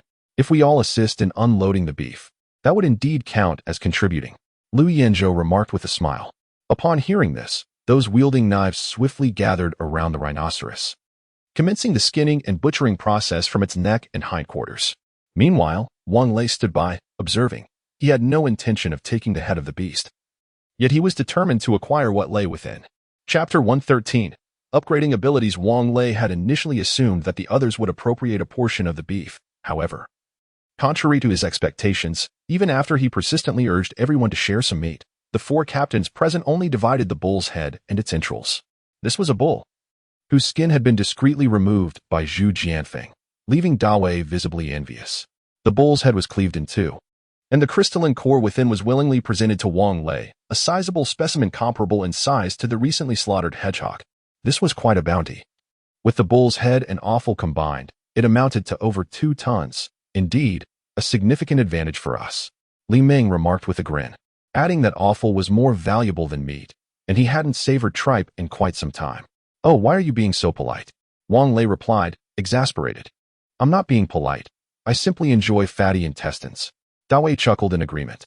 Very well, I shall not be finicky either, Wang Lei conceded. In the future, let us look out for one another. As for the name of the first ability user team in the safe zone, let us forego that. That won't do. Li Ming interjected.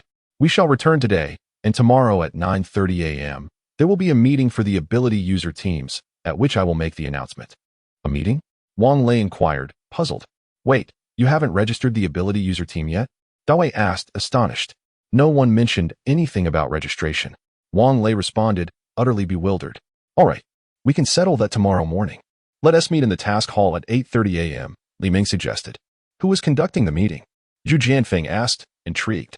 Isn't it the higher-ups of the safe zone? Dawei scoffed. They call for us to cooperate with the military and police to eliminate zombies. Yet we only earn 1 point for killing 5 zombies. Only a fool would do that. Oh, Wang Lei and the other 2 nodded in agreement. All right then, let us load the meat into your vehicle and head back. It's getting late. Li Ming reiterated. Didn't they say the gates of the safe zone close after 6 in the evening? Wang Lei queried. That applies to ordinary ability user teams. The top 3 teams enjoy privileges. You can return with us today, Dawei replied with a smile. I'll go and have them bring the vehicles over, said the burly member of Li Ming's team. Despite his size, he moved swiftly, kicking up a cloud of dust as he ran. A few minutes later, 5 vehicles arrived.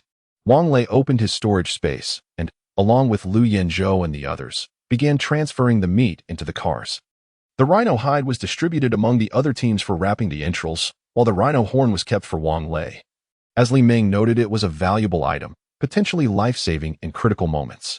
Following Li Ming's convoy, they returned to the safe zone by 8:30 p.m., where they underwent the routine disinfection of their vehicles.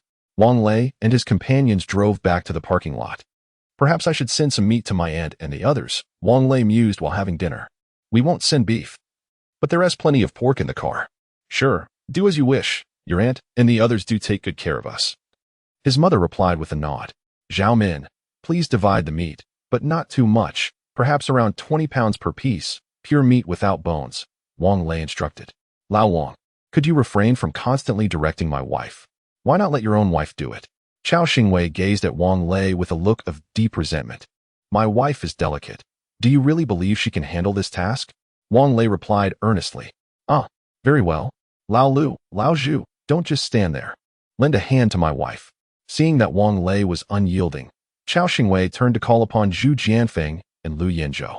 They were not one to hesitate. Swiftly grabbing short knives to assist, but Wang Lei quickly intervened. Don't use those knives. There are chef's knives in the cupboard. You are being pedantic. Didn't you use that knife when slaying the mutated beasts? Zhu Jianfeng scoffed. Wang Lei fell silent, as he felt his vision and perception had suddenly sharpened. From the moment he boarded the vehicle until mealtime, he had been clutching that massive crystal core. During the meal, the crystal core rested on his lap, continuously absorbing energy from within. Just moments ago, as he sensed the core ceasing to provide energy, he felt transformed.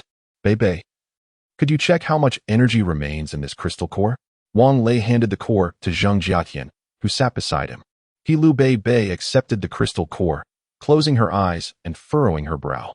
With a deft motion, she peeled off a fragment the size of an AA battery from the core, stating, there is no energy left in this. It is merely ordinary crystal. The energy of this core was at 100%, a level 2 crystal core, possessing capabilities significantly stronger, approximately tenfold that of a level 1 core, or even more. When she returned the core to Wang Lei, it had already lost half its mass. Yet it still seemed too large to fit into the crystal slot of the RV's dashboard.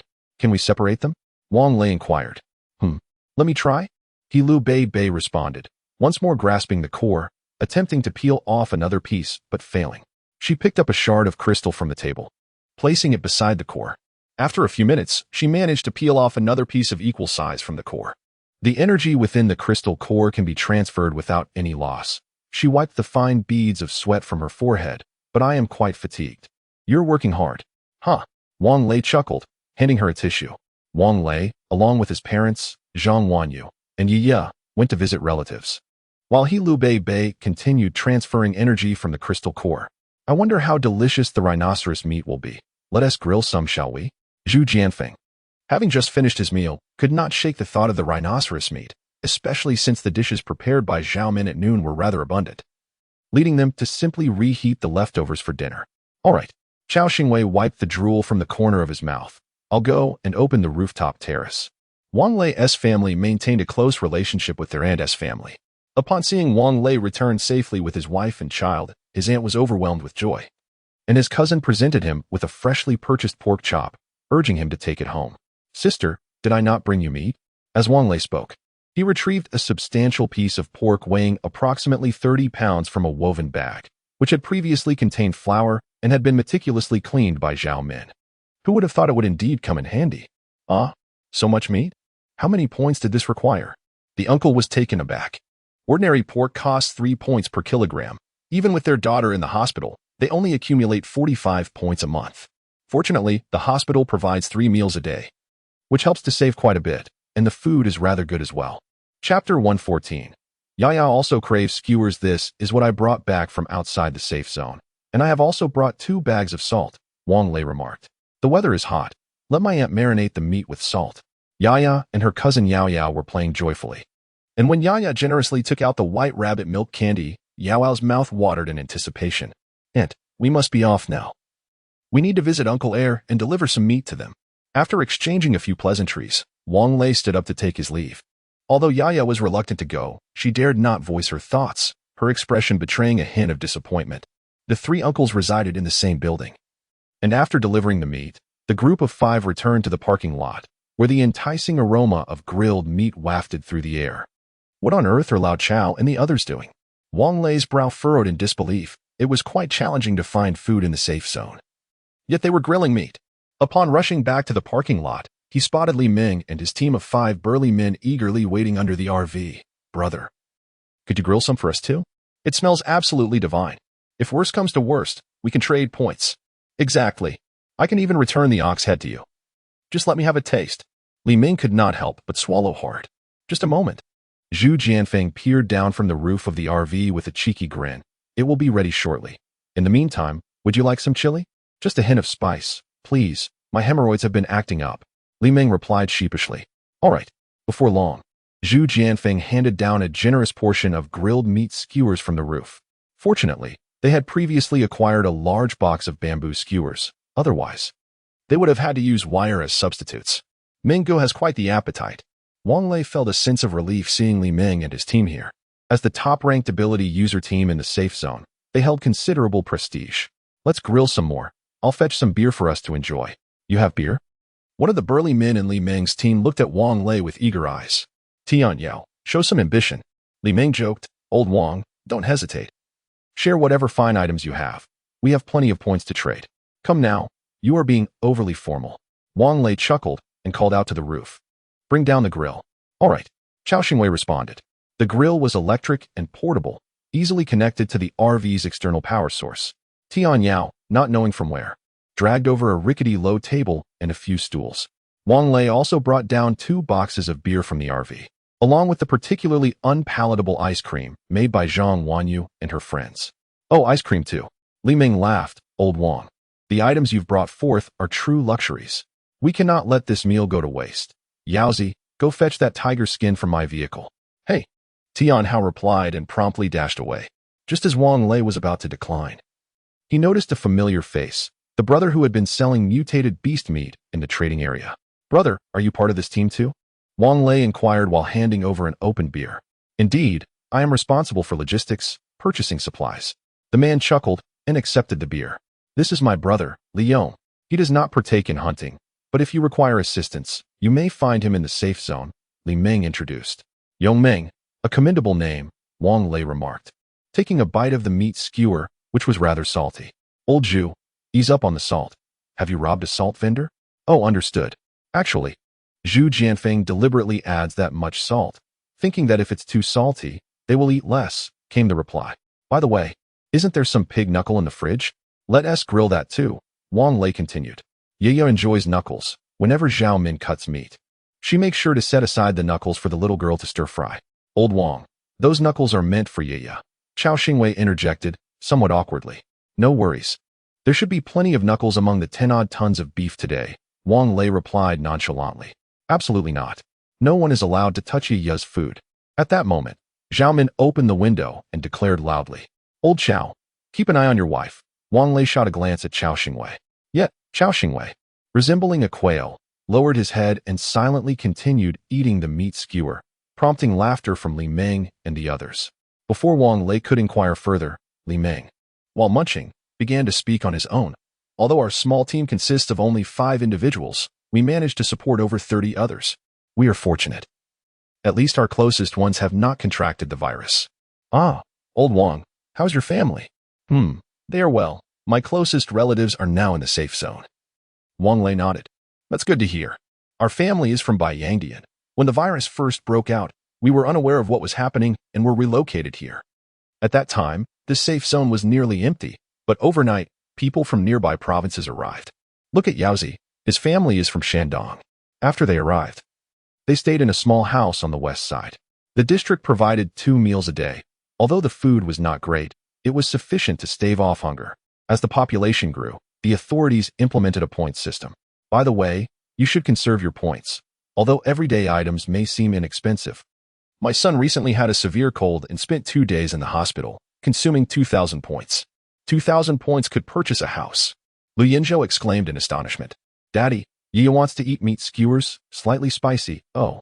The car window was opened again, and Yaya, held by Zhang Wanyu, poked her head out, her eyes turning into crescent moons as she smiled. All right, just wait. Once it's grilled, Daddy will bring it in for you. Wang Lei replied indulgently. Okay, thank you. Daddy. After Yaya spoke, the window was closed by Zhang Wanyu. Your daughter is quite adorable. How old is she? Li Ming inquired, taking a bite of his meat skewer. She is 2 years old, exceptionally well-behaved. Wang Lei smiled. By the way, you mentioned your son contracted a cold and it cost over 1,000 points? Why is it so expensive? Alas, it has come to my attention that across the nation, pharmaceutical companies have reportedly been tainted by a viral contamination, rendering them incapable of producing any medications. While our safe zone does boast a pharmaceutical facility, it is devoid of the necessary raw materials. Consequently, the prices of medicines have surged dramatically, lamented Li Ming with a sigh. Wang Lei couldn't help but recall the pre-apocalyptic case where a certain floral kiss capsule was inflated to an exorbitant price of 300 yuan for 2 boxes. Casting doubt on Li Ming's assertion, however, he refrained from voicing his skepticism. Brother Ming, do you think purchasing property in the safe zone is a wise decision? Wang Lei inquired further. What's the matter? Are you considering buying a house? It's marginally more economical than renting, yet the policies fluctuate unpredictably. Even prices resemble the volatility of stocks. Who can truly say? Li Ming replied, downing a gulp of beer. Chapter 115. Setting up a small stall, however.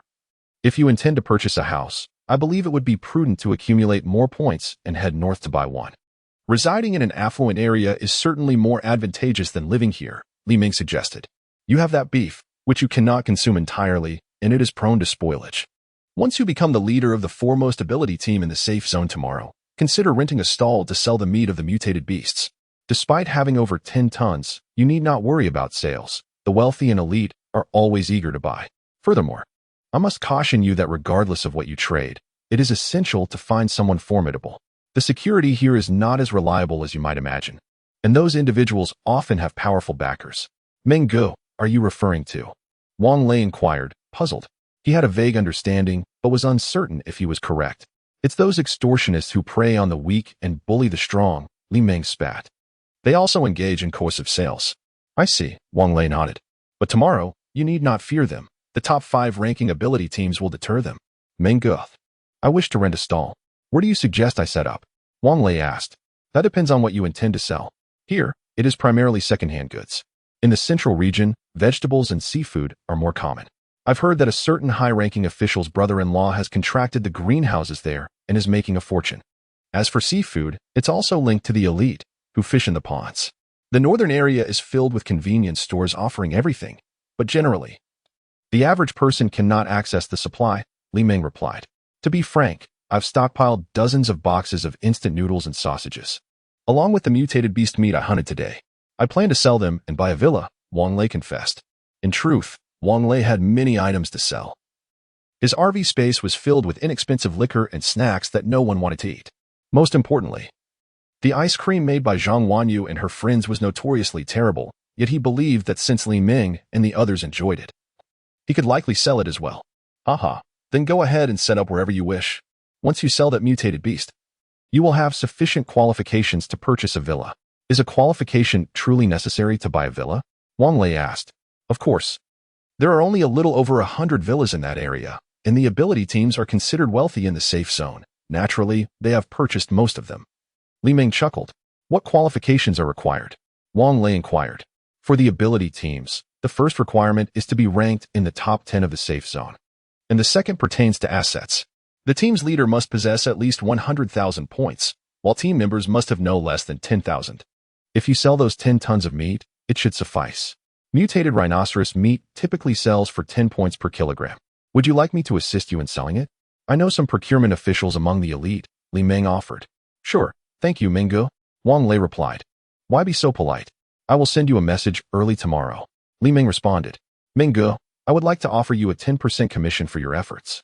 Wang Lei suggested, feeling a pang of reluctance. What are you saying? Do you not consider me a brother? Li Ming's expression turned serious. No. I simply thought it unfair for you to work without any compensation. Wang Lei quickly reassured him with a smile. Although this beer is rather commonplace, it now requires 2 points for a single bottle. With 2 points, one could exchange for half a pound of tenderloin. If this barbecue were to take place in the northern district, one would need no less than 200 points to partake.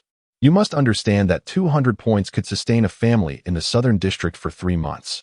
Li Ming glanced at the empty beer bottle, prompting Wang Lei to quickly open another for him.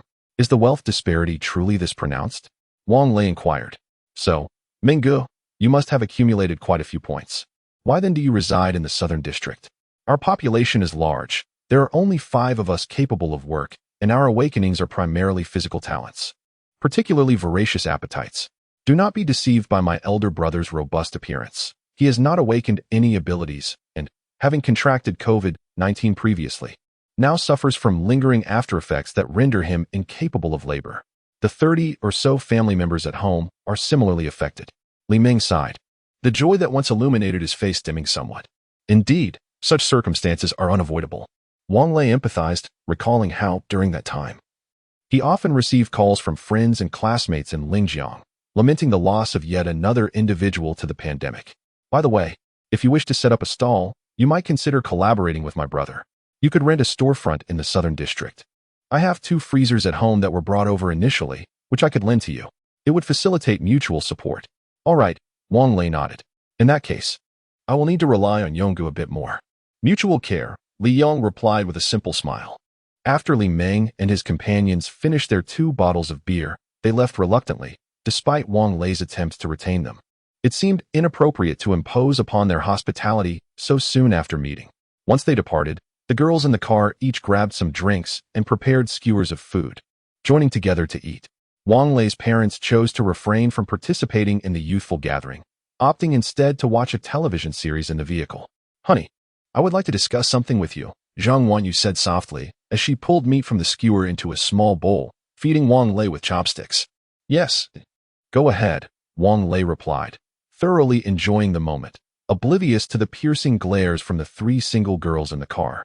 I wish to give your bedroom to our parents. It would be more convenient for them while watching television, Zhang Wanyu said, wiping the sesame seeds from the corner of Wang Lei's mouth with a tissue. That's fine, you can decide, Wang Lei nodded, genuinely feeling that Zhang Wanyu had transformed into a remarkably gentle, considerate woman, full of understanding.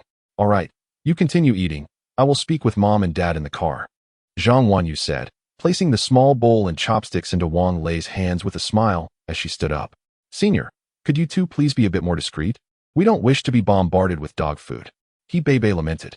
There are over 1 million people in the safe zone. Surely you can find someone. Wang Lei chuckled, pulling a piece of lettuce from the skewer and popping it into his mouth. Since the outbreak of the ancient virus, although the vegetables and fruits stored in the vehicle are not abundant, Zhang Wanyu has been diligent in managing their quantity. The RV's storage space also possesses a freezing feature, ensuring there remains a fair supply even now.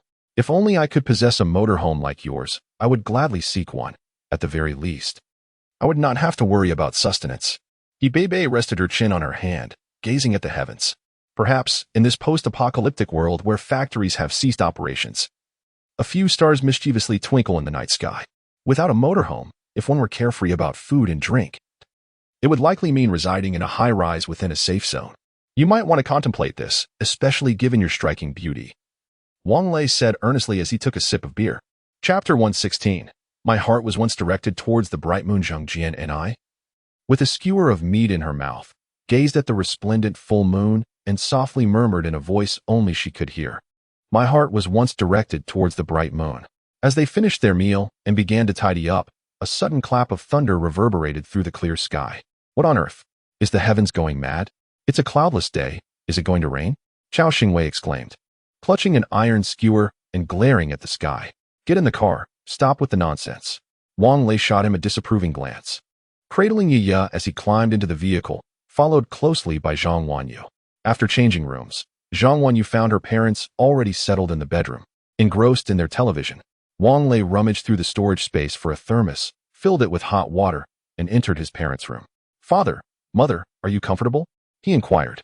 Isn't this place far superior to the last one? What is not to like? His mother replied with a smile as she rose to accept the thermos from him. By the way, that room is for Yiya. Isn't it? She still can't sleep alone, so she'll be with us tonight. Wang Lei nodded in agreement. You 2 youngsters shouldn't be burdened with a child. Let your parents take care of her. You're restless at night and might end up squashing her. His mother admonished. Oh, come on. I've been the one looking after her all the way here. Wang Lei chuckled. What do you mean by that? You've only taken care of her for one night. The rest of the time, it's been the girls looking after her, his father interjected, lighting a cigarette. He tossed one to Wang Lei. Finish your smoke indoors before heading out. Remember the rule about no smoking in shared spaces. Father, if you're looking after Yaya, you can't smoke in the bedroom either, Wang Lei said with a grin as he lit his cigarette. Think it through. He was well aware of his father's habits. As long as he was awake, he enjoyed a cigarette now and then, refusing to listen to any admonishments. Eventually, Wang Lei decided against pressing the issue, as many of his own habits mirrored his father's, like having a smoke in the morning or after meals. I can't just stop smoking, can I? His father retorted. Extinguishing half a cigarette in the ashtray, and opening the window for ventilation. And you should refrain as well. Bring our granddaughter to us soon. All right. Wang Lei nodded in compliance. By the way, mother, how can you be so certain that Yi is my daughter? I can't even say with absolute certainty. Rest assured she is your child, his mother replied solemnly. Not only does she share your nose and mouth, but those little hands and feet are identical to yours when you were a child. Whose hands and feet don't resemble one another in childhood? Wang Lei countered. Don't worry, there's no mistake. Even if there were, once she calls you daddy, you should be prepared to raise her well, his father added. What do you mean by that, father? If everyone in the world calls me daddy, do I have to take care of everyone? Wang Lei frowned. You cheeky boy, his father laughed, lighting the half-smoked cigarette again. 3 years ago, Xia came to visit us. She had just been accepted into a university in the capital. She asked where you had gone, and honestly, since you graduated, you haven't kept in touch with your classmates. Back then, when your classmates visited, I sensed that Xia had an interest in you. I still wonder what it was that captivated her. Was it truly mere coincidence that I encountered Zixia in Linjiang 3 years ago? Did Zixia specifically venture to Linjiang in search of me? This notion, however, seems utterly implausible. Although Wang Lei was inebriated at the time, he distinctly recalls Zixia mentioning that she had come to Linjiang to seek her fortune after failing her university entrance exams. During the hotel checkout, a dispute arose with the front desk regarding a missing bedsheet, which had Wang Lei arguing with the staff. Could it be that Zixia's purpose in coming to Linjiang was to find me? Such a thought feels overwhelmingly self-indulgent. Zixia had been remarkably beautiful even in middle school, embodying the quintessential school beauty. What merit did Wang Lei possess to warrant her attention? Alas, the person is gone, and all remains shrouded in mystery. Fortunately, Yaya is Zixia's child, and it is highly probable that she is also Wang Lei's child. In order to provide solace to the departed Zixia, he must diligently raise Yaya to adulthood. All right, Mom and Dad, I'll have you give Yaya a bath. That little rascal doesn't sleep soundly at night. Wang Lei chuckled. Contrary to his expectations, Yaya seemed delighted at the prospect of sleeping with her grandparents, which left Wang Lei feeling a tinge of disappointment. Once everyone had completed their evening routines, they found themselves unable to sleep and gathered in the leisure area to watch a movie. Zhao Min suggested viewing the Yin Yang Road series featuring Gu Tianle, and surprisingly, the girls eagerly agreed. Wang Lei had already seen the Yin Yang Road series, which was quite well crafted. Though the character Long Palan had limited screen time, her presence undeniably enriched the film. Wang Lei adjusted his seat to sit closely beside Zhang Wanyu, lifting the armrest between them. Each time Long Pa made an appearance, she nearly nestled entirely into Wang Lei's embrace. Zhao Min, however, was engrossed, while Chao Xingwei appeared visibly tense. One could blame the laser television in the RV for its striking realism and high clarity, creating an atmosphere akin to that of a cinema. Thankfully, the upgraded RV boasted excellent sound insulation. Otherwise, Yaya in the bedroom would likely have been frightened. After a tiring afternoon at the zoo, Wang Lei found himself yawning incessantly. Darling, shall we retire for the night? Zhang Wanyu whispered, playfully nibbling at Wang Lei's ear. You're not watching anymore. Wang Lei felt a wave of fatigue wash over him. You're tired, let us go to sleep. You mentioned needing to attend to matters tomorrow, or you want to be able to get up. All right, Wang Lei nodded, rising to his feet. I'm utterly exhausted. I'm heading to bed. You all carry on.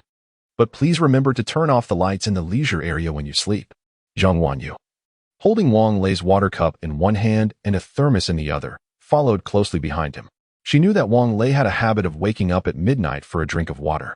The small nightlight in the bedroom was on as Zhang Wanyu changed into a camisole, leaning against Wang Lei. Can you not sleep if you don't smoke? If you wish to, go ahead. Yaya isn't here. Aren't you afraid of the smoke?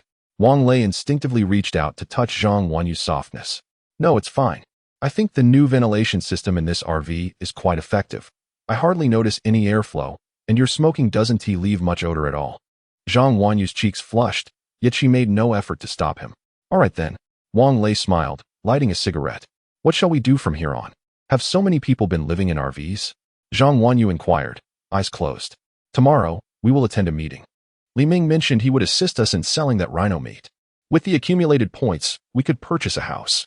I am considering acquiring a villa in the north, and will seek their opinions tomorrow. If everyone wishes to continue living together, we should opt for a larger residence. While living in RVs is convenient, Li Ming just mentioned that the safe zone in the capital will likely host at least 10,000 survivors. In such circumstances, our large numbers residing in RVs may raise suspicions. Chapter 117.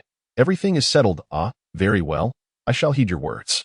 Zhang Wanyu stretched her body and shifted into a more comfortable position.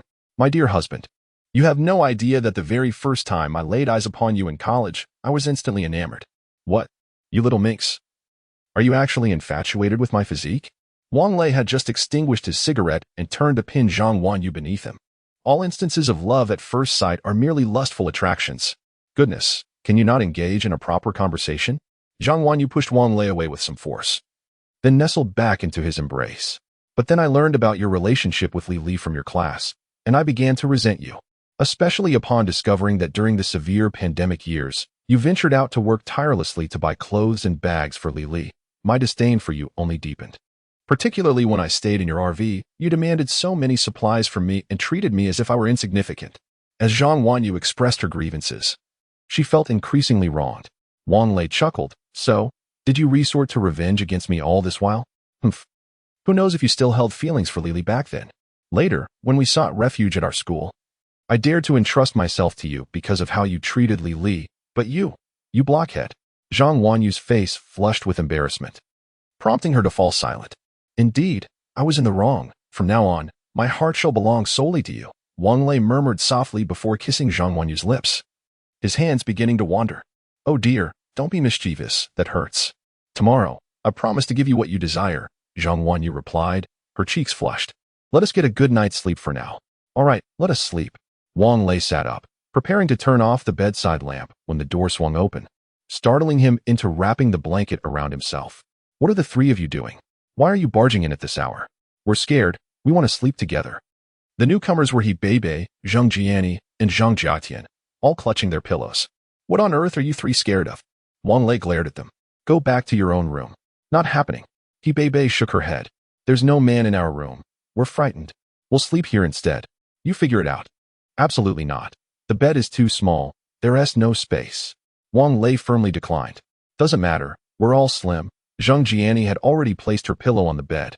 Remarkably, the 2-meter-wide bed could indeed accommodate 5 pillows. We shall sleep here to prevent you from bullying Wanyu. Zhang Wanyu chuckled behind her hand. Fine then, old Wang. Let them stay here. It's Zhao Min's fault for insisting on watching a horror movie. What is going on? 3 unmarried girls have come to a man's room. Is this truly appropriate? Wang Lei relented, covering himself and Wanyu with one blanket while the 3 girls shared another. Surprisingly, it was not too cramped. The following morning, when Wang Lei opened his eyes, he felt a dull ache in his back. He was now lying on the floor, clad only in a pair of boxers, and the corners of his mouth twitched. Upon rising, he noticed that the 4 girls were still peacefully slumbering. Such misfortune, Wang Lei lamented before heading to the bathroom to freshen up. It was not yet 7 in the morning when he quietly left the room without waking the girls. His parents were already seated in the lounge area, and to his surprise, Yaya was awake, yawning in his mother's embrace. His parents had always been early risers, rising before 6 each morning, especially during Wang Lei's high school years, when they would bustle about to ensure he had a hearty breakfast. Mom and Dad, you're up so early again? Wang Lei asked as he settled down and added tea leaves to his cup. Isn't it always like this? His father chuckled. Your mother is preparing breakfast, though she is not quite accustomed to your kitchen. Mom, Zhao Min is in charge of the cooking. Her culinary skills surpass even those of 5-star hotel chefs, and she could easily outshine a Michelin-starred chef. Wang Lei replied with a smile. How come you're awake so early today? His mother inquired.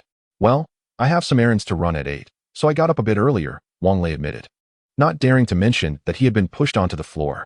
Yaya, come here to your dad. Obediently, Yaya climbed into Wang Lei's lap, resting her head against his chest, seeking to doze off. Mom and Dad, perhaps we should take care of Yaya from now on. You both wake up far too early. She needs ample sleep, Wang Lei expressed with concern. Oh, your father and I are quiet enough when we rise, his mother sighed. But who could have known that the moment we stir, this little one wakes up? It's certainly not like you, when you were her age. We could move you around while you stayed sound asleep. Wang Lei reminisced about the times when Zixia cared for Yaya alone, acknowledging that it was not nearly as blissful as his own childhood. This little girl is so understanding. What 2-year-old is as perceptive as she is? His parents nodded in agreement, and his mother added, Is Wanyu still asleep? Perhaps you could carry Yaya in and let her sleep a little longer. Dad, Yaya wants to be held by mom, Yaya murmured softly, her eyes still closed. All right, replied Wang Lei as he carried Yaya back into the room. To his astonishment, he found all four girls huddled together. He approached and playfully pinched Hebe's nose. Hebe woke with a start, glaring at Wang Lei. What do you want? Return to your room and sleep. Yaya is exhausted.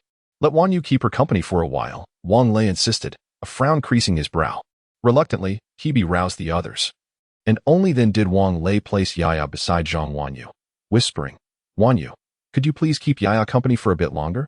Sure, Zhang Wanyu nodded, giving Wang Lei a kiss before leaning down to plant a gentle kiss on Yaya's small face. Darling, I'll get up after a little more rest. When Wang Lei emerged from the room to the lounge, Zhao Min was already busy preparing breakfast, while the ever-enthusiastic Chao Xingwei assisted her. Xiaolei, what is going on? Why are those three girls in your room? His mother asked, her eyes wide with concern. Oh, they were terrified after watching a horror movie last night and came running to my room, Wang Lei explained. You must be cautious, his mother warned.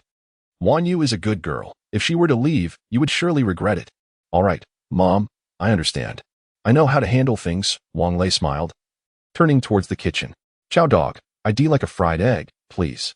Chao Xingwei was about to unleash a tirade, but upon glancing at Wang Lei's parents, he forcibly restrained himself, much to Wang Lei's amusement.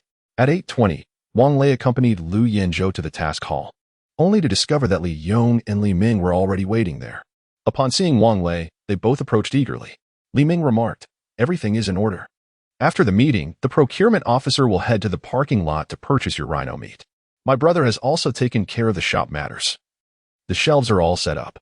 Yaozi and the others are retrieving the freezer. Once the meeting concludes, you can display the items you wish to sell. And my brother will assist you with the pricing. Chapter 118. Not easily forgotten. Has it really been completed this early? Wang Lei inquired incredulously. Huh. Yaozi's girlfriend works at the task hall, so of course it was expedited, Li Ming chuckled. Last night, while returning from the parking lot, I happened to encounter that procurement officer. He had heard about your successful hunt of 12 tons of rhino yesterday afternoon and came looking for me. This is what they call, right? A match made in heaven. Indeed, Ming Ji's connections are quite extensive. Wang Lei laughed in agreement. By the way, that procurement officer is named Gaobo. I've already taken care of the necessary arrangements, so you needn't concern yourself with any additional offerings. We wouldn't want to inflate expectations too much. It could complicate matters for us in the future, Li Ming advised in a hushed tone. Then, manga. How much did you spend? I'll reimburse you. Wang Lei responded promptly. Are you treating me like a stranger? Li Ming squinted playfully. All right, from now on. If Manga needs my assistance, don't hesitate to ask. No need for formalities between us. Wang Lei smiled, handing Li Ming a pack of cigarettes, white Red Pagoda Mountain. Hardbox. He usually smoked better cigarettes in the car, but preferred to keep a low profile outside, often carrying just a pack of Defu. I must accept this. Haha. Li Ming, unpretentious, immediately unwrapped the packaging and offered Wang Lei a cigarette. Brother, you should refrain from smoking. Your lungs can't handle it. Li Yong shot him a glance, snatched the cigarette box, lit one up for himself, and stuffed it into his pocket. I'll keep this for myself, with your habit. You'll exhaust them all before the meeting even starts. Li Ming chuckled, glancing at the time, just 8:30. All right, let us head to the shop first. Yaozi and the others should have brought over the freezer by now. The shop was not far from the task hall. And the reason for situating the task hall in the southern district was that only the impoverished would undertake tasks to earn points. The affluent and elite had no need for such endeavors. Mengge, the rent for this shop must not be inexpensive, right? Upon arriving, Wang Lei noticed that Yaozi and the others had just moved the freezer inside and powered it on. He observed that the space was at least over 30 square meters. It's quite affordable, Li Ming replied nonchalantly. Yaozi's partner arranged it for us, 20 points a month, the same rate as the smallest one. Fine, I'll cover the points, Wang Lei stated. Li Ming and Li Yong had no objections. Li Ming added, by the way, Yaozi will be bringing you 2 fresh fish shortly. They caught them from the pond last night, and they are not mutated, so don't turn your nose up at them. Why would I? They'll be perfect for making fish soup for my little girl, Wang Lei smiled. While there were fish in the RV, they were all frozen. Boiling them for soup was not as delectable as braising them. All right, once your meeting concludes, make sure to get the shop up and running. I'll come by at noon to help manage the business. Let us head back. The spokesperson from the upper echelons should have arrived by now. You should first report the names of the team members at the task hall. Understood, Wang Lei nodded. By the way, manga, where do we handle the paperwork for buying a house? The real estate center is in the central district. I'll take you there after we sell the mate. With what you wish to buy, you could easily afford a villa. The center has dedicated sales representatives, gorgeous ones, I must add. If I weren't already married, I might have been tempted, Li Ming remarked, licking his lips. However, your wife is far more beautiful than they are. Wang Lei merely smiled non-committally and followed Li Ming into the administrative hall, where he relayed the names of his team members to Yaozi's girlfriend, Chen Jia. He only mentioned Lu Yinzhou and Zhu Jianfeng, as the ability user team was required to pay points to the task hall, akin to a tax, with each member contributing 10 points monthly. 3 members in the team? Chen Jia inquired. That doesn't comply with the regulations. A minimum of 4 is required. Our team consists of 3 members, Li Ming replied, 1 marksman and 2 melee fighters. Oh, well, that's acceptable, Chen Jia nodded. Menggu, you'll need to sign as a witness. By the time Chen Jia completed the registration, the former leader of the Free Alliance, Deng Chao, arrived. Haha, you all are quite early, Chen Jia. If all goes as expected, our team name is still vacant, right?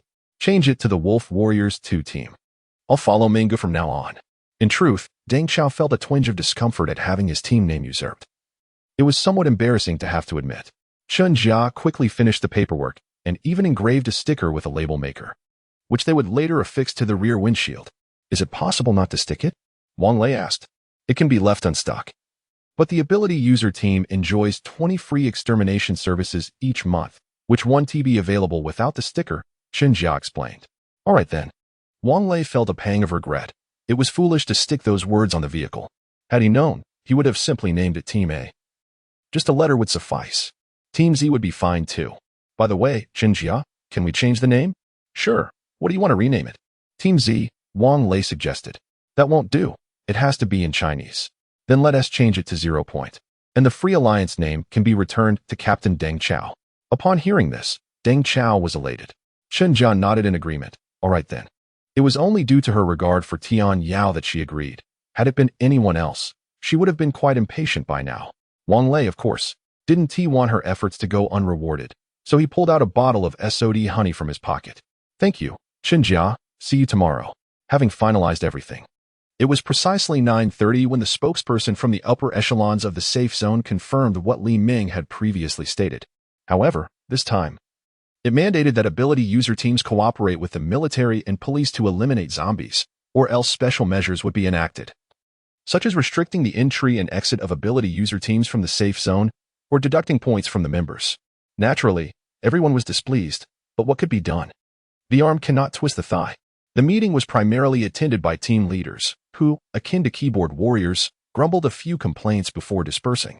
When Wang Lei and the others returned to the parking lot, Gao Bo from procurement was already waiting there, alongside 2 large trucks.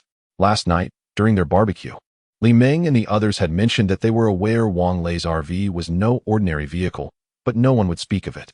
Thus, after Yaozi and the others delivered the freezer to the shop, they came over to help unload the beef, even shaving off some steaks and cuts of beef to keep for themselves. A total of 15 tons of beef was weighed, including both bone and meat, calculated at a rate of 10 points per kilogram. In an instant, Wang Lei's points card transformed from 0 to 1,500,000. After Gao Bo departed, Li Yong instructed Wang Lei on how to transfer points, resulting in Zhu Jianfeng and Lu Yinzhou each receiving an additional 15,000 points on their cards.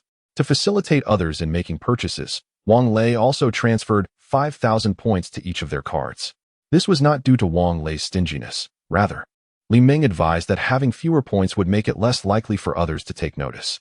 Subsequently, Li Ming and his companions drove their vehicle to transport the goods prepared for sale to the shop. Chapter 119. The Housing Turmoil in Truth. There is not much to recount. 12 boxes of aged pickled cabbage beef noodles, 15 boxes of hoo-hoo ham sausages, dozens of ice creams, and various counterfeit beverages and food items, such as arteries, Wang Laoji, and bull, along with 6 nuclear bombs. Additionally, there were fake hygiene and cleaning products like Bainyang and Taizé. It was only upon counting that Wang Lei was startled to discover such an abundance of counterfeit goods in the vehicle. Had this been before the apocalypse, it would have likely resulted in severe repercussions. However, in these apocalyptic times, Li Ming dismissed the matter, saying, people will still buy fakes. These products have been discontinued. As long as they are not lethal, it's fine. Even if someone were to die from them, no one in the safe zone would intervene. He assured that these items were unlikely to cause any fatalities, as most had been sourced from the supermarket, which had the audacity to sell them. Li Ming's off-road vehicle made 5 trips to transport all these goods to the shop. Zhang Wanyu, prompted by Li Yong, meticulously tallied the quantities. And Li Ming stated that Wang Lei and his group need not concern themselves with the remainder. They would simply need to come bi-weekly for the point exchange. Let us go, brother. I'll take you to the housing authority. Just follow behind my vehicle. The houses are cleaned weekly by a maintenance crew, ready for immediate occupancy. If you find one to your liking, you can move in today. Li Ming opened the car door and took out a towel to wipe his hands. Menggu, aren't you going out to hunt today? Wang Lei inquired. I'm not going. Yaozi and the others are equally capable, Li Ming chuckled. It's only because of my age that I serve as the team leader. All right then, let us have dinner together when the brothers return tonight. Wang Lei nodded in agreement. As snow fell softly from the sky, they noticed a paper doll by the roadside. Paper doll, why don't you go home? Do you also lack a home, without a father or mother? Oh, paper doll, do not be sad or afraid. Let me lend you half of my mother, so we can share a home together. Just as they settled into the car, a little girl's voice singing echoed strangely, sending chills down Wang Lei's spine. Someone is going to die. Li Ming gripped the steering wheel tightly, his brow furrowed and expression darkened. What is the matter? It's just a little girl singing a nursery rhyme, Wang Lei questioned, perplexed. It's not that simple, Li Ming replied. You're new here and unaware. This girl is quite uncanny. Whenever she sings this song, someone in the safe zone is bound to die, and it's not due to natural causes. Brother, are you being superstitious? Wang Lei found it hard to believe. Don't dismiss it as superstition. Just wait and see, Li Ming said, his hands trembling slightly. What about the girl's family? Wang Lei asked again. She has no family. She is an orphan. Her parents have turned into zombies. A military officer I know mentioned that when her mother transformed, she still held the girl close. Upon encountering the military, she handed the child over before turning to bite another zombie.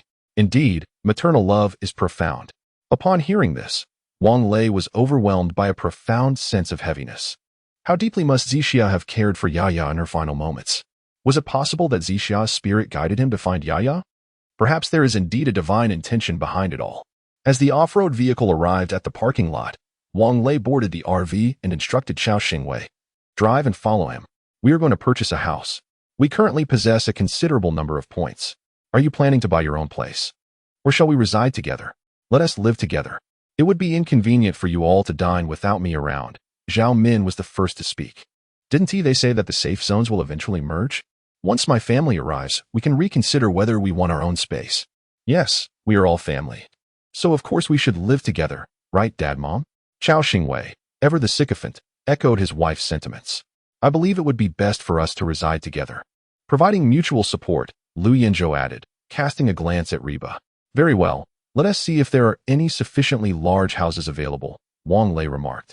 The real estate management office was located in the heart of the safe zone of the capital, surrounded by vacant land awaiting development, where construction workers were already measuring the area. Li Ming mentioned that this would eventually become the district government. The layout of the real estate office was straightforward, comprising a model area, a transaction zone, and a sales area. Having previously purchased a property, Li Ming directly approached the sales representative who had assisted him before. The young lady, barely 18, named Cheng Fei, had encountered the apocalypse shortly after beginning her university journey. Though unfortunate, she was undeniably beautiful, possessing a pure, neighborly charm. Unlike before the apocalypse, where real estate sales were commission-based, here they earned a fixed salary, leading to a noticeable lack of enthusiasm among the staff. However, Cheng Fei was meticulous in her presentation of the properties to Wang Lei.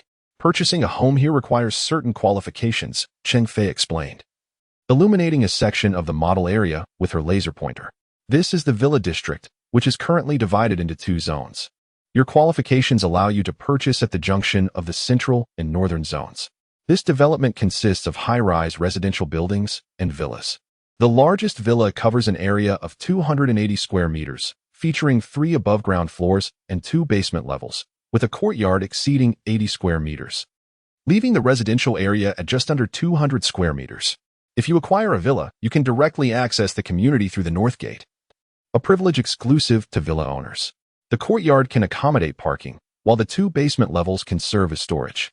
There are 6 rooms in total, 3 bedrooms with balconies, a children's room, a maid's room, and a study.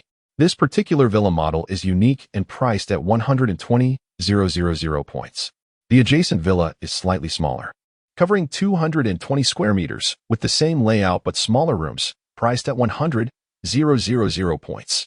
Wang Lei contemplated the situation. One villa would be insufficient for their needs. After conferring with Zhang Wanyu, he resolved to purchase the 2 adjacent villas, which were separated by merely a metal fence, easily removable to create a spacious courtyard. Young lady, I will take this largest villa. Please proceed with the card transaction. Before Zhang Wanyu could respond, a man's voice resonated from behind them. Wang Lei turned around to see a portly man with a broad face and a fleshy nose, who appeared to be in his 60s. Boasting a prominent belly and an air of authority. With an expression of haughty disdain, he spoke, "Sir, there are individuals currently viewing this villa. Would you kindly wait a moment? You may proceed with your purchase only if they express no interest." Cheng Fei responded with utmost politeness. The man retorted with contempt. "Do you have any idea who I am, to speak to me in such a manner?" Chapter 120. The Housing Turmoil. Part 1. Regardless of your identity. Cheng Fei remains poised and unyielding. "Our regulations are clear. Summon your manager." The man furrowed his brow in anger. "Our manager is currently in a meeting upstairs." At that moment, a male staff member approached, stating, "Please share your concerns with me. I am the deputy manager here." "Humph, do you know who I am?" "I am the younger brother of the chief commander. You should hasten to sell me the property." The man declared, his neck stiffened in arrogance. "Ah, very well. I will begin the paperwork immediately." The deputy manager adopted a servile demeanor. "What is it? Have you knelt for so long that you can no longer stand?" Wang Lei lit a cigarette, casting a disdainful glance at the two. "You are merely the chief commander's brother, not the commander himself. Even if you were, what right do you have to contest the interests of the populace? Who taught you such arrogance? Who is your mentor? Let me speak with him regarding his methods of educating students. Or perhaps it was your parents who instilled this in you, given your age. I reckon your parents must be utterly exasperated with your behavior. Even if they haven't perished from the stress, you certainly do not seem to be a dutiful child. Should I summon their spirits for a consultation? Do you dare speak to me like that?" The portly man fumed. "Do you wish to jeopardize your future? Whether I wish to continue in this line of work is not for you to dictate. I have no intention of associating with you. At your age, I advise you to cultivate some good karma. Otherwise, you may find yourself condemned to the depths of hell, regretting your choices far too late. Boy, what is your name? And where do you reside? If I do not deal with you, then I am not of the Dio family." Wang Lei seized the laser pointer from Cheng Fei, gesturing towards the largest villa. "I dwell here. My name is Wang Lei. Remember it, will you? Do you need a pen and paper to take note? After all, a sharp mind pales in comparison to a poor memory, especially when your mind is not particularly sharp."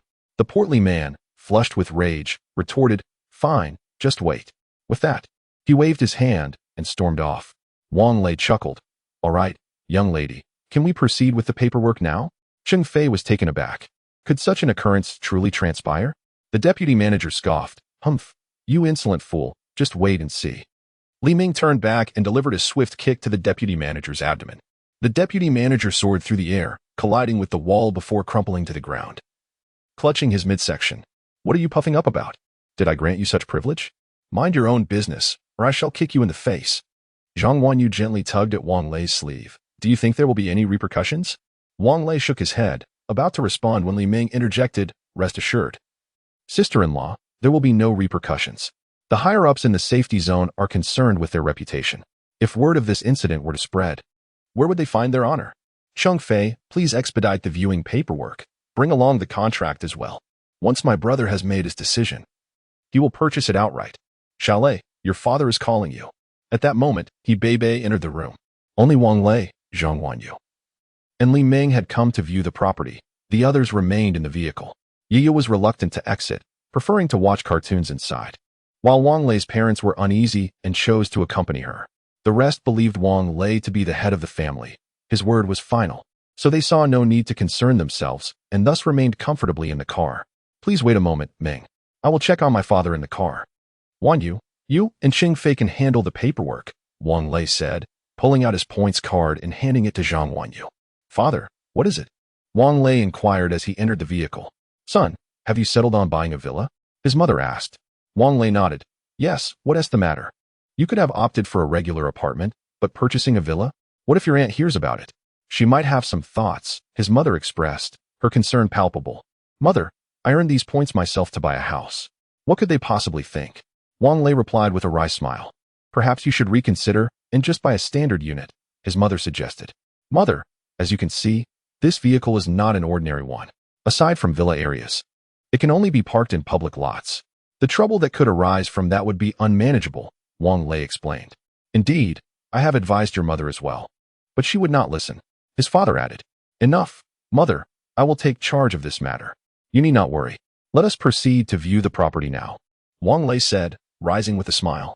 Before Wang Lei could exit the car, Li Ming, Cheng Fei, Lu Yinzhou, and Zhang Wenyu emerged from the real estate office. Chalet, let us go. Cheng Fei will ride with me. You can follow along. She has all the paperwork. Make sure to inspect carefully. And you can pay directly with your card. No need to return, Cheng Fei instructed. The property Wang Lei was interested in was located in the northeastern part of the entire secure zone, just a few hundred meters from Baiyangdian. From the terrace, one could behold a sea of blooming lotus flowers. If not for the fence surrounding it, fishing would be quite convenient. However, that fence stood over 2 meters high. Easily scalable, provided one was not apprehensive of military personnel resorting to gunfire. The community's occupancy rate was low, as there were not many affluent residents. All 30-plus villas stood vacant. When Wang Lei and the others arrived, the cleaning crew had just finished tidying up the 2 villas he had chosen. Cheng Fei, isn't the privacy somewhat compromised? The high-rise apartments across the way can see directly into here, Wang Lei queried. Rest assured about privacy. As long as you refrain from running naked in the yard or on the terrace, your privacy is absolutely guaranteed. The glass in our villa is all single-sided bulletproof, allowing visibility from the inside out, while those outside see only a mirrored surface, Cheng Fei replied with a smile.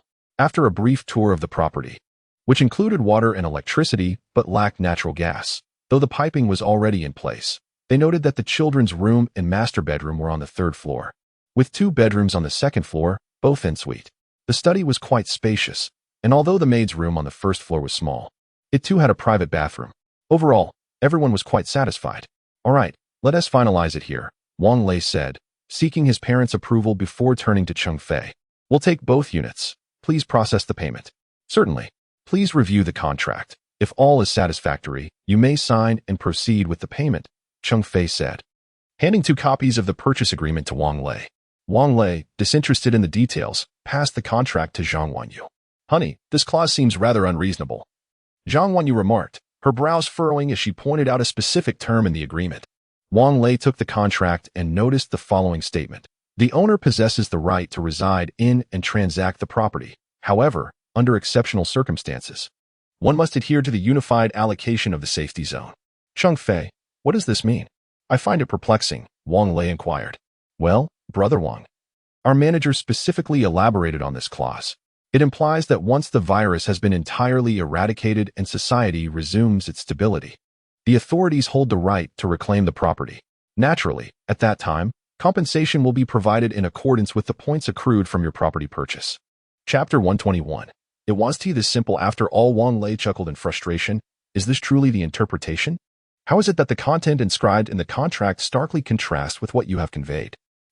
This is merely a game of semantics. Cheng Fei felt somewhat helpless. Brother Wang, I am merely a worker striving to make a living. I have shared all that I know with you. If you find it unsatisfactory, we need not proceed with the purchase. However, this development is a premium one, exclusively for sale, not for rent. I could recommend a slightly better option for you. Cheng Fei did not harbor any disdain for Wang Lei. She merely recalled the earlier incident at the Property Management Center, where Wang Lei had clashed with the brother of the chief commander, fearing potential repercussions. Brother, I believe you should purchase it now, Li Ming advised. In truth, the points in the safety zone are depreciating daily. It would be wise to spend them sooner rather than later. If things do return to normal, you may not receive any compensation. It is better to enjoy them in advance. All right, let us go ahead and buy it, Wang Lei declared, not one to be overly sentimental. Recalling his mother's words earlier in the car, he realized his own need for points was minimal. It might be more beneficial to acquire several properties for his aunts and uncles. Cheng Fei, please arrange for 4 units in this community for me, preferably at least 3 bedrooms and 2 living rooms. Manga, would you like to join? I can lend you some points, Wang Lei inquired, turning to him. Li Ming shook his head. No, the property fees here are a bit steep. We cannot afford it. The Southern District suits us better. Chung Fei, well-versed in her duties, promptly guided Wang Lei to view the model apartment. After the visit, Wang Lei felt quite satisfied. He was familiar with the current residents in his aunt's and uncle's homes, and 3 bedrooms and 2 living rooms would suffice. The property fees were only slightly higher than their current rental, and should they choose not to move, they could withdraw with merely a small fee in points. All right, Brother Wang, I will return to fetch the keys and prepare the property deed for you. I will bring it to you shortly, so you need not make another trip, Chung Fei said, securing the signed contract with a smile. Menggu, I would appreciate it if you could give me a ride back. By the way, Menggu, have the others returned yet? My relatives are moving, and I would be grateful if you could help arrange a few vehicles. Li Ming understood her implication and replied, we know plenty of people. Arranging a move is simple. I will take care of it when I return. Wang Lei pondered for a moment before saying, Parents, let us return with Menggu to find my aunts. Wanyu, you, and the others stay here to tidy up. We can move in tonight.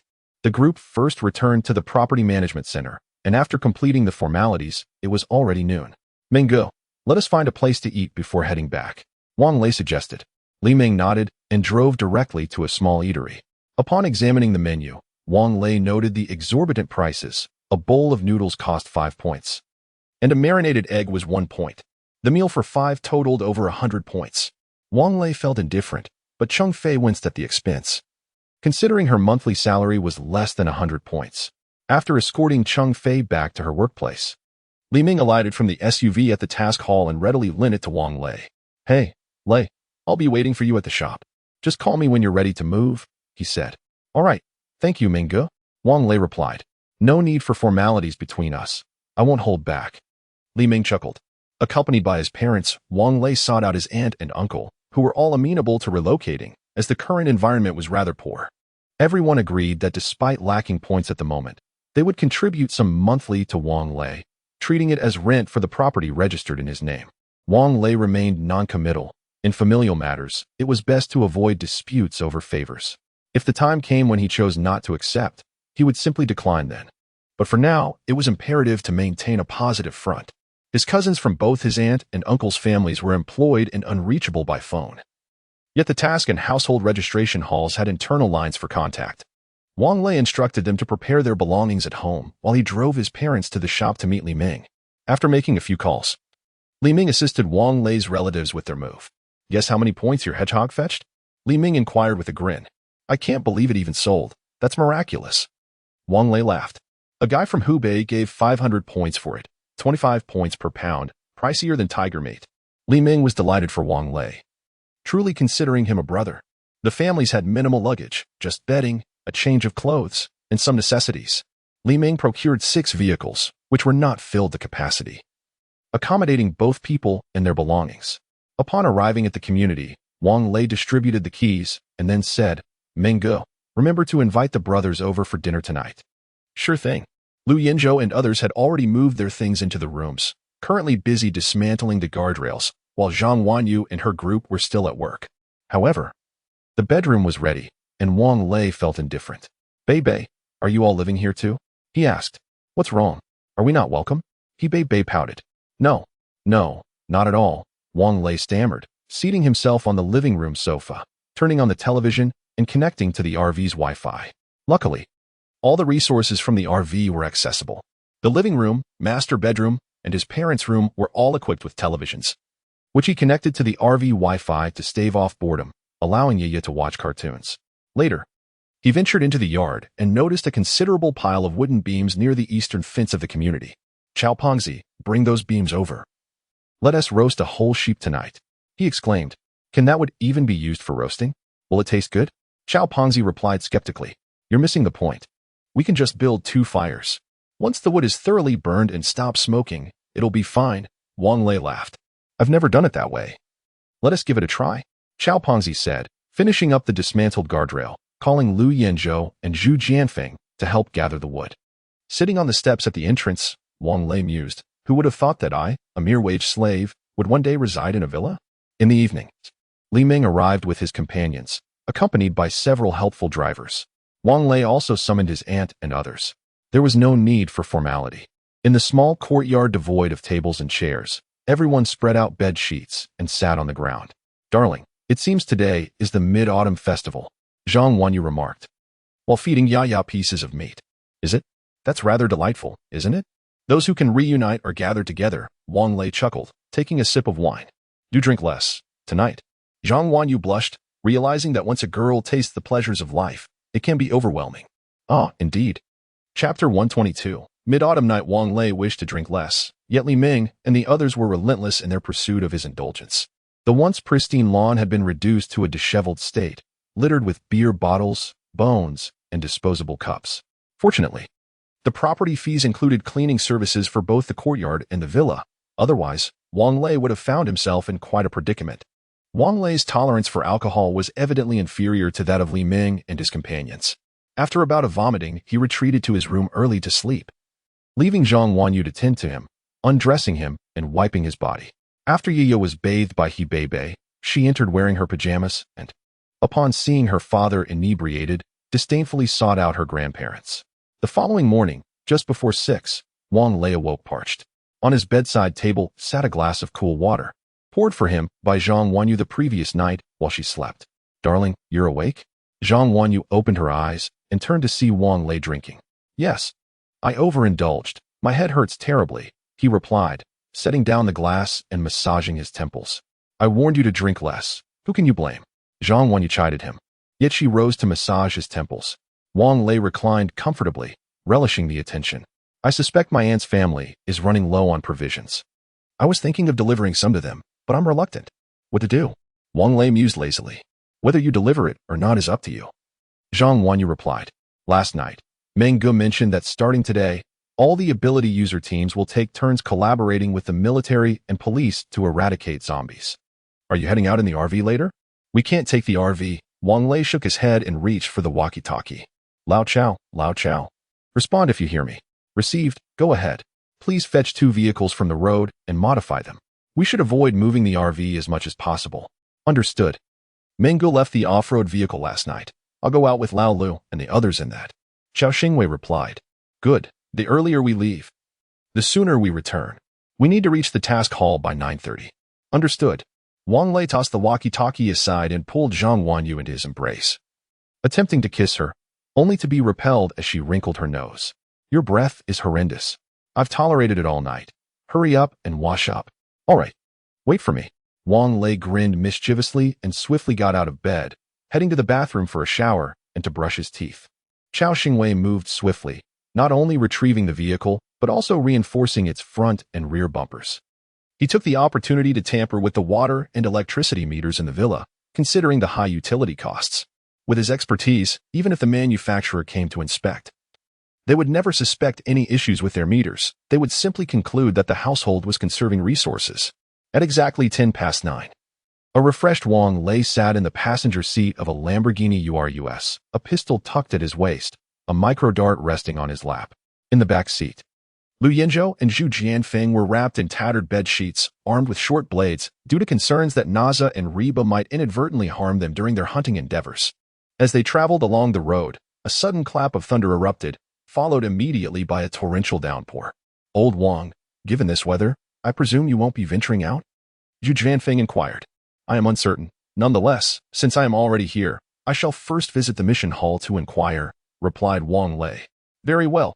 Xiao Xingwei nodded in agreement. It was then that Wang Lei realized, following the enhancement of his abilities, he could distinctly perceive objects 100 meters away, even amidst the torrential downpour. Old Xiao, please drive with caution, cautioned Lu Yenzhou. Rest assured, I am aware. Xiao Xingwei responded, though his speed showed no signs of diminishing. In fact, it only increased.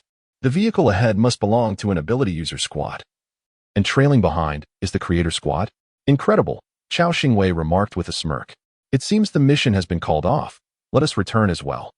Wang Lei noticed 2 SUVs belonging to returning ability user squads. Excellent. Let us head back. That fellow Xiao Xingwei, surprisingly, attempted a drift on the slick road, causing Wang Lei's heart to race uncontrollably. The Lamborghini Urus was parked behind the RV, and the debris on the lawn had been cleared away. A white Jinbei Haisher was also stationed along the main road of the villa area, its body displaying the insignia of the cleaning team, likely stranded due to the unexpected downpour. Naza and her companions were at Wang Lei's villa, as there was nothing else to do. They could chat with Zhang Wanyu and entertain Yaya. Daddy, daddy. Upon seeing Wang Lei return, Yaya excitedly leapt into his arms. Daddy, you're back. Mommy still hasn't gotten up. I couldn't wake her. Please go and rouse your wife for breakfast. Despite having only traversed a few steps from the courtyard to the house, Wang Lei's clothes were already drenched. Yaya, wait a moment until Daddy changes his clothes before you hug me. As he changed in his room, he found Zhang Wanyu blissfully asleep. The previous 2 hours had exhausted her, and she would likely remain in bed until noon. The little girl pushed the door open and asked, Daddy, Daddy, is Mommy awake? Yaya, it's all right. Let's go play downstairs. Mommy may be unwell, so let her rest. Wang Lei said, lifting Yaya into his embrace. Huh, if she's sick, she needs medicine. Has Mommy taken her medicine? Yaya asked innocently. Yes, Daddy just gave Mommy her medicine.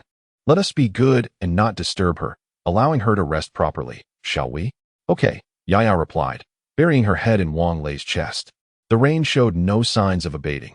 Rather, it intensified, and from the third-floor window, the water level in the pond was already surpassing the road, casting a gray haze across the view. The topography of the safe zone sloped from north to south and east to west, indicating that the villa area was among the higher elevations within the entire safe zone. Yet, even so, the rainwater had already overflowed the lawn of the courtyard, cascading onto the main road of the villa area. Fortunately, the house was purchased in a timely manner. Had they still resided on the first floor of the southern district, they might have been able to keep fish in their home, Wang Lei remarked as he handed his father a cigarette. Indeed, we have been flooded once before. His father replied, lighting the cigarette, but the previous rain was not nearly as heavy.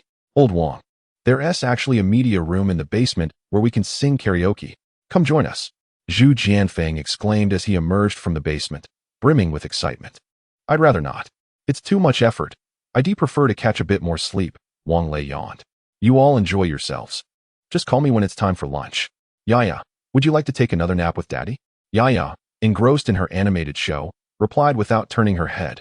Daddy, Yaya is not sleepy. Yaya wants to stay here with Grandpa and Grandma. Ah, truly a clever little one. Chapter 123. The hidden features of the RV. Wang Lei returned to his room and, without hesitation, stripped off his clothes to sleep in the nude. Zhang Wanyu, sensing his presence in bed, wriggled her body and nestled into his embrace, swallowing hard with anticipation. By noon, the rain continued to pour heavily. After Xiaomin prepared lunch, it was Zhang Jiatian who ascended the stairs to rouse the young couple, her cheeks flushed as she exited. Why hasn't this rain ceased?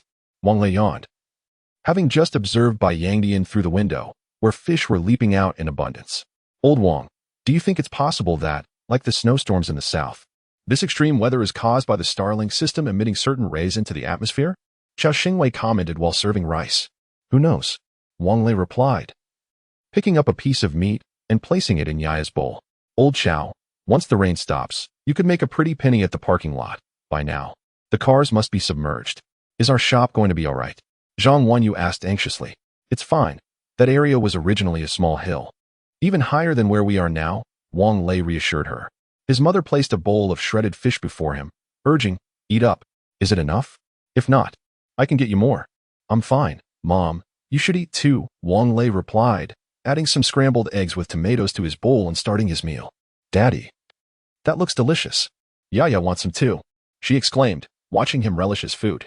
I'll get some for you. Just wait a moment, his mother said as she stood up. Thank you, Grandma, Yaya sweetly replied. After lunch, the rain showed no signs of letting up. Lu Yinzhou and his companions, feeling bored, bid farewell to Wang Lei and returned to their space to sleep, while he too drifted back into slumber. Yaya, unable to sleep, squeezed between Wang Lei and Zhang Wanyu, chirping merrily as she sang. The rain persisted for a full 2 days, and by the following morning, the water from the lake had finally flooded the neighborhood streets, bringing along a plethora of fish. Residents donned shorts and braved the downpour to catch fish, with Lu Yinzhou and his friends joining in the fray. Old Wang, look at all these fish.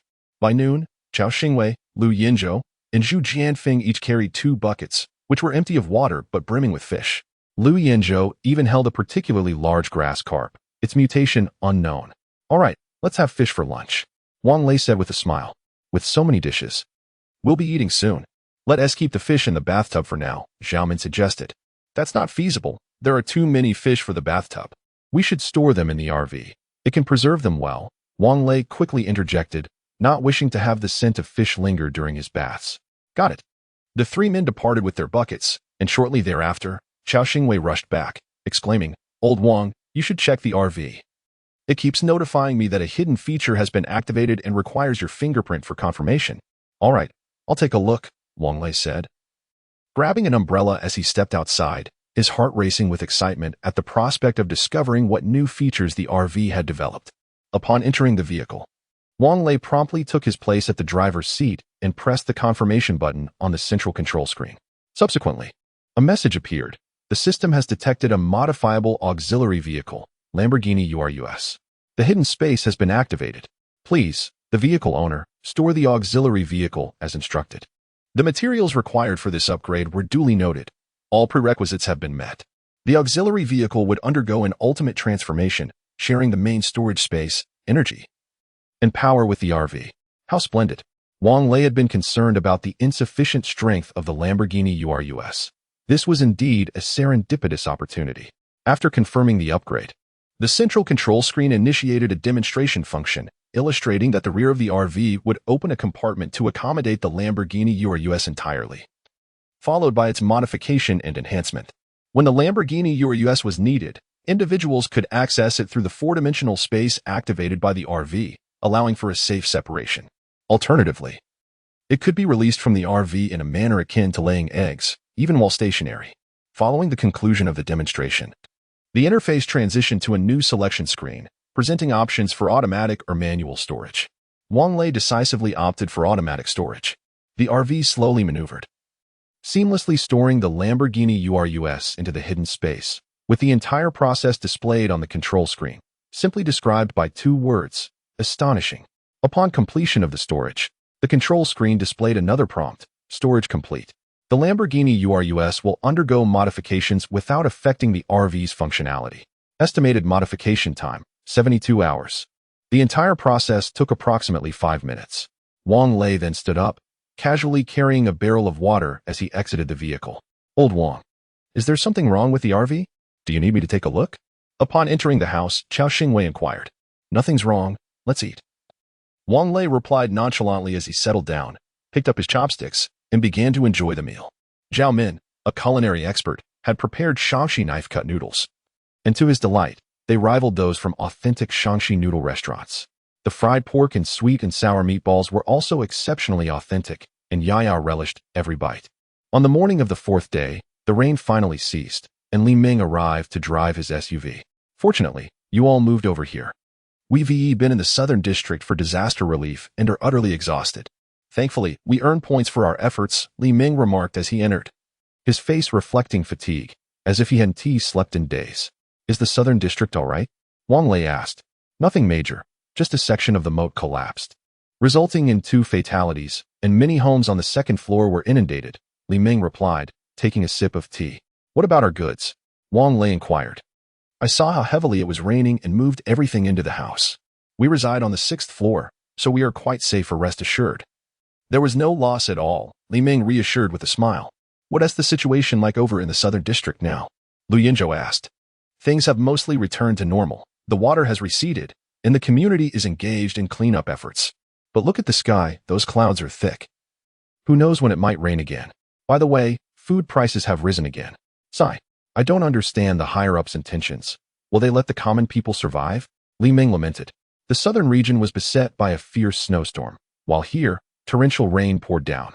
"Is the heavens truly intent on making our lives unbearable?" Zhu Jianfeng lamented. "Thunder strikes the dutiful, fortune favors the ruthless, misfortune seeks out the wretched," Wang Lei remarked coldly. "No one has it easy." "Indeed," Li Ming nodded. "By the way, the higher-ups have informed us that if it does not rain tomorrow, we are to head north to exterminate the zombies. Prepare yourselves." "All right," Wang Lei replied with a nod. Li Ming did not linger long and soon departed. No sooner had he left than his cousin, Gong Jie, arrived. Her face etched with fatigue and her eyes red-rimmed upon seeing Wang Lei. Chapter 124, Jealousy of Yaya. "What's wrong, sister?" Wang Lei hurriedly inquired. "Nothing much. Just wanted to inform you that we are moving back to the Southern District. Our uncles feel the same way." "Thank you, Xiao Lei," Gong Jie replied. "What is the matter? Why move when everything is fine? It's pouring rain, and we Haven Tea even visited." Is it that Anne is unhappy? Wang Lei frowned and asked. No, don't overthink it, Gong Jia quickly responded. Originally, we planned to thank you the very next morning after moving in. But the rain stopped us. Then what is it? Wang Lei asked solemnly. We are all family. We are bound by blood. What is there that cannot be said? Besides, sister, we have shared a strong bond since childhood. Why the hesitation? Well, I might as well be frank. We had intended to repay you with some points each month. But now, with the price hikes in food and property fees, our meager earnings won't suffice. So we decided to move, Gong Jia murmured. Upon hearing this, Wang Lei chuckled. Oh, I thought I had offended the elders with my words.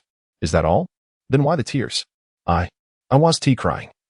Gong Jia replied, her voice tinged with guilt. Yao Yao is causing a ruckus at home, unwilling to move, and my cousin Xiaowei is also being quite bothersome. Enough of that. You needn't worry about the property fees. Just settle in comfortably. Tell my aunt that I will join for dinner shortly. Ask her to prepare more meat buns. I miss her cooking. And gather everyone.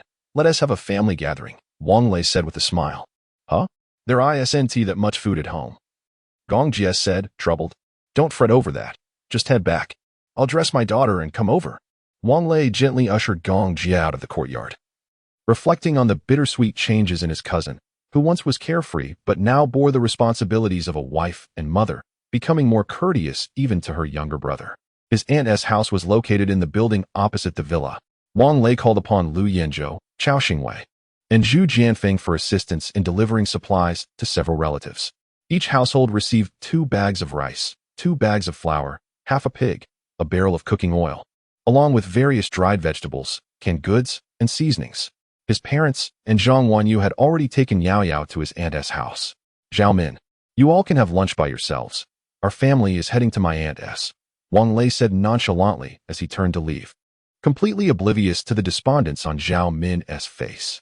Although the house came equipped with a refrigerator, it could only accommodate half a pig, and being from the north, they had no habit of consuming cured meat.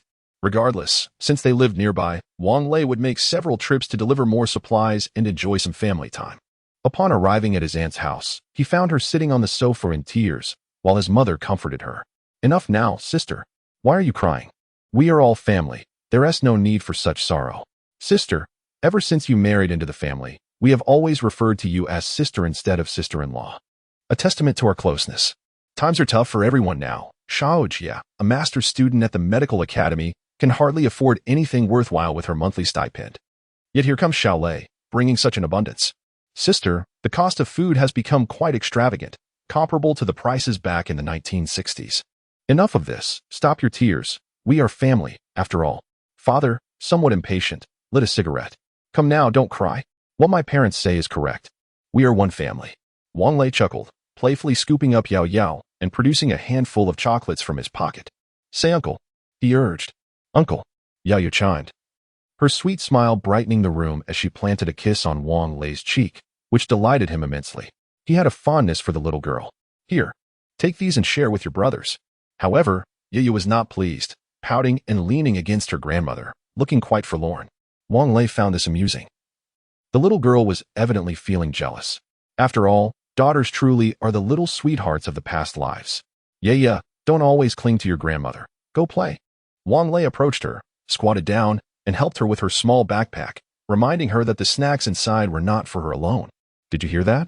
Now come. Give Daddy a kiss. This brought a smile to Yaya's face, and she kissed Wang Lei before running off to join Yao Yao and the others in their play. Wang Lei's family was particularly indulgent towards children, allowing them to play freely while the parents would tidy up afterward. Moreover, this building housed only Wang Lei's extended family, so there were no concerns about disturbing the neighbors. Aunt and sister-in-law had gone to make dumplings, leaving Wang Lei to sit at the round table with his father, sipping tea and engaging in conversation. Third son, fourth son, have you found any relatives from your wife's families? Father inquired. Eldest brother, my wife's family has been devastated. Her brother's infection led to the demise of the entire household. It is heartbreaking, especially for that poor child, who had just turned a month old. I have not dared to mention this to my wife. Fortunately, the Safe Zone has announced plans to continue rescuing survivors. Hope is better than despair, Uncle Tu replied softly. My mother-in-law and her 2 younger brothers, along with their families, have all made it to the Safe Zone and are residing in the southern area. Just last night. She expressed a desire to bring over her 2 younger brothers' children too. I scolded her, asking what we would feed them when our own grandson is still hungry. Why take in 2 more adults who refuse to work? What does it matter if they lack education? Can't they at least help with labor? Uncle Four spoke a bit loudly, evidently intending for his wife to hear. Xiaolei, don't you agree with what fourth uncle says? Wang Lei smiled but said nothing. He preferred to stay out of other people's domestic affairs. Fourth aunt's family exemplified the traditional preference for sons over daughters, and she herself was quite domineering. Having married fourth uncle for decades while undoubtedly providing for her family of origin, fourth uncle, for the sake of having 1 son and 1 daughter, chose to turn a blind eye to many things. Wang Lei was acutely aware that the small amount of food he provided his fourth uncle would soon be redistributed by fourth aunt, but that was beyond his concern. Fourth uncle was a man of pride, unwilling to ask for more even in hunger, but fourth aunt was another matter altogether. And Wang Lei knew how to deal with her. Aunt too was different. She never took anything from her family of origin, a reflection of her status as an orphan. Uncle, where is your brother? Wang Lei inquired. My brother and his family have also arrived, and they are in the southern district. He works as a welder and earns a decent income. Speaking of which, the withdrawal of long steel has truly been timely for us, Uncle replied, though he was known for his few words during his tenure as a departmental cadre before retirement. Back then, Xiaolei wanted to sell our house here and purchase one in the city for convenience. Yet, look at the current situation. Very few from the city have relocated to the safe zone. In contrast, we have nearly all moved here. In my previous residence, I had several neighbors. Father remarked with a smile. Chapter 125. Nothing much to say. Xiaolei, you've given all the food to us. What will you do? Uncle Tu inquired. We gathered some along the way. Everyone can share what we have. It's not much, after all, considering I'm supporting a dozen mouths, Wang Lei replied, dispersing another round of smoke. May I ask why you're supporting them? Aunt Four approached the round table to tidy up and, upon hearing Wang Lei mention feeding a dozen people, immediately expressed her discontent. You should clarify things with them quickly. Let them figure out how to survive on their own. Wang Lei frowned but refrained from countering her. He found no common ground with Aunt Four. Why do you meddle in Xiaolei's affairs? Uncle Four shot a fierce glare at Aunt Four and spoke coldly. Why shouldn't I meddle? We are family. How much food do you think a dozen people consume in a day? It would be wiser to keep it for our own. Aunt Four retorted with a roll of her eyes. Wang Lei replied coolly. Aunt Four, several brothers have journeyed with me from Linjiang. You are unaware of the trials we faced along the way. Furthermore, do you think the houses we occupy today came without effort? We worked together to hunt a rhino and sold the meat to acquire them. So, Aunt Four, refrain from such remarks in the future. I wish not to hear them. Aunt Four persisted. Why should they follow you? Is it not because you provide for them? If you have no food, would they still stay with you? She scoffed. You possess the grain. Why fear that no one will follow you? Now that we are in a safe zone, everyone looks after themselves. Why should you support them? You are right. Now that we are in a safe zone, everyone should care for themselves. Yet, why do you insist on sending your son to deliver meat to your 2 brothers early in the morning? Uncle Four exploded, raising his voice in challenge. That is not the same. Aunt Four's voice rose in response. They are my family. We are one. Aunt Four, Wang Lei tapped the table. They are your family. Not mine. You are giving away what I provided without my consent. Am I wrong? What's this? Are you 2 ganging up to bully me? Aunt Four placed her hands on her hips, her eyes wide with indignation. No one intends to bully you, Aunt Four. I do not inquire into your matters. So please do not concern yourself with mine. That is my stance, Wang Lei replied calmly, then took a sip of tea, smiling. Uncle, this tea is quite delightful. Isn't it? It's what the military officers drink. My wife's brother gave it to me. Aunt Four was left speechless by his words. She initially contemplated storming out but hesitated, unwilling to part with the meat buns, and thus returned to the kitchen in a huff, venting her frustration on the kitchenware. If you can stay, then stay. If not, return to your brother's home. Uncle Four finally lost his patience, shouting, Have you no shame? How much have you taken from your maternal family over the decades? Do you think I'm oblivious to it? After Uncle Four's outburst, silence enveloped the kitchen. At that moment, a knock resonated at the door. Wang Lei rose to open it, and found Chao Xingwei delivering some cooked meat and a case of white wine. Wang Lei beckoned Zhang Wanyu to prepare the meat as the group of men began to drink. Uncle, Yao Yao wants to eat that. Yao Yao scampered over, pointing at the beef on the table. Isn't there's some on your small table? Wang Lei inquired with a smile. The brothers had finished their meal, leaving you feeling quite forlorn. I haven't had anything to eat, she lamented. All right, you can have some, Wang Lei replied, promptly lifting the plate from the table so Yao Yao could grab a couple of pieces with her hands. Thank you, uncle, she exclaimed joyfully, taking the beef back to her small table to show off, only to return in tears shortly thereafter. Wang Lei quickly embraced her, using chopsticks to feed her. Second uncle. Fourth uncle, you two are overly indulgent with those children, he remarked. Earlier, he had witnessed 4-year-old Xiao Bo and 5-year-old Xiao Kai competing for Yao Yao as snacks. But since Yao Yu seemed unfazed, he refrained from intervening. What can you do with children? Second uncle remarked nonchalantly. I used to snatch food from your fourth uncle when I was young. Wang Lei shook his head, pondering why he should concern himself with other people as children. Daddy, I want to eat shrimp, Yao Yao exclaimed, rushing over and burrowing into Wang Lei's embrace. Go find your mother and ask her to get you some. Wang Lei chuckled. Just yesterday, everyone had been fishing for shrimp in the water, and both his uncle and brother-in-law had braved the rain to catch quite a few, which Wang Lei had seen in the refrigerator. No, I want to eat what Daddy makes. Yao Yao pouted playfully. All right, Daddy will make it for you. Wang Lei smiled, handing Yao Yao over to her uncle while holding on to Yao Yao himself, and then he made his way into the kitchen. Hey, Xiao Lei is so spoiled by his daughter, he might just float away. Second uncle grumbled. Enough, Yao Yao went through enough hardships when she was younger. You should say less, second brother, third uncle interjected, equally displeased. In the kitchen, there were 2 induction cookers, one with Wang Lei's mother stir-frying meat while the other steamed buns. There was no way to stew the shrimp at that moment, so he seized the opportunity to prepare the frozen shrimp. As the 2 platters of shrimp emerged from the stove, as soon as Wang Lei placed them on the small table, Xiao Bo and Xiao Kai commandeered the plates, causing the usually docile Xiao Wei to cry out for her grandfather. Wang Lei merely frowned, contemplating that future gatherings should be less frequent, as he found the unruly children intolerable. Originally, the uncles and aunts, along with the uncles and aunts by marriage, had done menial jobs akin to those of Wang Lei's parents. However, after relocating here, they were too far from the southern district and had ceased their previous work. Recently, they had been considering seeking employment in the central district, which was not far from the community and offered commuting options. Furthermore, it was adjacent to farmland and greenhouses, making job opportunities readily available. How are my brothers doing at work? Wang Lei inquired while peeling shrimp for Yao Yao. Not bad, second uncle replied. They were all skilled workers before, and now they earn over 100 points a month together, which comfortably supports their family. It's just that Xiao Kai's uncle isn't doing too well. Before moving, Wang Wei even paid a month's rent for them. Ah. What about their wives and families? Have they all come over? Wang Lei asked. After the meal, he had gathered quite a bit of information about the extended family. As they were leaving, his aunt handed him several dozen buns, and he graciously accepted them, planning to discreetly bring some food back later in the evening. Xiao Bo and Xiao Kai insisted on visiting the villa, but Wang Lei declined their request, suggesting they come back to play at their uncle's house tomorrow instead, as he had commitments to attend to in the afternoon, along with their great-grandfather and great-grandmother. We can entertain ourselves. Xiao Kai protested the loudest. Nancy remarked. If you choose to go out, then go. Do you think we would steal your belongings? Do be quiet.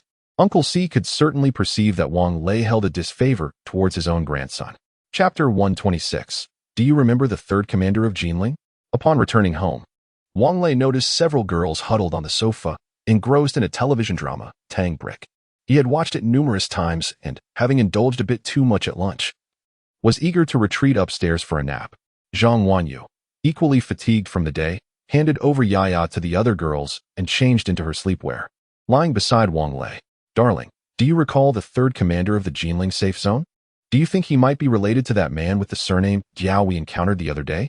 Wang Lei took Zhang Wanyu's delicate hand and replied, I hadn't thought of that foolish individual until you mentioned it. Now that you say it, they do bear a striking resemblance. Indeed, what a remarkable family they are. All commanding officers. Do you think he might cause us trouble? My dear, I fear him not. Rather, I fear you. I beseech you, allow me to sleep. We can deal with this upon waking. My eyelids are growing heavy, Wang Lei implored. Who is even bothering with you? Zhang Wanyu blushed and closed her eyes. As the couple drifted into a peaceful slumber, Yaya snuggled in between them, joining their dreams. Ultimately, they did not address the matter at hand. Later that evening, Zhao Min was preparing fish soup. While the family dined, fourth aunt arrived with Xiao Bo in tow, prompting Wang Lei to answer the door. Ah, brother, sister-in-law, I see you are all gathered for dinner. So many of you, she exclaimed. Just in time, We haven't eaten yet. She attempted to take Wang Lei's seat, but he was quicker, occupying it first. Fourth aunt, it's nearly 7 o'clock. Why aren't you cooking for fourth uncle and the others? Why have you come here? I'm short on oil at home, so I thought I'd borrow some, she replied, her countenance souring when no one offered her a seat. Xiaobo began to whine for fish. None left. Did you not receive a whole bucket this morning? Have you consumed it all so swiftly? Is it being drunk like water? My kitchen is nearly out of oil as well, and you can see it's insufficient for this many diners. Wang Lei responded coldly. She had assumed that as family, they would at least provide a meal for her and her child, while also garnering some benefits, perhaps pilfering from Wang Lei's kitchen. Little did she know, he outright rejected her, even preventing the girl from offering her seat. Seeing Wang Lei's displeasure, Chao Xingwei and the others sensed his disdain for fourth aunt and quietly continued their meal, hoping to glean some entertainment from the situation. Didn't fourth uncle catch quite a few fish and shrimp yesterday? The refrigerator can't hold them all. So I thought I'd fry some into semi-finished products to save space, fourth aunt explained. Well, that doesn't resolve the issue. You can't just finish your meal and then seize what's in my bowl, can you? You are an elder. Such behavior is unbecoming, Wang Lei retorted sharply. Oh. Xiaolei, look at how small Xiaobo is. He is still growing. Before she could finish, Wang Lei interrupted. Yaya is even smaller and is also in need of nourishment. What does that little girl require? Xiaobo is of your Wang family lineage, fourth aunt exclaimed loudly. Please leave, fourth aunt. I have no desire to argue with you, Wang Lei stated firmly, rising to his feet and picking up Yaya. Yaya, have you had enough to eat? Let us go enjoy some fruit. Xiaobo had always been tempted by the fish and meat on the table, and upon hearing there were fruits as well, he became even more restless and began to wail. In the safe zone, fruits were a luxury only accessible to the upper echelons. Wang Lei, Xiaobo is your nephew. Can you truly bear to let him go hungry? Ansi exclaimed fiercely. I have a daughter too. He is your grandson, not mine. I have no need for Xiaobo to throw a tantrum. Besides, did we not send food to your house this morning? If your grandson desires fish, do you not have some at home? Wang Lei walked into the kitchen, retrieved an orange for Yaya, peeled it, and said, You should hurry back and prepare dinner for my fourth uncle. Wang Jun must be off work by now. Fourth sister-in-law. You should leave. You are not welcome here, their father finally interjected, rising to physically usher her out the door. The others at the table exchanged glances, hastily finished their meals, and returned to their own affairs. The following morning, Chao Xingwei drove the modified Lamborghini Urus, heading towards the mission hall in the southern district. The vehicle, now transformed from its previously flamboyant bright green to a sleek white, still bore flecks of green paint shimmering in the sunlight, offering a unique aesthetic. Although it could still accommodate 5 passengers, the interior had been significantly expanded. The middle rear seat was converted into a shooting position, with buttons on the seat allowing the sunroof to open and the shooter's seat to rise to an optimal height for firing, capable of rotating 360 degrees swiftly. The large screen in the passenger seat provided a clear view of the surroundings, promptly offering the shooter their target coordinates. Additionally, it could connect with the RV's storage space for easy access to supplies, which was quite impressive. After parking, Wang Lei and Lu Yanzhou made their way to the mission hall, where Li Ming and the others were already waiting. Lazy, you arrived quite early. Li Ming greeted with a smile. I didn't want to come so early. If I hadn't registered the ability user team, I could have avoided this. You even let me take the first position. There's no escaping it, Wang Lei replied, feeling exasperated. Li Ming laughed heartily. Consider it a favor I did you this time. But you should know, your instant noodles have sold like hotcakes. They were all gone yesterday. And at 5 points a pack, you've made quite a fortune in points. Originally, 2 packs equated to 1 point, and now the price had skyrocketed tenfold, making it somewhat outrageous. How could an ordinary person afford that? However, this was no concern of Wang Lei's. Selling them off quickly was preferable. Once people ran out of points for food and drink, chaos would inevitably ensue, with looting and destruction being mere trifles compared to potential loss of life. By the way, Mengu, let South temporarily close that little shop of ours, Wang Lei suggested. Close it? It's been so profitable lately. I was thinking of bringing in more game to sell. Li Ming protested. We can't, Wang Lei whispered urgently. A common man is innocent. Possessing wealth can be a crime. If you have food and sell it at such high prices, it will only breed discontent among the masses. What is there to fear? They are just ordinary people. Do they dare to confront me? Besides, the safe zone is patrolled by military and police, Li Ming shrugged nonchalantly. Wang Lei advised, Mengu, You ought to heed my counsel. Given the exorbitant prices of food, it would be prudent for your large family to prioritize hunting for your own sustenance. Li Ming pondered for a moment and replied, "Very well, I shall follow your advice." As the two engaged in their conversation, a spokesperson from the safe zone ascended the stone platform in front of the mission hall, holding a large megaphone. "Silence, please. We are now prepared to convey the directives from above." Chapter 127. Official mission in accordance with the directives established during the high-level meeting of the Imperial Capital Safe Zone. And with the approval of the Supreme Commander, a notification has been issued to all ability user teams. The purpose is to locate more survivors and, simultaneously, to expand the boundaries of the safe zone. Henceforth, all ability user teams and their members are required to adhere strictly to the commands of the safe zone's high command and are prohibited from leaving the safe zone to hunt or gather resources independently. All teams are to receive military and police assignments, cooperating with them to eliminate the zombies surrounding the safe zone. The high command will reward teams based on their performance with a point system. Members of all ability user teams must comply with these assignments, or they will face penalties according to the regulations of the safe zone. Now, the task assignments will be distributed by Captain Ho Liangping of the military police. While termed as task assignments, they essentially involve pairing the teams with specific military and police groups for the purpose of zombie eradication. Nearly 1,000 ability user teams have been organized based on their rankings in the task hall, distributed among several military and police groups. Wang Lei's team has been assigned to one such group, with their task location situated quite far within the urban area of the imperial capital. The duration of the mission is set for 5 days, during which the safe zone will provide adequate provisions. This arrangement aligns perfectly with Wang Lei's intentions, as it also allows him to search for the parents of Zheng Jiani and Zheng Jiayan. Zheng Jiani had previously shown him photographs of her parents and shared essential information about them. Some teams have been tasked with clearing zombies from the power plant, waterworks, and reservoir areas, while others are assigned to protect the staff repairing the power lines. The southern and central districts of the safe zone are experiencing power restrictions, with only Wang Lei's residential area and the high-rises further north enjoying unlimited access to electricity. The provisions allocated are rather meager, consisting of 5 compressed biscuits and 5 bottles of 500 milliliters of purified water per person. Just the sight of the hard biscuits made Wang Lei feel uneasy, prompting him to hand his ration over to Li Ming. "Are you the team leader?" A military police officer approached with a frown. Wang Lei nodded and responded coldly, "Yes." "What are your instructions?" "I am Zhang Bin, the leader of this group. You should switch vehicles. This one has a high fuel consumption rate, and we do not have sufficient resources to sustain its use. There are domestic and Sakura country vehicles available in the parking lot that you can borrow for free, considering you are working for the safe zone." "No need," Wang Lei replied dismissively. "This vehicle's engine has been modified to a standard 4-cylinder. It has a displacement of 1.6 liters and is turbocharged, thus it is fuel efficient." "Does your team have a member with the ability to modify vehicles?" Zhang Bin inquired. It is indeed impossible to replace a V8 engine with a 4-cylinder without someone possessing the ability to modify vehicles, as this involves a highly intricate process, including the installation of the engine, linkage systems, and fuel control systems. "Yes, we do," Wang Lei confirmed with a nod. "Very well," Zhang Bin nodded in acknowledgement.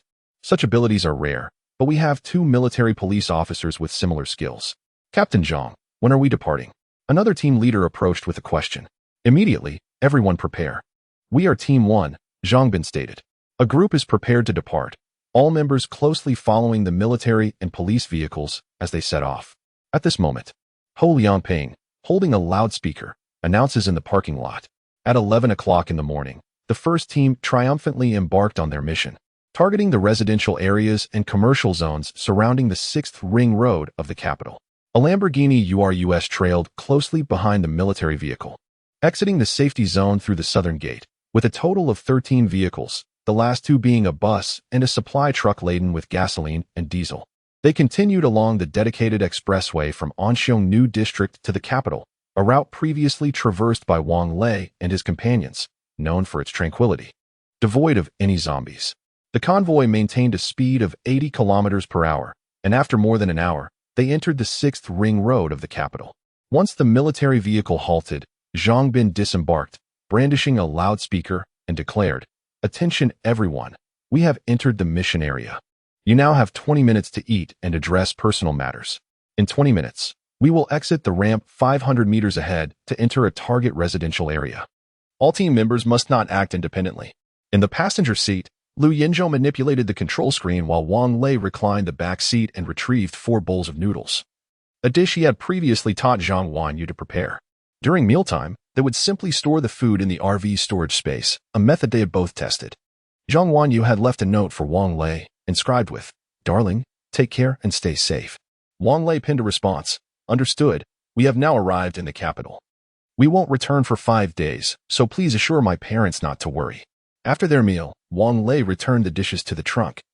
And after a few sips of water, the convoy resumed its journey. Wang Lei felt drowsy in the back seat. "Old Wang, you should rest a bit. I'll wake you when we arrive," Chao Xingwei remarked, noticing through the rearview mirror that Wang Lei could barely keep his eyes open. "What sleep?" Wang Lei retorted with irritation. "We'll be at the community as soon as we exit the ramp. How am I supposed to sleep tonight? Isn't that simple? Just find a room. Old Chao can pick the lock." Zhu Jianfeng chuckled. This community consisted of high-rise buildings with an underground garage. The internal roads served as fire lanes. Hence the main gate was locked. After the military forcibly unlocked the gate, 12 vehicles entered in succession, due to recent heavy rains causing flooding. The roads within the community were muddy, with numerous footprints visible, some shod and others barefoot. Upon exiting the vehicle, Zhang Bin began organizing tasks. The personnel in the supply truck remained behind, while the rest of the teams were assigned to clear the zombies within the community. Each team was responsible for searching for survivors in 2 buildings, with the first ability-enhanced team tasked with an additional building due to their strength. Everyone must search meticulously. Beware. There may be zombies inside the buildings, so do not let your guard down. You are a total of 10 teams. Once you finish searching one unit, proceed to the next one on the top floor. The community comprised a total of 21 buildings, each 32 stories high, with 3 units per building, 3 households per stairwell. "Goodness, just climbing the stairs will wear me out," Chao Xingwei complained. Enough with the complaints. Wang Lei inspected the micro-automatic rifle and the pistol, slinging the chest pack over his shoulders, filled with water and magazines. "Let us go," he urged. "Old Chao, remember to bring the tools. We must not toil in vain." "Indeed, we cannot labor without reward," Zhu Jianfeng chuckled. Lu Yenzhou and the other 2 carried small backpacks containing water and toilet paper. Once the 4 of them were prepared, they secured the car doors and entered Unit 1 of Building 1, where the access control had been forcibly breached by the military police, sparing Chao Xingwei from that task. Chapter 128. The Bitten Husband. Old Chao, you and Old Zhu take turns opening the doors, while I and Old Lu will investigate inside for any items of interest. Wang Lei instructed. The group nodded in agreement and commenced their separate tasks. This residential complex was among the first to be evacuated to a safe zone at the onset of the ancient supervirus outbreak, following only the higher echelons of the capital. Notifications were disseminated via the community WeChat group, urging voluntary evacuation. Those who missed the message or underestimated the severity of the situation, thinking it akin to the pandemic 2 years prior, chose to remain. When the undead began to manifest in the vicinity, panic ensued. And by the time they sought to flee, it was already too late. The basement parking lot was also infested with zombies, and those attempting to escape in their vehicles met a grim fate, succumbing to bites and subsequently joining the ranks of the undead. Zhang Bin selected this particular community for the purpose of allowing the ability users to hone their skills. As missions of extermination and rescue became increasingly arduous closer to the city center, many households had already suffered the destruction of their doors, and the remaining survivors were likely running low on provisions, thus turning their sights towards their neighbors' homes. Fortunately, this complex was originally designed as small housing units, with the largest measuring a mere 90 square meters. The security doors, installed by the developer, were inexpensive, costing less than 500 yuan, allowing even those lacking locksmith skills, armed only with a hammer, to breach them with ease. Furthermore, the residents were predominantly from modest backgrounds, with few having replaced their doors. The power outage had rendered the elevators inoperable, exhausting Chao Xingwei, the overweight man, as he ascended 16 flights without utilizing his lockpicking tools. He and Zhu Jianfeng paused on the staircase to smoke a cigarette, preparing to rest before continuing their ascent. "Old Zhu, has your complex been burglarized?" Chao Xingwei inquired after taking a deep drag from his cigarette and sipping water. "I'm not sure. It certainly appears so. This thief is quite unscrupulous, profiting in times of chaos," Zhu Jianfeng replied, his gaze warily scanning the upper floors. "Old Chao, listen, There seems to be some commotion above. They held their breath and listened intently for a moment, faintly hearing the sound of banging on a door from above. "Let us go check it out," Xiao Xingwei said, stowing his water bottle in his backpack and rising to his feet. "You go first." Zhu Jianfeng smirked slightly, also standing up and stealthily making his way upstairs. Upon reaching the 19th floor, the banging intensified from behind a closed fire door. He reached for the handle, only to discover that the fire door was locked. "Old Xiao, open the door." Xiao Xingwei swiftly unlocked it, but the fire door remained unyielding, something obstructing it from within. "Step aside, let me handle this." Zhu Jianfeng brandished a short knife in one hand while pushing Xiao Xingwei aside with the other. He delivered a powerful kick to the fire door. After 3 mighty strikes, the door finally yielded, opening slightly. To their surprise, they found that not only was the handle entangled with wire, but a table had also been placed behind the door as a blockade. The loud sound of the door being kicked attracted 2 zombies, who curiously peered through the crack. Upon seeing 2 living beings outside, they became excited, baring their teeth and emitting guttural sounds, while a foul stench wafted from their mouths, making Xiao Xingwei and Zhu Jianfeng feel nauseated. "What should we do?" Xiao Xingwei inquired. "What do we have to fear from 2 zombies? They're not a horde." Zhu Jianfeng replied nonchalantly. "Just step aside and avoid getting hurt." "Should we call Lao Wang and the others?" Xiao Xingwei asked, somewhat worried. "No need," Zhu Jianfeng responded, then delivered a powerful kick to the fire door. This time, the force was sufficient to break it open, causing the table blocking the door to topple over and inadvertently knocking the 2 zombies down. Zhu Jianfeng leapt inside like a monkey, swiftly wielding his knife. And soon the heads of the 2 zombies were severed, their dark, viscous blood pooling on the ground, filling the air with a strong, nauseating odor, covering their noses. The 2 ventured into the corridor. The doors of 2 households were ajar, revealing signs of disarray within, while the door of the middle house remained locked. "Is anyone there?" Xiao Xingwei knocked on the door. "Yes, who are you?" A woman's voice responded from inside. "Have the zombies left?"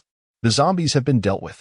We are from the safe zone, here to escort you away," Zhu Jianfeng assured her. The door opened, and a woman in her 30s cautiously peered out. Upon confirming that Xiao Xingwei and Zhu Jianfeng were indeed alive, she sighed in relief, tears streaming down her face. "Why did it take you so long to arrive?" She cried uncontrollably, leaving the 2 men unsure of how to comfort her, as they exchanged helpless glances. Mommy, don't cry, don't cry." A 4 or 5-year-old boy dashed out from the room and clung to the woman's leg. "Yong will protect you." The woman wept even more, crouching down to embrace the child tightly. At that moment, Lu Yinzhou and Wang Lei also arrived. As the doors downstairs had been largely destroyed and there was little useful supplies left inside. "What happened here? Did you 2 bully her?" Wang Lei questioned. "Of course not." Xiao Xingwei scratched his bald head. "Perhaps she's just overwhelmed."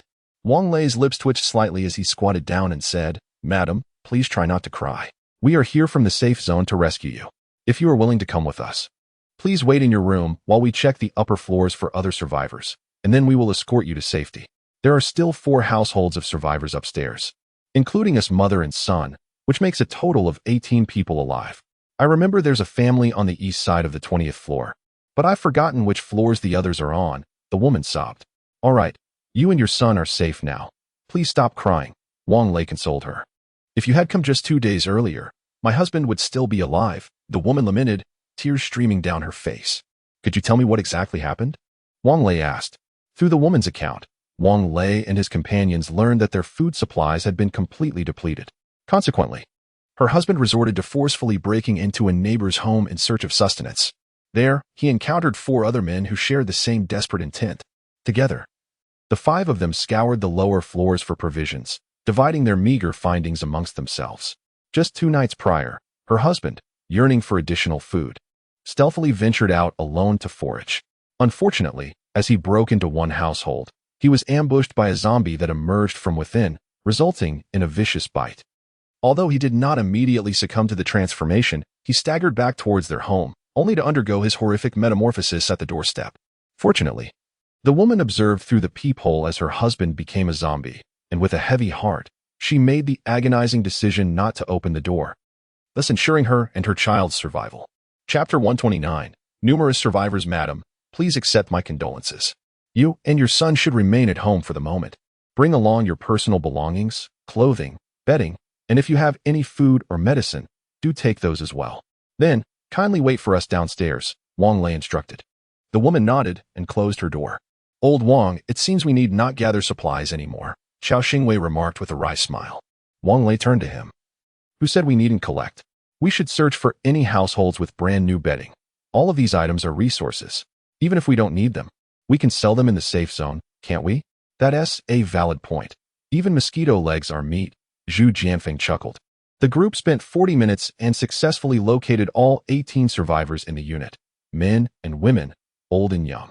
Apart from the children, each person carried a suitcase in one hand and a pot in the other, with bedding slung over their shoulders, resembling a scene of fleeing refugees. Wang Lei pondered why they were so fond of purchasing suitcases. 18 individuals followed Wang Lei and his group downstairs, where the bus was already occupied by other survivors. The expressions on their faces were a tapestry of emotions, perhaps a mix of relief for not being forgotten and reluctance to leave their familiar surroundings for an unknown environment. By the time Wang Lei's team finished clearing the second unit, they had found 8 more survivors. However, when they sent these individuals onto the bus, it was already filled to capacity, and the aisles were cluttered with suitcases and bedding. Driver, are there really this many survivors?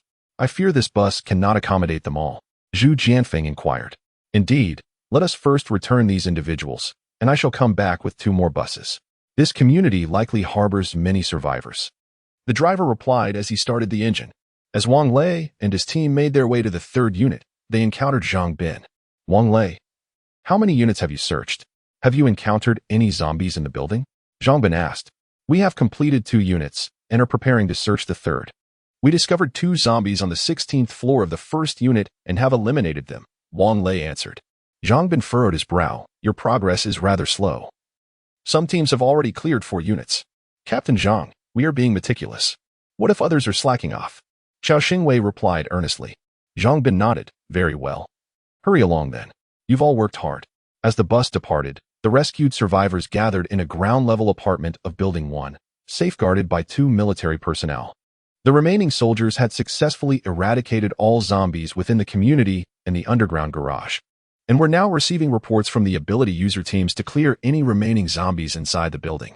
At that moment, a considerable number of zombies lay piled in the central greenbelt of the community. By 5 o'clock in the afternoon, 3 more buses arrived from the safe zone.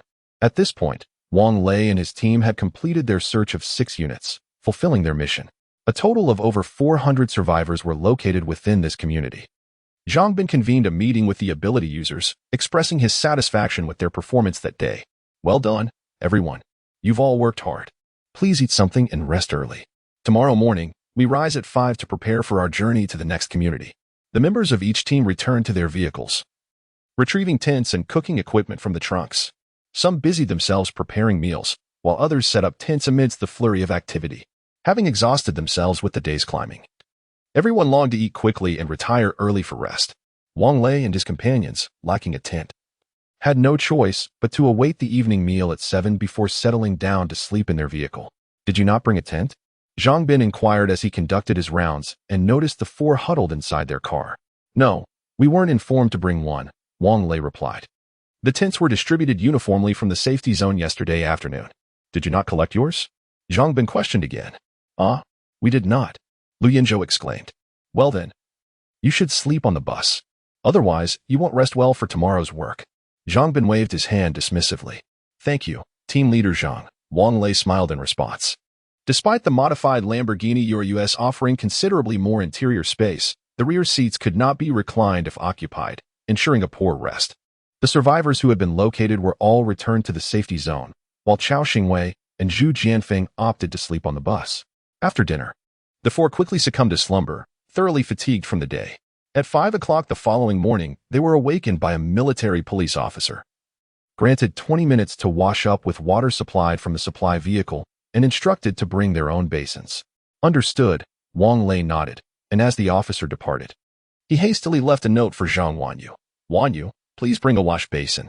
The previous night, Wang Lei had already informed Zhang Wanyu of the early 5 o'clock departure, so she had prepared breakfast in advance, packaged millet and red bean porridge accompanied by steamed buns. Zhu Jianfeng fetched water for washing, and the 4 gathered around the basin, hastily freshening up before each taking a cup to brush their teeth in a line. After breakfast, the departure time arrived. Upon leaving the community, The military police incinerated the pile of zombie corpses, locked the community gate, and conducted a thorough inspection of the perimeter and garage entrance, ensuring there were no breaches that might allow the undead to enter. By this time, it was 6 o'clock in the morning. The sun, as if oblivious to the chaos that had transpired, hung cheerfully in the sky, casting its radiant light upon the land that was meant to be bustling with activity. The sixth ring road of the capital stretches for a total of 187.6 kilometers, reportedly encompassing over 20,000 residential complexes and non-residential urban units. In just 5 days, it would be impossible to clear everything. However, this time, the safety zone had uniformly dispatched teams of ability users to exterminate zombies and search for survivors. Purely as a trial run, 5 days is not a short span. Regardless of the task's progress, everyone would return for a few days of rest. After all, even a donkey in a production team requires respite, unlike us writers, who, despite earning mere pennies daily, scarcely dare to take a break. Indeed, we are worse off than the donkeys of the production team, for only by continuing to write can we inch closer to our dreams. What if, by chance, we realize our aspirations? To live is to strive relentlessly. During a leisurely conversation between Zhang Bin and Wang Lei, it was mentioned that following this mission, the higher-ups in the safe zone would assess the casualties among the superhumans, as well as the completion status of the task, in order to uniformly schedule the next mission's timing and content. 10 minutes later, a dozen vehicles arrived at the second residential area, which comprised only 8 high-rise buildings. The area was cleared within half a day, revealing only a few dozen survivors, while over 100 zombies were eliminated by the military and police through the use of flamethrowers. Wang Lei and his companions were disinclined to gather any further supplies. After having cleared 6 units the previous day, they had discovered merely over 30 new blankets, finding nothing else of value, and thus were reluctant to continue their search. Chapter 130. The little cotton-padded jacket lets in the wind in the span of 5 days. Time has flown by swiftly. During this period, the group managed to clear over 20 communities, rescuing countless individuals and vanquishing numerous zombies, but the exact numbers have slipped from their minds. Fortunately, they did not encounter any level 2 or higher zombies. Wang Lei had inquired with other teams of ability users, who reported similar luck. Had they faced a level 2 zombie, the inexperienced ability users and military personnel would have suffered grievously. Upon their return to the safe zone, it was already 7 in the evening. A warm meal awaited them at home, prepared in anticipation of their arrival. Throughout these 5 days, whenever Wang Lei had a moment to spare, he communicated with Zhang Wanyu through notes, assuring their family of their safety, which provided a modicum of comfort to those at home. "Oh, I am utterly exhausted. The food outside has been dreadful, sleep has been elusive, and I haven't even had the chance to bathe. I feel quite foul," Chao Xingwei grumbled as the vehicle came to a halt in the villa's courtyard. "You were never fragrant to begin with," Zhu Jianfeng chuckled. "All right, let us wash up first before we eat." Wang Lei nodded and returned home, only to find his daughter Yaya rushing towards him with tears glistening in her eyes. "Daddy, Yaya missed you so much." "Yaya, dear, I haven't bathed or changed clothes in 5 days. Please wait for Daddy to freshen up before you hug me," Wang Lei replied, planting a gentle kiss on Yaya's cheek. "No, Daddy, hug." The little girl's golden tears began to fall one by one. "Yaya, let Daddy bathe first. You can smell how bad he is," Zhang Wanyu interjected, picking up Yaya and encouraging her to catch a whiff of Wang Lei's scent. Indeed, it was rather unpleasant. "Yw, stinky Daddy, hurry and take a bath." Yaya's face contorted into a comical expression of disgust. Alas, this little cotton-padded jacket is already letting in the wind when Wang Lei grows old and immobile. He likely cannot expect this girl to care for him. After dinner, Wang Lei, eager for intimacy with Zhang Wanyu, feigned exhaustion, saying, "Ah, I am utterly worn out from these past few days. I'm heading to bed. You all should rest early too. Wanyu, could you give me a massage?" Zhang Wanyu, fully aware of Wang Lei's ulterior motives, felt her cheeks flush crimson. Yet, under the watchful eyes of others, she dared not act or speak. Simply lowering her head and trailing behind him upstairs, laughter echoing behind them.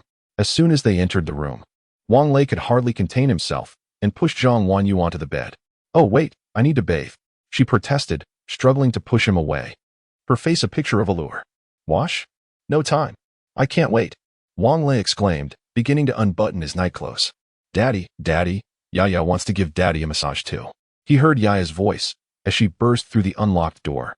"Yaya, darling, Go downstairs and play with Grandpa and Grandma, Wang Lei said, crouching down to gently caress her tender face. No, Yaya wants to give Daddy a massage. The little girl insisted, her expression resolute. Yaya, why not watch cartoons downstairs? Mommy can give Daddy a massage, Zhang Wanyu suggested. Tears streamed down Yaya's face as she cried, expressing her desire not to watch cartoons, but to be with her father. Wang Lei's heart softened at the sight. He quickly embraced Yaya and helplessly replied, All right, Yaya will stay with Daddy. Zhang Wanyu chuckled quietly from the side. Even at bedtime, Yaya insisted on being held by her father to sleep. This night, nothing else could be accomplished, as Yaya was a light sleeper, awakening at the slightest sound. Zhang Jiading suggested that Yaya's behavior might stem from emotional trauma after losing her mother, although she hesitated to voice it, resulting in her current state. However, at just 2 years old, Yaya was difficult to guide, necessitating that Wang Lei and Zhang Wanyu shower her with extra paternal and maternal love. Before the age of 4, a child's memory functions like a hard drive, where new memories gradually replace the old ones. This implies that when Yaya reaches her teenage years, she will completely believe that Zhang Wanyu is her true mother. Fortunately, Zhang Wanyu had only harbored resentment towards Wang Lei and genuinely cared for Yaya. On the third morning, Wang Lei and the others returned to the mission hall, as it was the day designated for distributing task rewards to the ability teams.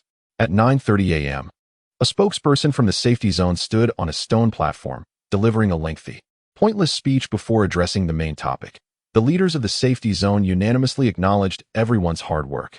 The power plant, water supply plant, and reservoirs were now largely secure and ready for electricity generation.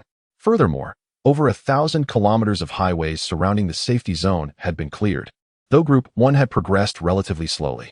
Following an assessment by the Safety Zone Committee, rewards were to be distributed based on each group's completion rate. The rewards included food, cooking oil, essential supplies, and points. However, the rewards for the other groups were astonishingly 10 times that of Group 1, causing discontent among its members. "We protest," shouted a boy slightly smaller than Li Ming, pushing his way to the front of the crowd. "We cleared the community, climbing hundreds of floors daily, while those on the highway just drive through hordes of zombies. Of course, that's quicker." "This comrade," the spokesperson replied with a scowl. "The team clearing the highway must also remove the vehicles blocking it, which is quite troublesome. Please refrain from causing a scene." "What do you mean causing a scene? How difficult can it be to clear vehicles? They have tow trucks, and we have saved countless lives. This is utterly unfair," the boy retorted angrily. "If you have concerns, please speak to me privately later, and I will relay them to my superiors," the spokesperson replied in a bureaucratic tone. "Humph. You are the ones being unfair and won't even let us voice our grievances," someone in the crowd shouted. "If you continue to cause a scene, be wary of me canceling your rewards," the spokesperson threatened menacingly. "On what grounds can you cancel our rewards? We have left our wives and children, risking our lives to find survivors and eliminate zombies, while you enjoy a life of ease in the safety zone. You think you can just revoke our rewards with a single word? Who gave you that authority?" Wang Lei stepped forward, speaking coldly. "Which team are you from?" The spokesperson glared at Wang Lei, visibly exasperated. "Team Z, you may cancel it. I do not covet such a trivial reward. However, from this point forward, we shall abstain from participating in any tasks within the safe zone. Lao Lu, let us depart." As Wang Lei turned to leave, he was abruptly halted by Li Ming, who had pushed his way through the crowd. In a hushed tone, he whispered in Wang Lei's ear, "Lei, do not act rashly. We are currently at their mercy and must be mindful of their disposition. They are the higher-ups, and dealing with an ordinary citizen like you is as effortless as crushing an ant." Chapter 131, Stirring Public Indignation. "If worst comes to worst, we can simply leave," Wang Lei remarked nonchalantly. Although Wang Lei was now responsible for a large family, the provisions in their RV could sustain them for at least a century. They could seek refuge in a relatively safe neighborhood or villa area, according to the current expansion plan for safe zones. It would not be long before the zombies were eradicated and order restored. If that were not achievable, humanity would inevitably face extinction. "Leave? Humph," the spokesperson scoffed. "You wish to defy the regulations of the safe zone and still hope to depart? Guards, seize him." No sooner had he finished speaking than several bodyguards clad in black suits approached Wang Lei. However, to everyone else's astonishment, before the bodyguards could make a move, the ability users swiftly positioned themselves behind Wang Lei. Despite the substantial rewards they had received this time, they were acutely aware that their fate could mirror Wang Lei's someday. What do you intend to do? Stage a rebellion? The spokesperson threatened, but was interrupted by Li Ming. Sir, how can you, who did not participate in our mission alongside the higher-ups of the safe zone, determine which teams have worked the hardest? Humph. It goes without saying that the teams with greater rewards have certainly toiled more, just like those teams maintaining the power lines. They're on the roads, surrounded by countless zombies. How perilous. The spokesperson retorted matter-of-factly. Is that so? Li Ming replied with a cold sneer. We are the ones clearing the reservoirs. Are you aware that our team lost 3 ability users? I am indeed aware. That can only be attributed to their carelessness. The higher-ups and officials of the safe zone expressed deep regret and sorrow over this, he stammered, intending to imply that their fate was unfortunate. Fortunately, he was astute enough to refrain from uttering it aloud. After all, one could not attain the position of spokesperson without the ability to choose words wisely. Haha, you truly are a bureaucrat. Li Ming mocked. How about this? The higher-ups of the safe zone need not assign us any tasks in the future. We shall hunt on our own. You officials can figure things out for yourselves. Comrade, your words are misguided. We are all working towards a common goal. It is merely a matter of different roles. How can you entertain the notion of sending the higher-ups and officials to exterminate zombies? Such thinking is perilous and inadvisable. I urge you to think carefully before you speak. The spokesperson cautioned earnestly. The ability user teams laughed at his words. Captain Li is absolutely right. We will no longer participate in any tasks assigned by the safe zone. Indeed, don't call upon us in the future. Exactly. We can't eat well or sleep properly, and then have to listen to you spouting nonsense. It's simply too much. We will hunt on our own from now on. If the safe zone no longer serves us, we can seek shelter elsewhere. By the way, when your team went out, did you discover any shelters? Members from various teams voiced their opinions, leaving the spokesperson anxious. Without these ability user teams, how would he continue to indulge in the delectable mutated beast meat? Would he rely on the military and police? The materials seized by the military and police will not be handed over to the safe zone, as they themselves are insufficient to meet their own consumption needs.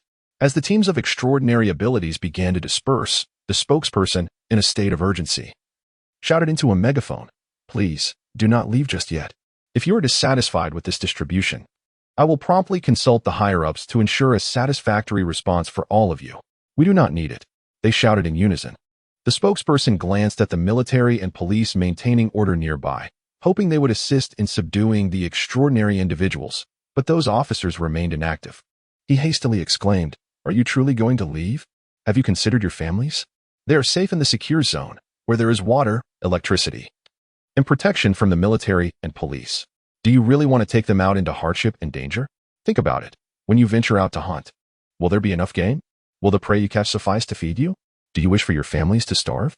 Surprisingly, his words silenced the crowd, and those who were about to leave paused in their steps. He was right. Even if a mutated rhinoceros or elephant appeared, how long would it sustain the extraordinary teams and their families? Seeing the effect of his words, the spokesperson smiled and said, "Please remain calm. I will consult with the higher authorities immediately." He then rushed into the task hall to make a phone call to the higher-ups.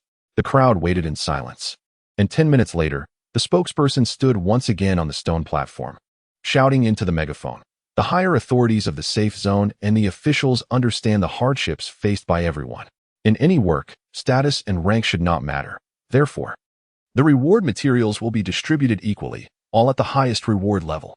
Furthermore, the highest commander of the safe zone has instructed me to convey that each of you is a master of our nation, and we must unite to restore our previous prosperity and stability. The next mission will commence at 9 o'clock 3 days from now. The teams that previously cleared the power plant and waterworks will join one group, while the remaining teams will remain unchanged.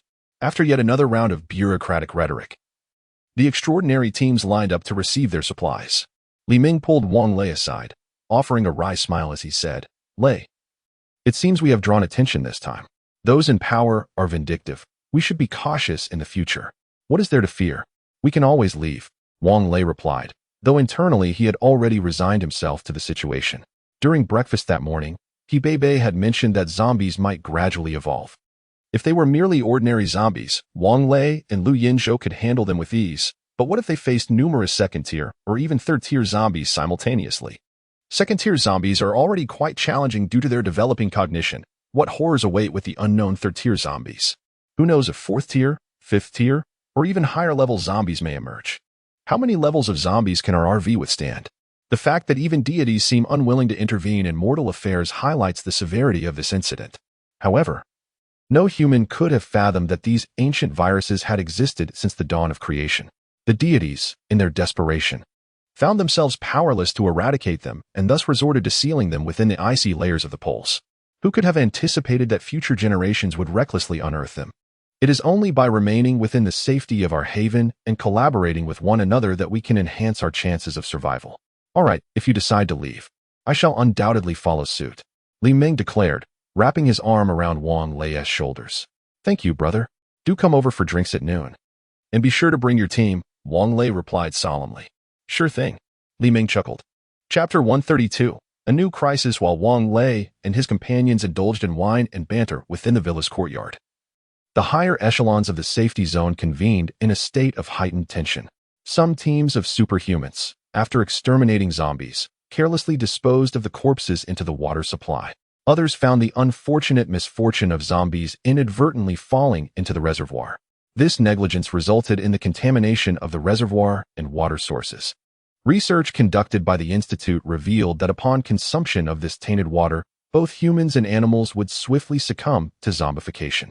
Alarmingly, even the waters of Bayangdian were no longer safe, as aquatic zombies had begun to appear among the fish and frogs.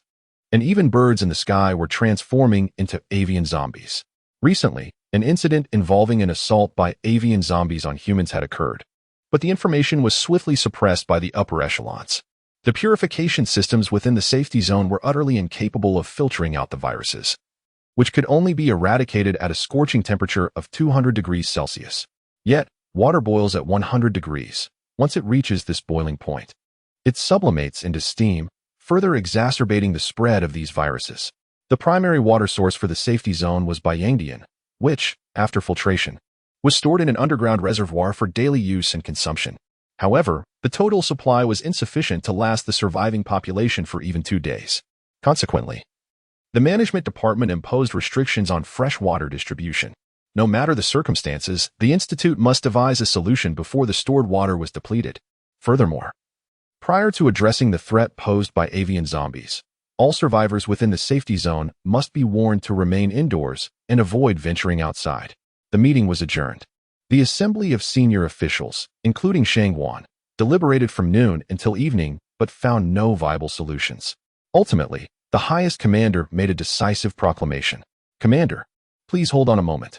An individual rushed into the conference room and whispered something into the ear of the Institute director, prompting the director to rise hastily. What is it? Has your institute devised a solution?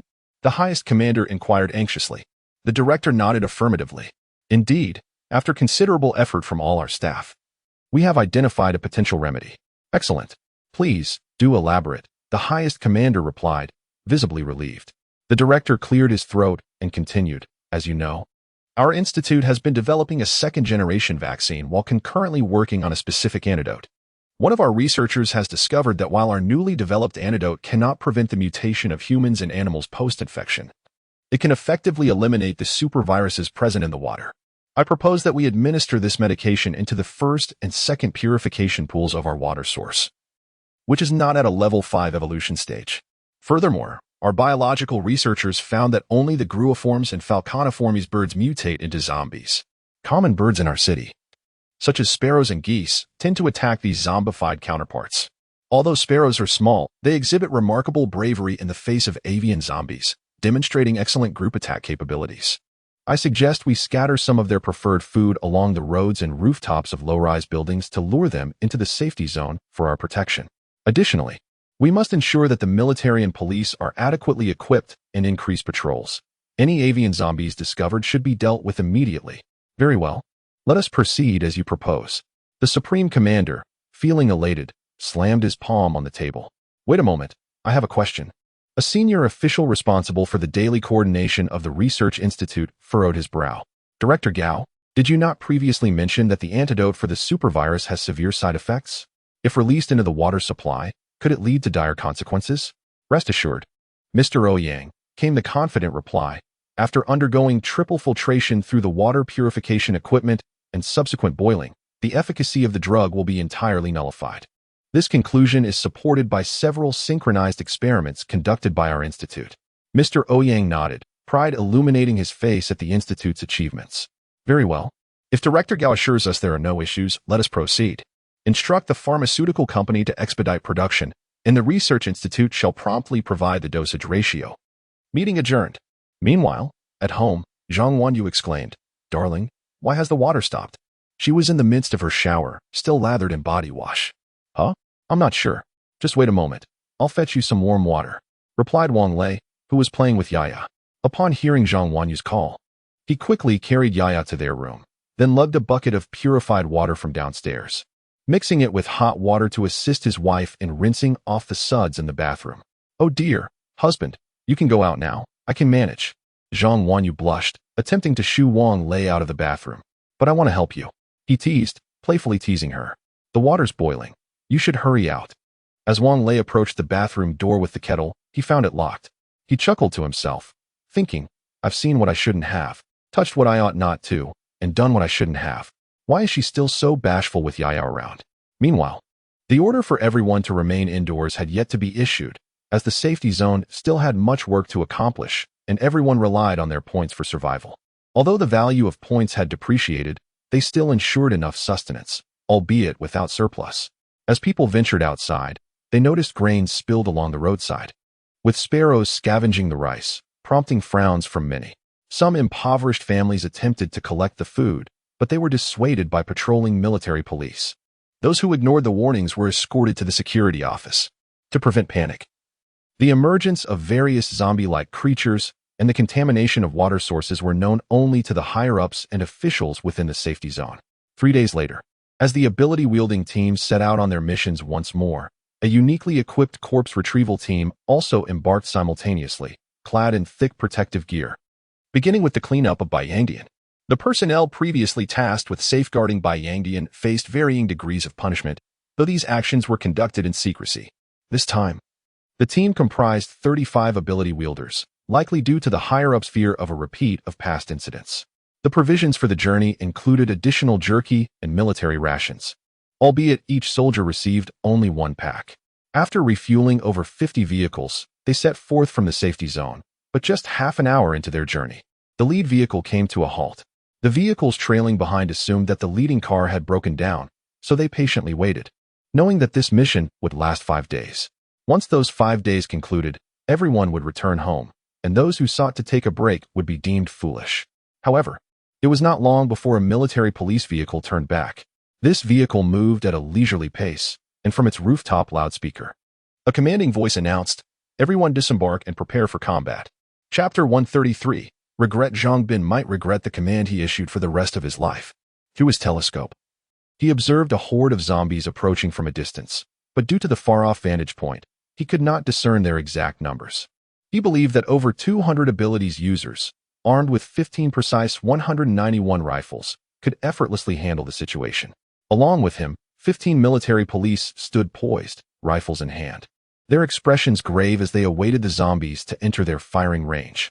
The road ahead was slightly arched, shrouded in a thin mist, and Zhang Bin could hardly fathom that such a multitude of zombies would converge upon them.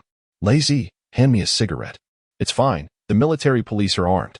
Perhaps we won't even need to intervene," Li Ming remarked with a nonchalant smile. "True, but it is indeed strange. We've traversed this road several times without encountering any zombies. Where could they possibly have come from?" Wang Lei queried as he extracted a cigarette from the pack and lit it for himself. Li Ming took a drag and exhaled a smoke ring. "You wouldn't know this, but I have a good friend at the Research Institute in our safe zone. He claims that zombies, much like us, require rest. Moreover, their social structure resembles that of ants. They are communal. A solitary zombie can easily find its way back to a horde when it needs to rest, and the leader of the horde will accept any newcomer seeking refuge." "Really? That sounds implausible," Wang Lei responded, though he felt a twinge of surprise. For days, he had been contemplating the hierarchy among zombies, and now it seemed there was an even more enigmatic boss amongst them. "This is no fabrication," Li Ming whispered. "It is said that this leader possesses an exceptionally high intelligence, even surpassing that of Einstein. The Research Institute has deployed drones and robots to track the zombies in an attempt to locate their nest, but none have succeeded. All the drones and robots have been destroyed. While it's understandable that the robots were destroyed, how could drones have been taken down? Do zombies possess firearms?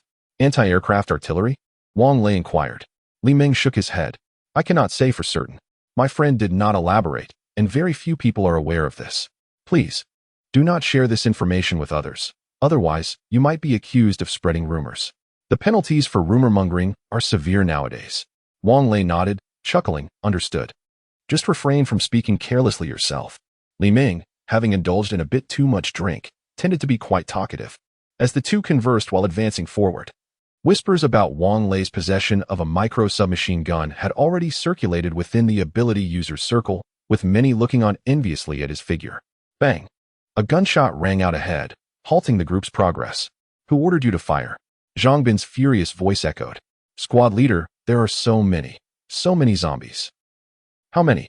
I can't. Zhang Bin's voice faltered. Fire! Fire! Bang bang bang. The gunfire continued, and the members of the ability user's team dared not advance any further. If it were merely a small wave of zombies, they would have been eradicated by now. It was evident they had encountered a tide of the undead.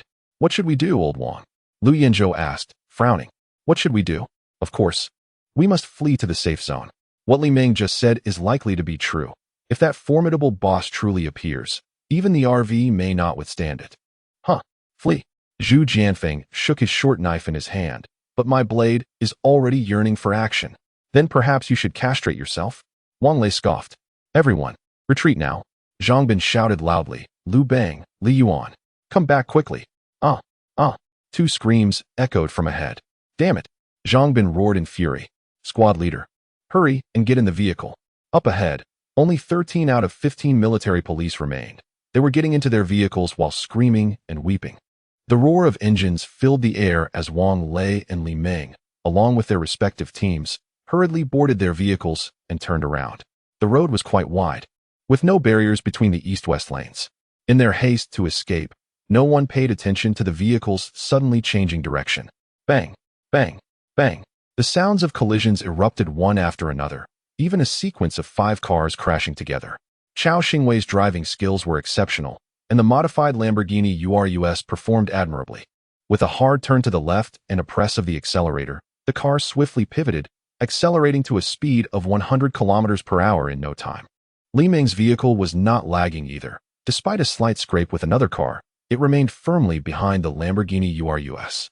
The southern gate of the safe zone was currently closed, and the drawbridge was raised. When they were still 500 or 600 meters away from the bridge, Chao Xingwei continuously honked the horn, prompting the vehicles behind to follow suit. The cacophony startled the sparrows perched in the nearby trees. It was uncertain whether the sound of the horns alerted the guards at the southern gate or if Zhang Bin had contacted them in advance. The drawbridge began to lower, and the southern gate started to open. The Lamborghini Urus, leading the charge, surged in the moment the bridge descended. Every second wasted by the cars behind was a crime. Old Wang, where are we headed now? Upon returning to the safe zone, Chao Xingwei did not reduce his speed. To the parking lot. Wang Lei suggested after pondering the arrangements. Why don't we just head home? Zhu Jianfeng yawned. I'm so tired. Chao Xingwei ignored him and drove straight into the parking lot, with Li Ming's vehicle closely following, coming to a stop beside the Lamborghini Urus. Menggu. Zhu Jianfeng alighted and chuckled. Are you really bold enough to park that clunker here? What is wrong with this car? The Little Days engine, a domestically produced shell, is fuel efficient and easy to drive, unlike your flashy vehicle, which is all show and no substance. Tian Hao retorted. Old Zhu, what nonsense are you spouting? Lu Yanzhou patted Zhu Jianfeng on the shoulder. Given the current situation, one must choose a suitable vehicle. It's not like you're placing drinks on the roof. I was just joking. We're all brothers here. Zhu Jianfeng laughed, pulling out a pack of Yushi cigarettes from his pocket and offering them around. Old Wang, I advise you to consider changing your vehicle. Li Ming gently ran his hand over the sleek exterior of the Lamborghini Urus. While it is undoubtedly aesthetically pleasing, it lacks practicality. No worries, it's fast, Wang Lei chuckled. By the way, I heard some commotion earlier. It seems 2 military officers met their demise at the hands of zombies. This must present quite a dilemma for Zhang Bin. Wouldn't you agree? Li Ming whispered. I have previously collaborated with Zhang Bin on a mission to escort survivors. He is quite a decent individual, though it appears that the higher-ups in the safe zone harbor some discontent towards him. He was supposed to receive a promotion this time, but for reasons unknown, it did not materialize. I only heard this from his subordinates, so I am not entirely certain of the details. Chapter 134. The desire to leave a group of extraordinary ability practitioners, accompanied by 3 military police vehicles, had returned. Individuals gathered in small clusters, murmuring amongst themselves. Zhang Bin wore a serious expression, flanked by 12 military officers as they departed the parking lot. 2 officers had perished. It was a gruesome sight, overwhelmed by a horde of zombies. One could only speculate whether even their bones remained. Had it not been for their swift escape, they would have surely met the same fate. A man with a northeastern accent spoke up. I witnessed it too, said another. Our vehicle was right behind the military police. When we were ordered to disembark, we were the first to jump out. Those 2 officers seemed to rush toward the zombie horde as if possessed. Indeed, I was stunned, thinking, are these 2 really that fearless? It turns out they were merely offering themselves up, replied a third, Wang Lei. Understanding that zombies did not fully consume humans, but merely drained their blood to transform them into their kind, felt a pang of astonishment. Could it be that zombies possessed the ability to control humans? Was this not a reflection of that saying circulating in literary circles? With even the divine fleeing. What could humanity hope to unravel? What resistance could they muster? Look, it seems the other teams have returned as well. They must have encountered a horde too. We'll find out soon enough. As a recently arrived vehicle's door swung open, one of the disembarking individuals exclaimed, we barely traveled a few kilometers before confronting a horde. Thankfully, our leader ordered us to turn back. Otherwise, I would have been a goner today. Indeed, the nearby zombies were converging towards the safe zone. Meng, we should head back. I'm feeling a bit tired and need to catch up on sleep. If anything arises, come find us at home, Wang Lei said, greeting Li Ming with a composed demeanor as they entered the vehicle. Old Wang, what is wrong? You look rather pale, Lu Yinzhou inquired. Nothing, let us hurry back. If we linger too long, we might be conscripted and perhaps even honored as martyrs. Lao Chao drive? Wang Lei instructed. What about Li Ming and the others? Shouldn't we inform them? Zhu Jianfeng asked. Wang Lei shook his head. They reside in the southern district. There's no escaping now. On the way back to the villa, Wang Lei remained silent, and Lu Yinzhou and the others dared not speak. Lao Chao, ISNT that a hospital up ahead. Let us stop there first, Wang Lei said. Glancing out the window. All right, came the reply. The hospital was surprisingly tranquil, especially when compared to pre-apocalyptic conditions. Wang Lei approached a hurried nurse and asked, excuse me, where's the pharmacy? Are you looking to buy medicine? She inquired, then whispered, I can help you buy it. I assure you it'll be cheaper than at the hospital. It's not for purchasing medicine. I'm looking for Gong Jia. I'm her cousin. Wang Lei maintained a smile, but the nurse's expression shifted. She pointed northward. Just ahead, take a left. Thank you. Following her directions, Wang Lei located the pharmacy. Through the glass partition, he spotted his cousin diligently wiping down the shelves, though the stock was scant. Sister, Wang Lei called out. Hey, Xiaolei, what brings you here? Are you feeling unwell? Gong Jia asked with concern. Wang Lei glanced at the doctor beside him and replied, no, step outside for a moment. I need to speak with you. All right, Gong Jia said, opening the door and stepping out. What's the matter, Xiaolei? Do you have the phone numbers of your brother-in-law and the children of your uncles? Wang Lei whispered. Yes, I do. Do you want them? I can get you the phone book. The phone is useless. We've returned to the era of memorizing numbers, he replied. No need for that, sister. Can you find an empty room and quietly call them? Urge them to come home quickly. Just say there's an urgent matter. What happened at home? Gong Jia asked anxiously. It's nothing. Just hurry and make the call. I'll wait for you in the parking lot, and then we'll head back together. Okay, just a moment. I'll make the call now. 20 minutes later, Gong Jia hurriedly arrived at the parking lot with a small bag, scanning the area. Wang Lei quickly called out, Sister. Over here. Once she got into the car, she asked urgently, Xiaolei, tell me, what exactly is happening at home? Nothing serious. It's not about home. Everything is fine. We'll wait for your brother-in-law to return and discuss it together. Wang Lei felt troubled. If what Li Ming said was true, that intelligent boss controlled the zombies, then the safety zone would be rendered meaningless. How would they cope with that? It might be better to flee now. Gong Jia had informed everyone to gather at Wang Lei's home, so after returning to the courtyard, they called all their relatives to the villa. Half an hour later, Wang Lei's siblings arrived one after another. Ye had already been taken upstairs by Zhang Wanyu and the others, as there were too many smokers downstairs. When we were on a mission today, we encountered a massive horde of zombies. Wang Lei finally spoke once everyone was assembled. I heard from others that these zombies are actually controlled by even stronger ones. If that's the case, remaining in the safety zone is no longer secure. This is what I think. We should leave here now. Leave? Where to? Wang Wei, the son of the second uncle, asked. I don't know. Wang Lei shook his head. The safety zone might no longer be safe, and there are too many people here, making us more susceptible to being surrounded by zombies. Wang Jun, the son of the fourth uncle, dismissively replied, what is there to fear? There are so many people in the safety zone, plus the military and police. Not to mention all the ability user teams. If the sky falls, there will be someone to hold it up. Is that why you called us back? Don't you know that taking leave deducts points? Chalet, is what you're saying true?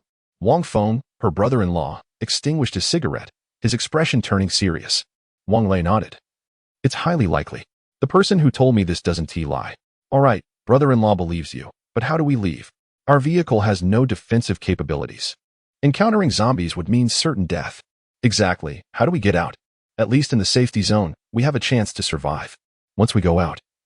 It's a death sentence, Wang Chong, the son of the third uncle, remarked. Just say whether you are leaving or not.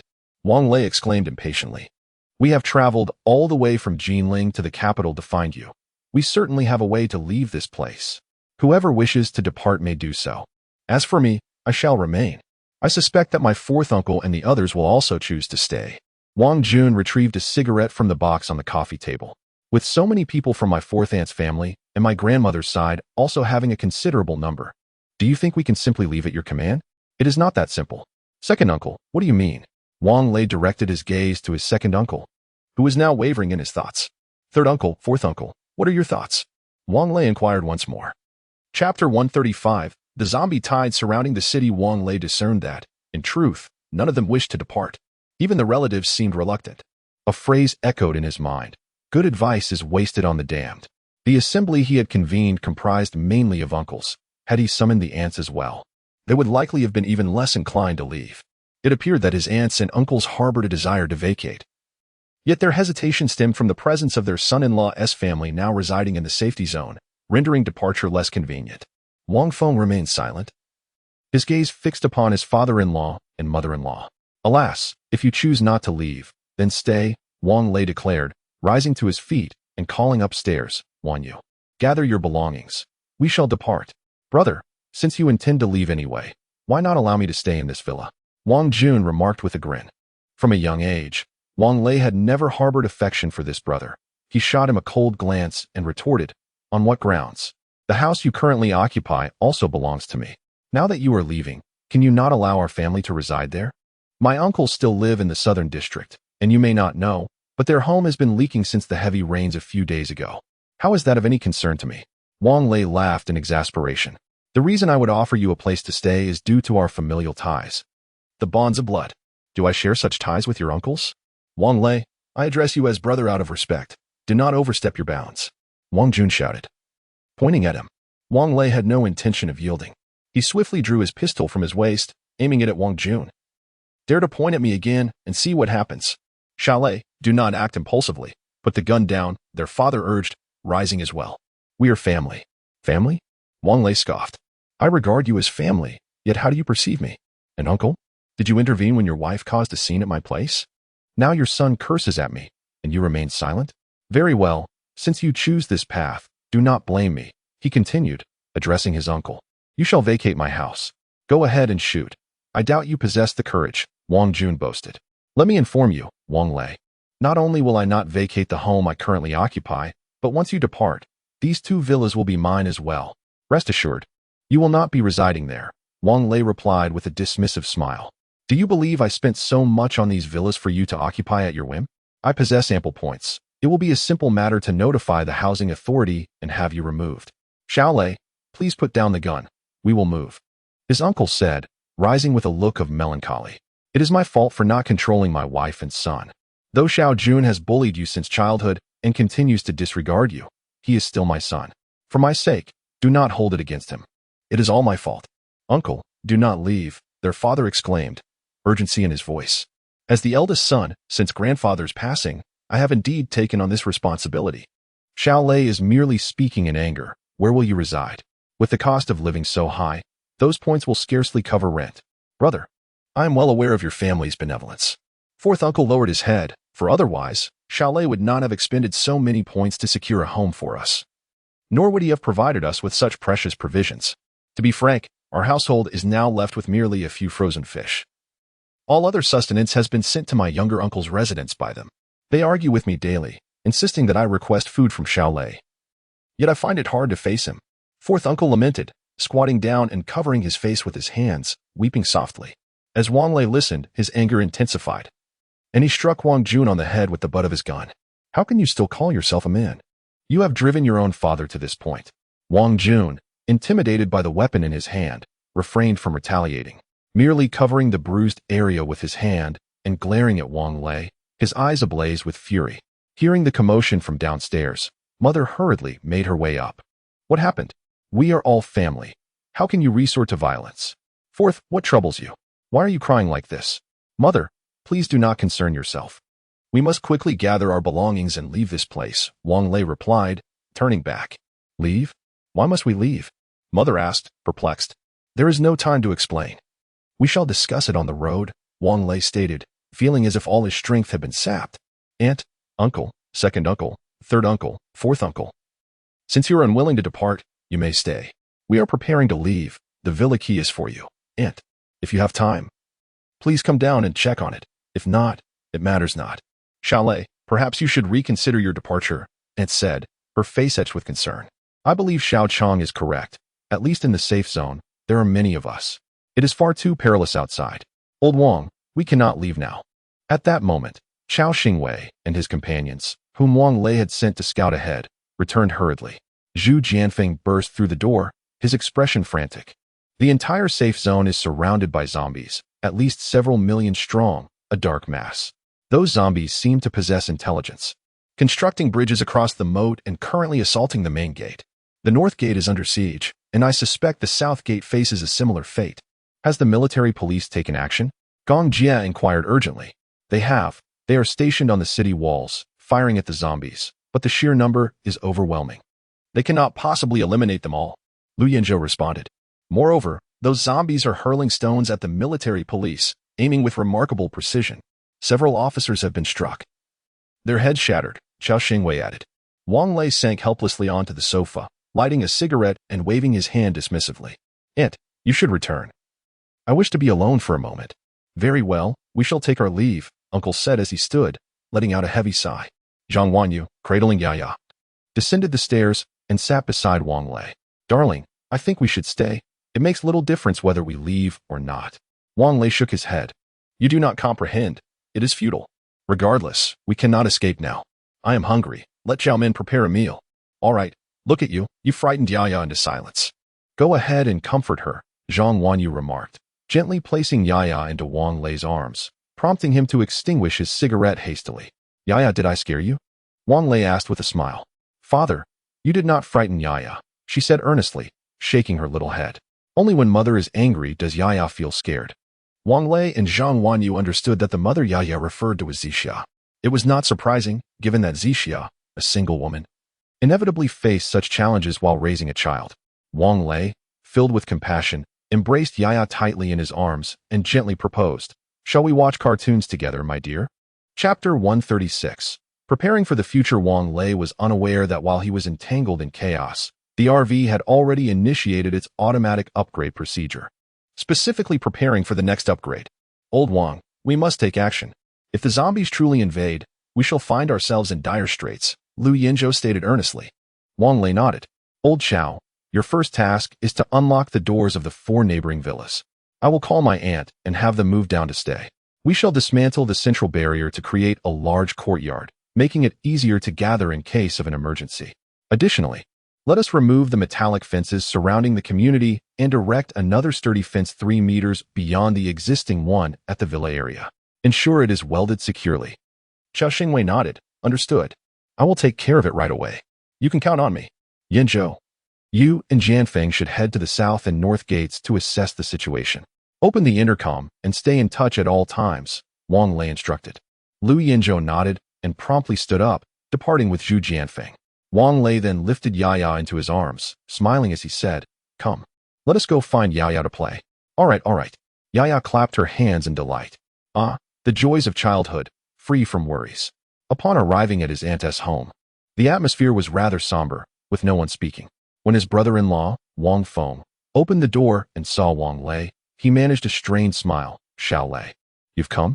Wang Lei nodded and encouraged Yaya to play with Yao Yao, then addressed his aunt and uncle. Please pack your belongings and move to the villa next door, the one adjacent to mine. If the zombies truly attack, we can look out for each other. Brother-in-law, go to the southern area and bring your family here. For now, we shall all reside together. Have you purchased that villa as well?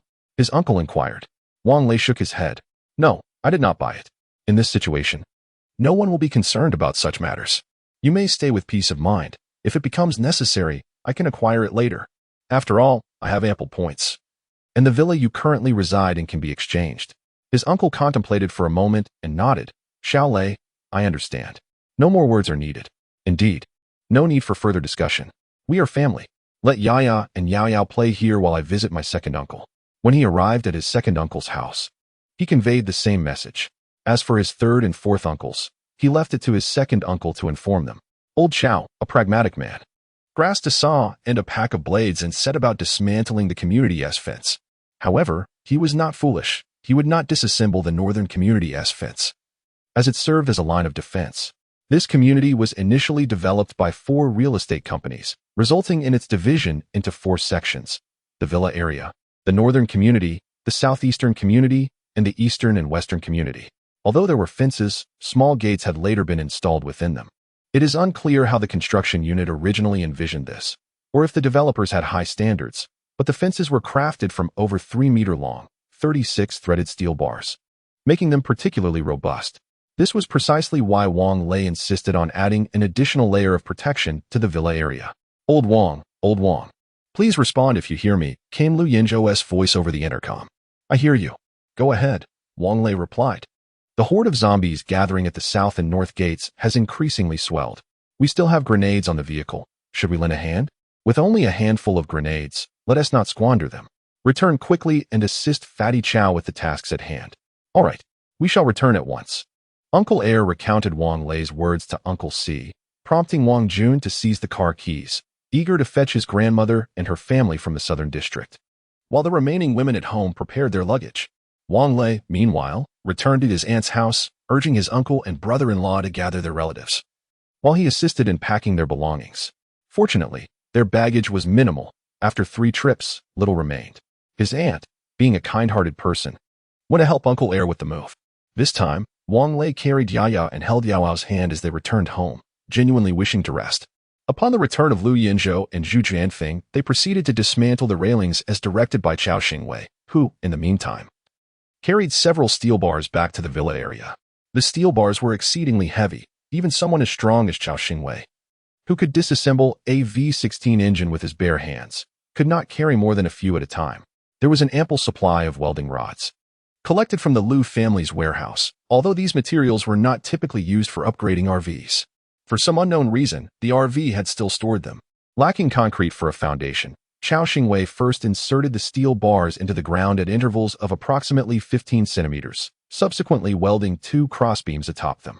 After pushing gently, he noted some instability. However, he was not concerned, planning to reinforce it later. Li Ming drove up, saying, "Lazy. The number of zombies gathering outside the city is increasing." "That's to be expected," Wang Lei replied nonchalantly. The capital originally had over 20 million inhabitants, and now the safe zone houses only a few million, including people from Hebei and Shaanxi provinces. "What should we do now?" Li Ming inquired. "Mengguth. Are you asking me?" Wang Lei replied with a bitter smile. "How would I know what to do? Isn't this a matter for Fatty Chow to reinforce the barriers? The southern district has mandated that everyone fortify the city walls, and preparations are underway to seal the gates," he continued. "Indeed," Wang Lei nodded. "These are matters for the higher-ups in the safe zone, which we are unaware of. By the way, Menggu, did you come to inform me of this?" Well, I was hoping to borrow some food from you. Food prices have skyrocketed, and with hunting off the table, it's become quite difficult for my large family." Wang Lei regarded him for a moment. "Sure, the freezer contains quite a bit of fish, and there is half a bag of flour, a bag of rice, and a barrel of oil. I'll also grab you a few boxes of instant noodles." "Frozen fish? Where did that come from?" Li Ming asked. "Did you catch it from the pond after the heavy rain a few days ago?" Wang Lei nodded. Then why would I ask you for food? I'll just gather everyone to fish in the pond. Haha. The military and police seem to have neglected guarding it anyway, Li Ming joked. But we can't survive solely on fish. You're not aware? There are lotus roots in the pond as well. Once I dig some up, I'll share them with you, Li Ming exclaimed before standing up and departing. Upon Li Ming's return to the southern district, he observed a multitude of individuals fishing in the pond, while military personnel began to disperse the crowd. Consequently, Li Ming decided to lead his companions to the villa area to fish and gather lotus roots. Wang Lei squatted nearby for a while, but found it rather uninteresting and eventually retreated indoors. Zhao Min had already prepared dinner, and after Chao Xingwei and the others hastily finished their meal, they returned to their tasks. After Wang Lei completed his dinner, he ascended the stairs to rest. Aware of Wang Lei's somber mood, Chao Xingwei and the others refrained from disturbing him. It was only after Wang Lei awoke from his slumber that he descended to assist Chao Xingwei in welding the railing. Chapter 137. This fish is inedible. As for Li Ming, the initial catch comprised a few mutant fish. Though ferocious, their flesh appeared succulent at first glance. However, the subsequent haul revealed a disturbing anomaly. The scales of these fish were protruding, their eyeballs white, and their lips adorned with a multitude of fine teeth. These fish are inedible, Li Ming declared, casting the fish aside in disgust. Even the fish have turned into zombies. He urged everyone to cease fishing, fearing the consequences of a bite from such a creature. Yet, the few fish they had were insufficient for sustenance. Tian Yao surveyed the 10 or so fish in the bucket, his brow furrowed. Perhaps we should seek out Wang Lei, he suggested, and Li Ming sighed in agreement. Naturally, he wished to avoid taking advantage of Wang Lei's generosity, so he gathered the team to assist Lu Yanzhou in constructing the guardrails. There were only 3 saws available, but fortunately, all of Li Ming's team possessed strength-based abilities. Once the connecting sections were severed, Li Ming grasped the rebar at its base and shook it until it snapped cleanly. With their assistance, Chao Xingwei's progress accelerated, and by 5 o'clock that afternoon, the guardrails were completed. There was still plenty of rebar left, and with a spark of inspiration, Chao Xingwei began inserting the rebar densely between the 2 guardrails. Each piece was welded with a diamond-shaped sharp tip. Old Chao took care to sharpen these tips using an angle grinder, ensuring that any zombies attempting to scale the guardrails would be met with a piercing surprise. In gratitude for their help, Wang Lei graciously provided Li Ming with 2 slabs of pork and a bag of flour from his RV, along with various items from the kitchen. This gesture moved the towering men, each over 6 feet tall, to tears, nearly prompting them to kneel before Wang Lei. How will you explain the source of this food when you return? Wang Lei inquired. We'll just say we acquired it by force, Tian Yao replied with a mischievous grin.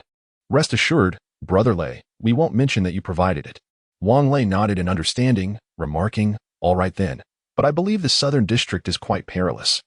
This complex is relatively safer. You might consider relocating here. No one will mind, and Chao Fatty can assist with the utilities. Very well. We shall discuss it upon our return, Li Ming affirmed. If we are to move, now is the time, amidst the chaos, when no one is paying attention. Wang Lei reiterated his caution.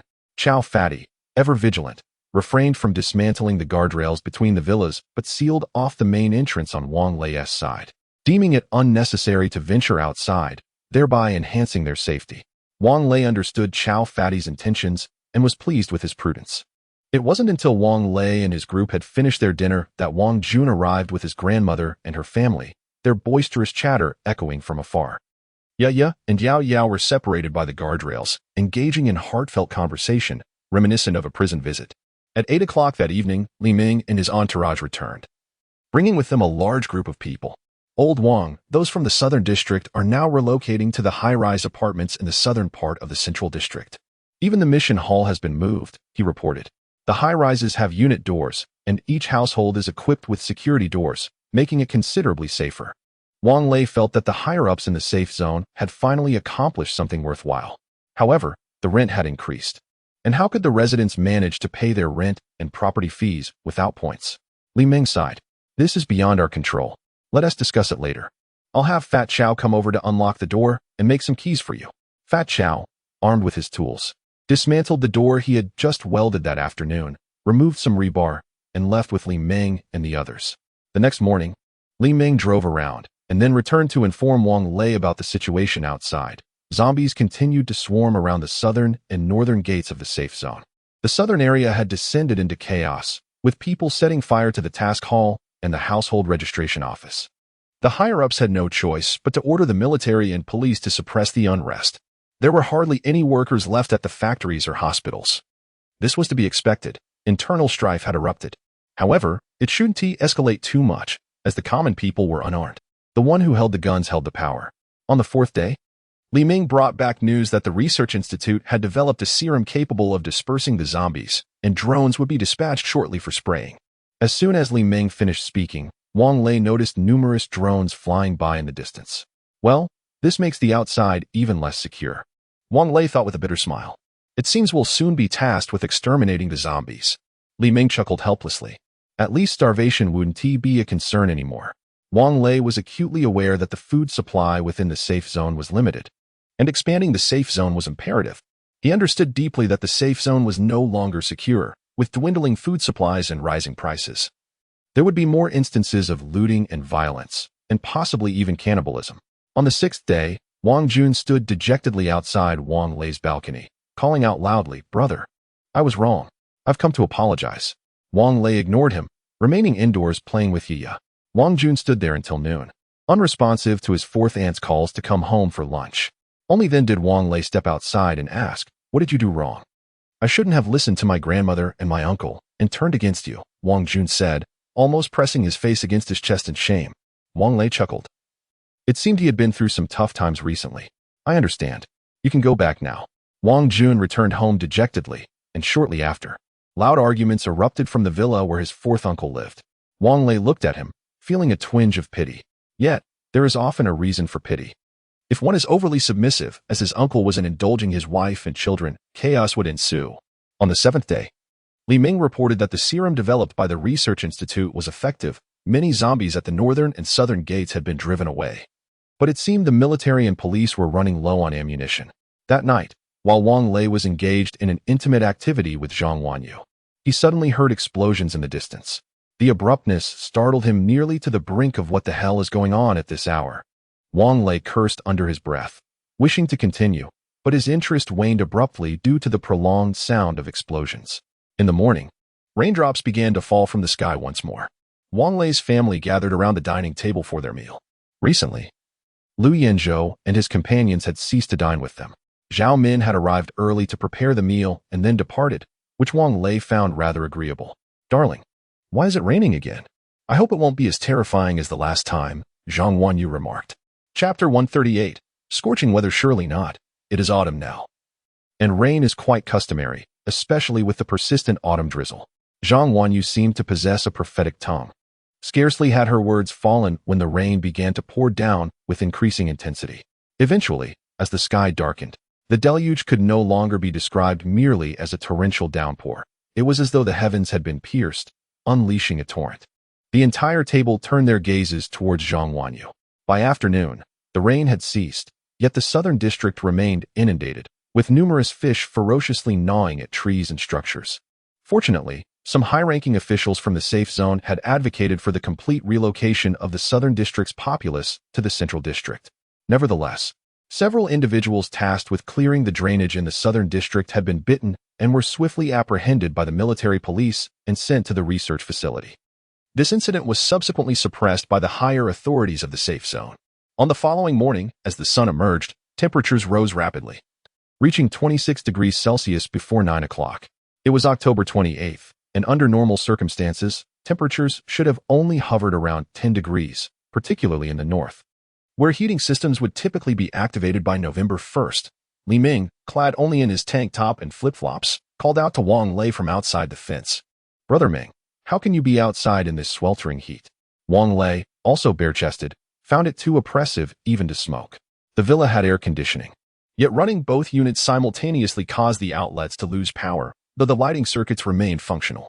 Being an electrical engineering major, Wang Lei discerned that the issue did not lie with the air switch but was due to limitations in the wiring itself. Consequently, the entire family remained in the living room, enjoying the cool breeze. The underground level of the villa was quite comfortable, yet Wang Lei felt uneasy. After all, only the deceased resided underground. "It's nothing, really. This heat is far from normal, and I feel a bit anxious.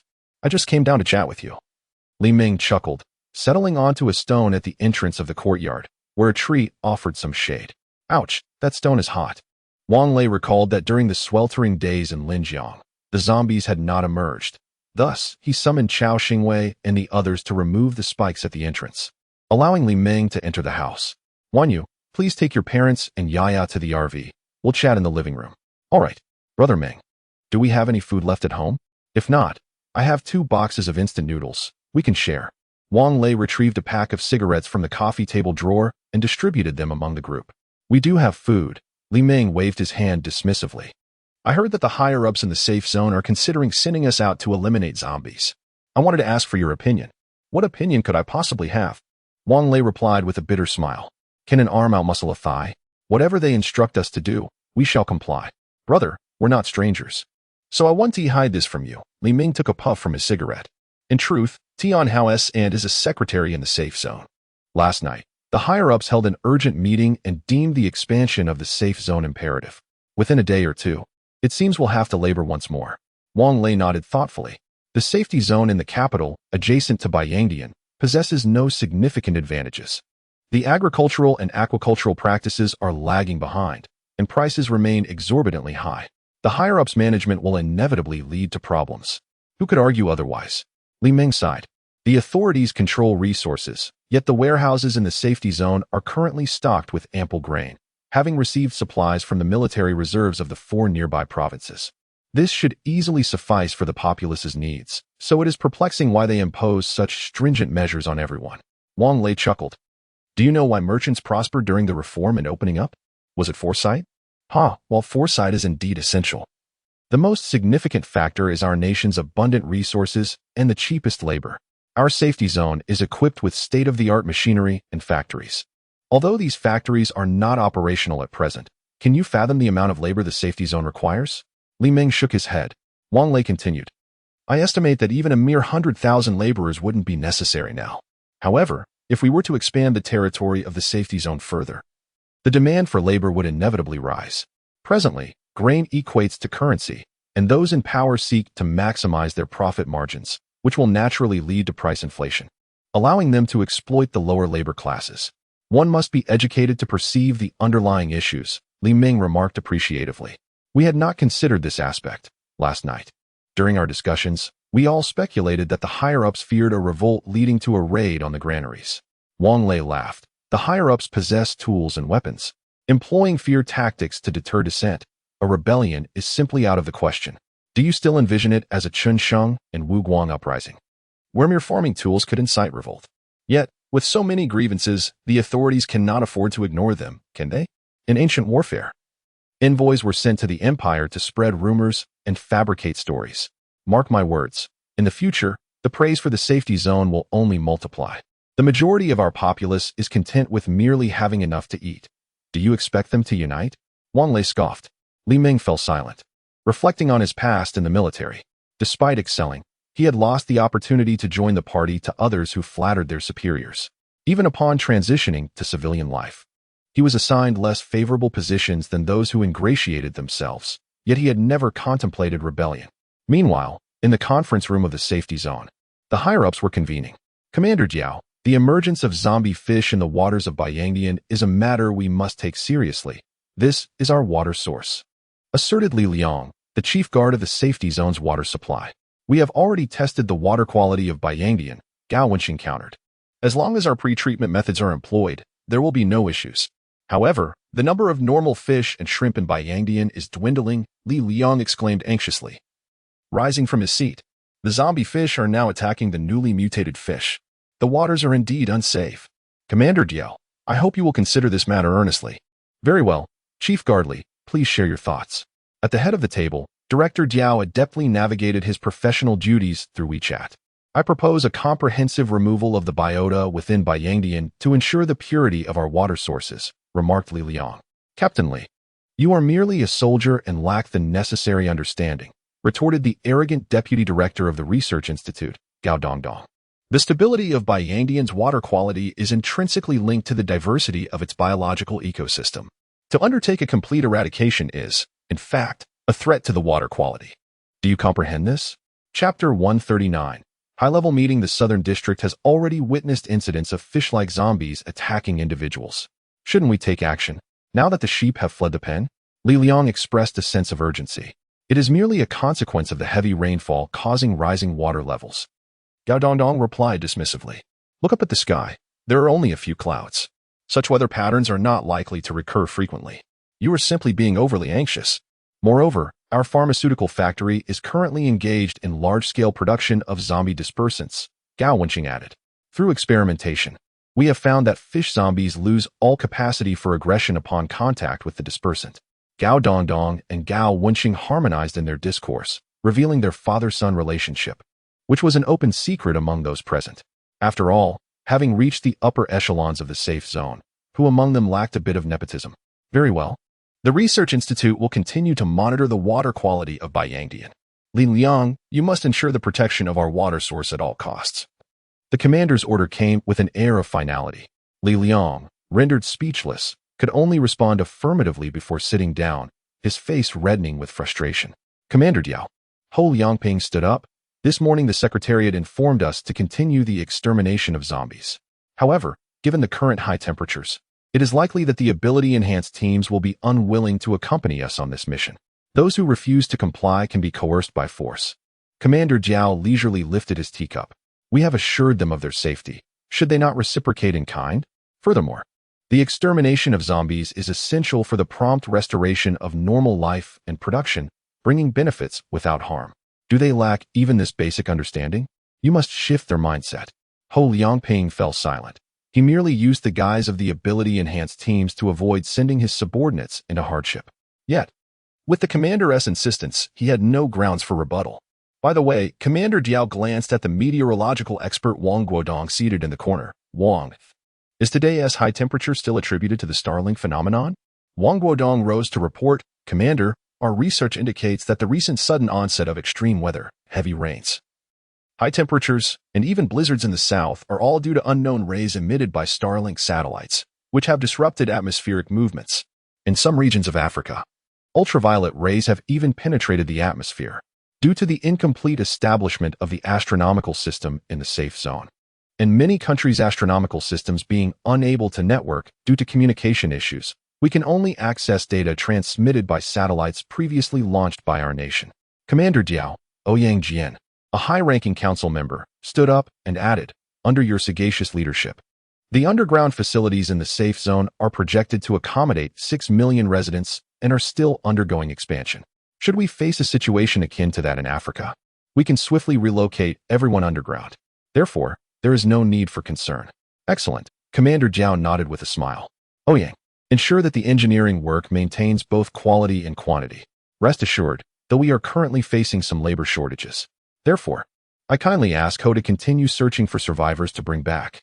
Ouyang Jian could be lauded, his face brimming with pride as he provocatively gazed at Ho Liangping.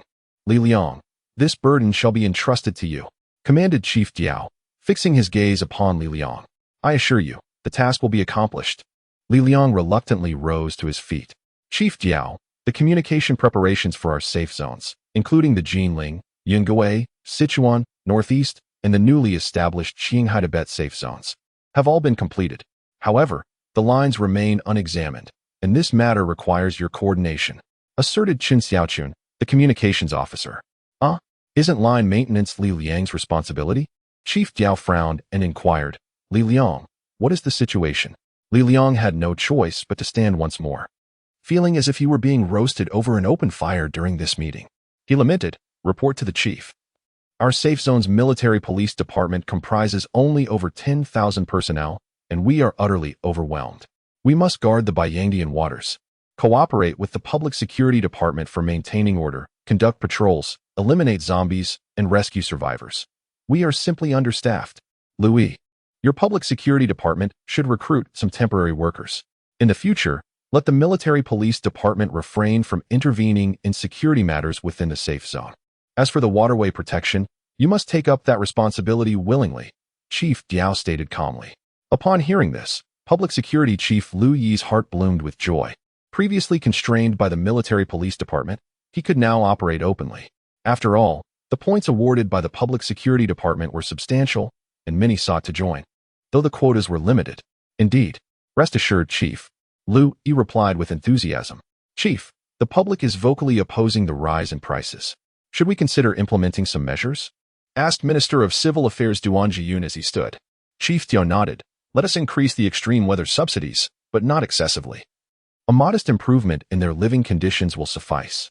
We should release some grain and meat from the warehouses to stimulate their point consumption and encourage more people to engage in labor. Understood. Duan Jiyun nodded and then took his seat. Chief Diao, all residents from the Southern District are migrating to the Central District free of charge, resulting in significant losses for our Housing Management Department. Additionally, we have discovered individuals moving into the Northern Central District without permission. They belong to the ability user teams, and we dare not intervene, complained Qian Yoli, the director of the Housing Management Department. Let us refrain from conflict for now. We should lower the housing prices in the Northern Central District appropriately, particularly for the occupied properties. We could consider promotions and sell them to the ability user teams, allowing them to resolve the situation themselves. Chief Diao replied with composure. But what if the ability user teams return to trouble us after purchasing the properties? Qian Yuli queried. Such a simple matter, and you still require our esteemed chief's intervention? Gao Dongdong scoffed. Inform them that we do not provide after-sales service for such affordable housing. If they create a disturbance, let Old Ho lead the effort to suppress them. After all, the losses will not be borne by our safe zone. Haha. Deputy Director Gao, you truly are a remarkable talent. Qian Yoli's eyes sparkled with intrigue. Simply let them engage in a dog-eat-dog scenario, for it will not affect his own interests or the sanctuary of safety. Director Jiao's face also displayed a satisfied smile, and Gao Wenxing felt an even greater joy within. This son of his truly brings him pride. Chapter 140. High-temperature operations. After a high-level meeting, the most discontented was Ho Liangping.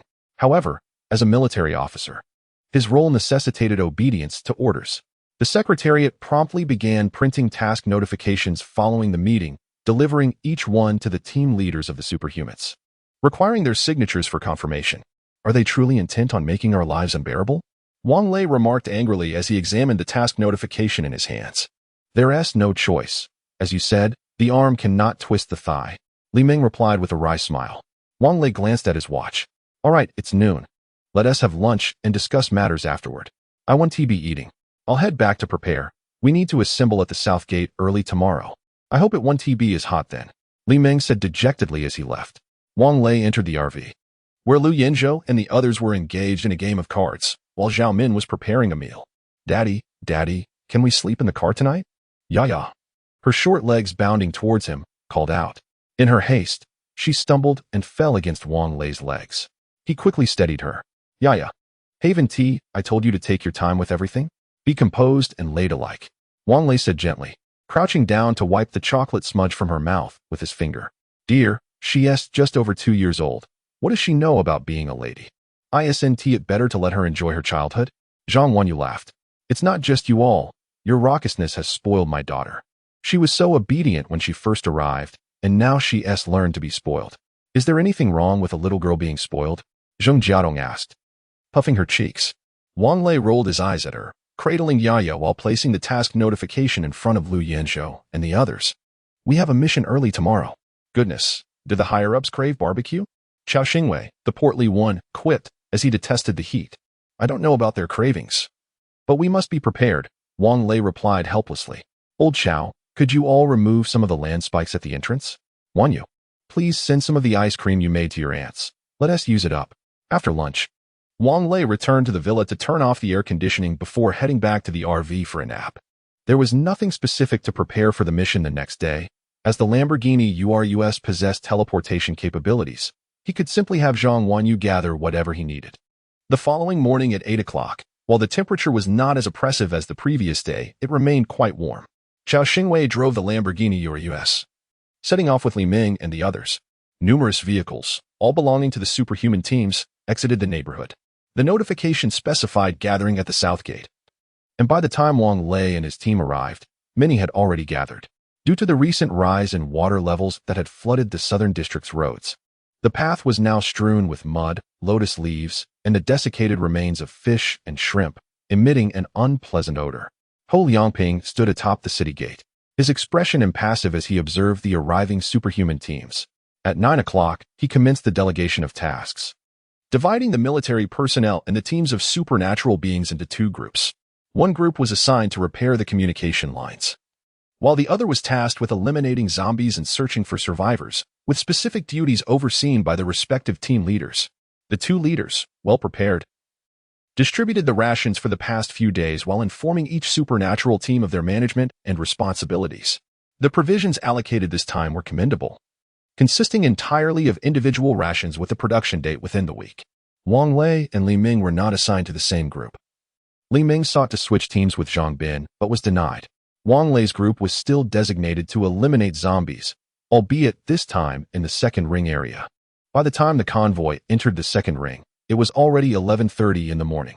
They encountered sporadic zombies on the way, which required extermination, a task handled by the supernatural teams, as the military needed to conserve their strength and ammunition. Their supervising team leader insisted that everyone eat first before dispatching each supernatural team to search their designated areas. 6 teams were collectively searching within the second ring, tasked with thoroughly combing the entire area within 2 weeks. Upon completion, they could return to the safe zone. After hastily finishing their meals, they set out to search their designated regions. Wang Lei, seated in the back, dozed off while Chao Xingwei drove towards their sector. After half an hour, the Lamborghini Urus halted at an alleyway. Although the width of the road would allow the vehicle to enter, several cars were already parked there, necessitating their exit at this location. Wang Lei's chest pack contained 2 bottles of solidly frozen mineral water, and he held a sunshade umbrella. The sunlight was exceedingly intense. However, Lu Yinzhou and the others appeared unfazed by the sun, with only Chao Xingwei complaining about the oppressive heat. "Old Wang, shall we take this opportunity to acquire something?" Zhu Jianfeng inquired under the umbrella. Wang Lei shook his head, remarking that the heat could turn a person into jerky, urging them to search quickly and return home early. Zhu Jianfeng appeared somewhat disappointed, and just as he was about to speak, a zombie staggered out from the courtyard ahead. He swiftly approached and decapitated the creature. "Old Zhu, in the future, don't decapitate them. We still need to collect the heads, which is quite a hassle," Lu Yinzhou complained, holding up a severed head. The eradicated zombies were required to be incinerated collectively, a task managed by the military, but the supernatural teams needed to pile the zombie corpses along the main road. "All right. I understand. Wow, this zombie actually looks quite attractive," Zhu Jianfeng chuckled. Wang Lei, suppressing his disgust, glanced at the head in Lu Yinzhou's hand. It belonged to a girl who appeared to be around 18 or 19 years old. Unlike other zombies, her face was remarkably clean, adorned with a bun hairstyle. Were it not for the blood flowing from her carotid artery indicating her infection, one might easily mistake her for a survivor that Zhu Jianfeng had slain. What a pity.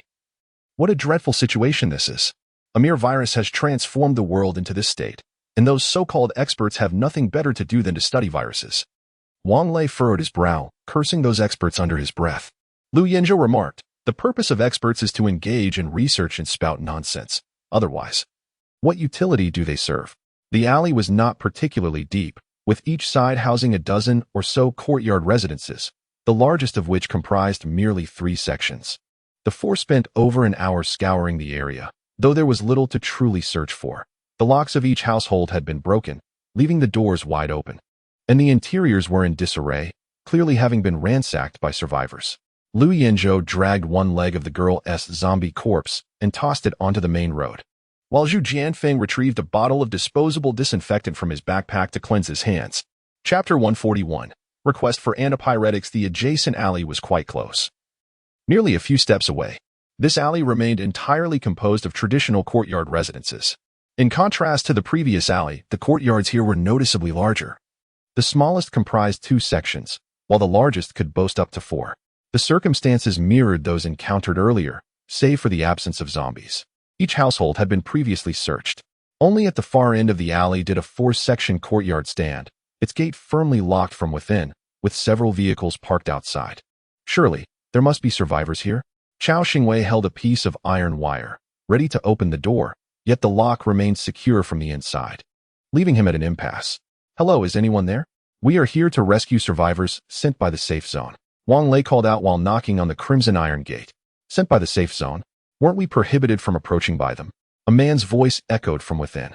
I wasn't aware of that. We were assigned to search for survivors. Could you please open the door?" Wang Lei replied earnestly.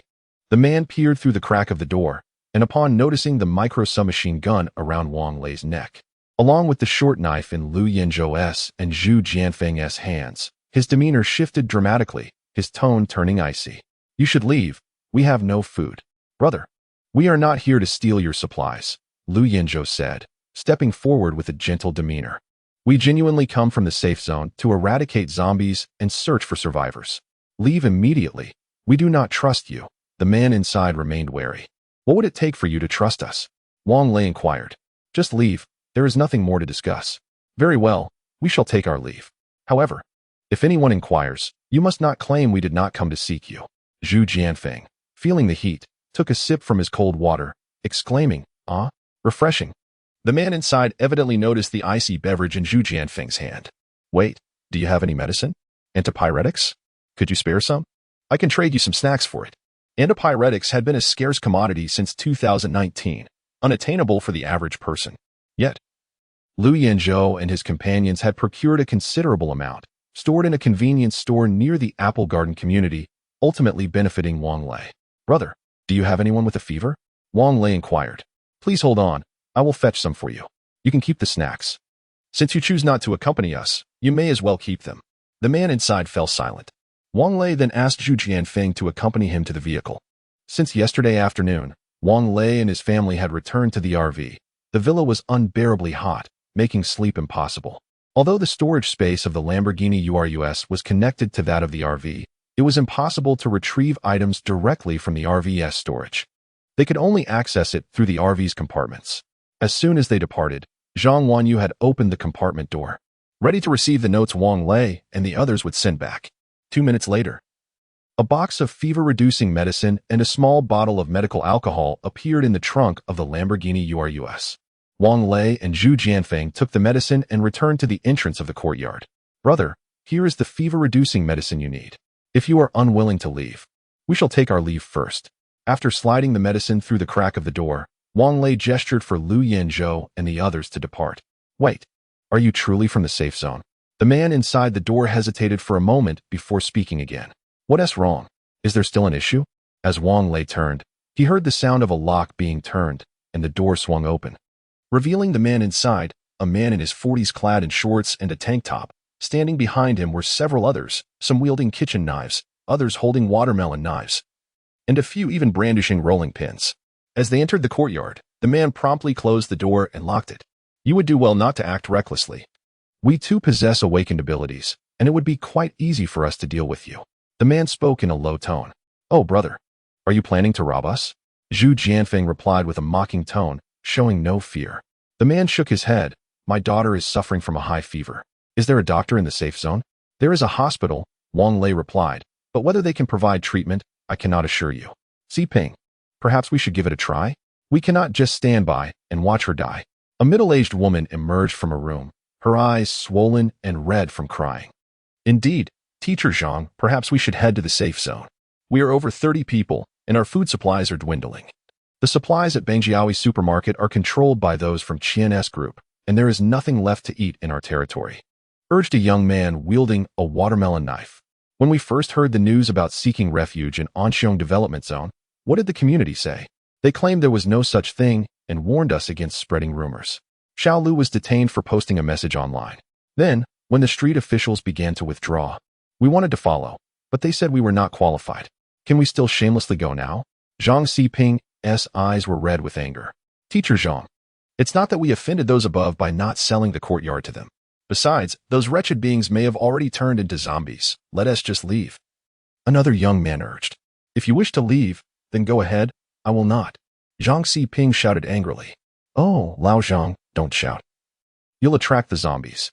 Have you forgotten what happened when Yun Peng went out looking for food and was bitten on the neck after saying just one sentence? An older man beside Zhang quickly covered his mouth. Wang Lei sighed, pulling out another unopened bottle of frozen mineral water and the bottle of medical alcohol from his bag. Brother, take this back and give it to your child. Use it to help reduce her temperature, and then you can discuss whether to leave or not. Zhang Xiping hesitated momentarily but ultimately accepted the item, expressing his gratitude before handing it over to his wife. How are things in the safe zone, my friend? Inquired a young man holding a rolling pin with a polite tone. To dine, one must work to earn points.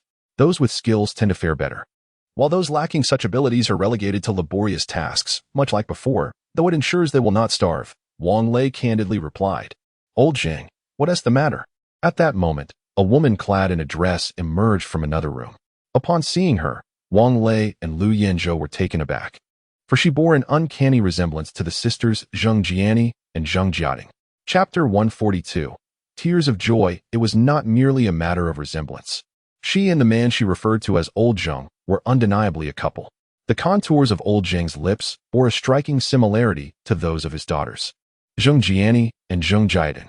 Auntie, do you have two daughters named Zheng Jiatin and Zheng Jiani? Zhu Jianfeng inquired hastily. Do you know my daughters? Old Zheng asked, his brow furrowing with suspicion. Yes, they are in the safe zone. Xiao Xingwei replied. You're talking nonsense. My daughters are in the south. How could they possibly be in the safe zone of the capital? Old Zheng retorted sharply. Now tell me, who are you, and what have you done with my daughters? Uncle, your daughters are quite well and truly in the safe zone of the capital. We traveled all the way from Linjiang to find you. But when we arrived at your home, no one was there. Wang Lei patiently explained. Is everything you say true, young man? The woman, her eyes already glistening with tears, stepped forward and asked softly. Wang Lei nodded. Andy, I assure you it is all true. Do not trust them so easily. Who knows if they are here to deceive us, or worse, warned a young man wielding a watermelon knife.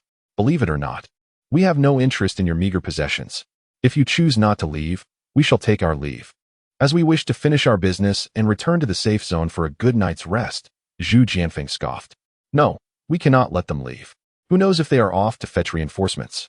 The young man with the knife said with a grave tone, his eyes glinting ominously. Had it not been for his fear of Wang Lei's subtle threat, he would have charged forward to attack. Old Zheng hesitated, but his wife, tears streaming down her face, turned to him and said, Old Zheng, I miss our daughters. I want to go to the safe zone. And Zheng, you must not believe their words, cautioned the young man with the rolling pin. How can you prove my daughters are in the safe zone? Old Zheng asked, his voice low and serious. Prove it? Old Chow, did you bring the walkie-talkie? Let us see if we can contact them. Wang Lei suggested after a moment's thought. Xiao Xingwei nodded, retrieving the walkie-talkie from his backpack. Previously, they had refrained from using it in the Liuhuan community due to the presence of numerous ability user squads. But this situation was different. They were alone. Once powered on, Xiao Xingwei called out, Jiani, Jiatin, if you can hear me, please respond. It must be said that the power of a military-grade walkie-talkie is formidable. And after modification by Xiao Xingwei, its transmission range could extend over 200 kilometers. Its only drawback was its high energy consumption. It drained batteries rapidly, which is why it was usually kept off. I hear you. This is Zheng Jiani. What is going on, old Xiao? Came Zheng Jiani's voice through the walkie-talkie, albeit with considerable static. We might have found your parents, but they don't believe us. Do you have any way to convince them? Wang Lei took the walkie-talkie, aware that the distance was causing significant distortion, making it difficult for the Zheng couple to believe their words. Really? In the walkie-talkie, Zheng Jianni's voice trembled, shouting, Lao Wang, they have found our parents. Hey, please don't get too excited. The walkie-talkie is about to run out of battery. Quickly tell me how you can prove that you are their daughters. Wang Lei shouted anxiously. 545768 220870, the medical insurance card password. Zheng Jian and I cried out. It's our daughters. Zheng's mother burst into tears, not minding the heat, and immediately buried herself in Lao Zheng's embrace. Wang Lei thought to himself, goodness, is this a spy rendezvous? They even managed to come up with a medical insurance card password? I thought Zheng Jian and I would spill some juicy secrets. The walkie-talkie was quite efficient. After Zheng Jian and I finished speaking, it automatically powered down. Wang Lei shrugged. Lao Chao, next time, bring a spare battery. We will go to the safe zone with you. We must leave now? Darling, pack your things. Lao Zheng said anxiously, yearning for his daughter. Uncle Zheng, you trust them just because of a medical insurance card password? The knife-wielding youth said urgently. I do not merely trust them, but I have faith that my daughter would travel thousands of miles to find us. Lao Zheng replied earnestly. The group fell silent, and Wang Lei then stated, Uncle Zheng, our search mission is incomplete, and we cannot take you back yet. However, the safe zone has dispatched a bus. Once it fills up, it will depart. If you decide, we will take you to the bus station. By the way, do you have your own vehicle? We will go to the safe zone ourselves, Lao Zheng replied. Uncle Zheng, I understand your urgency, but the roads are not safe right now. I believe it would be safer for you to take the bus back, Wang Lei advised once more. Can we drive in the safe zone? The rolling pin youth asked. Yes, but vehicles can only park in the parking lot, Wang Lei explained. Although the southern district of the safe zone is now uninhabited, the central district still has a parking lot and shuttle buses. The only neighborhood where Wang Lei and his team reside allows cars to be driven down to the building, which is why so many ability user teams choose to live there. Uncle Zhang, why don't we also head to the safe zone? I'm about to be sick from all this. The rolling pin youth wavered. Erguizi, what are you saying? Didn't we agree? The knife-wielding youth's eyes reddened. He was interrupted mid-sentence by Erguizi. Ma Jun, stop talking. Everyone knows you just want to take charge. We grew up together in the same alley, bare-bottomed. And we all know what's on your mind. Now that there's no food left, do you want everyone to starve with you? You all. Don't forget, for the past few months, it was me who brought back the food and water. Ma Jun shouted. Yes. And Xiao Shuang was also pushed into the horde of zombies by you. She died in the neighboring alley. Do you not remember? The watermelon knife youth said coldly. At that time, if we had to sacrifice Xiao Shuang, who among us would have survived? Who would willingly sacrifice themselves? When I pushed her. Why did none of you step in to stop me? As Ma Jun spoke, he gesticulated with his arms, the blade in his hand glinting ominously in the sunlight. Wang Lei quickly stepped back to avoid any accidental harm. A heavy silence enveloped the group, yet Wang Lei couldn't help but recall the zombie girl from earlier. She must be the one they referred to as Xiao Shuang. He cast a cold glance at Ma Jun, whose sunken eyes hinted at a profound cunning. Ladies and gentlemen, do you truly wish to leave? Lu Yinzhou inquired with growing impatience. We have pressing matters to attend to. After a brief moment of silence, the others began to gather their belongings, even Zhang Sipin trudging back to his room with a heavy heart.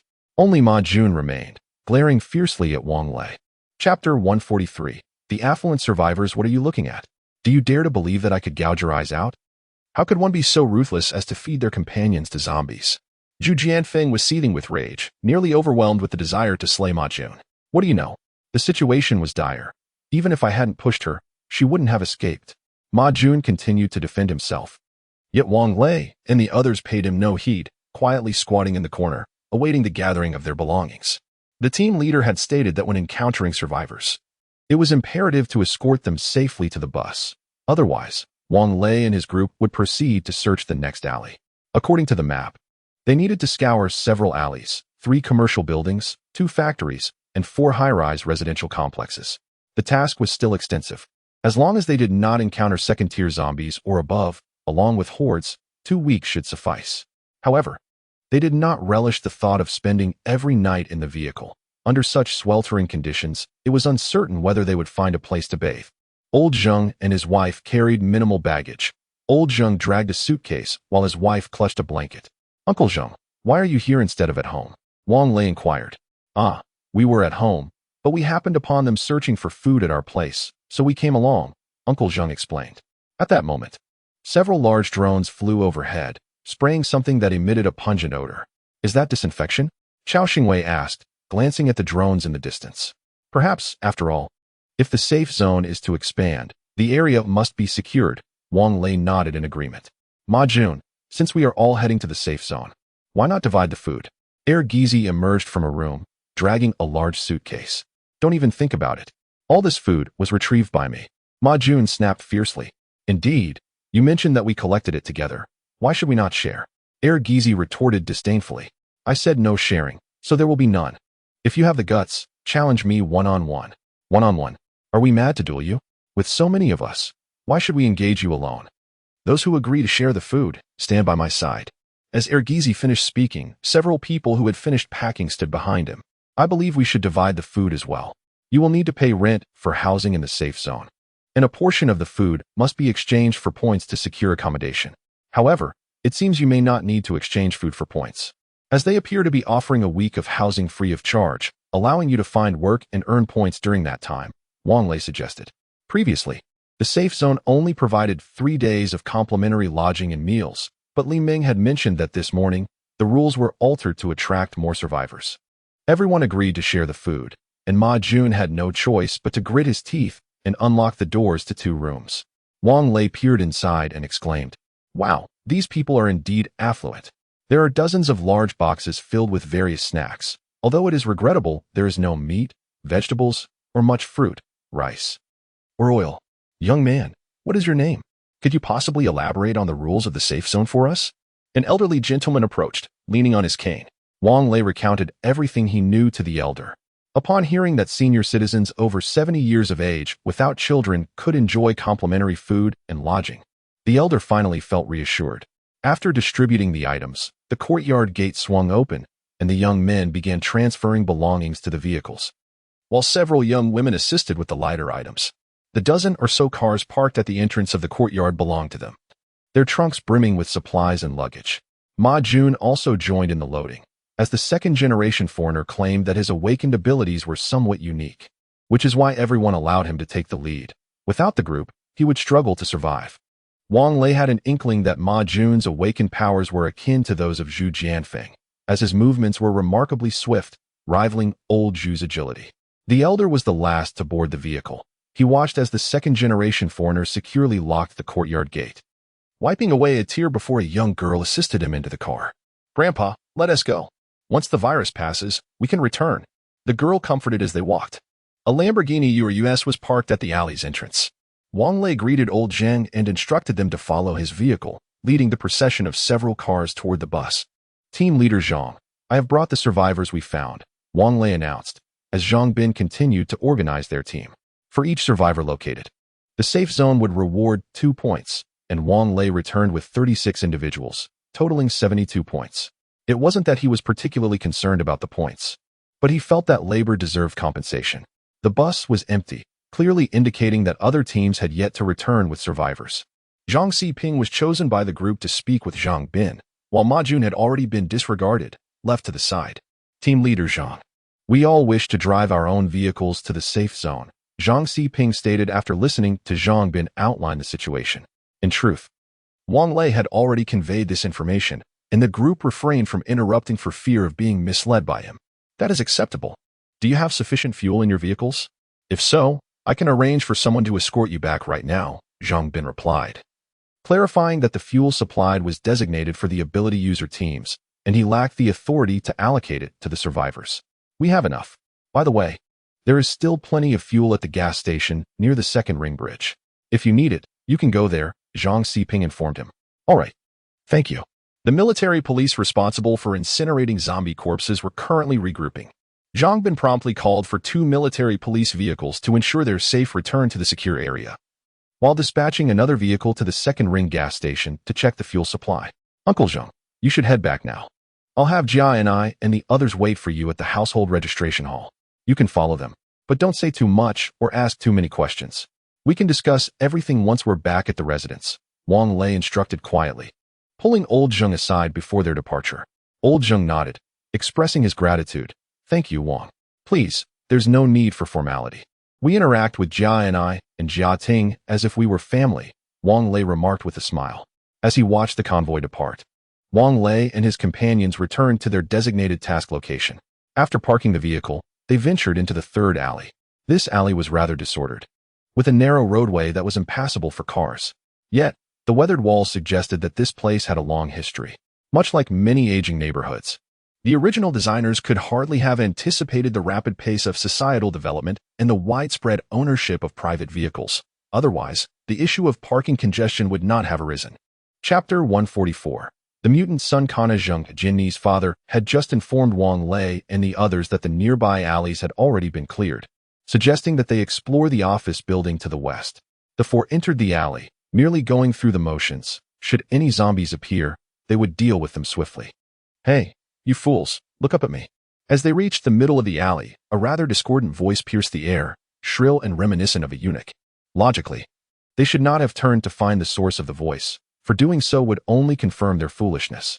Yet, instinctively, everyone glanced around, searching for the audacious individual who dared to speak such words. A few meters ahead, beneath a century-old weeping willow, perched a snow-white sun kana. Could it be that the one speaking was that bird? Zhu Jianfeng exclaimed, eyes wide with disbelief. "Hey, you fools. It is I, your grandfather speaking. Hurry and find me something to eat. Your grandfather is starving," the parrot proclaimed with an air of arrogance. "By heavens," Zhu Jianfeng fumed, "just wait until I catch you. I'll roast you for dinner." The sun kana proudly spread its pristine wings and retorted, "Huh? I have wings. Can you catch me? Wang Lei silently raised his firearm. Have you ever seen one of these? Indeed, the parrot replied honestly. What you hold is called a gun. It can shoot birds. A playful smile danced across Wang Lei's face. Then why don't you come over here?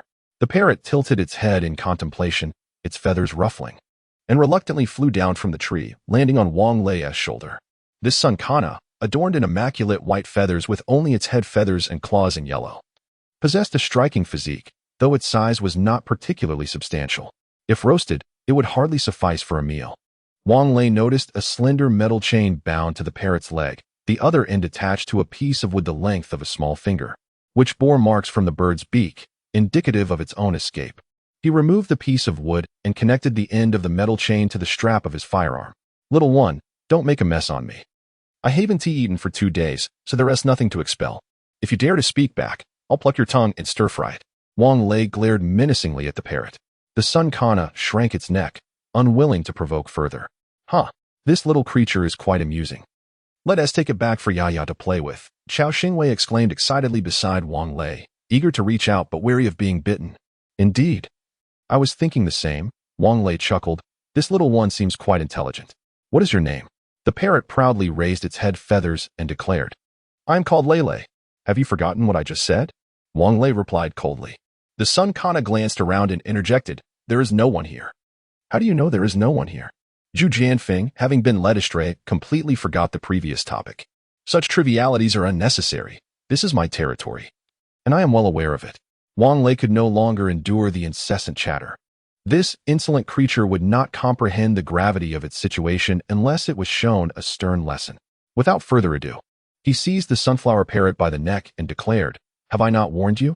Do not speak so carelessly. Do you believe I would hesitate to roast you right now?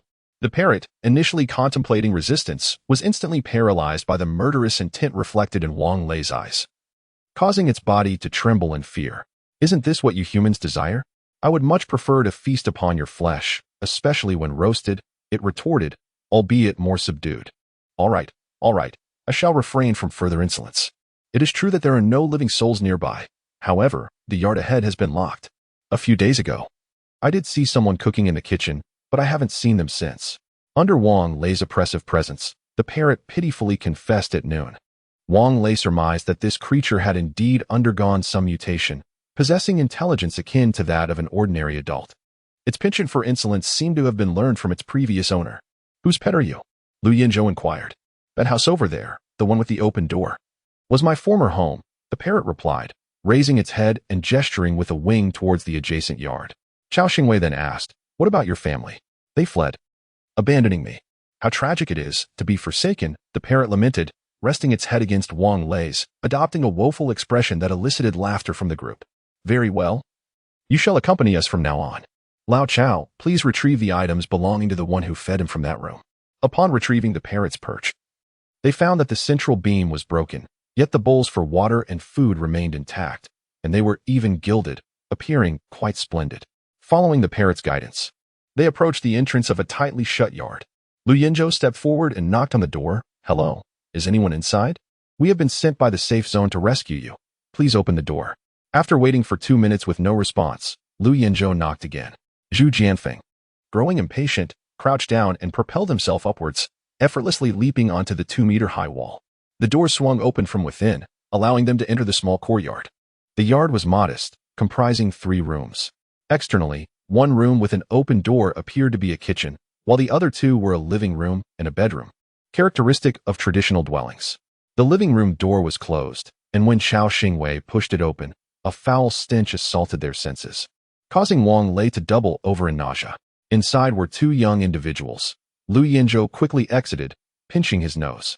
The walls bore wedding photographs, suggesting a couple who had met a tragic fate, their bodies grotesquely positioned, the cause of death shrouded in mystery. Enough of this, let us depart swiftly.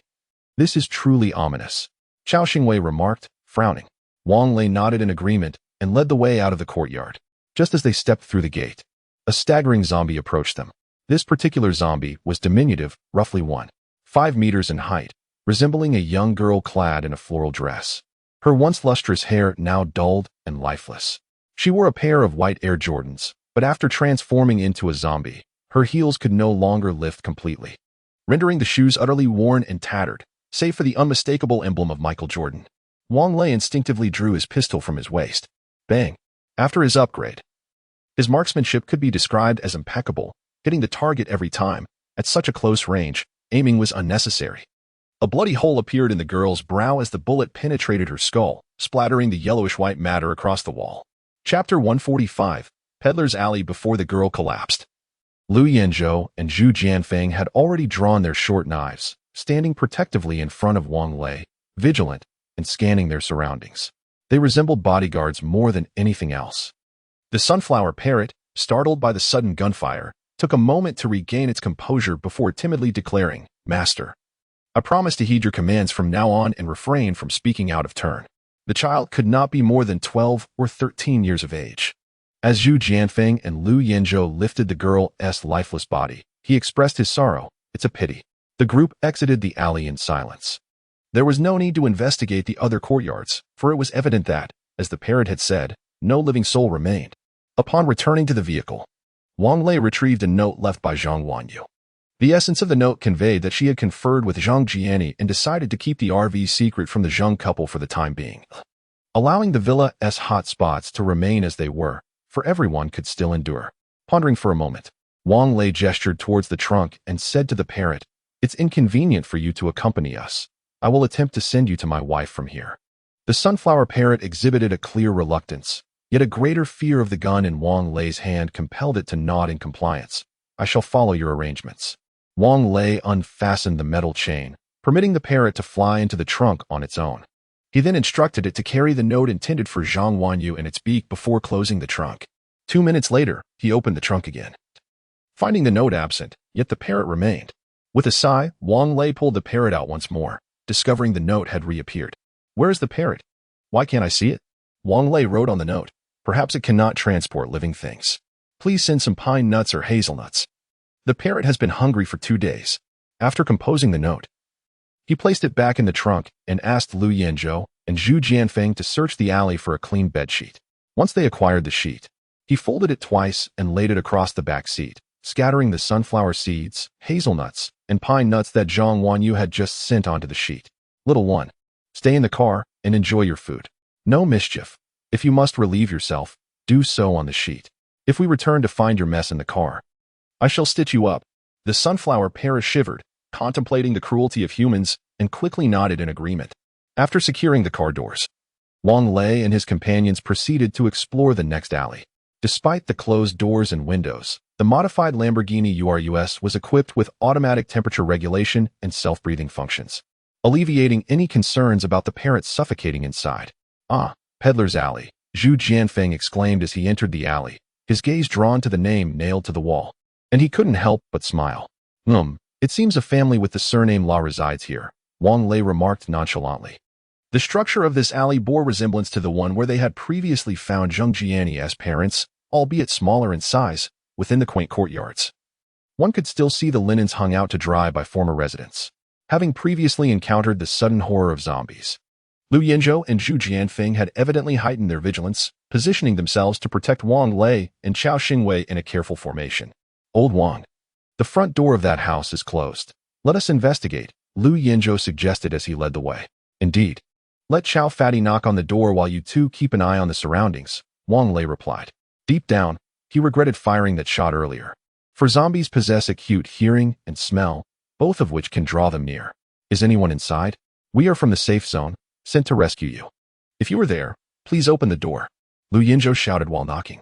"Damn it, there are indeed zombies. These creatures are hiding in the houses," Zhu Jianfeng exclaimed, already charging forward with his weapon drawn. "Don't go," Lu Yanzhou warned as he spotted zombies rushing out from another house, converging towards them. Zhu Jianfeng had already slashed the throat of one zombie, but upon hearing Lu Yanzhou's call, he swiftly retreated to Wang Lei's side, crouched low, ready to strike at a moment's notice. The zombie with its throat slashed wore a filthy white tank top and tattered shorts, its plastic sandals barely hanging on. The shorts, in tatters, dangled grotesquely between its legs, presenting a truly repulsive sight. A ghastly wheezing sound emanated from its damaged throat, akin to a broken windbag being pulled, sending chills down their spines. More and more zombies gathered towards Wang Lei and his companions, and as sweat dripped from his palms. Wang Lei was about to raise his firearm to shoot them down one by one when the courtyard doors swung open. A small hand reached out from within, tugging Wang Lei inside with a sudden force. Startled, Wang Lei thought he had been captured by a zombie, only to hear a girl's voice softly urging, "Hurry. Come inside." Zhu Jianfeng, quick to react, pulled Chao Xingwei along and dashed into the courtyard, while Lu Yinzhou gave Chao Xingwei a push, just as the zombies were about to reach the door. At last, the gate was firmly shut, still shaken. The four of them turned to see 8 girls in the courtyard, coldly observing them. Each girl wore simple attire, seemingly exposing more than intended with every movement. As Wang Lei prepared to speak, the ominous sound of zombies clawing at the door sent shivers down their spines. "Did you all intentionally lure the zombies here?" One girl, nonchalantly holding an unlit cigarette, inquired. "Miss, how could we possibly do such a thing?" Zhu Jianfeng replied with a grin. The girl regarded him coolly. "Aren't you all sent by Lu Fatty?" A slender girl with a ponytail, standing about 1.6 meters tall, sidled up to the girl with the cigarette and said with a scowl, "Sister, stop wasting time with them. We should just get rid of them. Our food supply is running low. Are you truly so cruel as to resort to cannibalism?" Zhu Jianfeng mocked, his expression one of feigned amusement. "Lu, the rotund figure, has harassed us on more than one occasion," a girl clad in a suspender mini dress remarked coldly. "The last time, I shattered the leg of his sycophant. Does he not yet understand the futility of his pursuits?" Several young women, "I believe you have mistaken us for someone else," Wang Lei replied nonchalantly. "We are here from the safe zone to rescue you and escort you to safety." Chapter 146, The Valiant and Powerful Sailor Senshi Safe Zone. The girl with a cigarette in her mouth clearly held a position of authority among her companions. She furrowed her brow and inquired, "Didn't we common folk lack the qualifications to enter the safe zone?"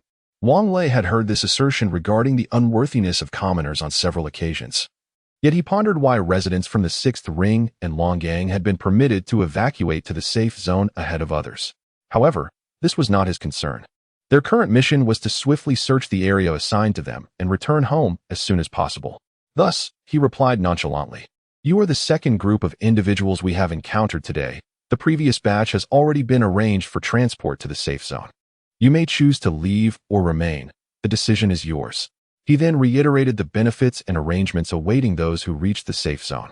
Feeling parched, he retrieved a bottle of ice water from his backpack and took a generous sip, a refreshing sensation coursing from his mouth to his stomach, offering him considerable relief. The girls began to engage in hushed discussions, after which the girl with the cigarette spoke up. "You speak without substantiation. How can we ascertain the truth? Moreover, what work could we possibly do in the safe zone? To be frank, we were secretaries before. Does the safe zone require secretaries?" Wang Lei was uncertain about the need for secretaries in the safe zone and grew somewhat impatient. The undead outside were becoming increasingly agitated, their pounding against the door growing louder. If the situation with the zombies outside remained unresolved, they would find themselves in significant trouble. "There are merely 100 or so zombies outside. They pose no threat," the cigarette girl retorted coolly, her tone swiftly shifting to one of sharp authority. "As for you, you are not welcome here. The wall isn't too high. Jump over it yourselves." "How audacious. Do you think you can dictate our actions?" Zhu Jianfeng raised the short knife in his hand, its blade stained with dried zombie blood. "We came to rescue you. And you suggest we leap over the wall to become zombie fodder? How absurd." The girl in the tank top interjected. "If you cannot even handle those zombies at the door, how can we be assured of safety in the safe zone? Can we rely on you incompetent fools for our protection?" The other girls produced daggers from seemingly nowhere, gripping them tightly and glaring at Wang Lei and his companions. Wang Lei sensed the murderous intent emanating from them and instinctively raised his firearm, yet he hesitated to escalate the conflict, keeping the muzzle away from them. "Since you choose not to leave, we shall not intrude further. Lao Zhu, help us over the wall." Among the four, only Zhu Jianfeng was nimble enough to scale the wall like a monkey. Lu Yinzhou, although also an agile type, acknowledged the difficulty of jumping over a 2-meter-high wall. "All right." A devilish smile spread across Zhu Jianfeng's face as he sprang into action, effortlessly landing atop the courtyard wall. "Oh, so many zombies. Just wait for the door to be breached and for you to become one of them." No sooner had he spoken than the girl in the tank top was suddenly beside him, her gleaming dagger pressed against his neck. "Try saying another word of mockery, and see what happens."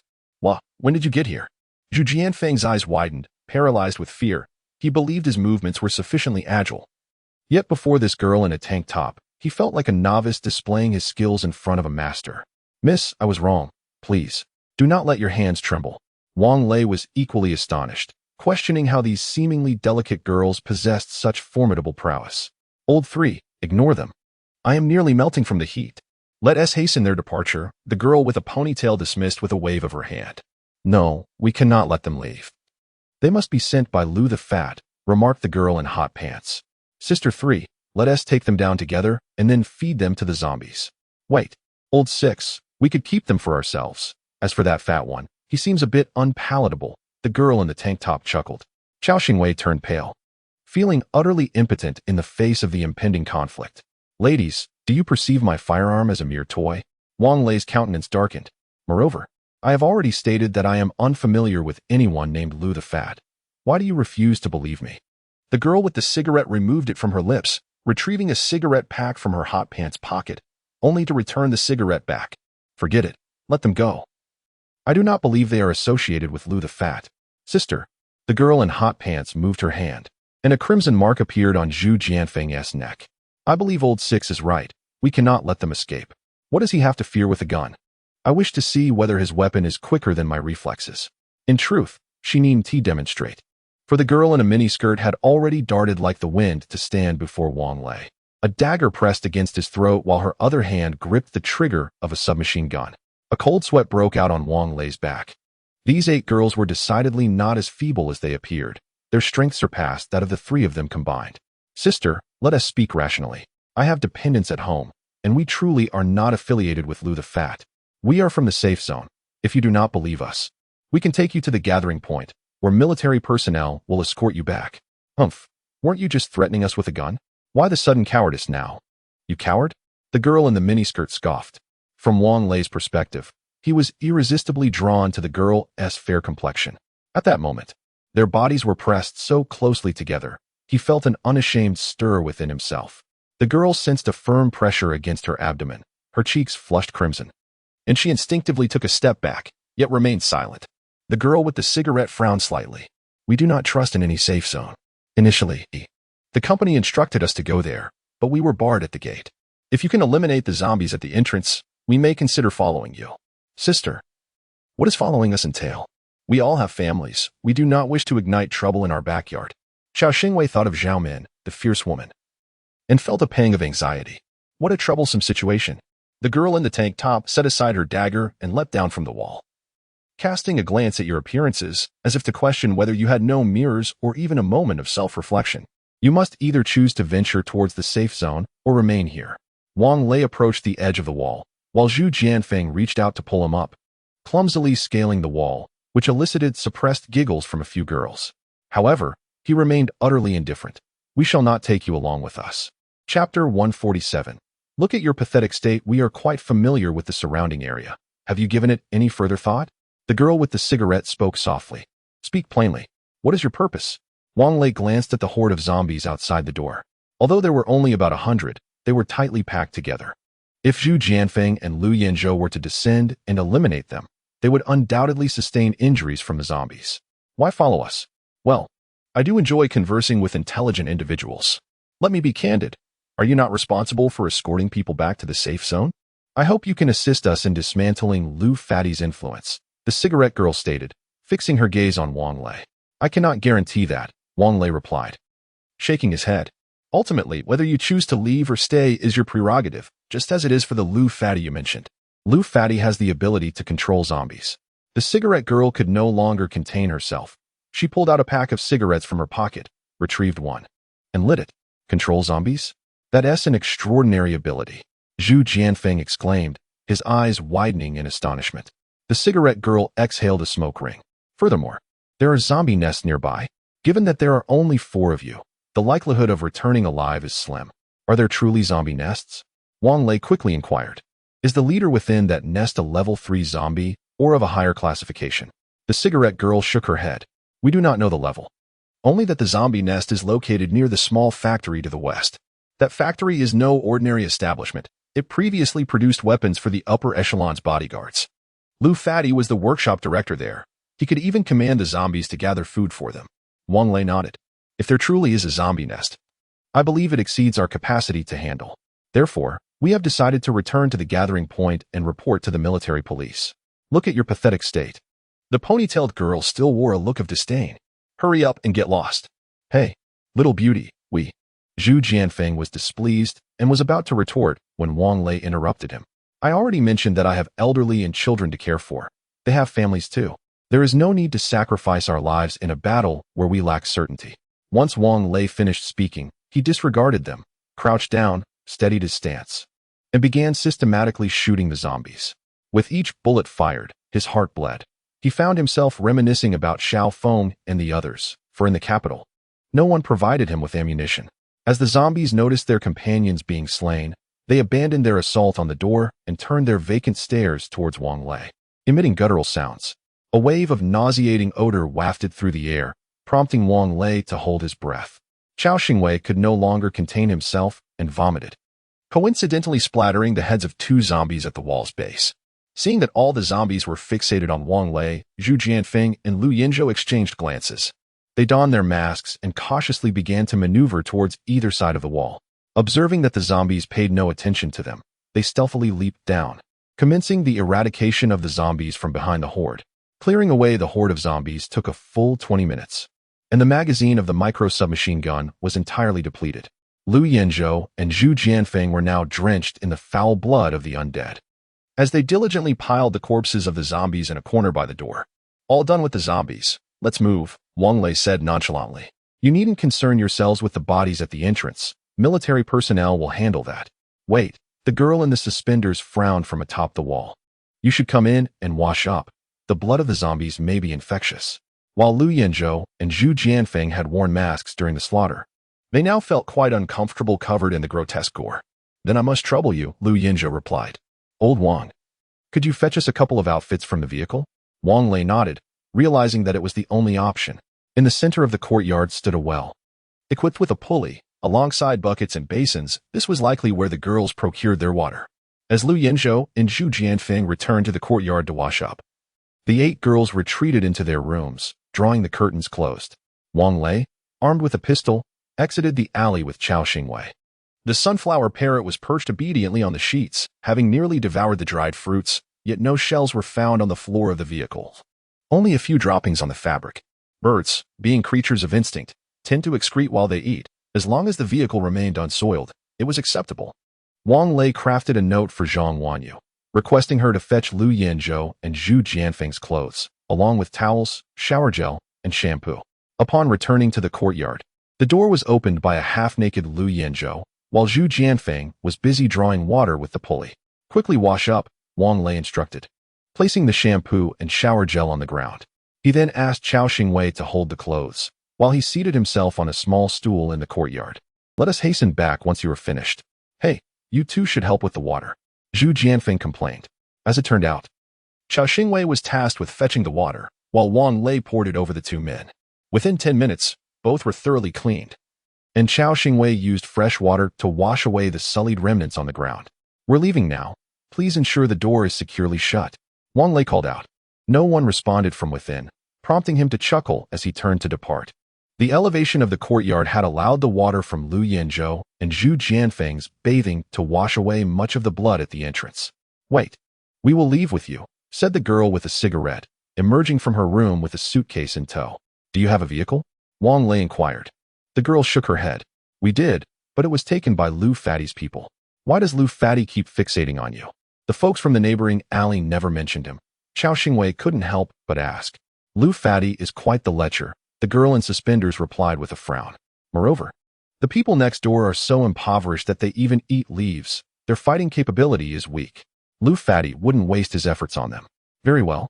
A beauty brings disaster, Wang Lei scoffed. But how shall we proceed without a vehicle? Old Wang, there's a GL8 parked on the road. Let them drive that. Chao Xingwei pondered before responding. We can't operate such a large vehicle, the girl in the miniskirt retorted. Regardless, we must return to the rendezvous point.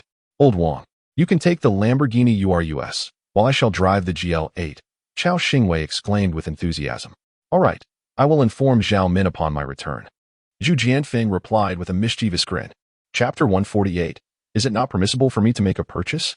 I have yet to inquire about the names of these enchanting ladies. Chao Xingwei wore a rather foolish expression.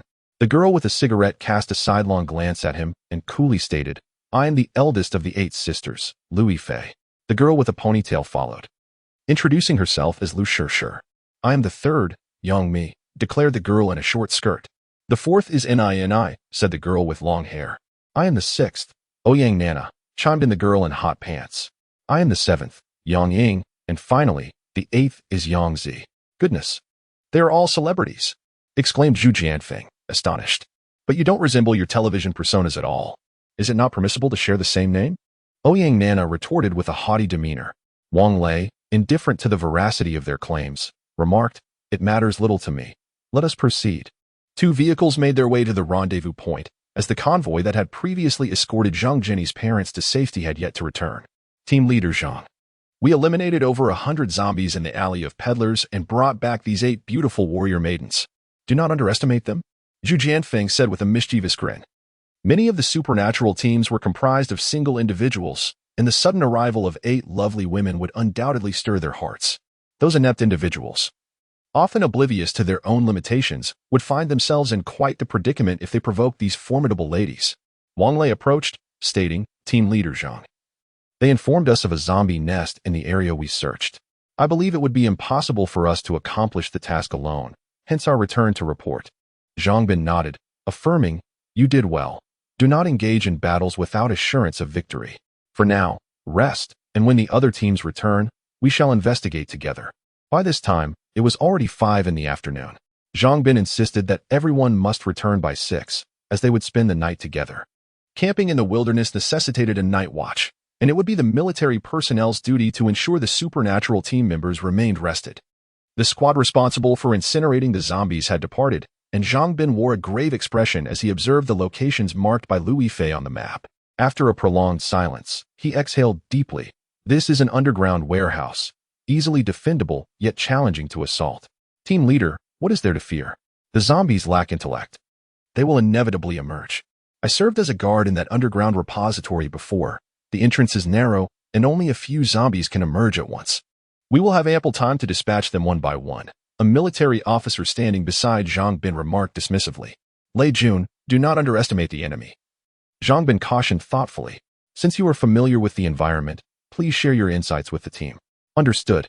Lei Jun, shedding his earlier nonchalance, now bore a grave expression. The establishment, known as Xinglei Technology Company, Limited, publicly claimed to be a technological enterprise primarily engaged in product development and patent sales. In reality, it served as a manufacturer of weapons and high-tech products for elite bodyguards and operatives. The company occupied an area of 800 square meters, encompassing an above-ground office and production area, as well as 2 subterranean levels. The design and construction were entrusted to a confidential entity. The underground section housed production facilities and storage for raw materials and finished goods, with the finished goods warehouse covering an area of 100 square meters. One door led directly to the main thoroughfare of the capital, while another opened within the office building, a portal I was initially tasked with guarding. Zhang Bin nodded thoughtfully. "Have you ever ventured into the underground section?" "Report, team leader. Aside from guarding the door, we are also responsible for patrolling. So we are quite familiar with the underground layout. The structure below is rather simple. The first basement level contains the raw materials warehouse and the pre-processing workshop. Semi-finished products are transported to the second basement via elevator, where assembly, debugging, and testing occur before the qualified items are sent to the finished goods warehouse. All rooms are interconnected, with the exception of the finished goods warehouse, which is separated by alloy panels. The corridor in between is approximately 3.5 meters wide. At fixed times each day, personnel dispatched from above retrieve items from the finished goods warehouse. Besides the pedestrian entrance, there is also a large freight elevator for transporting raw materials. The 2 doors of the finished goods warehouse are fortified with bank vault security, and the personnel passage within the building is secured by custom steel doors from a well-known domestic anti-theft company. Zhang Bin inhaled sharply. "Miss Liu, if that's the case, wouldn't the fat Liu you mentioned be in cahoots with the zombies? How could that be possible?" "Team leader Zhang, I previously informed you that this fat Liu can control zombies," Louis Fei asserted confidently. "Moreover, the zombies even venture out to assist them in procuring resources. This complicates matters," Zhang Bin mused, rubbing his forehead. "Despite being survivors, we cannot justify exterminating them. Furthermore, The weapons produced here are sophisticated. If they fall into the hands of Fat Lu and his group, our chances of success would be negligible. Wang Lei nodded in agreement. Team leader Zhang, perhaps we should return to the safe zone to consult with our superiors. If necessary, we could deploy tanks to obliterate the facility. Alas, I suspect the higher-ups in the safe zone would not consent to such a course of action, Zhang Bin sighed. Order must ultimately be restored, and the investment of manpower, resources, and finances in this factory has undoubtedly been substantial. They would certainly oppose its destruction. Here is what we'll do. Lei Jun, take a team and discreetly assess the situation. Return swiftly to report your findings. Understood. Lei Jun saluted crisply before hastily boarding a military vehicle. As time ticked away, the remaining teams of empowered individuals returned one by one, reporting their accomplishments of the day to Zhang Bin's deputy. The bus was now filled to capacity, and once the escorting military unit returned, they would set off for the safe zone. The temperature is plummeting rapidly. During the day, it hovers around 30 degrees, but by 6 in the evening, it has already dropped to 18. As night approaches, the temperature is likely to descend even further. Wang Lei and his companions languidly sit in the car, listening to music and munching on snacks. Ouyang Nana approaches, pouting, and exclaims, "You gentlemen are indulging in snacks. Is there no semblance of gentlemanly decorum?" Wang Lei shakes his head, retorting, "What gentlemanly decorum? Do you realize these snacks are now luxuries? We are not related, so why should I share with you? Can't I simply buy them for myself?" Ouyang Nana, her cheeks flushed, appears anything but the fierce warrior she is reputed to be. She seems merely a child. "How will you pay for them?" Wang Lei assesses her attire, noting her simple clothing. "Aren't you cold? Money is of no use now. Even a sparrow would find it too stiff." Chapter 149, The Sacrifice of Lei Jun. Ouyang Nana huffed in frustration and returned to the GL8. "Old Wang, we have so many snacks, why not share some with them?" Xiao Xingwei said mischievously. "Share what? Is there enough? Even if there is, it will eventually run out. Can't we save some for Yaya?" Wang Lei shot Xiao Xingwei a disapproving glance. Old Xiao pouted, settling into the driver's seat in silence. At that moment, several teams of ability users had gathered by the roadside, igniting fires to roast the flesh of mutated beasts. The meat they brought was pre-cooked. They only needed to heat it up for consumption. Zhu Jianfeng, noticing this, was filled with delight. He wrote a note. "Hurry and bring us some skewers, raw will do, along with the barbecue grill and charcoal. Oh, and a bottle of wine." These provisions were well stocked in the RV, as Lu Yanzhou and the others often threaded skewers in their leisure time. Zhang Wanyu quickly delivered the requested items.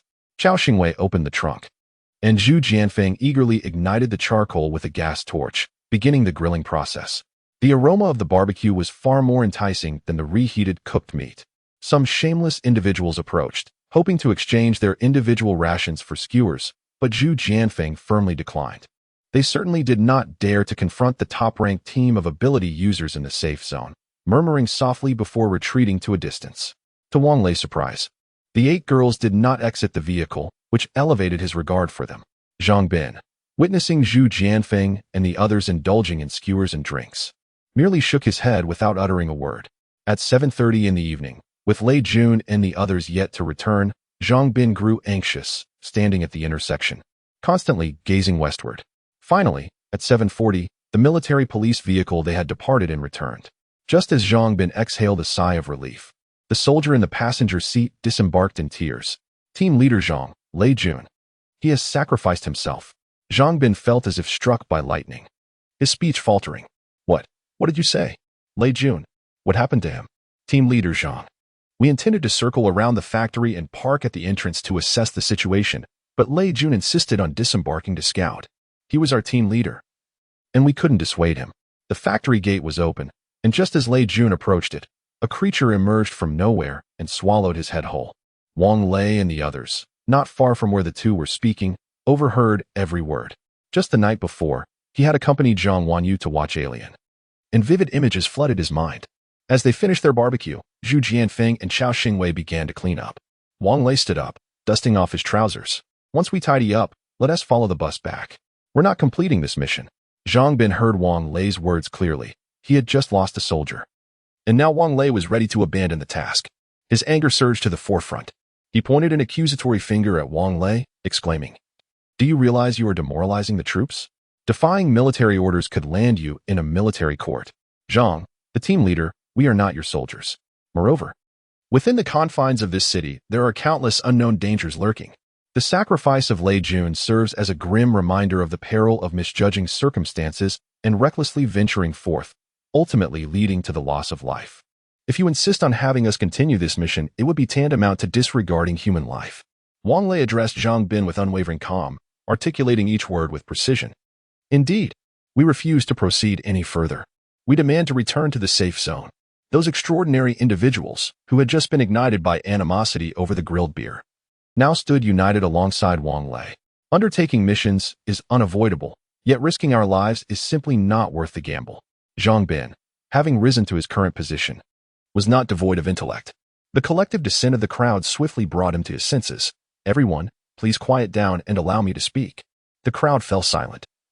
All eyes fixed upon him. I empathize with your sentiments and recognize that this mission cannot possibly continue. Therefore, let us gather our belongings and return for now.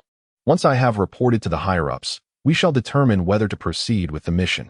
With that, Zhang Bin, filled with despondency, retreated to his vehicle. What was meant to be a 2-week assignment now concluded in a single day. One can only imagine how he would be perceived by the higher echelons of the safe zone. He had hoped that a successful mission would elevate his standing. But this debacle had dashed those aspirations. Not only had his prospects of advancement evaporated, but even the security of his current leadership role was in jeopardy. Yet, what alternative existed? With all these extraordinary individuals on strike, could he rely on a mere handful of military personnel to confront the unknown dangers? The higher-ups were aware of the presence of zombie nests, and as the team leader, he too was cognizant of this fact. He could only hope that upon their return, the higher-ups would understand his predicament. The orderly convoy that had arrived was now utterly disarrayed. Describing their state of mind as one of anxious longing would not be an exaggeration. The Lamborghini URUS sped along, exceeding 100 kilometers per hour. Old Wang, look at those leaves falling. Chao Xingwei resumed his duties as chauffeur for the 8 enchanting women, with Lu Yinzhou seated in the passenger seat. Wang Lei glanced at the central control screen and remarked, "The external temperature is 6 degrees, reminiscent of early winter. Is it any wonder the leaves are falling?" Lu Yinzhou nodded in agreement, exclaiming, "This weather is indeed peculiar." While Wang Lei and his companions observed the falling leaves, they remained oblivious to the fact that each leaf, now detached, lay like a specimen, devoid of moisture. By the time they returned to the villa, it was past 9 in the evening. How Zhang Bin would address the higher-ups of the safe zone was his concern. However, the villa was notably cold, and it was up to Wang Lei to devise a solution. After parking the vehicle, Wang Lei glanced across the way and noticed that Li Meng and the others had yet to return. He awaited the return of Chao Xingwei, hoping he would connect the RV's power supply to the villa. Old Chao chuckled, saying, "Just a moment, I'll find a place for the ladies first." Wang Lei felt an overwhelming urge to summon Zhao Min to give him a good reprimanding. He ascended to the recreational vehicle to inspect the remaining energy of the crystal core, only to discover a mere 8% left. The central control screen indicated that the greatest energy consumption stemmed from the 4-dimensional spatial transmission. It appeared prudent to minimize its usage in the future, at worst. He could simply carry along more provisions when venturing out. After replacing the crystal core with a new one, he returned to the house with the sunflower parakeet. Yaya, aware that Wang Lei and the others were hastening back, resolutely refused to sleep, insisting on waiting. Upon Wang Lei's entrance, she called out "Daddy," only to be captivated by the sunflower parakeet perched on his shoulder. The parakeet, exuding a sense of resignation, lamented, "Alas, I am once again destined to be tormented by this mischievous child." Chapter 150. The frenzied encirclement. Chao Xingwei, concerned that the young women might be lacking food and provisions, secretly retrieved supplies of grain, pork, and dried vegetables from his recreational vehicle to deliver to their home. He believed his actions went unnoticed. Yet Wang Lei merely turned a blind eye to the matter. A bag of rice, a barrel of oil, and several dozen pounds of pork were insignificant in his eyes. However, it was imperative to reclaim Xinglei technology at any cost, bringing everyone back, regardless of their fates. It was essential for society to restore its order, and Xinglei technology was a critical element in ensuring core security. It must not be lost. While Wang Lei was asleep with Zhang Wanyu in his arms, an emergency meeting was convened among the upper echelons of the safety zone. Those officials who had never grasped the significance of Xinglei technology unanimously believed that, given the safety zone's current capabilities, confronting the unknown terror creatures posed too great a risk. They favored a strategy of gradual accumulation and cautious advancement. Nonetheless, the commander-in-chief and several core leaders were acutely aware of the dire consequences of losing Xinglei technology. They collectively resolved to mobilize all armed forces and ability user teams of the safety zone at dawn, surrounding Xinglei technology. If they could not secure it, they would obliterate the location entirely. The news of Lei Jun's death at the hands of the unknown creatures had spread among the ability user teams within the safety zone. Consequently, when they were summoned to assemble the next morning, widespread protests erupted. Were they on the verge of rebellion? The commander-in-chief, upon hearing this, slammed his hand on the table, his intense fury causing the flesh on his face to quiver. Commander-in-chief, everyone claims they do not wish to march to their deaths. We are left with no options. The spokesperson of the safety zone stood in the commander-in-chief's office, a look of bitterness etched upon his face. You have navigated the corridors of power for quite some time. You could easily employ coercion or inducement. Surely, you do not require my instruction? The commander-in-chief responded with evident dissatisfaction. Perhaps, if the upper residential areas in the central district are still available, we could offer each ability user team a suite in those high-rise buildings as an incentive for participating in the encirclement operation. The spokesperson ventured cautiously. The commander-in-chief pondered for a moment, feeling a pang of reluctance but ultimately nodded in agreement. Very well, proceed with it. If you fail, do not return. The spokesperson, having risen to such a pivotal role, was far from naive. He knew how to masterfully execute a strategy that would elude the average citizen's comprehension. The foremost ability user teams in the safety zone had, during the previous mass relocation in the southern district, illegally occupied those luxurious high-rise apartments in the northern part of the central district. Thus, his first move was to instruct the military police to commence their eviction. Within the safety zone, ability user teams dared not confront the military police as they wielded firearms. More crucially, to thrive within the safety zone, one needed access to supplies, which were tightly controlled by the upper echelon, leaving them no choice but to submit. After the first axe fell, aside from Li Meng's team and the 8 newly arrived beautiful warriors of Wang Lei's squad, those accustomed to the lavish lifestyle of the luxurious community swiftly signed agreements with the safe zone. Li Meng and Lu Yifei resided in a house previously purchased by Wang Lei, while Wang Lei's family had taken over a villa. The negotiator responsible on their side was unwilling to compromise, fearing dissatisfaction from other teams. Sir, please understand, I have already purchased a property in this community. You can provide free housing to those teams, and I can exchange my accommodation for a villa. What is inappropriate about that? In truth, Wang Lei was reluctant to participate in any extermination operation, but given the large number of people, they could remain in the background and retreat if the situation turned dire. After all, the other team was the number 1 ranked team in the safe zone, so what was wrong with residing in a villa? Li Meng chimed in supportively. Hey, old Wang, look at this leaf. It seems oddly dehydrated. Zhu Jianfeng, who had been listening to the negotiations, picked up a leaf from the ground, and upon a gentle touch, it crumbled into pieces. Wang Lei, curious, also picked up a leaf to examine. Since the negotiations had reached a stalemate, he had little else to do. The leaf remained vibrant green, yet its surface had lost its dewy sheen, which was peculiar. After studying it for a while without uncovering the reason, he decided to abandon his inquiry. However, he noticed that the soil's color seemed to have turned orange. Crouching down to inspect it, he found the ground too hard to dig up with his hands, likely due to the high temperatures over the past few days dehydrating the leaves. Indeed, old Wang, you are quite knowledgeable. Xiao Xingwei nodded in agreement. After the spokesperson from the safe zone arrived to assess the situation, they ultimately acquiesced to Wang Lei's request and promptly issued property certificates through the housing authority. They had no choice but to compromise, for the top-ranked team of abilities held considerable sway in the entire community of ability users. Should they choose not to participate in this operation, all prior efforts and sacrifices could be rendered futile. The beautiful warriors, under Wang Lei's guidance, concealed their own awakening as ability users, thus allowing them to opt out of this mission. However, the 8 girls harbored a deep-seated hatred for Lu Fati, eager to take him down, and insisted on joining. At 11 o'clock noon, 3 tanks, a dozen military and police vehicles, and over 100 vehicles from various ability teams set forth towards the second ring of the capital after refueling. Wang Lei, Li Meng, and Lu Yifei intentionally positioned their 3 vehicles at the end of the convoy. The lunch provided before departure was sumptuous, featuring vegetables and stew mixed with mutated beast meat that satisfied hunger, which delighted many of the slightly weaker ability users. who felt as though they had not eaten for several meals and ended up overindulging. In order to enhance their speed of advancement, the tanks were transported into the second ring road by heavy-duty trucks. The convoy maintained an impressive velocity of over 100 kilometers per hour. After more than 2 hours, precisely at noon, the Xinglei Technology Company found itself besieged by 3 tanks, nearly 1,000 superhumans, and armed military personnel. Wang Lei cunningly turned his vehicle around and parked it across the street, poised for a swift escape. Li Ming and Louis Fei, not to be outdone in wit, parked their car alongside Wang Lei's, refraining from joining the fray and instead engaging in casual conversation by their vehicles. Inside the building, a military officer, brandishing a loudspeaker, announced with authority, "I am the highest commander of the safety zone in the imperial capital. I hereby command you to immediately lay down your weapons. Raise your hands above your heads and line up to receive the assistance offered by the safety zone." Chapter 151. Everyone, run.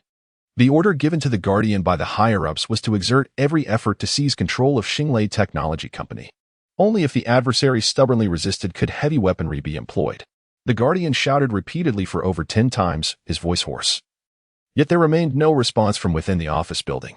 However, he did catch sight of a few individuals peering out from several windows. "Sir, merely shouting is futile." There has been no reply from the other side. The Guardian's adjutant remarked, observing the situation within the office building through binoculars, his expression tinged with resignation. The Guardian shared his frustration. This location was of utmost importance to the higher-ups. "If necessary, we should just charge in." "Charge in?" That kid Zhongbin mentioned that the creature is impervious to bullets. "Rushing in recklessly would be tantamount to sending our men to their doom," the adjutant retorted. His brow furrowed. "What alternative do you propose?" The Guardian, holding the loudspeaker, felt the strain in his arms. Seizing the moment to vent his frustration at the adjutant, he placed the loudspeaker atop the tank. "You are the commander. Your word is final. However, I hope you do not forget that every individual present is a living person." The adjutant expressed his dissatisfaction with the higher-up's decision, yet felt powerless, given his subordinate status. "Come now, adjutant, let us not dwell on emotions. We truly have no other option. A strong assault is our best course. Please make the necessary arrangements." The Guardian sighed, conceding. The adjutant shook his head, turning to prepare for the assault. Although the entrance to the company yard stood wide open, none were willing to approach, fearing that a creature might suddenly emerge from the yard and claim their lives without warning. Obeying orders is the duty of military and police forces. Soon, over 100 soldiers were ready for a strong offensive. The superpowered individuals were assigned to provide support. Not required to enter the office building, but tasked with clearing the zombies in the yard. Where are the zombies? One superpowered individual scoffed, a twig clenched between his teeth, revealing a set of yellowing teeth indicative of a long-time smoker. Wang Lei, armed with a submachine gun, stood flanked by Lu Yanzhou and Zhu Jianfeng, with 8 young female warriors positioned behind them. Li Ming and his team stood behind the female warriors.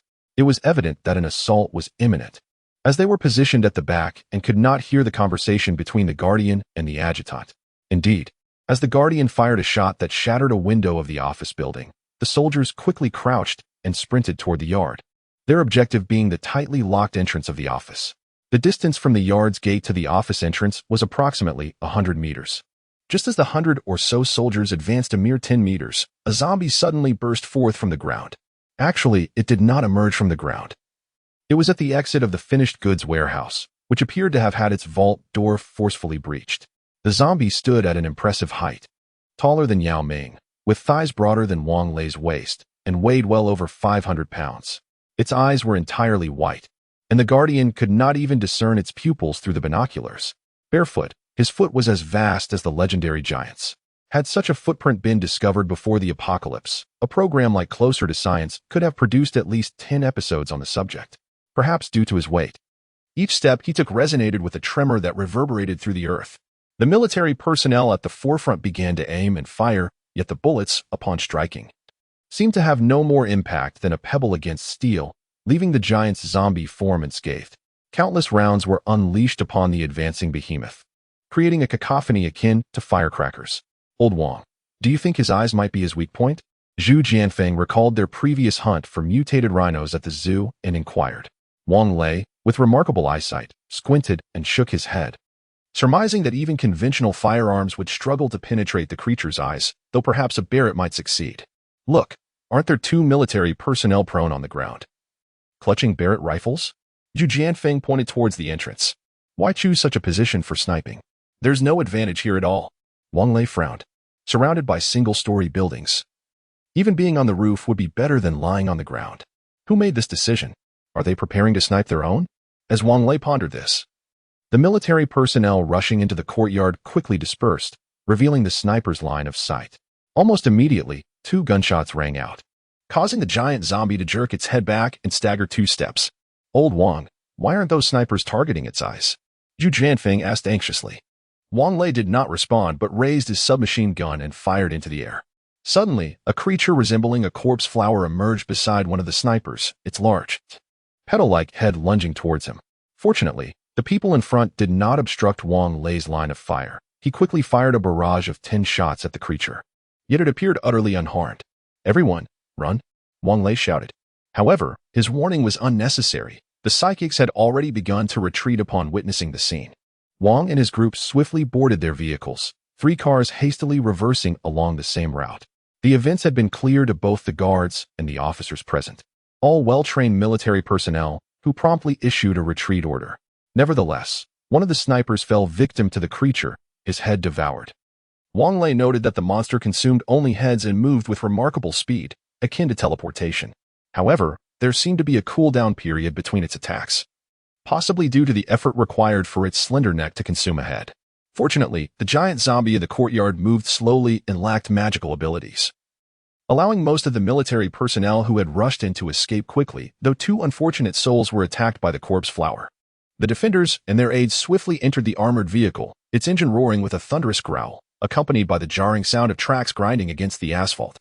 At that very moment, a horde of zombies surged forth from the exit of the finished goods warehouse. Among them a diminutive zombie that nimbly leapt onto the shoulder of a towering undead, casting a derisive glance at the panicked throngs fleeing in disarray. Boom, bang, boom. With precision, 3 tanks adjusted their firing angles and unleashed a barrage of shells into the courtyard, obliterating numerous zombies in an instant. As a crimson mist of blood enveloped the heads of the grotesque horde. Chapter 152. Yaya fell ill perhaps due to the limited ammunition. Or perhaps Zhang Bin hesitated to obliterate Xinglei technology. The 3 tanks, after launching 3 to 4 rounds of bombs, turned and departed. A dozen bombs merely created a few craters in the yard, where the colossal zombie had fallen into one. Unscathed and now commanding the remaining mobile zombies to form a makeshift ladder with their bodies. At this moment, he was filled with fury. His singular aim to ascend and reduce those tanks to mere scraps of iron. Fortunately, Zhang Bin did not contemplate leveling the area, or else his life might have met an untimely end. The 3 heavy trucks, eager to escape, were piloted by civilian drivers who lacked the courage to confront the zombies. Were it not for the meager points at stake, they would have fled long ago, especially since the teams of supernatural beings were moving at a swift pace without them. As the 3 tanks gradually boarded the heavy trucks, the drivers pressed the accelerator, hurtling towards the safety zone, their feet practically kicking the gas pedal into the floor. In the safety zone, the drawbridge at the south gate had already been lowered, the main gate wide open. As a Lamborghini Urus sped directly to the villa entrance at a velocity of 150 kilometers per hour. Throughout the journey, silence reigned until they disembarked. At which point Zhu Jianfeng retched, wiping his mouth with his sleeve, exclaiming, "Goodness, that giant zombie and that creature are truly terrifying." Indeed, old Wang. Do you think order can ever be restored? Lu Yinzhou inquired. Wang Lei pondered for a moment before breaking into a grin. You ask me? I am not the commander. With the outside temperature soaring, the trio did not linger at the villa entrance for long before returning to their respective homes. Upon entering, Wang Lei found Zhang Wanyu pacing the living room, cradling Yaya, while their mother anxiously followed behind. What happened? Wang Lei asked. Yaya suddenly developed a fever. She just took her medicine and is now clinging to me. No one else can hold her, Zhang Wanyu replied, her gaze fixed on the little girl in her arms. Her eyes filled with concern. Wang Lei approached. Yaya, come here, let daddy hold you, shall we? Yaya did not respond, instead pressing her head firmly against Zhang Wanyu's embrace. Zhang Wanyu shook her head. Forget it, I'll hold her. Nodding in agreement, Wang Lei turned to visit his aunt, believing it prudent to have his cousin, a medical student, examine Yaya. However, she was at work, so Wang Lei drove alone to the hospital. On the way, he noticed numerous vehicles from supernatural teams returning to their residences. The hospital was noticeably more crowded than during his previous visit, with the medical staff bustling about. Scarcely able to pause. Doctor, doctor, we need a doctor. My son has fainted. Doctor, help. My daughter is vomiting blood. There's blood coming from below. Doctor, quick. My husband isn't breathing. Doctor, please. My wife's face is turning purple. The hospital was in disarray, and Wang Lei stood in the outpatient hall, utterly stunned. What on earth is happening? Doctor, my daughter has a high fever. Please hurry. At that moment, a woman burst through the door, her face streaked with tears, cradling a little girl who appeared to be of similar age to Yaya. Upon witnessing the scene in the outpatient hall, she stood there, stunned. Patients with fevers, please remain calm. We will first attend to the critically ill. Those with fevers should queue here. The medical staff is overwhelmed at the moment, so please be patient. A young nurse shouted from the reception desk. Wang Lei observed the throngs of people gathered at the reception and shook his head, resigning himself to the fact that his cousin was unlikely to return anytime soon. He sighed and made his way back to the parking lot, intending to leave, but found his car blocked by several others. Although he had left his contact number in the car, he wondered what good it would do him. Growing anxious, he rolled down the window and lit a cigarette. Hey, are you stuck? A young man in a security uniform sauntered over casually, half a cigarette still in Wang Lei's hand. Isn't it obvious? Wang Lei replied, rolling his eyes. How about this? If you give me 2 cigarettes, I'll help you move your car, the security guard said, rubbing his hands together, eyeing the cigarettes in Wang Lei's hand with envy. Sure, here you go, Wang Lei said without hesitation, pulling 2 cigarettes from the pack and handing them to the guard. You're not going to finish that half, are you? All right, take it all. Wang Lei handed over the half-smoked cigarette, and the guard eagerly inhaled it in 2 quick puffs, the fire singeing the filter. He coughed violently, then said, Thanks, man. I'll get your car moved right away. With that, the guard produced a large set of car keys from his pocket, revealing that many drivers had entrusted their keys to him.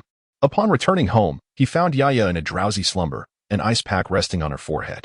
Zhang Wanyu was in the room, diligently wiping the little girl's body with alcohol. Seeing Wang Lei enter, she quickly placed her finger to her lips and whispered, Shoo. Yaya just fell asleep. I told Mom to take a break. Wang Lei nodded and quietly inquired, How is she? Has the fever subsided? Zhang Wanyu shook her head. I had Jiating take a look, but she couldn't do much. The medicine isn't bringing down the fever, and it's quite worrisome. I hope it doesn't affect her brain. Wang Lei approached and felt Yaya's forehead. She was still warm, and his brow furrowed deeper. I just went to the hospital. It was overcrowded, and the outpatient hall was nearly packed.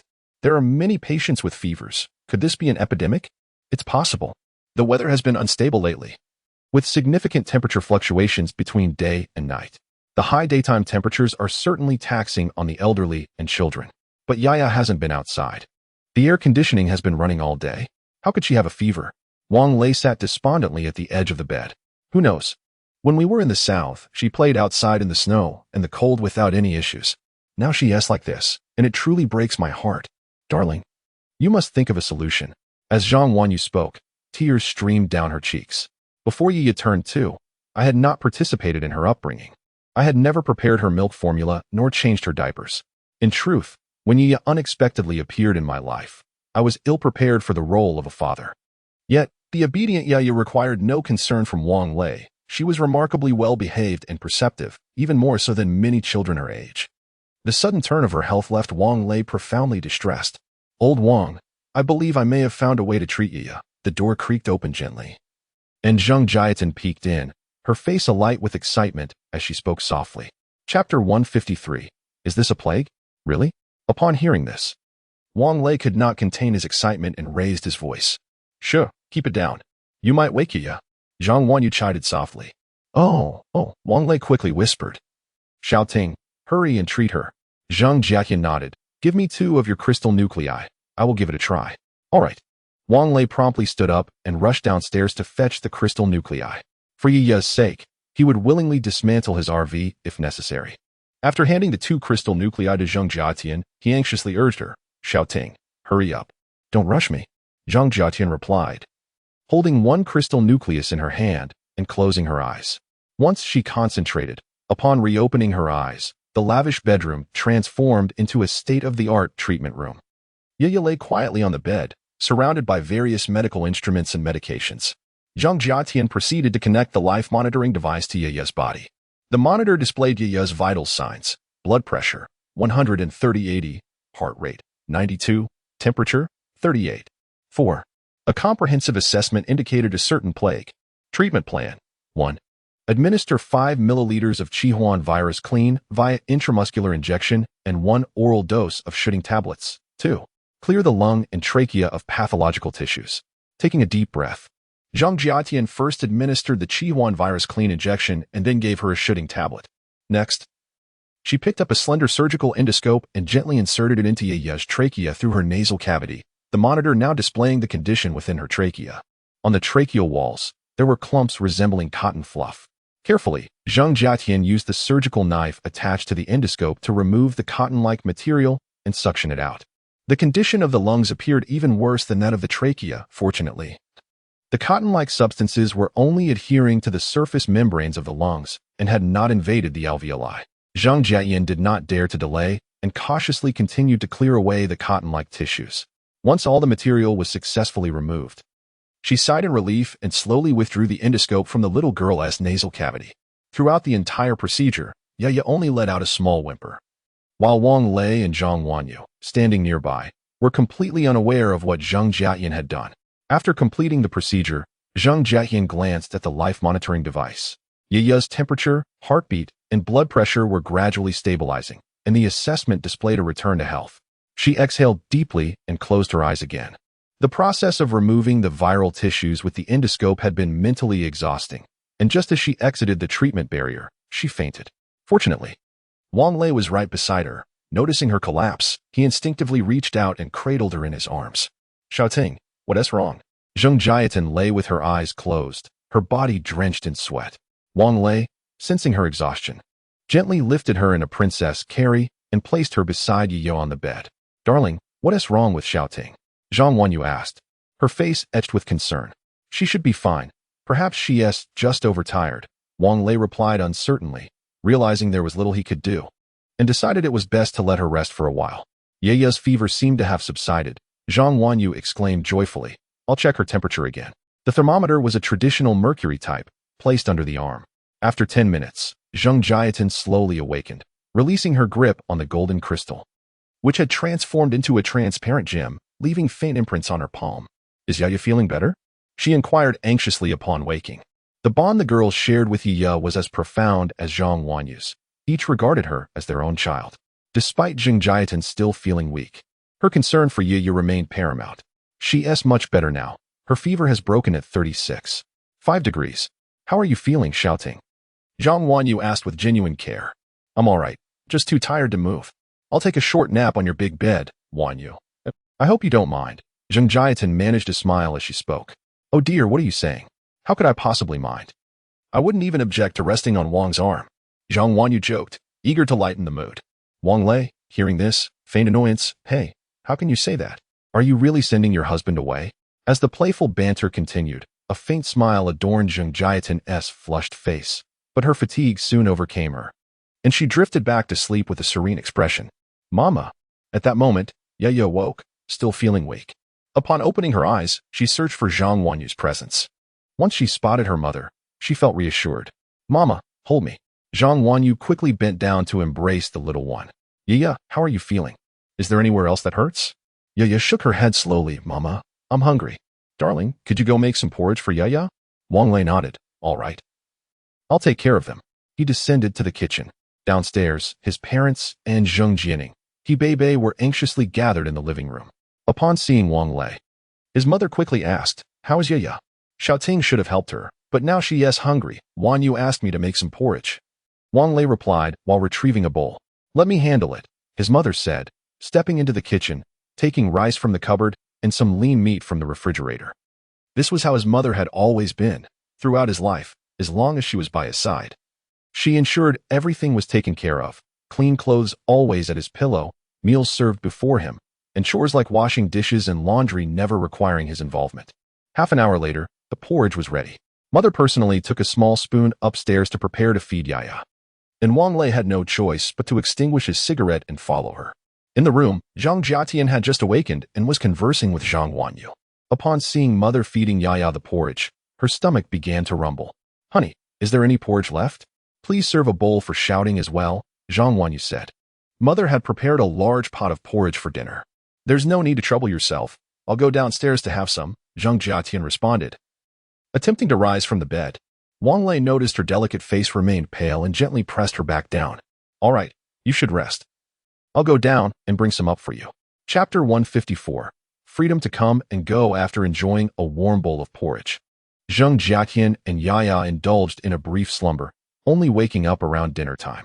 By then, Yaya's condition had nearly returned to her pre-illness state, though she still clung to Zhang Wanyu, refusing to reach for her food independently. Senior, Yaya contracted the plague during her illness, Zhang Jiatian remarked, gnawing on a piece of rib. Wang Lei paused, momentarily taken aback. A plague? What sort of plague? The mere mention of the word sent a chill through him, recalling the anxiety that had gripped everyone during the first 3 years of the pandemic. I'm not certain of the specifics, Zhang Jiatian replied, shaking her head. But Yaya's blood work came back normal. The primary concern lies within her lungs and trachea, which appear to harbor cotton-like substances. Is it COVID? A severe respiratory condition? Wang Lei inquired, perplexed. Zhang Jiatian shook her head. It seems unlikely. This is undoubtedly an unknown plague. Is Yaya completely recovered now? Will there be any lingering effects? Wang Lei's mother asked anxiously. Auntie, please don't worry. Yaya has made a full recovery. Rest assured, there will be no after-effects. Zhang Jiatian reassured her with a smile. Wang Lei recalled the scene in the hospital waiting area, pondering whether those present had also contracted this plague, exhibiting symptoms of high fever and bleeding. The thought sent shivers down his spine. Shouting, perhaps we should have everyone undergo a checkup, just to be safe, he suggested. Dear, let us wait until shouting regains her strength. She still seems quite fragile, Zhang Wanyu interjected. Oh, my apologies. I was too hasty. It might just be that the child has a weaker immune system. Wang Lei chuckled, scratching his head. His intention was purely to comfort everyone, as the waiting area had been filled with individuals of all ages. After dinner, Yaya no longer clamored for television or toys. Instead, she nestled against Zhang Wanyu's neck like a koala, her eyes crescent-shaped and particularly lovely. Wanyu, why don't you lull Yaya to sleep while I tidy up? Wang Lei's mother suggested. Auntie, please take a rest. We can handle these tasks. He Bei and Zheng Jiani quickly rose to assist. After Wang Lei finished his shower, Yaya had already drifted into a deep slumber.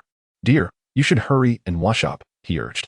Your little friend is still clinging to my neck, Zhang Wanyu laughed. I'll wait until she releases me. You go ahead and rest. All right. Wang Lei, feeling fatigued, laid his head on the pillow and fell asleep, soon snoring. Zhang Wanyu gazed at the duo, a sweet smile gracing her face. The following morning, loudspeakers began to be installed on the utility poles within the safe zone. Seizing the pleasant weather, Li Meng and Wang Lei, along with a few others, sat beneath a tree engaged in conversation. The 8 beautiful warrior maidens donned professional attire. Crisp white blouses, short black skirts, sheer black stockings, and peep-toe black high-heeled sandals. As Li Ming and his companion spoke, they swallowed nervously, not out of a lack of desire to flirt, but from having witnessed the fierce nature of several girls. Old Wang, do you think they will still allow us to venture out to confront the giant zombie? Oh, by the way, what about that monstrous creature? It is truly terrifying. Li Ming and Wang Lei were conversing, yet their gazes were fixated on the legs of the 8 girls. Wang Lei squinted while observing the staff installing the loudspeakers. Although the 8 beauties were indeed attractive, they paled in comparison to the 4 at home.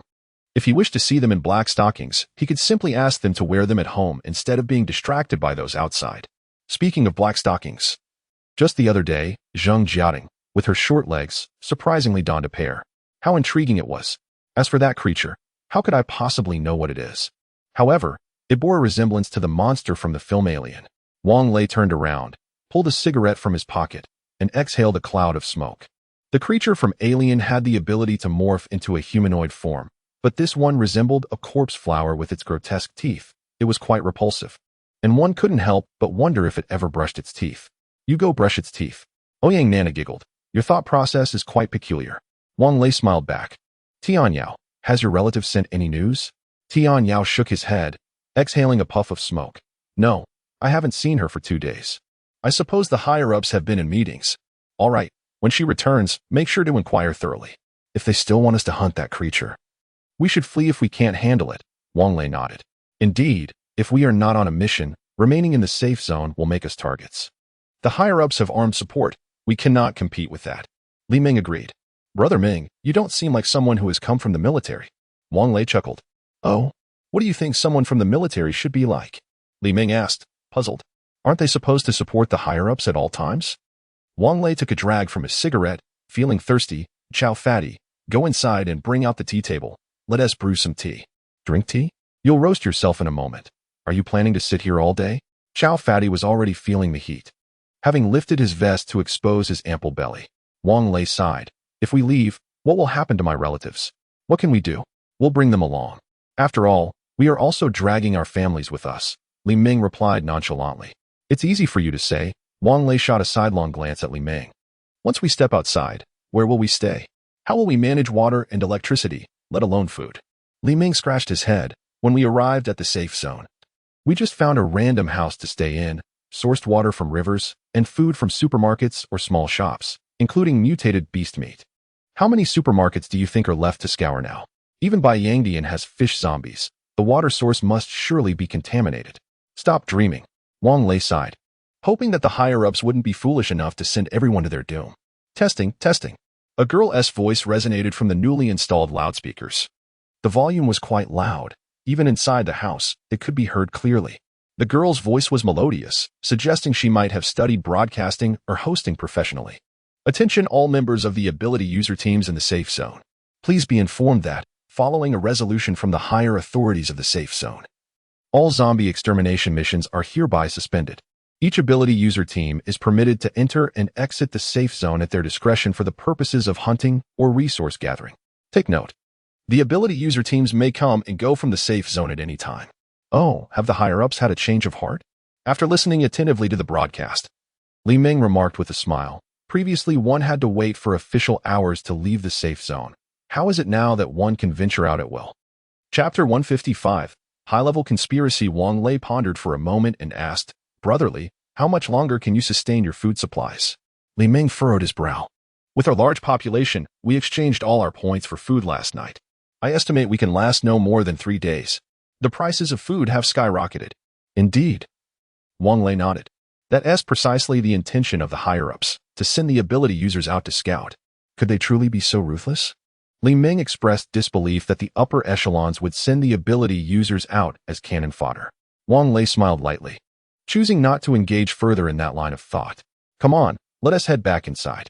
It's too hot out here. Yaya remained clingy to Zhang Wanyu, ignoring Yao Yao who had come to play with her.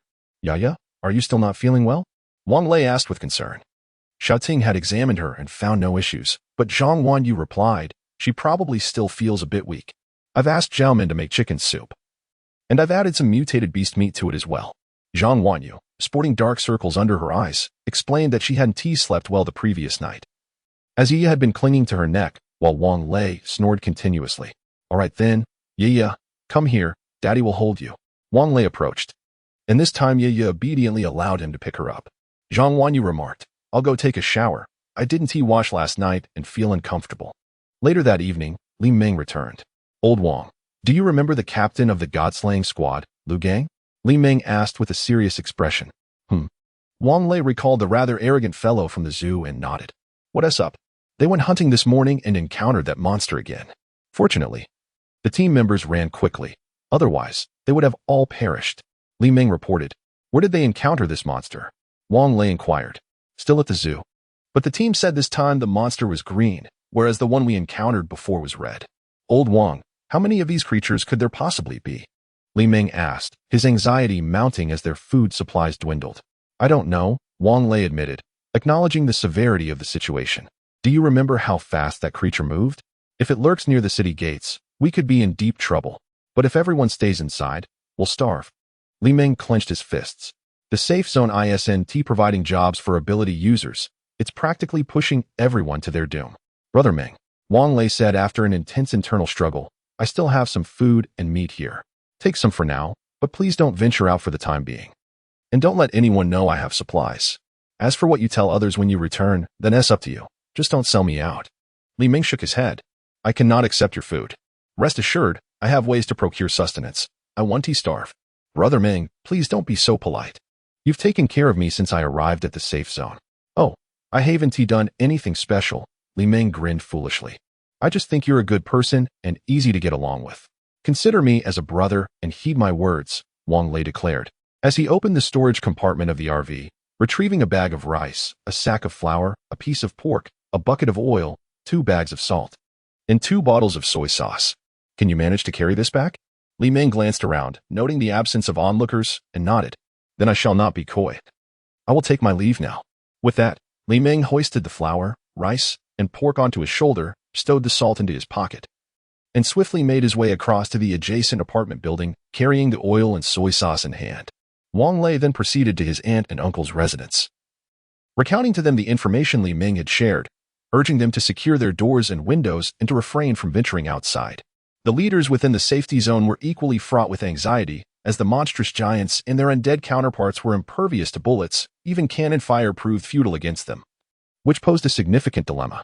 The military and police had resorted to utilizing radar systems to track all moving entities outside the safety zone, enabling precise strikes. Though vehicles belonging to those with special abilities were equipped with identification devices to avert collateral damage. As Wang Lei had surmised, those endowed with extraordinary powers had not managed to endure even a single day without succumbing to the perilous need to forage for sustenance, resulting in a continuous stream of fatalities among them. The entire safety zone was engulfed in despair. It seems that fate truly seeks to extinguish humankind, lamented a high-ranking official during yet another urgent meeting. Do not despair. We have discovered a means to counteract the creatures resembling the corpse flower, Gao Wenxing proclaimed with enthusiasm. Really? Is that true? Director Jiao exclaimed, nearly leaping from his chair in excitement. Please, enlighten us. Indeed, Director, Gao Wenxing replied, clearing his throat and rising to address the assembly. The latest zombie extermination agent developed by our research institute was deployed yesterday. We have affixed the agent to artillery shells using a powerful adhesive. Through testing, we found that once the creature comes into contact with the agent, it begins to decompose, something that conventional shells could not achieve, as they only inflicted minimal harm upon these monsters. And what of the giant zombies? Does it have any effect on them? Director Diao inquired anxiously. Gao Wenxing shook his head. Currently, there have been no sightings of giant zombies near the safety zone. However, based on our research, this agent is highly lethal to ordinary zombies. Director Jiao pondered for a moment before suggesting, Ho Yangping, take some of the agent and dispatch a team of military police for testing. Is that truly appropriate? Ho Yangping expressed his concerns, visibly troubled. If the agent proves ineffective against the giant zombies, the dispatched officers will be placed in grave danger. Director, I believe we should not gamble with the lives of our soldiers. Director Jiao slammed his hand on the table. Are we jesting here? We are fighting for the safety of the zone, for the future of our nation. Dean Gao, have you shared the formula for the agent with the other safety zones? The report from the chief commander indicates that the formulation of the medicinal agent has been communicated to the other secure zones. This concoction is straightforward to produce, with readily available materials. The Jinling Secure Zone has commenced large-scale production and has also distributed it to the ability-enhanced teams. We have manufactured a considerable quantity, sufficient for the ability-enhanced individuals within the Secure Zone. Furthermore, its application is remarkably simple. One merely needs to apply the agent onto their weapons. Well done, the chief commander remarked with satisfaction. Once order is restored, we shall bestow upon you the title of National Scholar. He then turned to Ho Liangping and said, very well. It is settled. Old Ho, please inform the ability-enhanced teams to collect this medicinal agent as well. With a sense of resignation, Ho Liangping stood up and replied, understood. Chief Commander, I assure you the task will be accomplished. Chapter 156, The Toxicity of Perfume, a viscous concoction, designated as a superdrug, has been distributed in abundance among the superpowered individuals. This substance, enhanced with thickening and adhesive agents, is designed for easy application on weapons. Lu Yanzhou and Zhu Jianfeng exhibit considerable aversion to this substance, primarily due to its peculiar odor, reminiscent of a mucus-like texture and an aroma akin to stinky tofu that has fallen into a cesspool. The question arises, can one still consume the meat of supernatural beasts coated in this substance? Tian Yao furrows his brow in concern. Wang Lei remains impassive, believing that unless absolutely necessary, it is best to refrain from venturing outside. Heeding the expert's advice should suffice. Placing blind faith in them could lead to unforeseen calamities. Li Ming opens his mouth, intending to voice something, yet ultimately refrains. Even Lu Yifei and the others perceive the situation. Wang Lei is affluent, Yet the extent of his provisions remains a mystery. Naturally, they would not inquire about it, nor would they dare to request anything, especially someone as earnest as Li Meng, who is unlikely to entertain the notion of harboring grievances over favors received. The crux of the matter lies in the fact that while Wang Lei possesses provisions, they do not. At dawn the following day, Li Meng ventured out to hunt alongside the sailor Senshi, omitting to inform Wang Lei of their departure. The teams of supernatural beings typically journey together for mutual support during critical moments. In the case of the sailor Senshi, Tian Yao drove. And surrounded by a car full of beautiful women, he felt a surge of blood rush to his nose. To the northeast of Baiyangdian lies a mountain, rumored to have recently witnessed an influx of wildlife. This was to be their destination. Simultaneously, a military police vehicle made its way toward the capital. Within the premises of Xinglei Technology Company, the scene remained unchanged from the previous day. With those zombies wounded by the explosion still wailing in the deep craters created by the shells, while the deceased zombies had become the sustenance they spoke of. The giant zombies had vanished without a trace. Squad leader, should we proceed inside? A young soldier driving the military police vehicle inquired softly as they halted at the entrance. Let's hold off for now and assess the situation. The squad leader hesitated before adding, what if we toss a grenade? Is that really wise, squad leader? Another soldier in the back seat grimaced, apprehensive about potentially luring out that monstrous entity. But our mission is to conduct experiments on the giant zombies, without results. How can we justify our return? The squad leader was equally torn. The creature resembling a corpse flower was elusive, and the giant zombies were impervious to artillery. These two threats were enough to cause considerable distress. Perhaps we could do this, suggested a previously silent soldier. I can run fast. I'll hop out to toss a couple of grenades and then return, allowing us to reassess. Xiao Zhou, you're risking your life, the driver exclaimed. The soldier's duty is to protect the homeland. I enlisted to defend our nation. Please, squad leader, grant me your approval. Xiao Zhou insisted, retrieving 2 grenades enveloped in the super drug from a box at his feet. After a moment of contemplation, the squad leader conceded. All right, Xiao Zhou, you may go. Be swift in your return. Everyone else, prepare to provide cover. The sunroofs of the military police vehicle were fully opened, alongside the squad leader. The remaining 4 soldiers stood atop their seats, clutching their submachine guns, ever ready to provide cover for Xiao Zhou. Taking a deep breath, Xiao Zhou gripped a grenade in one hand and bit off the safety pin with his teeth before leaping out of the vehicle. His speed was renowned throughout the army. But upon disembarking, he suddenly felt his legs weaken. Summoning his resolve, he dashed into the courtyard, hurling 2 grenades towards the office building in quick succession. Just as he turned to retreat, a monstrous corpse flower emerged before him, its gaping maw lined with glistening, sharp teeth, eagerly anticipating its next meal. Xiao Zhou realized too late. His head was already thrust into the flower's jaws. Fire! Quickly, fire! The squad leader's eyes reddened, tears streaming down his face. Xiao Zhou, come back. But it was all too late. Xiao Zhou's headless body fell lifelessly to the ground without so much as a sound. Ah! The 4 soldiers shouted in unison, unleashing a barrage of gunfire at the corpse flower, which seemed to disregard the value of ammunition as bullets struck it relentlessly. The bullets, infused with a potent serum, penetrated the creature's flesh, visibly eroding it, creating numerous small holes. Rush in and retrieve Xiao Zhou's body, the squad leader commanded, prompting the driver to hastily take his seat. However, danger was already upon them. 3 more corpse flowers emerged suddenly from behind the vehicle, seemingly aware, and sank their fangs into the necks of the 3 soldiers, who had ceased firing, tears streaming from their eyes. Before the driver could react, blood doused him from above and around. Squad leader, Tiger, Erzi. The driver, terrified, called out the names of his comrades, flooring the accelerator as the military police vehicle sped away like a wild beast, the corpse flowers unable to cling on. 3 bodies lay within the vehicle, oozing dark blood, while the driver, frantic and fearful, widened his bloodshot eyes, pushing the vehicle to its limit as they raced towards safety. Unbeknownst to him, the 2 grenades had drawn forth a giant zombie, which, despite its bare feet landing on the explosive serum, remained unscathed. Meanwhile, as the military police vehicle sped away, Li Meng and his team had reached the base of a modest mountain in the northeastern part of Baiyangdian. Upon their arrival, they discovered that several other teams of ability users had already gathered.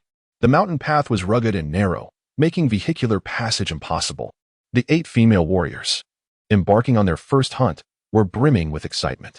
Mingo, I heard that another team of ability users came here yesterday and managed to catch quite a few prey.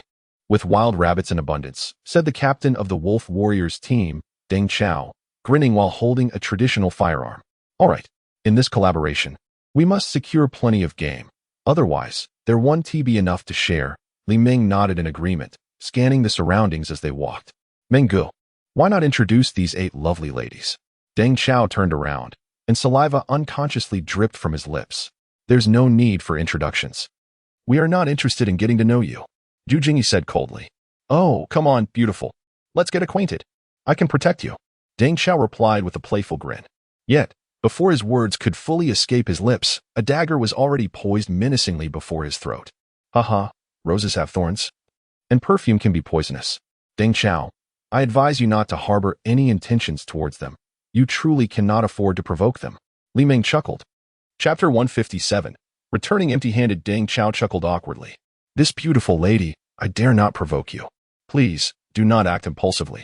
Yang Zi let out a cold snort, sheathed her dagger, and returned to the group. As they ascended the mountainside, they heard a voice from an earlier climber shouting, Run. Li Ming looked up, and to his astonishment, saw a severed head hurtling in their direction. Tian Yao recognized it immediately. Oh dear, isn't that Qin Bei's head? I heard he has become a level 2 ability user. We must flee. Li Ming sensed the gravity of the situation. He had previously crossed paths with Qin Bei, who wielded his dagger with such skill that he seemed to conjure only flashes of steel, leaving no trace of his presence, far surpassing even the most adept of the magical girls. Is this how we are to retreat? Lu Yifei mused, a cigarette dangling from her lips, pilfered from Wang Lei. Let us hurry, our lives are at stake, Tian Yao urged. After nearly an hour of arduous climbing, they returned to their vehicles in less than 10 minutes, swiftly driving towards the safety zone. Upon reaching Beimen Square, the vehicles came to a halt, and the ability users disembarked. What on earth was that on the mountain? Who witnessed it? With Wang Lei absent, Li Ming assumed leadership of the team. Brother Ming, I saw it. A wolf, larger than a bear, with hide impervious to our firearms. Captain Chen's dagger could not penetrate. It was bitten off clean. The speaker was a member of Qin Bei's team, still trembling from the encounter. A wolf, larger than a bear? Li Ming felt a chill run down his spine, realizing that even Wang Lei might struggle against such a beast. What shall we do? But it was not just one wolf. The individual continued. There was a pack, and several have perished. Enough. Let us return. Li Ming's spirits plummeted, drained of all strength. Their vehicle came to a stop directly at Wang Lei's doorstep, where he called out to him. Wang Lei emerged from the villa where his relatives were staying. Brother Ming, what troubles you? You were right. We cannot venture beyond the safety zone. The higher-ups are treating us ability users as mere cannon fodder. Li Ming declared solemnly. You went out? Wang Lei inquired, furrowing his brow. Tian Yao sighed. Yes, what else could we do for sustenance? Just as Wang Lei was about to respond, a military police vehicle pulled up behind their GL8. A soldier, adorned with 2 stripes and a star, disembarked and approached. Which one of you is Wang Lei? I am. What is the matter? Wang Lei replied. It has come to our attention that you are reported for illegal possession of firearms. We are here to confiscate any weapons you may hold, and we ask for your cooperation. The officer stated. Illegal possession? Is there any regulation in the safety zone prohibiting firearms? There are numerous individuals with firearms. Will you confiscate theirs as well? Shotguns do not fall under regulated firearms. Hence they are exempt from confiscation. However, the submachine gun and handgun in your possession are state-issued, and therefore, you must surrender them. Wang Lei asked coldly. What if I refuse? If you refuse to comply, I must kindly ask you to leave the safe zone, the military officer remarked with a resigned shrug. Are you attempting to bully honest individuals? Li Ming interjected, unable to tolerate the obvious targeting any longer. The officer leaned in closer, whispering, This is an order from the higher-ups. Have you offended someone? Wang Lei pondered momentarily. I don't believe so. I haven't had any interactions with them. It is said to be a direct command from the highest authority, the officer reiterated in a hushed tone. Wang Lei then pointed towards his villa and remarked, Diao? Your mention brings to mind someone with the surname Diao who claimed to be the brother of the Supreme Commander and was competing with me to purchase this villa. That must be the reason. The officer nodded. In truth, he had known the cause all along, but could not disclose it. Is the higher-up truly that formidable? Wang Lei chuckled in disbelief, realizing that his awakened ability was firearms expertise. Was he expected to wield a primitive weapon in combat? Enough. I can no longer remain in this safe zone. I hope this won't implicate my entire family. No, it won't, the officer assured him. The focus is solely on you. All right. Wang Lei felt a sense of relief wash over him. He had long wished to depart this dismal place, but regrettably, many relatives remained. Now that Zheng Jiani and Zheng Jiatian had found their parents, he could temporarily lend them his house and leave with his father, mother, wife, and daughter. Damn it. Let's find them. Tian Yao's temper flared. Yaozi, don't go. I wish to leave as well.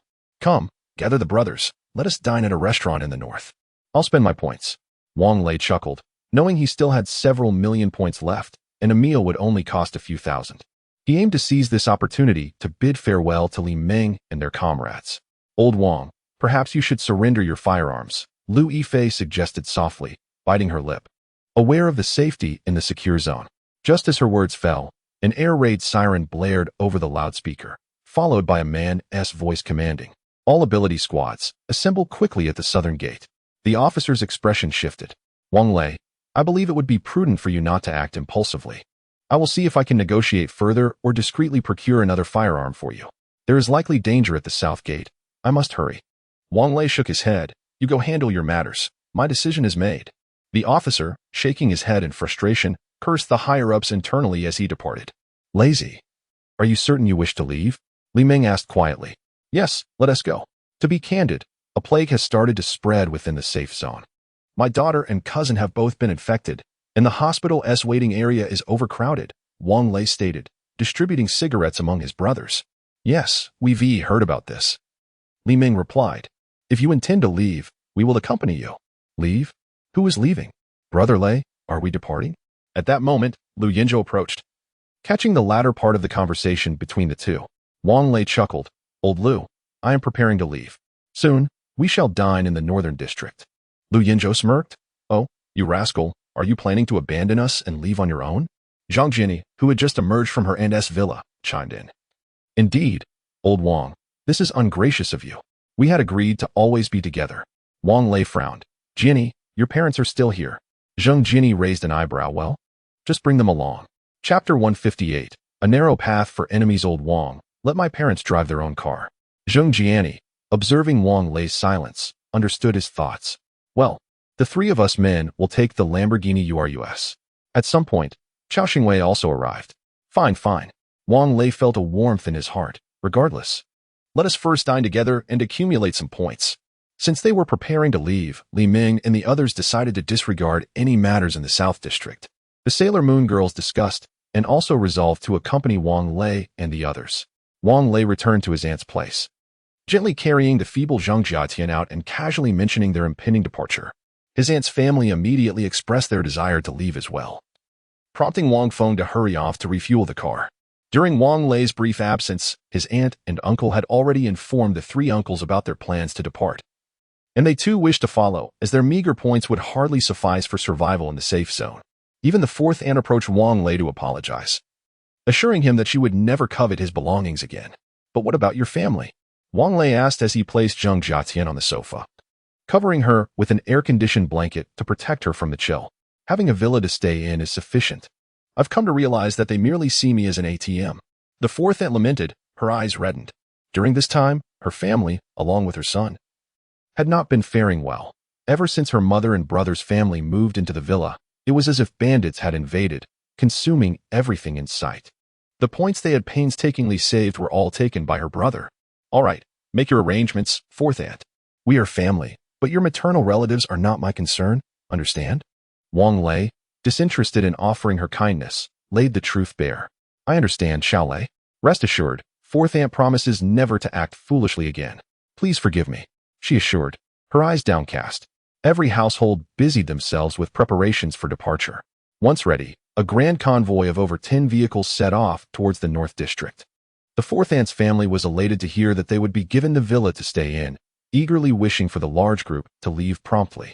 Lu Yinzhou and the others, seizing the moment when no one was paying attention, packed as many electrical appliances as they could into the RV. Chao Xingwei secured the other villas, except for the fourth aunt's, with strong barriers, ensuring that even a cutting machine could not breach them for days. Zheng Jiatian, having exhausted her strength while treating her cousin's affliction, remained in a deep slumber. Wang Lei decided to assist his frail cousin aboard the RV. Wow. Well, as the sunflower parrot entered the vehicle, it transformed into a crow, flitting excitedly around the cabin, even forgetting how to speak human language. Wang Lei grasped its tail, threatening, "If you dare to make a mess in here, I'll turn you into a pichio." "Humph, I can still use the restroom." The sunflower parrot replied haughtily, "Letting you act like a little lord, letting you act like a little lord." Wang Lei gently patted its head while imparting a lesson until it begged for mercy, after which he finally relented. Zheng Jiani was preoccupied with caring for Zheng Jiayin and her cousin, leaving Wang Lei to take the wheel. As he settled into the driver's seat, a notification appeared on the central control screen. "Upgrade conditions met. Please proceed to launching for the upgrade." What? Wang Lei had initially intended to stay in the capital, but now the vehicle demanded a journey to Longqing. So off to Longqing it was. The largest restaurant in the northern district was called Xinhing Hotel, frequented by the elite of the safe zone. Given that the consumption often reached hundreds of thousands of points, an expense few could afford. After Wang Lei took his seat, he glanced at the menu, casually ordering a few dishes before handing it to Li Ming. "Brother Ming, take a look and see if you want anything." "That's enough, let's stick with these. We'll save the remaining points to buy some supplies at the supermarket next door." Li Ming promptly closed the menu and handed it to the waiter. Wang Lei nodded, opting for silence. "Daddy, Yaya wants sweet and sour meatballs," piped up Yaya, nestled in Wang Lei's arms. "Yaya, they don't have sweet and sour meatballs here. How about we ask Sister Zhao Min to make some for you tonight?" Wang Lei gently caressed Yaya's cheek. Yaya obediently nodded, and Wang Lei settled the bill in advance, concerned that with so many people, the hotel might suspect them of dining and dashing. Although this was somewhat disrespectful, Wang Lei preferred to avoid any unnecessary trouble before their departure. While waiting for the dishes to arrive, he and Li Ming headed to the adjacent supermarket, where they astonishingly found individual military rations for sale. They spent all their remaining points, effectively clearing out the store. They ensured that each vehicle was stocked with drinking water and military rations, while the remaining snacks were stored in the RV's compartments. Zheng Jiatian and her cousin only had some porridge, and Wang Lei's large family criticized the lackluster taste of the meal, both insufficient in quantity and unpalatable. Tian Yayuan lamented, "We might as well have bought more instant noodles." After their meal, as the group exited the restaurant, they encountered the man surnamed Diao from the housing management office, surrounded by two women. The makeup on their faces could easily cover an entire room. Upon spotting Wang Lei, the man paused momentarily, then smirked disdainfully. "What's this? Been kicked out? You poor folks, I never pay for meals here. You think you can compete with me?" "Huh." Li Ming, having consumed some alcohol, felt his temper flare. "Lazy, is that guy causing trouble?" Wang Lei nodded, his gaze icy as he regarded the man. Li Ming took a couple of steps forward and delivered a powerful punch to Diao's face, exclaiming, "Look at you. With that rotund face, you're clearly trouble." The punch was forceful enough to knock out every single one of Diao's teeth. Spitting out his teeth along with a mouthful of blood, he muttered, "You dare hit me. I'll make sure you regret it." "Fine, do as you please." Li Ming chuckled as he spoke, then delivered a swift kick to the rotund man's abdomen. The hefty fellow, weighing nearly 200 pounds, was propelled backward 6 meters before crashing heavily to the ground, sliding forward another 1.5 meters, leaving a trail of blood in his wake. Unfortunately for him, during his airborne trajectory, he executed a complex 180-degree spin, landing face first. Without even lifting his head, he succumbed to unconsciousness. Had he done so, Wang Lei and the others would have witnessed that the man's face was nearly flattened. Wang Lei interposed himself to halt Li Ming, urging, "Brother Ming, enough. Even the zombies are no match for you. You might just kill him." Chapter 159. Just kill him, such scum. It would be better to eliminate him. Li Ming spat a thick phlegm onto the face of the rotund Diao. Damn it. Living is merely a waste of sustenance. Wang Lei glanced around. Fortunately, they were in the North District, which was sparsely populated, and the higher-ups had already made their way to the South District, leaving even fewer people around. He said, "Brother Ming, this kind of person isn't worth dirtying your hands over. Watch me." With that, Wang Lei retrieved 2 capsules of antibiotics and a bottle of dubious liquor that had somehow found its way into the RV's storage. Gritting his teeth, he poured the concoction down the throat of the unconscious Diao. The sight of Li Ming's phlegm was utterly revolting, and after administering the dose, he felt his stomach churn violently, prompting him to vomit onto Diao's face. "Let us go." Wang Lei pulled a tissue from his pocket to wipe his mouth and hands. Once back in the vehicle, he washed his hands and rinsed his mouth before driving straight towards the South District, as the North District was too far from the highway. At that moment, The South District was in utter chaos. Military personnel and ability user squads were huddled together, their expressions grave as they engaged in fervent discussion. Fortunately, the main road was relatively empty, and Wang Lei parked the vehicle at the entrance. A military officer approached, asking, "Are you with the ability user squad? If so, please park in the designated area and await further instructions." "Officer, we need to go out," Wang Lei replied, rolling down the window. The officer looked at him as if he were foolish. "There are several giant zombies attacking our walls outside. Are you seeking death by going out?" Wang Lei casually picked up a super serum from the small table. "Didn't you distribute this to us? What is the matter? Does it have no effect on the giant zombies?" The officer's eyes reddened instantly as he muttered under his breath. "If it weren't for these damn experts and their ridiculous concoctions, my comrades wouldn't have perished." At that moment, Wang Lei noticed Zhang Bin approaching with a frown. "Xiaowen, what is going on?" Zhang Bin inquired. Xiaowen replied, "Report, sir. These individuals wish to go out, and I am attempting to dissuade them." "Is it Wang Lei?" Zhang Bin recognized the leader of the top-ranked ability user squad in the safe zone, especially with his conspicuous RV. "It's very dangerous outside right now. You cannot go out." "Officer Zhang, let me take a look," Wang Lei said as he exited the vehicle, only attaching his handgun at his waist. "Very well," Zhang Bin conceded, understanding that the ability users were an essential part of the safe zone's armed forces. Following Zhang Bin up the city wall, the situation beyond was laid bare before them. The wall was divided into 3 sections: the outer wall, the middle wall, and the inner wall. 3 giant zombies were currently dismantling the outer wall with their bare hands, while numerous survivors were reinforcing the structures between the middle and inner walls.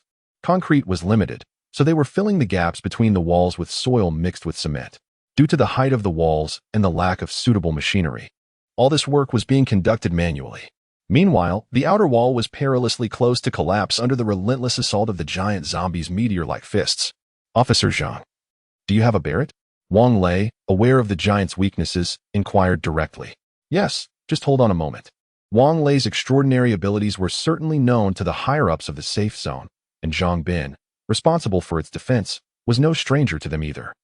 Acquiring a Barrett sniper rifle, Wang Lei sought out a vantage point, disassembling the magazine to rub the bullet heads against the city wall. According to a classmate from middle school, this technique would cause the bullets to explode upon impact, though he had never tested it. Aiming to strike the eye of a giant zombie from atop a wall nearly 10 meters high was akin to picking up a pebble from the ground, unless the bullets had the capacity to curve. Wang Lei held his breath, patiently awaiting the opportune moment. But the giant zombies were wholly absorbed in demolishing the wall, offering him no chance. Growing increasingly impatient, Wang Lei urged, "Officer Zhang, toss a grenade down." Throwing a grenade would merely assist them in their wall demolition, Zhang Bin questioned, puzzled. Wang Lei replied calmly, "If you don't throw a grenade, this wall likely won't withstand much longer." After a moment's contemplation, Zhang Bin conceded that Wang Lei's reasoning held merit and instructed his subordinates to bring 2 grenades.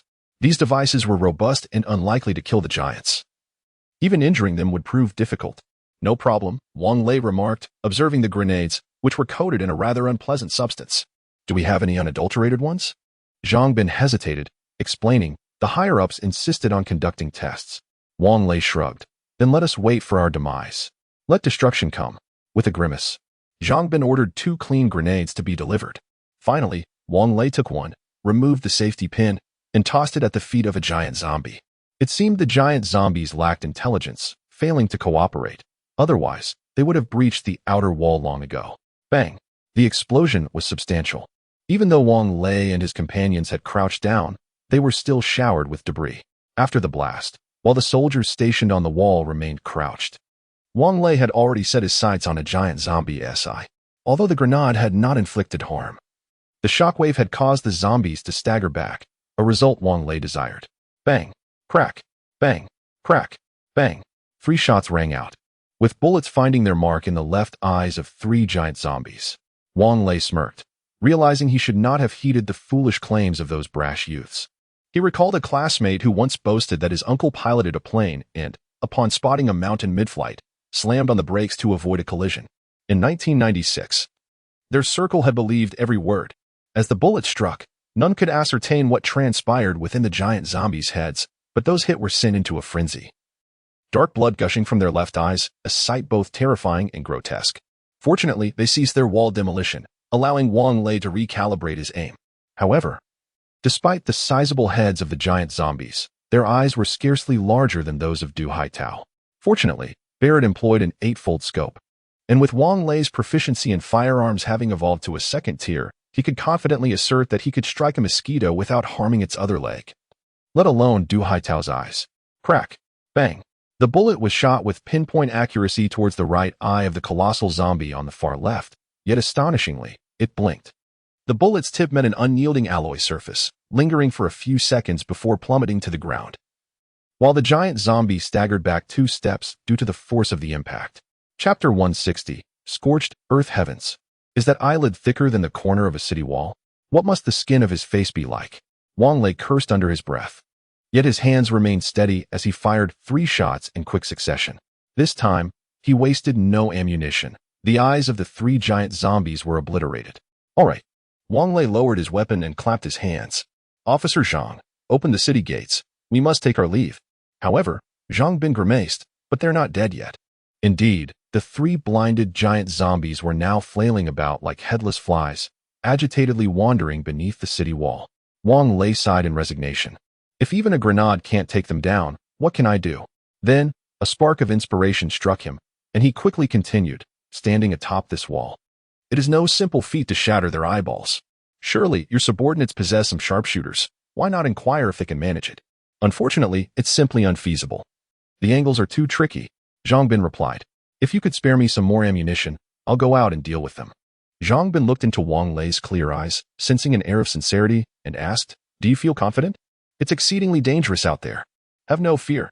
Wang Lei chuckled. The bait had been taken. He had long desired a Barrett rifle, but he needed a substantial supply of ammunition. After all, he had just witnessed that even shooting at their eyelids had proven ineffective. Zhang Bin pressed further. What is your plan for taking down these 3 creatures? Wang Lei grinned. Isn't it simple? Once outside, the shooting angles will be easy to manage.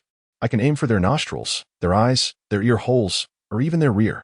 Zhang Bin nodded, completely convinced by Wang Lei's whimsical assertions. He thoughtfully arranged for an ammunition box to be brought to the RV, along with a pristine Barrett rifle. As the city gates creaked open and the drawbridge descended, Wang Lei, seated in the passenger seat, could hardly contain his glee. Yet, he understood the importance of maintaining appearances. He opened the RV's sunroof, brandished the Barrett, and gazed earnestly ahead, resembling a valiant warrior marching towards his fate. Within the safety zone, soldiers, law enforcement, and high-ranking officials observed silently as Wang Lei's convoy slowly exited the city gates. At that moment, Zhang Bin realized that Wang Lei had no intention of returning. He slapped his thigh in frustration. Blast it. That rascal tricked me into providing him with a Barrett. While the soldiers loaded ammunition into the vehicle, Wang Lei had discreetly coordinated with the vehicles behind him, instructing them to follow his lead without pausing. Initially, he intended to conserve ammunition. But as soon as the RV hit the main road, the 3 giant zombies heard the commotion and perked up, straining to locate the source of the sound. Damn. These fools are sending me off with a fanfare. Wang Lei muttered under his breath, before turning to Zheng Jian and I, keep the vehicle steady, and head straight for the highway. No sooner had he finished speaking than a gunshot rang out, the muzzle of the Barrett belching forth a fiery tongue. As a bullet hurtled toward one of the giant zombies' ear holes, causing it to collapse in an instant, several vehicles accelerated towards the entrance of the highway, while Zhang Bin stood on the city wall, offering a wry smile. Indeed, that fellow has fled. Wang Lei stowed the Barrett rifle into the vehicle just as he noticed a throng of zombies surging from the west, interspersed with several towering giant zombies. He sighed, pondering whether the inhabitants of the safe zone would survive this ordeal, and expressed gratitude towards the infamous Paozi. Otherwise, they too would be trapped within the city. As the RV merged onto the highway, the central control screen automatically displayed navigation, a phenomenon that had never occurred before. Intrigued, Wang Lei interacted with the screen, revealing the destination to be a vacant plot on the eastern bank of Longqing Riverside, a site recently cleared for construction of a residential complex named Riverside Scenic City, covering over 600 acres. Wang Lei recalled how his parents had contemplated selling their 2 apartments from Longgang to purchase a place for him there. Silence enveloped the journey, and after 5 hours, the convoy arrived at their destination. Before them stood a structure exuding a strong sense of technology, occupying approximately 6 acres, shielded by 10-meter-high walls. They could only glimpse its towering height of about 10 to 20 meters, with a dome resembling an observatory crowning the roof. The entire edifice gleamed in silver, resembling a fortress, with the interior concealed from view.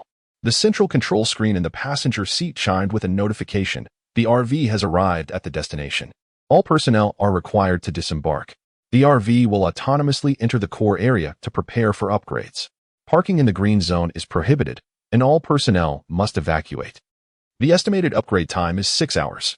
Below the notification, the RV's current location was displayed, with several vehicles trailing closely behind, positioned within the green zone, highlighted in red. Wang Lei glanced outside and noted a 3-story temporary office building, approximately 200 meters away, housing several rooms on the ground floor. This was the project department's makeshift office, and he surmised that resting there for the night would be feasible. The remaining matters could be addressed once the RV's upgrades were complete. The RV halted beneath the temporary office, and the other vehicles followed suit, parking beside Wang Lei's. Everyone disembarked, eager to find restrooms after a long journey. Lazy. What on earth is this? Li Ming exclaimed, wide-eyed at the strange structure before them, voicing the question that echoed in everyone's minds. Oh, this is the Longqing Science Museum. Wang Lei fabricated a lie. The sunflower parrot curiously circled the open space before returning to Wang Lei's shoulder. Old Wang, the soil here is the same as that in the capital, a charred yellow. Lu Yinzhou crouched down, scooping up a handful of earth. Observing how the grass resembled something scorched, Wang Lei looked down, noticing the weeds indeed appeared singed, breaking apart at the slightest touch. However, he had little time to ponder this. Clapping his hands, he spoke loudly. I just checked. These rooms are equipped with beds and bedding, all brand new. Let's roll up our sleeves and settle in. 2 single beds pushed together could accommodate 3 people. For the sake of safety, everyone opted to stay on the second floor. Wang Lei instructed Lu Yinzhou to retrieve some ingredients, cooking utensils, and drinking water from the RV. Once he deemed it sufficient, he pressed the confirmation button on the central control screen to initiate the upgrade. Amidst the bustling activity of those tidying up their rooms, no one noticed the RV silently gliding through the seemingly impenetrable walls. Upon arriving at a new location, Yaya was filled with excitement, joyfully playing in the spacious area with the sunflower parrot. After they arranged the beds, Lu Yinzhou and the others descended. The open space was initially cluttered with a few large trees that had yet to be removed. Perhaps due to the soil conditions, these trees had snapped at their roots. Lying bare on the ground, surrounded by vibrant green foliage that had already lost its moisture. Chapter 161. The super barrier Zhu Jianfeng, equipped with tools, ventured out to gather firewood, as the mischievous boy had a craving for barbecued meat. This temporary living quarters boasted a kitchen, powered by a liquefied gas tank, complete with culinary utensils and even over 20 barrels of pristine water. Adjacent to the 3-story structure was a single-story facility housing 2 rooms. The details need no further explanation. With Chao Xingwei's assistance, Zhao Min busied herself in the kitchen, while Wang Lei drove around, inspecting the perimeter. After all, the temporary housing offered little in terms of defense. Should a horde of zombies descend upon them, the lives of these dozens of people would be at great risk. From the outside, the barrier resembled an ordinary construction fence, standing over 5 meters tall. However, within its confines lay a veritable fortress. Comprised of 1-centimeter thick steel plates, the structure featured 2 layers with a 25-centimeter gap in between, secured by rebar thicker than a big toe. On this expanse of over 600 acres, the southernmost section was piled high with construction materials, sand, gravel, cement, rebar, and various machinery, including cranes and concrete mixers. Judging by these supplies, one could erect a high-rise residential building without much difficulty. By the time the 2 returned, dinner was ready, and Zhu Jianfeng's meat was sizzling on the grill. The meal was simple, consisting of stir-fried pork with vermicelli and a large pot of instant noodles accompanied by frozen dumplings. The others, lacking any awakened abilities, went straight to sleep without even washing their faces, while Wang Lei and his companions gathered around the campfire, relishing barbecued meat and sipping beer. The evening temperature in Longqing was not as frigid as in the capital, likely hovering around 17 or 18 degrees. Such warmth in November seemed rather unusual. Zhu Jianfeng, with grease smeared across his face, mumbled between bites, "Old Wang, shall we settle here? It would be better to find a few houses to live in." Wang Lei chuckled and pointed to a nearby residential complex. "Look at that building. Doesn't it seem on the verge of collapsing? Why hasn't such a dilapidated structure been demolished?" Zhang Wanyu inquired. "Dilapidated? Wang Lei replied with a smile, shaking his head. That building is merely 2 years old, and it towers twice as high as Xinghebei. In truth, while everyone focused on the ground beneath their feet, they failed to notice the surrounding high-rises were equally in disrepair. Their exteriors modeled like ancient relics from a century past, the concrete walls riddled with numerous cracks. Wang Lei was aware that this community had been completed less than 2 years ago, but due to skyrocketing prices exceeding 40,000 per square meter, the occupancy rate remained below 20%. Inferior construction, perhaps? Lu Yinzhou remarked after taking a sip of beer. Wang Lei shook his head, casually picking up a small stone from the ground and easily crushing it to powder. This is likely akin to the land itself, corroded by some unseen force. The group gasped in astonishment, their mouths agape. In truth, you may not have noticed, but within the safe zone, numerous houses have succumbed to corrosion. For instance, the restaurant where we dined has begun to shed its exterior plaster. Wang Lei remarked while eating, with a sunflower parrot perched on his shoulder, fixated on his meat. Lu Yinzhou pondered for a moment and replied, "What should we do then? By the way, when we observed those stones to the south earlier, they hadn't corroded at all." Wang Lei chuckled. "We ought to express our gratitude to the Environmental Protection Agency. The construction materials must be properly covered." After finishing the barbecue, Zhu Jianfeng added more wood to the bonfire. With no electricity, the sight of the flickering flames outside offered some solace to everyone. In the dead of night, Wang Lei was roused from his slumber, finding Yaya had somehow climbed onto him, one foot covering his mouth and the other his nose. He sat up, tucked Yaya back under the blanket, and whispered with a chuckle, "Are you trying to suffocate your father so you can have a new one?" Checking his phone, he noted it was 3 in the morning. The RV should have completed its upgrade by now. He carefully dressed, using a pillow to shield Yaya from rolling off, and stealthily exited the room, making his way downstairs towards the imposing, technologically advanced barrier. The beam of his flashlight illuminated the eastern wall, revealing a scene drastically altered from daylight. It no longer resembled a mere fence but rather a formidable castle wall. Additionally, several grand gates had appeared, each marked with titles such as High Voltage Power Distribution Room, Low Voltage Power Distribution Room, Domestic Water, Drinking Water, Central Air Conditioning, Living Fuel, and Motor Vehicle Fuel. The ground before each gate was covered with metal plates concealing conduits. This must be the expansion following the RV's upgrade, though the specifics of the expansion were still unclear. On either side of the city wall, circular structures, approximately several meters in radius, stood, their purpose unknown. To the south, the wall had transformed into a 3-story building, with the first floor housing 2 multifunctional halls.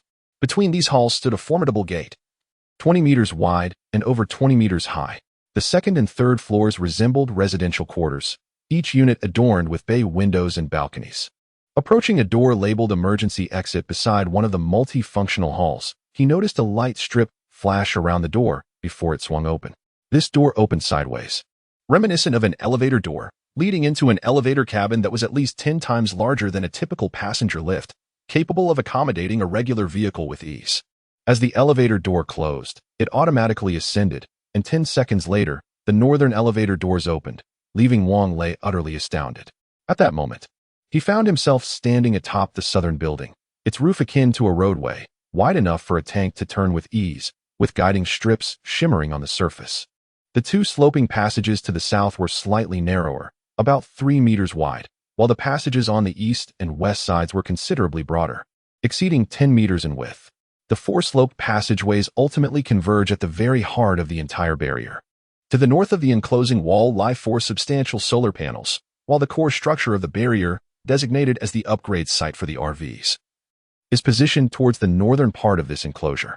This edifice is rectangular in shape, yet it features circular annexes on both its eastern and western flanks, with additional round structures adorning the southwest and northern sides. The northern rooftop is adorned with 2 imposing cylindrical columns, the purpose of which remains a mystery.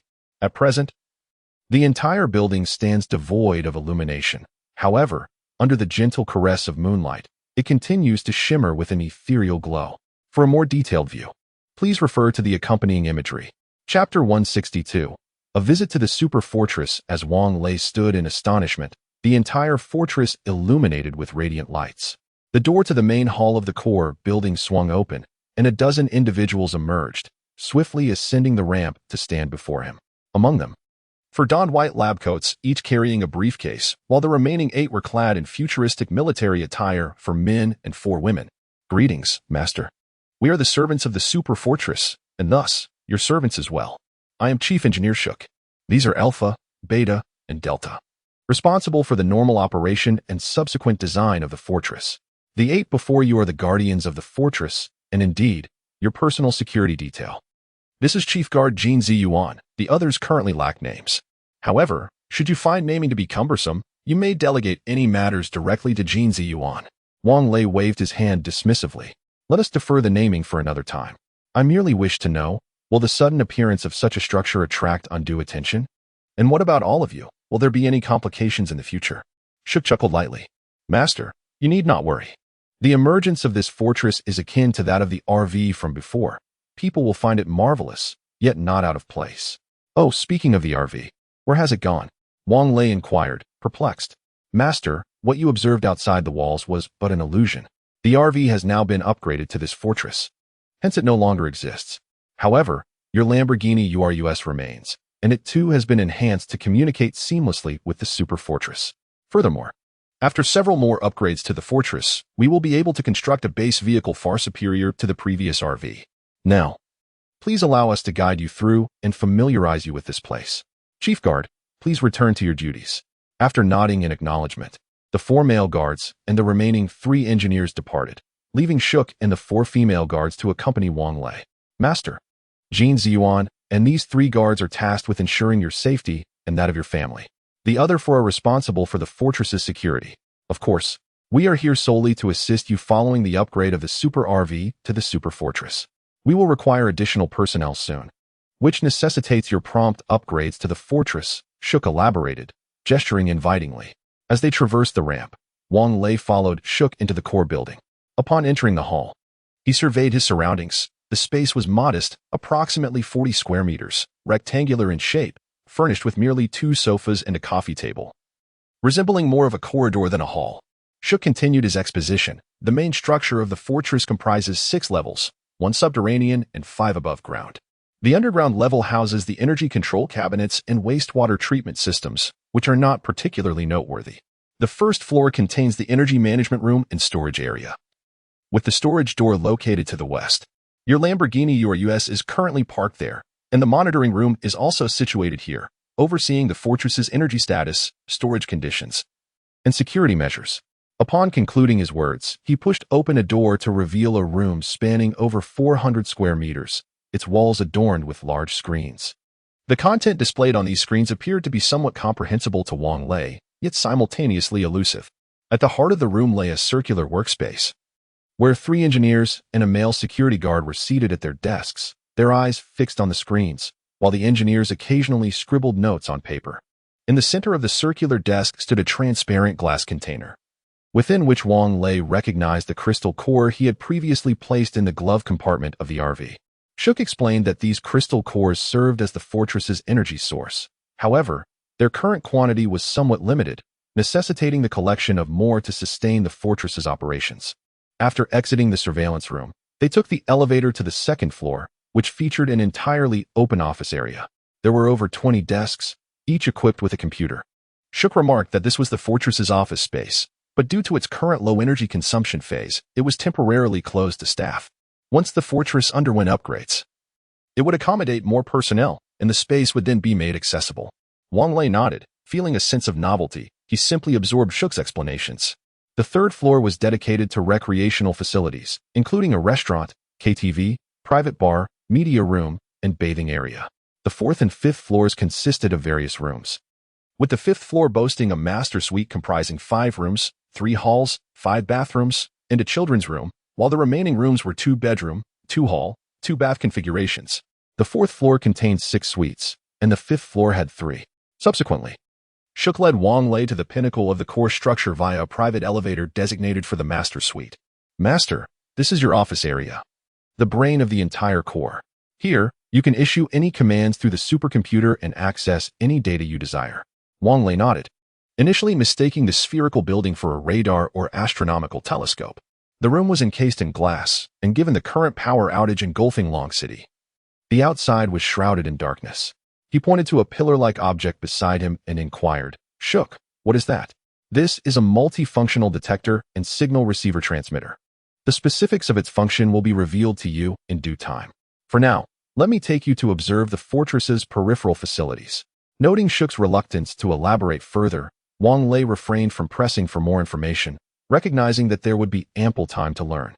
Once they descended, Shook first guided him to the storage area, reminiscent of the storage compartments in the RV. After selecting the desired items on the control screen beside the entrance, the warehouse door opened to reveal the requested goods. On the southern side of the fortress, 2 large halls contained 10 counters each, with Shook indicating that Wang Lei could arrange their purposes as he saw fit. Above is a common residential area that, from the outside, appears to consist of 3 stories. Yet in reality, it encompasses 5. Each floor houses 10 apartments, each featuring 2 bedrooms, 2 living rooms, and 1 bathroom, spanning over 80 square meters. The elevator is situated outside the fortress. As for the allocation, Shook mentioned that it would suffice to distribute the apartments according to Wang Lei's wishes. However, the rooms within the core area are exclusively reserved for Wang Lei's immediate family. Furthermore, access to the interior of the entire fortress is limited to Wang Lei, his direct relatives, and the staff associated with the super fortress. Even Wang Lei himself is unable to unlock this access. Master, please excuse yourself for the time being, as the fortress requires a final optimization test for rebooting. Normal access will be restored by 8 o'clock tomorrow morning, Shook politely stated after guiding Wang Lei on a tour. Chapter 163. Stepping out of the fortress, Wang Lei glanced at the time on his phone. It was 4:10 in the morning. In this post-apocalyptic world, even the finest phone could only serve as a timepiece, provided one could locate a place to recharge it.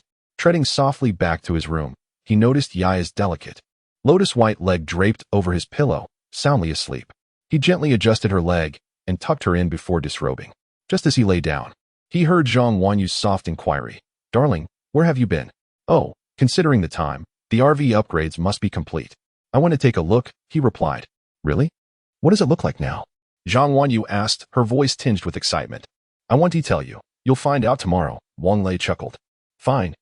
Keep your secrets," Zhang Wanyu said, reaching out to caress Yaya beside her. "As long as we don't have to stay in this place, it's too cold. Thankfully, we have plenty of blankets. Otherwise, I'd be worried Yaya might catch a cold." "Yes, we want to be staying here tomorrow," Wang Lei whispered. "Let us sleep a bit longer. Waking up at 8 won't be too late." "All right, darling, let's sleep together." They fell silent. And soon Zhang Wanyu's breathing became steady and rhythmic, while Wang Lei, brimming with excitement, found it difficult to drift off. Contemplating the possession of such a magnificent fortress in the apocalypse, he surmised that anyone in his position would likely struggle to sleep as well, especially with those luxurious suites. The decor rivaled that of a palace, and the household appliances were nothing short of comprehensive. Even the 40 suites on the south side were exquisitely furnished, ready for immediate occupancy. Yet, a pressing concern lingered. If the super virus and zombies were eradicated, order would inevitably be restored. And this super fortress would undoubtedly be viewed as a significant threat by the authorities. What would he do then? Would independence even be feasible? In the land of Huaxia, daring to declare independence would invite trouble. Never mind, he decided to take it one step at a time. The super RV was gradually transforming into a super fortress, which would surely become even more formidable. Perhaps it might even drift into international waters, becoming a small island where he could establish a nation and reign as emperor, forging diplomatic relations with other countries. With these whimsical thoughts swirling in his mind, Wang Lei drifted back into slumber. The next morning, he awoke to Yaya pinching his nose. Daddy, it's time to get up for breakfast." The little girl's icy hands tugged at his heartstrings. He scooped her into the warmth of the blankets. "Come, let us sleep a little longer." Yaya obediently nestled her head against Wang Lei's chest, closing her eyes. "What time is it? Why aren't you up yet?" His mother called as she opened the door. "Get up. We need to discuss some matters." "Oh, all right. I should listen to Mom." Due to the cold, he had worn thermal undergarments to bed last night. As he turned to rise, he donned his outerwear and asked, "Mom, what is the matter?" "Please, go ahead. Your uncle and the others are waiting for you." "Go talk to them," my mother said with a furrowed brow. "It seems they believe the conditions here are quite poor and wish to find a better place nearby." Alas, the insatiable nature of humanity. It appears they have overlooked the situation in the safety zone yesterday. Had we not fled swiftly, our survival would be uncertain. Wang Lei smiled nonchalantly. "It's all right, Mom. I'll speak with them." Upon reaching the room where my parents had stayed the previous night, I found my aunt and 3 uncles and aunts gathered. As soon as my aunt saw Wang Lei, she hurriedly exclaimed, Xiao Lei, I assure you this is not me seeking trouble. I have said nothing. But I truly believe wherever you decide we should be is undoubtedly the right choice. Wang Lei chuckled. All right, aunt, I understand. Second uncle, third uncle, fourth uncle, aunt. It is indeed cold here, lacking both water and electricity, which is quite inconvenient. Please pack your things. After I have breakfast, we shall relocate. Second uncle frowned slightly. Where shall we move to? I think this place is quite safe with such thick walls. Third uncle replied, second brother. Chalet has mentioned there is no water or electricity. It will only grow colder in the coming days if we do not find a solution. We risk freezing to death here. Since Xiao Lei has formulated a plan, let us heed his advice. Indeed, second brother, aunt concurred, let us prepare to leave. Xiao Lei, you should eat quickly.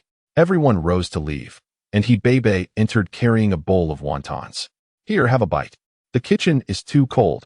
The water has frozen. Zhaomin said she would prepare something better for lunch. All right, Bei, please inform Lu Yanzhou and the others to gather their belongings. We are preparing to move. Wang Lei said, taking the wontons and noticing they were still frozen. After breakfast, a large group of people hurriedly moved their bedding into the vehicle. Since Wang Lei's RV and the Lamborghini Urus were not present, they could only place their luggage in family members' cars. Wang Lei, holding Yaya, led the group towards the super fortress. Everyone seemed unfazed by the sudden disappearance of the RV. Not even Yaya inquired, confirming Shuk's observations. The south side of the super fortress, which was a dirt road last night, had transformed into a parking lot with designated spaces. After everyone parked, they followed Wang Lei to the elevator at the south side of the super fortress. Wang Lei announced, the second to fourth floors each have 10 apartments. All identical in size and amenities, they consist of 2 bedrooms and a living room. Lu Yifei, you and your 8 companions may occupy 2 rooms. Old Chow, you can decide for yourselves. Uncles and aunt, each family can have 1 unit. Cousin and younger siblings, those who are married may take 1 unit. Or you can share with your parents. However, residing here is not complimentary. Similar to the safety zone, you will be required to work. We will discuss specific tasks later. Old Wang, what about me? He Bei inquired. You? Why not live on your own? Wang Lei contemplated briefly. Realizing Zheng Jiani and Zheng Jiating would surely stay with their parents, leaving only Bei. Darling, why not let Bei stay with us? After all, it is 2 bedrooms and a living room. Zhang Wanyu felt a pang of sympathy for He Bei, who was alone in her solitude, and softly inquired. We shall not stay here, Wang Lei whispered. In a moment, we will join our parents inside. Initially, he anticipated that there might be some dissent regarding the allocation of the rooms. However, to his surprise, everyone concurred with Wang Lei's arrangement and exhibited remarkable deference. Ultimately, it was collectively decided that the elder members would have the privilege of choosing their accommodations first. Consequently, Lu Yinzhou, Chao Xingwei, Zhu Jianfeng, and the Sailor Scouts opted for the 2nd floor, while the remaining individuals ascended to the 3rd. Curiously, it appeared that everyone understood the fortress's interior was beyond their reach, as not a single soul expressed curiosity to explore its depths. Even the mischievous young boy from his 4th uncle's family, Xiaobo, behaved with unexpected decorum. Chapter 164. The first task is everyone dispersed to find their respective rooms. The elevator doors leading into the super fortress opened, revealing 2 guards who emerged to carry the bedding of Wang Lei and his family into the lift. Although there were new linens available in the modular housing, they unanimously decided it was preferable to sleep with their own, leaving the new bedding untouched. Wow, Dad, this place is stunning, exclaimed Yiya as the elevator doors opened once more, revealing a space brimming with advanced technology. Stunning? What does that even mean in this context? Wang Lei pondered. Shouldn't beauty, in the eyes of a child, be represented by flowers and vibrant colors? Nevertheless, he chose not to argue with his daughter, allowing her to revel in her impression. Mom and Dad, feel free to choose any room you like, he suggested as they ascended to the 5th floor in the private elevator. Wang Lei pushed open the door to the master suite. Excuse me, I apologize for the interruption, said Jin Ji Yuan as she approached. Your parents' room is ready and is more suitable for their needs. She gestured towards the adjacent room, which indeed showcased a more restrained and dignified decor. Upon a cursory glance, his father immediately took a liking to it. Chalet, your mother and I will stay in this suite. Wang Lei, who had not had the opportunity to explore the space the previous night, now followed his parents into the room. The furniture within was entirely crafted from solid wood, exuding simplicity and elegance, in stark contrast to the flamboyant decor of the master suite. The bed was firmer, catering to the comfort of older individuals. "All right, it's just next door," Wang Lei conceded. "Rest assured, this room will be maintained by dedicated staff. You need not worry." "Well, idleness is not my style. Why require staff for cleaning?" His mother waved dismissively, viewing it as an opportunity for physical exercise. "Uncle, Auntie, the kitchen is fully stocked with everything you need. You are welcome to cook for yourselves or call the restaurant for assistance," Jin Jiyuan informed them. "Understood," Wang Lei interjected before his parents could respond. "Very well, master. Please take a moment to rest. Shuk is awaiting you.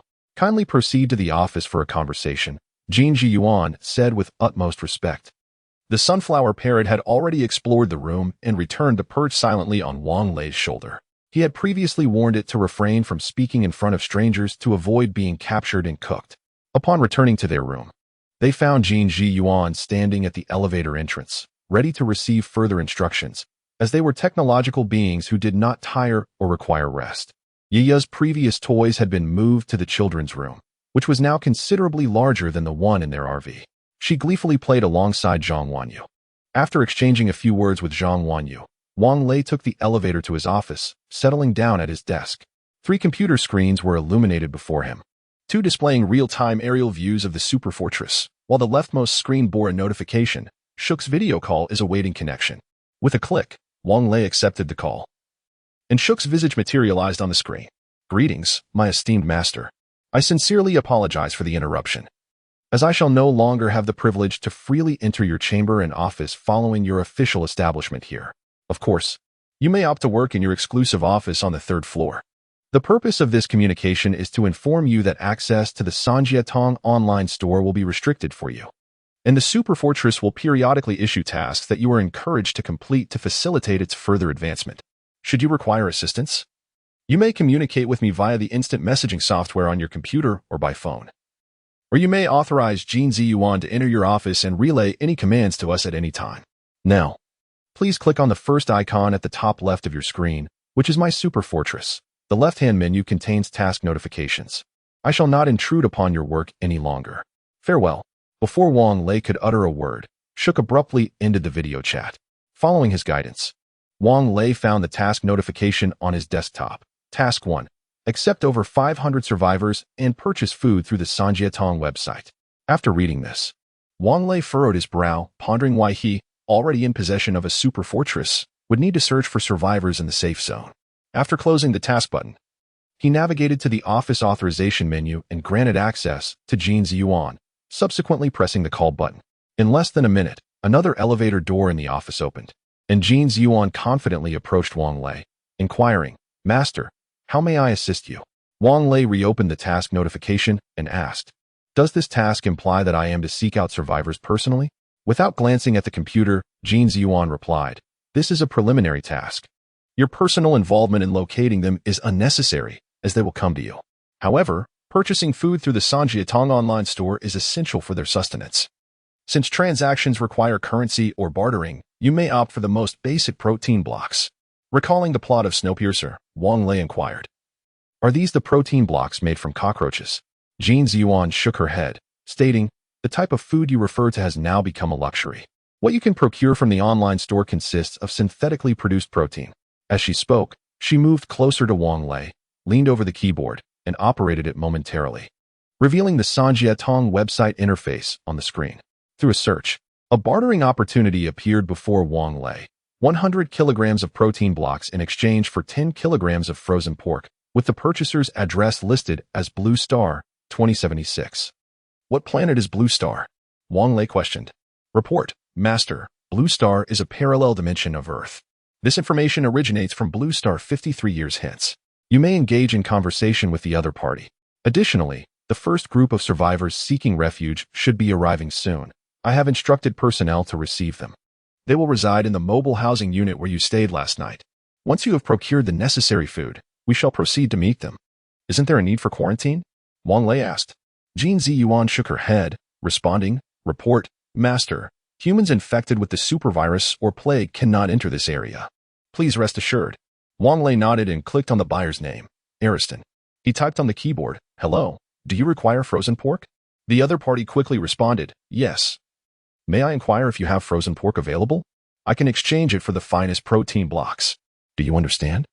Eating protein blocks every day is driving me nearly insane." Chapter 165. Foreknowledge, is there no pig farming in your area? Wang Lei inquired. Fortunately, the chat system of the Three Realms online store boasted an advanced instant translation feature. Otherwise, his rudimentary English would have driven both himself and his interlocutor to madness.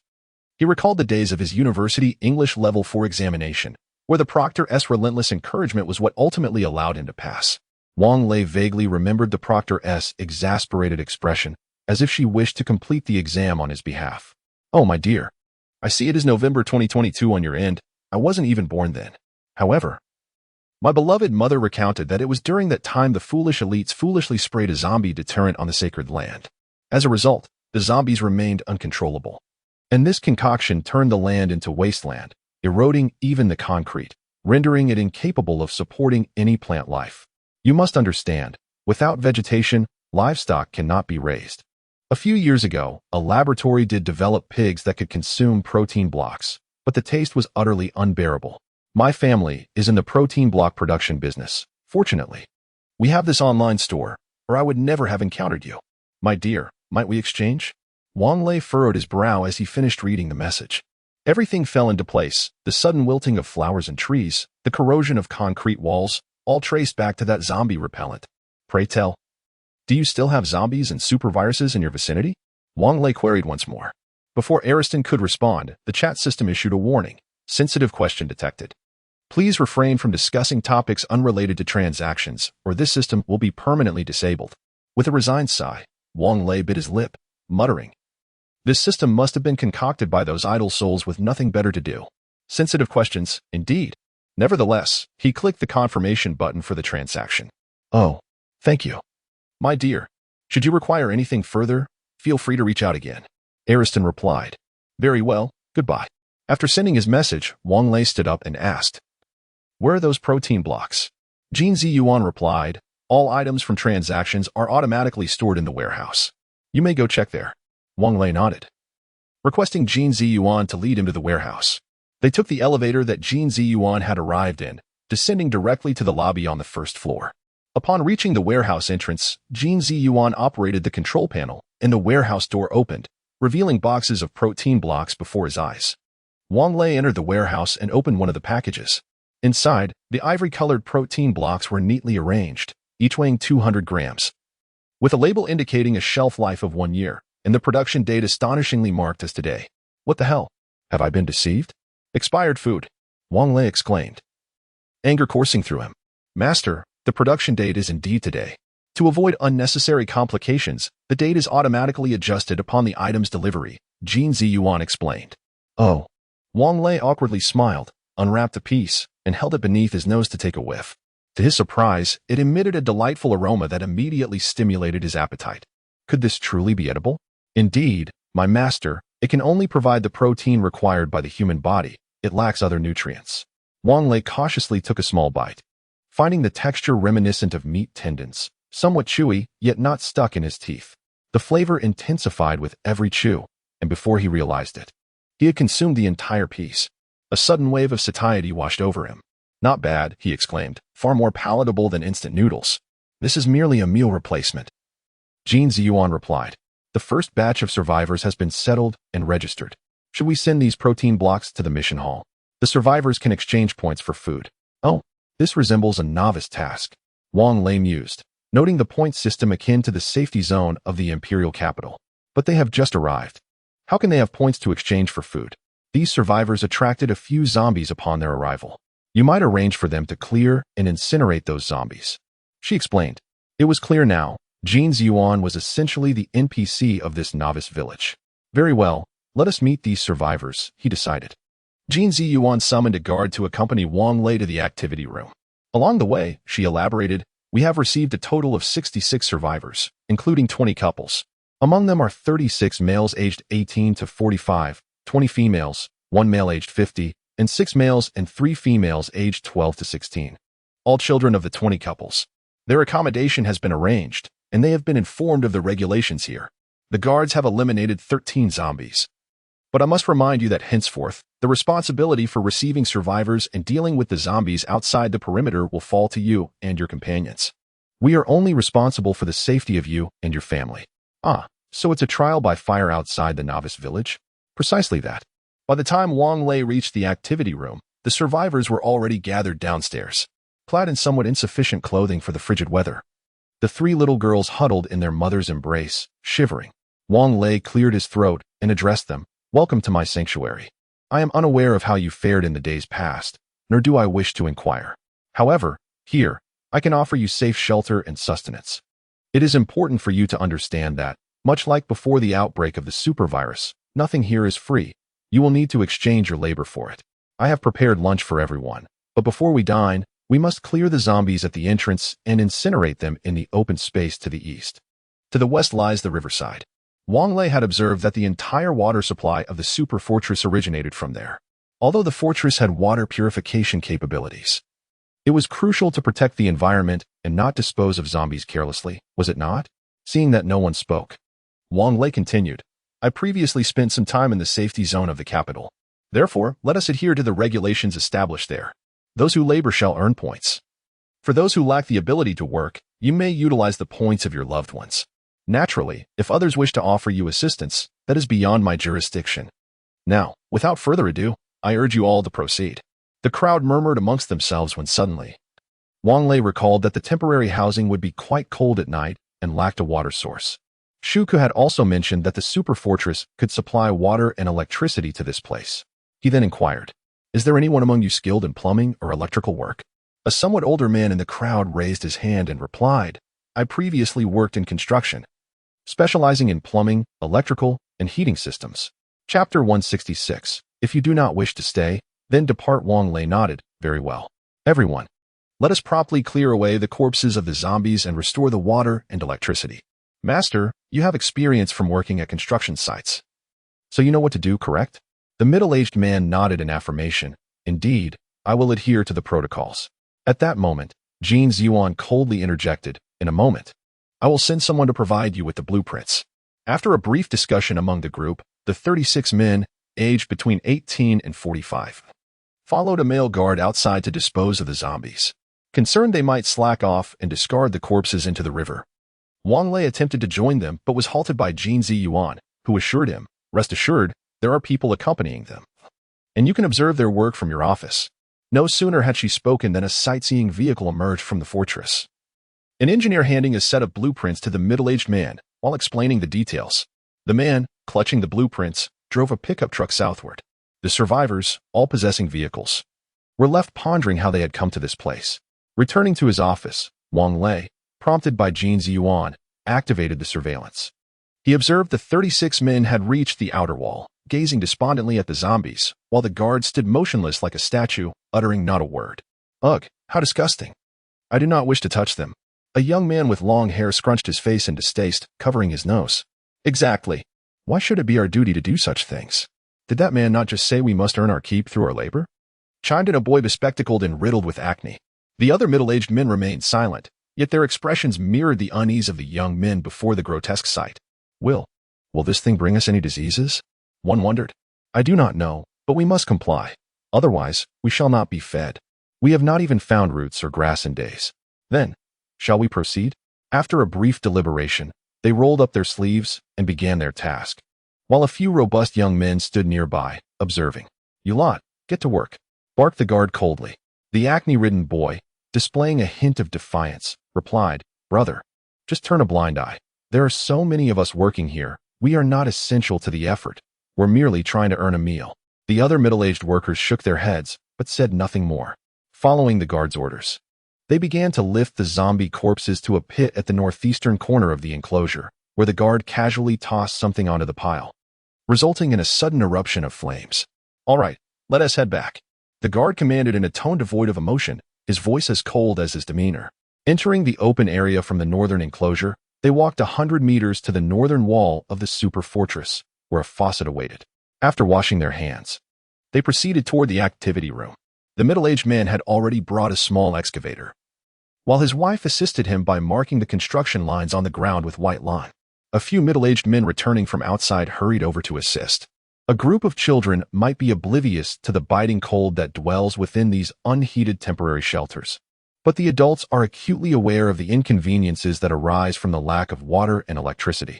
Luckily for Wang Lei and his companions, the temperature was not particularly low last night. However, with November nearing its midpoint, winter is upon them. The northern winters will only grow colder, and snow may soon follow. The identity cards issued by the Super Fortress automatically accrue points. And those who participated in the recent effort to clear the zombies have already seen 2 points credited to their cards. Each protein block requires 1 point for redemption, and a single protein block is sufficient to satiate an adult while providing the necessary hydration for survival. The guards returned with 58 protein blocks to the temporary shelter, calling out names for distribution. The queue formed for the protein blocks, with those who had not contributed to the work receiving nothing. "Why are we left empty-handed?" A teenager protested loudly, his frustration palpable. "Exactly, why don't we get any?" echoed the others who had not received their share. The guard, firm yet calm, explained, "I have already made it clear upon your arrival that in order to receive shelter here, one must contribute labor. Children lack the capacity for labor. Thus, as parents, you must exert greater effort to provide for your children." He gestured towards the few idle boys, continuing, "You are fully capable of work, yet seek to benefit without effort. The master has stated that if you wish to remain here, you must comply. If you do not wish to stay, then leave. Should you cause trouble here, you may want to consider the consequences." With that, the guard drew a handgun from its holster, silencing any further dissent from the boys, who could only watch enviously as others enjoyed their protein blocks. By evening, the water and electricity in the temporary shelter had been mostly restored, with the air conditioning now operational, warming the interior. Fearing a lack of food at night, the older boys toiled diligently that afternoon, their hands blistered from the labor. Wang Lei, observing from the office through the surveillance monitors, felt a sense of satisfaction. With the RV upgraded to a super fortress, the original Wi-Fi was now restricted to the core area. Wang Lei discovered that the super fortress was equipped with a television system and spent the afternoon setting up a variety of channels, including entertainment, movies, television series, operas, and children's programming, ensuring a comprehensive selection. Afterward, he dedicated considerable time to scheduling the programming. "Jin Ziyuan, are there any mutated beasts nearby that can be hunted?" Wang Lei inquired, his longing for mutated beast meat stirring within him. He regretted selling that rhinoceros back when he had anticipated a longer stay in the safety zone of the capital. "There are indeed some," she responded, as the mutated beasts breed prolifically nearby. However, there are also many zombies, making hunting quite perilous. The guards and engineers exhibit a uniform demeanor, devoid of any emotional nuance, rendering them less engaging than Siri. However, the words of Jin Ziyuan merit consideration. The perspectives of Liu Yanzhou and his companions, who have traversed perilous journeys alongside him from Jinling to the capital and then to Longcheng, weigh heavily on his conscience when contemplating their willingness to embrace danger. As for the relatives at home, as Shook mentioned last night, the super fortress will be adequately secured, alleviating any immediate concerns. After completing these tasks, Wang Lei stretched lazily and took the elevator back to his room. Chapter 167. Wan Yu is pregnant. Behind the multifunctional hall on the south side of the super fortress lies a spacious reception room. Due to the restricted access to the core area, Wang Lei occasionally invites everyone to dine together and socialize here. Time has swiftly passed, and over a month has gone by. The 66 survivors, regardless of age or gender, diligently clean the area each day. Zhu Jianfeng, assuming a leadership role, directs the group in transforming fallen trees into charcoal. Fortunately, only the underground portions of these trees had decayed. The above-ground sections remained intact and exceptionally dry, yielding high-quality charcoal. On December 31st, the final day of 2022, Wang Lei gathered everyone for a midday feast. "Old Wang, we're getting restless. We need to find something to do," Liu Yanzhou exclaimed, taking a sip of alcohol while draping his arm over Wang Lei's shoulder.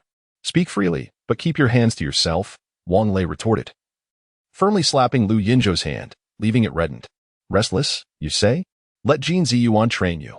I've heard there are numerous mutated beasts outside. You can go hunting when the time comes." "Sounds good." Zhu Jianfeng clapped his hands, expressing his boredom after being cooped up for over a month. "I'm not bored," Chao Xingwei replied while gnawing on chicken feet. "Old Wang, I've thoroughly overhauled the vehicles outside. Their performance now rivals that of sports cars." Wang Lei too was growing weary of idleness, spending his days amusing Ye Ye and Zhang Wanyu. Recently, Zhang Wanyu had been suffering from severe morning sickness, necessitating separate sleeping arrangements. The safe zone had seen no new survivors. When inquiring with Jin Ziyuan, the response was simply that the time had not yet come. As long as his cousin and Zheng Jiayan remained restless, they would assist any survivors in the activity room suffering from ailments, although with limited medicine. They preferred to encourage patients to drink warm water whenever possible. Another fortnight slipped by, and with only a week until the spring festival, Zhang Wanyu continued to endure significant nausea, lying in bed with little desire to do anything. Her mother, aunt, and Zhao Min had already begun preparations for the festive meals. Although Shanxi cuisine does not rank among the 8 culinary traditions and lacks signature dishes aside from fried pork, the banquet table for the spring festival is abundantly rich, requiring preparations to commence over 10 days in advance. Zhao Min's culinary skills were exceptional, showcasing her abilities in full glory. On New Year's Eve, in the absence of firecrackers, Wang Lei discharged several shots into the sky, creating the effect of fireworks. The reception room was filled to capacity with 8 tables, with Lu Yinzhou, Zhu Jianfeng, and Wang Lei's cousins acting as servers, bringing forth dish after dish to the tables. Wang Lei also sent 30 pounds of pork and some rice to the activity room, recognizing that for the Chinese, the Spring Festival is a significant and indispensable celebration. As the wine flowed and the dishes were savored, the elders, having eaten their fill, began to depart. Zhang Wanyu, unable to stay any longer, took Ye Ye with her, leaving a group of young people to continue their indulgent feast. Lao Wang, Zhu Jianfeng raised his glass, a cigarette dangling from his lips, swaying unsteadily as he stood up. On behalf of my friends, I express our gratitude to you. If it weren't for you, we might not even be alive today. Just look at how wonderful this place is, even better than before the apocalypse. He hiccuped. Senior, my sister, and I also thank you. Zheng Jinni rose, gazing affectionately at Wang Lei, and continued, it was you who saved me, braving danger to rescue my sister. You sacrificed so much time in Linjiang, and we are at a loss for how to repay you. I'll drink first. With that, Zheng Jinni downed half a cup of liquor in one go. In gratitude, I can only offer myself. Qiao Xingwei slurred, his eyes bleary with intoxication, coughing violently. Zheng Jinni couldn't tell whether it was the liquor that choked her or Qiao Xingwei's words, but her face turned crimson. Wang Lei, having consumed a fair amount himself, noticed none of this. He finished the remaining liquor in his cup, and, as Zhu Jianfeng poured him another drink, leaned back in his chair and said, all right, after tonight, a new year begins. While we're all still sober, let me share our plans for the coming year. He gestured toward the outside. You see that open space out there? We have a blueprint, but we need workers. We lack neither food nor fresh water. Our conditions are infinitely better than those of the Imperial Capital's safe zone. The only disadvantage is that we have an empty lot while they have ready-made buildings. Who knows what the Imperial Capital's safe zone looks like now? Zhu Jianfeng interjected. The concrete skyscrapers have collapsed. Aren't their buildings made of concrete too? It's concrete. The ignorance is truly alarming. Lu Yifei scoffed, rolling her eyes. Wang Lei waved his hand. Quiet down, let me finish, or I might forget what I was saying. Laughter erupted among the group. Wang Lei gently tapped the table. Lu Yinzhou, once the spring festival is over, we should venture out to find survivors. Just the 3 of us will go. Let old Chow modify that GL8, or we won't be able to bring anyone back. Absolutely not. We want to go too. Lu Yifei was the first to protest, followed closely by the other 7 girls voicing their dissent. Zhu Jianfeng opened his mouth to speak, but quickly closed it under Naz's piercing gaze, obediently remaining silent. It was Zheng Jiatian who spoke up. Senior, I want to go with you. Just in case you get injured, I can help you. Yes, shouting is right, Lu Yinzhou nodded, recalling how Zhang Jiatian had saved him and Zhu back in Linjiang's apple garden. He rolled up his sleeve to reveal a nearly invisible scar. I must say, the medical specialization is remarkable. Even the finest surgeons would envy such skill. Wang Lei, do you underestimate us? Once clad in a miniskirt, Ni now presents herself in denim jeans and a down jacket, exuding an air of innocence. Wang Lei interjected, all right. I harbor no disdain for you all. It's just that we don't possess such a grand vehicle at the moment, do we? No worries, my skills are exceptional. I can certainly modify a vehicle that accommodates such a large number of people. Qiao Xingwei raised his hand to declare. Zhu Jianfeng chimed in. ISNT, our Lamborghini URUS available as well? Just the other day, I saw you driving it. Very well, let us embark together. Wang Lei discerned that despite these fellows being married, they still admired the beauty of those 8 young ladies. Chapter 168. The sincerity of ancients. The ancients were indeed sincere. They would not deceive me. To gauge a man's lecherousness, one need only place a finger beneath his nose. As long as he still breathes, he is undoubtedly lustful. Indeed. Upon hearing Wang Lei's decision, Lu Yinzhou and Zhu Jianfeng's restrained expressions resembled those of someone holding in a century's worth of laughter. This spring festival felt oppressive. Yet for Lu Yinzhou and his companions, it was a cause for celebration. No one was a fool. In this apocalyptic world, the mere act of sitting together, feasting and engaging in conversation, signifies a remarkable state of existence, though they had never experienced the life of immortals. Lu Yinzhou and his friends felt they were living such a life now. Setting aside everything else, they must express gratitude for the apocalypse. Were it not for this dire situation, how could they ever hope to interact with beauties like Naza, Reba, and Xiaomin? Then there was the sense of superiority. Whether in Linjiang, the safe zone of the capital, or in the current shelter, spending their days idly, indulging in fine food and drink, was akin to living the life of a pampered heir. Their cousins, feeling out of place, dejectedly retreated, initially hoping to gain some attention from Wang Lei, only to find themselves unable to fit into this circle. As the drinks flowed, Zhu Jianfeng grew weary of merely consuming baijiu, insisting on mixing it. Half a glass of baijiu, half a glass of red wine, and a splash of beer, causing the cup to brim precariously. As the night wore on, Wang Lei felt his mouth go numb. Lighting a cigarette, only to be met with a fit of violent coughing from the smoke, which culminated in a bout of vomiting. Haha. Old Wang can't hold his liquor. Which beauty will escort him home? Lu Yinzhou chuckled, raising his glass unsteadily. Zheng Jinni frowned, preparing to stand when she noticed He Bei, blushing, leaning on Wang Lei's arm, saying, "You all keep drinking. I will take the senior back. Be careful, don't cause any trouble." Zhu Jianfeng, with a straight face, concluded, followed by a mischievous smile. He Bei's face was flushed to the roots of her neck. A night of spring dreams left no trace. The following morning, Wang Lei groggily awoke, his eyes still closed, rubbing his brow. He had indulged excessively the previous night, and now suffered from a severe headache. Head hurting? Allow me to massage it, someone offered. Wang Lei obediently placed his hands at his sides, parched, and reached for a glass of water. All right. After taking a sip, he felt his mouth less parched and lazily reclined on the bed, relishing the massage without ever opening his eyes. When the craving for a cigarette emerged, he blindly groped for it on the nightstand. Not finding it, he sensed something was amiss and abruptly opened his eyes. Bei, how is it you? Wang Lei was startled, his back stiffening, instinctively jerking his neck back. His head collided heavily with the wooden board, and he thought to himself, oh dear, I might have a bump now. However, now he could hardly muster the courage to rub his temples, stammering, Bei, last night.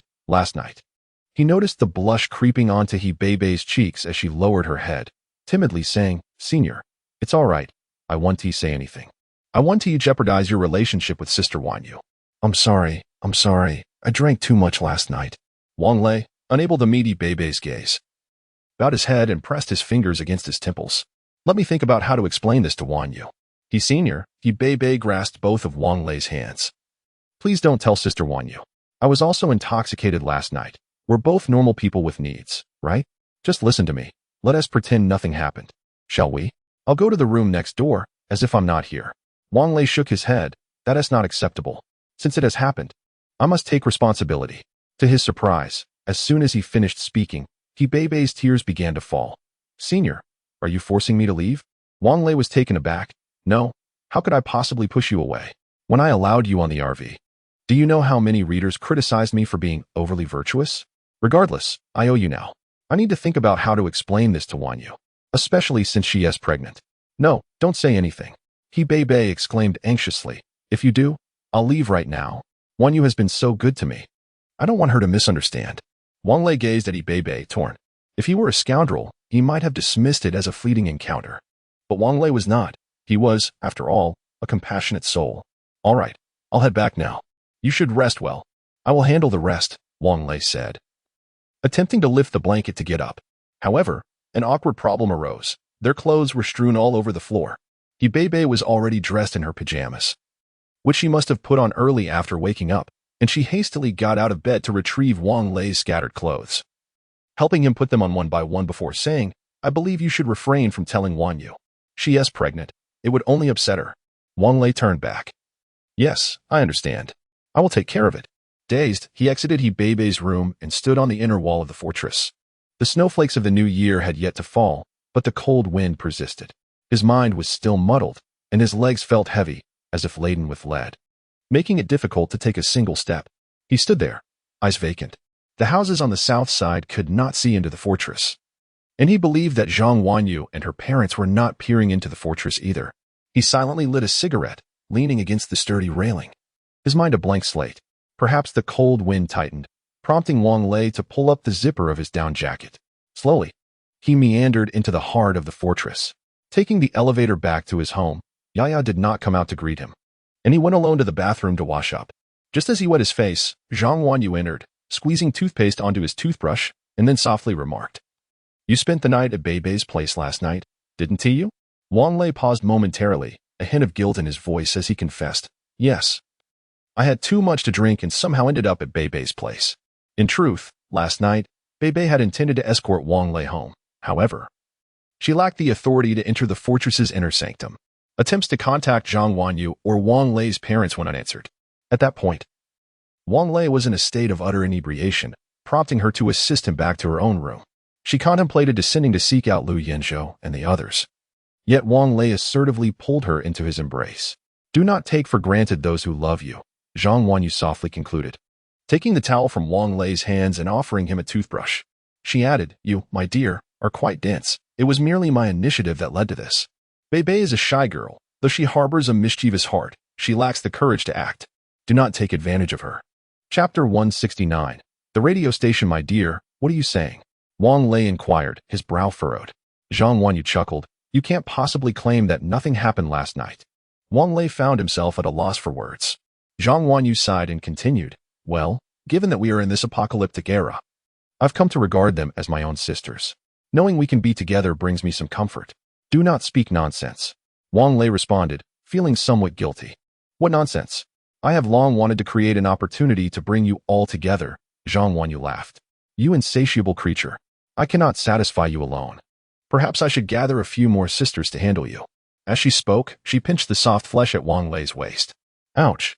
My dear. Are you truly not angry? Wang Lei exclaimed. Sighing, Zhang Wanyu gazed at the ceiling light.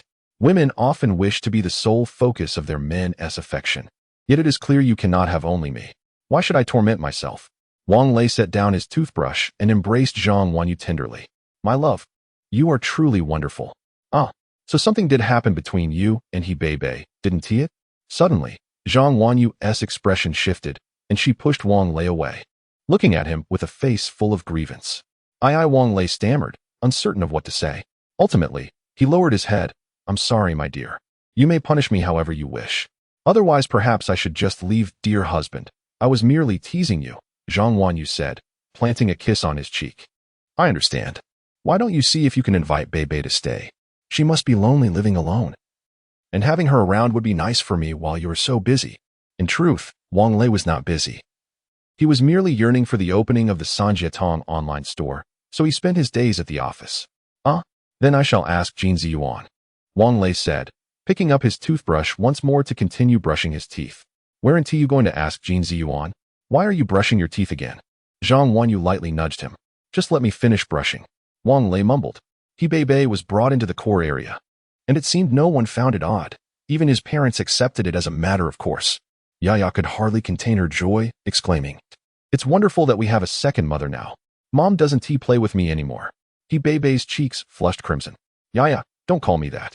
I'm not calling you anything wrong, Yaya retorted, while Zhang Wanyu crouched down to embrace her.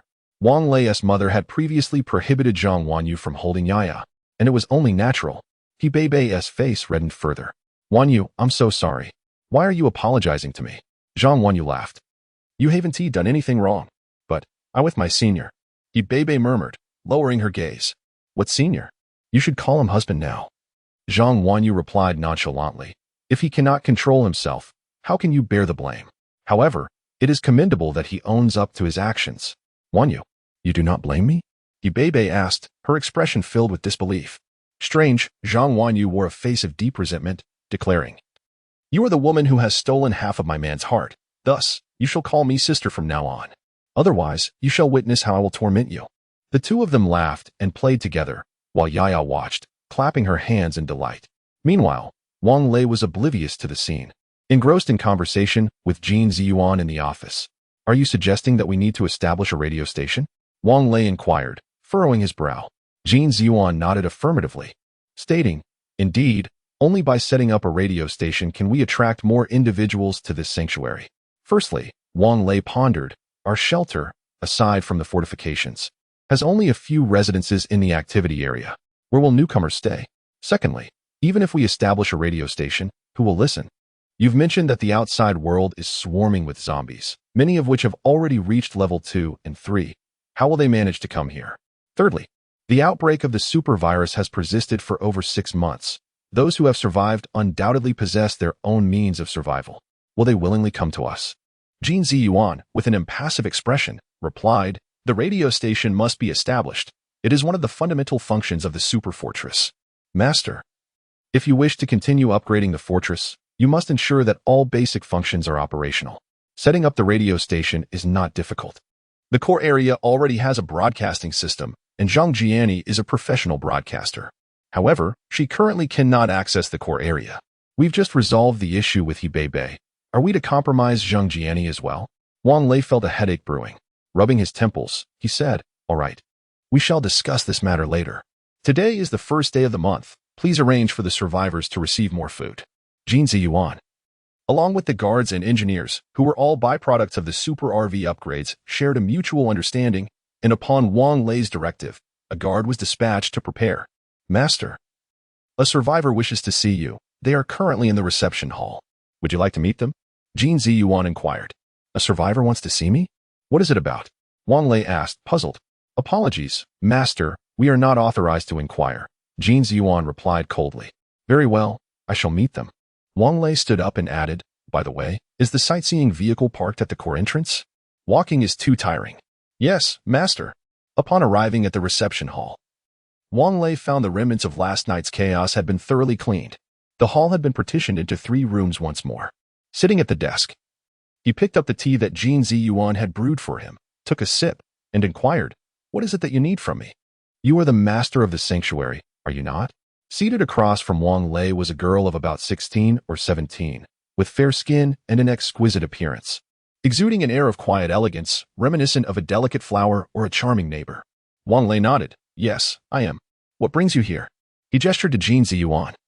"Please pour her a glass of water. Could you possibly rescue my classmates and teachers?" The girl suddenly rose to her feet, grasping the hand of Wang Lei, who had just set down his teacup. Oh, my dear girl, please do not be so agitated." Wang Lei awkwardly extricated himself, and instead, gently patted the back of her hand. "Do share what has transpired." The girl's delicate face flushed with a hint of crimson as she spoke. "I am a sophomore at experimental high school. When the outbreak of the super virus occurred, I happened to be home on sick leave. At that time, a classmate called me, claiming that there were zombies at the school. I initially thought she was merely jesting. Chapter 170. Let us go rescue. It was only upon witnessing the news on television that I realized the gravity of the situation. Later, when the phone signal was lost, I managed to reconnect with a classmate who informed me that many students had transformed into zombies, while a group of exceptionally skilled classmates was now protecting them. Through several subsequent conversations, I learned they were quarantined within the campus, safeguarded by capable peers and teachers. However, eventually, the phone signal vanished completely, and I was left in uncertainty regarding their survival. As the girl recounted her tale, tears streamed down her face. Wang Lei drummed his fingers on the table, speaking slowly. "It has been over 4 months since the nationwide power outage. Are you certain your classmates are still alive?" The girl shook her head, sobbing. "I cannot be sure of their survival, but I believe they have not perished." "Dear girl," Wang Lei began, requesting Jin Ziyuan to pour a glass of fruit juice before continuing. "Today marks the first day of the Lunar New Year. Ideally, I should help you fulfill your New Year's wish, but given that 6 months have elapsed, locating your classmates seems nearly impossible." Upon hearing this, the girl broke into tears. Jin Ziyuan approached, leaned down to whisper a few words into Wang Lei's ear, prompting a look of disbelief on his face as he asked, "Is what you say truly accurate?" Jin Ziyuan nodded. gesturing toward the tall, multifunctional detection pillar in the core area. Very well, let us embark on a search. After a moment's contemplation, Wang Lei turned to the little girl. What is your name? I am Bai Lu, she replied, quickly wiping her tears. Thank you, kind sir. No need for thanks. Wang Lei waved his hand dismissively. Drink your fruit juice quickly. This is not something everyone can easily obtain nowadays. If we are to venture out to rescue the survivors, we must prepare adequately, particularly ensuring the vehicle's defenses are robust. At that moment, Wang Lei found himself reminiscing about the RV. Master, I understand your thoughts, Jin Ziyuan said, displaying a rare professional smile. Once you complete the task assigned by the fortress, you will soon possess a vehicle even more formidable than a super RV. Understood? Wang Lei replied, lacking enthusiasm, for Shuk had conveyed similar sentiments. Please notify Chao Xingwei to prepare. We shall depart once everything is ready. After stretching lazily, he couldn't help but envy the hyper-intelligent beings who communicated effortlessly thanks to their interconnected storage systems. Returning to the room, Zhang Wanyu was assisting He Beibei in organizing various small items, all of which were brand new, directly retrieved from the storeroom. Oh, you should rest. Don't risk overexerting yourself, Wang Lei admonished, frowning. I need to step out shortly. Where are you going? Zhang Wanyu inquired, her voice tinged with concern upon hearing Wang Lei's intention to leave. A computer in the room could access the intelligence collected by the monitoring instruments. The reports indicated that the zombies had significantly evolved, their attack power greatly enhanced, and alarmingly, numerous ferocious mutated beasts were roaming near the base, searching for survivors. Wang Lei spoke while changing his clothes. It's all right. It's quite close. I should be back in about 2 hours. Besides, we have a communication system in the car, so you can reach me at any time. Jin Ziyuan chose not to leave. If you need anything, just contact her. The super-intelligent beings at the super fortress cannot venture beyond the confines of the base. Otherwise, it would be much easier to dispatch them to locate survivors. Dear, please ensure your safety. Zhang Wanyu nodded, then continued, Jiani and Jiatian want to come over to visit. They miss Yaya as well. They shouldn't be able to come in. Right? Wang Lei opened a locked drawer, retrieved a gun and ammunition, and after inspecting them, placed the bullets in a small bag to tuck into his pocket. Aren't your parents with the relatives? You both should take Yaya along. Honestly, I really don't want to go, Zhang Wanyu sighed. It seems like your cousins look down on me. Isn't that perfect? Wang Lei chuckled. I enjoy seeing their expressions of disdain, yet being unable to do anything about it. Zhang Wanyu playfully clenched her fists and lightly struck Wang Lei's back. Oh, you're so annoying. I'm going to hit you. Wang Lei laughed heartily and planted a kiss on Zhang Wanyu's forehead. All right, I'm off. Zhang Wanyu quickly grabbed his arm. Aren't you going to say goodbye to Beibei? No. Let's skip that. After breaking that barrier, Wang Lei felt a bit awkward facing He Beibei. Daddy, where are you going? Can you take Yaya with you? Yaya rushed out of He Beibei's room, standing before Wang Lei like a little mushroom, tugging at his shirt. Wang Lei knelt down. Yaya, be good. Play with your mothers at home. Daddy will be back soon. Okay then, Yaya pouted, then planted a kiss on Wang Lei's cheek. Daddy, come back quickly. Sure. Wang Lei happily kissed Yaya's cheek. Daddy will be back as soon as possible. If previously Wang Lei harbored a sliver of doubt regarding Yaya's identity, that uncertainty vanished entirely when she managed to access the core and even entered his office without his permission. As Jin Ziyuan had mentioned, only his biological children could enter the core area without restrictions. As Wang Lei drove the Lamborghini Urus out of the fortress core, Chao Xingwei and the others were already waiting in the parking lot. The modified GL-8 showed no visible alterations, yet the roar of its engine was deafening, causing Wang Lei a wave of irritation. Disliking such a loud noise, he had specifically requested Chao Xingwei to modify the exhaust of the Lamborghini Urus for silence. Old Chao, what's up with the exhaust? Is it broken? I couldn't find a suitable exhaust. After increasing the engine's power, the original exhaust simply can't handle it. It sounds like this when you step on the gas. Chao Xingwei was well aware of Wang Lei's aversion to the noise and was not intentionally trying to annoy him. Why did you even modify the power? What is going on? Planning to take off? Wang Lei was thoroughly frustrated. He chuckled, scratching his head, marveling at the peculiarity of the situation.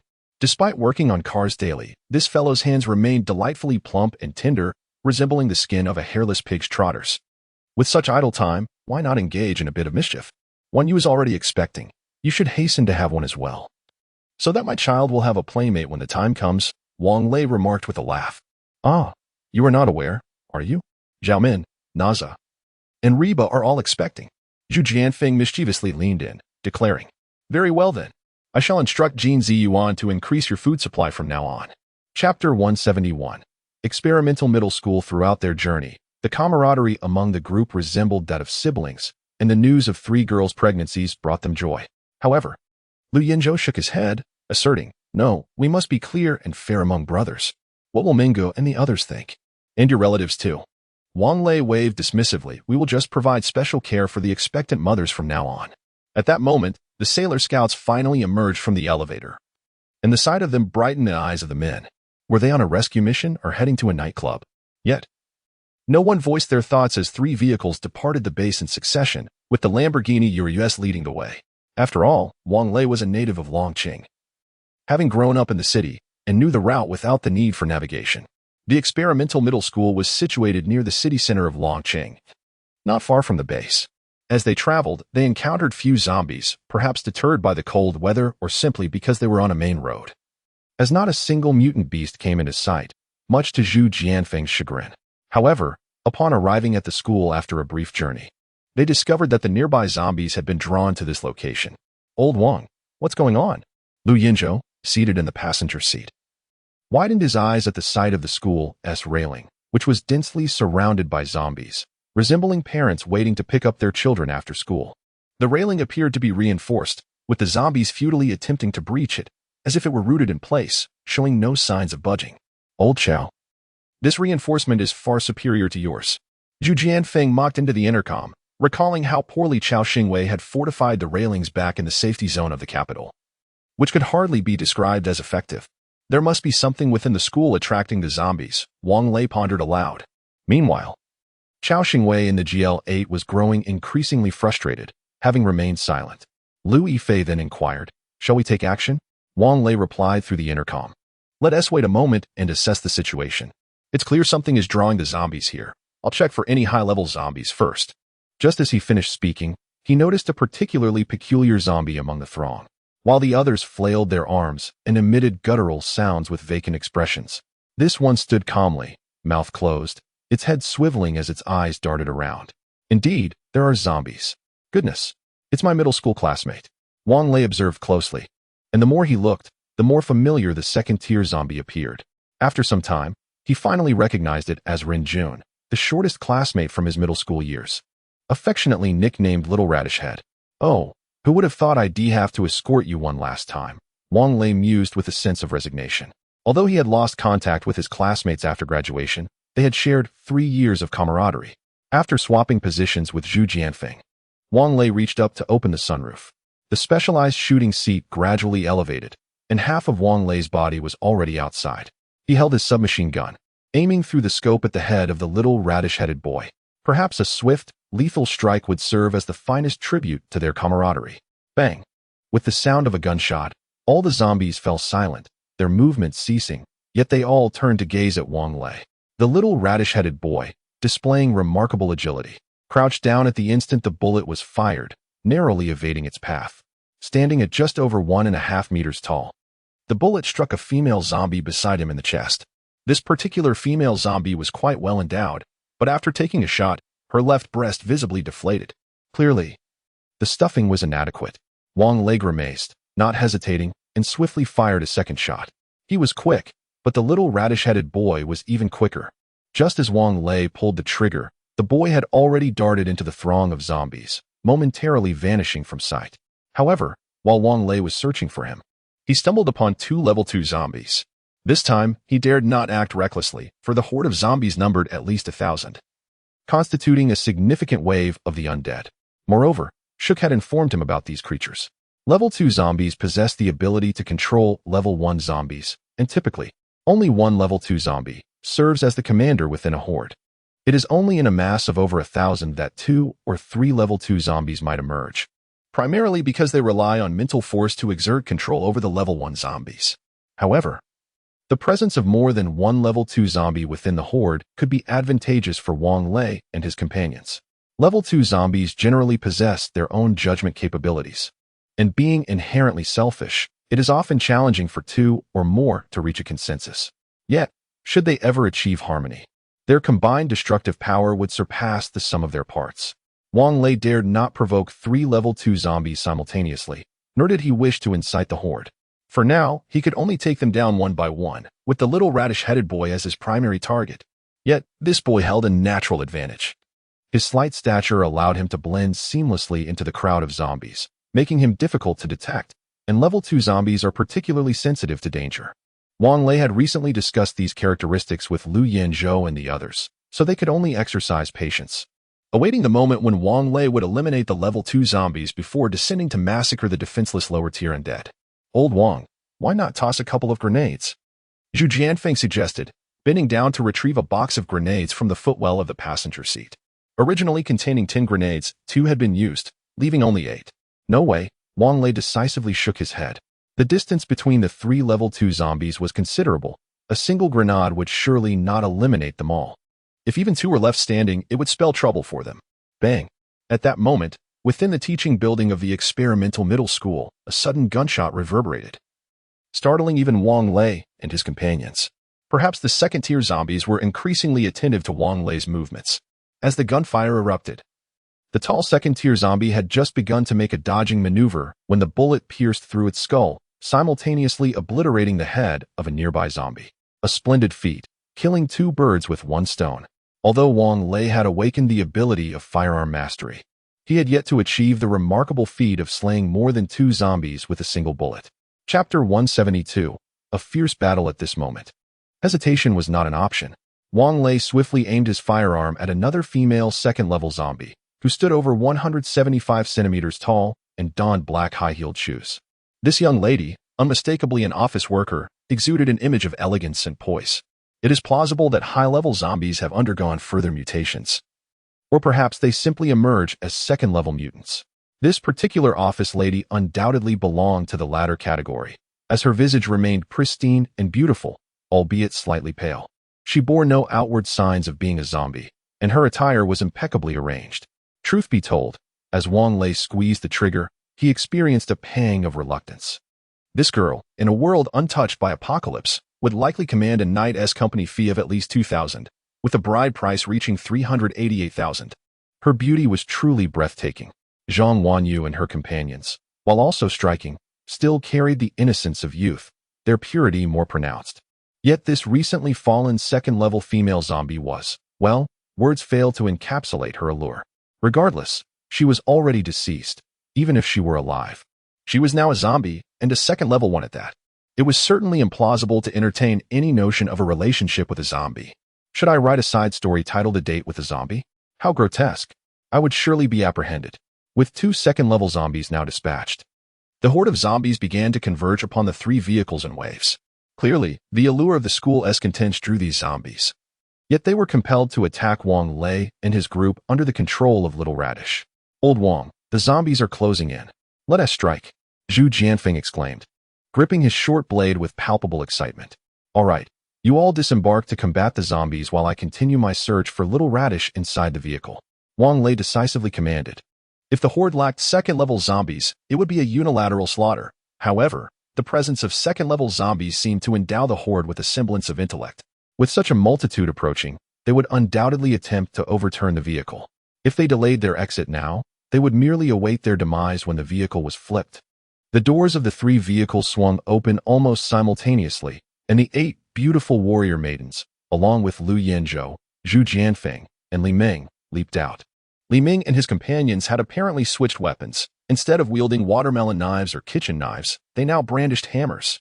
How ferocious! With a single blow, the zombies' heads burst like watermelons, a testament to their formidable strength. Thousands of zombies swarmed in, some already assaulting the vehicles. Wang Lei felt overwhelmed as the sheer number of zombies, many of whom were defensive types, rendered Lu Yanzhou and his 15 companions unable to fend them off. Reluctantly, Wang Lei set aside his quest for Little Radish, focusing instead on systematically eliminating the zombies encroaching upon the vehicles. To his surprise, he noticed individuals from the teaching building assisting in the extermination of zombies, significantly alleviating his burden. While dispatching zombies, he continued his search for Little Radish. Old Wang, we can't hold on any longer. Toss a grenade. Zhu Jianfeng, now smeared with blood, felt his strength waning. Old Wang, just throw it away. I can't go on, Lu Yinzhou shouted. Not only the two of them, but also Li Ming and his companions were noticeably slowing down. While Lu Yifei and her 8 beautiful companions fought fiercely yet gradually retreated, yearning to escape to their vehicle. However, an unceasing horde of zombies was converging upon them. Was it merely thousands? Perhaps even more. Where did these additional zombies come from? Yet, this was not the time for such inquiries. Wang Lei hastily returned to the vehicle, retrieved 2 grenades, and after biting off the safety pins, hurled them into the throng of zombies. Lu Yinzhou and the others had long been prepared, taking cover behind the GL-8. The intense shockwave seemed to reverberate through the earth as the explosion erupted, showering the sky with a rain of brownish blood and dismembered flesh. Most of the zombies were reduced to mere pulp, while some lay incapacitated on the ground, twitching. Seizing the moment, Lu Yinzhou, Zhu Jianfeng, and Li Ming charged forth to engage the remaining few hundred zombies in battle. The second grenade was evidently not suitable for tossing again. But taking advantage of the brief distraction created by Wang Lei's throw, many zombies had already encircled the Lamborghini Urus, preparing to overturn it in unison. At that moment, Wang Lei also caught sight of the little radish head. Old Lu, old Zhu, come help me, he called out while swiftly switching his submachine gun to automatic mode and reloading, unleashing a barrage of bullets toward the position of the little radish head. This time, despite the little radish head's agility, he was ultimately no match for the submachine gun. Although dozens of bullets did not take him down, he was struck and his mobility was significantly compromised. With the submachine gun now out of ammunition, having exhausted 3 magazines, there was clearly no time to reload. If the little radish had managed to escape, the consequences could be dire. Meanwhile, the 8 magical girl warriors had lost their offensive capabilities and were now recovering their strength inside the GL-8. Lu Yinzhou and his companions were entangled with the zombies, lacking the opportunity to deliver a fatal blow to the little radish head. The gunfire from the teaching building had ceased, likely because they had run out of bullets. Wang Lei drew his pistol from his waist, resolutely aiming at the little radish head. Although his movements had slowed, it did not diminish his ability to evade bullets. After dodging 3 shots, the little radish head even managed to smile, cursing amidst the cacophony of groans from the zombies, their foul breath making Wang Lei feel dizzy and nauseous. Bang! The 4th bullet was fired, finally piercing through the little radish head's left eye and into his brain. He was slain, yet before his demise, he defiantly raised his middle finger at Wang Lei. Zhu Jianfeng, utterly exhausted, leaned against the vehicle, struggling to wield the short knife in his hand. Li Ming and his team have begun to take their respective rests.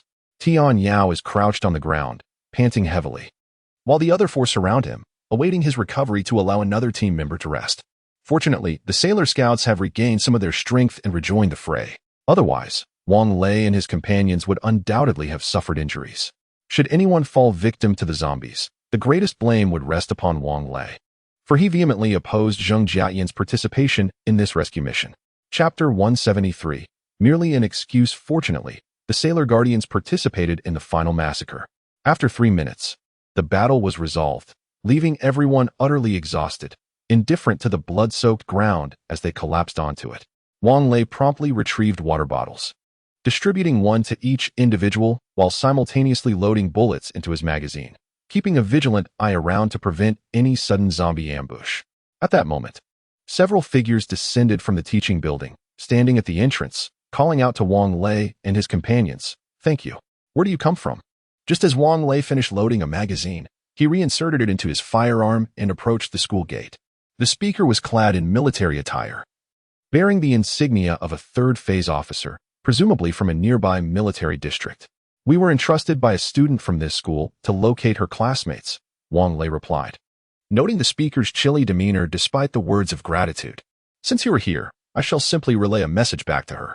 Lu Yinzhou and Zhu Jianfeng were already searching for the corpses of the 3 level 2 zombies, as Wang Lei was in need of crystal cores, a fact known to all. "Wait, weren't you here for that item?" the individual inquired, a hint of confusion in his voice. "What item? The one that attracts zombies?" Wang Lei asked, shaking his head. "I have no interest. I do not wish to be pursued by zombies daily." After a brief moment of silence, the individual responded, "What is the name of the student who sent you? I can have her classmates accompany you." Wang Lei waved his hand dismissively. "No need. You seem to be doing quite well here."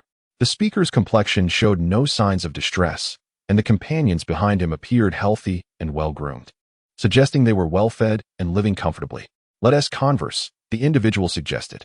You demonstrate considerable combat prowess, and that firearm you possess appears to be standard issue. Are you also a soldier? Wang Lei shook his head. No, this weapon was a gift from the military police in gratitude for assistance provided. What do you wish to discuss? You drive a sports car, and you all appear well-dressed. Which shelter do you belong to? Is it Lu Jian's? Who is Lu Jian? I do not know him. We have our own shelter. Wang Lei leisurely lit a cigarette, glancing back to see Lu Yanzhou and the others still searching, deciding to engage in conversation with this man. How about we merge? We have many individuals with awakened abilities here. Joining us would bring only benefits, no drawbacks. The individual's eyes darted as he observed Wang Lei with the cigarette in his mouth. By the way, I was just wondering what you've been eating here for the past 6 months? Wang Lei inquired. There are plenty of supermarkets nearby. We have gathered supplies. So food and clothing are not a concern, the man replied earnestly. By the way, I am Lu Huadong. What is your name? Wang Lei. Wang Lei smiled. Well, we must be on our way. Can't we talk? Lu Huadong frowned. Without turning back, Wang Lei declared, there is nothing more to discuss. We are leaving. Lu Yanzhou held 3 crystalline cores in his hands, varying in size and hue, the largest comparable to an adult's palm, while the smallest resembled a clenched fist. After Wang Lei turned away from Lu Huadong, his gaze remained fixed on the 8 enchanting ladies, a shadow of intrigue flickering in his eyes. Old Wang, are we really leaving just like this? Lu Yanzhou inquired, wiping his face with a disposable towel. Isn't this a fruitful endeavor? Wang Lei smiled, casting a glance at the 3 crystalline cores resting on his lap. Did you not mention that our base requires more survivors? I just noticed numerous individuals peering through the classroom windows. Wang Lei shook his head. That officer is rather troublesome, and you may not have noticed. But his gaze was fixated on our lovely companions. Moreover, he concealed his intentions well. You did not bring Jia and I along. If she were present, we could ascertain the nature of his awakened abilities. Let us not rush. We'll discuss this further upon our return. Hey, old Wang, Zhu Jianfeng interjected. Many buildings along our route have not succumbed to corrosion. The school's teaching building appears remarkably intact. Wang Lei nodded. This is likely due to the protective exterior coating. Or perhaps it hasn't been subjected to that zombie dispersal agent.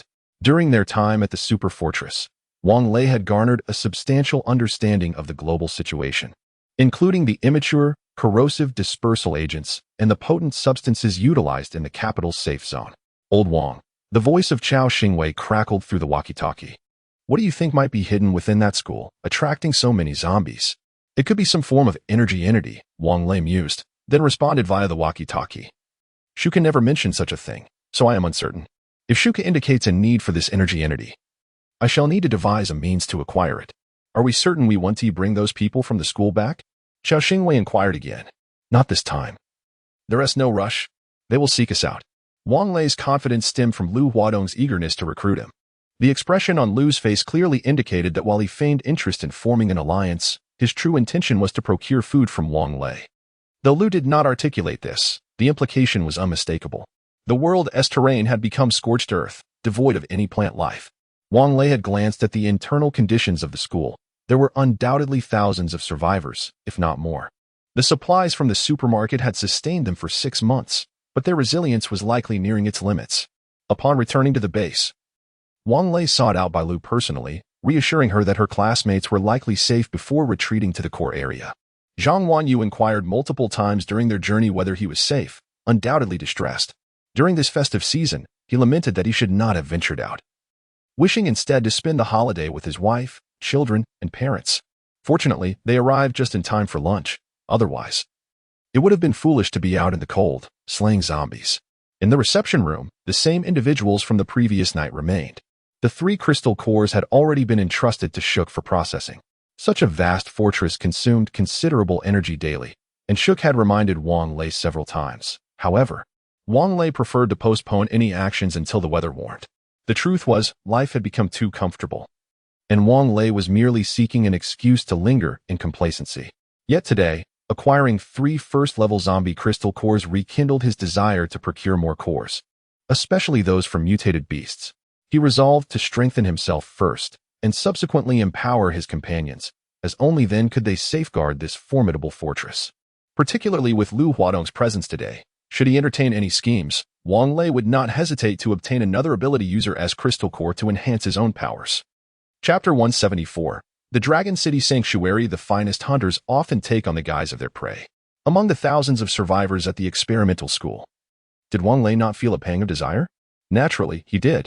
After all, the mission issued by the fortress remained unfulfilled, and the protein blocks were only diminishing without any resurgence. How could Wang Lei not feel anxious? His office was equipped with a complete set of broadcasting equipment, yet Zheng Jiani lacked the necessary access to the core systems. Thus, these matters were temporarily entrusted to He Beibei and Zhang Wanyu. After leaving Yiya in the care of her parents and granting the two women the required permissions, Wang Lei escorted them to the office. The specific content of the broadcast was inconsequential. What mattered was promoting the safety zone, which was indeed essential. Shuk mentioned that the super fortress's broadcasting system was formidable, capable of reaching a global audience. However, considering the multitude of safety zones currently in existence, the likelihood of a significant influx here in the short term seemed slim. Moreover, aside from a single activity room, the base had little to offer. Even if construction were to commence, it would not be until March. Thus, deceiving a small number of individuals to come here with the prospect of becoming construction workers in the future was quite necessary. Honey, other safety zones have names like Jinling Safety Zone, Imperial Capital Safety Zone, Northwest Safety Zone. What shall we call ours? Zhang Wanyu pondered over the manual for quite some time, finally grasping the operations. Before the official broadcast, she intended to record an advertisement with He Beibei to succinctly introduce their circumstances, thus avoiding the need for daily explanations. Let us call it the Dragon City Sanctuary, Wang Lei declared without hesitation, simple and straightforward. All right. Although Zhang Wanyu wished for a name that sounded more sophisticated and grand, she conceded to Wang Lei's logic and commenced recording with He Beibei. Zhang Wanyu, welcome to the Dragon City Sanctuary, the finest and most elite refuge in the world, where you will no longer have to worry about safety. He Beibei, Dragon City Sanctuary, a premier refuge globally, where you shall be free from concerns about food scarcity. Zhang Wanyu, as long as you contribute your labor, you shall reap rewards. Dragon City Sanctuary welcomes everyone to join us in building our new home. He Beibei, the address of Dragon City Sanctuary is 88 Longqing Binhai Road. Excellent. Wang Lei applauded as the two completed their recording. Let us not work too hard. Play some music or a comedy skit, and then just air the advertisement. Interaction is unnecessary. Oh, this is so trivial. Even a dog could manage it with a bun. He Beibei lamented, as she despised tasks devoid of technical challenge. Leaving the two women in the office, Wang Lei descended to find Yiya.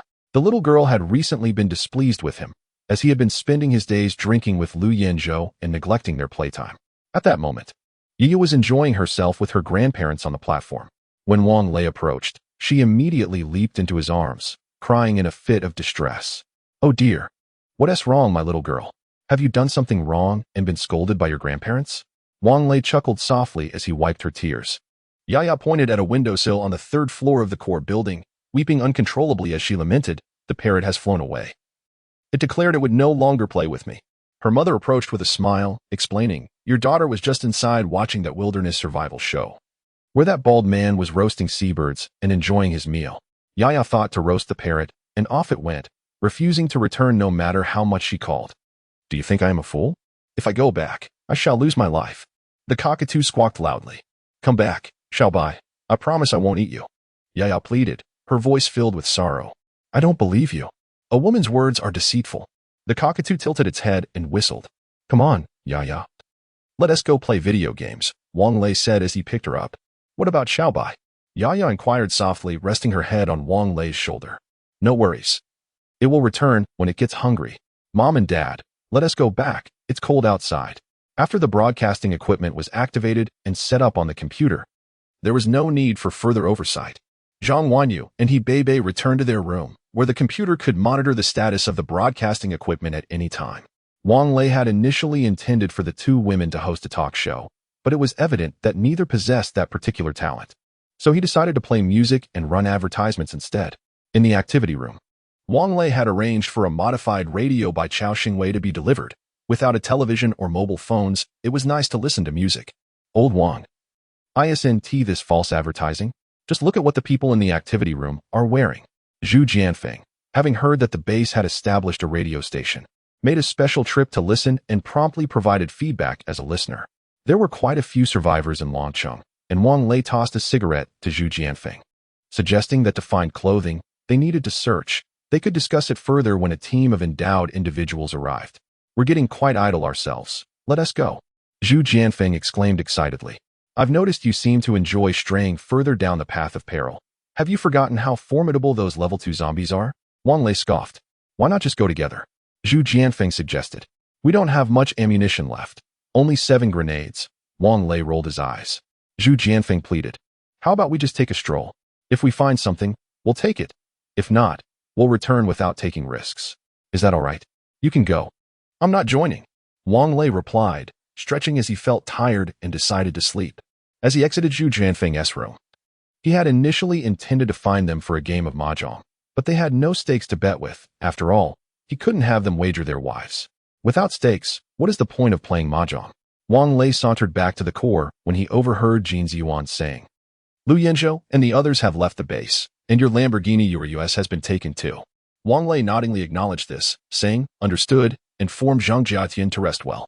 2 hours later, Lu Yanzhou and the others returned, astonishingly bringing back a full truckload of Dragon Steelwork uniforms. Zhu Jianfeng beamed like a fool. Old Wang.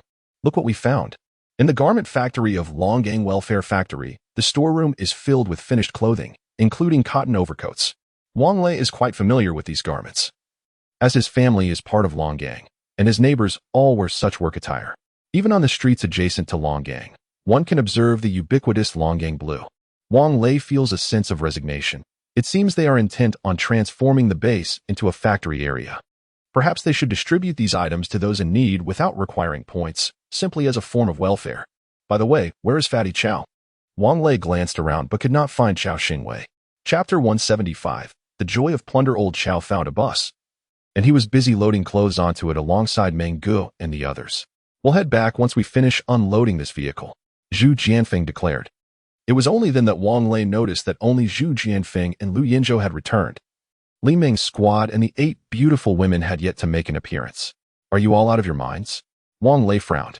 Quickly, let's find them. What about these clothes? Zhu Jianfeng inquired, pointing at the garments strewn across the ground. I'll have Jin Ziyuan send someone to store them. We can deal with it when we return, Wang Lei replied, instructing Jin Ziyuan to fetch his firearm. The actions of the hyper-intelligent beings far surpassed those of humans. Even if the 8 beautiful women were tied together, they would be no match.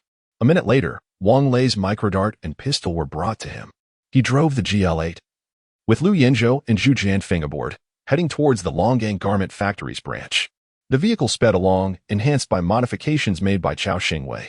In just 10 minutes, the GL8 halted before the storage warehouse of the garment factory, and fortunately, there were no zombies in sight. Upon seeing that everyone was safe, Wang Lei finally exhaled in relief. Despite their slender appearances, the 8 beautiful women worked with remarkable speed. The bus was already half filled. Old Wang, you've come too? Chow Xingwei beamed.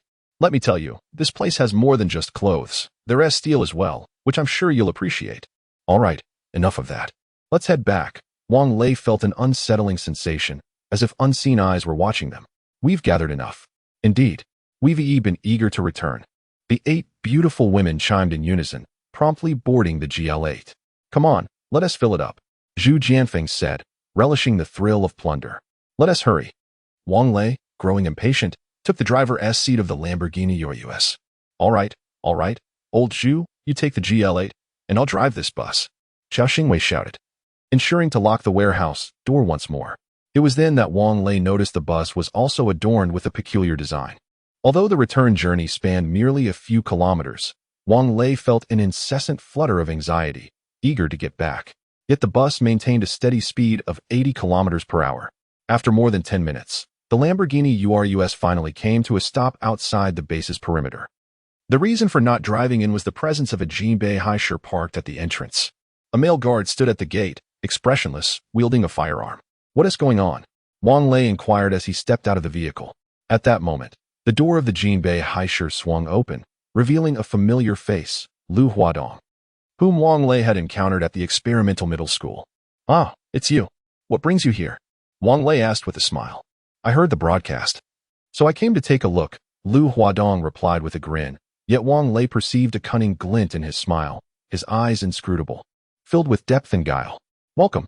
Please, let the guard open the gate, Wang Lei said, maintaining his cordial demeanor. The GL8 and the bus, along with Li Ming and their vehicles, have departed for the parking lot.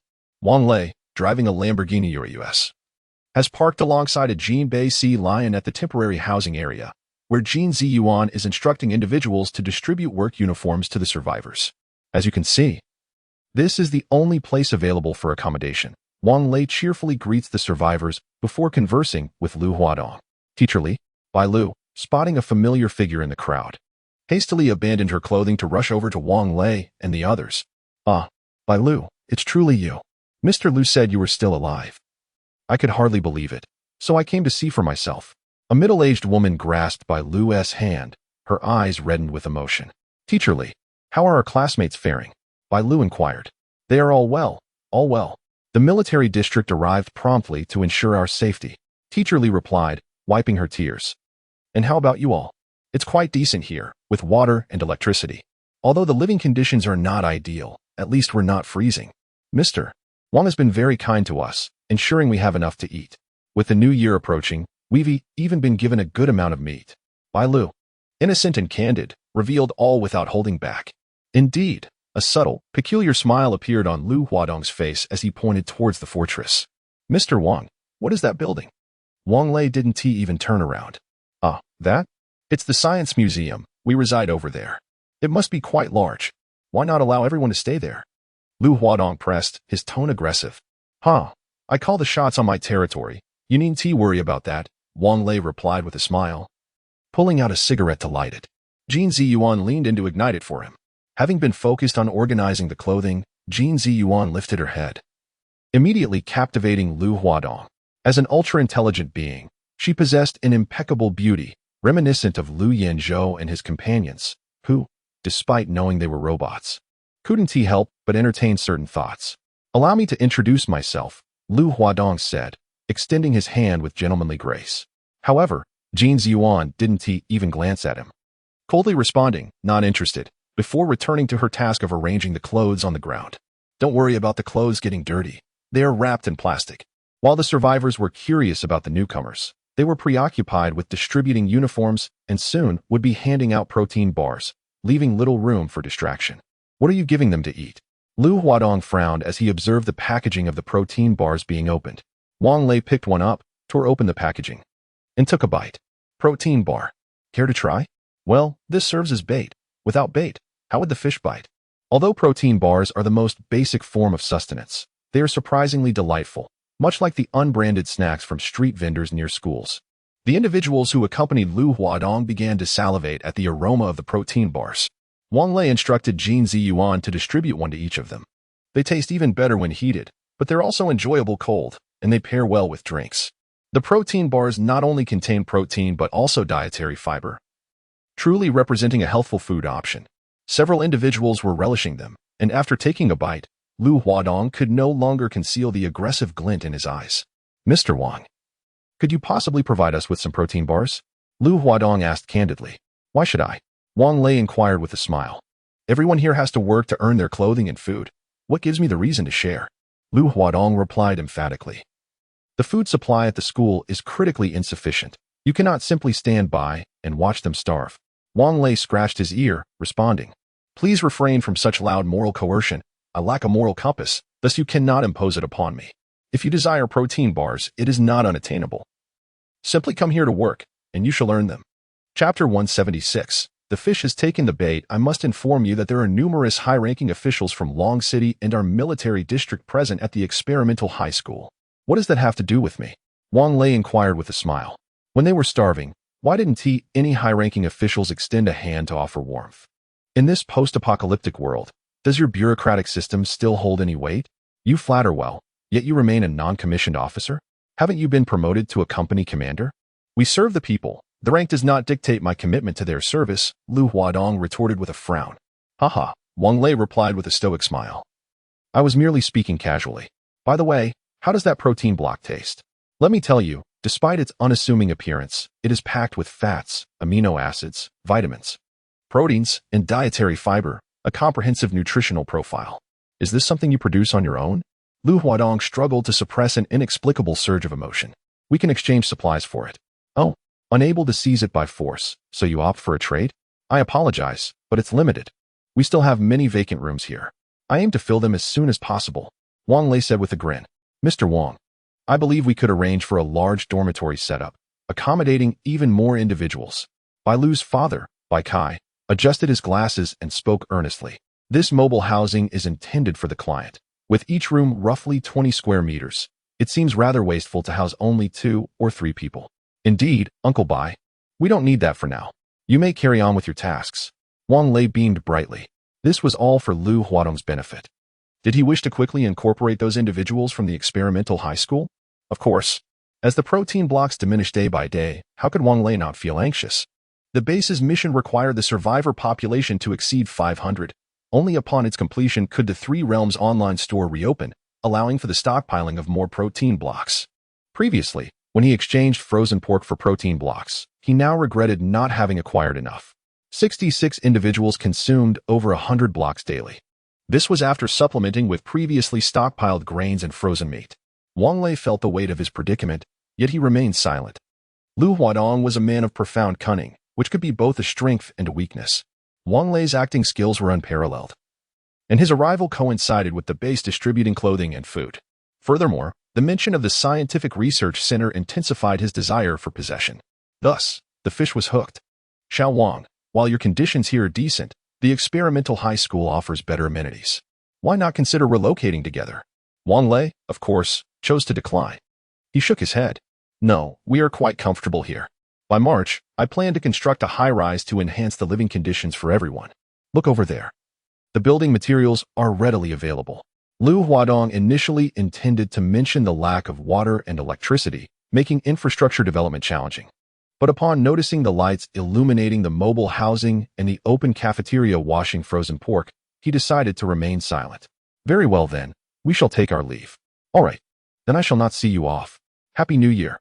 A meaningful smile appeared on Wang Lei's face. Lu Huadong, with a peculiar expression, responded, Happy New Year. As he watched Lu Huadong and his companions depart, Wang Lei turned to Bai Lu and inquired, What did your teacher say to you? Huh? Bai Lu was momentarily taken aback before replying, My teacher initially intended to take me back to school, but then he said since I'm with my parents, I might as well stay here for the time being. He also mentioned that my classmates miss me greatly. Wang Lei smiled. Well, you can decide for yourself. Upon returning to his room, Wang Lei shed his outerwear and lazily reclined on the bed. Why are you lying on the bed without taking a shower? Hebei Bei, carrying Yiya, entered the bedroom and remarked with mild disdain. Do all women have a cleanliness obsession? Wang Lei retorted lazily. I've already taken off my coat. Is my undergarment dirty? Hebei Bei pouted, deciding to let it go, as he was the host and she didn't want to offend him. Yaya wriggled free from Hebei Bei's embrace and climbed onto the bed, snuggling into Wang Lei's arms. Daddy, tell me the story of the Keksai and Thanos. Recently, Yaya insisted on listening to bedtime stories before sleeping. Wang Lei, who was not adept at storytelling, combined his memories of the dinosaur series Keksai and the cinematic portrayals of Thanos. Much to his surprise, little Yaya particularly enjoyed it. My dear, it's not time for a bedtime story yet. Why don't you go play for a bit and let Daddy rest? Dinner will be ready soon. Wang Lei chuckled, holding Yaya close. Where has your mother gone? One you wrote a script and is broadcasting it in the study, Hebei Bei replied. She thinks playing music every day doesn't hold much appeal for the survivors. Wang Lei smiled. Indeed, Zhang Wanyu was his true partner. As night fell and everyone had finished dinner, they prepared to rest. Wang Lei naturally claimed the master bedroom. Upon seeing the shy Hebei Bei enter with her head down, he initially intended to tease her, but ultimately refrained. Time to sleep, Wang Lei yawned, feeling a bit drowsy after drinking some wine. What about Yiya? Your parents are with her, Hebei Bei said as she turned off the nightlight. Right. Time to sleep. The night passed in silence, for whatever was spoken could not be recorded, so it was best left unspoken. As dawn broke, Jin Ziyuan stood at the foot of the bed. What the hell? Are you out of your mind? Why are you standing there so early? Wang Lei was startled awake by Jin Ziyuan's voice, pulling the blanket up and snugging Hebei Bei tighter. Intruders. Lu Huadong has brought many people and is attacking the base perimeter. Oh? Wang Lei sat up, casually reaching for a cigarette. Can our perimeter withstand them? Of course. Jin Ziyuan replied with a hint of arrogance. However, the core computer believes you should negotiate with them. All right, Wang Lei said as he lit his cigarette. What should I propose? Simply agree to their conditions, of course, except for allowing them access to the core. Jin Ziyuan maintained her expressionless demeanor, and Wang Lei couldn't shake the feeling that she was akin to a doll purchased from a bargain store. Fine then, what is the current situation? As Wang Lei dressed, he inquired, seemingly unashamed in the presence of superintelligence. The opponent is currently breaching the barricade. You merely need to shout instructions. There is no necessity to approach personally. Jin Ziyuan replied. Why didn't you mention this sooner? Wang Lei retorted, pouting slightly as he removed the trousers he had just put on. Bring me the microphone. Jin Ziyuan had already prepared the microphone and earpiece, promptly handing them to Wang Lei. He donned the earpiece, adjusted his posture for comfort, and then seized the microphone, exclaiming, Chapter 177. What does it mean? Officer Liu, I graciously welcomed you yesterday, and today you come at me? What does this imply? Wang Lei. This is not my intention, Liu Huadong scoffed. Everyone has been deprived of food and drink. Isn't it quite natural to revolt? Oh, so you have set your sights on me? Wang Lei's mocking laughter reverberated through the loudspeaker, sending a chill down the spine. Officer Liu, you must understand. While fish is delectable, it is not without its bones. Master, there are individuals on the southeast side preparing to breach the barricade. Should we capture them or eliminate them? Jin Ziyuan whispered. Wang Lei squinted his eyes. Do not kill them. First, apprehend them and bring them in. Treat them to a feast. And I shall meet them shortly. Understood. Jin Ziyuan had no objections to Wang Lei's command. Darling, they have already broken in. Why are you still treating them to a feast? He Bei asked in confusion while dressing Wang Lei. One cannot strike a child without first offering them candy. Wang Lei relished the current sensation, as both Zhang Wanyu and He Bei attended to him like subjects serving a king. Oh dear, how wicked you are! He Bei chuckled, her demeanor increasingly captivating since her transformation into a woman. Hee, a man must be mischievous to be loved by a woman. He Bei, still a girl at heart, found herself momentarily at a loss for words against Wang Lei's shamelessness, her wide-eyed gaze betraying her confusion. Wang Lei was amused by He Bei's reaction. Hurry and freshen up. I am famished. Have the kitchen prepare some food. Yes, let us dine together with those three who intruded. By the way, if anyone else arrives, invite them as well. What? Aren't you going to handle the situation at the front door? He Bei inquired. Wang Lei shook his head. No rush. By the way, why do you never show concern for your husband? He Bei's cheeks flushed with embarrassment as she pinched the soft flesh at Wang Lei's waist, playfully scolding, Oh, you are truly insufferable. How did I not notice before how silver-tongued you are? Regret it? Too late. Wang Lei laughed heartily as he wriggled free from He Bei's playful assault and retreated to the restroom to freshen up. Typically, breakfast for Wang Lei's family would be served upstairs, but on a whim, he decided to meet with the unexpected guests in the reception hall. Leading to the following scene, Wang Lei strode ahead, followed by Jin Ziyuan, who carried a tray featuring a bowl of wontons and a plate of steamed dumplings. Upon reaching the reception hall, he encountered another guard delivering breakfast to the three individuals, consisting of meatball soup and deep-fried dough sticks. As Wang Lei entered the room, he found the three sitting uneasily at the dining table. He gestured, You haven't had breakfast, have you? Eat first, we shall talk afterward. Having endured 6 months of the apocalypse, they had not laid eyes on such food in ages. No sooner had Wang Lei finished speaking than the three began devouring their meal ravenously, determined to satiate their hunger before the grim fate that awaited them. To speak frankly, aside from the 4 years spent in university, Wang Lei, in his quest to provide Li Li with clothes and luxury items, often deprived himself of food and clothing. During the rest of the time, even amidst the apocalypse, he dined splendidly each day. Yet, he was acutely aware of the significance of food for everyone. The three individuals consumed an ample amount of fried dough sticks, amounting to 2 jin, and still felt unsatisfied, wiping their mouths with the napkins on the table. Wang Lei had already finished his meal and was leisurely smoking a cigarette. He gently tapped the table with his fingers and slowly inquired, Are you full? Although it is often said that one tends to soften their resolve when fed, these three did not exhibit any signs of weakness. One of them boldly replied, Do as you wish, whether to kill or to maim. Who said I intended to harm you? Wang Lei chuckled. Would you like to stay here with me? Although it may not be possible to dine as lavishly every day as we have today, I assure you that you will be well fed. I will strive to provide you with good meals. Jin Ziyuan, please take them to see the activity rooms. Once you are finished, return here. I will be waiting. Zhang Wanyu arrived with Yi in search of Wang Lei, for the cockatoo, with its stubborn disposition, had not returned home the previous night. Daddy, Daddy, I want to eat roasted bird meat, Yiya exclaimed, diving into Wang Lei's embrace and wriggling against him like a playful insect. Wang Lei chuckled at Yiya's antics, saying, Yiya, you're going to scare little Bai to death. Daddy will call it back. You mustn't bully it from now on. Okay. Yiya nodded earnestly. Wang Lei stood, cradling Yiya, and called out to the cockatoo, Little Bai, hurry back. Do you believe I would shoot you? In truth, the cockatoo had attempted to fly away, but this fortress was not a place one could enter or exit at will. Now, feeling hungry and under Wang Lei's threat, it reluctantly flew back and perched on his shoulder. Though small, Yiya was quick, seizing the cockatoo's legs with both hands. Little Bai, if you misbehave, I'll spank you. The cockatoo squawked in confusion, its eyes pleading for Wang Lei's mercy, but he merely smiled and set Yiya down, warning, Little Bai, if you dare harm Yiya, we shall add a dish to our meal tonight. Upon hearing this, the cockatoo became submissive, its eyes filled with despair. The three unexpected guests returned, each holding a piece of protein bar with bites taken out, their expressions quite complicated. Wang Lei gestured for them to sit down. He had intended to offer them a cigarette, but thought better of it. So what do you think? Mr. Wang, one of the older men began, we have been deceived. We apologize. It was Lu Huadong who told us there was food here, and yet you do not feed the survivors, enslaving them and tricking us into coming to rescue them. Huh. Wang Lei had initially believed these individuals were here to seize food. He was surprised to learn how Lu Huadong had misled them. Very well, ignorance is no fault. Do you wish to live here? Before the three could respond, Wang Lei continued, however, I do not support idleness here. To stay, you must work.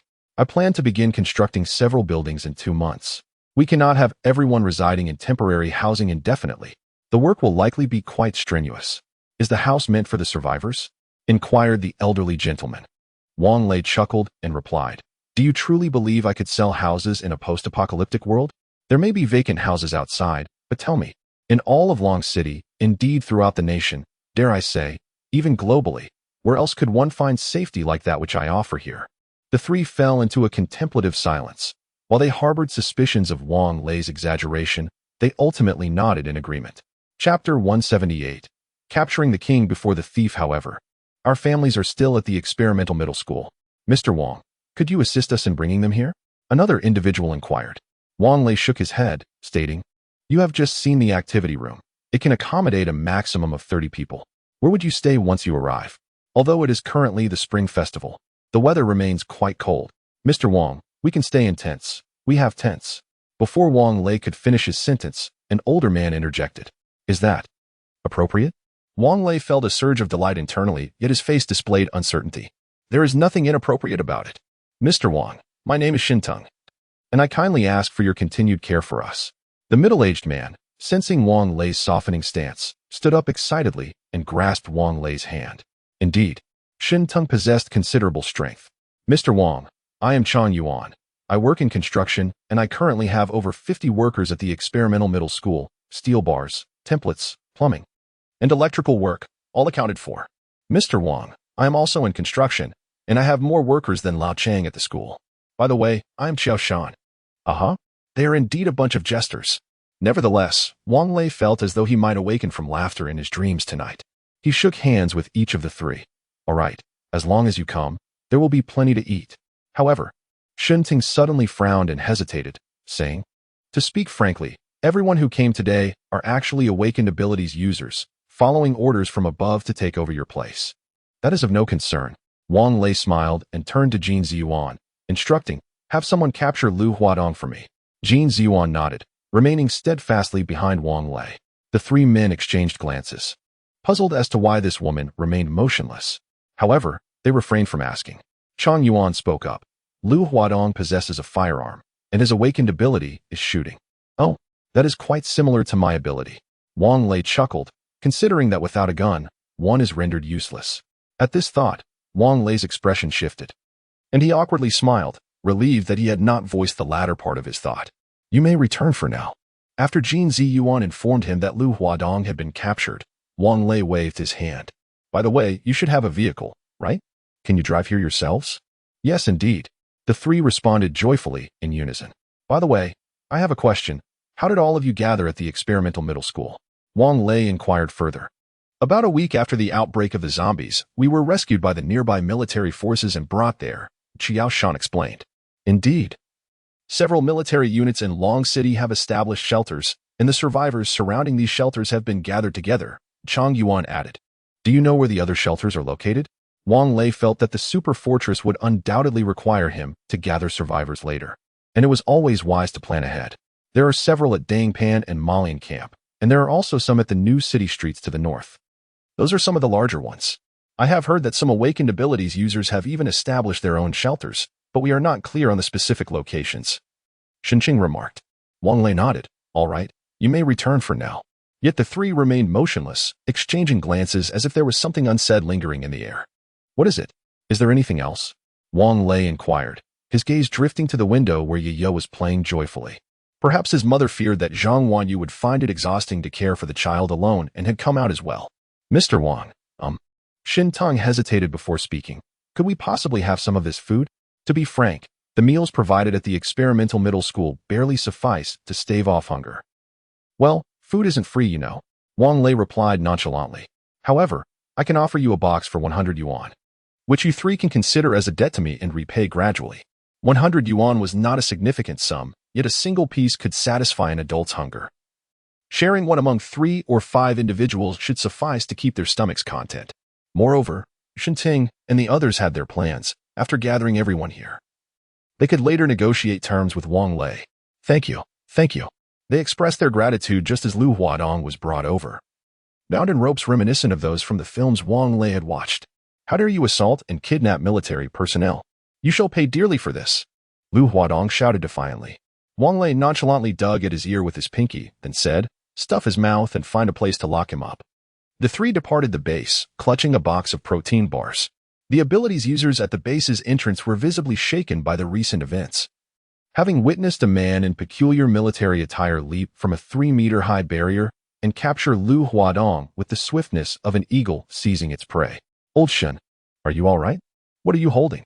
A familiar face approached Shinting and his companions as they emerged. This is a gift from the leadership here, Shintung explained. Let me tell you, these are exceptional. Despite their small size, they are rich in fats, vitamins, amino acids, dietary fiber, and protein. Just one can fill you up.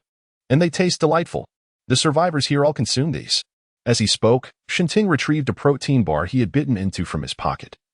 Breaking off another piece to hand to the person, the individual brought the small piece to his nose, inhaling its fragrant aroma before eagerly tasting it. Delicious. It's chewy. Reminiscent of meat, yet not greasy. Truly delightful. Before he could finish his sentence, he snatched the remaining half of Shinteng's protein bar. The others eyed the box of protein bars on the ground hungrily, their intentions clear as they seemed ready to pounce at any moment. Hey, don't fight over it. I just arranged with the leadership that everyone coming here will be well fed. Shinting exclaimed, sitting atop the box of protein bars, reiterating Wang Lei's words. So, what will it be? Will you come or not? But let me be clear, none of us can eat these protein bars. They are to be taken home for the elderly and children. All right, it's just work. After all, earning food through one's own labor is a reasonable expectation. It is certainly preferable to this than waiting to starve in the laboratory, exclaimed the man who had consumed the protein blocks. Yet, a young girl interjected, Uncle Shin. Do you think those military officers will allow us to leave? Just a couple of days ago, they convened a meeting to discuss the establishment of a secure zone in Longcheng. Do they have any food to offer us? Another woman lamented, rubbing her belly. I am 5 months pregnant, and they still expect me to venture out to hunt the mutated beasts, treating us as though we are less than human. Let us return, gather our families, and seek refuge with Mr. Wang. Chapter 179. With grain in hand, no fear in heart upon their return to the experimental school. Those individuals seem to have undergone an unspoken ordeal. Nonetheless, when over 1,000 people entered the base, Shintung stormed over to confront Wang Lei. Those higher-ups are utterly despicable. They refuse to let us leave and threaten us, claiming that if we seek refuge with you, we might as well await our doom. Chang Yuan echoed his sentiments. They even mentioned contacting the tank brigade from Xinqing Street to assault this place. Can we withstand a tank attack? Wang Lei turned to Jin Ziyuan, seeking her insight. Jin Ziyuan nodded confidently. We can withstand even a nuclear strike. Rest assured. Wang Lei chuckled knowingly, after all. Who had ever heard of using nuclear weapons to obliterate the heavenly realm? Well then, Don't you all have tents? Let's endure this for the time being. Jin Ziyuan, please send someone to the activity room to reorganize the accommodations. Prioritize the elderly and children for the activity rooms. Also, compile a list of the ability users. By the way, where have Lu Yanzhou and the others gone? Jin Ziyuan replied, Master, Lu Yanzhou and his group have gone hunting again. Wang Lei smiled, all right then. Distribute the protein bars according to head count at noon. After saying this, he departed, having ensured the survivor count at the base was sufficient.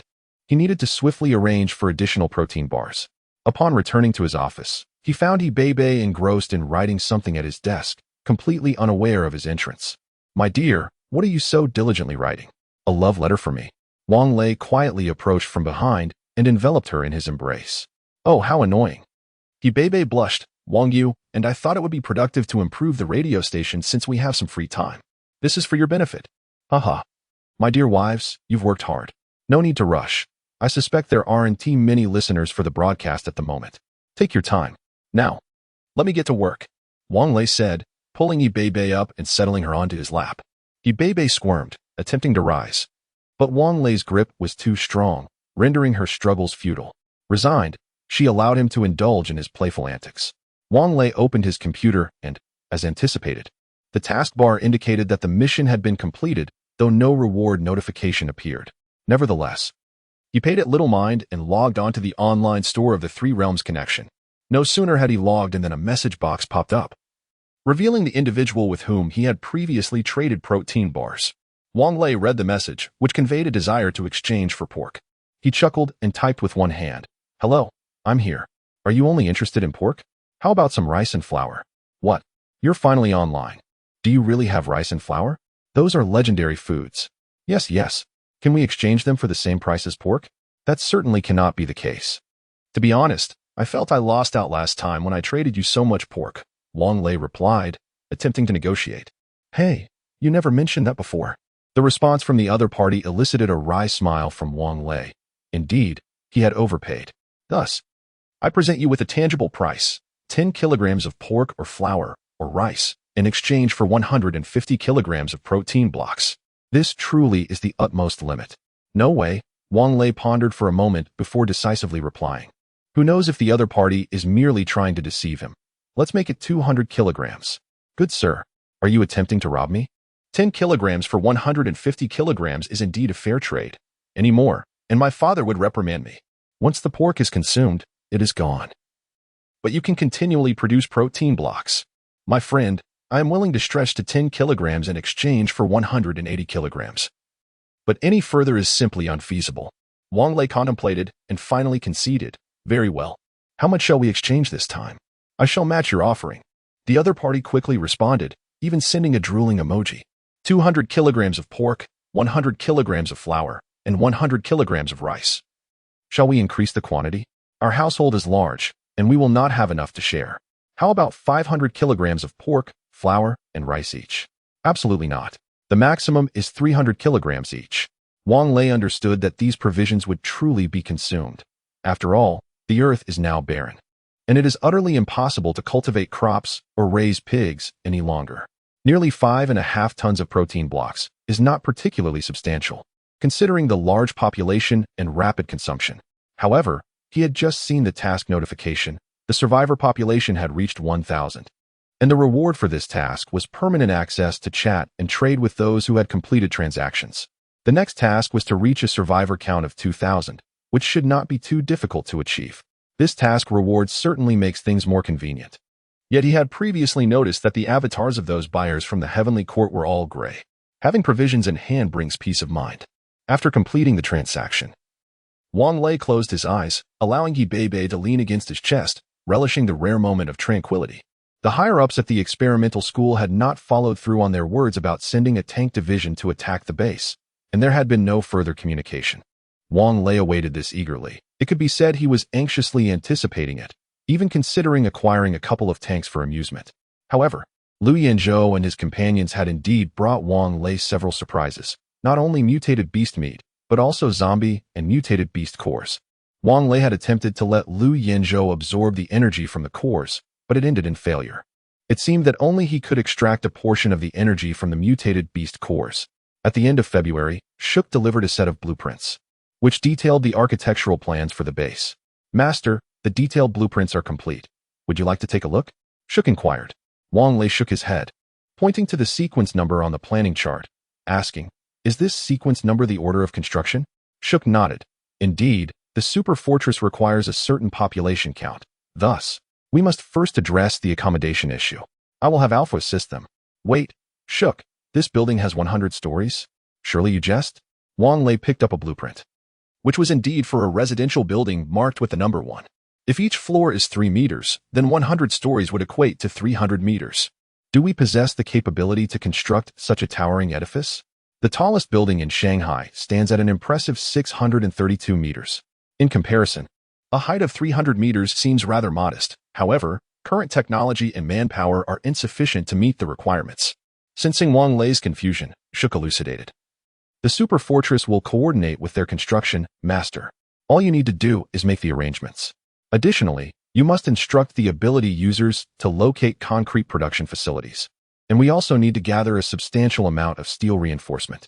The super fortress will dispatch personnel to assist them.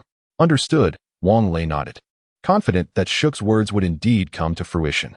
Chapter 180. Infrastructure commences. Wang Lei approached Chang Yuan and Xiao Shan with the blueprints in hand, concurrently instructing Jin Ji Yuan to relay task information to the ability users. Recently, this group had formed a camaraderie with Liu Yinzhou and his companions, embarking daily on hunts for ability beasts with hundreds of participants. However, these individuals exhibited a commendable sense of responsibility, returning all captured prey and crystal cores to the base, for which Wang Lei duly awarded them appropriate points. Indeed, Wang Lei had inquired why they abstained from consuming the meat of the ability beasts, to which they unanimously replied, "Who would eat ability beast meat when there are protein blocks? Can the flesh of an ability beast surpass the taste of protein blocks?" After examining the blueprints, both Xiao Shan and Chang Yuan displayed expressions of concern. Over the past few days, they had dispatched their workers to organize the construction machinery and materials piled on the southern side of the base, preparing a list and standing ready to commence work. Noticing their silence, Alpha interjected, "All right, you need only to follow through with the plans." Alpha's words seemed to possess a magical influence, prompting Chang Yuan and Xiao Shan to nod vigorously and promptly turn to instruct the workers to begin. The site for the first building was designated at the northeastern corner of the base, and as construction vehicles began to depart from the super fortress, even Wang Lei was taken aback, though the others appeared unfazed. Upon receiving their tasks, the ability users also set off, led by those who had suddenly emerged from the super fortress. Jin Ji Yuan explained, "These individuals are mere tools. They will vanish upon task completion, and the construction machinery will be reclaimed as well." Wang Lei nodded, having a rough idea of the origin of these vehicles, recalling the significant warehouse raid conducted at Linjiang. With the super fortress being so formidable, producing various items should indeed pose no challenge. To Wang Lei's surprise, a dozen concrete mixer trucks returned to the base by midday. Although piling had commenced at the northeastern corner, the sheer quantity of concrete seemed unnecessary at that moment, especially with the workers taking a break. At this juncture, Shuku presented another set of blueprints, this one depicting the base's perimeter wall. "Master, this was originally designated for Building 3, but I believe we can initiate it concurrently now." Wang Lei nodded, scrutinizing the plans. The wall stood 6 meters tall and 3.5 meters wide, to be constructed entirely of concrete, akin to the walls of the super fortress. Additionally, it allowed for 2 levels of structures beneath the wall, which could serve as commercial spaces or residences. After handing the blueprints to Xiao Shan and the others, Wang Lei chose to step back, confident in the assistance of the tool beings produced by the super fortress, alleviating his concerns. His current focus was on increasing the number of survivors at the base. However, it seemed that this endeavor would have to await the completion of Building 1, the towering 100-story edifice. The tool beings generated by the super fortress required no sustenance, yet consumed energy from crystal cores, albeit in minimal quantities. During this period, Liu Yinzhou had procured dozens of first-level crystal cores, and the Sailor Scouts had now ascended to second-level ability users, with Liu Yinzhou and Zhu Jianfeng just shy of the same achievement. Wang Lei donned a safety helmet and surveyed the construction site, where the workers were engaged in fervent activity. Jin Ziyuan remarked, "The protein blocks can provide an immense amount of energy to humanity, surpassing the strength of your earthly food by more than 100-fold. Wang Lei inquired, Isn't the protein block a product of Blue Star as well? Strictly speaking, isn't Blue Star essentially a parallel world Earth? Jin Ziyuan shook her head, Master. The technology of Blue Star is still insufficient to produce such items as protein blocks. Oh, are you implying that the protein blocks are produced by extraterrestrials from a higher dimension? What are the raw materials for the protein blocks? Wang Lei asked. Jin Ziyuan pointed towards the super fortress. Master, as you mentioned, Blue Star is merely a parallel Earth. There are indeed super fortresses on Blue Star, but the technology there is at best equivalent to that of Earth before the outbreak of the supervirus. The protein blocks are already a product of their advanced technology. In fact, the composition of the protein blocks is quite simple. By cultivating a type of microorganism with extraordinary reproductive capabilities, they can be synthesized into protein blocks. This technology is currently available in your super fortress, and that microorganism is being produced in large quantities. Within 3 days, a continuous supply of protein blocks will be generated. Oh, why didn't you say so earlier? I was considering trading for protein blocks with that fellow. Wang Lei grimaced, recalling the frozen pork, rice, and flour he had exchanged, feeling a pang of regret. Master, the protein block production facility is in building number 2. Did you not review the blueprints? The laboratory's production capacity is limited.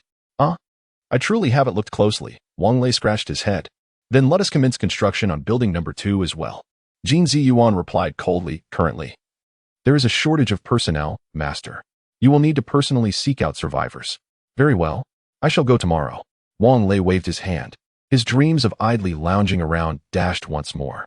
The bus had undergone modifications through the super fortress, transforming into its upgraded form. Yet it still paled in comparison to the original Super RV. Firstly, in terms of four-dimensional space, its capacity was reduced by more than twofold. As the four-dimensional space was shared with the super fortress, with the fortress's storage occupying a significant portion. Moreover, regarding comfort, although there were 3 bedrooms, only 2 bathrooms were available, one in the master bedroom and another in the passenger area. Wang Lei retrieved several boxes of protein blocks from the storeroom, instructing the guards to load them onto the bus. To attract survivors, one must possess capital, after all. However, the passenger area of the bus boasted 200 seats, which seemed rather inhumane. Once Wang Lei drove the bus out of the super fortress, Chaoxing couldn't contain his excitement and rushed onto the vehicle with a silly grin. Hiki, I told you this bus is a treasure. See, I was right. Wang Lei rolled his eyes. Even if you brought back a piece of junk, the fortress could modify it into this. He added, all right, you drive. The bus is equipped with navigation. Just follow the directions. After Li Meng and the 8 beautiful women boarded the bus, Wang Lei headed straight to the master bedroom to sleep. He had been thoroughly worn out by Hebei the previous night, and, after rising so early today, even the donkeys of the production team could not withstand such fatigue. Just as he lay down, there came a knock at the door. Wang Lei sat up and called out, come in. Li Meng entered the room and promptly settled onto the sofa opposite the bed.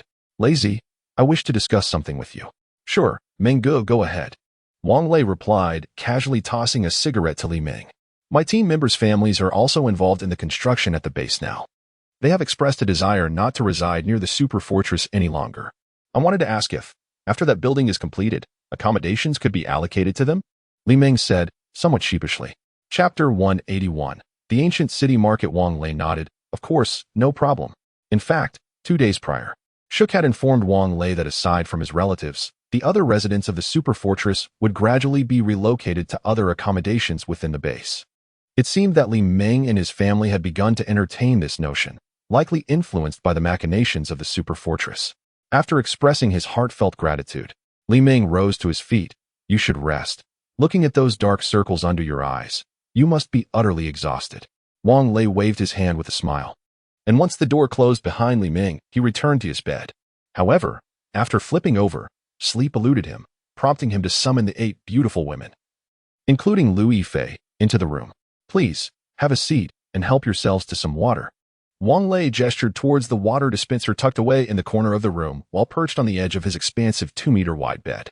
The sofa comfortably accommodated all 8 guests without any crowding. No need for water, it's available outside. Old Wang, why did you call us in? And I? The boldest among them, inquired.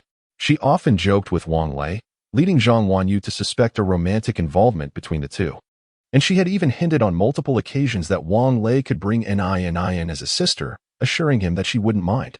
Wang Lei cleared his throat. The situation at our base is evolving. Our population is increasing. We need to manage tasks such as population registration, task assignment, and food distribution. You were all secretaries before, right? I would like to entrust these responsibilities to you. Would that be agreeable? The 8 girls exchanged glances before nodding in unison. Louis Fei replied, of course. Is that all? Just let us know, and we will follow your arrangements. Wang Lei chuckled, pleased by their willingness to comply. All right then. I will have Jin Ziyuan make the necessary arrangements, and you all should familiarize yourselves with the tasks as soon as possible. Once the 8 beauties exited the room, Wang Lei felt a sense of relief wash over him, allowing him to finally drift into sleep. Over an hour later, Wang Lei was awakened by Zhu Jingyi. Sitting up and rubbing his eyes, he wondered, where are we now? Zhu Jingyi responded, I'm not sure. We followed the navigation. There's a city gate ahead. And Lao Chao is asking how you want to proceed. Ah, all right. Let me take a look, Wang Lei replied, taking a sip of tea from the cup on the bedside table before grabbing his microdart and following Zhu Jingyi out of the room.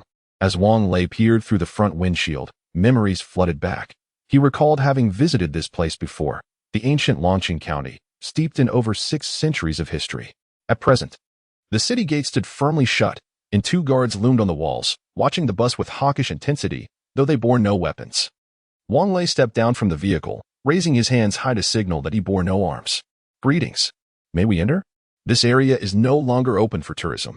What do you wish to purchase? One of the guards shouted down. Upon hearing this, Wang Lei was intrigued to learn that a market existed here. He cautiously inquired, Oh? I would like to buy some ammunition. Do you have any available? The guard replied, What caliber of ammunition do you seek? What do you offer in exchange? Wang Lei pondered for a moment, realizing that entry might require a fee.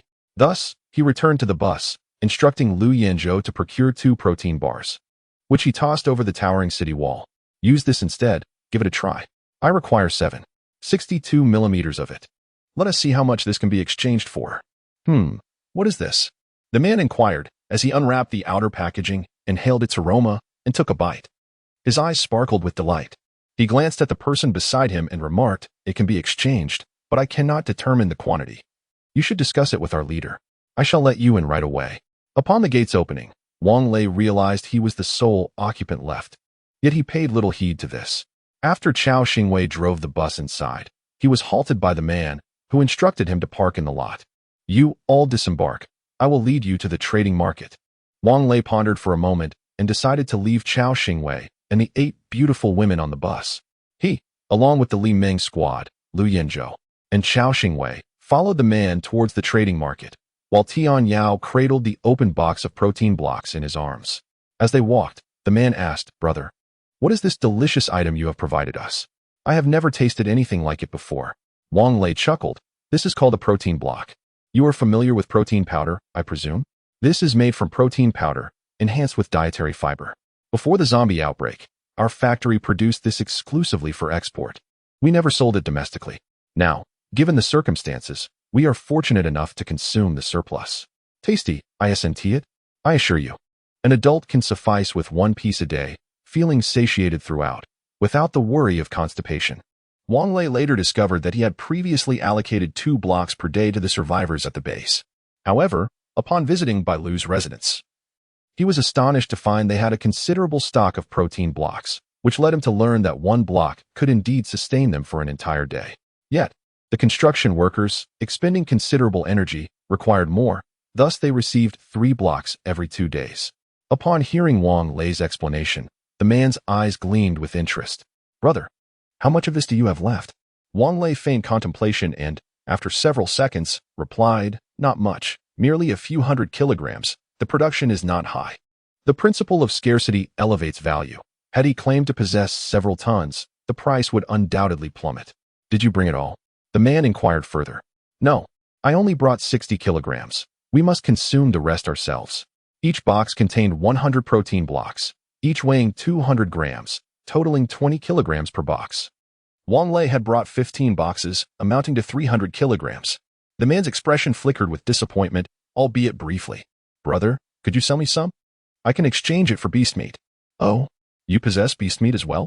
Wang Lei replied. However, it is not as palatable or cost-effective as this. I must decline. He shook his head. There is no electricity here, and the refrigerator is certainly inoperative. Moreover, with the warm weather, I have no desire for stale beast meat. However, if you have crystal cores, I would consider a trade. Crystal cores. The man paused momentarily, realizing that only powerful ability users could procure such items. We do not possess those, but why do you require crystal cores? They cannot be consumed or drunk. He chuckled. My girlfriend has a fondness for those sparkling gems. Perhaps I shall exchange a few to bring her joy. Wang Lei smiled. The other man let out a dry laugh. Your girlfriend is indeed fortunate. In a time of such scarcity, you still choose to trade for those dull stones. As they conversed, they arrived at the trading market. The man gestured towards a building resembling a convention center. Brother, once you enter, someone will guide you to the trade area. I shall not accompany you. I must remain at the entrance. Chapter 182. Husan. Wang Lei chuckled and nodded, expressing his gratitude. Thank you. Please continue with your tasks. Previously, when this place was developed, Wang Lei's family had visited, and it was said that it had been restored to reflect the appearance of over 3 centuries ago. However, who among them had lived for 300 years to truly know? This venue was not an ancient architectural imitation. It was likely constructed specifically for performances. Akin to the ancient city of Pingyao, the grand entrance was shut, and thick blue cotton curtains hung inside. Wang Lei approached and pulled the door open. Inside, a casually suspended LED light, one of those inexpensive, solar-powered varieties, illuminated the space. The brightness was modest, yet in this post-apocalyptic world, it sufficed as an eco-friendly source of light. In the hall, 3 individuals were wrapped in green military coats, engrossed in a game of poker. Let's bet another 3 pounds. Slurp. I refuse to believe I can't win. Husan exclaimed. We're just having fun, but if you lose again, your family's rations will be gone. Can the boss lend you more food? I've been losing all morning. I refuse to believe I can't win just one hand. Open the cards. 10 JQ. I'm out. 3 aces. Husan, you've lost again. Damn it. How can I keep losing? Let's continue. What do you have left? My sister? Haven't you had your eye on her for a while? I'll have her keep you company tonight. Forget it, San. Your sister is a paragon of virtue. Even the boss can't win her over. I certainly cannot. The 3 conversed in the local dialect of the ancient city, with only Wang Lei able to comprehend their words. Liu Yanzhou and the other 2 southerners were utterly baffled. Wally Ming, with his military background, grasped a bit. As for Tian Yao and his companions, they simply chose to ignore what they couldn't understand. One of the men lifted his head and caught a glimpse of Wang Lei and his companions entering. Seizing the opportunity, he set down the cards he was washing. Newcomers from Longgang. I heard their SA market here. I happen to need a few things, so I thought I'd come and see if I could find them. Wang Lei responded in the local dialect of Longcheng. You've come to the right place. What are you looking for? Bullets, specifically 7.62mm rounds. Do you have any? Hey, are you serious? Are you looking for a gun? The man replied, eyeing the micro-submachine gun hanging from Wang Lei's neck. In the ancient city, such weapons weren't particularly uncommon, as their boss possessed several. To buy bullets, you need to speak with the boss, but he's not around right now. Why don't you go down for a look? I'll go find him. All right.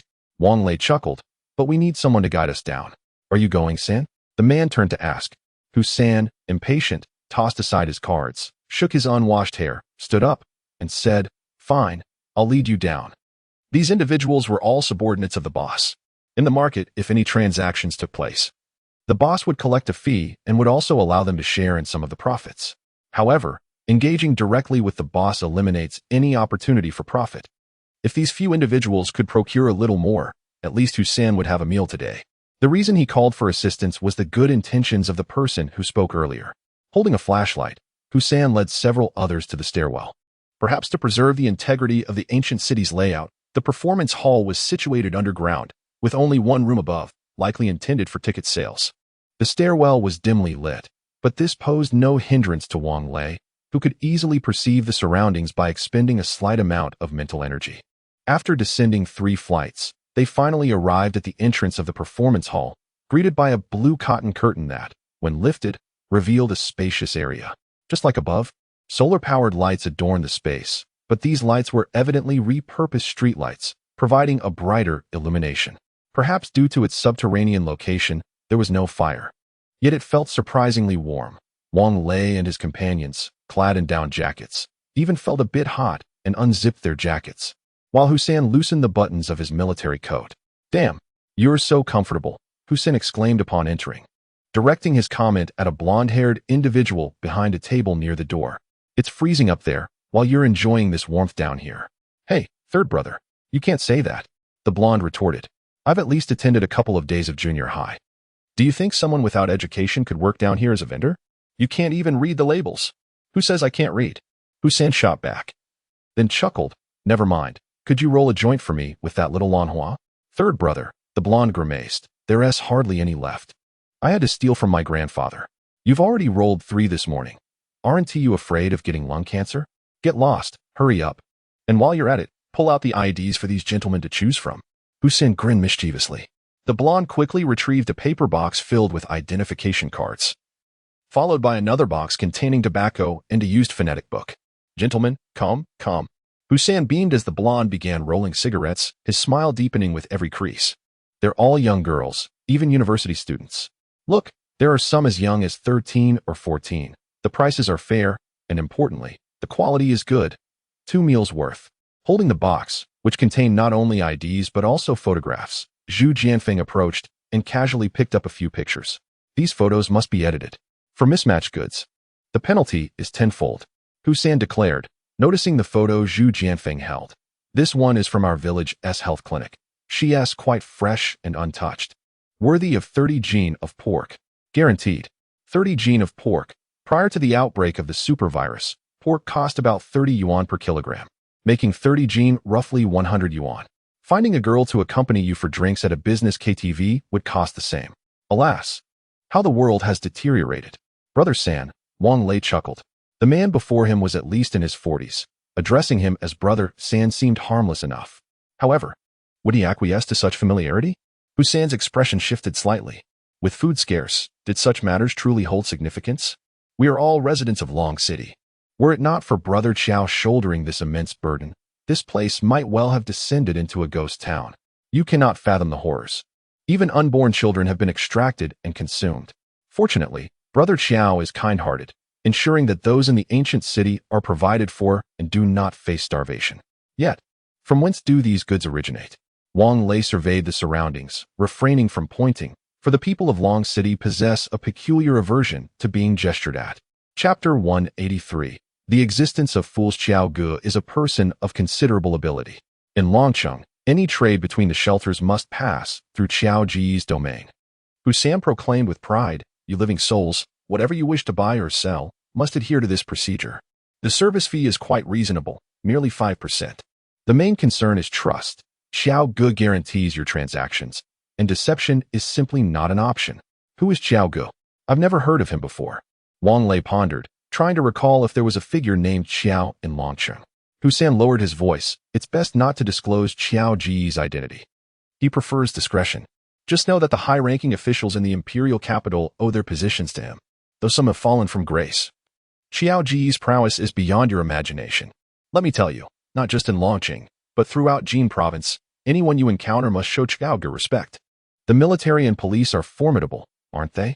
I assure you, the ancient city's military and police force is substantial. Otherwise, how could they procure bullets for you?" Wang Lei nodded in understanding. Indeed, such individuals exist in society. Those who can alter the course of the sea with a mere gesture, yet remain remarkably low-key. Their influence is often beyond one's wildest dreams.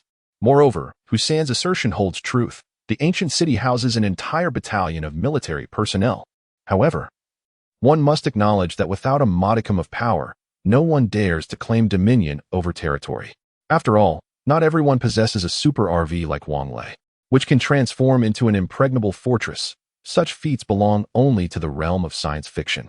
As he observed Huang Mao tearing a rectangular strip from a pinyin book, sprinkling it with some herbs, and rolling it up, Wang Lei felt a wave of disgust when he saw him lick the edge of the paper before twisting one end to hand it over.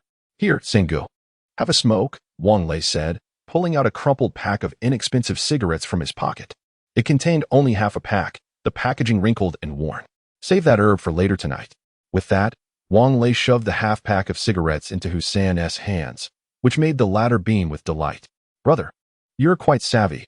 Don't worry, when Chiao Gu arrives, I'll speak highly of you and try to negotiate a better price." Giving Hussein the cigarettes was merely a means to elicit that promise. Wang Lei had briefly surveyed the goods available. The supplies were indeed extensive. If the prices were fair, this trade line could become a regular affair. However, this hinged on Xiao Ji's integrity. Should he harbor ulterior motives, Wang Lei would not hesitate to establish his own market. As for Xiao Gu, he could deal with Lu Huadong later. The two would only require a meager portion of protein blocks. Once Wang Lei could grasp Xiao Ji's intentions, it would likely be easy to seize the threads of power in his hands. After all, food was scarce, and Wang Lei had an abundance of protein blocks at his disposal. He understood the principle of guilt by possessing wealth. Although he had his super fortress, providing absolute safety, it was not feasible to remain confined for eternity. Moreover, the fortress had tasks awaiting his attention.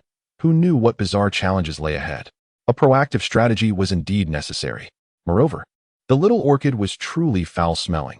While those who indulged found it fragrant, those nearby were left to suffer. Hu-san was not a selfish man. He promptly unwrapped the little Red River packaging, intending to distribute a piece to everyone, yet none accepted. Wang Lei usually provided them with cigarettes worth at least 7 yuan. And this 3 yuan Little Red River evoked memories of sorrow. Noticing the reluctance, Hu-san chuckled and tossed one to Huang Mao, then called over a man in the distance. Jiaoxi, come, have a smoke. Share with the brothers. There aren't too many, probably not enough for everyone. Just a couple of puffs will suffice. MMM. Thank you, thank you, thank you, third brother. Jiaoxi limped as he walked and stuttered while speaking. He took the cigarette and hobbled away, prompting Hu-san to say, come on, choose quickly. We are all men here. Let me assure you.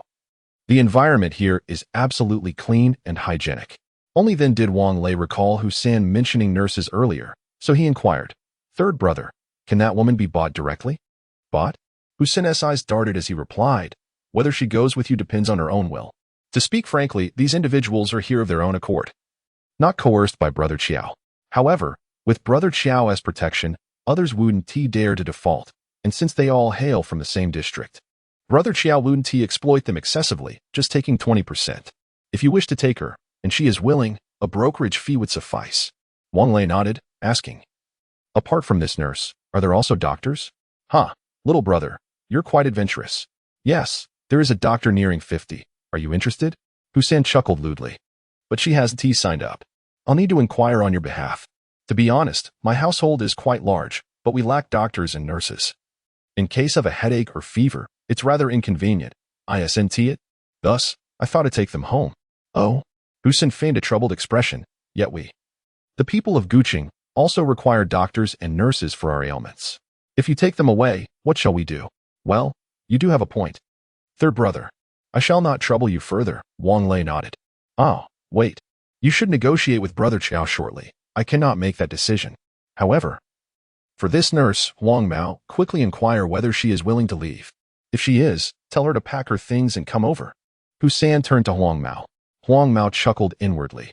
That little nurse from their village hadn't even graduated from nursing school. Before the outbreak of the supervirus, she had struggled to find a vein during her own treatment, having been pricked over a dozen times. Yet, there were indeed fools who wanted her.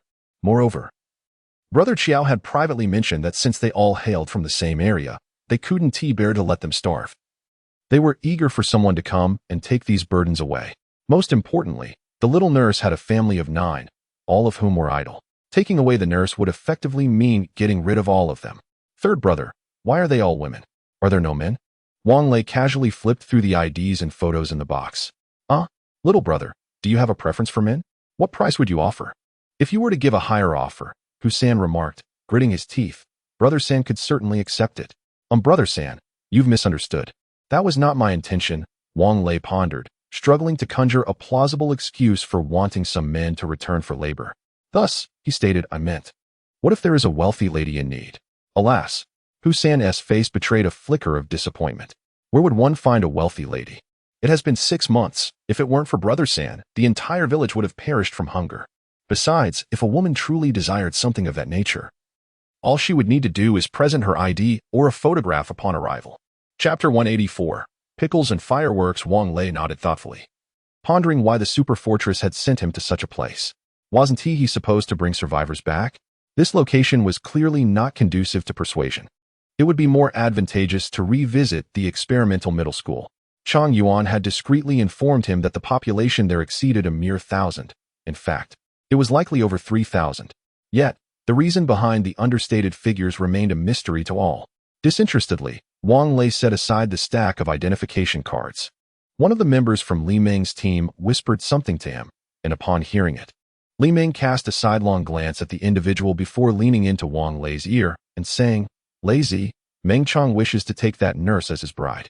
Well, that ultimately depends on her consent. If she agrees, I have no objections," Wang Lei replied with a smile. Among Li Ming's team, only Meng Chang was still single, his cheeks turning crimson at the sight of women. The notion of him expressing a desire for a partner was akin to witnessing the sun rise from the west. Wang Lei's intention to bring doctors and nurses back to the base stemmed from a blueprint provided by Shook, which included a hospital. Although the base had a few healthcare personnel, they were insufficient to sustain the operations of a hospital. "Third brother," Wang Lei said, extracting a protein block from a box and offering it to Hussein, "give this a try. How much food do you think this is worth?" The hard currency for trade consisted of food and meat. Before the arrival of Brother Chiao, Wang Lei was curious about the value of the protein block. Providing it to Hussein served two purposes. First, to cultivate goodwill. Second, to ascertain the block's worth. Hussein, puzzled, accepted the protein block, tore open the packaging, and inhaled its aroma, his eyes brightening. He hurriedly took a bite and mumbled, "What is this? It's delicious." "Third brother, this is a protein block, containing meat, fat, carbohydrates, amino acids, vitamins, and dietary fiber. Our family used to produce these for export, serving as military rations abroad. One block sustains a person for a day. We all consume these, health food, up to European standards." "I thought so. It has a meaty flavor. I must say, this is truly delectable. Can it really last a whole day?" Wang Lei nodded in affirmation. Hussein contemplated for a moment, estimating it to be equivalent to at least 3 pounds of fresh pork, considering the additional spices and nutrition it contained. Wang Lei was quite satisfied with this assessment. Reflecting further, Wang Lei acknowledged the base's need for population growth but deemed it unnecessary to consider women engaged in the flesh trade. Establishing a brothel within the base was out of the question. Thus, he stated, "Third brother, let us not pursue this matter further. Please show us something else." "All right, let us go."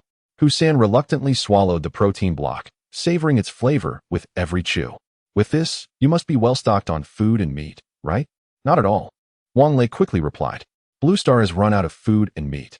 I need to stockpile extensively. My family ceased production long ago, and once our limited reserves are depleted, there will be nothing left." Fortunately, Hussein's intellect was average. Had he been more astute, he might have questioned the difference between food and protein blocks. Food and meat must be taken back and cooked, yet they are not as delectable as these protein blocks. Why then would one exchange protein blocks for grains? "Allow me to introduce you to the scene." Hussein, having carefully wrapped the protein block he had bitten into with packaging paper, tucked it into the pocket of his military coat before leading the group through the door into a room. Here lay the meat of mutated beasts. With an exchange rate of 2 pounds of pork for 1 pound of mutated beast meat, when traded for grains, the ratio was 2.5 to 3 pounds for 1 pound. Hussein gestured towards a pile of ice upon which the mutated beast meat was displayed, explaining its merits. "Third brother, this is impressive. You even have ice here." Wang Lei exclaimed. "Ah, our district once had an ice house, originally established to supply ice to the seafood market and wholesale fruit and vegetable market. We still have plenty of ice." Hussein continued, "Look, this is pork. This is mutton, and this is beef." Wang Lei scrutinized the meat, a hint of disappointment creeping in. The meat's hue was dull and somewhat dark, clearly indicating a lack of freshness. "Third brother, what happens if this meat has spoiled after being stored for so long?" he inquired. "It hasn't spoiled, it's consumed daily. With 5,000 or 6,000 people in the ancient city, there is hardly any leftover scraps during mealtime. Rest assured, it is absolutely fresh," Hussein assured, thumping his chest. "All right, let us take a look at the others," Wang Lei nodded. The performance hall was spacious, featuring numerous private rooms, typically reserved for more expensive goods. In one such room, Wang Lei unexpectedly discovered a considerable amount of pickled vegetables, priced comparably to ordinary pork. "Third brother, selling pickled vegetables at the price of pork seems rather unreasonable, doesn't it?" Wang Lei queried. Hussein, with a defiant posture, declared, "Hey, brother, this is a vegetable. The land outside seems to be unyielding. Not a single blade of grass grows. Once these pickled vegetables are gone, you won't find any more? Very well. I shall take some of these pickled vegetables." Regardless of the taste of people from other regions, pickled vegetables are a staple in the households of Longqing. Even if one did not have their own home pickled vegetables, they would still procure some from the supermarket. Whether enjoying instant noodles or a bowl of porridge, accompanied by a few pickled vegetables, the flavor was particularly delightful. Wang Lei's mother used to pickle vegetables at home. As summer approached, she would steam them, then dry them in the sun, storing them in jars. Before long, a layer of salt would form on the surface of the pickled vegetables. When it was time to eat, they would soak the pickled vegetables in water until softened, rinse them clean, then slice them into shreds, sprinkle with crushed chili, and mix with hot oil. Even if one had a modest appetite, a bun the size of a sandbag would guarantee that one could savor at least 3. Next came daily necessities and knitted goods. Wang Lei mentally noted the prices before asking, "Third brother, why has Ti Chao Gu arrived yet?" Hussein glanced around, ensuring no one was listening, then whispered to Wang Lei, "Today, personnel from the military police headquarters are here, and third brother needs to entertain them. Please be patient. Regardless of the circumstances, you are here to purchase ammunition, and he will certainly meet with you." He then returned to a normal speaking volume. "If you see something you like, let third brother know, and within his capacity, he will do his utmost to offer you a better price." In truth, Hussein was merely boasting. The prices of these items had been negotiated between Boss Chiao and the heads of the shelters, unbeknownst to Wang Lei and his companions. Upon discovering a stall that surprisingly offered fireworks, Wang Lei inquired if he could ignite one. Hussein readily consented.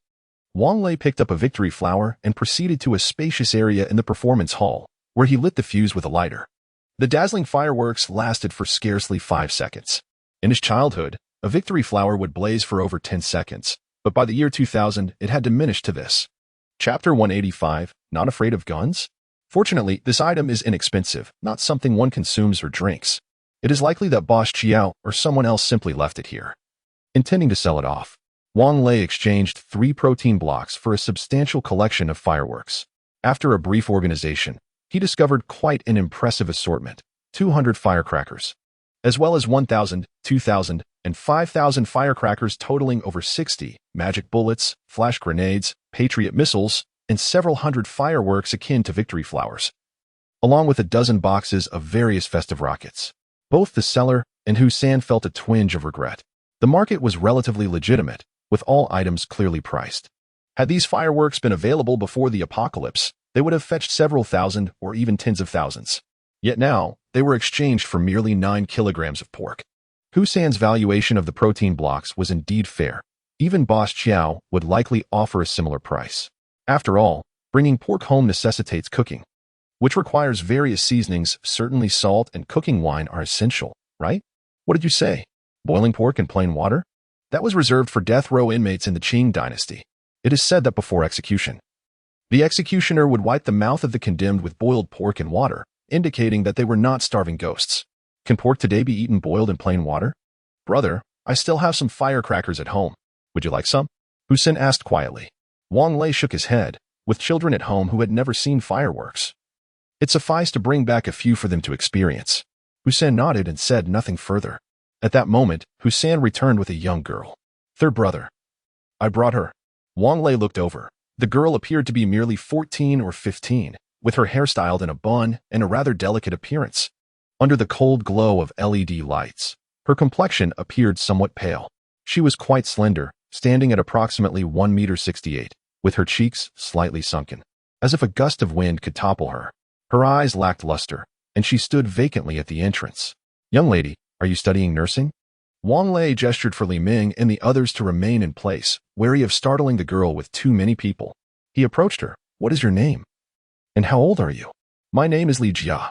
I am a student from the nursing program at Longqing Vocational School, class of 2020. I will graduate this summer. The girl spoke softly, her voice timid.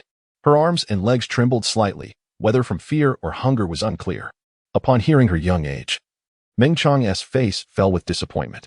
Longqing Vocational School is a technical institution where students enter directly after junior high. Being part of the class of 2020 means she started at 14, making her now merely 16, while Ming Cheng was already 35. If he were not at a loss for words, Wang Lei would have wished to inscribe the word disappointment. Well then, are you willing to come with us? Wang Lei inquired further. Rest assured, bringing you back is solely for the purpose of nursing. Would you be willing to take me with you? Li Jia lifted her head. but I cannot leave alone. I have my grandfather, grandmother, father, mother, sister, a younger brother, and 2 uncles. Are they all capable of labor? Upon hearing about so many family members, Wang Lei furrowed his brow. The base relies on manual labor for sustenance. It is evidently impossible for Li Jia alone to support 9 people. My grandparents are farmers and know how to cultivate the land. My mother and sister are seamstresses. My father is a mason, my younger brother is already 14 and can work, and my 2 uncles are in their 20s, having previously worked as laborers on construction sites. Li Jia hurriedly explained. How old are your grandparents? Wang Lei inquired further. My grandfather is 62, and my grandmother is 60. They are quite healthy. Li Jia replied eagerly. All right, then come with me, Wang Lei nodded. Does your family own a vehicle? Li Jia shook her head. We do not have a car. Then return home. Gather your belongings and join us shortly. Li Jia departed with countless expressions of gratitude. Boss Chiao is a good person, but his capabilities are limited. He can only strive to ensure that these thousands do not starve. However, those without awakened abilities are nearing the brink of starvation. Otherwise, Li Jia would not have so readily agreed to accompany Wang Lei. If one could be well-fed, who would willingly leave their home? My brother. You are truly a good man, Husan remarked earnestly, looking at Wang Lei. There are many individuals in our village who rely on government assistance. Why not take them as well? This is not a shelter. Wang Lei retorted with irritation. By the way, third brother, are there any construction workers around here? Husan's eyes lit up. I used to work with Brother Chiao in construction. I was even a project manager. Wang Lei examined his hands, devoid of calluses, and shook his head. I meant laborers. My family was building a house, but with the onset of this unfortunate apocalypse, we were left with half-finished work. Now, a whole family is cramped in the dilapidated house, which leaks when it rains. I was hoping to find 2 workers to help finish the construction. That can be arranged. Will you provide meals? Husan inquired. Wang Lei nodded. That's the deal. All right. Jiajia's father initially worked with me. Wang Mao. Go and ask Jiajia's father to bring a few more people to repair the house for the young brother. Husan shouted. Wang Lei smiled and took out a protein bar from the box, placing it in Husan's pocket. Third brother, I just hunted an ability beast. I skinned it and stored it in the ice room. The cotton blue curtain was lifted, and a fair-skinned youth entered. Holding a skinned and gutted animal in one hand and a sharp knife, still dripping with blood, in the other. Is that another chimera? Fine. Go weigh it and send the appropriate amount of meat to the cafeteria. Husan glanced at the meat in the boy's hands. Then turned to Wang Lei and the others. The meat in the trading area is accounted for, to ensure freshness. We always bring fresh meat and exchange it for the older stock. No wonder these people trust Boss Chiao so much. He manages these affairs quite beautifully. Who summoned Boss Chiao? Before the blue cotton door curtain was even lifted, a rugged voice resonated through the air. It was the arrival of the second brother. Presumably because Chief Chiao was preoccupied. Be cautious when speaking with him. He has a rather volatile temper, Husan whispered. Volatile temper? Is he afraid of guns? Tian Hao retorted with disdain. The second brother was once a special forces soldier, and he has awakened his supernatural abilities. A single shot from him can eliminate 3 zombies. Husan remarked, curling his lip and casting an upward glance. Chapter 186. Is it appropriate to rob? Second brother, these gentlemen wish to purchase ammunition. Husan exclaimed. His face filled with eagerness as he stepped forward to lift the cotton blue curtain, bowing and scraping to usher in the second brother. Is it just you few seeking ammunition? Follow me to my office. The second brother did not even cast a glance at Wang Lei and the others. Directly unlocking a door with his key and stepping inside, Wang Lei entered only with Li Ming and Lu Yinzhou, leaving the others outside. This was a strategic decision to avoid being cornered within the room. Seeing that someone was attending to Wang Lei and his companions, Husan hurriedly instructed his team to pack the fireworks and move them upstairs. The second brother settled himself into a grand office chair behind a desk.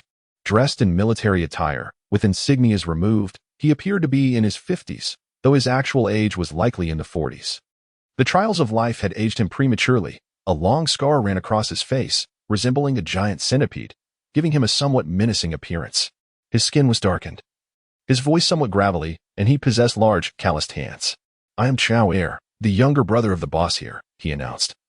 Pulling open a desk drawer and retrieving a pack of soft Zhonghua cigarettes, he shook out 3 and, without a word, tossed them to Wang Lei, Lu Yinzhou, and Li Ming. What do you intend to offer in exchange for the ammunition? Wang Lei produced 2 protein bars from his pocket, which he had discreetly stashed before entering.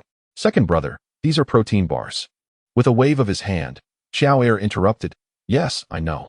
They informed me of the price earlier. Has Hussein set a value for you? 3 pounds of pork for 1 bar, Wang Lei mused, fiddling with the cigarette. He had recently taken to smoking only slender sticks. Xiao Air lit his own cigarette, slamming the lighter onto the table. 3 pounds of pork? That's quite the robbery, isn't it?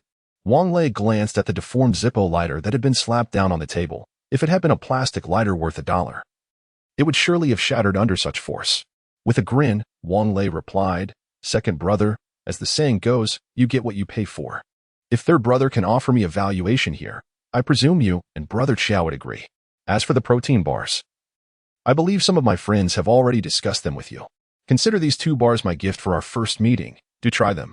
Xiao Air stared expressionlessly into Wang Lei's eyes. After a few seconds, he pushed the flattened lighter towards Wang Lei. What's wrong? Did you forget your lighter? Here. It's yours. Wang Lei forced a smile, lamenting the tragic fate of the limited edition Zippo.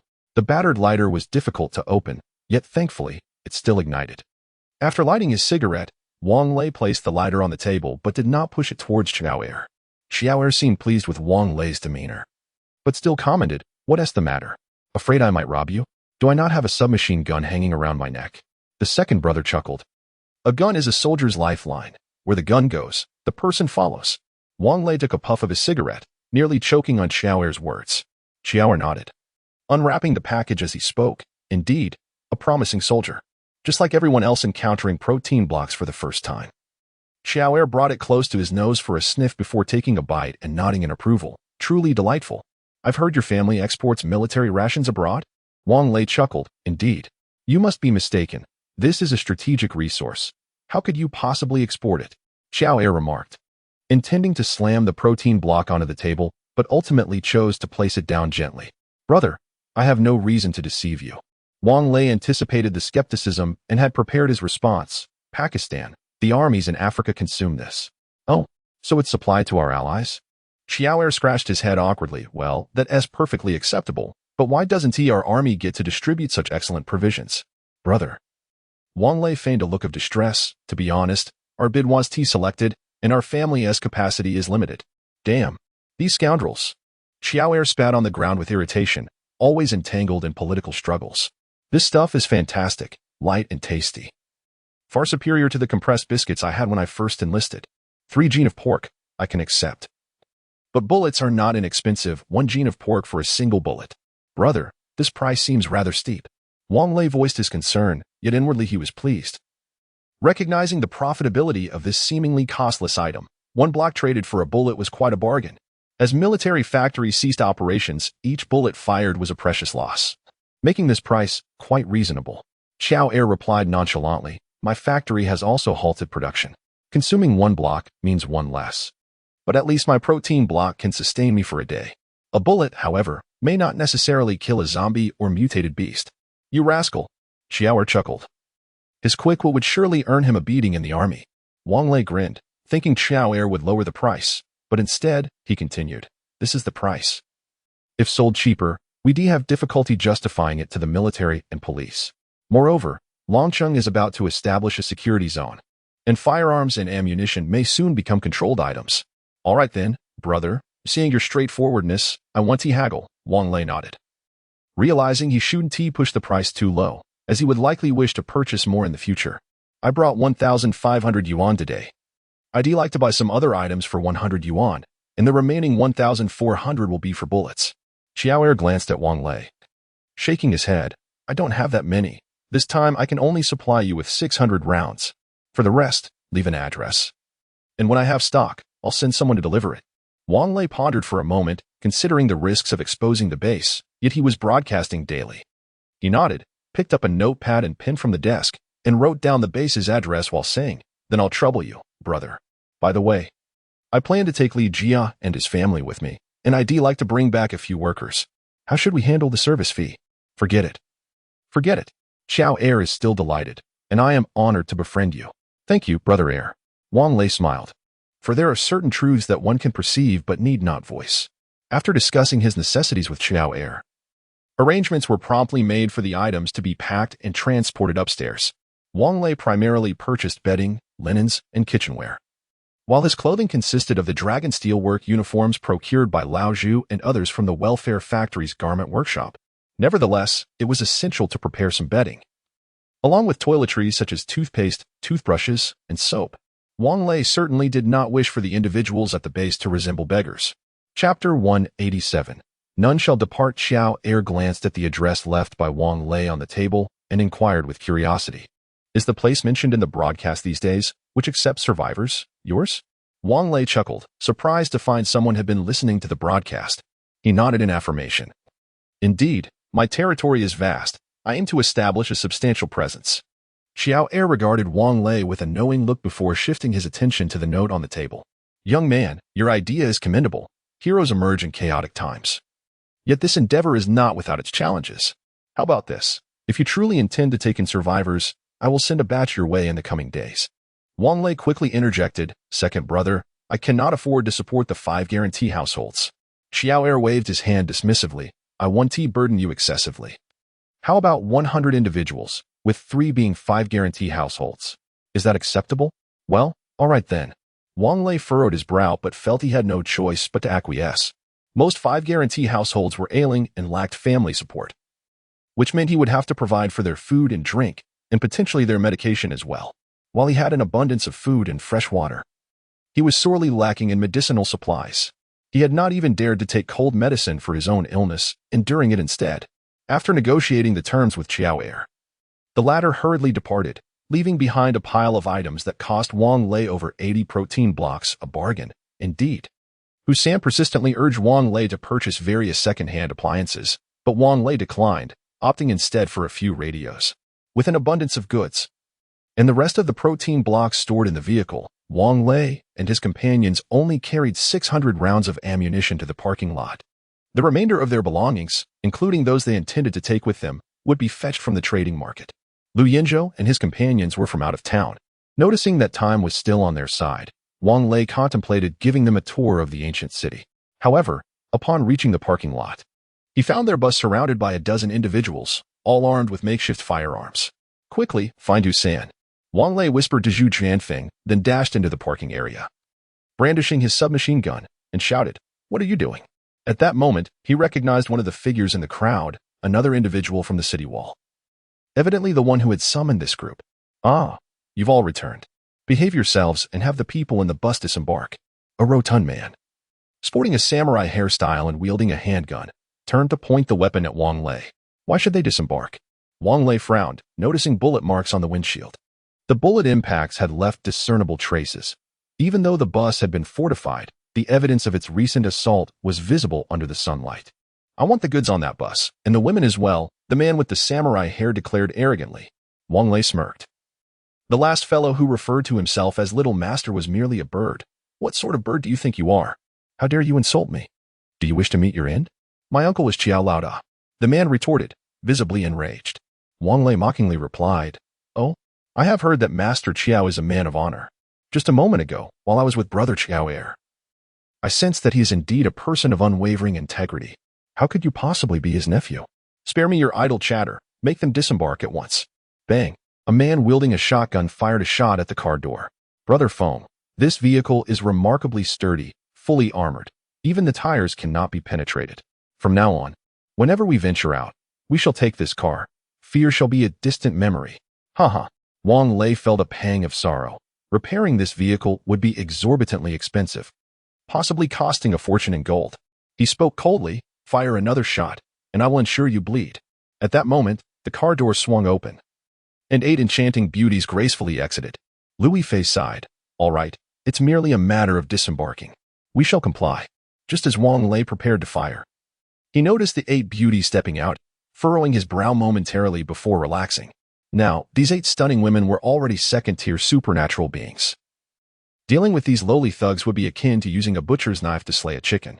Indeed, Wang Lei's assumptions proved correct. Within mere moments, the 8 beauties had their daggers poised at the throats of the 8 men, including the warrior leader. The remaining individuals were subdued by Lu Yinzhou, Zhu Jianfeng, and Li Ming's team. Wang Lei observed with amusement. It was perfectly matched, one for each. He lowered his submachine gun, disarming them of their shotguns, then approached the warrior leader, confiscating his pistol. He patted the loathsome, rotund face of the man, and before he could speak, the overweight man trembled as he stuttered. What do you intend to do? I am Yufeng. My uncle is Master Chiao, and my second uncle is Chiao Air. And my third uncle is Chiao San. Zhu Jianfeng chuckled. Wang Lei did not share in the laughter. We are here for a legitimate transaction. What does surrounding our vehicle imply? Yufeng retorted defiantly, you have entered my territory. Naturally, a protection fee is required. If you refuse to pay, do you still think you have a right to complain? Brother, do not act recklessly. Before Wang Lei could respond, Husan rushed over, breathless, shouting as he ran. Wang Lei turned and smiled. Third brother, am I the one causing chaos here? Husan, finally catching his breath, spoke. This situation slipped my mind. When supernatural beings come here to trade, Yifeng and his crew are known to charge a parking fee. This oversight is on me. How about we let it go and not collect the fee? Wang Lei replied coldly, Third brother, it's not that I am unwilling to give you face. When we arrived, no one mentioned a parking fee. What is this? Just because this was previously a tourist spot, you think you can act unreasonably? Husan smiled apologetically. No. It is simply that the people below did not communicate this clearly. I apologize on their behalf. Let it be. Yifeng is Master Chiao's nephew. So let's consider it a favor to Master Chiao. Does that sound agreeable? Third brother, do not interfere. They dare not harm me. If I say no, then it is no. Rules must not be broken. I will collect the parking fee of 10 kilos of mutated beast meat today. Damn these wretched scoundrels. How dare they provoke me? Await your demise, all of you. And you, a few delicate ladies, shall wait until I have had my fill. I will let the entire ancient city take their turn with you, 3 at a time. Yifeng, with a dagger pressed against his neck, maintained his defiance. The one who held him captive was none other than Zhu Jingyi. As she furrowed her brow, she exerted a slight pressure, causing the sharp blade to draw a line of crimson across his throat. Ah, dear lady, have mercy. We mustn't inflict harm. Husan, drenched in cold sweat, cursed Yifeng internally, along with Wang Lei, lamenting his choice to wade into such treacherous waters. When the earlier individual had come to summon him, he should have refused. But alas, it was too late now. Chapter 188. The arrival of Boss Chiao. In truth, while Zhu Jianfeng sought out Husan, another player at the table, Gui Yiming, had already approached Big Boss Chiao. Ah, yes, he is indeed the one who advised Husan to cease his gambling pursuits. This man possesses a demeanor that appears honest and benevolent, his smile seemingly harmless, yet beneath the surface lies a cunning intellect. Even the most astute of schemers would find themselves at a loss against him. Should you cross paths with him, he would sell you out, and upon counting the proceeds, you would find yourself grateful to him for many years, likely realizing your folly only upon your deathbed. Furthermore, Big Boss Chiao is no ordinary individual. Indeed, to have amassed control over the ancient city in the post-apocalyptic landscape, while generously providing for such a multitude, and extracting resources from the military, law enforcement, shelters, and teams of superhumans, one must possess considerable acumen. However, his temperament starkly contrasts that of Chiao Air. While Chiao Air is straightforward and hails from a military background, Chiao possesses a shrewdness in his calculations. Even in his youth, 30 years prior, he adeptly courted coal magnates and navigated high-level connections, amassing a significant fortune through coal trading. Though he may be deemed a mere middleman, his earnings rival those of the coal barons. Yet, the most commendable trait of this man is his unassuming nature. He is often clad in coarse linen garments and simple cloth shoes, driving an inconspicuous second-hand Passat, utterly devoid of ostentation. Prior to the apocalypse, whispers of a supervirus had reached him, dismissed by many as mere rumors, the ramblings of the inebriated. However, he took these warnings to heart. Over the course of half a month, he stockpiled an impressive array of provisions, including grains, dried vegetables, and various necessities. With a warehouse of over 300 square meters at the back of his property, he filled it to capacity, subsequently erecting a makeshift shelter in his yard, where he also raised a considerable number of chickens. Chickens are advantageous, as they provide both eggs and meat. However, he overlooked one crucial aspect. Chickens also require sustenance. When the apocalypse struck, the first zombie in the village was Guamatzi, a man in his 40s who had previously been a sycophant to Big Boss Chiao, often running errands for him. Chiao had been generous, and within the village and the wider district, Gua had earned a reputation for his influence.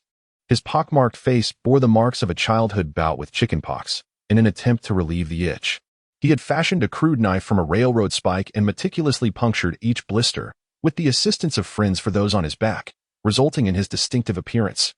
Despite his wealth, his unsightly visage deterred suitors. No village maiden would consider marrying him, not even widows significantly older than he.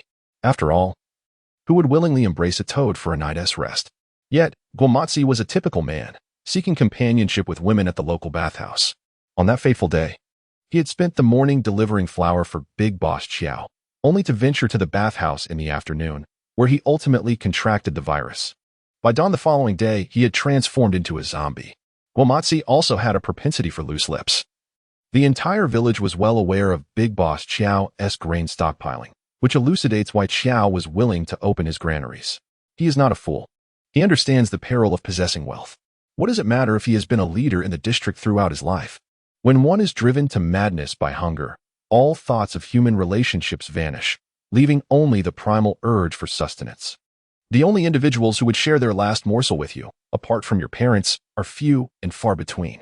Chiao has contemplated claiming an uninhabited mountain with his family to establish his dominion. However, food inevitably runs out, and for sustainable development, one must leverage their connections to build a network. In truth, he has succeeded in this endeavor. Several major military and police districts in Longqing regard him favorably and offer their support, facilitating his rise to prominence, even establishing the largest official trading market in Longqing. Gui Yiming and Guamatsi are relatives, thus maintaining a cordial relationship with Chiao de. Gui Yiming, being astute, is aware that Chiao de dotes on his only nephew, prompting him to seek Chiao de immediately upon receiving news. Chiao de arrived alongside Chiao Er, who carried a small box measuring about 30 centimeters square and roughly 10 centimeters thick, fashioned from imitation leather. "Stop right there," Chiao de shouted in anger. But Wang Lei's men paid him no heed. They only listened to Wang Lei. "Brother, what is the situation?" Chiao Er hurriedly stepped forward, positioning himself beside Wang Lei before Chiao de could intervene. "Second brother, this is your nephew. It seems he intends for us to stay here for a meal." Wang Lei's tone was calm, yet his expression bore a mocking smile. "Haha, brother, my apologies. It's already noon. Let's stay for a meal then." Chiao Er laughed awkwardly. Wang Lei, inwardly cursing, thought, "Is this old fox truly foolish or merely pretending?" Nevertheless, he replied, "I won't stay for the meal. I have many waiting at home. And without a phone, I can't reach them." "Very well. I won't insist, brother. I heard from Liuzi that you wanted some crystal cores. I happen to have a few, so I'll gift them to you." As Chiao Er spoke, he patted the small box in his hand and presented it to Wang Lei. Wang Lei accepted it, placing it on the hood of a car, opening the lid to reveal 5 dull, gray zombie crystal cores. After testing them, he found they were all from mutated beasts but contained minimal energy. "Thank you, second brother," Wang Lei said, signaling to Liu Yinzhou and the others, who then nonchalantly lowered their daggers. Yifeng, about to voice his protest, was silenced by a glance from Chiao De. With a smile, Chiao De addressed the gathered men. "Gentlemen, my nephew lacks decorum. As his elder, I apologize on his behalf. I have guests to attend to, so I will not see you off today. When you next visit, I shall ensure you receive a warm welcome." Hussein, quickly gather the men to load the goods. "Are the workers ready?" "Big brother, the workers are already waiting. They've taken my old pickup truck, and the luggage and tools are loaded in it." "All right. Let us load a couple of the mutated beasts we caught today as gifts for the brothers." Wang Lei nodded, refraining from further speech. With a wave of his hand, everyone gradually boarded the vehicle. Upon returning to the trading market, a gathering of over 30 individuals awaited them, alongside a pickup truck already occupied by 6 people. As they loaded the day's purchases and arranged for the workers to board the bus, the ancient city gates swung open. With a swift press of the accelerator, Chao Xingwei propelled the bus out of the ancient city. Observing the bus vanish into the distance, Yifeng expressed his dissatisfaction, exclaiming, "Uncle, second uncle, how could you let them leave just like that?" Those ladies on the bus were truly exceptional. Chiao De cast a fierce glare at Yifeng, retorting, "They're establishing a safe zone up top. Do you still wish to secure a position of authority within it? You behave like a rogue daily. Your mere presence irks me. Had my sister not passed away so early, I would have had little regard for you." Chapter 189. The blueprints have changed. Yifeng smiled awkwardly, yet inwardly, he envisioned the gruesome fate awaiting Wang Lei and the 8 enchanting beauties. Naturally, there exists a distinction between flaying and undressing. One refers to the removal of skin, while the other pertains to the shedding of garments. Chiao Er whispered, "Brother, I find this individual rather agreeable. Should we consider taking him to the market behind next time?" Chiao De closed his eyes in contemplation, deciding to postpone any decisions until the next visit. Given the commotion caused by Xiao Feng today, it was uncertain whether the individual would dare to return. Thus, he mused. It would not be inappropriate to send him some survivors, young, beautiful, and capable individuals, along with an additional 500 rounds of ammunition, all at the same price. Xiaoer nodded. Understood, brother. This place shall never be revisited. Xiao Xingwei grumbled as he drove, seething with anger towards that imbecile. Mind your words, Wang Lei. Seated in the passenger seat, cautioned in a hushed tone, they may still have associates lurking nearby. One can never be too cautious. Xiao Xingwei scoffed. Old Wang. Pass me a cigarette. Not that cheap brand, though. Wang Lei chuckled, retrieving a pack of fine cigarettes from his pocket, unwrapping it, and lighting two, one for himself and the other for Xiao Xingwei. The remainder he tossed to Li Ming and the others in the back. Although the bus had undergone modifications, it was still in the primitive phase. The new ventilation system was nearly ineffective. Within mere minutes, the interior was enveloped in a haze of smoke. Even the seasoned smoker Wang Lei found it unbearable and cracked open the window. Old Xiao, stop! Open the door! Zhu Jianfeng suddenly shouted. Xiao Xingwei instinctively slammed the brakes, causing Wang Lei, who had not fastened his seatbelt, to collide with the windshield. Ouch, old Xiao, damn it! Wang Lei rubbed his forehead, relieved that he had not sustained a serious injury. Haha, serves you right for not buckling up. Xiao Xingwei laughed as he swung open the door. As the door swung wide, Zhu Jianfeng darted out like a monkey, closely followed by Lu Yanzhou. What is happening? Wang Lei finally reacted, inquiring about their abrupt departure.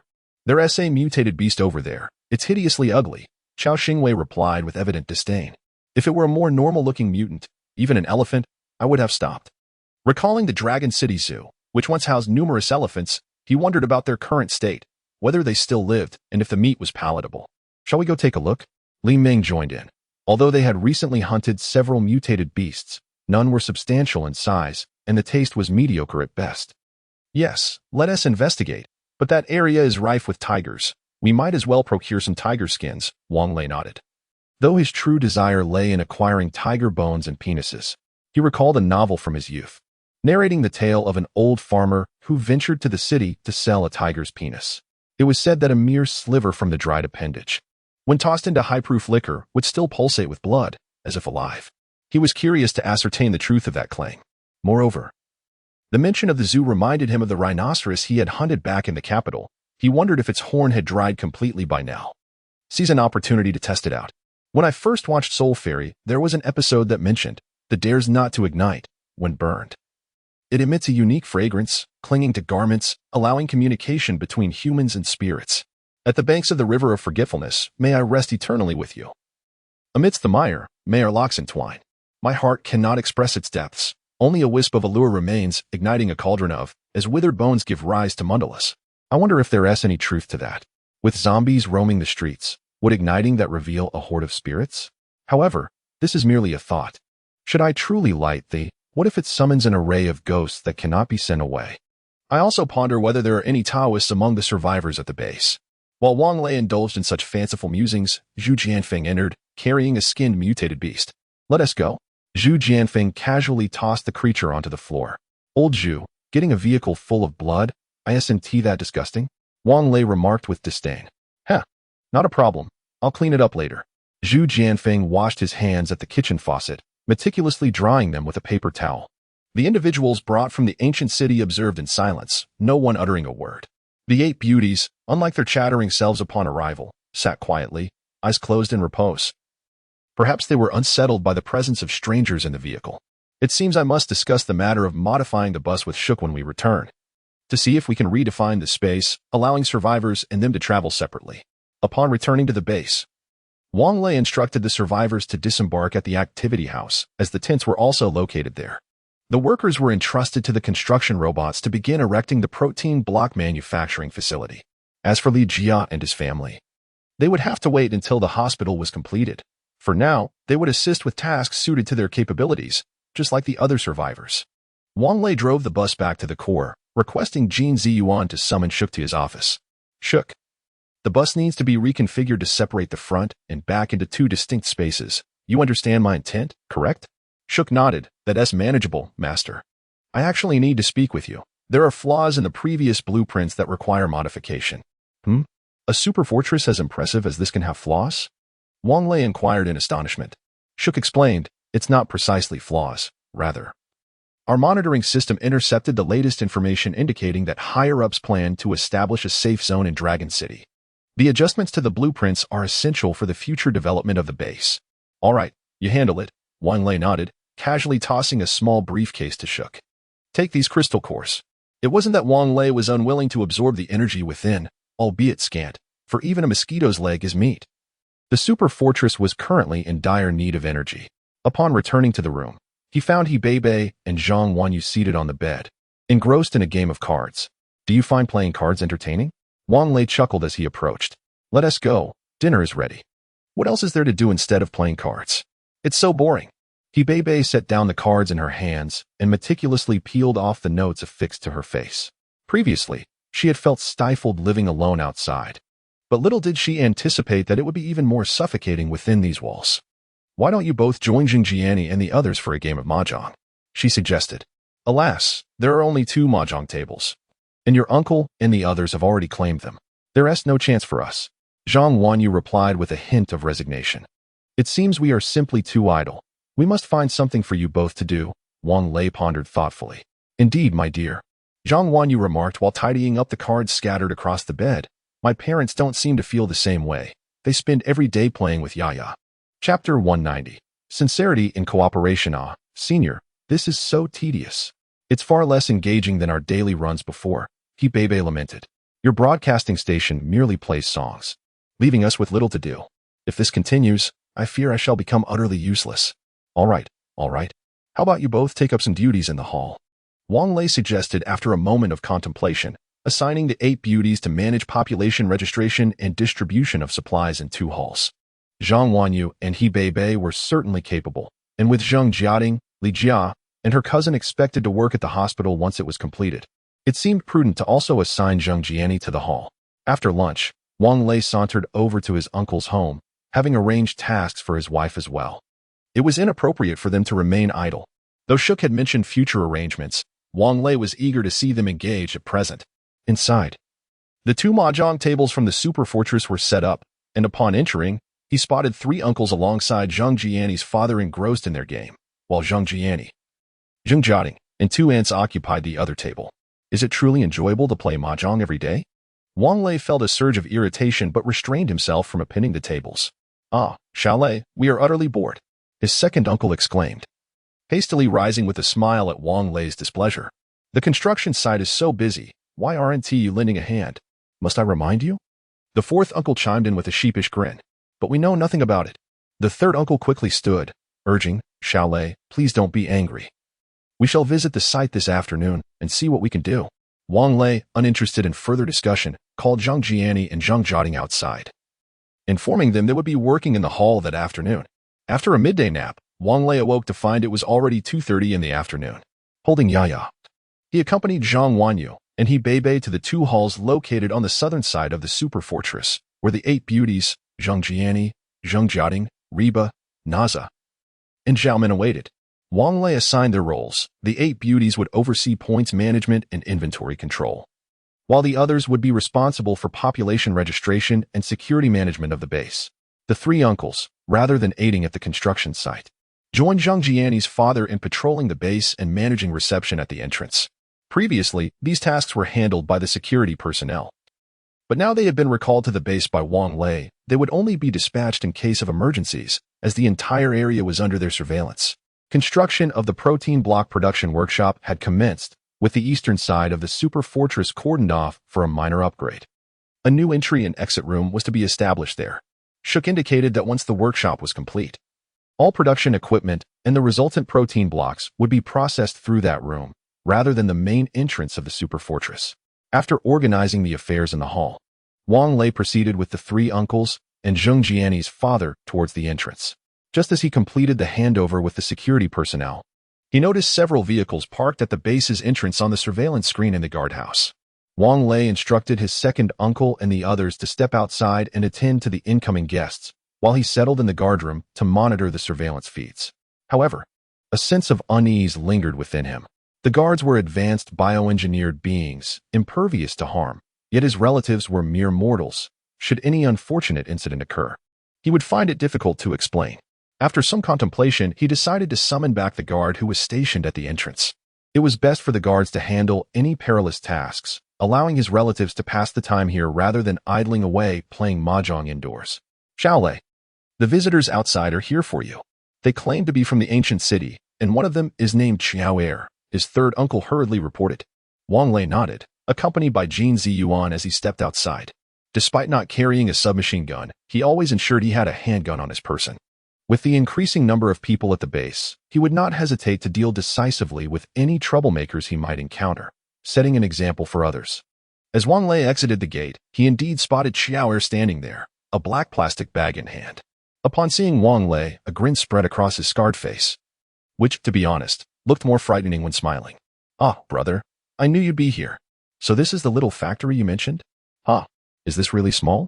Well, the previous factory had collapsed, so we moved here, which has some open space for the family and neighbors, Wang Lei chuckled. Indeed, I don't know what happened, but many concrete buildings have fallen. Xiao nodded in agreement. By the way, I brought the bullets you needed. I managed to gather 200 for you. Take these for now, and let me know if you need more. As Xiao spoke, he gestured to the 3 tour buses parked behind him. The doors swung open, and a stream of individuals disembarked, each carrying bedding and an assortment of everyday items. The first bus was filled entirely with young girls, though their frail appearances suggested prolonged malnutrition. The second bus contained a healthier mix of both men and women, appearing more robust but still bearing a pallid complexion. The third bus held a more diverse crowd, including families with children. Second brother, are there any ability users among them? Xiao nodded. Yes, but not many. Just a small team. You know how it is in the ancient city. There's a large population and significant resource consumption, so those ability users are essential for gathering supplies. Wang Lei nodded, realizing that the Xiao brothers were essentially offloading burdens onto him. Nonetheless, this was inconsequential. By the day after tomorrow at the latest, a steady supply of protein blocks would be produced. Brother, Xiao lowered his voice. About this morning's incident, it was Xiao Feng's fault. My elder brother specifically asked me to send these people to you as an apology. Most of their family members are elderly, and they didn't want to trouble you by sending them along. Please extend my gratitude to Brother Xiao when you return. Wang Lei smiled and then called for his fourth uncle, could you please bring over a couple of boxes of protein blocks? Ah, no need. Xiao quickly waved his hand. My brother said this is a complimentary gift for you.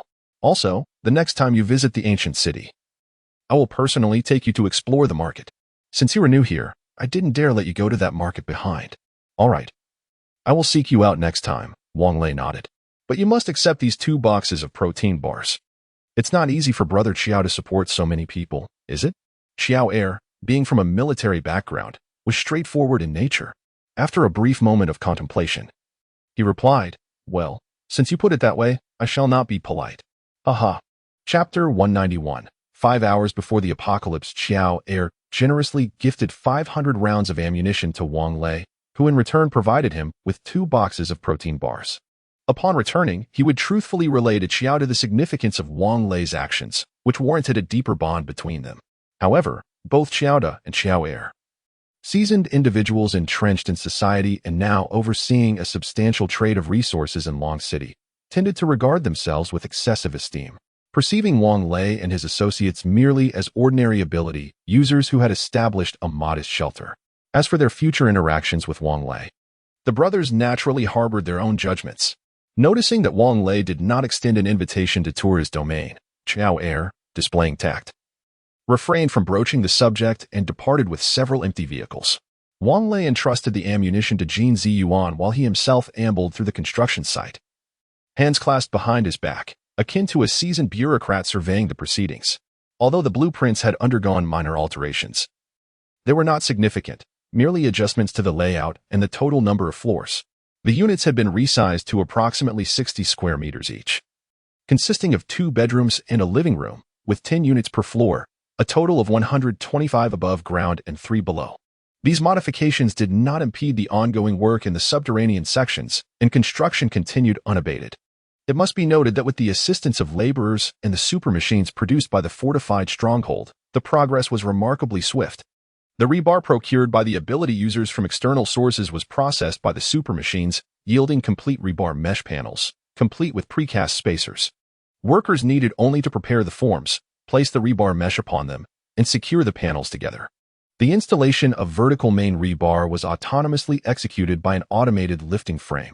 The sole waiting period pertained to the curing of the concrete. Nevertheless, the workers remained industrious.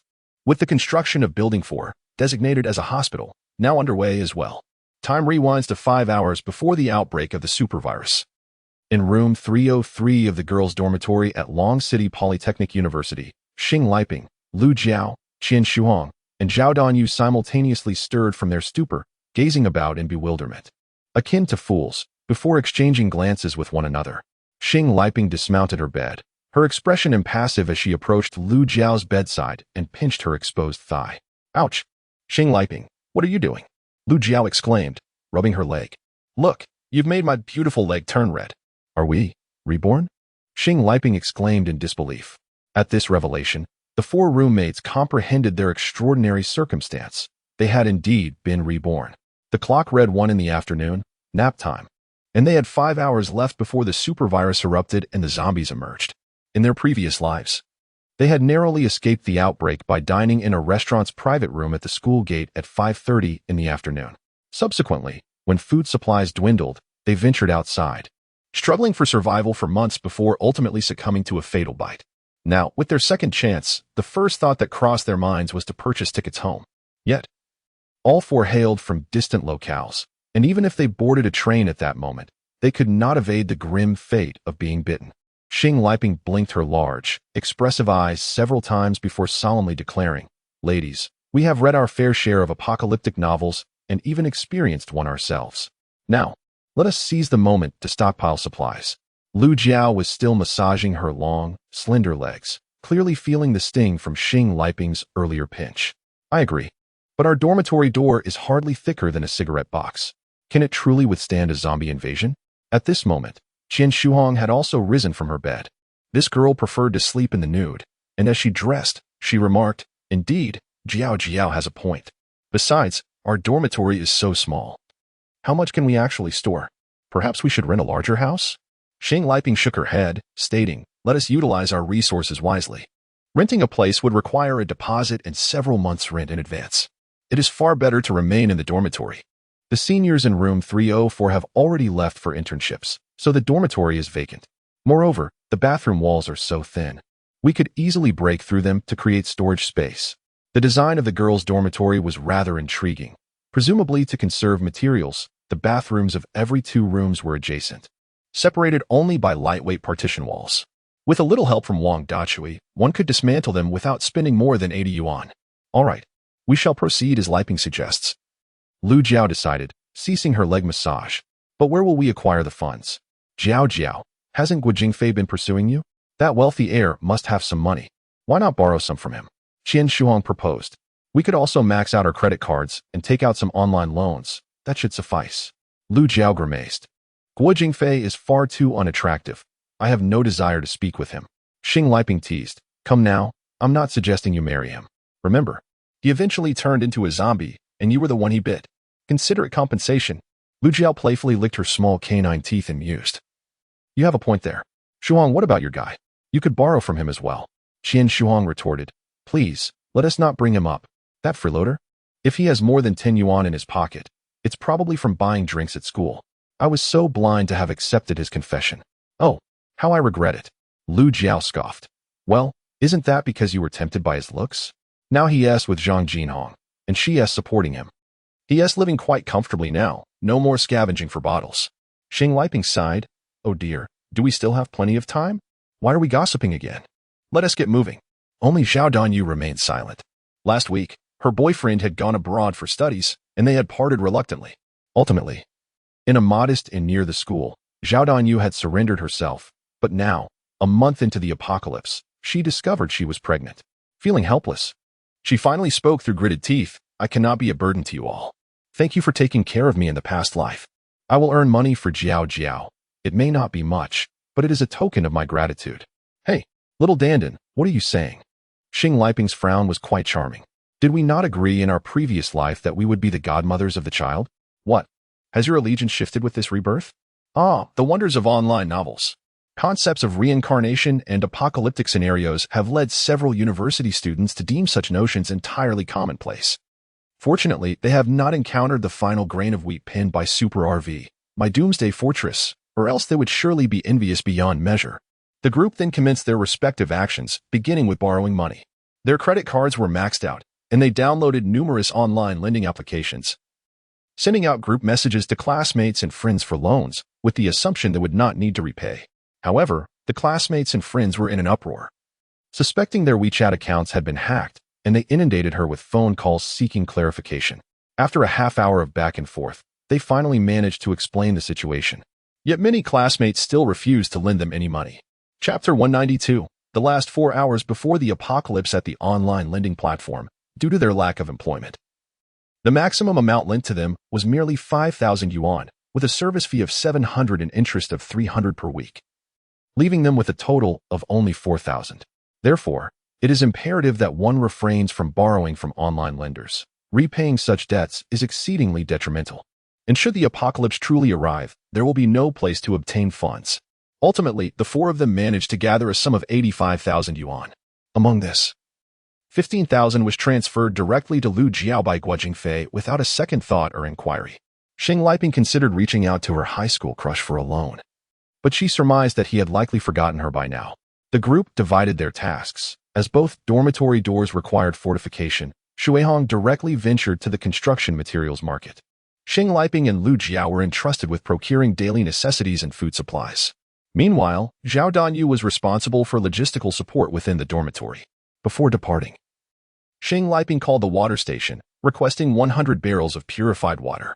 The young man at the water station, one of Xing Liping's admirers, thought she was jesting.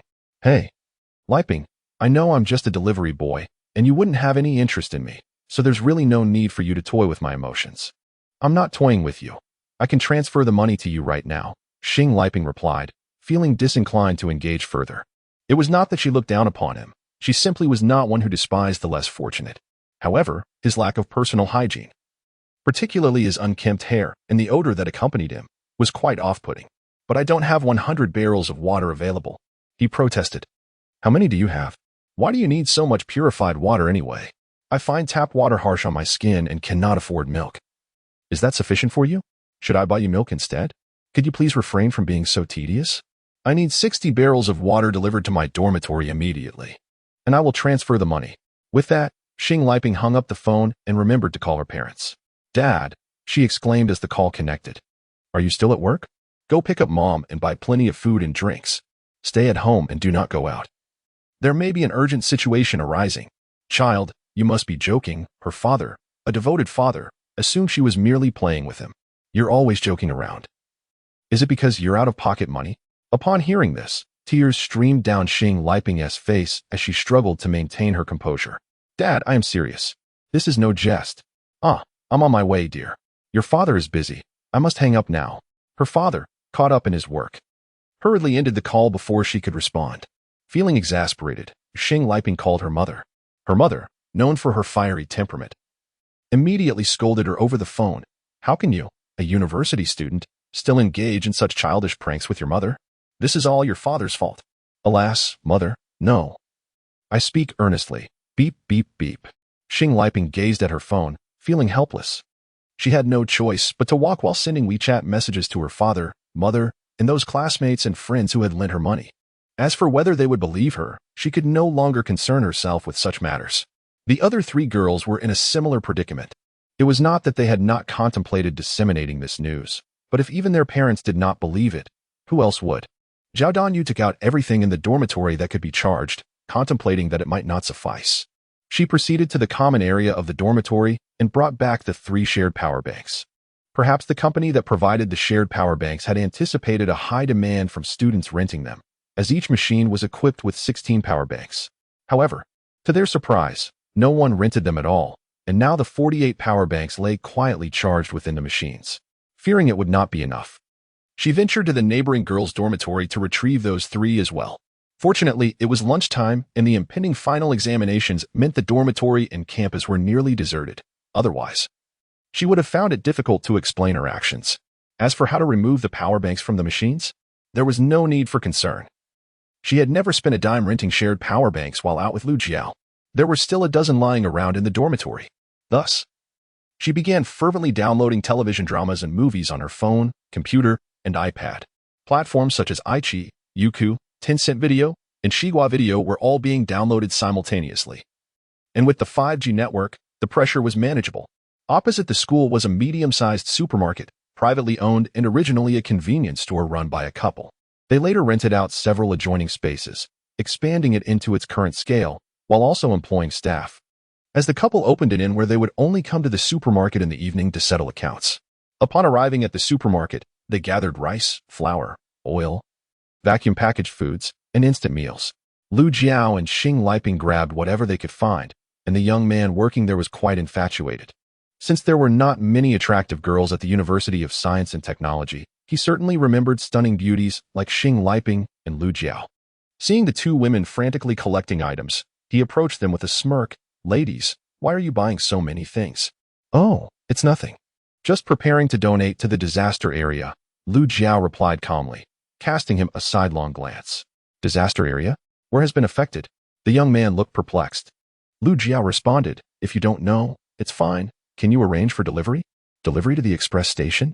No, first to our dormitory. We pooled our money. So we need to reconcile the accounts." This excuse had been devised collectively. Then is this gas stove and gas canister also going to the disaster area? Gas canisters shouldn't be shipped, right? Lu Jiao, growing impatient, retorted, "Why are you so inquisitive? We have the funds. We'll hire a vehicle to the disaster area. Is that acceptable? All right. I'll send a small truck over for you." The young man's eagerness to please left both Xing Liping and Lu Jiao thoroughly satisfied, as it saved them the trouble of making multiple trips themselves. Initially, the two had contemplated making a purchase here before switching to another supermarket. But in the interest of saving time, they found themselves too lethargic to make the change. The commotion first roused the dormitory supervisor, who had been napping. "Hey, what are you doing? This is a girls' dormitory. How could a boy enter?" Zhao Danyu had been waiting at the dormitory entrance and quickly replied, "Aunt Son, given the disaster in the south, we are preparing to take a trip during the holiday. We have arranged for transportation. We just need to store these items in the dormitory until the truck comes to collect them in a couple of days." "Oh, I see. You are such good children. How wonderful." The dorm supervisor's face illuminated with a smile of approval. "Is this purified water also destined for the disaster area?" Zhao Danyu blinked her large eyes and responded, "Indeed, Auntie. The water in the disaster zone must be contaminated. We cannot allow our fellow citizens to drink unclean water."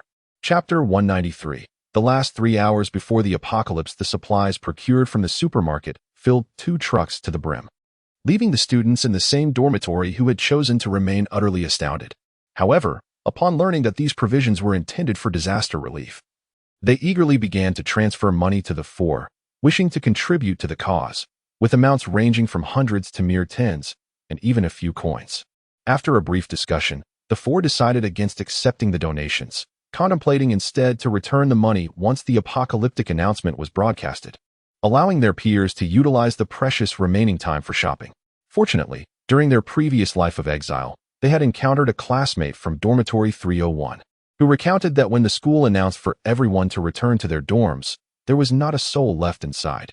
No one dared to go back, fearing they would be trapped like during the prior pandemic. Yet, this time, the 4 had been reborn, and they could not help but wonder if their actions would invoke a butterfly effect, especially since they were hoarding supplies in full view of so many. Nevertheless, there was little time for concern now. A key to the neighboring dormitory was entrusted to them, allowing the supplies to be stored there first when they arrived. The heavier bottled water was placed at the bottom, with other items stacked above in order of weight. When Zhao Danyu spotted infant formula, baby clothes, diapers, maternal and infant supplies, and baby medication, tears streamed down her face once more, uncontrollably. She meticulously recorded the location and quantity of each item in her notebook, ensuring she could find everything later without difficulty. Xing Liping, a meticulous girl, even purchased 4 plastic bedpans along with a plethora of garbage bags, contemplating the impending need for restroom solutions. Yet, she had not considered where to dispose of them once used. As the last 3 hours before the apocalypse dwindled away, Qian Shuhong returned in a flurry. Qian Shuhong was a clever child. The materials and tools she bought to reinforce the doors and windows were all packed in white cardboard boxes, leading the dormitory supervisor to mistakenly believe they contained food, who praised them for their compassion without a second thought. She had even inquired with the supervisor if any other students remained in the dormitory. The supervisor confidently assured her that no one was left. Everyone had either gone to the library, study room, or was attending classes. This exemplified the disparity between the male and female dormitories. Were it a boys' dormitory, there would surely be someone skipping class to play games or sleep. Qian Shuang whispered, "Oh no, we don't have enough hands. We fear the delivery person may tamper with the supplies, and we can't keep track of everything." The dormitory supervisor patted her chest, saying, "I'll step out to keep an eye on them. They certainly wouldn't dare to hide anything." Rest assured, Qian Shuang smiled. "Thank you, Auntie." Dormitory 304, housing 8 individuals, was already twice the size of Dormitory 303 and was nearing capacity. Thus, it was imperative to reinforce the door in advance. Qian Shuang, being an architecture major, had purchased the latest chromium-enhanced lightweight materials for this very purpose. Do not underestimate it. Its strength surpasses that of steel plates of equivalent thickness by over 6-fold. When at the building materials store, I had the proprietor assist in cutting it to size and even drilling holes, allowing for a seamless installation upon my return. The method of installation involves the use of self-expanding nitro cotton nails, executed with a remarkably silent nitro cotton nail gun. Although it is exceptionally quiet, it still produces a faint sound. To prevent any disturbances, Qian Shuang cleverly persuaded the dormitory matron to step outside for some sunlight. As I opened the cardboard box, I requested Zhao Danyu to hold the chrome plate while I wielded the nitro cotton nail gun, aligning it with the pre-drilled holes to begin securing it. Bang, bang, bang. The muffled sounds echoed softly. I breathed a sigh of relief, confident that the dormitory matron outside would remain oblivious. Each chrome plate measured 45 centimeters in width, and once affixed, I felt compelled to test its stability with a half-meter flathead screwdriver, a tool I had specifically acquired for this purpose. Fortunately, after exerting our utmost strength, the plate remained steadfast. Once the chrome plates were installed, I refrained from troubling the supermarket clerk to transport the stacked supplies into dormitory 304. As sealing the door would be somewhat unreasonable, Xing Liping and Lu Jiao returned with the final load of supplies at this moment. Only 2 hours remained until the outbreak of the supervirus. Wait, it seems we've forgotten something. Xing Liping, holding Zhao Danyu's notebook, began to ponder, and the other 3 girls gathered to join her in contemplation. Medicines, food, daily necessities, sanitary napkins. The 4 exclaimed in unison. Qian Shuang remarked, "I have 8 yuan left. You cannot fathom how expensive those chrome plates are." Lu Jiao glanced at her phone balance, 22 yuan and 60 cents. Zhao Danyu had transferred all her funds to the other 3, leaving her with nothing. Xing Liping looked at her own balance of 112 yuan, sighed, and reluctantly dialed a number she had never called before. "Hello, this is Xing Liping." "Yes, I know." "Huh? You are aware?" "Indeed." The person on the other end sounded quite pleased, having refrained from disturbing me until now. Xing Liping felt her face flush. "Could you lend me some money?" "How much do you need?" "Never mind. I only have a little over 2,000. I'll keep some for meals and transfer the rest to you. Please add me on WeChat." "Huh. Perhaps it's best not to. I must inform you that the super virus is about to break out." "Yes, I am aware. We have already evacuated to the capital. Do not worry. Take care of yourself. I will soon have to surrender my phone. But let me transfer some money to you first." After this exchange, the call ended, and a small red dot appeared on the WeChat interface. Once I accepted, the other party promptly transferred 2,164 yuan and 54 cents. A myriad of emotions surged within Xing Liping, fearing that the funds would be insufficient. The 4 girls resolutely decided to accept the donations as well. "Let us go and purchase sanitary napkins." Back to the same supermarket, the 4 returned to the dormitory, each carrying a box of sanitary napkins and a plastic bag. The plastic bag was filled with snacks, and the young man at the supermarket reported to the owner about the insufficient stock. Upon inquiring who had purchased so many, the owner generously decided to gift some snacks to a few girls, with chocolate comprising the majority. "Oh, why didn't I think to buy chocolate? It's so high in calories, it can sustain one for quite a while." Lu Jiao lamented. Xing Liping chuckled joyfully. "Haha, our dormitory is filled with weight loss enthusiasts. How could we indulge in such calorie-laden treats? Just look at those junk foods. After indulging, the 4 of us would undoubtedly become pigs." "Hey, how can you still be laughing?" Qian Shuang exclaimed with a sense of helplessness. "A super virus is about to break out. and our families are still unaware of what is happening. Chapter 194. An hour before the apocalypse, Xing Liping's countenance soured. Shall we make another call? At this moment, there remained merely 1 hour and 7 minutes until the outbreak of the supervirus. The parents of the 4 girls quickly answered their phones, all expressing their anxious inquiries. Why couldn't we reach you just now? Indeed, for hours prior to the impending doom, mobile signals were inexplicably disrupted, severing both local and long-distance communication, which only managed to resume, albeit tenuously, 1 hour before the cataclysm. Yet, this detail had slipped their minds. Fortunately, all 4 girls were only children, and their fathers were utterly devoted to their daughters. Upon receiving the calls, the parents initially assumed it was a jest. But after receiving their daughter's serious text messages, they began to entertain the possibility that the situation might indeed be grave. Additionally, they observed numerous military and police vehicles patrolling the streets. Consequently, not only did they stockpile ample supplies, but they also urged family and friends to do the same. As the saying goes, damn it, no one can save us. They had done their best to advise, and that was enough. At least their intentions were sincere. The worries parents harbor for their children are ineffable, yet, coincidentally, the phone lines were simultaneously severed again, and subsequent attempts to call were futile. With a meticulous mind, Xing Liping charged her phone, opened Bilibili, and began downloading videos related to childbirth and infant care. The other 3, seeing her actions, followed suit, downloading various related videos. Regrettably, without an internet connection, their efforts were in vain. Nevertheless, they refused to surrender, for they understood that after the supervirus erupted, mobile networks would function briefly for a time, though the exact duration had escaped their memory. Thus, someone would need to vigilantly monitor the phone for signals. Shall we seal the door? There are still 20 minutes. Qian Shuhong opened the cardboard box. Seal it, Lu Jiao asserted decisively. Haha, seal it. Xing Liping felt an uplifting sense of joy upon realizing her parents were prepared to face the apocalypse. Bang, bang, bang, bang. After several muffled thuds, the door of dormitory 303 was sealed from within.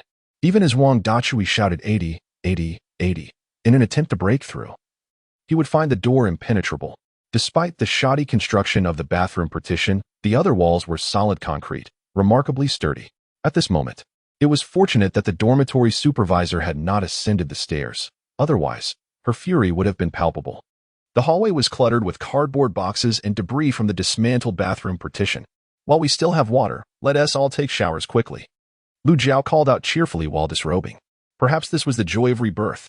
At precisely 6 o'clock, an air raid siren blared throughout the school, followed by an urgent announcement from the school administration urging everyone to return to their dormitories. Much like in her previous life, the 4 girls stood on the balcony of their dormitory, gazing downwards, and indeed, they saw their classmates rushing out of the school. Suddenly, a boy clad in basketball attire stood frozen in place, while his girlfriend looked at him in bewilderment. He opened his mouth wide and sank his teeth into her neck. The air was filled with piercing screams as a wave of individuals transformed into zombies, subsequently biting others. Those who were bitten swiftly succumbed to the same fate, becoming zombies themselves. Stop looking, Lu Jiao exclaimed, pushing the other 3 back into the dormitory and securing the balcony door. There was no need to worry about anyone or zombies climbing up from the balcony, as there were no balconies on the floors above, below, or next door. The architect had designed it this way for aesthetic purposes, sparing the 4 young women the trouble of reinforcing the balcony door. The mobile signal was restored, but only the internet was functional. Phone calls remained impossible. The 4 sent messages to their parents via WeChat, yet the messages failed to send, endlessly circling. However, videos on Bilibili began to download normally, albeit at a sluggish pace akin to a 3G network. We should have bought a set of mahjong, otherwise, it will be dreadfully boring, Lu Jiao lamented, sitting on the bed with her back against the wall. Qian Shuang chuckled, haha. Luckily, I bought some. I was afraid you would scold me for wasting money, so I didn't dare mention it, thinking I would bring it out when you were too bored to bear. As she spoke, she slipped on her slippers and hopped over to an unopened cardboard box, tearing it open to reveal 4 hammers and 4 utility knives, which she distributed among the 3. Here you go. Unfortunately, time was too tight to buy machetes, but this knife is quite sharp as well. So be cautious and don't open it unless necessary.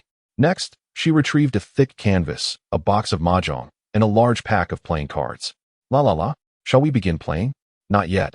Let's wait until we are truly bored. By the way, where are the candles? Lu Jiao inquired. The candles are right here, Zhao Danyu said, dragging a cardboard box from under the bed. Let me handle it. Don't strain yourself. Xing Liping hurriedly got off the bed, unpacking a bag of candles from the box and placing them on the bedside along with a lighter. The supermarket is outrageous. We bought a pack of lighters for 2 yuan each. In Yiwu, they would only cost a few dimes, Lu Jiao complained. Oh, Sister Jiao Jiao, let us play for a bit. It's so dull, Qian Shuang said, twirling a mahjong tile in her hand. Oh, I forgot to stock up on a deluxe edition of a man, Lu Jiao sighed. The two then burst into laughter together. Listen, what is that sound? Xing Liping whispered, placing a finger to her lips in a gesture for silence. The others promptly held their breath, hearing the sound of nails scratching against the door. Coming from the neighboring dormitory, room 304. Lu Jiao spoke softly. Wait, didn't we say there was no one returning to the dorms? Xing Liping lowered her voice. How could there be no one returning?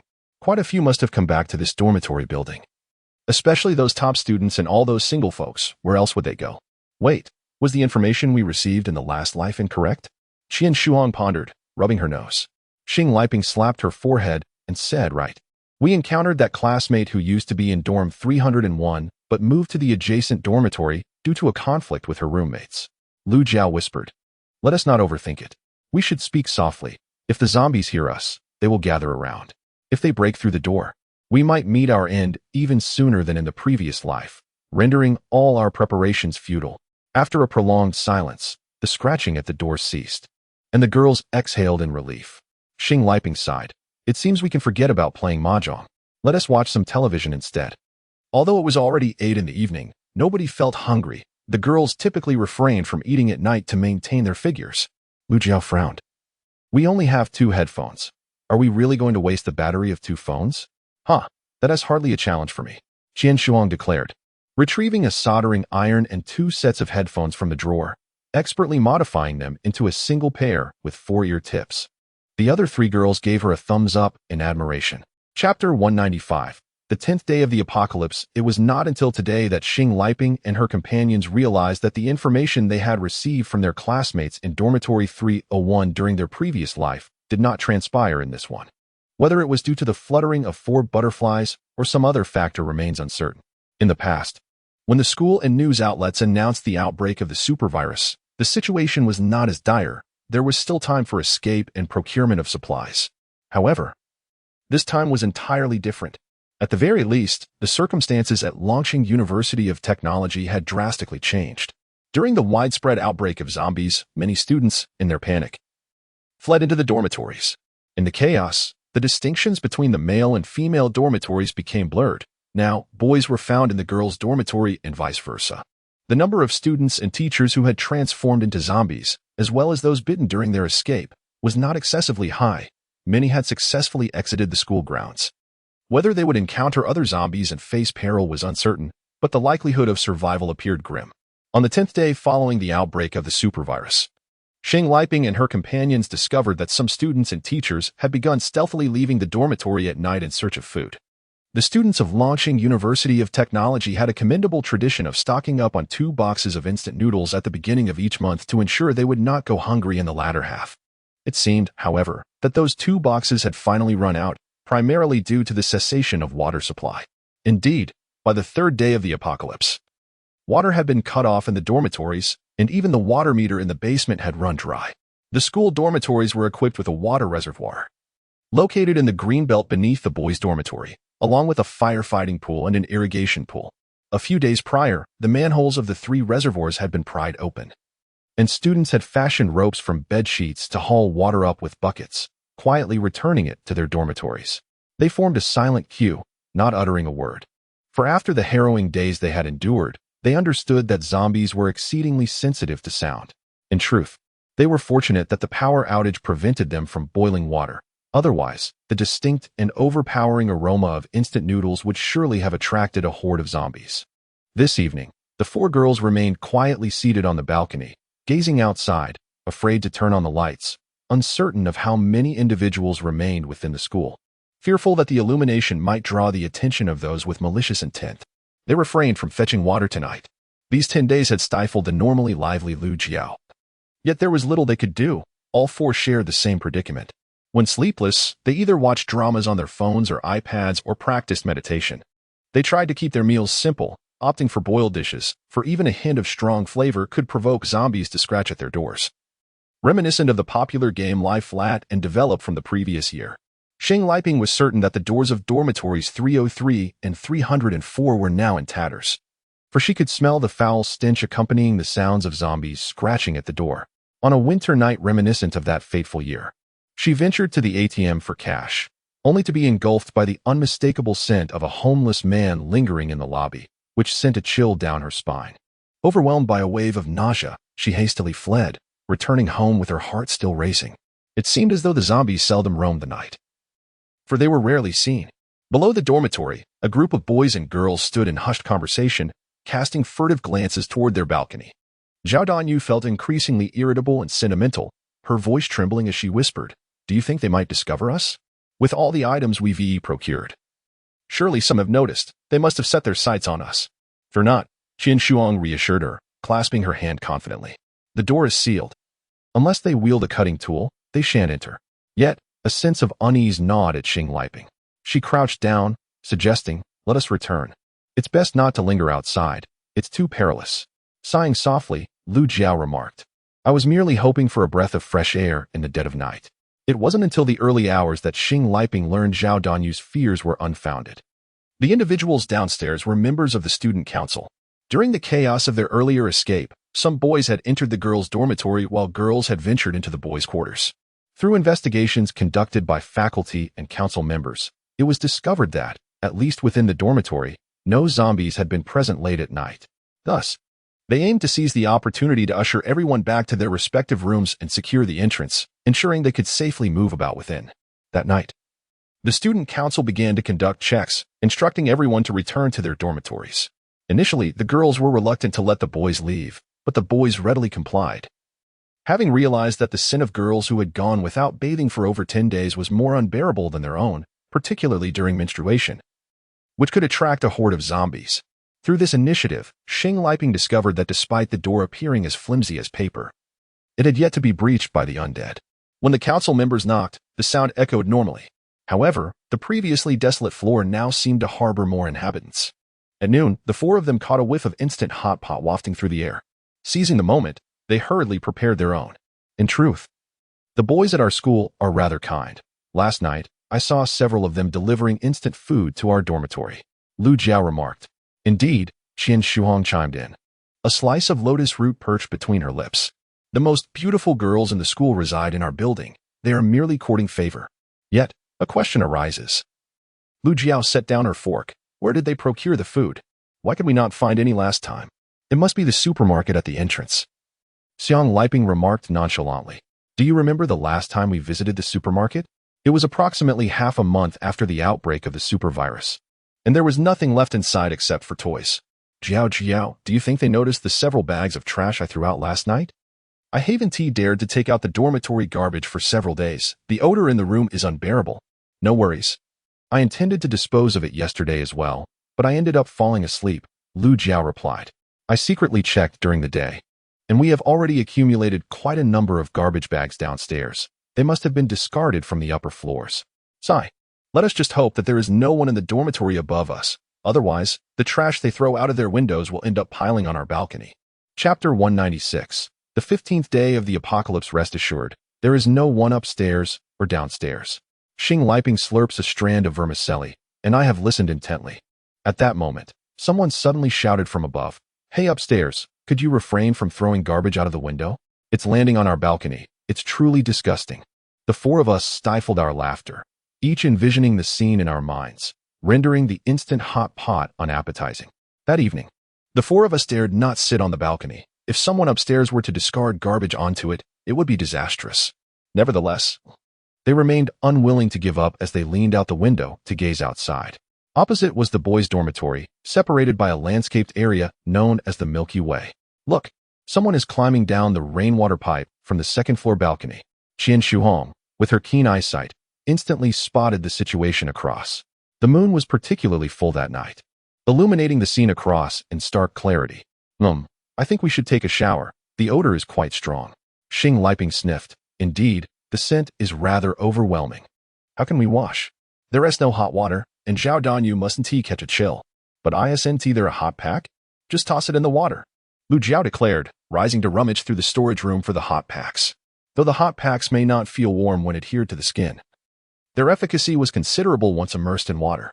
A basin of cold water transformed into warm water with the addition of 2 hot packs.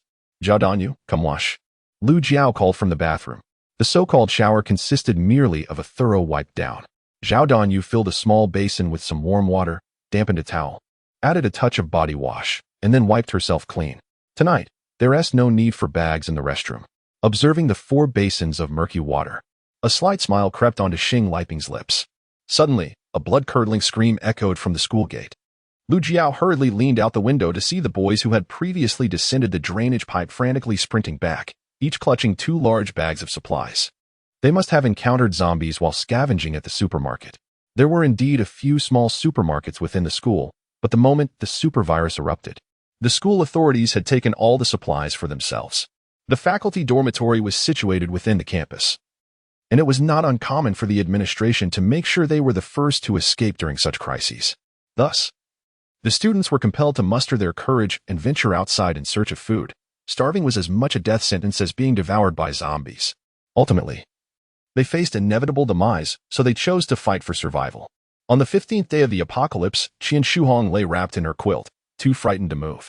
It was that time of the month for her, and her lower abdomen ached intensely, as if being mercilessly hammered, with a considerable amount of blood, permeating the air with a metallic scent. Xing Liping and Lu Jiao's faces turned pale, as the inconvenient days for both of them were approaching. Just as yawning can be contagious, it seemed that the girls' distress during those days was also infectious. After spending an extended period together, the 4 of them almost synchronized in their experiences. Jiao, why not bring out your perfume? Xing Liping suggested. Lu Jiao, with tears in her eyes, exclaimed, What? No way. My perfume was brought back from France, and it was quite expensive. Xing Liping shrugged her shoulders. Well then, let your perfume accompany us to our demise. Lu Jiao retorted bitterly. Why don't you 3 like using perfume? Qian Shuhong's face was ashen. I have perfume in my cupboard too. Let us use mine first. With a sigh, Lu Jiao climbed out of bed and retrieved her bottle of French perfume from her cupboard. Without hesitation, she sprayed it into the air a few times, significantly alleviating the metallic scent of blood that lingered. Is that sufficient? Should I spray a bit more? Xing Liping inhaled deeply and replied, That will do. As noon approached, a horde of zombies suddenly gathered beneath the dormitory, perhaps unable to enter. They stood like statues in front of each dormitory, with only the front row incessantly attacking the stainless steel security door, while the others remained motionless. Suddenly, a gust of wind swept through, followed by a rumble of thunder. The early summer rain had finally arrived. The downpour was substantial, verging on torrential, and the sky was ominously dark, resembling the onset of night.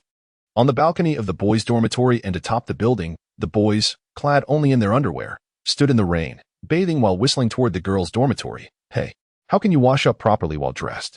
Hurry up and take it off. We're too far away to see anything anyway. It appeared that the girls' dormitory was in a similar state. After a considerable time, when the boys finished bathing, they even collected water in basins. Sitting on the bed by the window, Xing Liping gazed at the zombies below, recognizing her teachers and classmates among them, her heart filled with melancholy.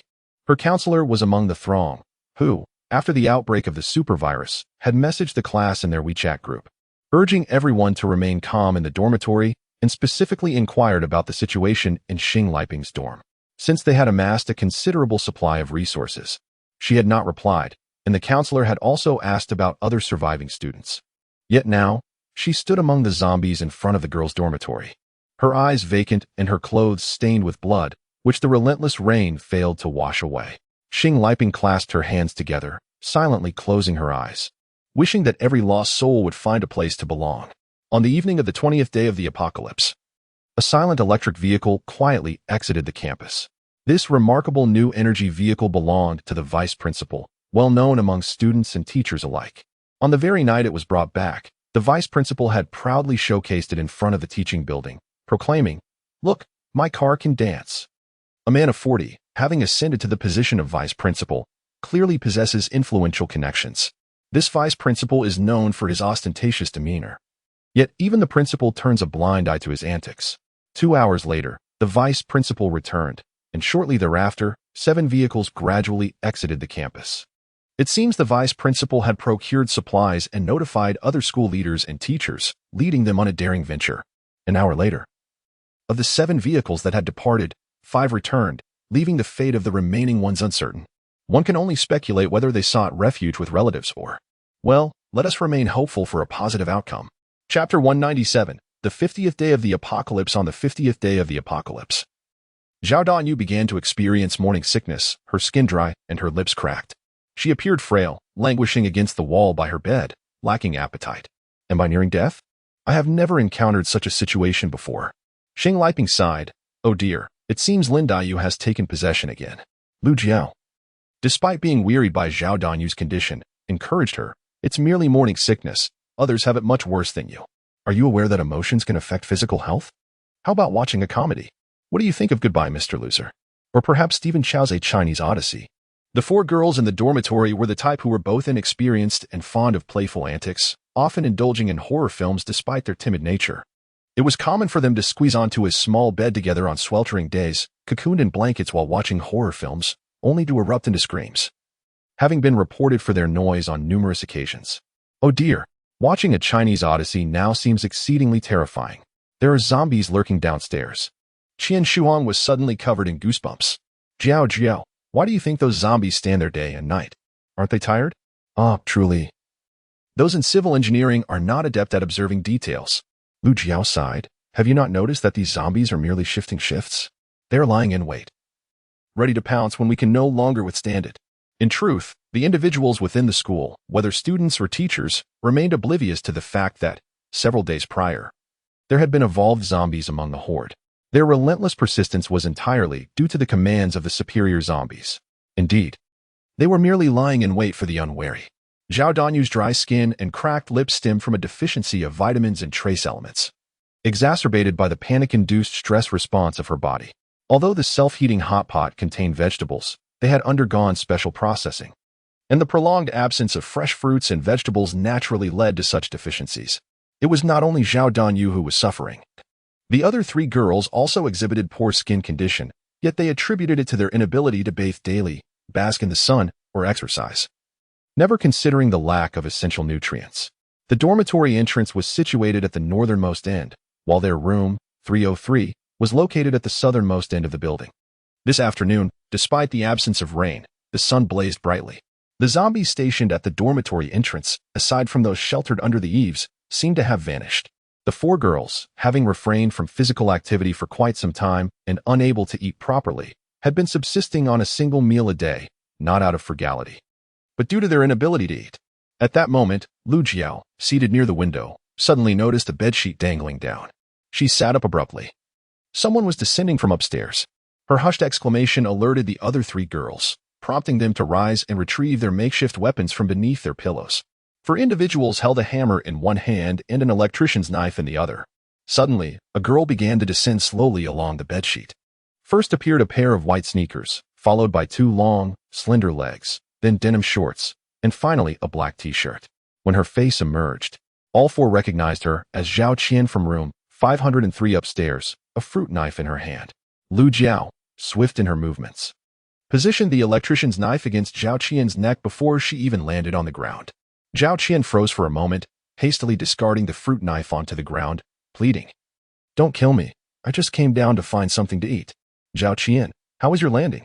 Is anyone there?" came a voice from above. Lu Jiao whispered, "Do not speak recklessly. Otherwise, I will end you."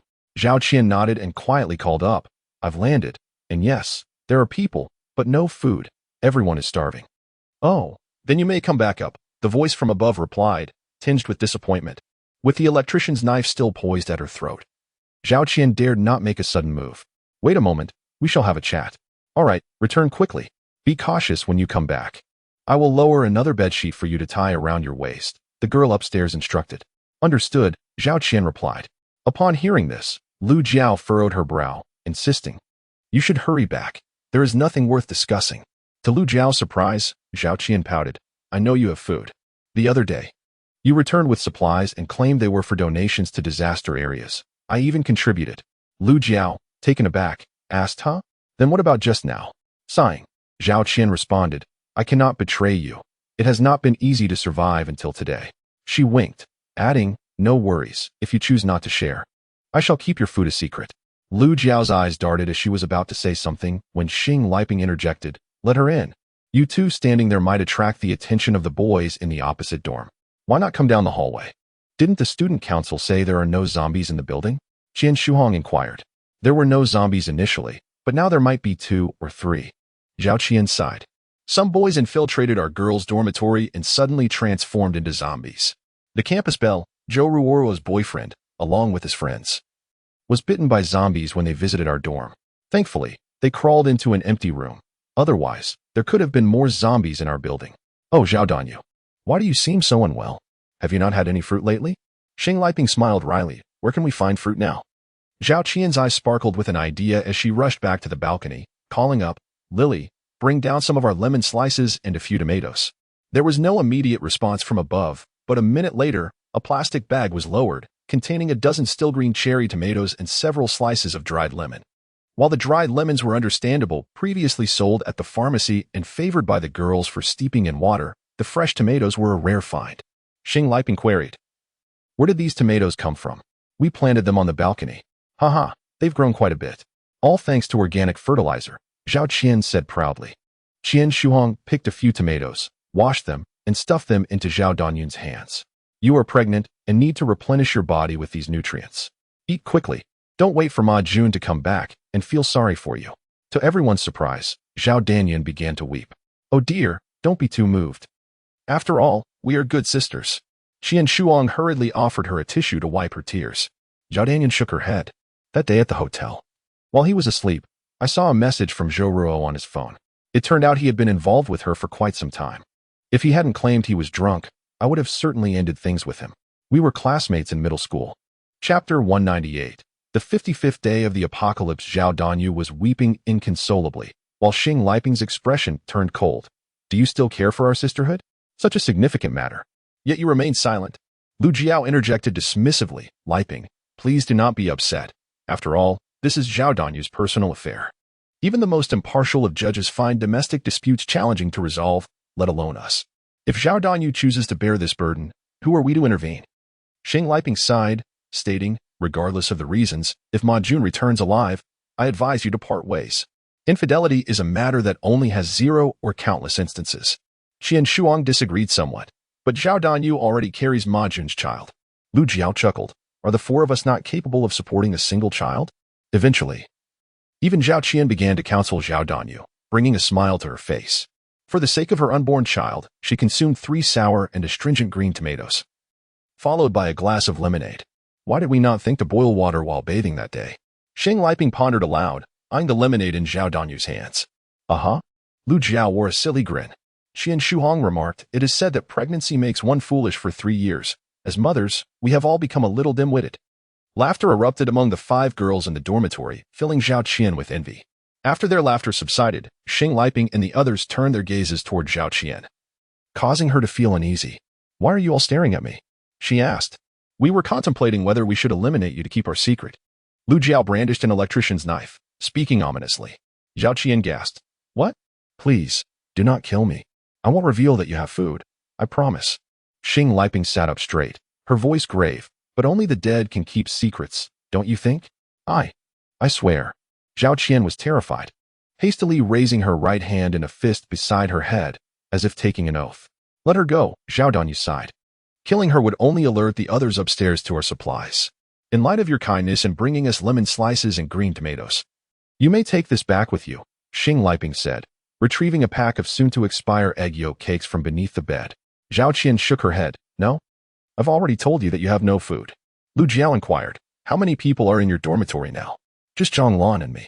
Zhang Lan, a familiar figure among the girls in dorm 303, was the timid one who rarely spoke and blushed in the presence of others, possessing little assertiveness. Zhao Qian shared a similar temperament but was slightly bolder, which was why it was she who managed to descend rather than Zhang Lan. Xing Liping rose and fetched several packs of instant noodles from under the bed. Take these with you, eat them discreetly, and do not let others discover them. We cannot give you too much. We shall see about it later. Thank you all. Tears streamed down Zhao Qian's face. But we have no hot water. Lu Jiao continued to gesture with the electrician's knife. Hey, you're getting a bit greedy now.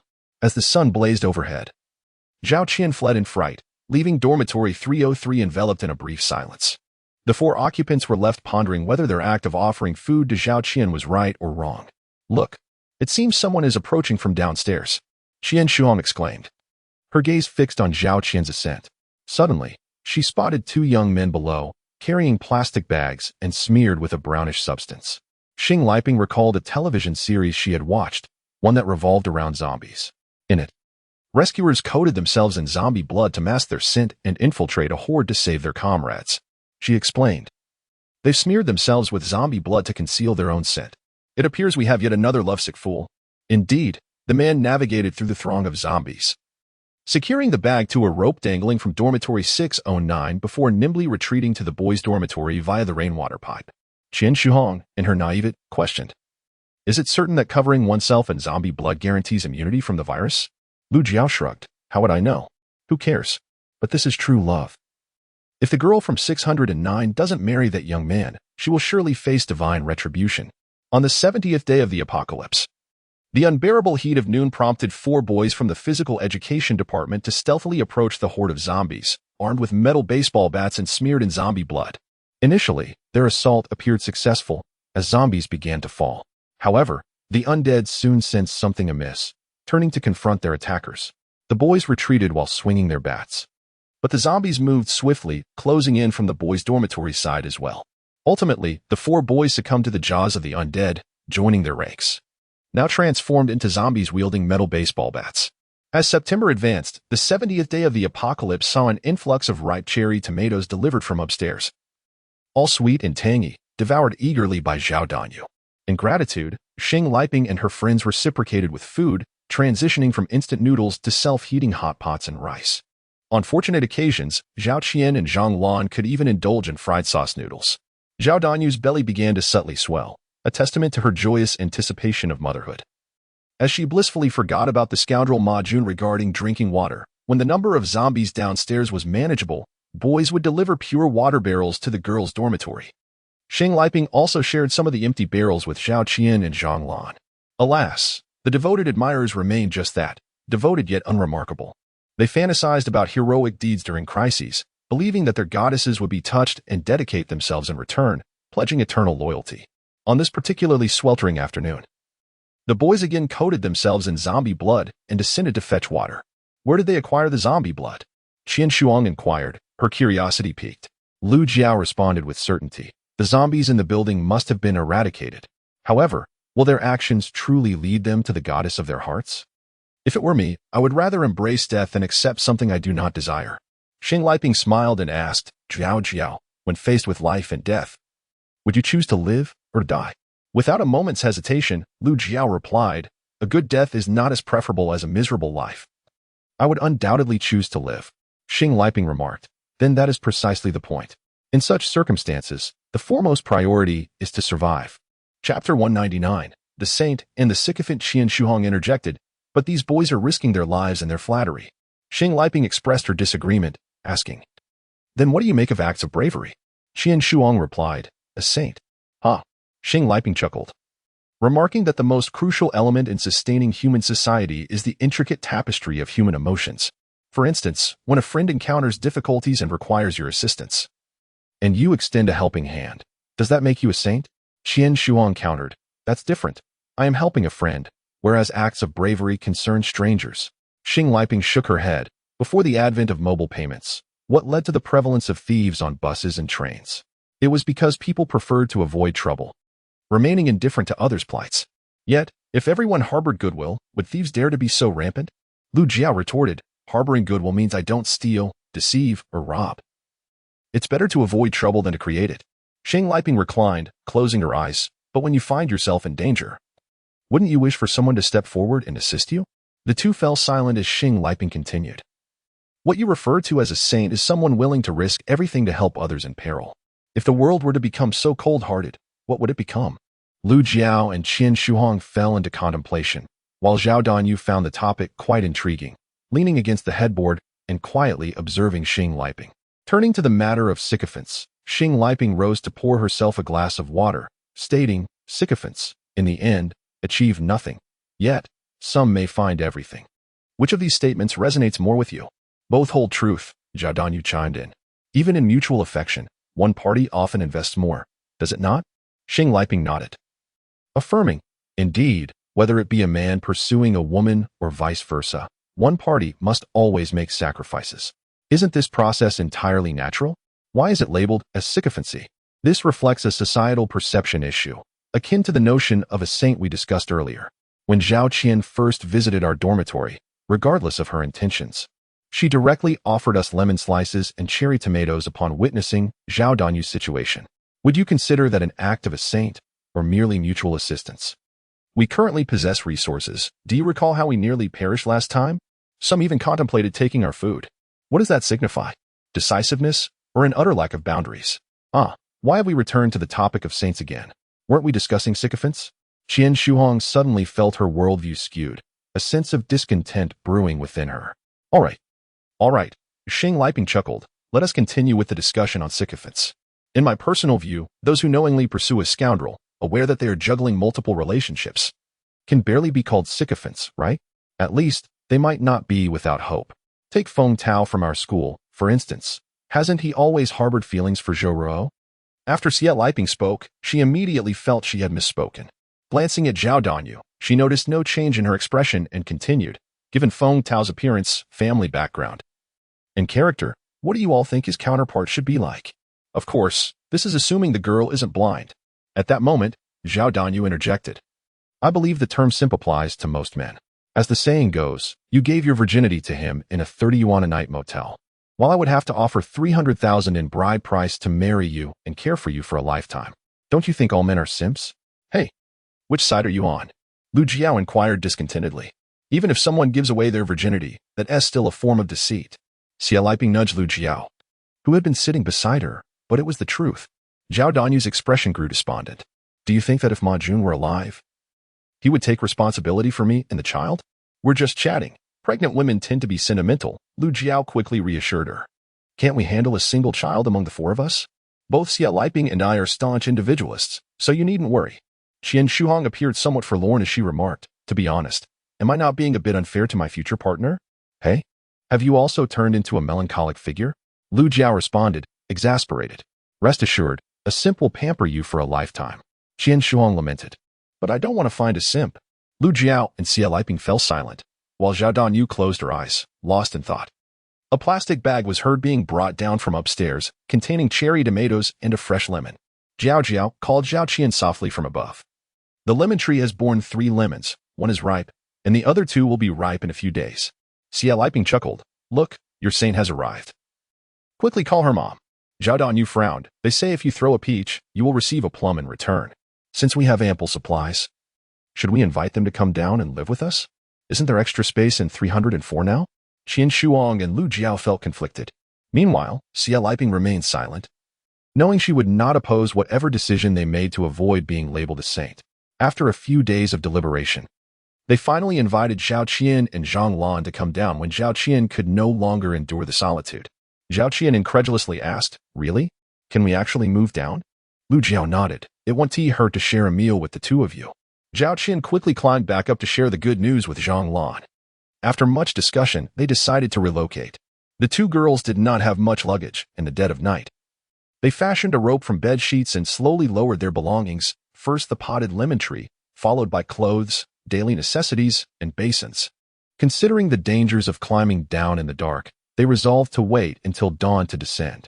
As dawn broke, Zhao Qian lowered 2 bed sheets twisted into a rope from the 5th floor, one insecurely tied to the balcony railing. After Zhao Qian and Zhang Lan descended, the sheets were pulled back from below. The bedding was already prepared, eliminating the need to haul it down from above. It was Zhang Lan's first visit, and she was taken aback by the abundance of supplies in the room, remaining speechless for a while. Eventually, she softly uttered, I'm sorry. We shouldn't have come down. Lu Jiao pressed her forehead, thinking to herself, indeed, she is a saint, only knowing how to give, oblivious to the need to receive. Xing Liping rose to close the balcony door and glanced across the way, confident that the boys would not awaken so early. All right, Zhao Qian and Zhang Lan, welcome. Chapter 200. The 80th day of the apocalypse, Zhao Danyu's morning sickness had finally lessened, yet she still appeared quite haggard. The arrival of Zhao Qian and Zhang Lan allowed the 4 residents of dormitory 303 to finally relax. The industrious girls took it upon themselves to handle all the chores, even serving the prepared meals directly to each person's table. Despite the small size of the gas stove, 6 sets of cookware were utilized simultaneously each day. Do not be deceived by these 2 petite girls. Their movements were remarkably swift. Well, it's been ages since I've had a home-cooked meal. I'm diving in. Zhang Lan's speech was often punctuated with stutters, yet the others found it endearing, as it reflected her genuine nature without a hint of pretense. When she was silent, she would gaze out the window like a Barbie doll, and if it weren't for her long eyelashes fluttering, one might mistake her for a mere doll. Xing Liping and her companions were the type to lounge around idly. She glanced at her flabby biceps and lamented, "Jiao Jiao. Do you think we might become utterly useless from all this lounging? Hey, listen to you." Lu Jiao chuckled, putting her phone down. "We've been useless for quite some time now." Their banter elicited hearty laughter from the dormitory, but at that moment, from the boys' dormitory across the way, the sounds of fierce fighting and shouting erupted. This commotion stirred the zombies lurking outside the dormitory, causing a sudden influx of them. The once spacious corridor was now overcrowded with the undead. Zhang Lan, momentarily lost in thought, was startled. "Oh my. There must be at least 10,000 zombies now. It feels like there are more than at our school's student assembly." It was the first time Zhang Lan had cursed, yet the others were too shocked by the scene below to tease her. It's over, Zhao Qian cried, tears streaming down her face. "This is the end of the world. We won to survive." Qian Shuang tightly embraced her trembling shoulders, wishing to offer comfort, yet finding herself at a loss for words.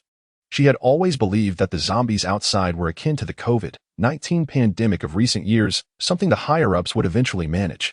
However, it now seemed that survivors were the minority, while the majority had succumbed to the supervirus, transforming into the undead. Xing Liping spoke solemnly, "All right. We'll cross that bridge when we come to it. The heavens won't let the sparrows starve. We still have supplies, so let us not panic." Yet Lu Jiao remained furrowed in concern. "Lipin, the boys' dormitory is fighting, likely over food. Our dormitory isn't small either. If they band together, we might not stand a chance." Qian Shuang dismissed her worries, saying, "Oh, Jiao, you're just being overly anxious. You don't trust my prowess as a construction major, do you? This chromium plate is a new material. It's incredibly sturdy." However, Xing Liping fell into deep contemplation, and after a moment, she spoke, "The fact that our dormitory has supplies isn't a secret. Hong, Jiao is right. We fear that the ones coming to seize our food won't just be the girls, but the boys as well. Let us not forget that many girls in this dormitory have boyfriends." With Xing Liping's words, a heavy silence enveloped the room. Zhao Qian and Zhang Lan felt as though the very air had solidified. Zhao Danyu gripped the bedspread tightly, her gaze vacant as she stared at the ceiling. Was it true that this time, escape was futile? On the 80th day of the apocalypse, several drones streaked across the sky, releasing a pungent chemical spray. The zombies, once standing rigidly below, now scattered in panic, as if confronted by a formidable foe. Jiao, do you think someone is here to rescue us? Look at those zombies. They seem to be in distress. For many days, they had taken turns watching the outside world from the window, yet as time passed, despair accumulated like a heavy fog. Recently, the dormitory had grown markedly silent, with everyone neglecting the shows they had downloaded on their phones. Just moments ago, Qian Shuang, who was keeping watch at the window, called Lu Jiao and the others to come and see the scene below. At that precise moment, 3 more drones appeared in the sky, continuing to disperse their noxious spray. Excitement surged through them. Lu Jiao grasped Xing Liping's hands tightly, exclaiming, "Yes, someone is indeed here to save us." The zombies below seemed to have vanished. While from the boys' dormitory, a group of 6 star players from the school basketball team began to descend. They cautiously climbed down a drainage pipe, wielding metal conduits scavenged from who knows where, making their way toward the girls' dormitory. "Look, they are coming into the girls' dormitory." Zhang Lan trembled in fear. Suddenly, the temperature plummeted, and snowflakes began to fall from the sky. "Brr, it's so cold." Zhao Danyu, who had been asleep, woke up, feeling particularly lethargic these past few days. Xing Liping shivered as she felt the chill. "Oh dear, you mustn't catch a cold." After speaking, she and Lu Jiao hastily rummaged through Zhao Danyu's suitcase, retrieving a winter pajama set for her to wear, along with a thick quilt from the storage cabinet. In an effort to conserve water, Everyone in the dormitory had been wearing only pajamas, but even so, water usage had been swift. While they could forego showers, certain areas still required cleanliness to avoid illness. All had donned their winter pajamas, but Zhang Lan and Zhao Qian felt awkward. They had brought only summer clothes when leaving the dormitory. The thought of returning to retrieve warmer garments was no longer an option. Xing Liping had an old set, but her petite frame meant it wouldn't fit Zhang Lan or Zhao Qian. Consequently, Qian Shuhong resorted to breaking into the 8 storage lockers of room 304. Thankfully, finding thick quilts and velvety winter pajamas inside, albeit with an unpleasant odor from their long confinement. But at this moment, who cared about that? As the group changed clothes, the 6 boys had already entered the girls' dormitory. Who among you feels different? Step forward and enlist. We must venture out together, or we may perish here. The nearby supermarkets and stores had been stripped bare of food. It was imperative that they take action to save themselves. The shouts of the young men reverberated through the corridor. Lu Jiao exhaled a sigh of relief, her hand resting on her proud chest. Fortunately, they were not here to rob. Xing Liping was not quite so optimistic, yet she pondered, if they were aware of the abundance of our supplies, would they dare to seize them? Qian Shuang distributed the weapons to Zhang Lan and Zhao Qian, prepared to confront them if necessary. Everyone gripped their weapons tightly, their eyes fixed intently on the 2 doors. Should anyone dare to burst in, they would not hesitate to wield their blades and defend themselves.